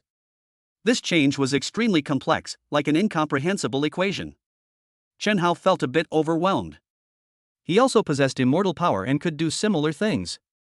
However, learning something this complex would take some time. Just as he was thinking this, a flood of information suddenly poured into Chen Hao's mind from the cryptic book, and the previously intractable problem suddenly became simple. The Heavenly Book. It is a book after all. Like a supercomputer, it naturally possesses incredible computing and comprehension abilities, which can help Chen Hao quickly understand immortal techniques. Undo? Chen Hao's immortal energy trembled slightly. Following the method he had comprehended, he tried to neutralize his fairy senior sister's immortal technique and instantly returned to his original form. Ha! So fast. Lin Xianer was a little surprised. She knew that when she was learning immortal arts, it took her 3 whole months to learn them. While she was still in shock, Chen Hao burst into laughter and gently touched her brow with his golden fingers. It's so simple. Senior sister, please transform into a little pet. Ah! Before the domineering and powerful senior sister Xianer could react, she was transformed into a docile little kitten. After all this time, finally we've turned the tables and become the masters. Chen Hao's smile was very smug. Moreover, he knew the fairy also possessed transformation magic and could instantly transform back. So, in the brief moment the fairy was transformed into a kitten, he fiercely hugged the kitten to his arms, then casually petted it, getting revenge for being petted earlier. Feeling a large hand caressing her body, the shameful gratitude almost drove the fairy sister mad. Although she was now in the body of a kitten, she still felt as if her entire body was being. The eldest fairy sister immediately wanted to return to her original form, a thought rising in her mind to teach her junior brother a lesson. Then she tragically discovered that she couldn't easily turn back. For some unknown reason, the magic Chen Hao used seemed to have a certain deterrent effect, and when she used the same magic to counter it, she found it somewhat difficult. This is outrageous.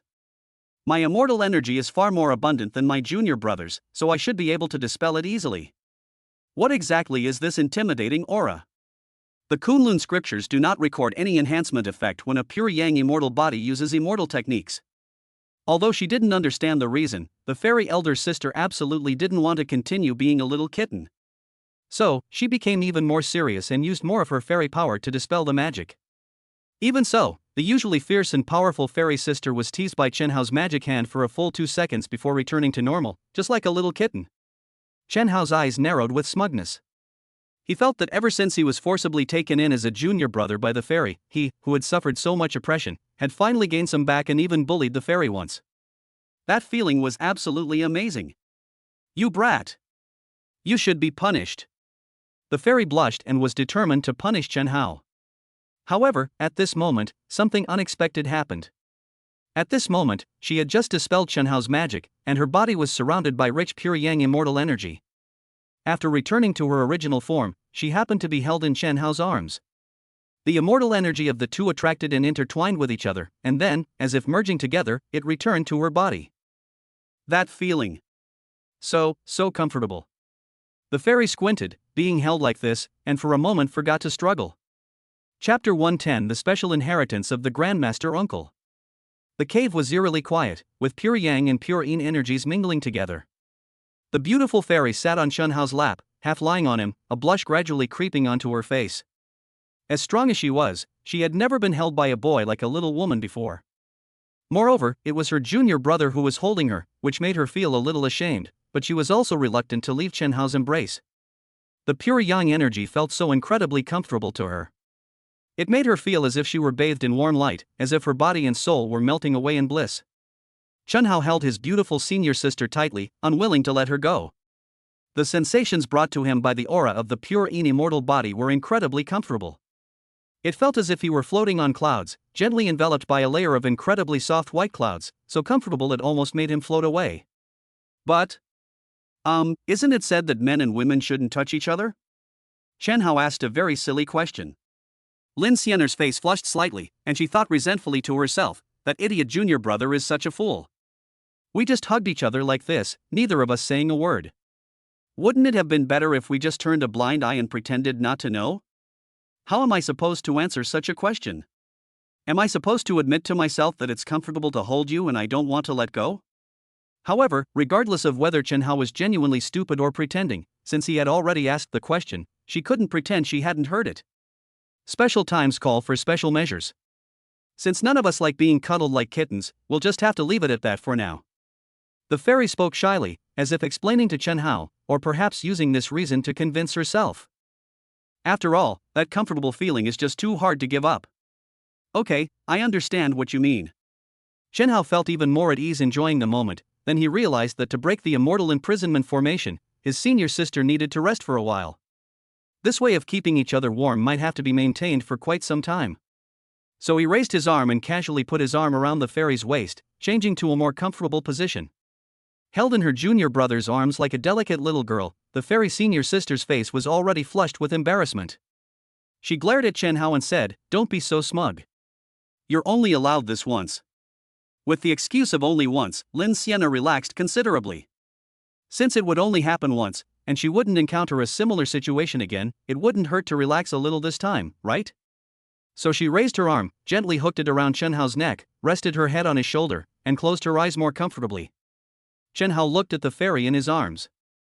At this moment, the two were extremely close, as if their hearts were intertwined. So close that he only needed to lower his head slightly to kiss her cheek. As the pure yang and pure yin energies intertwined and pleased each other, a unique aura, neither belonging to pure yang nor pure yin, quietly drifted through the immortal imprisonment formation. The mountain walls surrounding the dragon cave sensed this unique aura and suddenly lit up.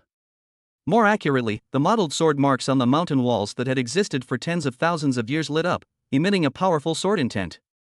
Sword intent is not sword energy, but merely the spirit and spirit left behind by the ancients when they imprisoned the dragon, in the form of sword marks. The sword intents carrying the spirit and vigor of their predecessors were attracted by the same aura. Ignoring the obstruction of the immortal imprisonment array, they landed on Chen Hao and Lin Xianer, transforming into an incomparably complex sword technique that was imprinted in their sea of consciousness. The heavenly sword technique? With the help of the heavenly book, Chen Hao quickly learned about the sword technique. Koan-di sword technique. The sword intent that fairy felt was different from Chen Hao's. However, possessing a pure immortal body, she had already learned this sword technique in Kunlun, so she didn't need to comprehend it at all. Then, she learned that besides the pure Yang Qian Tian sword technique and the pure Yin Koan Di sword technique, there was another rather special sword technique that required two people to work together. Embracing Yin and Yang, uniting heaven and earth. I never expected my grandmaster to leave behind such a legacy here. Lin Xianer looked at the way the sword technique was executed, then at Chen Hao, and felt deeply that this guy had gotten off too easily. Yes. The sword mark contains the legacy of Kunlun's grandmaster uncle, a special legacy that is a fusion of pure yang and pure yang into one. This inheritance has remained in the dragon cave for tens of thousands of years, never discovered or obtained by anyone. Only when the auras of two people with the pure yang immortal body merge will the contents of the inheritance be activated. Perhaps it was fate and coincidence, or perhaps it was the divine wisdom of that grandmaster uncle. The pure yang who once imprisoned the dragon was no longer there, so he deliberately left the inheritance of the unity of heaven and earth in the dragon cave, so that future generations could retrieve it when they imprisoned the dragon again. The legacy of my grandmaster Uncle Kunlun. Chen Hao chuckled, looking at the fairy's flushed face and recalling the wonderful pleasure he felt when he bullied her. He rested his chin on his hand and said, "Yes, my grandmaster uncle possessed a pure yang immortal body, and so do I. Now I've just happened to receive his legacy, so I should be considered his direct disciple. According to seniority, you should call me junior uncle, right? Junior uncle? The fairy looked at Chen Hao's arrogant appearance and felt like she was about to explode with anger. Chen Hao, mimicking the tone he used when he first met the fairy on the island and she insisted that he become her disciple, looked down at her and continued, "Good boy, quickly kneel down and pay your respects to your junior uncle." "You rascal." Lin Sienna recalled the scene from back then, but she never expected that Chen Hao would still remember it and say the same thing to her at this moment. Chen Hao, beaming with smugness, continued teasing her, "How about this? I'll compromise and become your senior brother, okay?"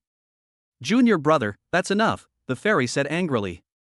"Didn't you notice that the legacy left here belongs to two people?" Just then, the combined sword intent of the previous generation of masters condensed into a magical scene. A handsome man, covered in golden light, with one arm around the waist of a fairy, used his two swords together to defeat the black dragon. The unrestrained sword song traversed the rolling river of time, resounding in the sea of consciousness of the two. Isolated yang cannot produce, isolated yin cannot grow, yin and yang intersect, concave and convex fit together, heaven and earth are boundless. Lin Xianer pointed to the woman in the picture and said, "That is the Kunlun ancestor. I received her inheritance. According to your statement, I am still her disciple and your senior sister." "Ha! The legend of the chubby principal has actually come true again." Chen Hao stared wide-eyed at Lin Xianer with a strange expression. "Didn't you say before that your grandmaster uncle single-handedly stormed Demon Mountain without needing any help?" "How would I know? The Kunlun records say that my grandmaster uncle ventured into the Demon Mountain alone. Only after receiving the inheritance did I realize that there were two of us." Lin Xianer said innocently, "Perhaps my grandmaster didn't want to steal the limelight from my grandmaster uncle, so he deliberately crossed out his own name." "Oh, that's quite a mutual affection. Isn't the female grandmaster the wife of the grandmaster uncle? If we follow the substitution method from before, then, is senior sister going to be my good wife?" Chen Hao was increasingly enjoying teasing the fairy, and deliberately said, "Whether you want to be a good junior nephew, a good junior sister, or a good wife, you can choose whichever you like. I won't be picky about any of them. I'm your senior sister," Lin Xianer said. "Oh, senior sister, what does yin and yang intermingle, concave and convex fit together mean in the final sword song?" Chen Hao asked seriously. "It's about embracing yin and yang, concave and convex." Lin Xianer originally wanted to give a serious answer, but when Chen Hao kept calling her wife, she suddenly felt that the two words concave and convex were full of ambiguity. "What's wrong with that?" Chen Hao asked. "Enough with the nonsense. I'll teach you directly." The combined power of the Chen Tian sword technique and the Kundi sword technique is quite formidable. Breaking the formation shouldn't be difficult. Lin Xianer angrily pulled Chen Hao, intending to start directly with practical combat. But when she thought about how to perform that special sword technique, that's too good for that brat junior brother. Chapter 111 Heavenly Sword Intent. Upon hearing about breaking the formation, Chen Hao immediately abandoned his playful thoughts. Calling her good junior niece, good junior sister, or good wife is just a way for Chen Hao to occasionally get a chance to bully the fairy after being bullied for too long, and to get some verbal advantage. He didn't think the fairy would be so easy to bully. In fact, at this point, the fairy was once again playing the role of senior sister and instructor, and began to bully Chen Hao mercilessly. The Boundless Universe sword technique is a fusion of the sword intents of the heavenly sword technique and the earthly sword technique, and its power is extremely formidable. The fairy senior sister sat leisurely on the rock, crossed her legs, and looked at Chen Hao, saying, "Therefore, to unleash this move, you must first learn the heavenly sword technique. Right here, practice it slowly according to the inherited content for 10,000 or 8,000 times. I'm going to take a break first. Didn't you say the two swords should be combined? Why am I practicing swordsmanship while you're just resting?" Chen Hao looked indignant, thinking to himself, "It's supposed to be a combination of two swords. Shouldn't we work out together slowly, maybe even hug each other or something?" He wasn't lusting after the fairy's body or trying to take advantage of her. Well, he was actually a little lusting after her body. After all, as the saying goes, teamwork makes the dream work. Having a beautiful fairy accompany you while practicing swordsmanship is undoubtedly much more comfortable than practicing alone, which is a bit silly. Why can I rest? Because I'm the senior sister. I've been practicing the other half of the Kundi sword technique for 20 years, and I've mastered it perfectly. Lin Xianer looked at Chen Hao smugly. "As for the yin-yang fusion with you, the prerequisite is that you first master the first move of the Chen Tian sword technique." Chen Hao was speechless and could only practice his sword alone. The Chen Tian sword technique inherited from the lineage has only one very simple move, called one sword Chen Tian. The moves were simple, and although the path of the immortal energy flowing when the sword was drawn was complex and difficult to understand, Chen Hao easily grasped the various mysteries with the help of the heavenly book. However, what he didn't understand was that even though he had clearly grasped these mysteries, after practicing them again and again, he still felt like he couldn't get the hang of it and didn't know where the problem was. Even if we don't practice swordsmanship together, shouldn't you at least give me some pointers? Chen Hao looked at the fairy.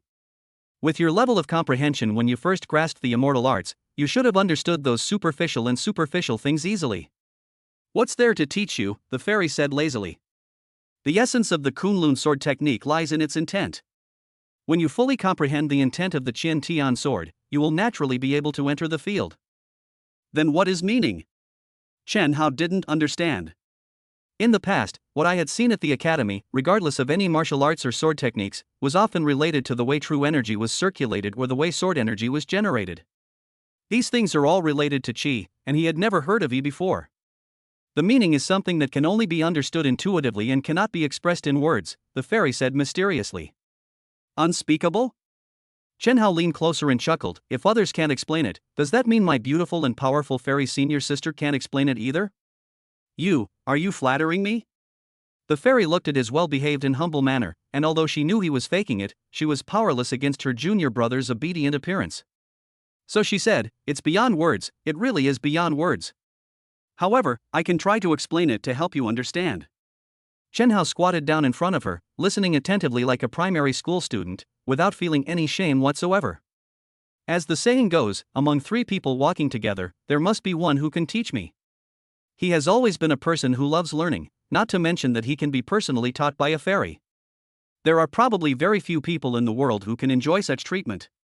Intention is a very ethereal thing, a unique spirit or temperament. Lin Xianer tried to use simple examples. For instance, suppose you have a girl you really like. In a vast sea of people, you always see her first.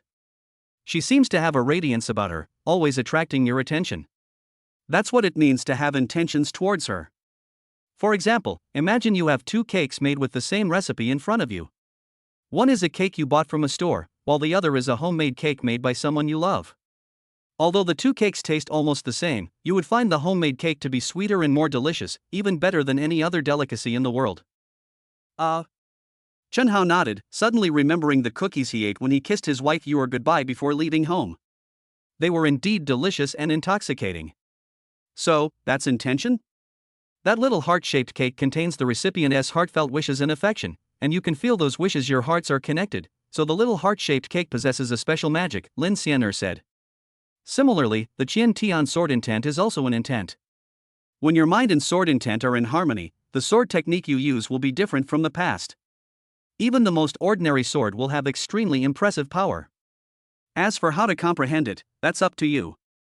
I don't understand the Chen Tian sword technique either. The only hint I can give you is to memorize the sword manual. Don't think that the sword manual is superfluous. Those simple words are actually a description of the sword intent by the ancients. After lazily finishing her words, the fairy senior sister began to rest. The strong-willed senior sister was still thinking, things like the unity of heaven and earth and pretending to be a weak little wife are really not suitable for me. Let junior brother slowly comprehend them. Once I've rested enough, I'll just cut this broken formation down with one sword. Take your time to explore. Chen Hao silently recited the mantra of the Chen Tian heart method, vaguely feeling that he seemed to have grasped some of the tricks. Yang represents strength, and the Qian trigram represents strength and vigor, constantly striving for self-improvement. Therefore, it is constantly striving and repeating the way. As heaven maintains vigor through movement, a gentleman should constantly strive for self-improvement. Chen Hao is not a gentleman, but despite his seemingly foolish behavior, he possesses a tenacious spirit of self-improvement deep down. Back in the Alliance Academy, his strength had been declining for 3 whole years, and he had suffered countless cold stares, but he never gave up on himself and still managed to get all the best grades in his theoretical courses. To be diligent and persistent all day long, to repeatedly seek the truth, means to strive tirelessly and explore repeatedly. The so-called Chen Tian sword intent is a positive and upward-looking spirit. Meanwhile, Chen Hao, practicing his sword repeatedly, was relentlessly seeking enlightenment. 10 times, 100 times, 1,000 times he diligently practiced his swordsmanship, gradually becoming immersed in it. Ha! Lin Xianer looked at him from the side, feeling a little surprised. My usually mischievous junior brother is quite handsome when he gets serious. 5 minutes, 10 minutes, 20 minutes later, suddenly a sword intent rose from Chen Hao's body he had comprehended. So fast. Lin Xianer felt the sword intent and her expression immediately became strange. Chapter 112 Shameful Romantic Affection. Senior sister. I did it. Chen Hao exclaimed excitedly. I saw it. Lin Xianer's expression was strange, and she muttered to herself, as expected of the pure yang immortal body, he is naturally suited to learn the Qian Tian sword technique. He learned it so quickly. So he still can't escape his fate after all? But the inheritance left by my grandmaster is so shameful. It is not suitable for me at all. Now we can merge yin and yang, right? Chen Hao asked. Lin Xianer said shyly, fiddling with her fingers. Didn't you say that the combined power of the Qian Tian sword technique and the Kundi sword technique would increase dramatically, making it easy to break the formation? Chen Hao said seriously, let's break the formation quickly, shall we? Lin Xianer sighed as she watched the surging dark poisonous mist. It was proving difficult for her to recover her full strength in such a treacherous environment. If she could unleash the Qian Kuan Wuji technique, that would be the fastest way to break the formation. Only. Alright, then you can do it. Lin Xianer looked at her junior brother. How exactly do we do it? Chen Hao asked again. Hold me tight first. Just as she finished speaking, the fairy sister thought, I clearly said this guy could only hug me once, but now he's the one asking first. Ahem. Forcibly suppressing her discomfort, the fairy said solemnly, this sword strike will be in your favor. I will use my immortal essence to assist you in unleashing the limitless universe sword technique. Why should I be the one in charge? Chen Hao looked at his fairy senior sister with a puzzled expression, thinking, senior sister is always so domineering, is she planning to mess with me again? Lin Xianer retorted, do you think I wanted this? This sword technique passed down from my grandmaster uncle is primarily a move based on the pure yang immortal body, while the energy of the pure yin immortal body is more like. The fairy senior sister was a little hesitant to continue. According to the description of this sword strike, someone possessing pure yin immortal power must unconditionally offer up their power like a docile and obedient little wife, allowing the other party to dominate everything. This was far too shameful for the strong-willed fairy elder sister. However, Chen Hao had already wrapped his arms around her waist. Phew. Lin Xianer took a deep breath and muttered to herself, let him hug me then, it's not like I haven't hugged him before. If we can't get out, I might have to be hugged for even longer. Better to suffer a short pain than a long one. I'll just let my junior brother have this one time. Then, she relaxed, allowing Chen Hao's pure yang immortal power to invade her body. The fusion of the two powers gave her a very comfortable feeling, but this unfamiliar intrusion also made her somewhat nervous. It was as if she were being. At this moment, Chen Hao felt completely different. Looking at the delicate fairy in his arms, he felt that the fairy power in her body had become his own wealth, which he could completely take in control. He suddenly felt that the once strong fairy had become a weak little wife who he could do whatever he wanted and even bully. The stark contrast is simply amazing. Then, he drew his sword and slashed at the immortal imprisonment formation. With a soft poof, the dark barrier rippled slightly, showing none of the immense power of the supposed fusion of heaven and earth. Chen Hao looked completely bewildered. Don't get too cocky, the fairy said, her face darkening. I've said before, sword intent is the soul of swordsmanship. The fusion of yin and yang, the perfect harmony of concave and convex, is a fusion, not domination or exploitation. You were too rough just now, I wasn't comfortable. So, you mean, be a little gentler? Chen Hao scratched his head. It's not just that. You have to treat her like your beloved wife. A blush crept across Lin Xianer's face. You have to have that kind of tender and loving feeling. When she said those words, fairy sister felt like she was going crazy. To be loved? To be pitied? As strong as she is, as the senior sister, as the instructor, she can cut down a-level monsters like slicing vegetables. Even killing the Black Dragon's clone only takes one move. Why would she need to be loved or pitied by a man? Especially not by her own junior brother? Oh my God. God knows how ashamed she was. Dotes on your senior sister? Looking at his senior sister's fierce little eyes, Chen Hao could no longer sense the fierceness he used to feel. Instead, he found her a little bit cute. After all, the fierce fairy's senior sister had already let down all her guard, allowing him to borrow the power of her pure and immortal body, as if she belonged entirely to him. Although senior sister always seems very strong-willed, she's actually a very gentle person. No matter what dangers there are on the island, senior sister fairy is always the first to rush to the front.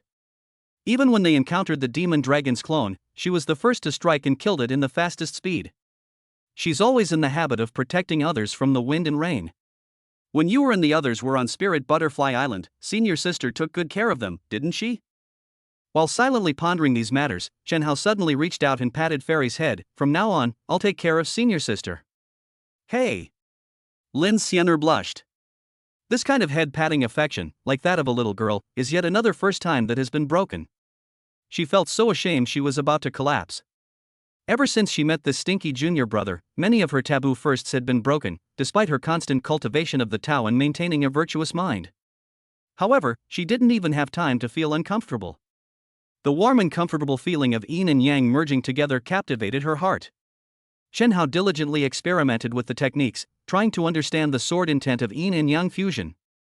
Even after failing time and time again, he continued his quest, earnestly wanting to break through the formation and escape. Lin Xian'er watched quietly. In truth, she understood. The reason why the heavenly sword intent and the earthly sword intent cannot be perfectly integrated may also be due to her. Because this sword strike was primarily aimed at Chen Hao, most of the immortal power was concentrated on him, making the seemingly weak junior brother incredibly powerful, while making her appear weak in comparison. Lin Xian'er found it difficult to adapt to this feeling. Although she possessed a purine body that leaned towards femininity, deep down, she always regarded her legendary, fierce, and powerful grandmaster as her role model. Both her temperament and fighting style carried a fierce and direct flavor. It's really too difficult to expect her to be a good girl, or a devoted wife who wholeheartedly supports her husband. Now is not the time to be competitive, there's only one chance anyway. Lin Xian'er comforted herself, secretly moving closer to Chen Hao and affectionately hugging his waist. Fairy Master. Chen Hao was earnestly comprehending the sword technique when he suddenly turned around. Unexpectedly, his delicate senior sister leaned close to him, and he gently kissed her cheek. The two people stared at each other at extremely close range and were both stunned at the same time. I was actually kissed by my junior brother? Lin Xian'er was stunned for a moment, her face turning red. But to her surprise, even though she was being held in his arms and kissed like a little girl, the actual feeling was not as bad as she had imagined. In fact, Chen Hao had never given her a bad impression. The first time she was held in his arms, the warm feeling made her feel incredibly comfortable. Actually, from this angle, junior brother is quite handsome. Lin Xian'er hugged Chen Hao's waist, thinking to herself, besides, he's always worked so hard, so what's wrong with letting him off easy one more time as his senior sister? At this moment, Chen Hao was still in a daze, thinking to himself, I actually kissed the instructor. Is she going to explode on the spot? Unexpectedly, at that moment, the usually strong-willed fairy sister took the initiative to come over and gently kissed him on the cheek. Looking at his older sister's unusually gentle and obedient demeanor, Chen Hao felt like he was about to explode. Chapter 113. The formation breaks through the darkness. With his face still wet, Chen Hao touched his cheek and looked at the gentle fairy sister, suddenly becoming a little dumbfounded. Although he and the fairy sister were always bickering and even hugging and cuddling to resist the dark poison gas within the immortal imprisonment array. However, there are always some special reasons behind those things. However, he never expected that Lin Xian'er would take the initiative to kiss him. This is really... Lin Xian'er just wanted to get into the mood quickly, so she deliberately relaxed. She kissed Chen Hao like a shy bride, though she herself felt quite embarrassed. However, when she saw Chen Hao's silly expression, as if he was even more embarrassed than she was, she suddenly realized something very interesting. This brat junior brother has always been stubborn and goes against me at every turn. He always tries to outdo me in everything. Even though he acknowledges me as his senior sister, it's probably only because he's close to Yor and Xuechong, and I'm his instructor, so he reluctantly gave me face. It's too difficult to make him a well-behaved and cute junior brother. But all I did was be a little gentler, and my stubborn junior brother suddenly went crazy? Could this be the legendary overcoming strength with gentleness? Thinking of this, Lin Xian'er smiled and looked at the dazed Chen Hao, saying, What are you daydreaming about? Keep practicing your swordsmanship. Breaking the formation depends entirely on you, junior brother. Senior sister is already fully cooperating with you. Is there anything you're not satisfied with? Do you want big sister to reward you more before you can continue? As she spoke, the beautiful fairy gently leaned down, like a gentle older sister, and her charming little mouth came close to Chen Hao's ear, as if she wanted to kiss him again. This is ridiculous. Looking at the fairy sister's look of being at his mercy, Chen Hao felt like he was about to explode from being flirted with. He directly pulled her into his arms, completely forgetting the profound principles of the universe and the harmony of yin and yang. Without thinking, he directly swung his sword. However, this sword strike was perfectly executed, and its power was unexpectedly great. With a deafening roar, the dark barrier of the immortal imprisonment formation trembled precariously, as if it were about to be shattered by this sword strike. It works so well. It seems like I've found the right way to use junior brother. Lin Xianer couldn't help but laugh. Suddenly, she felt that stepping back and letting her handsome junior brother take the lead wasn't so bad after all. His strength comes from me, doesn't it? He wields the sword, but I wield it. That's the real power. I don't have to do anything, just a glance, a gesture, or a casual remark is enough to make my handsome junior brother explode. This feeling is actually quite nice. Besides, my junior brother is so handsome, and it's quite comfortable to hug his strong little body. Thinking about this fun thing to herself, Lin Xianer couldn't help but feel a little happy. She looked up at her handsome junior brother and silently enjoyed the wonderful feeling of pure yang energy and pure yin energy merging together, comfortably squinting her eyes. Chen Hao noticed the fairy sister's movements, and his heart suddenly raced. It was the first time he had ever seen such a gentle fairy as so alluring, and the first time he had ever seen such gentleness as so terrifying. This damn tenderness, he can hardly control himself. Strangely, despite possessing a pure yang immortal body, he clearly sensed wisps of pure yin energy growing within his pure yang immortal energy. It's like the yin and yang fish in Tai Chi, with yin within yang and yang within yin. It contains yin and embraces yang, yin and yang in harmony. I feel like something bad is going to happen if this continues.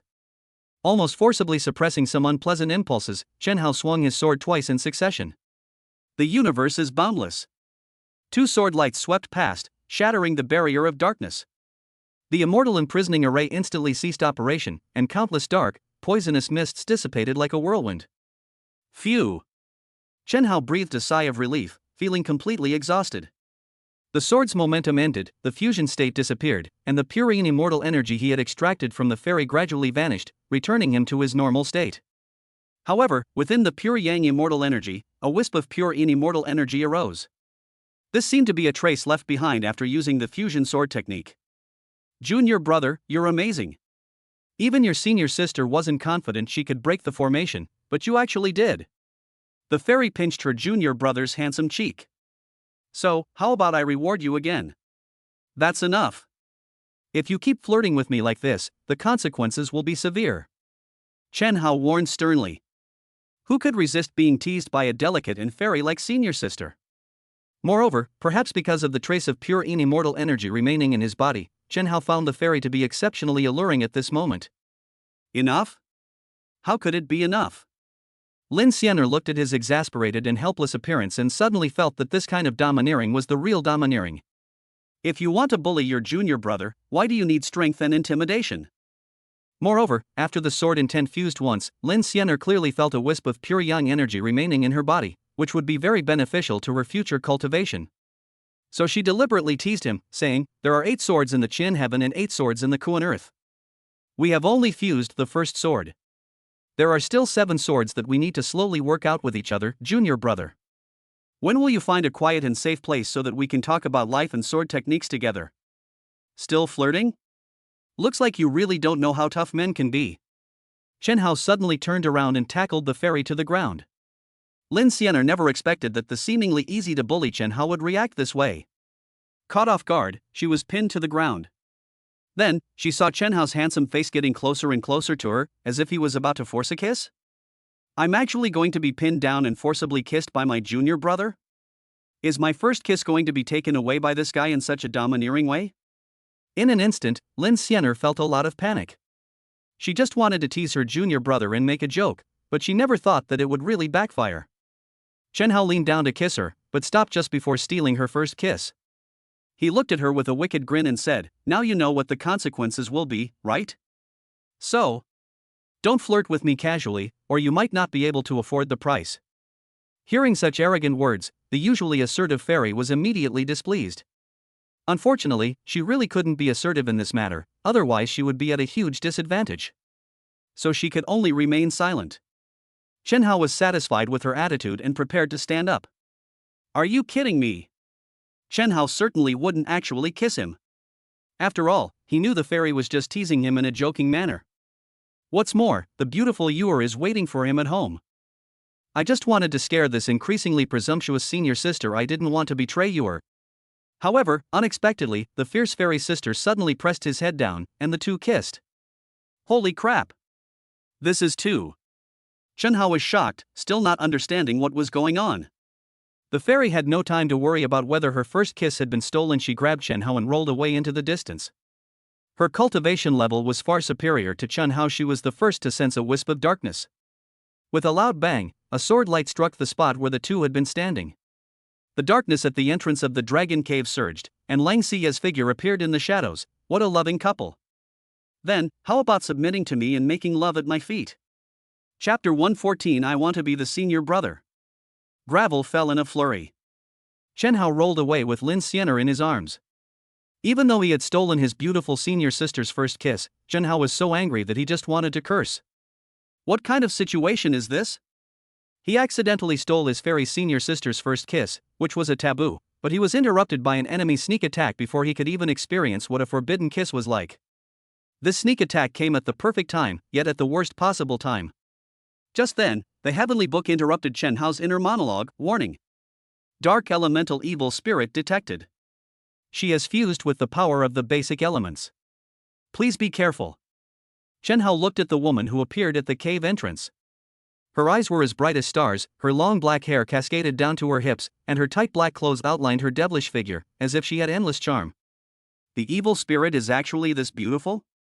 Chen Hao was astonished. When he first heard the name evil spirit, he thought it would be some kind of ferocious and terrifying monster, but he never expected it to be such a beautiful and charming woman. It's really impolite for a servant to look at their master like that. Lang Xiye revealed a seductive smile, her gaze falling on Chen Hao and Lin Xianer. Soul stealing. This is bad. Chen Hao suddenly realized something. The most powerful ability of the evil spirit is to control people's souls. As long as she looks at you, you may become her servant. His first thought was how to dodge, but how could he dodge something as seemingly harmless as a gaze? In fact, just as he sensed something was wrong, Lang Xiye's gaze had already fallen upon him.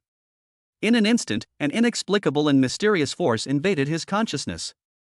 Chen Hao felt as if he had been given anesthesia. His eyelids became heavy, and his consciousness became turbid. However, just when Chen Hao felt that something was very wrong, a great force came from his right arm. When the bloodline of the pure Yang immortal body was fused to 10% and the first stage was perfected, the heavenly book reminded him that he had inherited a portion of the great emperor's divine power. He had never known the purpose of the emperor's power, only that his right arm was indestructible, capable of easily withstanding attacks from a-level ferocious beasts, and even blocking the sword energy of fairies. At this moment, Lang Xiye's soul attack was also blocked by the immense power contained within his right arm. Chen Hao didn't have time to think about these things, because he suddenly realized that Lin Xianer's situation might be bad, so he quickly grabbed her hand and tried to help her out of danger. Cleanse the mind and dispel evil. Almost at the same moment, Lin Xianer made a hand seal with one hand, and took Chen Hao's hand with the other, their fingers interlocking tightly. A refreshing power flowed into Chen Hao's body. It seems my worries are unnecessary. My invincible senior sister also has ways to deal with evil spirits. Truly worthy of being a descendant of Kunlun Immortal Mountain. Lang Xiye looked at the two holding hands, not at all surprised that Lin Xianer had so easily neutralized the soul-seizing technique. Kunlun is the only sacred mountain in the world, with a long history and profound cultural heritage, and countless secrets are hidden within its mountains. For countless years, whether in ancient times or in the present world, the people of Kunlun rarely descend from the mountain, and those who do are invariably extraordinary. 10,000 years ago, that Grandmaster of Kunlun could seal even the Black Dragon King at his peak with his bare hands. 10,000 years later, the successor of Kunlun has reappeared. How could he be easily defeated by the soul-seizing technique? However, it was precisely because Kunlun was so mysterious and powerful that it aroused Lang Xiye's even stronger desire to conquer it. How wonderful it would be to trample the descendants of Kunlun underfoot and turn the Kunlun fairies into obedient celestial slaves. Besides, perhaps she could also use the Kunlun fairies to learn some secrets of the Kunlun Immortal Mountain. Thinking of this, Lang Xia's narrow eyes narrowed. The technique you used, fairy, should be the Kunlun heart cleansing mantra, right? This kind of immortal technique can indeed resist my soul capturing ability. But as far as I know, the heart cleansing mantra consumes a lot of mental energy. How long can you use the heart cleansing mantra to protect two people? Just enough to keep you going until you die. The words were spoken, and the sword fell. The sword energy pierced through the sky like a rainbow, slashing towards Lang Xia. Faced with this sword strike, Lang Xia might have needed to be careful in the past, but at this moment, she simply raised her arm slightly. Ink-black dragon scales emerged on snow-white skin. The sword light struck the dragon scales, sparks flew, and a clear, crisp sound rang out. The dragon scales only gained a faint mark. Having absorbed the fundamental elements of the black dragon's body, she also gained the ability to transform into a dragon. Moreover, the black dragon had been sealed away for 10,000 years, its strength reduced to a mere tenth of its former power. She, on the other hand, had just awakened, and her partially transformed dragon form offered a defense far superior to that of the black dragon clone within the dragon cave. You fused with that black dragon? Lin Xianer frowned slightly. A single evil spirit was already very troublesome, but if it fused with the power of the black dragon, it would undoubtedly be even more difficult to deal with.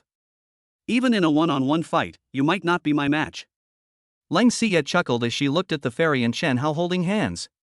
It's just a pity that the fairy has to use the heart-cleansing mantra to protect her little man, so she can't really use her full strength. If the fairy dares to let go of his hand, maybe the man the fairy likes will become someone else's servant? Are you threatening me? Lin Xianer asked unhappily. Oh, using such a threatening method seems a bit unfair.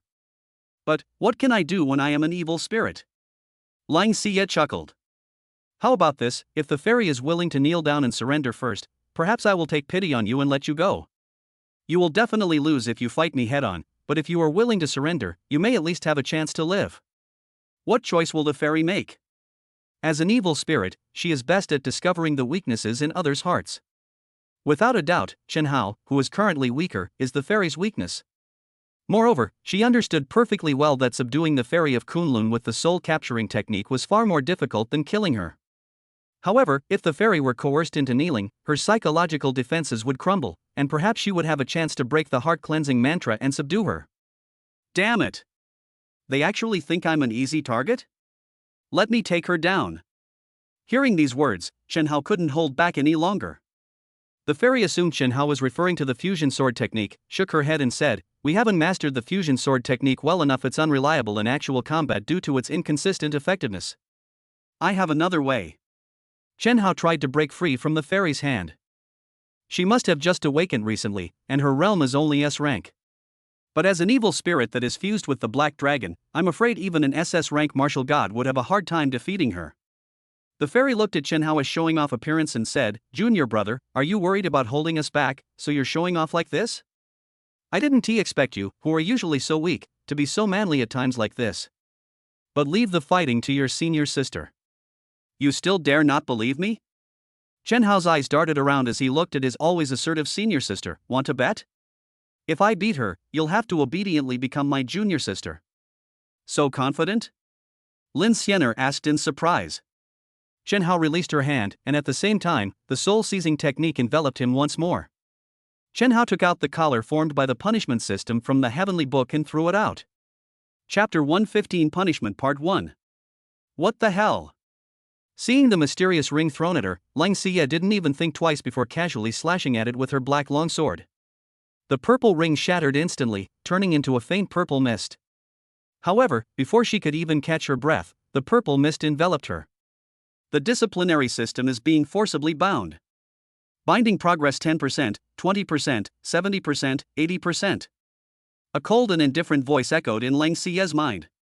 Punishment? System? Lang Xia had no idea what was happening, but she could feel a mysterious power permeating her soul. Despite being most skilled in soul attacks, she was utterly powerless against that mysterious force. A purple collar-like mark gradually appeared on her fair neck. At the same time, Chen Hao received a notification from the heavenly book. Progress reached 100%, the punishment system was successfully bound, and 5 punishment commands could be used on the host daily to gradually subdue him. punishment, Chunhao looked at the alluring woman not far away, at the sexy little circle around her fair neck, and a cold smile appeared on his lips. You want to turn me into a slave, and you want to force Fairy Senior Sister to kneel? Well then, kneel down first and we'll talk later. As soon as she finished speaking, Lang Xie immediately received a notification from the punishment system. Please kneel down and submit to your master Chen Hao. Chen Hao? Master? I submit to him? Lang Xie looked at Chen Hao, anger rising in her heart. Are you kidding me? Most of the Austin family were subservient to her. She even subdued the Dark Queen. Lang Xie was so proud, how could she possibly submit to someone else? You filthy man. You're asking for death. Lang Xie raised her sword to strike. Chen Hao remained calm and uttered only 2 words, heavenly thunder. As soon as she finished speaking, the small circle around Lang Xie's neck suddenly shone brightly with purple light. The punishment system, formed from the majesty of heaven, unleashed its overwhelming power as thunder, engulfing her entire body. Ah! Lang Xie gasped in surprise, never expecting that the power of heavenly lightning would suddenly descend upon her. Caught off guard, she felt as if her entire body was paralyzed by electricity, and she knelt on the ground, her body going limp. For the first time, panic gripped her heart. The power of the heavenly lightning was immense in an instant, it even shattered the dark energy surrounding her. Even worse, when she looked up, she saw Chen Hao walking towards her with a calm expression. How does it feel? If you behave, you won't be in so much pain. Chen Hao kindly reminded the beautiful woman, seeing her in such agony. However, even if she were a great beauty, he wouldn't feel the slightest pity. After all, this was a dark, evil spirit. And not just any evil spirit, but one that had fused with basic elements. The elemental basis of a black dragon is already extremely terrifying. That creature, sealed on an island and asleep, created countless ferocious beasts. If Lang Xie is allowed to run rampant now, wouldn't the whole world descend into chaos? Don't be so smug. Lang Xie tilted her head back, feeling very uncomfortable looking at others from this angle. In the Austin family, whether it was Taylor or Augusta, they were all only fit to kneel at her feet, their gazes never daring to look above her buttocks. And when she looked at others, she always looked down upon them. But at this moment, she had to remain in a half-kneeling position, looking up at that hateful man like a submissive little maid. This was far too humiliating for her proud self. I don't know what kind of sorcery you used. But you think you can make me submit? Dream on. Black dragon scales erupted from her body. When she blocked the fairy's sword strike, she had only used a partial dragon transformation. But now, she was unleashing her full power, transforming into a complete dragon. Her entire body was covered in jet black dragon scales, and her graceful lines resembled those of a legendary celestial dragon. Unfortunately, as her resistance intensified, the power of the heavenly thunder of the punishment system surged. Lang Xie sadly discovered that even though she had transformed into a dragon, she was still like a pitiful worm in front of Chen Hao, utterly powerless to resist. The disciplinary system is just that insane. No matter how many special abilities Lang Xie possesses, or whether she can defeat an SS-level martial god after transforming into a dragon, as long as her cultivation level remains at S-level, and as long as her elemental power as an elemental spirit does not exceed S-level, she is destined to be unable to resist. Chen Hao rested his chin on his hand, looking at the black dragon in front of him, seemingly pondering some important question. The basic elements seem to be immortal. Even the Grandmaster of Kunlun could only seal them. But after sealing them, there's still the worry of rescuing her, which is really troublesome. How about getting a divine dragon as a mount? That sounds pretty good. I can keep an eye on her from now on, and I won't have to worry about her causing trouble everywhere. Chen Hao chuckled, looking at Lang Xie, who had turned into a black dragon, and said, "Little black dragon, how about becoming my mount? As long as you behave well from now on, your master will feed you well." Become my mount? Take care of me? The thought of being ridden on by this despicable man filled Lang Xie with humiliation. She wanted nothing more than to turn Chen Hao into a slave, whipping him 80,000 times a day, making him cry and beg for his life, forever condemning him to live in fear. Then, as she watched Chen Hao draw ever closer, a glint of malice flashed in her eyes. Night prayer. The light inside the cave suddenly dimmed, and in the night, it seemed as if the ancient chants of dark elves were echoing. Mysterious black runes gradually appeared on Lang Xie's body. The basic element is known as the Dark Lord, and this title is not given lightly. After assimilating the Black Dragon Queen, she possessed all the abilities of the Dark attribute, and naturally, she could also use the Night Prayer of the Night Spirit. In her state of night prayer, her strength, defense, and speed all doubled. For a fleeting moment, she temporarily broke free from the paralysis of the heavenly lightning, and the dragon's head opened its mouth, lunging directly at Chen Hao. She had been waiting for this moment for a long time. As Chen Hao walked towards her step by step, she was actually enduring and waiting for Chen Hao to lower his guard and get close enough to her so that she could use all her means to create an opportunity to turn the tide. At this moment, Chen Hao was only 5 meters away from her, enough for her to bite this despicable guy to death or severely injure him.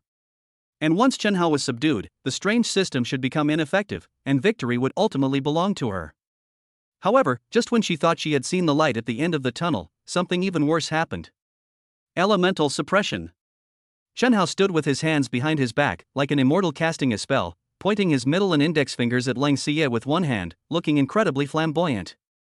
The collar around the dragon's neck suddenly shone brightly, and an overwhelming and majestic power was forcefully poured into the powerful black dragon's body, instantly suppressing all the power of the dark elements.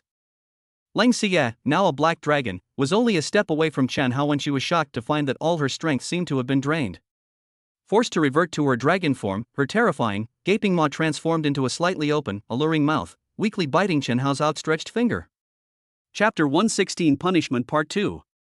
Suddenly losing all her strength, Lang Xie stared blankly at the 2 fingers she had bitten, her mind a little dazed. Chen Hao looked at his fingers, somewhat bewildered. Actually, there's no need to point at the elemental spirit when suppressing it. He just thought that pointing from afar was rather flashy and cool. And he felt that using his ultimate move without some kind of pose would feel awkward, almost lacking the air of a master. Little did he expect that Lang Xie would bite his finger. Lang Xie glared fiercely at Chen Hao and suddenly bit down hard. Damn it! You still dare to bite me even after losing your power. Are you a puppy? Chen Hao cursed under his breath. Wha? Lang Xie's face flushed red. She usually treated others like puppies, but now Chen Hao dared to say that she was like a puppy? Even so, she didn't give in, thinking bitterly, even if I lose my power. Even if I can't beat you. I'll bite this big bastard to death. You won't give in, huh? Heavens! Chen Hao had intended to use heavenly lightning to severely punish the disobedient maid, but suddenly realized that his body could conduct electricity. At that moment, Lang Xie was clinging to his arm, biting his finger and refusing to let go. If he used heavenly lightning to punish her, wouldn't he also suffer the consequences? Upon hearing the words heavenly lightning, Lang Xie felt a momentary panic. Her elemental power had been temporarily suppressed by the system. If she were to try and withstand the power of the heavenly lightning with her own body, she'd be lucky to escape with her life. Then, she realized that in this strange state, Chen Hao dared not recklessly use the thunder punishment. Although having that guy's finger in her mouth gave her a strange sense of humiliation, if she could escape the torment of the heavenly thunder, that finger was simply a lifeline. So, the beautiful and aloof woman, who was almost exhausted, clung tightly to Chen Hao's arm and bit him hard.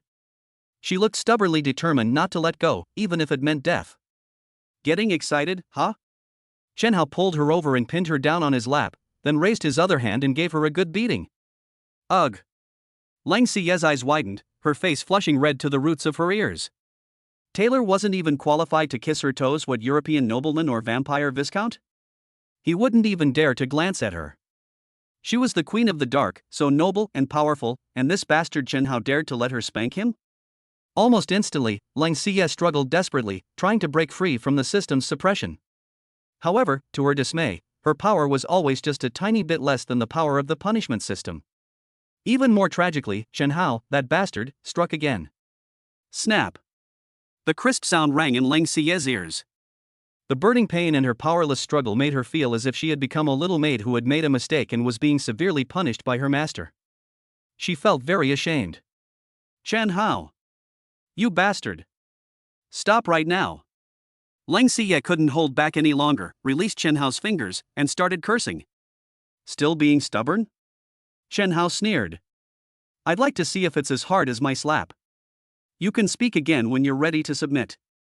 You want me to submit? Wishful thinking. I am immortal. Even if my power is temporarily suppressed, you cannot kill me.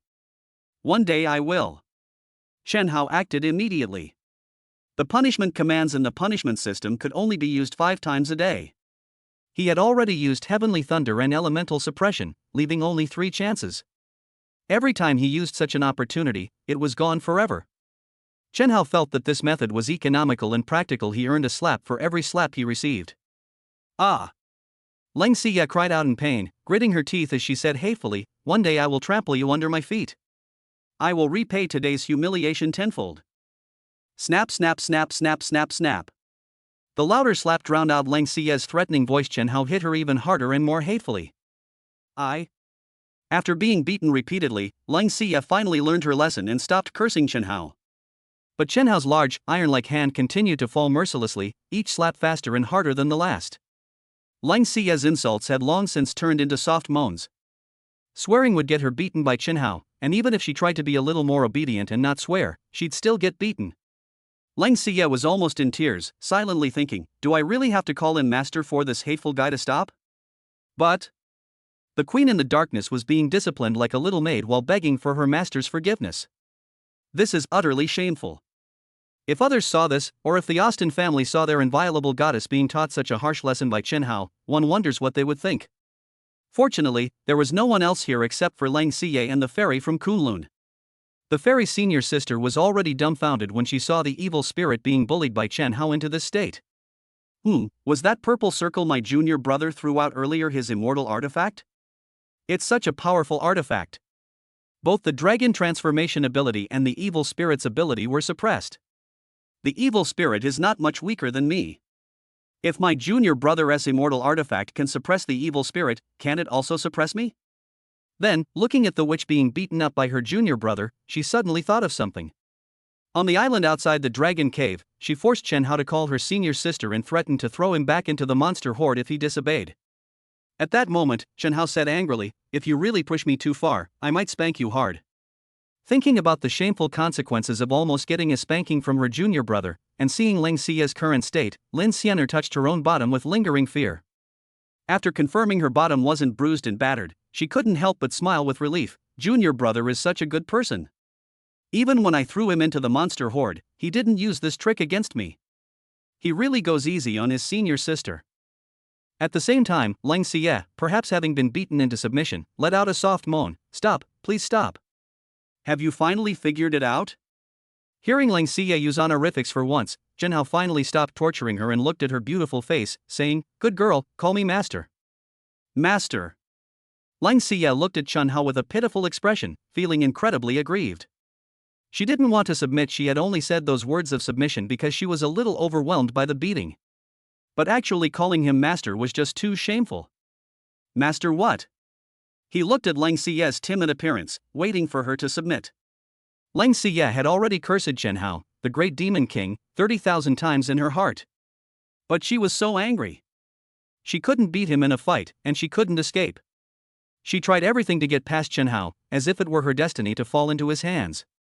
And that big bad Chen Hao was even holding up his hand, demanding she call him master. What was she going to do? Chapter 117 Connections to the Previous Life. If I obey, will you let me go? She looked at Chen Hao timidly, as if she had made a decision. Chen Hao nodded. Master.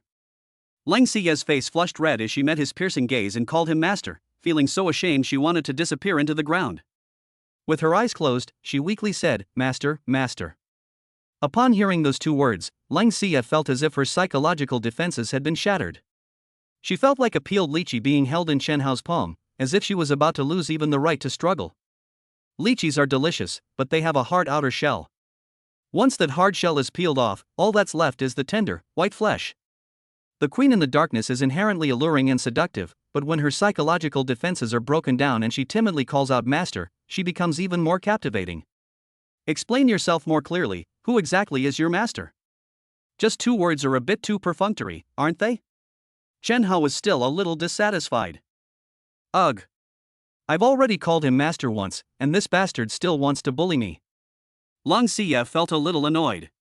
However, she hesitated for only a moment before that scoundrel Chen Hao raised his hand, as if to slap her. The little witch had already been spanked too many times, her bottom was almost bleeding. When she saw Chen Hao's actions, she immediately felt a tightness in her heart and hurriedly shouted, "Master Chen Hao is my master." Still not clear enough. Chen Hao's hand landed lightly. Ah. Although it was only a small force, it still startled the little witch quite a bit, and she quickly shouted, "Chen Hao is Lang Xiye's master." After uttering those words, Lang Xiye felt utterly exhausted, her entire body going limp. Calling out his name and her own was like declaring that from that moment on, she belonged entirely to him, becoming his possession. Wah! If this continues, I'll really be conquered by this bastard. Lang Xiye thought to herself. Good girl. Chen Hao patted her head as a reward. So your name is Xiye, it's quite nice. As she watched that guy's big hand press down on her head, Lang Xiye secretly grimaced, suppressing the urge to bite Chen Hao again. She tried her best to act obedient, but in her heart she was silently vowing, "You dare to touch my head? When I become the master, you little servant Chen Hao, you're dead." Lang Xiye was filled with resentment, but when Chen Hao's hand landed on her head, she strangely found that this was not as unacceptable as she had imagined. On the contrary, she felt a powerful sense of intimidation and inexplicable closeness emanating from that broad palm. It was as if in a past life, or perhaps in some infinity countless millennia ago, she was often touched on the head by such a hand. When she misbehaved and caused trouble, she was always severely punished by this large hand, to the point that for the first time, she felt a deep-seated desire to submit. What's with this feeling of intimidation and closeness? Oh no! Why does this big bad guy suddenly seem less annoying? Could it be that he also has mind-controlling techniques? Am I being bewitched by him? Lang Xiye thought to herself, but this guy has been bullying me all along, yet I don't hate him. This strange feeling, as if I'm willingly being bullied by him, it's an illusion. It must be an illusion. Just then, Chen Hao's voice rang out again, "Little black dragon, are you willing to be my mount now?" I. Lang Xiye suppressed the inexplicable urge to agree and shook her head, saying, "No." "No?" Chen Hao looked at her in confusion. "I've already called you master as you asked me to, that is my bottom line," Lang Xiye said. "Now you should let me go. At worst, if I ever meet you again, I'll never deal with you, I'll just avoid you." "You think you can just leave so easily?" Chen Hao said, puzzled. "Besides, when did I ever agree to let you go?" "Just now." Lang Xiye revealed a sly smile. "Just now you said that as long as I call you master, you would let me go. I just promised not to beat you up, okay?" Chen Hao raised his hand and said, "Trying to trick me with words like that? You need to be taught a lesson again, don't you? Even if you won't let me go, at least you can't hit me again." Lang Xiye looked at Chen Hao's slap and said timidly, "A man's word is his bond." "Fine, I won't hit you then." Chen Hao withdrew his hand, looking at her threateningly. "So, you want to experience the taste of heavenly lightning? The system's punishment for you shouldn't count as me hitting you, right? Heavenly lightning." Lang Xiye was even more terrified. Her power was already suppressed. If she were struck by heavenly lightning again, wouldn't she be electrocuted beyond recognition? Even though she had fused with the basic elements and possessed an indestructible body, if the injury was too severe, she would still fall into a deep sleep. Faced with such a threat, an ordinary elemental spirit would likely have already chosen to submit. For most elemental spirits, the ultimate goal is to become stronger. For example, the ultimate goal of the dark element is to devour and assimilate the other four elemental spirits, so that it can possess a complete divine body and become a god in the darkness. Therefore, even though she had borrowed the organization's power to help the Black Dragon Queen break the seal, the Black Dragon Queen still wanted to secretly harm her. Many elemental spirits will stop at nothing to become powerful. And to avoid being subdued and assimilated, even the former Dark Queen could beg for mercy like a servant. However, Lang Xiye is different from ordinary elemental spirits. Because she is Lang Xiye, even if she awakens the power of the evil spirit and merges with the power of the basic elements, she is still Lang Xiye. She possesses a unique soul. She belongs to her own organization, has her own friends and partners, and shares common goals and life ideals with them. Being able to call Chen Hao master is already the biggest concession she has made. As an elemental spirit, how could a divine dragon from the heavens really stay by Chen Hao's side as a mount? What's the difference between a life without ideals and a salted fish? If even freedom is to be lost, what difference is there between it and death? Thinking about all this, Lang Xiye stubbornly looked at Chen Hao. She wanted to muster the courage to yell at this big bad guy, but because of the inexplicable closeness she felt towards him, and the fear that he might actually unleash a divine lightning strike on her, her stubbornness transformed into a unique kind of arrogance. "If you insist on keeping me as your mount, then please let my soul fall into slumber. My wicked master. There's no reason to let go of a piece of fat meat that's already in your hands. Does a duck that's almost cooked still want to fly away?" Should this little maid be taught a lesson? Chen Hao rested his chin on his hand and looked at Lang Xie with amusement. Just then, the heavenly book issued a warning: the evil spirit is currently in a weakened state. It is not recommended to continue using heavenly lightning punishment. If the elemental spirit becomes too weak, it will return to darkness and fall into a complete slumber, possibly for decades, which would be equivalent to a failed subjugation. The elemental spirits are asleep, and the punishment system separated from the heavenly book will lose its function, which will affect the future upgrades of the heavenly book. The heavenly book was clearly more concerned about the upgrade than Chen Hao, and reminded him again: the punishment system has 5 punishment commands every day, which are intended to make the elemental spirits gradually submit. Being too forceful may have the opposite effect. Submit slowly? Chen Hao thought about it seriously and thought to himself, that makes sense. How can the elemental spirits submit so easily? Even if they cannot resist in the face of absolute power, it is only a temporary surrender, not true submission. Besides, keeping this little witch asleep for decades is quite troublesome. It would be a waste to just let these 2 elemental spirits go to waste after all this effort to capture them. Most importantly, as Lang Xie gradually began to show signs of wanting to submit, Chen Hao inexplicably felt a faint sense of closeness. It was as if this little devil had belonged to him in a past life, and that in that past life he had often disciplined this troublemaker. Chapter 118, Stepping on the Black Dragon, Part 1. Meeting Chen Hao's gaze, Lang Xie's heart pounded wildly, as if she were awaiting divine judgment, extremely nervous. However, after waiting for a long time without receiving the terrible heavenly punishment, a small sense of smugness rose in her heart. This wretched guy actually feels sorry for me? It seems like I really have a chance to escape. Thinking of this, Lang Xie suddenly felt that Chen Hao was no longer as scary as before. She smiled and acted coquettishly, calling him master and saying, since master cares so much about his little maid, then the little maid will go first, okay? At worst, when we meet again in the future, I will continue to call you master and obediently listen to you. How about that? He looked so reluctant before, but now he's saying it so smoothly? Chen Hao was speechless, thinking, his act of being obedient was quite tempting, but he's trying to slip away from me. Is he trying to annoy me? Thinking of this, Chen Hao said fiercely, letting you go is simple, but it depends on how you behave. How should I behave? Lang Xie felt that Chen Hao had a conspiracy, but she had finally seen a glimmer of hope for gaining freedom, which filled her with anticipation. I need to go back to Sky City. Flying back from here is too tiring, Chen Hao said. As my black dragon mount, shouldn't you take me home first? Ha! You still want me to be your mount? Lang Xie looked up at Chen Hao, imagining him riding on her like a horse. The thought was just, no way. Lang Xie shook her head vigorously. She didn't want to be a mount, it was too embarrassing. Calling him master was no big deal, she could take it as a joke and wouldn't really suffer any loss. However, the thought of her, so noble and proud, carrying Chen Hao like a little colt back to Zhangqiang City was simply too difficult for her to accept. Think it over carefully. If you obediently become my mount and send me away, at least you can gain your freedom temporarily, Chen Hao tempted her. Just once? That one do. Lang Xie refused decisively. As an evil spirit, her greatest skill was controlling people's hearts, and she naturally understood the weaknesses of people's hearts best. What do you mean, only once? This is simply the biggest scam in the world. Once the bottom line is broken, there will be no bottom line left. Having willingly become a mount, I might be bullied to death every time I encounter this guy again. Besides, she's not without other options, so why should she become a mount? If master continues to force me, I will seal myself and fall into a deep sleep. Lang Xie looked like she would rather die than submit. Hey! Are you threatening me? Are you sure you don't want your freedom? Chen Hao said. Does master want to lose me? Lang Xie blinked her big eyes at Chen Hao. She had already realized that Chen Hao was the kind of guy who responded better to gentle persuasion than force.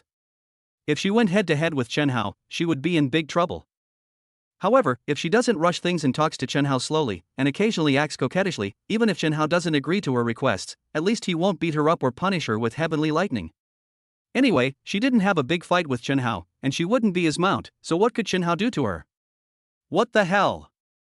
Chen Hao looked at the arrogant expression of the former Dark Queen and thought, I want to tame a dragon like mount, not bring home a little tyrant. As a black dragon mount, she dares not carry her master, and not only that, she dares to threaten me. If I let her lead me by the nose now, who will be in charge in the future? I'll give you one last chance. Do you want to become my black dragon mount? Chen Hao asked. No.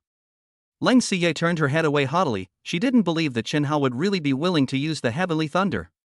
Alright, I hope you won't regret this. Chen Hao grinned sinisterly, then suddenly pointed a finger at her forehead. Change. Leng Xiye hadn't quite figured out what was happening when she felt a surge of immortal power flow into her body. Then she noticed her vision seemed to have lowered slightly.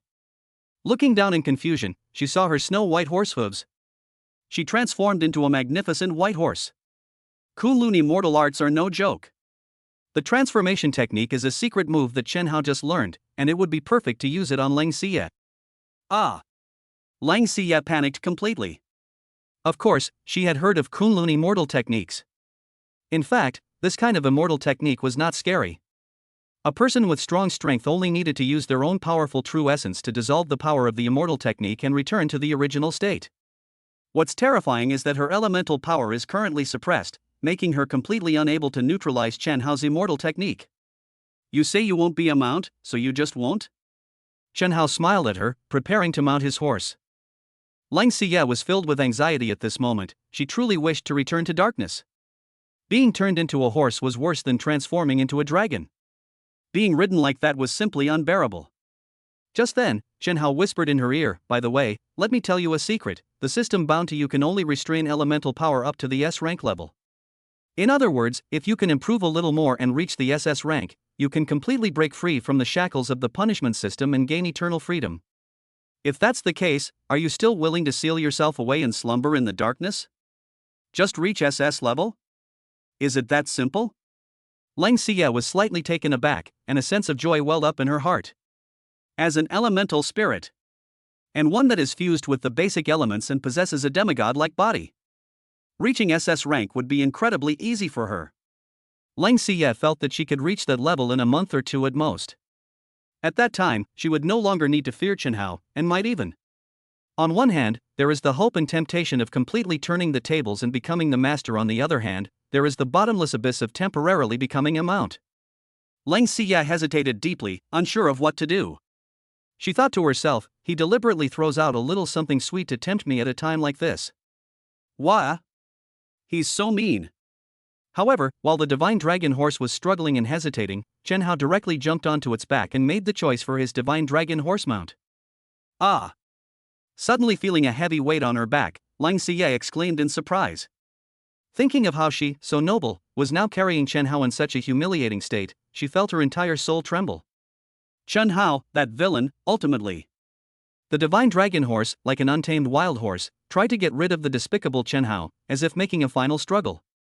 Riding on the white horse that the dragon had transformed into, Chen Hao felt quite comfortable. He patted the horse's back and said, "Anyway, I'm already on the horse. Whether I'm a mount for 1 minute or 10 minutes, I'm still a mount.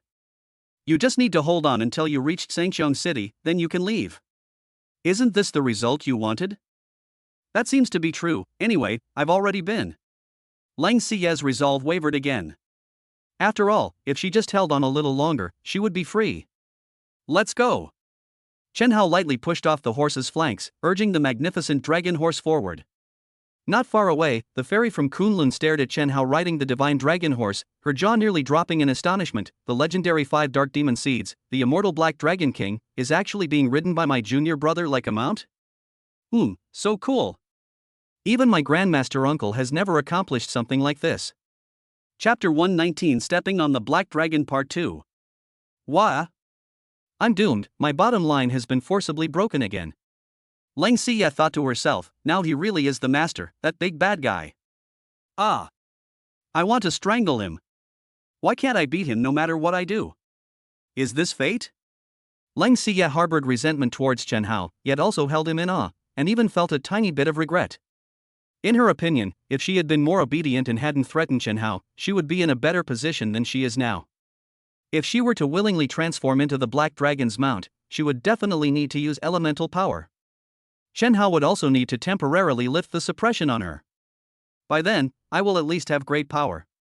After transforming into a black dragon, I can use my enormous body to carry people, which is better than being a pitiful little colt carrying people.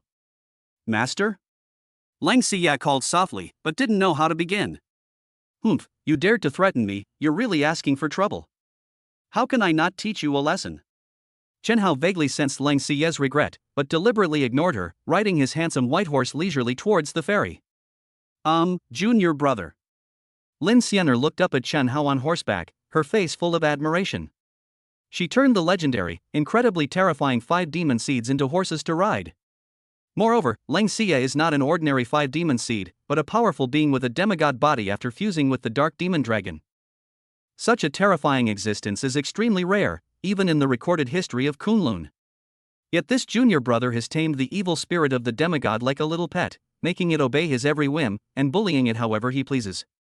It's truly amazing. Junior brother is amazing. Even the usually strong and powerful eldest sister couldn't help but admire Chen Hao at this moment. You seem to have forgotten something, haven't you? Chen Hao looked at her quietly. What's wrong? Lin Xianer asked, somewhat puzzled. Didn't we agree? If I can defeat the evil spirit, you'll be a good junior sister. Chen Hao chuckled, eager to have his fairy senior sister, who always bullied him, call him senior brother. He had been waiting for this moment for a long time. Lin Xianer then remembered their little bet from back then. She admitted that Chen Hao's performance today was a bit beyond her expectations, but she still wanted to call him senior brother. You only said you wanted to make a bet, but I don't think I agreed to bet with you, did I? I don't care.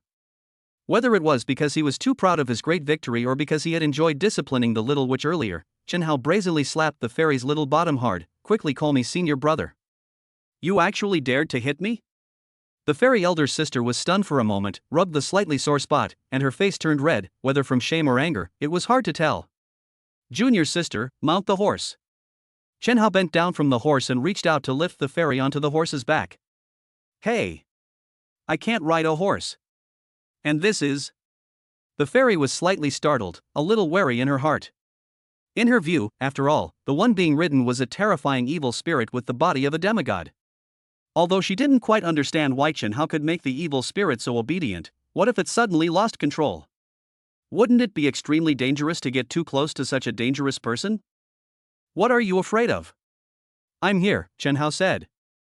Lin Xianer was stunned for a moment, thinking, this kind of domineering tone is clearly the line of this fairy, right? However, before she could think about these things in detail, she was replaced by a new and exciting feeling. After all, the white dragon horse he was riding was the black dragon that everyone in Kunlun's history would frown over and try every possible way to seal away. This taste is absolutely amazing. Hey, what's that song again? Chen Hao, riding a white horse and holding the fairy in his arms, jokingly sang, "White dragon horse hooves facing west, a young couple sitting on it." What couple? They're siblings. Lin Xianer said, displeased. Then they should be siblings. Chen Hao retorted. I'm older than you. We're siblings. The fairy protested. The two laughed and joked, but Lang Xie couldn't help but mutter under her breath, that wicked master has a pure yang body, and the Kunlun fairy has a pure yin body, so wouldn't she become the mistress? Bah! No! What master and mistress? They're clearly just a pair of scoundrels bullying me.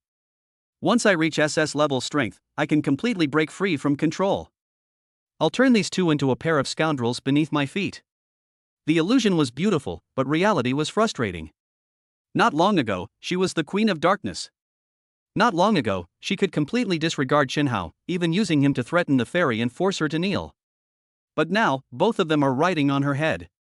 Wah, is it really going to be terrible to go against that big bad guy Chen Hao? The stubborn Lang Xie was starting to regret her words.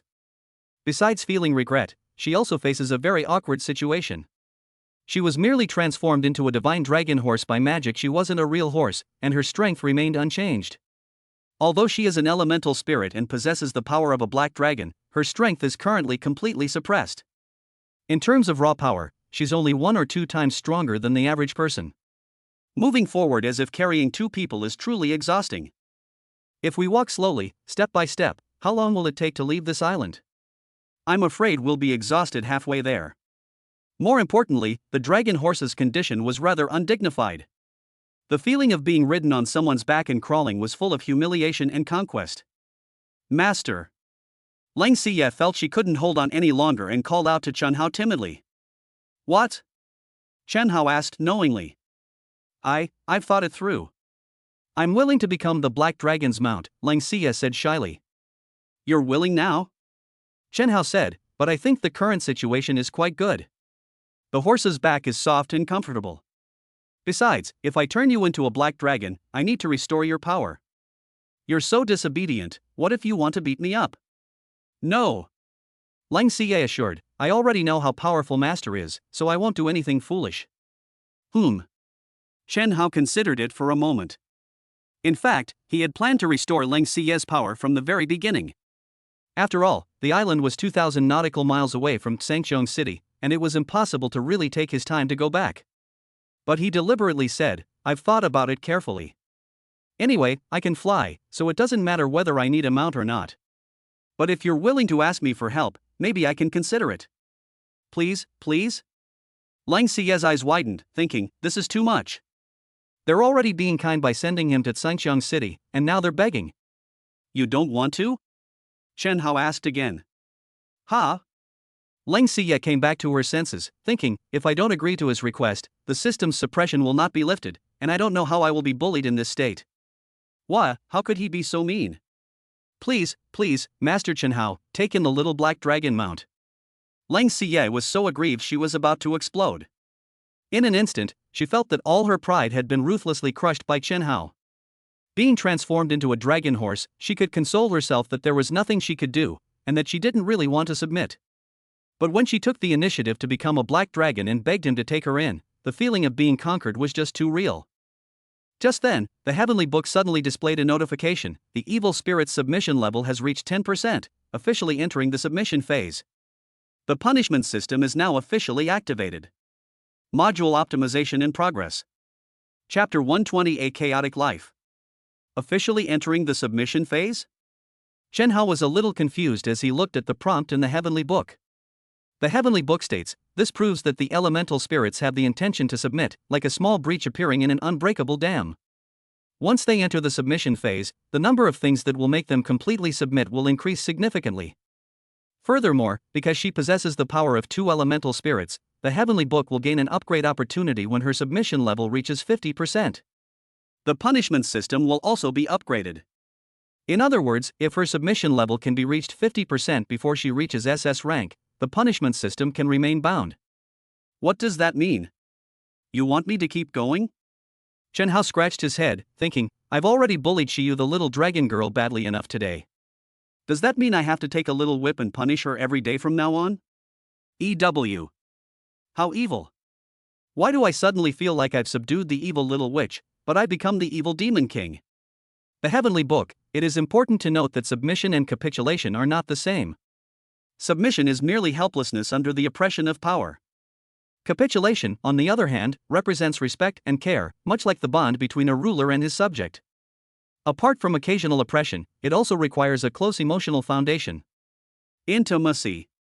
Chen Hao's expression turned somewhat strange as he thought to himself, Shiyu Xiaolongnu's submission level has now reached 10%, she's already in a state of submission.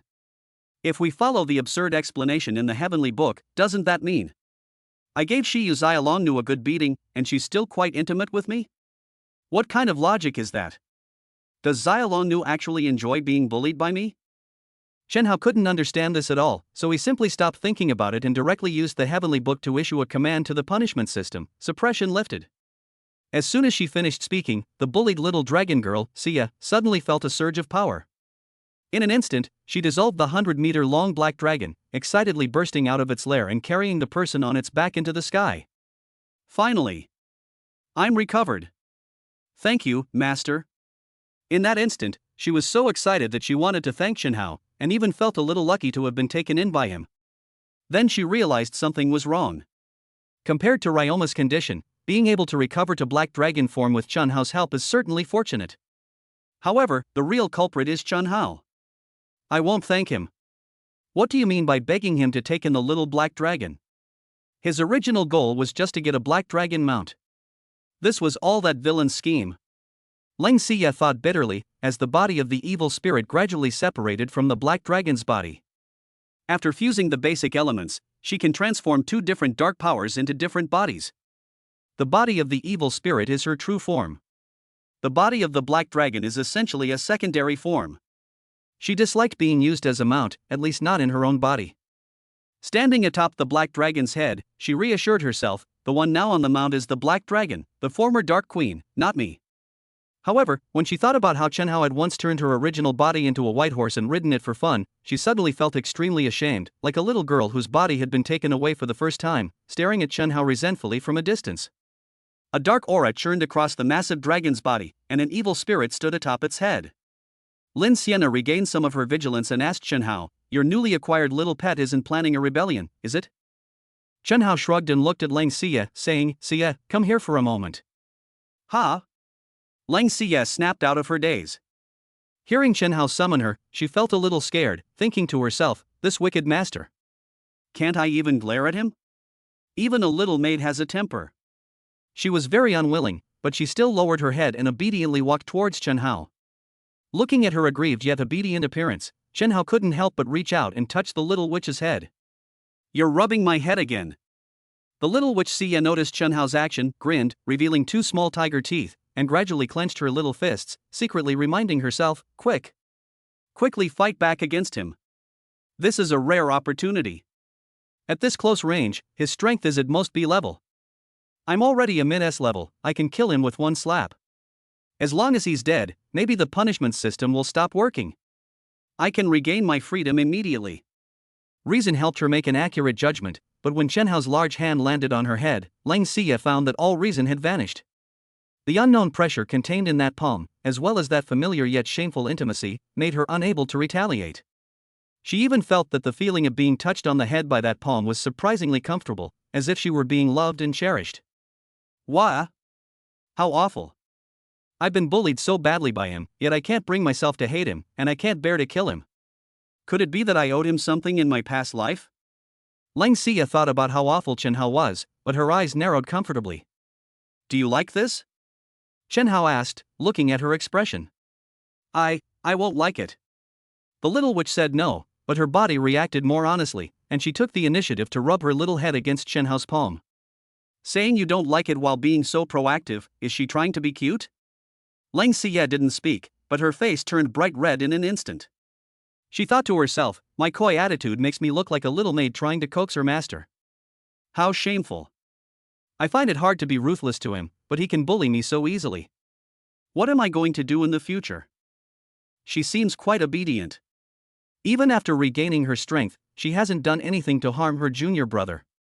Lin Sienna rested her chin on her hand, looking at the two of them, and muttered to herself, if she can continue to be this obedient, I'm afraid 2 of the 5 demon seeds in the Kunlun legend will have to be removed from the list, right? Lang Xie looked at the fairy beside her, then at Chen Hao. She couldn't stand being stared at by the two of them like a bullied little maid. After thinking for a moment, she asked Chen Hao, Master, I need to go ahead and keep an eye on the direction. Otherwise, the black dragon will fly around everywhere and we won't be able to reach Sangqiong City. Go ahead, Chen Hao nodded. Lang Xie felt as if she had been granted a pardon. She timidly kept her distance from Chen Hao, shrinking her small body and standing alone on the dragon's head. Why would she need to keep an eye on the direction? The black dragon was originally her clone. Even without watching, it wouldn't fly in the wrong direction. She just wanted to get a little further away from Chen Hao. In her eyes, Chen Hao, the great demon king, was simply too terrifying. When he was slightly gentler, he was even more terrifying than when he was fierce. As long as he patted her head, she would instantly lose all will to resist, just like an obedient little maid. What if I get used to being patted on the head over time and start to like the feeling? That would be truly terrifying. After all, he's actually my enemy. Besides, that mysterious 0520 team has always been a target of the organization, and both he and the fairy are connected to the 0520 team. Lang Xie stood in the cold wind, silently contemplating her increasingly chaotic life. Chapter 121 Going Home. The Black Dragon left the island and flew towards Sky City, indicating that the turmoil related to Prisoner Dragon Island had come to an end. However, the people at the Sky City Alliance branch were unaware of this news and were still deeply worried. Reporting, Sir. Zhang Gongming reported to Feng Pangyuan, the branch's highest commander, I have successfully completed the investigation and evidence collection on the mysterious island. Where's the data? Feng Pangyuan asked. It's all here. The chubby principal handed over his precious camera as if it were his lifeblood, and said very carefully, just take the materials, please don't break my camera. I want to keep this camera as a souvenir. Feng Pengyuan looked at the old principal speechlessly, thinking to himself, it's just a camera, what's the point of keeping a souvenir? The information inside is what's truly important, isn't it? Little did he know what the chubby principal was thinking. He recalled that although the principal had had countless honors in his life and was known as the most learned person in Sky City. However, apart from being learned, his life lacked passion and excitement. He consulted many ancient books, including the Demon Seeker's Record, which was related to Kunlun, as well as Travels to the Eastern Island and The Legend of Snow Shadow. In those stories, countless wonderful tales of immortals and demons, and legends of gods and ghosts were recorded. He had always been fascinated by these mysterious stories, and even dreamed countless times of having extraordinary encounters with the people in the stories. However, today, after a life of quiet ordinariness, he crossed the East China Sea with his camera, encountered countless monsters, took countless photos, and experienced countless thrills. Most importantly, he actually managed to take a picture of a fairy on an island. That was a real fairy. The moment the door opened was the luckiest moment of my life. I had to commemorate it, the chubby principal muttered to himself. At this moment, Feng Pengyuan had already connected the camera's storage device to the computer's AI, and the footage he had taken on the island began to appear. Those A-level ferocious beasts were enough to send chills down one's spine even through the screen. So many A-level ferocious beasts? Feng Pengyuan frowned deeply. I'm afraid even mobilizing several A-level teams wouldn't be enough to handle them. S-level martial gods are all incredibly powerful, and I don't know where they're busy all day. Getting the Asian headquarters to send someone like that would be very difficult. This is troublesome. The legendary fairy has made her move, what are you afraid of? The chubby principal reminded him, didn't you see the fairy in ancient costume in the photo? And some of the dead ferocious beasts, she took them all down. This. Feng Pengyuan realized he had lost his composure. He had been completely absorbed by the towering, ferocious beast and hadn't noticed the beautiful figure like a delicate white flower, but she's only one person. Could she possibly wipe out the entire island? Just then, the AI at the Alliance headquarters alerted, Commander, the black fog in the Dragon Prison Island area has gradually dissipated, reaching the standard for satellite observation. Shall we activate satellite observation? The fog has cleared? Start it! Feng Pengyuan said. As satellite images gradually emerged, the dissipating fog was filled with the corpses of ferocious beasts, making it nearly impossible to find a single living A-level beast. The few remaining B-level and C-level beasts, whether terrified by the immortal sword or by the oppressive aura of the black dragon that had just flown by, trembled and let out mournful cries, their ferocity completely gone. Who did this? Feng Pengyuan stared at the images, completely stunned. Could it be the woman in the ancient costume in the photos? Could there really be a fairy descending to Earth? Only C-level ferocious beasts remain. With the resources distributed throughout Sangxiang City, dealing with them shouldn't be difficult, Zhang Gongming said. The chubby principal breathed a sigh of relief, but in his heart he was thinking, of course the fairy is amazing, but where did that incredibly handsome genius from my Alliance Academy go? Beep, beep, beep. Suddenly, the AI sounded an urgent alarm, warning. Radar has detected a huge unidentified flying object approaching Sky City at full speed. Its current location is 1,100 nautical miles off the coastline. A huge unidentified flying object? Could it be a large warship? But we haven't received any notification of warships entering our territory. Feng Pengyuan said, change the satellite observation direction and lock onto the target. Satellite footage reappeared, and this time everyone at the Alliance headquarters was stunned. That is... Dragon. The principal's prophecy has actually come true. The dark dragon. A dark dragon? If this counts as a ferocious beast, it's at least a catastrophic or even a natural disaster level, right? A catastrophic monster. Even S-rank or SS-rank martial gods would have a hard time dealing with it. How could a monster of this level appear in Sky City? Looking up at the terrifying dragon in the picture, everyone felt a sense of fear for a moment. Zhang Gongming seemed to have discovered something and exclaimed in surprise, wait a minute, there seems to be someone on the dragon's body. There were indeed people on the dark dragon's back, and as the camera zoomed in, they gradually made out the figures. On the broad back of the dragon was a soft bed formed from dark power. Above the dark bed was a transparent, crystal-like light shield that not only protected the person on the bed from the fierce winds when the black dragon flew, but also did not block the brilliant sunlight from shining in. A woman of ethereal beauty sat on the edge of the bed, looking down at the person on her lap with a hint of helplessness. Chen Hao comfortably nestled on the fairy sister's lap, using the terrifying darkness as a warm bed and her lap as a pillow, while basking in the brilliant sunlight streaming through the crystal light barrier. A faint smile played on his lips, and then he closed his eyes in blissful contentment. His entire expression seemed to say, "This is how life should be. This is how joy should be." Who is this kid? Feng Pengyuan had already recognized the fairy and guessed that the crisis on the island was probably the work of this mysterious fairy. He even wondered if the black dragon that seemed to have been tamed was also the fairy's doing. But if the fairy is so powerful and so awesome, so what kind of mysterious and terrifying being would dare to use a fairy's thigh as a pillow? Oh my god! It's that energetic young man again.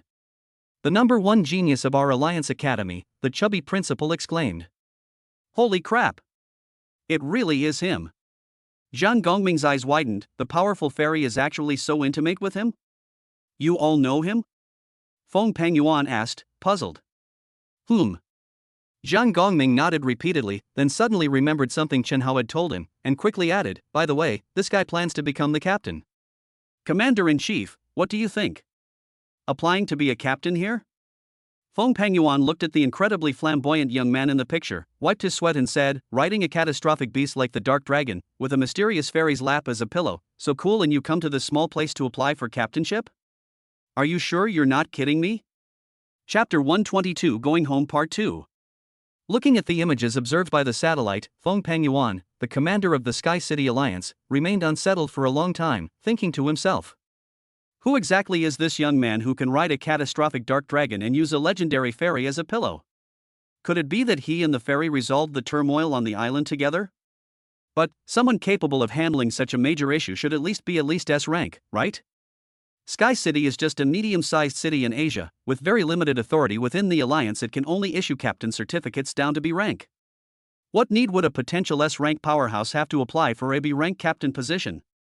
His name is Chen Hao, and he is also from Sangqiang City, Zhang Gongming added. I see.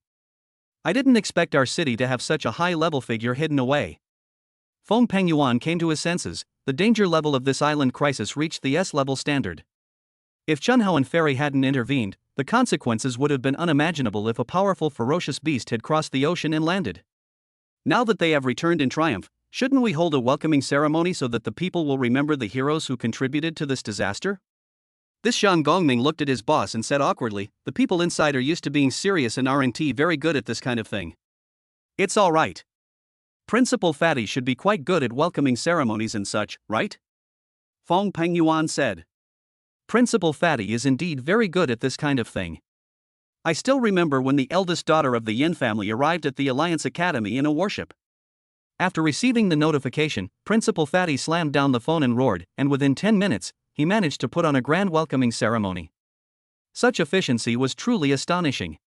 However, upon hearing Feng Pengyuan's question, the chubby principal remained unresponsive, staring intently at the fairy on the screen as if he had lost his soul.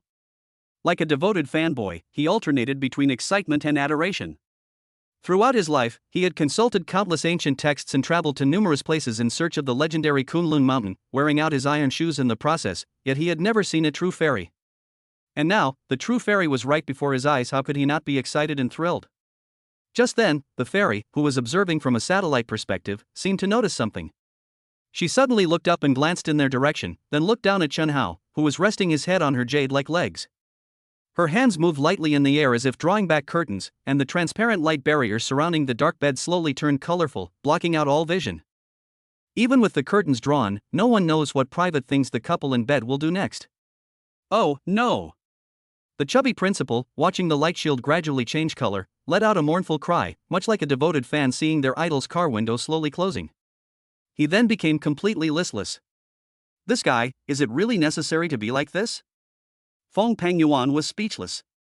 There is a third person on the Dark Dragon, Zhang Gongming suddenly said. Previously, their attention had been drawn to the strange large bed on the back of the Dark Dragon, leading them to assume that only the fairy and Chen Hao were there. Only now did they notice that a girl in black was also standing on the head of the Dark Dragon. Could he also be a figure from ancient legends? The chubby principal perked up again. The three men's gazes fell on the girl. Her eyes shone like stars, and her tight black clothes outlined her devilish figure. A howling wind blew, but before it could lift her long hair that hung down to her waist, it was crushed by the faint dark aura. For some reason, this woman, who was as powerful as a queen, had a wronged and resentful expression on her small face, like a little maid. When these two completely different qualities appeared on her at the same time, they instantly created a unique allure. The three people staring blankly at the screen felt as if their hearts were about to explode, pounding at an unprecedented speed. Suddenly, Lang Xie seemed to notice something, turned her head and glanced in this direction, her star-like eyes revealing darkness. In an instant, the three people, their hearts pounding, suddenly felt as if they had been plunged into an abyss, deeply immersed in their own desires, unable to extricate themselves, completely lost in a state of daze. Beep, beep, beep. The AI's alarm sounded again. Alarm! Alarm! Satellite signal is being interfered with by unknown energy. Video feed is interrupted. What happened? She can detect even such a weak satellite signal? The three of them snapped out of their daze and were all shocked, only to see a cold, dark character appear in the interrupted image. Get out! So cold! So fierce! Zhang Gongming looked at the large character and wiped away his cold sweat. A vixen! She can influence people's minds with just a glance through this AI screen. She must be the legendary vixen, the chubby principal thought to himself. But she looks so weak when she's with Chen Hao. Could it be that even a vixen has been subdued? Oh my god! What on earth has this energetic young man been up to? Zhang Pingyu stared blankly at the words on the screen. Get lost? What does that mean? Ahem. Keep a low profile. Maybe they want to keep a low profile. The chubby principal thought about how Chen Hao had never shown any talent during his 3 years at the Alliance Academy and guessed, the spirited young man likes to keep a low profile. Well, let us keep things simple then. Feng Pangyuan was startled by the cold get lost, but became even more sober. Although the crisis has been resolved, it's not time for a celebration yet. There are still a few ferocious beasts remaining on the island, and we need to hurry up and finish up the work. Also, have the command post issue a notice to reassure the frightened citizens, tell them not to panic, and tell them that they can return to normal life tomorrow. As for young friend Chen Hao applying to become a captain, Feng Pangyuan stamped the certificate with a snap, then took out the captain's badge and said to Zhang Gongming, his strength is evident to all. There's no need for an assessment. Just give him the certificate and badge privately. Chen Hao was naturally unaware that the people from the Alliance branch had been terrified by a glare from his little maid. At this moment, he was simply lying on the dark bed, watching the slowly setting sun, and thinking to himself, it's getting dark. I should be able to get my captain's certificate as soon as I get back to Sky City, right? That guy Zhang Gongming said he would deliver the captain's certificate to my doorstep. I wonder if that's reliable. Once I get the captain's certificate, I'll be the real captain. Even if the real captain of 0520 appears, I won't be afraid of him. Besides, right now, I can still rely on, cough cough. I can rely on the fairy's leg for support, so what's there to worry about with the real captain? Thinking smugly to himself, Chen Hao comfortably rolled over. But if he knew that the true captain of 0520 was none other than Fairy Sister, who knows what he would think? At this moment, Lin Xianer thought of something, and gently leaned down to whisper something intimately in Chen Hao's ear. Meanwhile, watching the two of them being so intimate, Lang Xie, who had been bullied so badly, suddenly had a wicked idea for revenge, and a mischievous smile appeared on her face.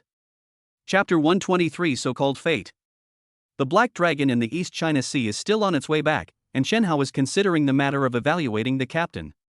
He actually dared to stare at me so brazenly. After forcibly disrupting the Alliance's observation with elemental power, Lang Xie was still a little annoyed, thinking about how she was always bullied by Chen Hao. She was a renowned witch in the Austin family. The nobles knelt with their heads bowed, not daring to even glance at her without her permission. How could she have ever been bullied? Being bullied by Chen Hao alone was one thing. After all, Chen Hao's methods were too strange and too powerful. No matter what, she couldn't beat Chen Hao, so she was somewhat resigned to being bullied. However, just because she can't defeat Chen Hao doesn't mean she can't defeat the fairy. After all, even fairies had ridden the divine dragon horse as a mount, so how could the proud little witch be convinced? Then, she looked towards the large black bed not far away and happened to see Chen Hao and the fairy whispering intimately to each other. The domineering Kunlun fairy always acts like she's the senior sister, so high and mighty. What if we let her taste what it's like to be bullied by a wicked master?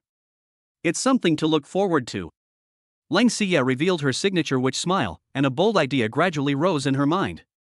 Chen Hao lay on the large bed formed by dark power, feeling the unique purine energy emanating from the fairy, and comfortably squinted his eyes. Lin Xianer glanced helplessly at Chen Hao. This guy had actually used her legs as a pillow the whole way. He was really quite audacious. But there's nothing we can do, our junior brother is so handsome, and he just happens to possess a pure yang immortal body. Ever since the two of them used the sword intent of Qianku and Wuji together, each of them retained the immortal aura of the other. So whenever they got close, their immortal auras attracted each other, creating a warm and comfortable feeling. So Chen Hao squinted his eyes comfortably. The fairy elder sister also enjoyed this closeness, so she turned a blind eye to her junior brother's outrageous behavior, pretending that nothing had happened. Then, she gently leaned closer to Chen Hao. She didn't do this to sneak a kiss, of course.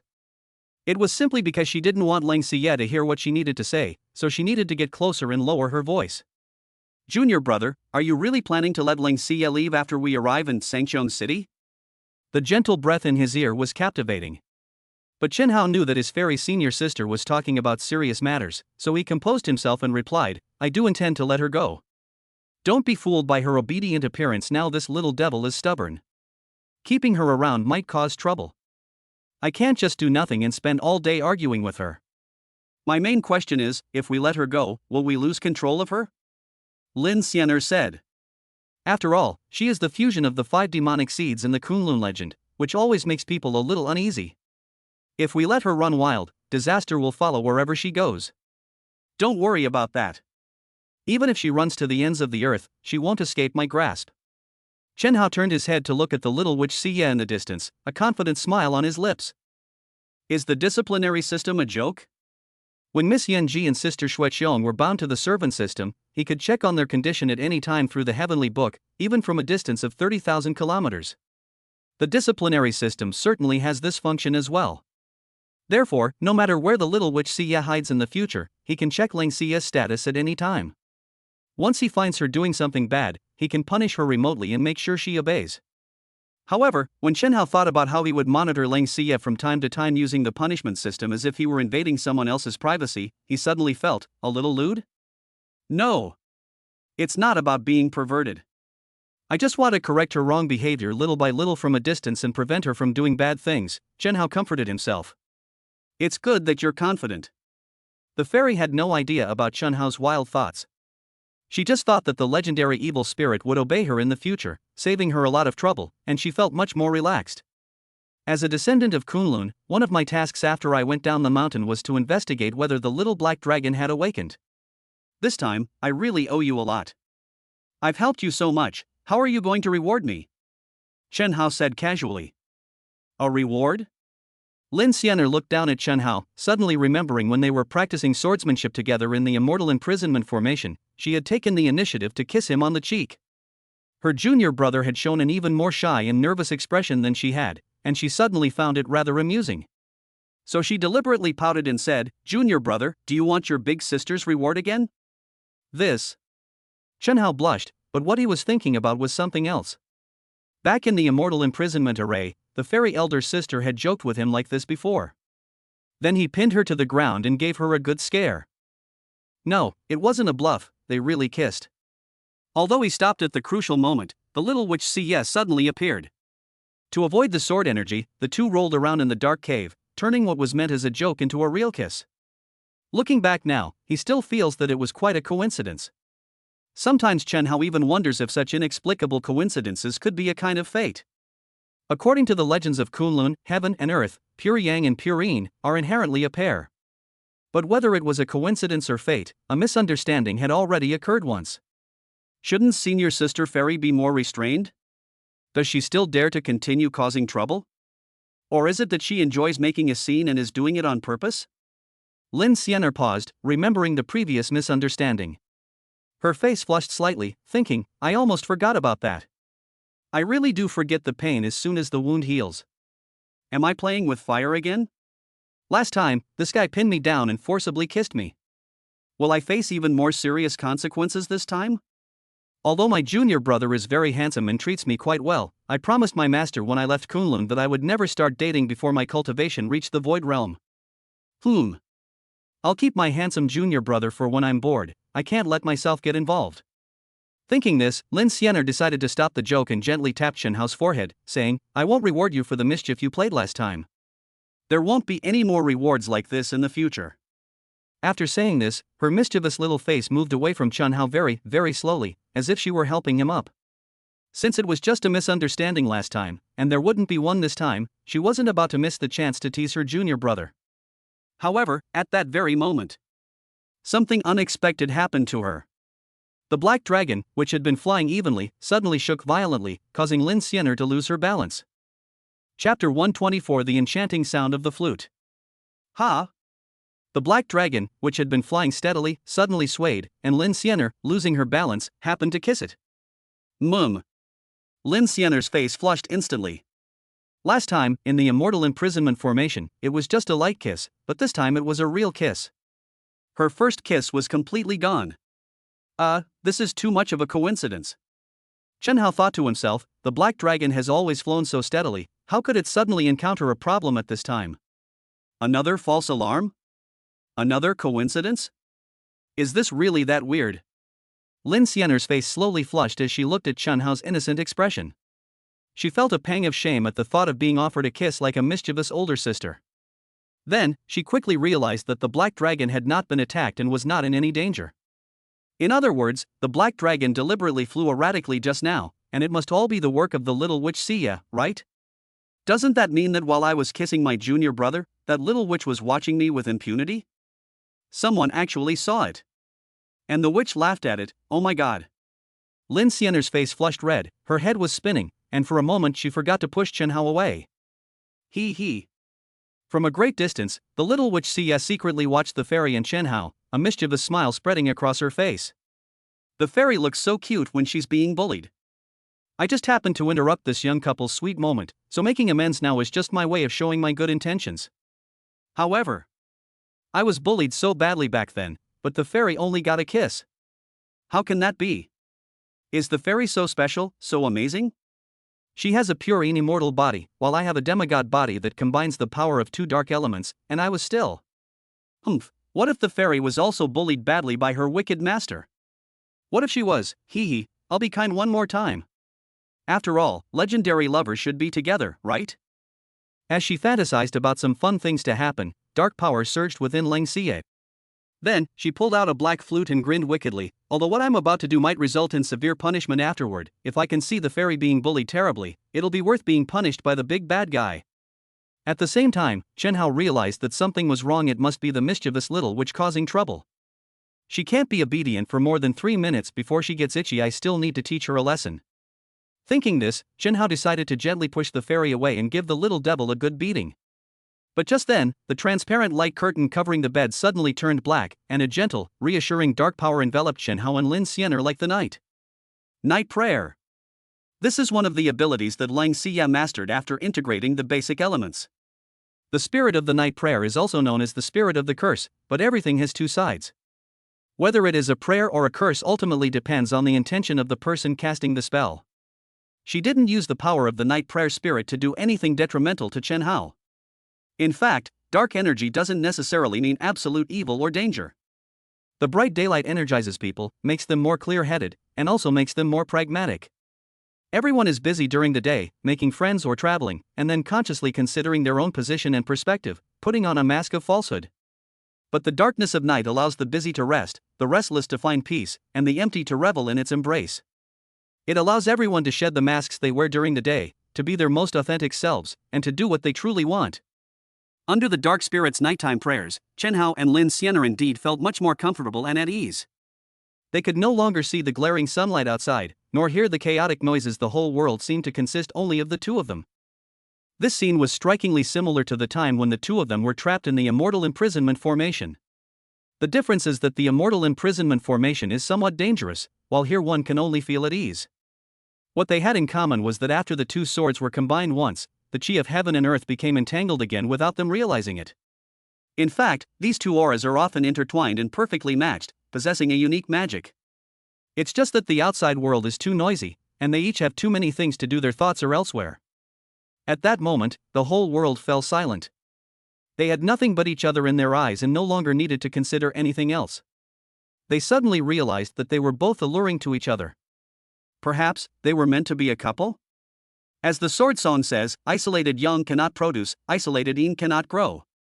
When yin and yang meet, the concave and convex fit together, heaven and earth are boundless. This is the principle of heaven. Perhaps, deep down, they both have some feelings for each other? If they didn't truly dislike it at all, how could the sword intent left on the cliff by their grandmaster and grandmaster have been so easily mastered by the two of them? Chen Hao's hand, which was about to push the fairy away, landed on her shoulder. Unconsciously, the already light pressure became even lighter, to the point that it almost didn't feel like a push. What does this guy want to do? If it's just a kiss, it's not a big deal, but if he wants to do something else. Lin Xianer felt a tightness in her heart when she noticed Chen Hao's hand on her body. She didn't understand what he meant. She was a little worried, but also a little expectant. Outside the dark space, Lang Xie stood atop the dragon's head, took out a black flute she had prepared beforehand, and began to play an ancient melody. The flute music was not part of any soul attack, and she wouldn't do anything foolish like trying to control Chen Hao or the fairy during such an opportunity. The sound of the flute is just a kind of music, but music itself has magic. Music can make people sad, it can make people happy, it can make people relax, and it can also make people think of many happy things. Lang Xie's music, however, can awaken the most beautiful desires in people's hearts, evoke memorable scenes, and allow everyone to reveal their true inner thoughts. The music is so strange. The gentle music was like a hypnotic tune. Chen Hao didn't feel affected at all. He just felt some images hidden deep in his heart slowly surfacing. That was a scene of them trapped in the poisonous fog of the dragon's cave, clinging to each other for survival, embracing one another. That was a scene of him seeking enlightenment in a desperate situation, and the fairy gently kissed him to encourage him. That was the scene where, in the instant the two regained consciousness under the threat of an evil spirit's soul-seizing spell, they held hands, their fingers intertwined, both wanting to help the other, both worried about the other. Countless overlooked details, catalyzed by the intoxicating sound of the flute, transformed into a warm current. Actually, she's been waiting for me all this time, hasn't she? Suddenly, Chen Hao tightened his grip on the fairy's shoulders, pressing her onto the bed and kissing her even more passionately. Why? Lin Xianer panicked. Why is he suddenly so bold? Could it be that he wants to? Chapter 125 Confession. Oh no. I've really messed up this time. My junior brother has gone astray. But. No, I promised Master that I wouldn't date until I reached that level of strength. After being pinned down, the fairy's sister remained in a dazed state. As strong as she was, slaying monsters as easily as cutting vegetables, she had never experienced anything like this before, nor had she ever been treated so brazenly by a man. But within this single day, she had already been pinned down by Chen Hao twice. After a long period of mental recovery, Lin Xianer finally regained a sliver of clarity and tried to push away the bullying junior brother who had been tormenting her. Just then, Chen Hao seemed to sense her unease, gently pulled her into his arms, and stared into her eyes as he asked, "You actually like me too, don't you?" Meeting Chen Hao's gaze, Lin Xianer didn't know how to answer. In fact, she herself was quite puzzled by the question. She thought to herself, like him? We've only known each other for a day. How could I possibly like this guy? What reason could I possibly have to like him? But if I don't like him, with my strength that has long surpassed S-class, I could easily flick this little brat away with a single finger. How could I possibly allow him to pin me down, or even allow him to forcibly kiss me? Lin Xianer knew that the mutual attraction between their pure yang immortal bodies was only one reason. Perhaps the other reason was that she truly liked him? It seems illogical to like someone after knowing them for less than a day. But there's no reason to explain why you like something. There's always that one special person who seems to require no time to get to know you. You just glance at them and think they're great, exchange a few words and start to trust them, do a few thrilling things together and become close to them. So even when that person is right beside you, you'll still think of him from time to time. Teasing or bullying him reminded me of him. Slaying the dragon's clone with lightning speed was also a reminder of him. Reciting the purification mantra when attacked by an evil spirit's soul-capturing spell, and immediately wanting to protect him by holding his hand, was also a reminder of him. Then, he would break many, many firsts, the first time holding hands, the first hug, the first kiss. Even though she, being strong-willed, didn't like the feeling of being pinned down and kissed like a little girl, she would find it easier to accept anything that Special Im did. So, this is what they call liking someone? This little rascal actually asked me directly. Does he want me to confess first? But before, he asked if I liked him too, so he was actually confessing to me when he asked that question, right? Looking at Chen Hao's handsome face, Lin Xianer slowly leaned in and gently kissed his lips. This time, there were no unexpected factors. It seemed she was using this kiss to prove that she actually liked him. Then, having just confessed her feelings, she discovered that Chen Hao was becoming even more demanding. Isn't it a bit too fast? Then I'll go slower. Then, the pure white ribbon was pulled open. This guy. Lin Xianer thought to herself, when I said fast, I was clearly referring to the development of the relationship. Wasn't it a bit too fast? Did his answer of slow really refer to the same question I was asking? Then, you need to be gentler. The gentle words instantly made the flute music seem to lose its charm. This is going to be fun. He. While playing the magic flute, Lang Xia thought of the high and mighty fairy who had been tricked by her and was about to be bullied by the big bad Chen Hao. She felt as if she had avenged a great grudge and was extremely happy. The flute music softened, and the two people in the room were about to enter their final state. Just then, a sharp, loud sound suddenly rang out, completely drowning out the flute music. Ring ring ring ring. Chen Hao's phone rang. At this critical moment, Chen Hao didn't want to answer the call and was about to hang up. However, when he saw the name on the caller ID, he was stunned. Because that name is Yan Yuer. When he left Sangqiang City, the beautiful Yuer told him to go home early. It was getting dark, so Yan Yuer naturally had to call Chen Hao. The rapid ringing of the bells disrupted the sound of the magic flute and the entire atmosphere, instantly snapping Chen Hao back to his senses. I almost got. Lin Xianer blushed and breathed a sigh of relief. Her dizzy mind cleared up, and then she looked at her disheveled self, thinking about how she hadn't resisted her junior brother at all, and even had taken the initiative to kiss him to express her feelings. Ah. This is too crazy, so embarrassing. We can't go on like this. Although Lin Xianer quite liked being with Chen Hao, even if she liked it, she wasn't in such a hurry to give herself away. Previously, the witch had simply created such a wonderful atmosphere that she didn't want to ruin it, but she inadvertently revealed her true feelings, thus acquiescing to Chen Hao's desire to do as he pleased. Now that everything has been disrupted by the phone call. If a hairpin falls into a well, it'll be yours eventually. I can always make it up to you next time. Answer the phone first. Lin Xianer didn't push Chen Hao away. She'd already revealed her true feelings, why push him away again? So she picked up Chen Hao's phone, intending to let him answer it first. Oh.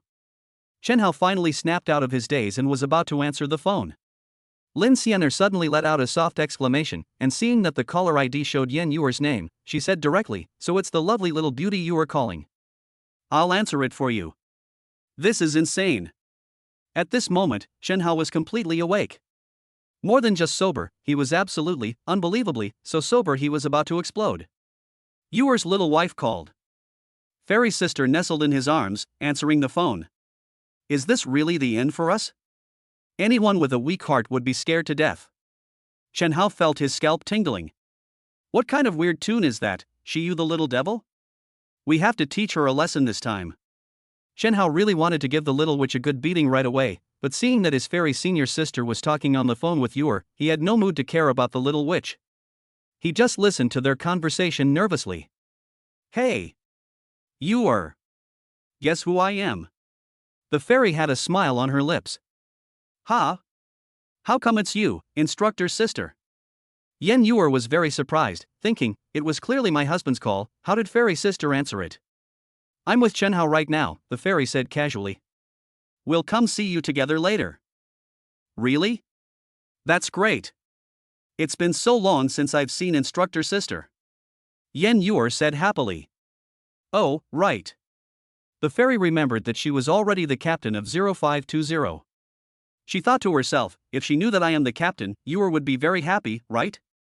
So she said mysteriously, I have a surprise for you after we meet. Yan Yuer, however, was thinking about her own rapid improvement in strength over the past few days, and said with a grin, I also have a surprise for you. Chapter 126. The witch goes a bit too big. The two girls chatted happily on the phone like close sisters. Chen Hao listened dumbfounded, his heart nearly exploding. Then that's settled. We'll be in Sangqiang City soon, Lin Xianer said finally, and was about to hang up the phone.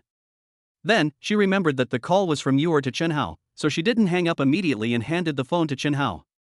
Chen Hao answered the phone, ran outside guiltily, his mind in turmoil. The fairy senior sister clearly didn't know he had a girlfriend.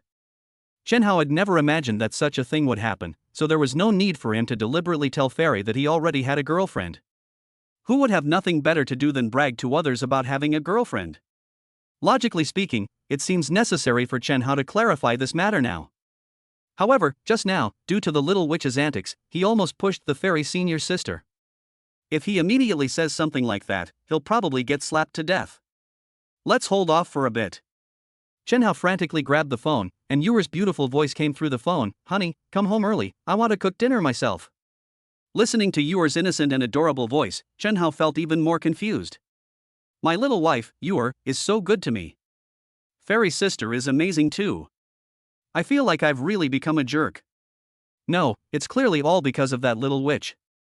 After hanging up the phone, Chen Hao looked at the little witch Xia. What a pity. It was so close, but man proposes, God disposes. That phone call came at the worst possible time. Lang Xia chuckled to herself. But seeing the Kunlun fairy being bullied by her master like a helpless little girl, it's still so satisfying. So, are you ready to get a beating on your ass? Chen Hao walked over menacingly. Ugh. Seeing Chen Hao's fierce expression, the little witch Xia took a few steps back uneasily and protested, You can't hit me. I didn't do anything wrong. I was just helping you. Help me? Chen Hao was speechless. You actually used that evil flute music to affect my mind. Can I take that as an attack on me, or even an attempt to control me? No, that's not true at all, said the little witch Xia. The Seven Emotions melody can't control anyone, nor does it have any evil effect. It simply relaxes people's minds, allowing them to reveal their true thoughts. You want to seduce the fairy because you like her. Chen Hao vaguely knew that the little witch was telling the truth, and thought to himself, if her true thoughts were revealed, wouldn't that mean that the fairy sister also really liked? Chen Hao felt confused and troubled. So he decided to put the matter aside for the time being and just wanted to teach this mischievous, troublemaking little devil a lesson. As Chen Hao approached step by step, Xiyu, the little witch, was helpless. Although Chen Hao did not have the power to suppress her this time, she knew that as long as she showed the slightest resistance, she would be suppressed by Chen Hao with a single thought and then face an even more terrifying punishment. At this moment, Chen Hao had already raised his hand, ready to give the witch a good beating. However, before his hand could land, an unexpected scene unfolded. The little witch suddenly stepped forward and gently kissed him on the cheek while standing on tiptoe. Chen Hao touched his face, feeling the witch's alluring aura, and stared at her captivating little mouth, feeling somewhat bewildered. He thought to himself, what the hell is going on? I'm going to beat her up, but she's going to kiss me? Seeing Chen Hao's silly expression, Lang Xia suddenly laughed. Since meeting Chen Hao, she had been oppressed for the first time, and this was the first time she had laughed so genuinely. As a result, the alluring and seductive aura emanating from her was also more real than ever before. As an evil spirit in her true form, even after fusing with the Black Dragon, her greatest ability remains that of an evil spirit. The evil spirit's greatest skill is understanding people's hearts and finding the weaknesses in everyone's heart. At this moment, she began to understand Chen Hao's weakness. What do you want to do? Chen Hao felt that Lang Xia's gaze had become strange, as if she wanted to devour him. I overheard the phone call just now. So, Master already has a lovely little wife, huh? Lang Xia revealed a mischievous smile. But it's okay, I don't mind being your mistress. And a mistress who will never mess things up or cause trouble. What do you think? Are you trying to seduce me with your beauty to avoid getting beaten up? That trick won't work. Chen Hao still wanted to hit him. What if it's not a trick, but something serious? Lang Xia took Chen Hao's hand and let it rest on her slender waist. Chen Hao looked into her eyes, and at that moment, those eyes, as bright as stars, held no cunning, only submission and trust. The tight black clothes accentuated her devilish figure as she embraced him. A gentle breeze blew through the air, causing her long, black hair, which reached her waist, to flutter and then fall softly to caress Chen Hao's hand, mirroring her tenderness at that moment. Who dares to say that Lang Xia is not captivating? In the legends of Kunlun, a man who glances at her is likely to be captivated by her beauty and charm. Within the Austen family, most of the family revered her as a deity and deeply worshipped her. As an evil spirit, she seemed to be a ripe and tempting fruit from the Garden of Eden, the kingdom of God. And this fruit seems to be meant for him. It's definitely still a conspiracy, isn't it? Chen Hao thought to himself. You are my master, and my body and soul belong to you. Moreover, the mysterious intimacy you exude is irresistible. Lang Xie extended a finger and gently touched her red lips. Although this is also my first time, how about I offer my first kiss to my master first? As soon as she finished speaking, those alluring little lips moved closer, and although it was just a light touch, Chen Hao was completely jolted awake. Damn! They're actually serious. Chen Hao moved a little further away. At the same time, the heavenly book displayed a notification: the evil spirit has voluntarily submitted, and its submission level has increased to 15%. She actually submitted willingly. But if she submitted, she should have just behaved. What's with offering her first kiss? Chen Hao was speechless, completely clueless about what Lang Xie was thinking. He thought miserably, You need to know, you absolutely won't help me this time. It turns out boys really do need to protect themselves. Why are you running away? Doesn't Master like me? Lang Xie looked puzzled, but her bright eyes were full of mischievousness. This is really troublesome. If you didn't like me, why did you take me in the first place? Does this mean Xie will be neglected in the future? Which? Stop right there. Chen Hao said fiercely, if you flirt with me again, I'll send heavenly lightning to your rescue. Is that so? Lang Xie looked at Chen Hao with affectionate eyes, revealing two cute little tiger teeth when she smiled mischievously. Yes, she has discovered Chen Hao's weakness. Chen Hao, who has a lovely wife, is very worried about doing something that would betray her. So, if you use heavenly lightning to punish me. The little witch, licked her lips, then I'll serve you well, pushing you down with fire and lightning all the way, to properly serve my wicked master. Chapter 1270520 has a secret. Chen Hao felt so tired. Even though my head is already huge on both sides, I still get teased by the little witch Xie. To be honest, Lang Xie was quite shy and unwilling to be taken advantage of at the beginning, okay? So, the idea of reverse reasoning is probably just a lie, right? Chen Hao felt that Lang Xie was definitely putting on an act, but who could be sure what would happen if the witch was pushed too far? The little witch stood in the distance, playing with her long, black hair, looking very well behaved. Yes. She is very well behaved. She already knew Chen Hao's secret, but she wouldn't recklessly threaten him, nor would she threaten to tell the fairy the secret, or go to Yin Yuer to tell her stories. Even if Chen Hao wanted to beat her up or strike her with lightning, the little witch didn't complain at all. She was simply being grateful and wanted to repay Chen Hao for his punishments and discipline. If Chen Hao wanted to beat her, she would kiss him. If Chen Hao wanted to chop her up, she would repay him even more. What a well-behaved little witch. Master is very concerned about hurting Miss Yuer, so wouldn't you also be worried about hurting Fairy Sister? Lang Xie said with amusement, after all, she has already expressed her feelings for you. What do you mean? Chen Hao asked. If Master is going to punish me, I'm afraid I won't be able to resist kissing you again. What if Fairy Sister sees this? I wonder what she'll think, Lang Xie said. Chen Hao thought about the area not far away, shrouded in the light of the night, where Lin Xianer was still inside the dark space and hadn't come out yet. The reason it hasn't come out for so long is entirely because Lin Xianer's inner monologue, that damned Chen Hao. He's made such a mess of my clothes. Doesn't he know how difficult it is to wear traditional Hanfu? He's quick on his feet though.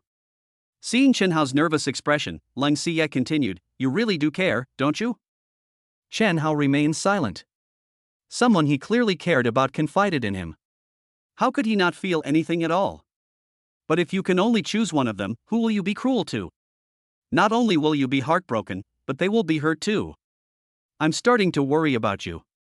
Lang Xie said, or you could take them both with you? What exactly are you trying to say? Chen Hao asked. I don't want to say anything, but I'm suddenly a little curious about how the all-powerful Master Chen Hao will solve these troubles. Lang Xie's gaze fell into the distance. We're almost at Sangqiong City.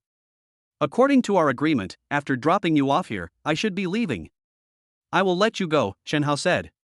He's already in enough trouble, and this little devil keeps trying to flirt with him.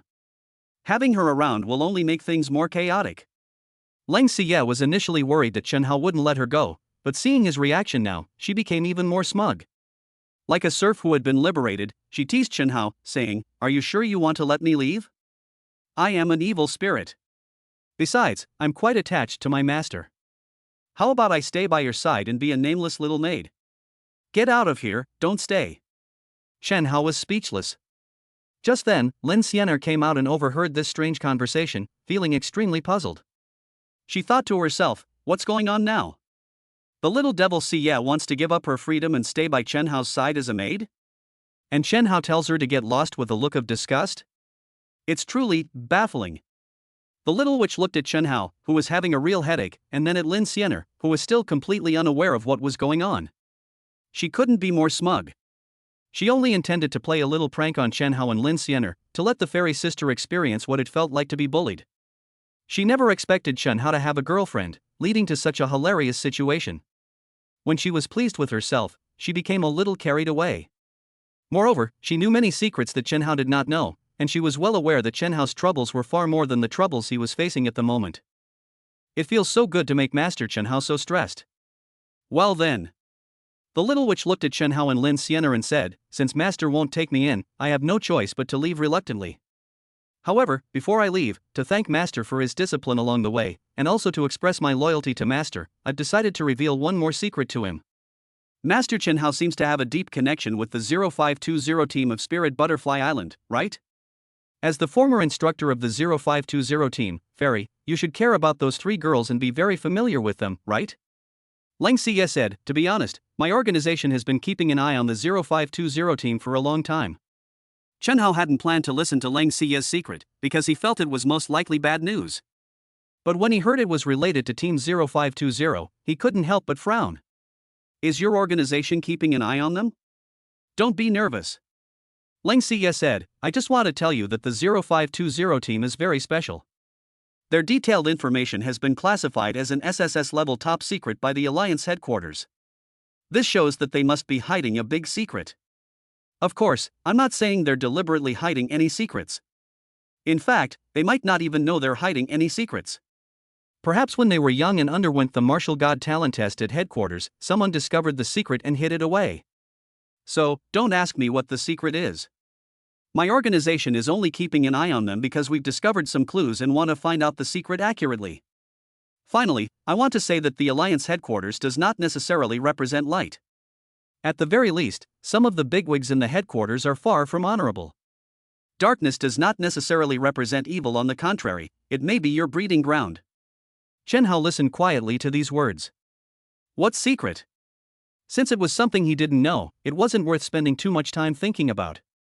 However, he sensed something else in Lang Xie's words. After all that talk, you want to recruit me into your organization? Lang Xie knew that Chen Hao wouldn't make a choice easily, so she simply didn't answer the question. Instead, she glanced at the dark bed on the black dragon's body, blew a kiss to Chen Hao, and said, I'll be waiting for you in the warm bed in the dark. I hope we'll be friends, not enemies, from now on. After saying that, Lang Xie was the first to leave. What exactly does she mean? Is she implying that someone in the Alliance wants to sabotage 0520? Chen Hao wondered. Maybe it's just that your little maid made up a reason to scare you before she left? Lin Xianer said. Making such mysterious jokes is just asking for a beating, Chen Hao said. I don't care about secrets. In short, anyone who dares to harm them, I'll kill them, the fairy said bluntly. Me too, Chen Hao said. As the last rays of the setting sun slowly descended on the western horizon, they bathed the two of them in its glow. Their gazes turned westward, towards the city of Changxiong, where someone they both cared deeply for lived. Lin Xianer suddenly grabbed Chen Hao's hand and jumped off the fading black dragon clone. Let's go find Ewer first. Chapter 128. Is something bad about to happen? As the setting sun slowly dips below the horizon, ending a day of hustle and bustle, the small town under the setting sun begins to quiet down. In their love nest in the willow tree, two orioles nestled together. Above the blue sky, a flock of egrets flew westward with longing, seemingly also missing the home they had left all day. On the ground, the roads are bustling with traffic, and people who have been busy at work all day are heading home. Chen Hao was also going home. As lights gradually illuminated the city's buildings, those remaining at home, bathed in a warm, yellow glow, missed their loved ones who had gone out. They busied themselves, happily preparing a sumptuous dinner, their silhouettes silhouetted against the gradually darkening cityscape. Ewer, the beautiful young lady from the Yin family manor, was also among those busy. She has been busy ever since she hung up on Chen Hao. Although right near her villa, there is the Island Heart restaurant, which was personally built for her by her doting father Yin Zhongtian, and he even specially hired famous chefs from all over the world to satisfy her tastes. However, my husband, who has been busy all day, is coming home soon, and a day apart feels like 3 autumns. My beloved older sister, whom I haven't seen for a long time, is also coming back. This is a rare day for us to reunite, so how can we just go to a restaurant for a casual meal? Of course, you have to cook it yourself. Although I haven't been with my husband for very long, I've noticed that when we used to eat together, he seemed quite thin, but he preferred meat. His taste is strong, just like his personality intense, impulsive, and serious. Yen Yuer tilted her head and thought, how about some hot pot? We should add more chili peppers, and cook some lamb, or some duck intestines and tripe, which should suit his taste. However, if you want to eat hot pot, you can only have a half and half pot. The ethereal eldest sister likes light flavors. Not only is she a vegetarian, but she also doesn't like any of the 5 flavors. When eating hot pot, she wishes she could just rinse the vegetables with plain water and eat them directly. She is truly a fairy who doesn't eat the food of this world. While pondering these questions, the beautiful Yuer carefully selected the ingredients. She was simple, happy, and considerate towards the people she loved. However, she still decided to add more ingredients to the clear broth when making the hot pot broth. The fairy's delicate palate seemed to be satisfied with just water, but since she had come to the mortal realm, how could she not taste the flavors of life?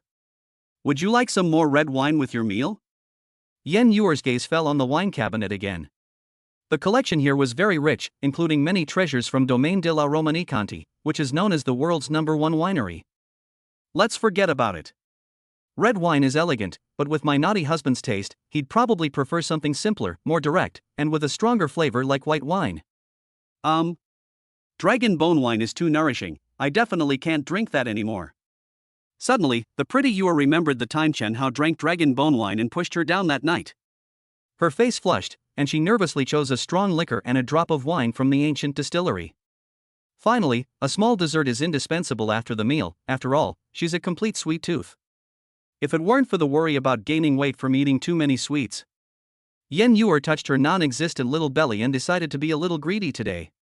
In addition to preparing peach blossom pastries, she added a serving of tiramisu. Everything is almost ready, everything is perfect, except for someone coming home. However, Chen Hao was still on his way home, and the beautiful Yuer waited patiently. But beneath the beautiful sunset, a dark cloud drifted in first.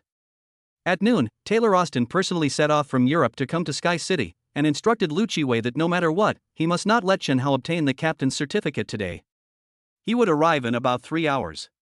Now, as the sun was setting and dusk was approaching, he had already led his men to the Lu family's residence. Lord Taylor, rest assured. Lu Chiwei sneered, Chen Hao's good luck has run out. Today, a sea monster landing incident happened, and the entire Sky City is on high alert. The Alliance branch is too busy to handle anything like captain assessments. Although, according to reliable sources, the crisis has been resolved and it has been confirmed that the sea monster's danger level will not pose a threat to the city, the Alliance branch is still carrying out cleanup work. Chen Hao has no chance, and has no opportunity, to obtain the captain's certificate. That makes things easier.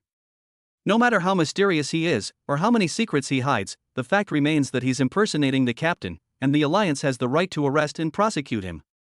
Taylor looked at the man in the suit beside him and asked, Mr. Ryan, extraditing him to Europe shouldn't be a problem, right?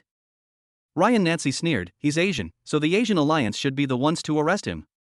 But after impersonating a captain, he stirred up trouble in the martial god realm, and even nearly wiped out all the martial god teams from the European Alliance during their training.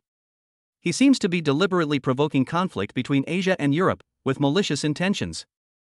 I now suspect that he comes from an evil organization in the far north and is deliberately provoking Europe in the martial god realm in an attempt to sow discord between Asia and Europe. There is reason and necessity to take him to Europe for interrogation first. That's a brilliant reason. Taylor smiled with satisfaction. My Austin family owes you a favor. What is power? Power is a weapon that makes it easier for people to do things. Arresting people is fine as long as there's a reason. Regardless of whether Chen Hao is connected to any evil organization, as long as the accusation against him is serious enough and the problem is deliberately blown out of proportion, then regardless of whether Chen Hao is guilty or not, he can be arrested first. Once I hand him over to Lady Xie, my mission will be complete, Taylor thought to himself. However, he wondered what the man would think if he knew that Lady Xie, whom he revered like a goddess, was merely Chen Hao's maid. As Lu Chiwei listened to the conversation between the two, a sinister smile crept onto his face.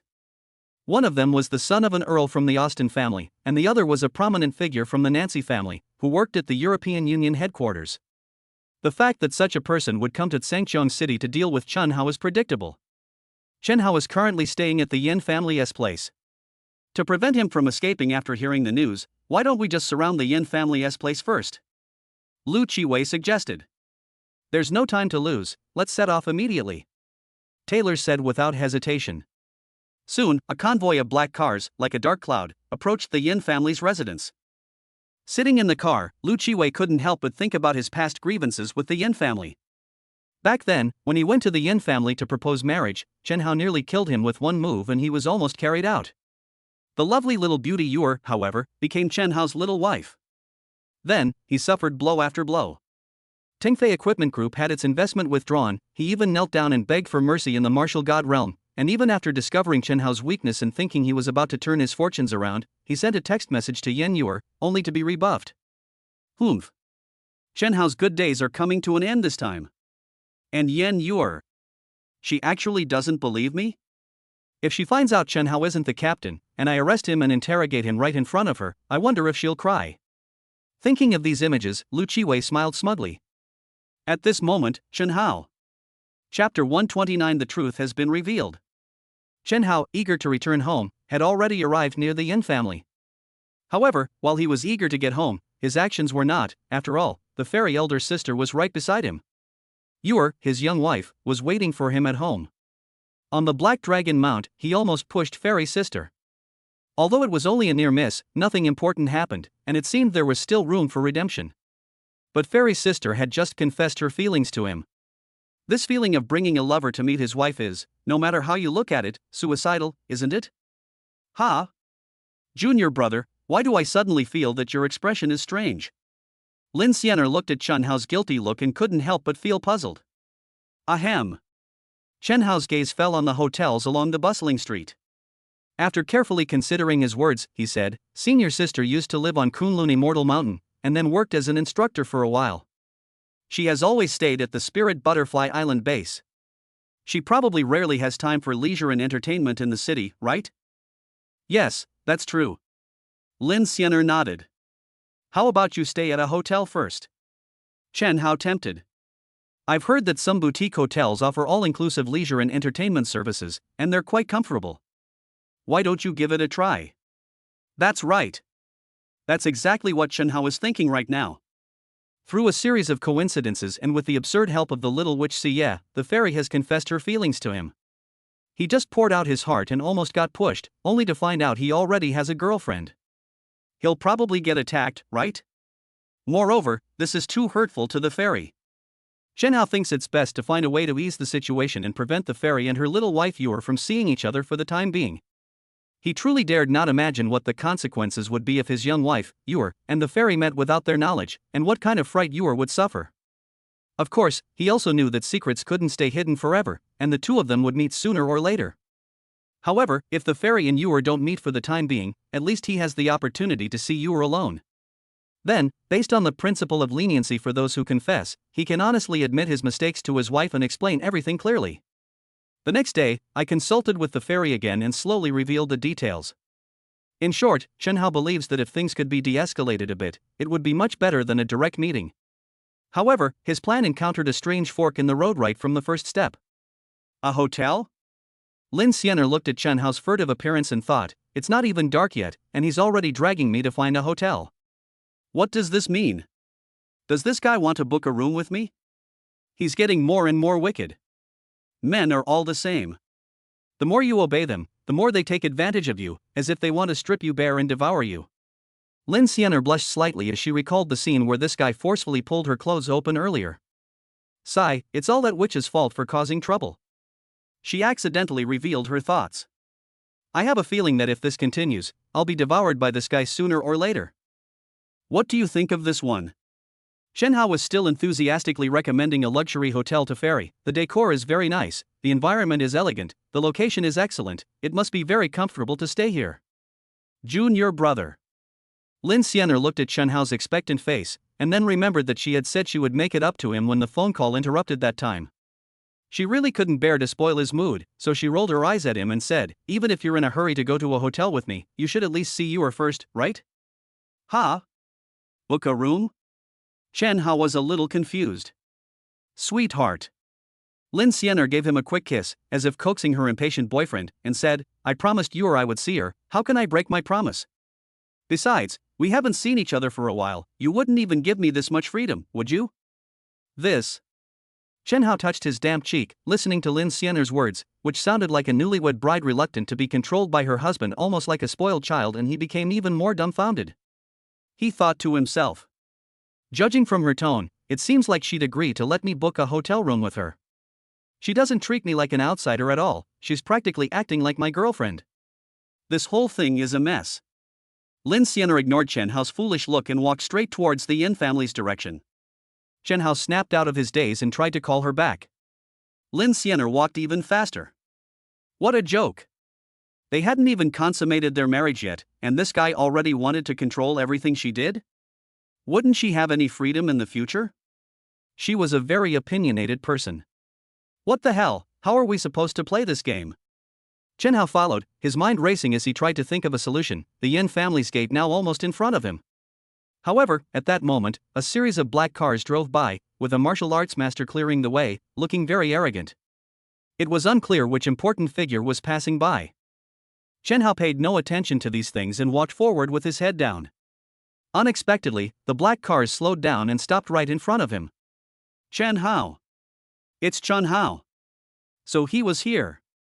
Lu Qiwei's excited voice came from inside the car. I thought finding him would take some effort. I didn't expect it to be so easy.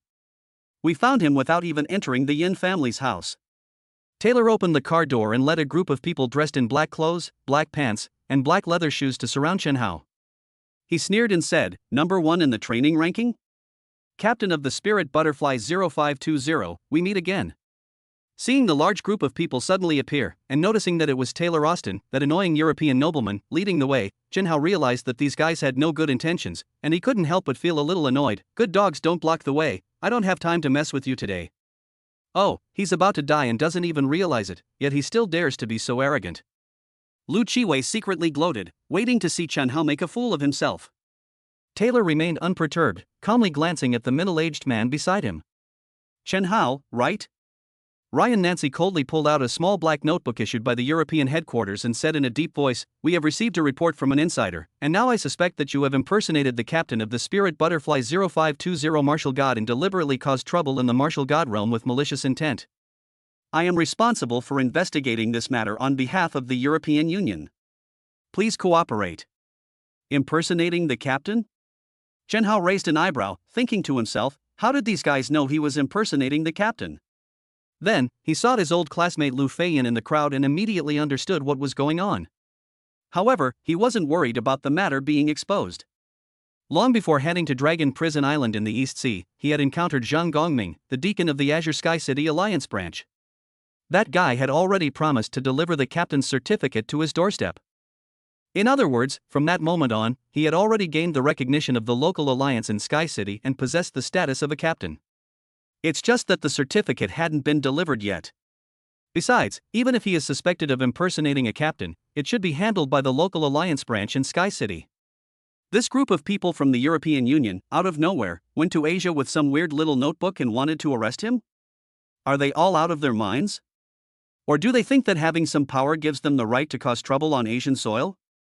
Thinking of this, Chen Hao glanced at Ryan Nancy indifferently and said, "No matter who you are, even if you are the head of the European Union, you should get out of here right now, or you might not be able to leave." At the same time, Lin Xianer let out a soft exclamation, impersonating the captain of 0520? Chapter 130 I'm for real. Make us get out of here right now?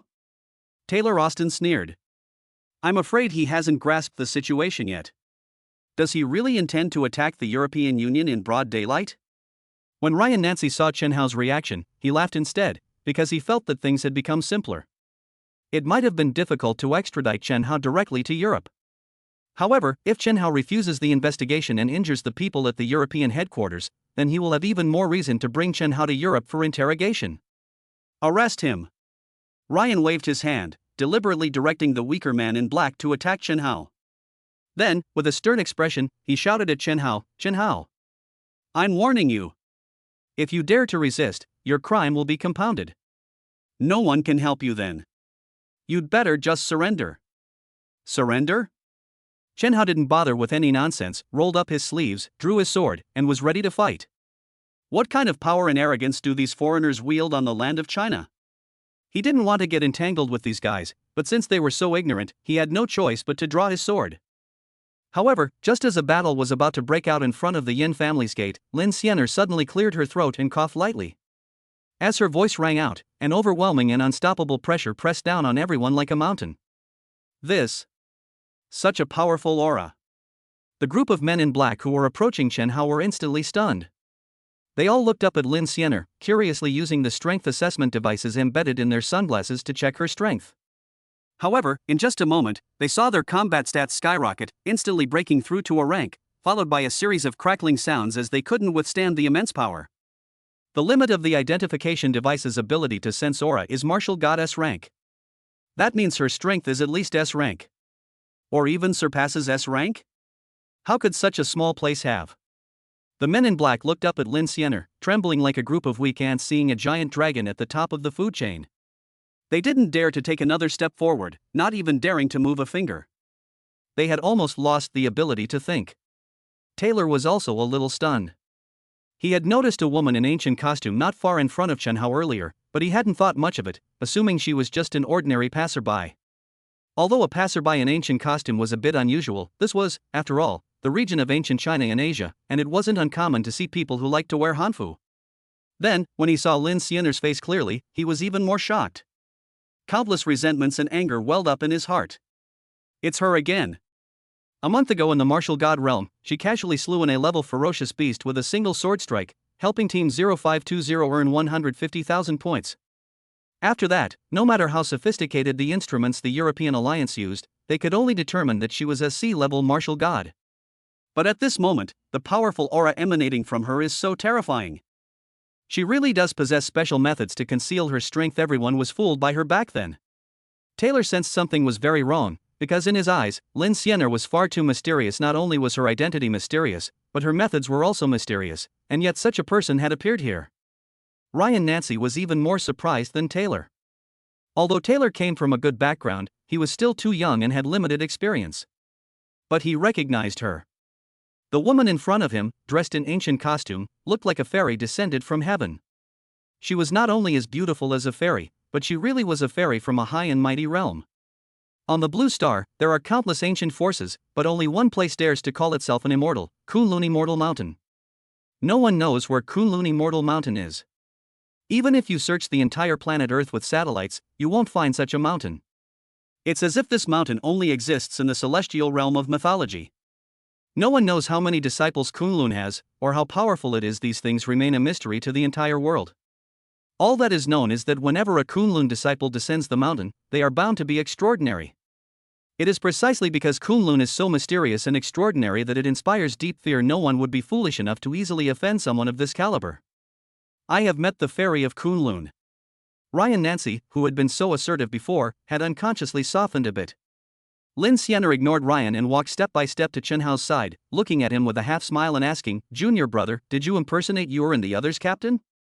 Chen Hao thought to himself, senior sister fairy used to be the instructor of Squad 0520. Maybe she'll be unhappy because I impersonated the captain. But why should I admit it? I'm almost in my captain's certificate. Why would I admit it? Yes. I'd rather die than admit it. It's a white lie. Ahem. What do you mean, impersonate? Chen Hao, with a suicidal expression, said without batting an eye, "I am the captain of Squad 0520. Ha? You were actually the captain of 0520? Lin Xianer's voice rose 3 octaves, almost laughing in anger at this guy. She forcibly suppressed the urge to slap him to death, thinking to herself, if you're real? Or am I fake? You're so good at putting on airs in front of me, how can you be so arrogant? No one likes being impersonated, and if the imposter's identity is exposed, they will definitely suffer a terrible fate. For example, in mythological dramas, the six-eared macaque was killed by Sun Wukong with a single blow, and even Buddha could not stop it. The monkey demon from Flower Fruit Mountain, at the instigation of six-eared macaque, also impersonated Sandy. Throughout the entire journey to the west, he only says, "Master has been captured by a monster, and second brother has been captured by a monster." But Sandy, who has almost never killed a demon, flew into a rage on the spot and killed the imposter with a single blow of his staff. At this moment, a guy who dared to impersonate her was standing right in front of Lin Xianer.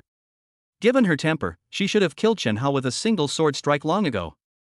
Unfortunately, Chen Hao was no stranger, no outsider. He was her handsome and charming junior brother, and even her, her little lover. Therefore, killing Chen Hao is impossible. However, settling scores later is inevitable. At this moment, Ryan Nancy's expression changed several times upon hearing the fairy address Chen Hao as junior brother. He wondered, could he also be a descendant of Kunlun, a celestial master who has descended the mountain? Then, he heard his senior sister, Fairy, question Chen Hao about whether he was impersonating the captain, as if presiding over a matter of justice, which immediately gave him some confidence. He said with a cold smile but without losing his politeness. Master Chen Hao, since you claim to be the captain of Squad 0520, shouldn't you at least have a captain's certificate and badge? Could you show them to us? Captain's certificate? Chen Hao looked up into the distance, thinking awkwardly, is Zhang Gongming reliable? Didn't we agree that he would deliver the certificate to my door? I'm standing right here at my doorstep, why don't you come already? At this moment, Zhang Gongming and the chubby principal were still rushing over here. Even if they were to deliver the certificate, they would do so after get off work, unaware that the energetic young man was facing an embarrassing situation. As the real captain, can't you even produce the most basic captain's certificate? Ryan Nancy sneered. You're a fake, aren't you? Taylor, Lu Chiwei, and the others also had smug smiles on their faces, because they were quite certain that Chen Hao would never be able to produce a certificate. If he can't produce the certificate, the charge of being the captain will be established. Even if the fairy of Kunlun wants to help him, can she be unreasonable? This time, he's dead. Lu Feiyan clenched his fists, hiding in the crowd, his face full of excitement. Chen Hao remained calm, reaching into his pocket for his phone, thinking, should I call and urge that unreliable Zhang Gongming? That would be so embarrassing. Just as he was about to make the call, a deep purple certificate suddenly appeared in front of him. Chen Hao's eyes widened immediately, because it wasn't an ordinary certificate, but an unsigned S-Class Captain's certificate. Most importantly, the certificate clearly stated the name of the Martial God Squad as the Spirit Butterfly 0520. Junior brother, are you looking for this certificate? Lin Xianer looked at him friendly.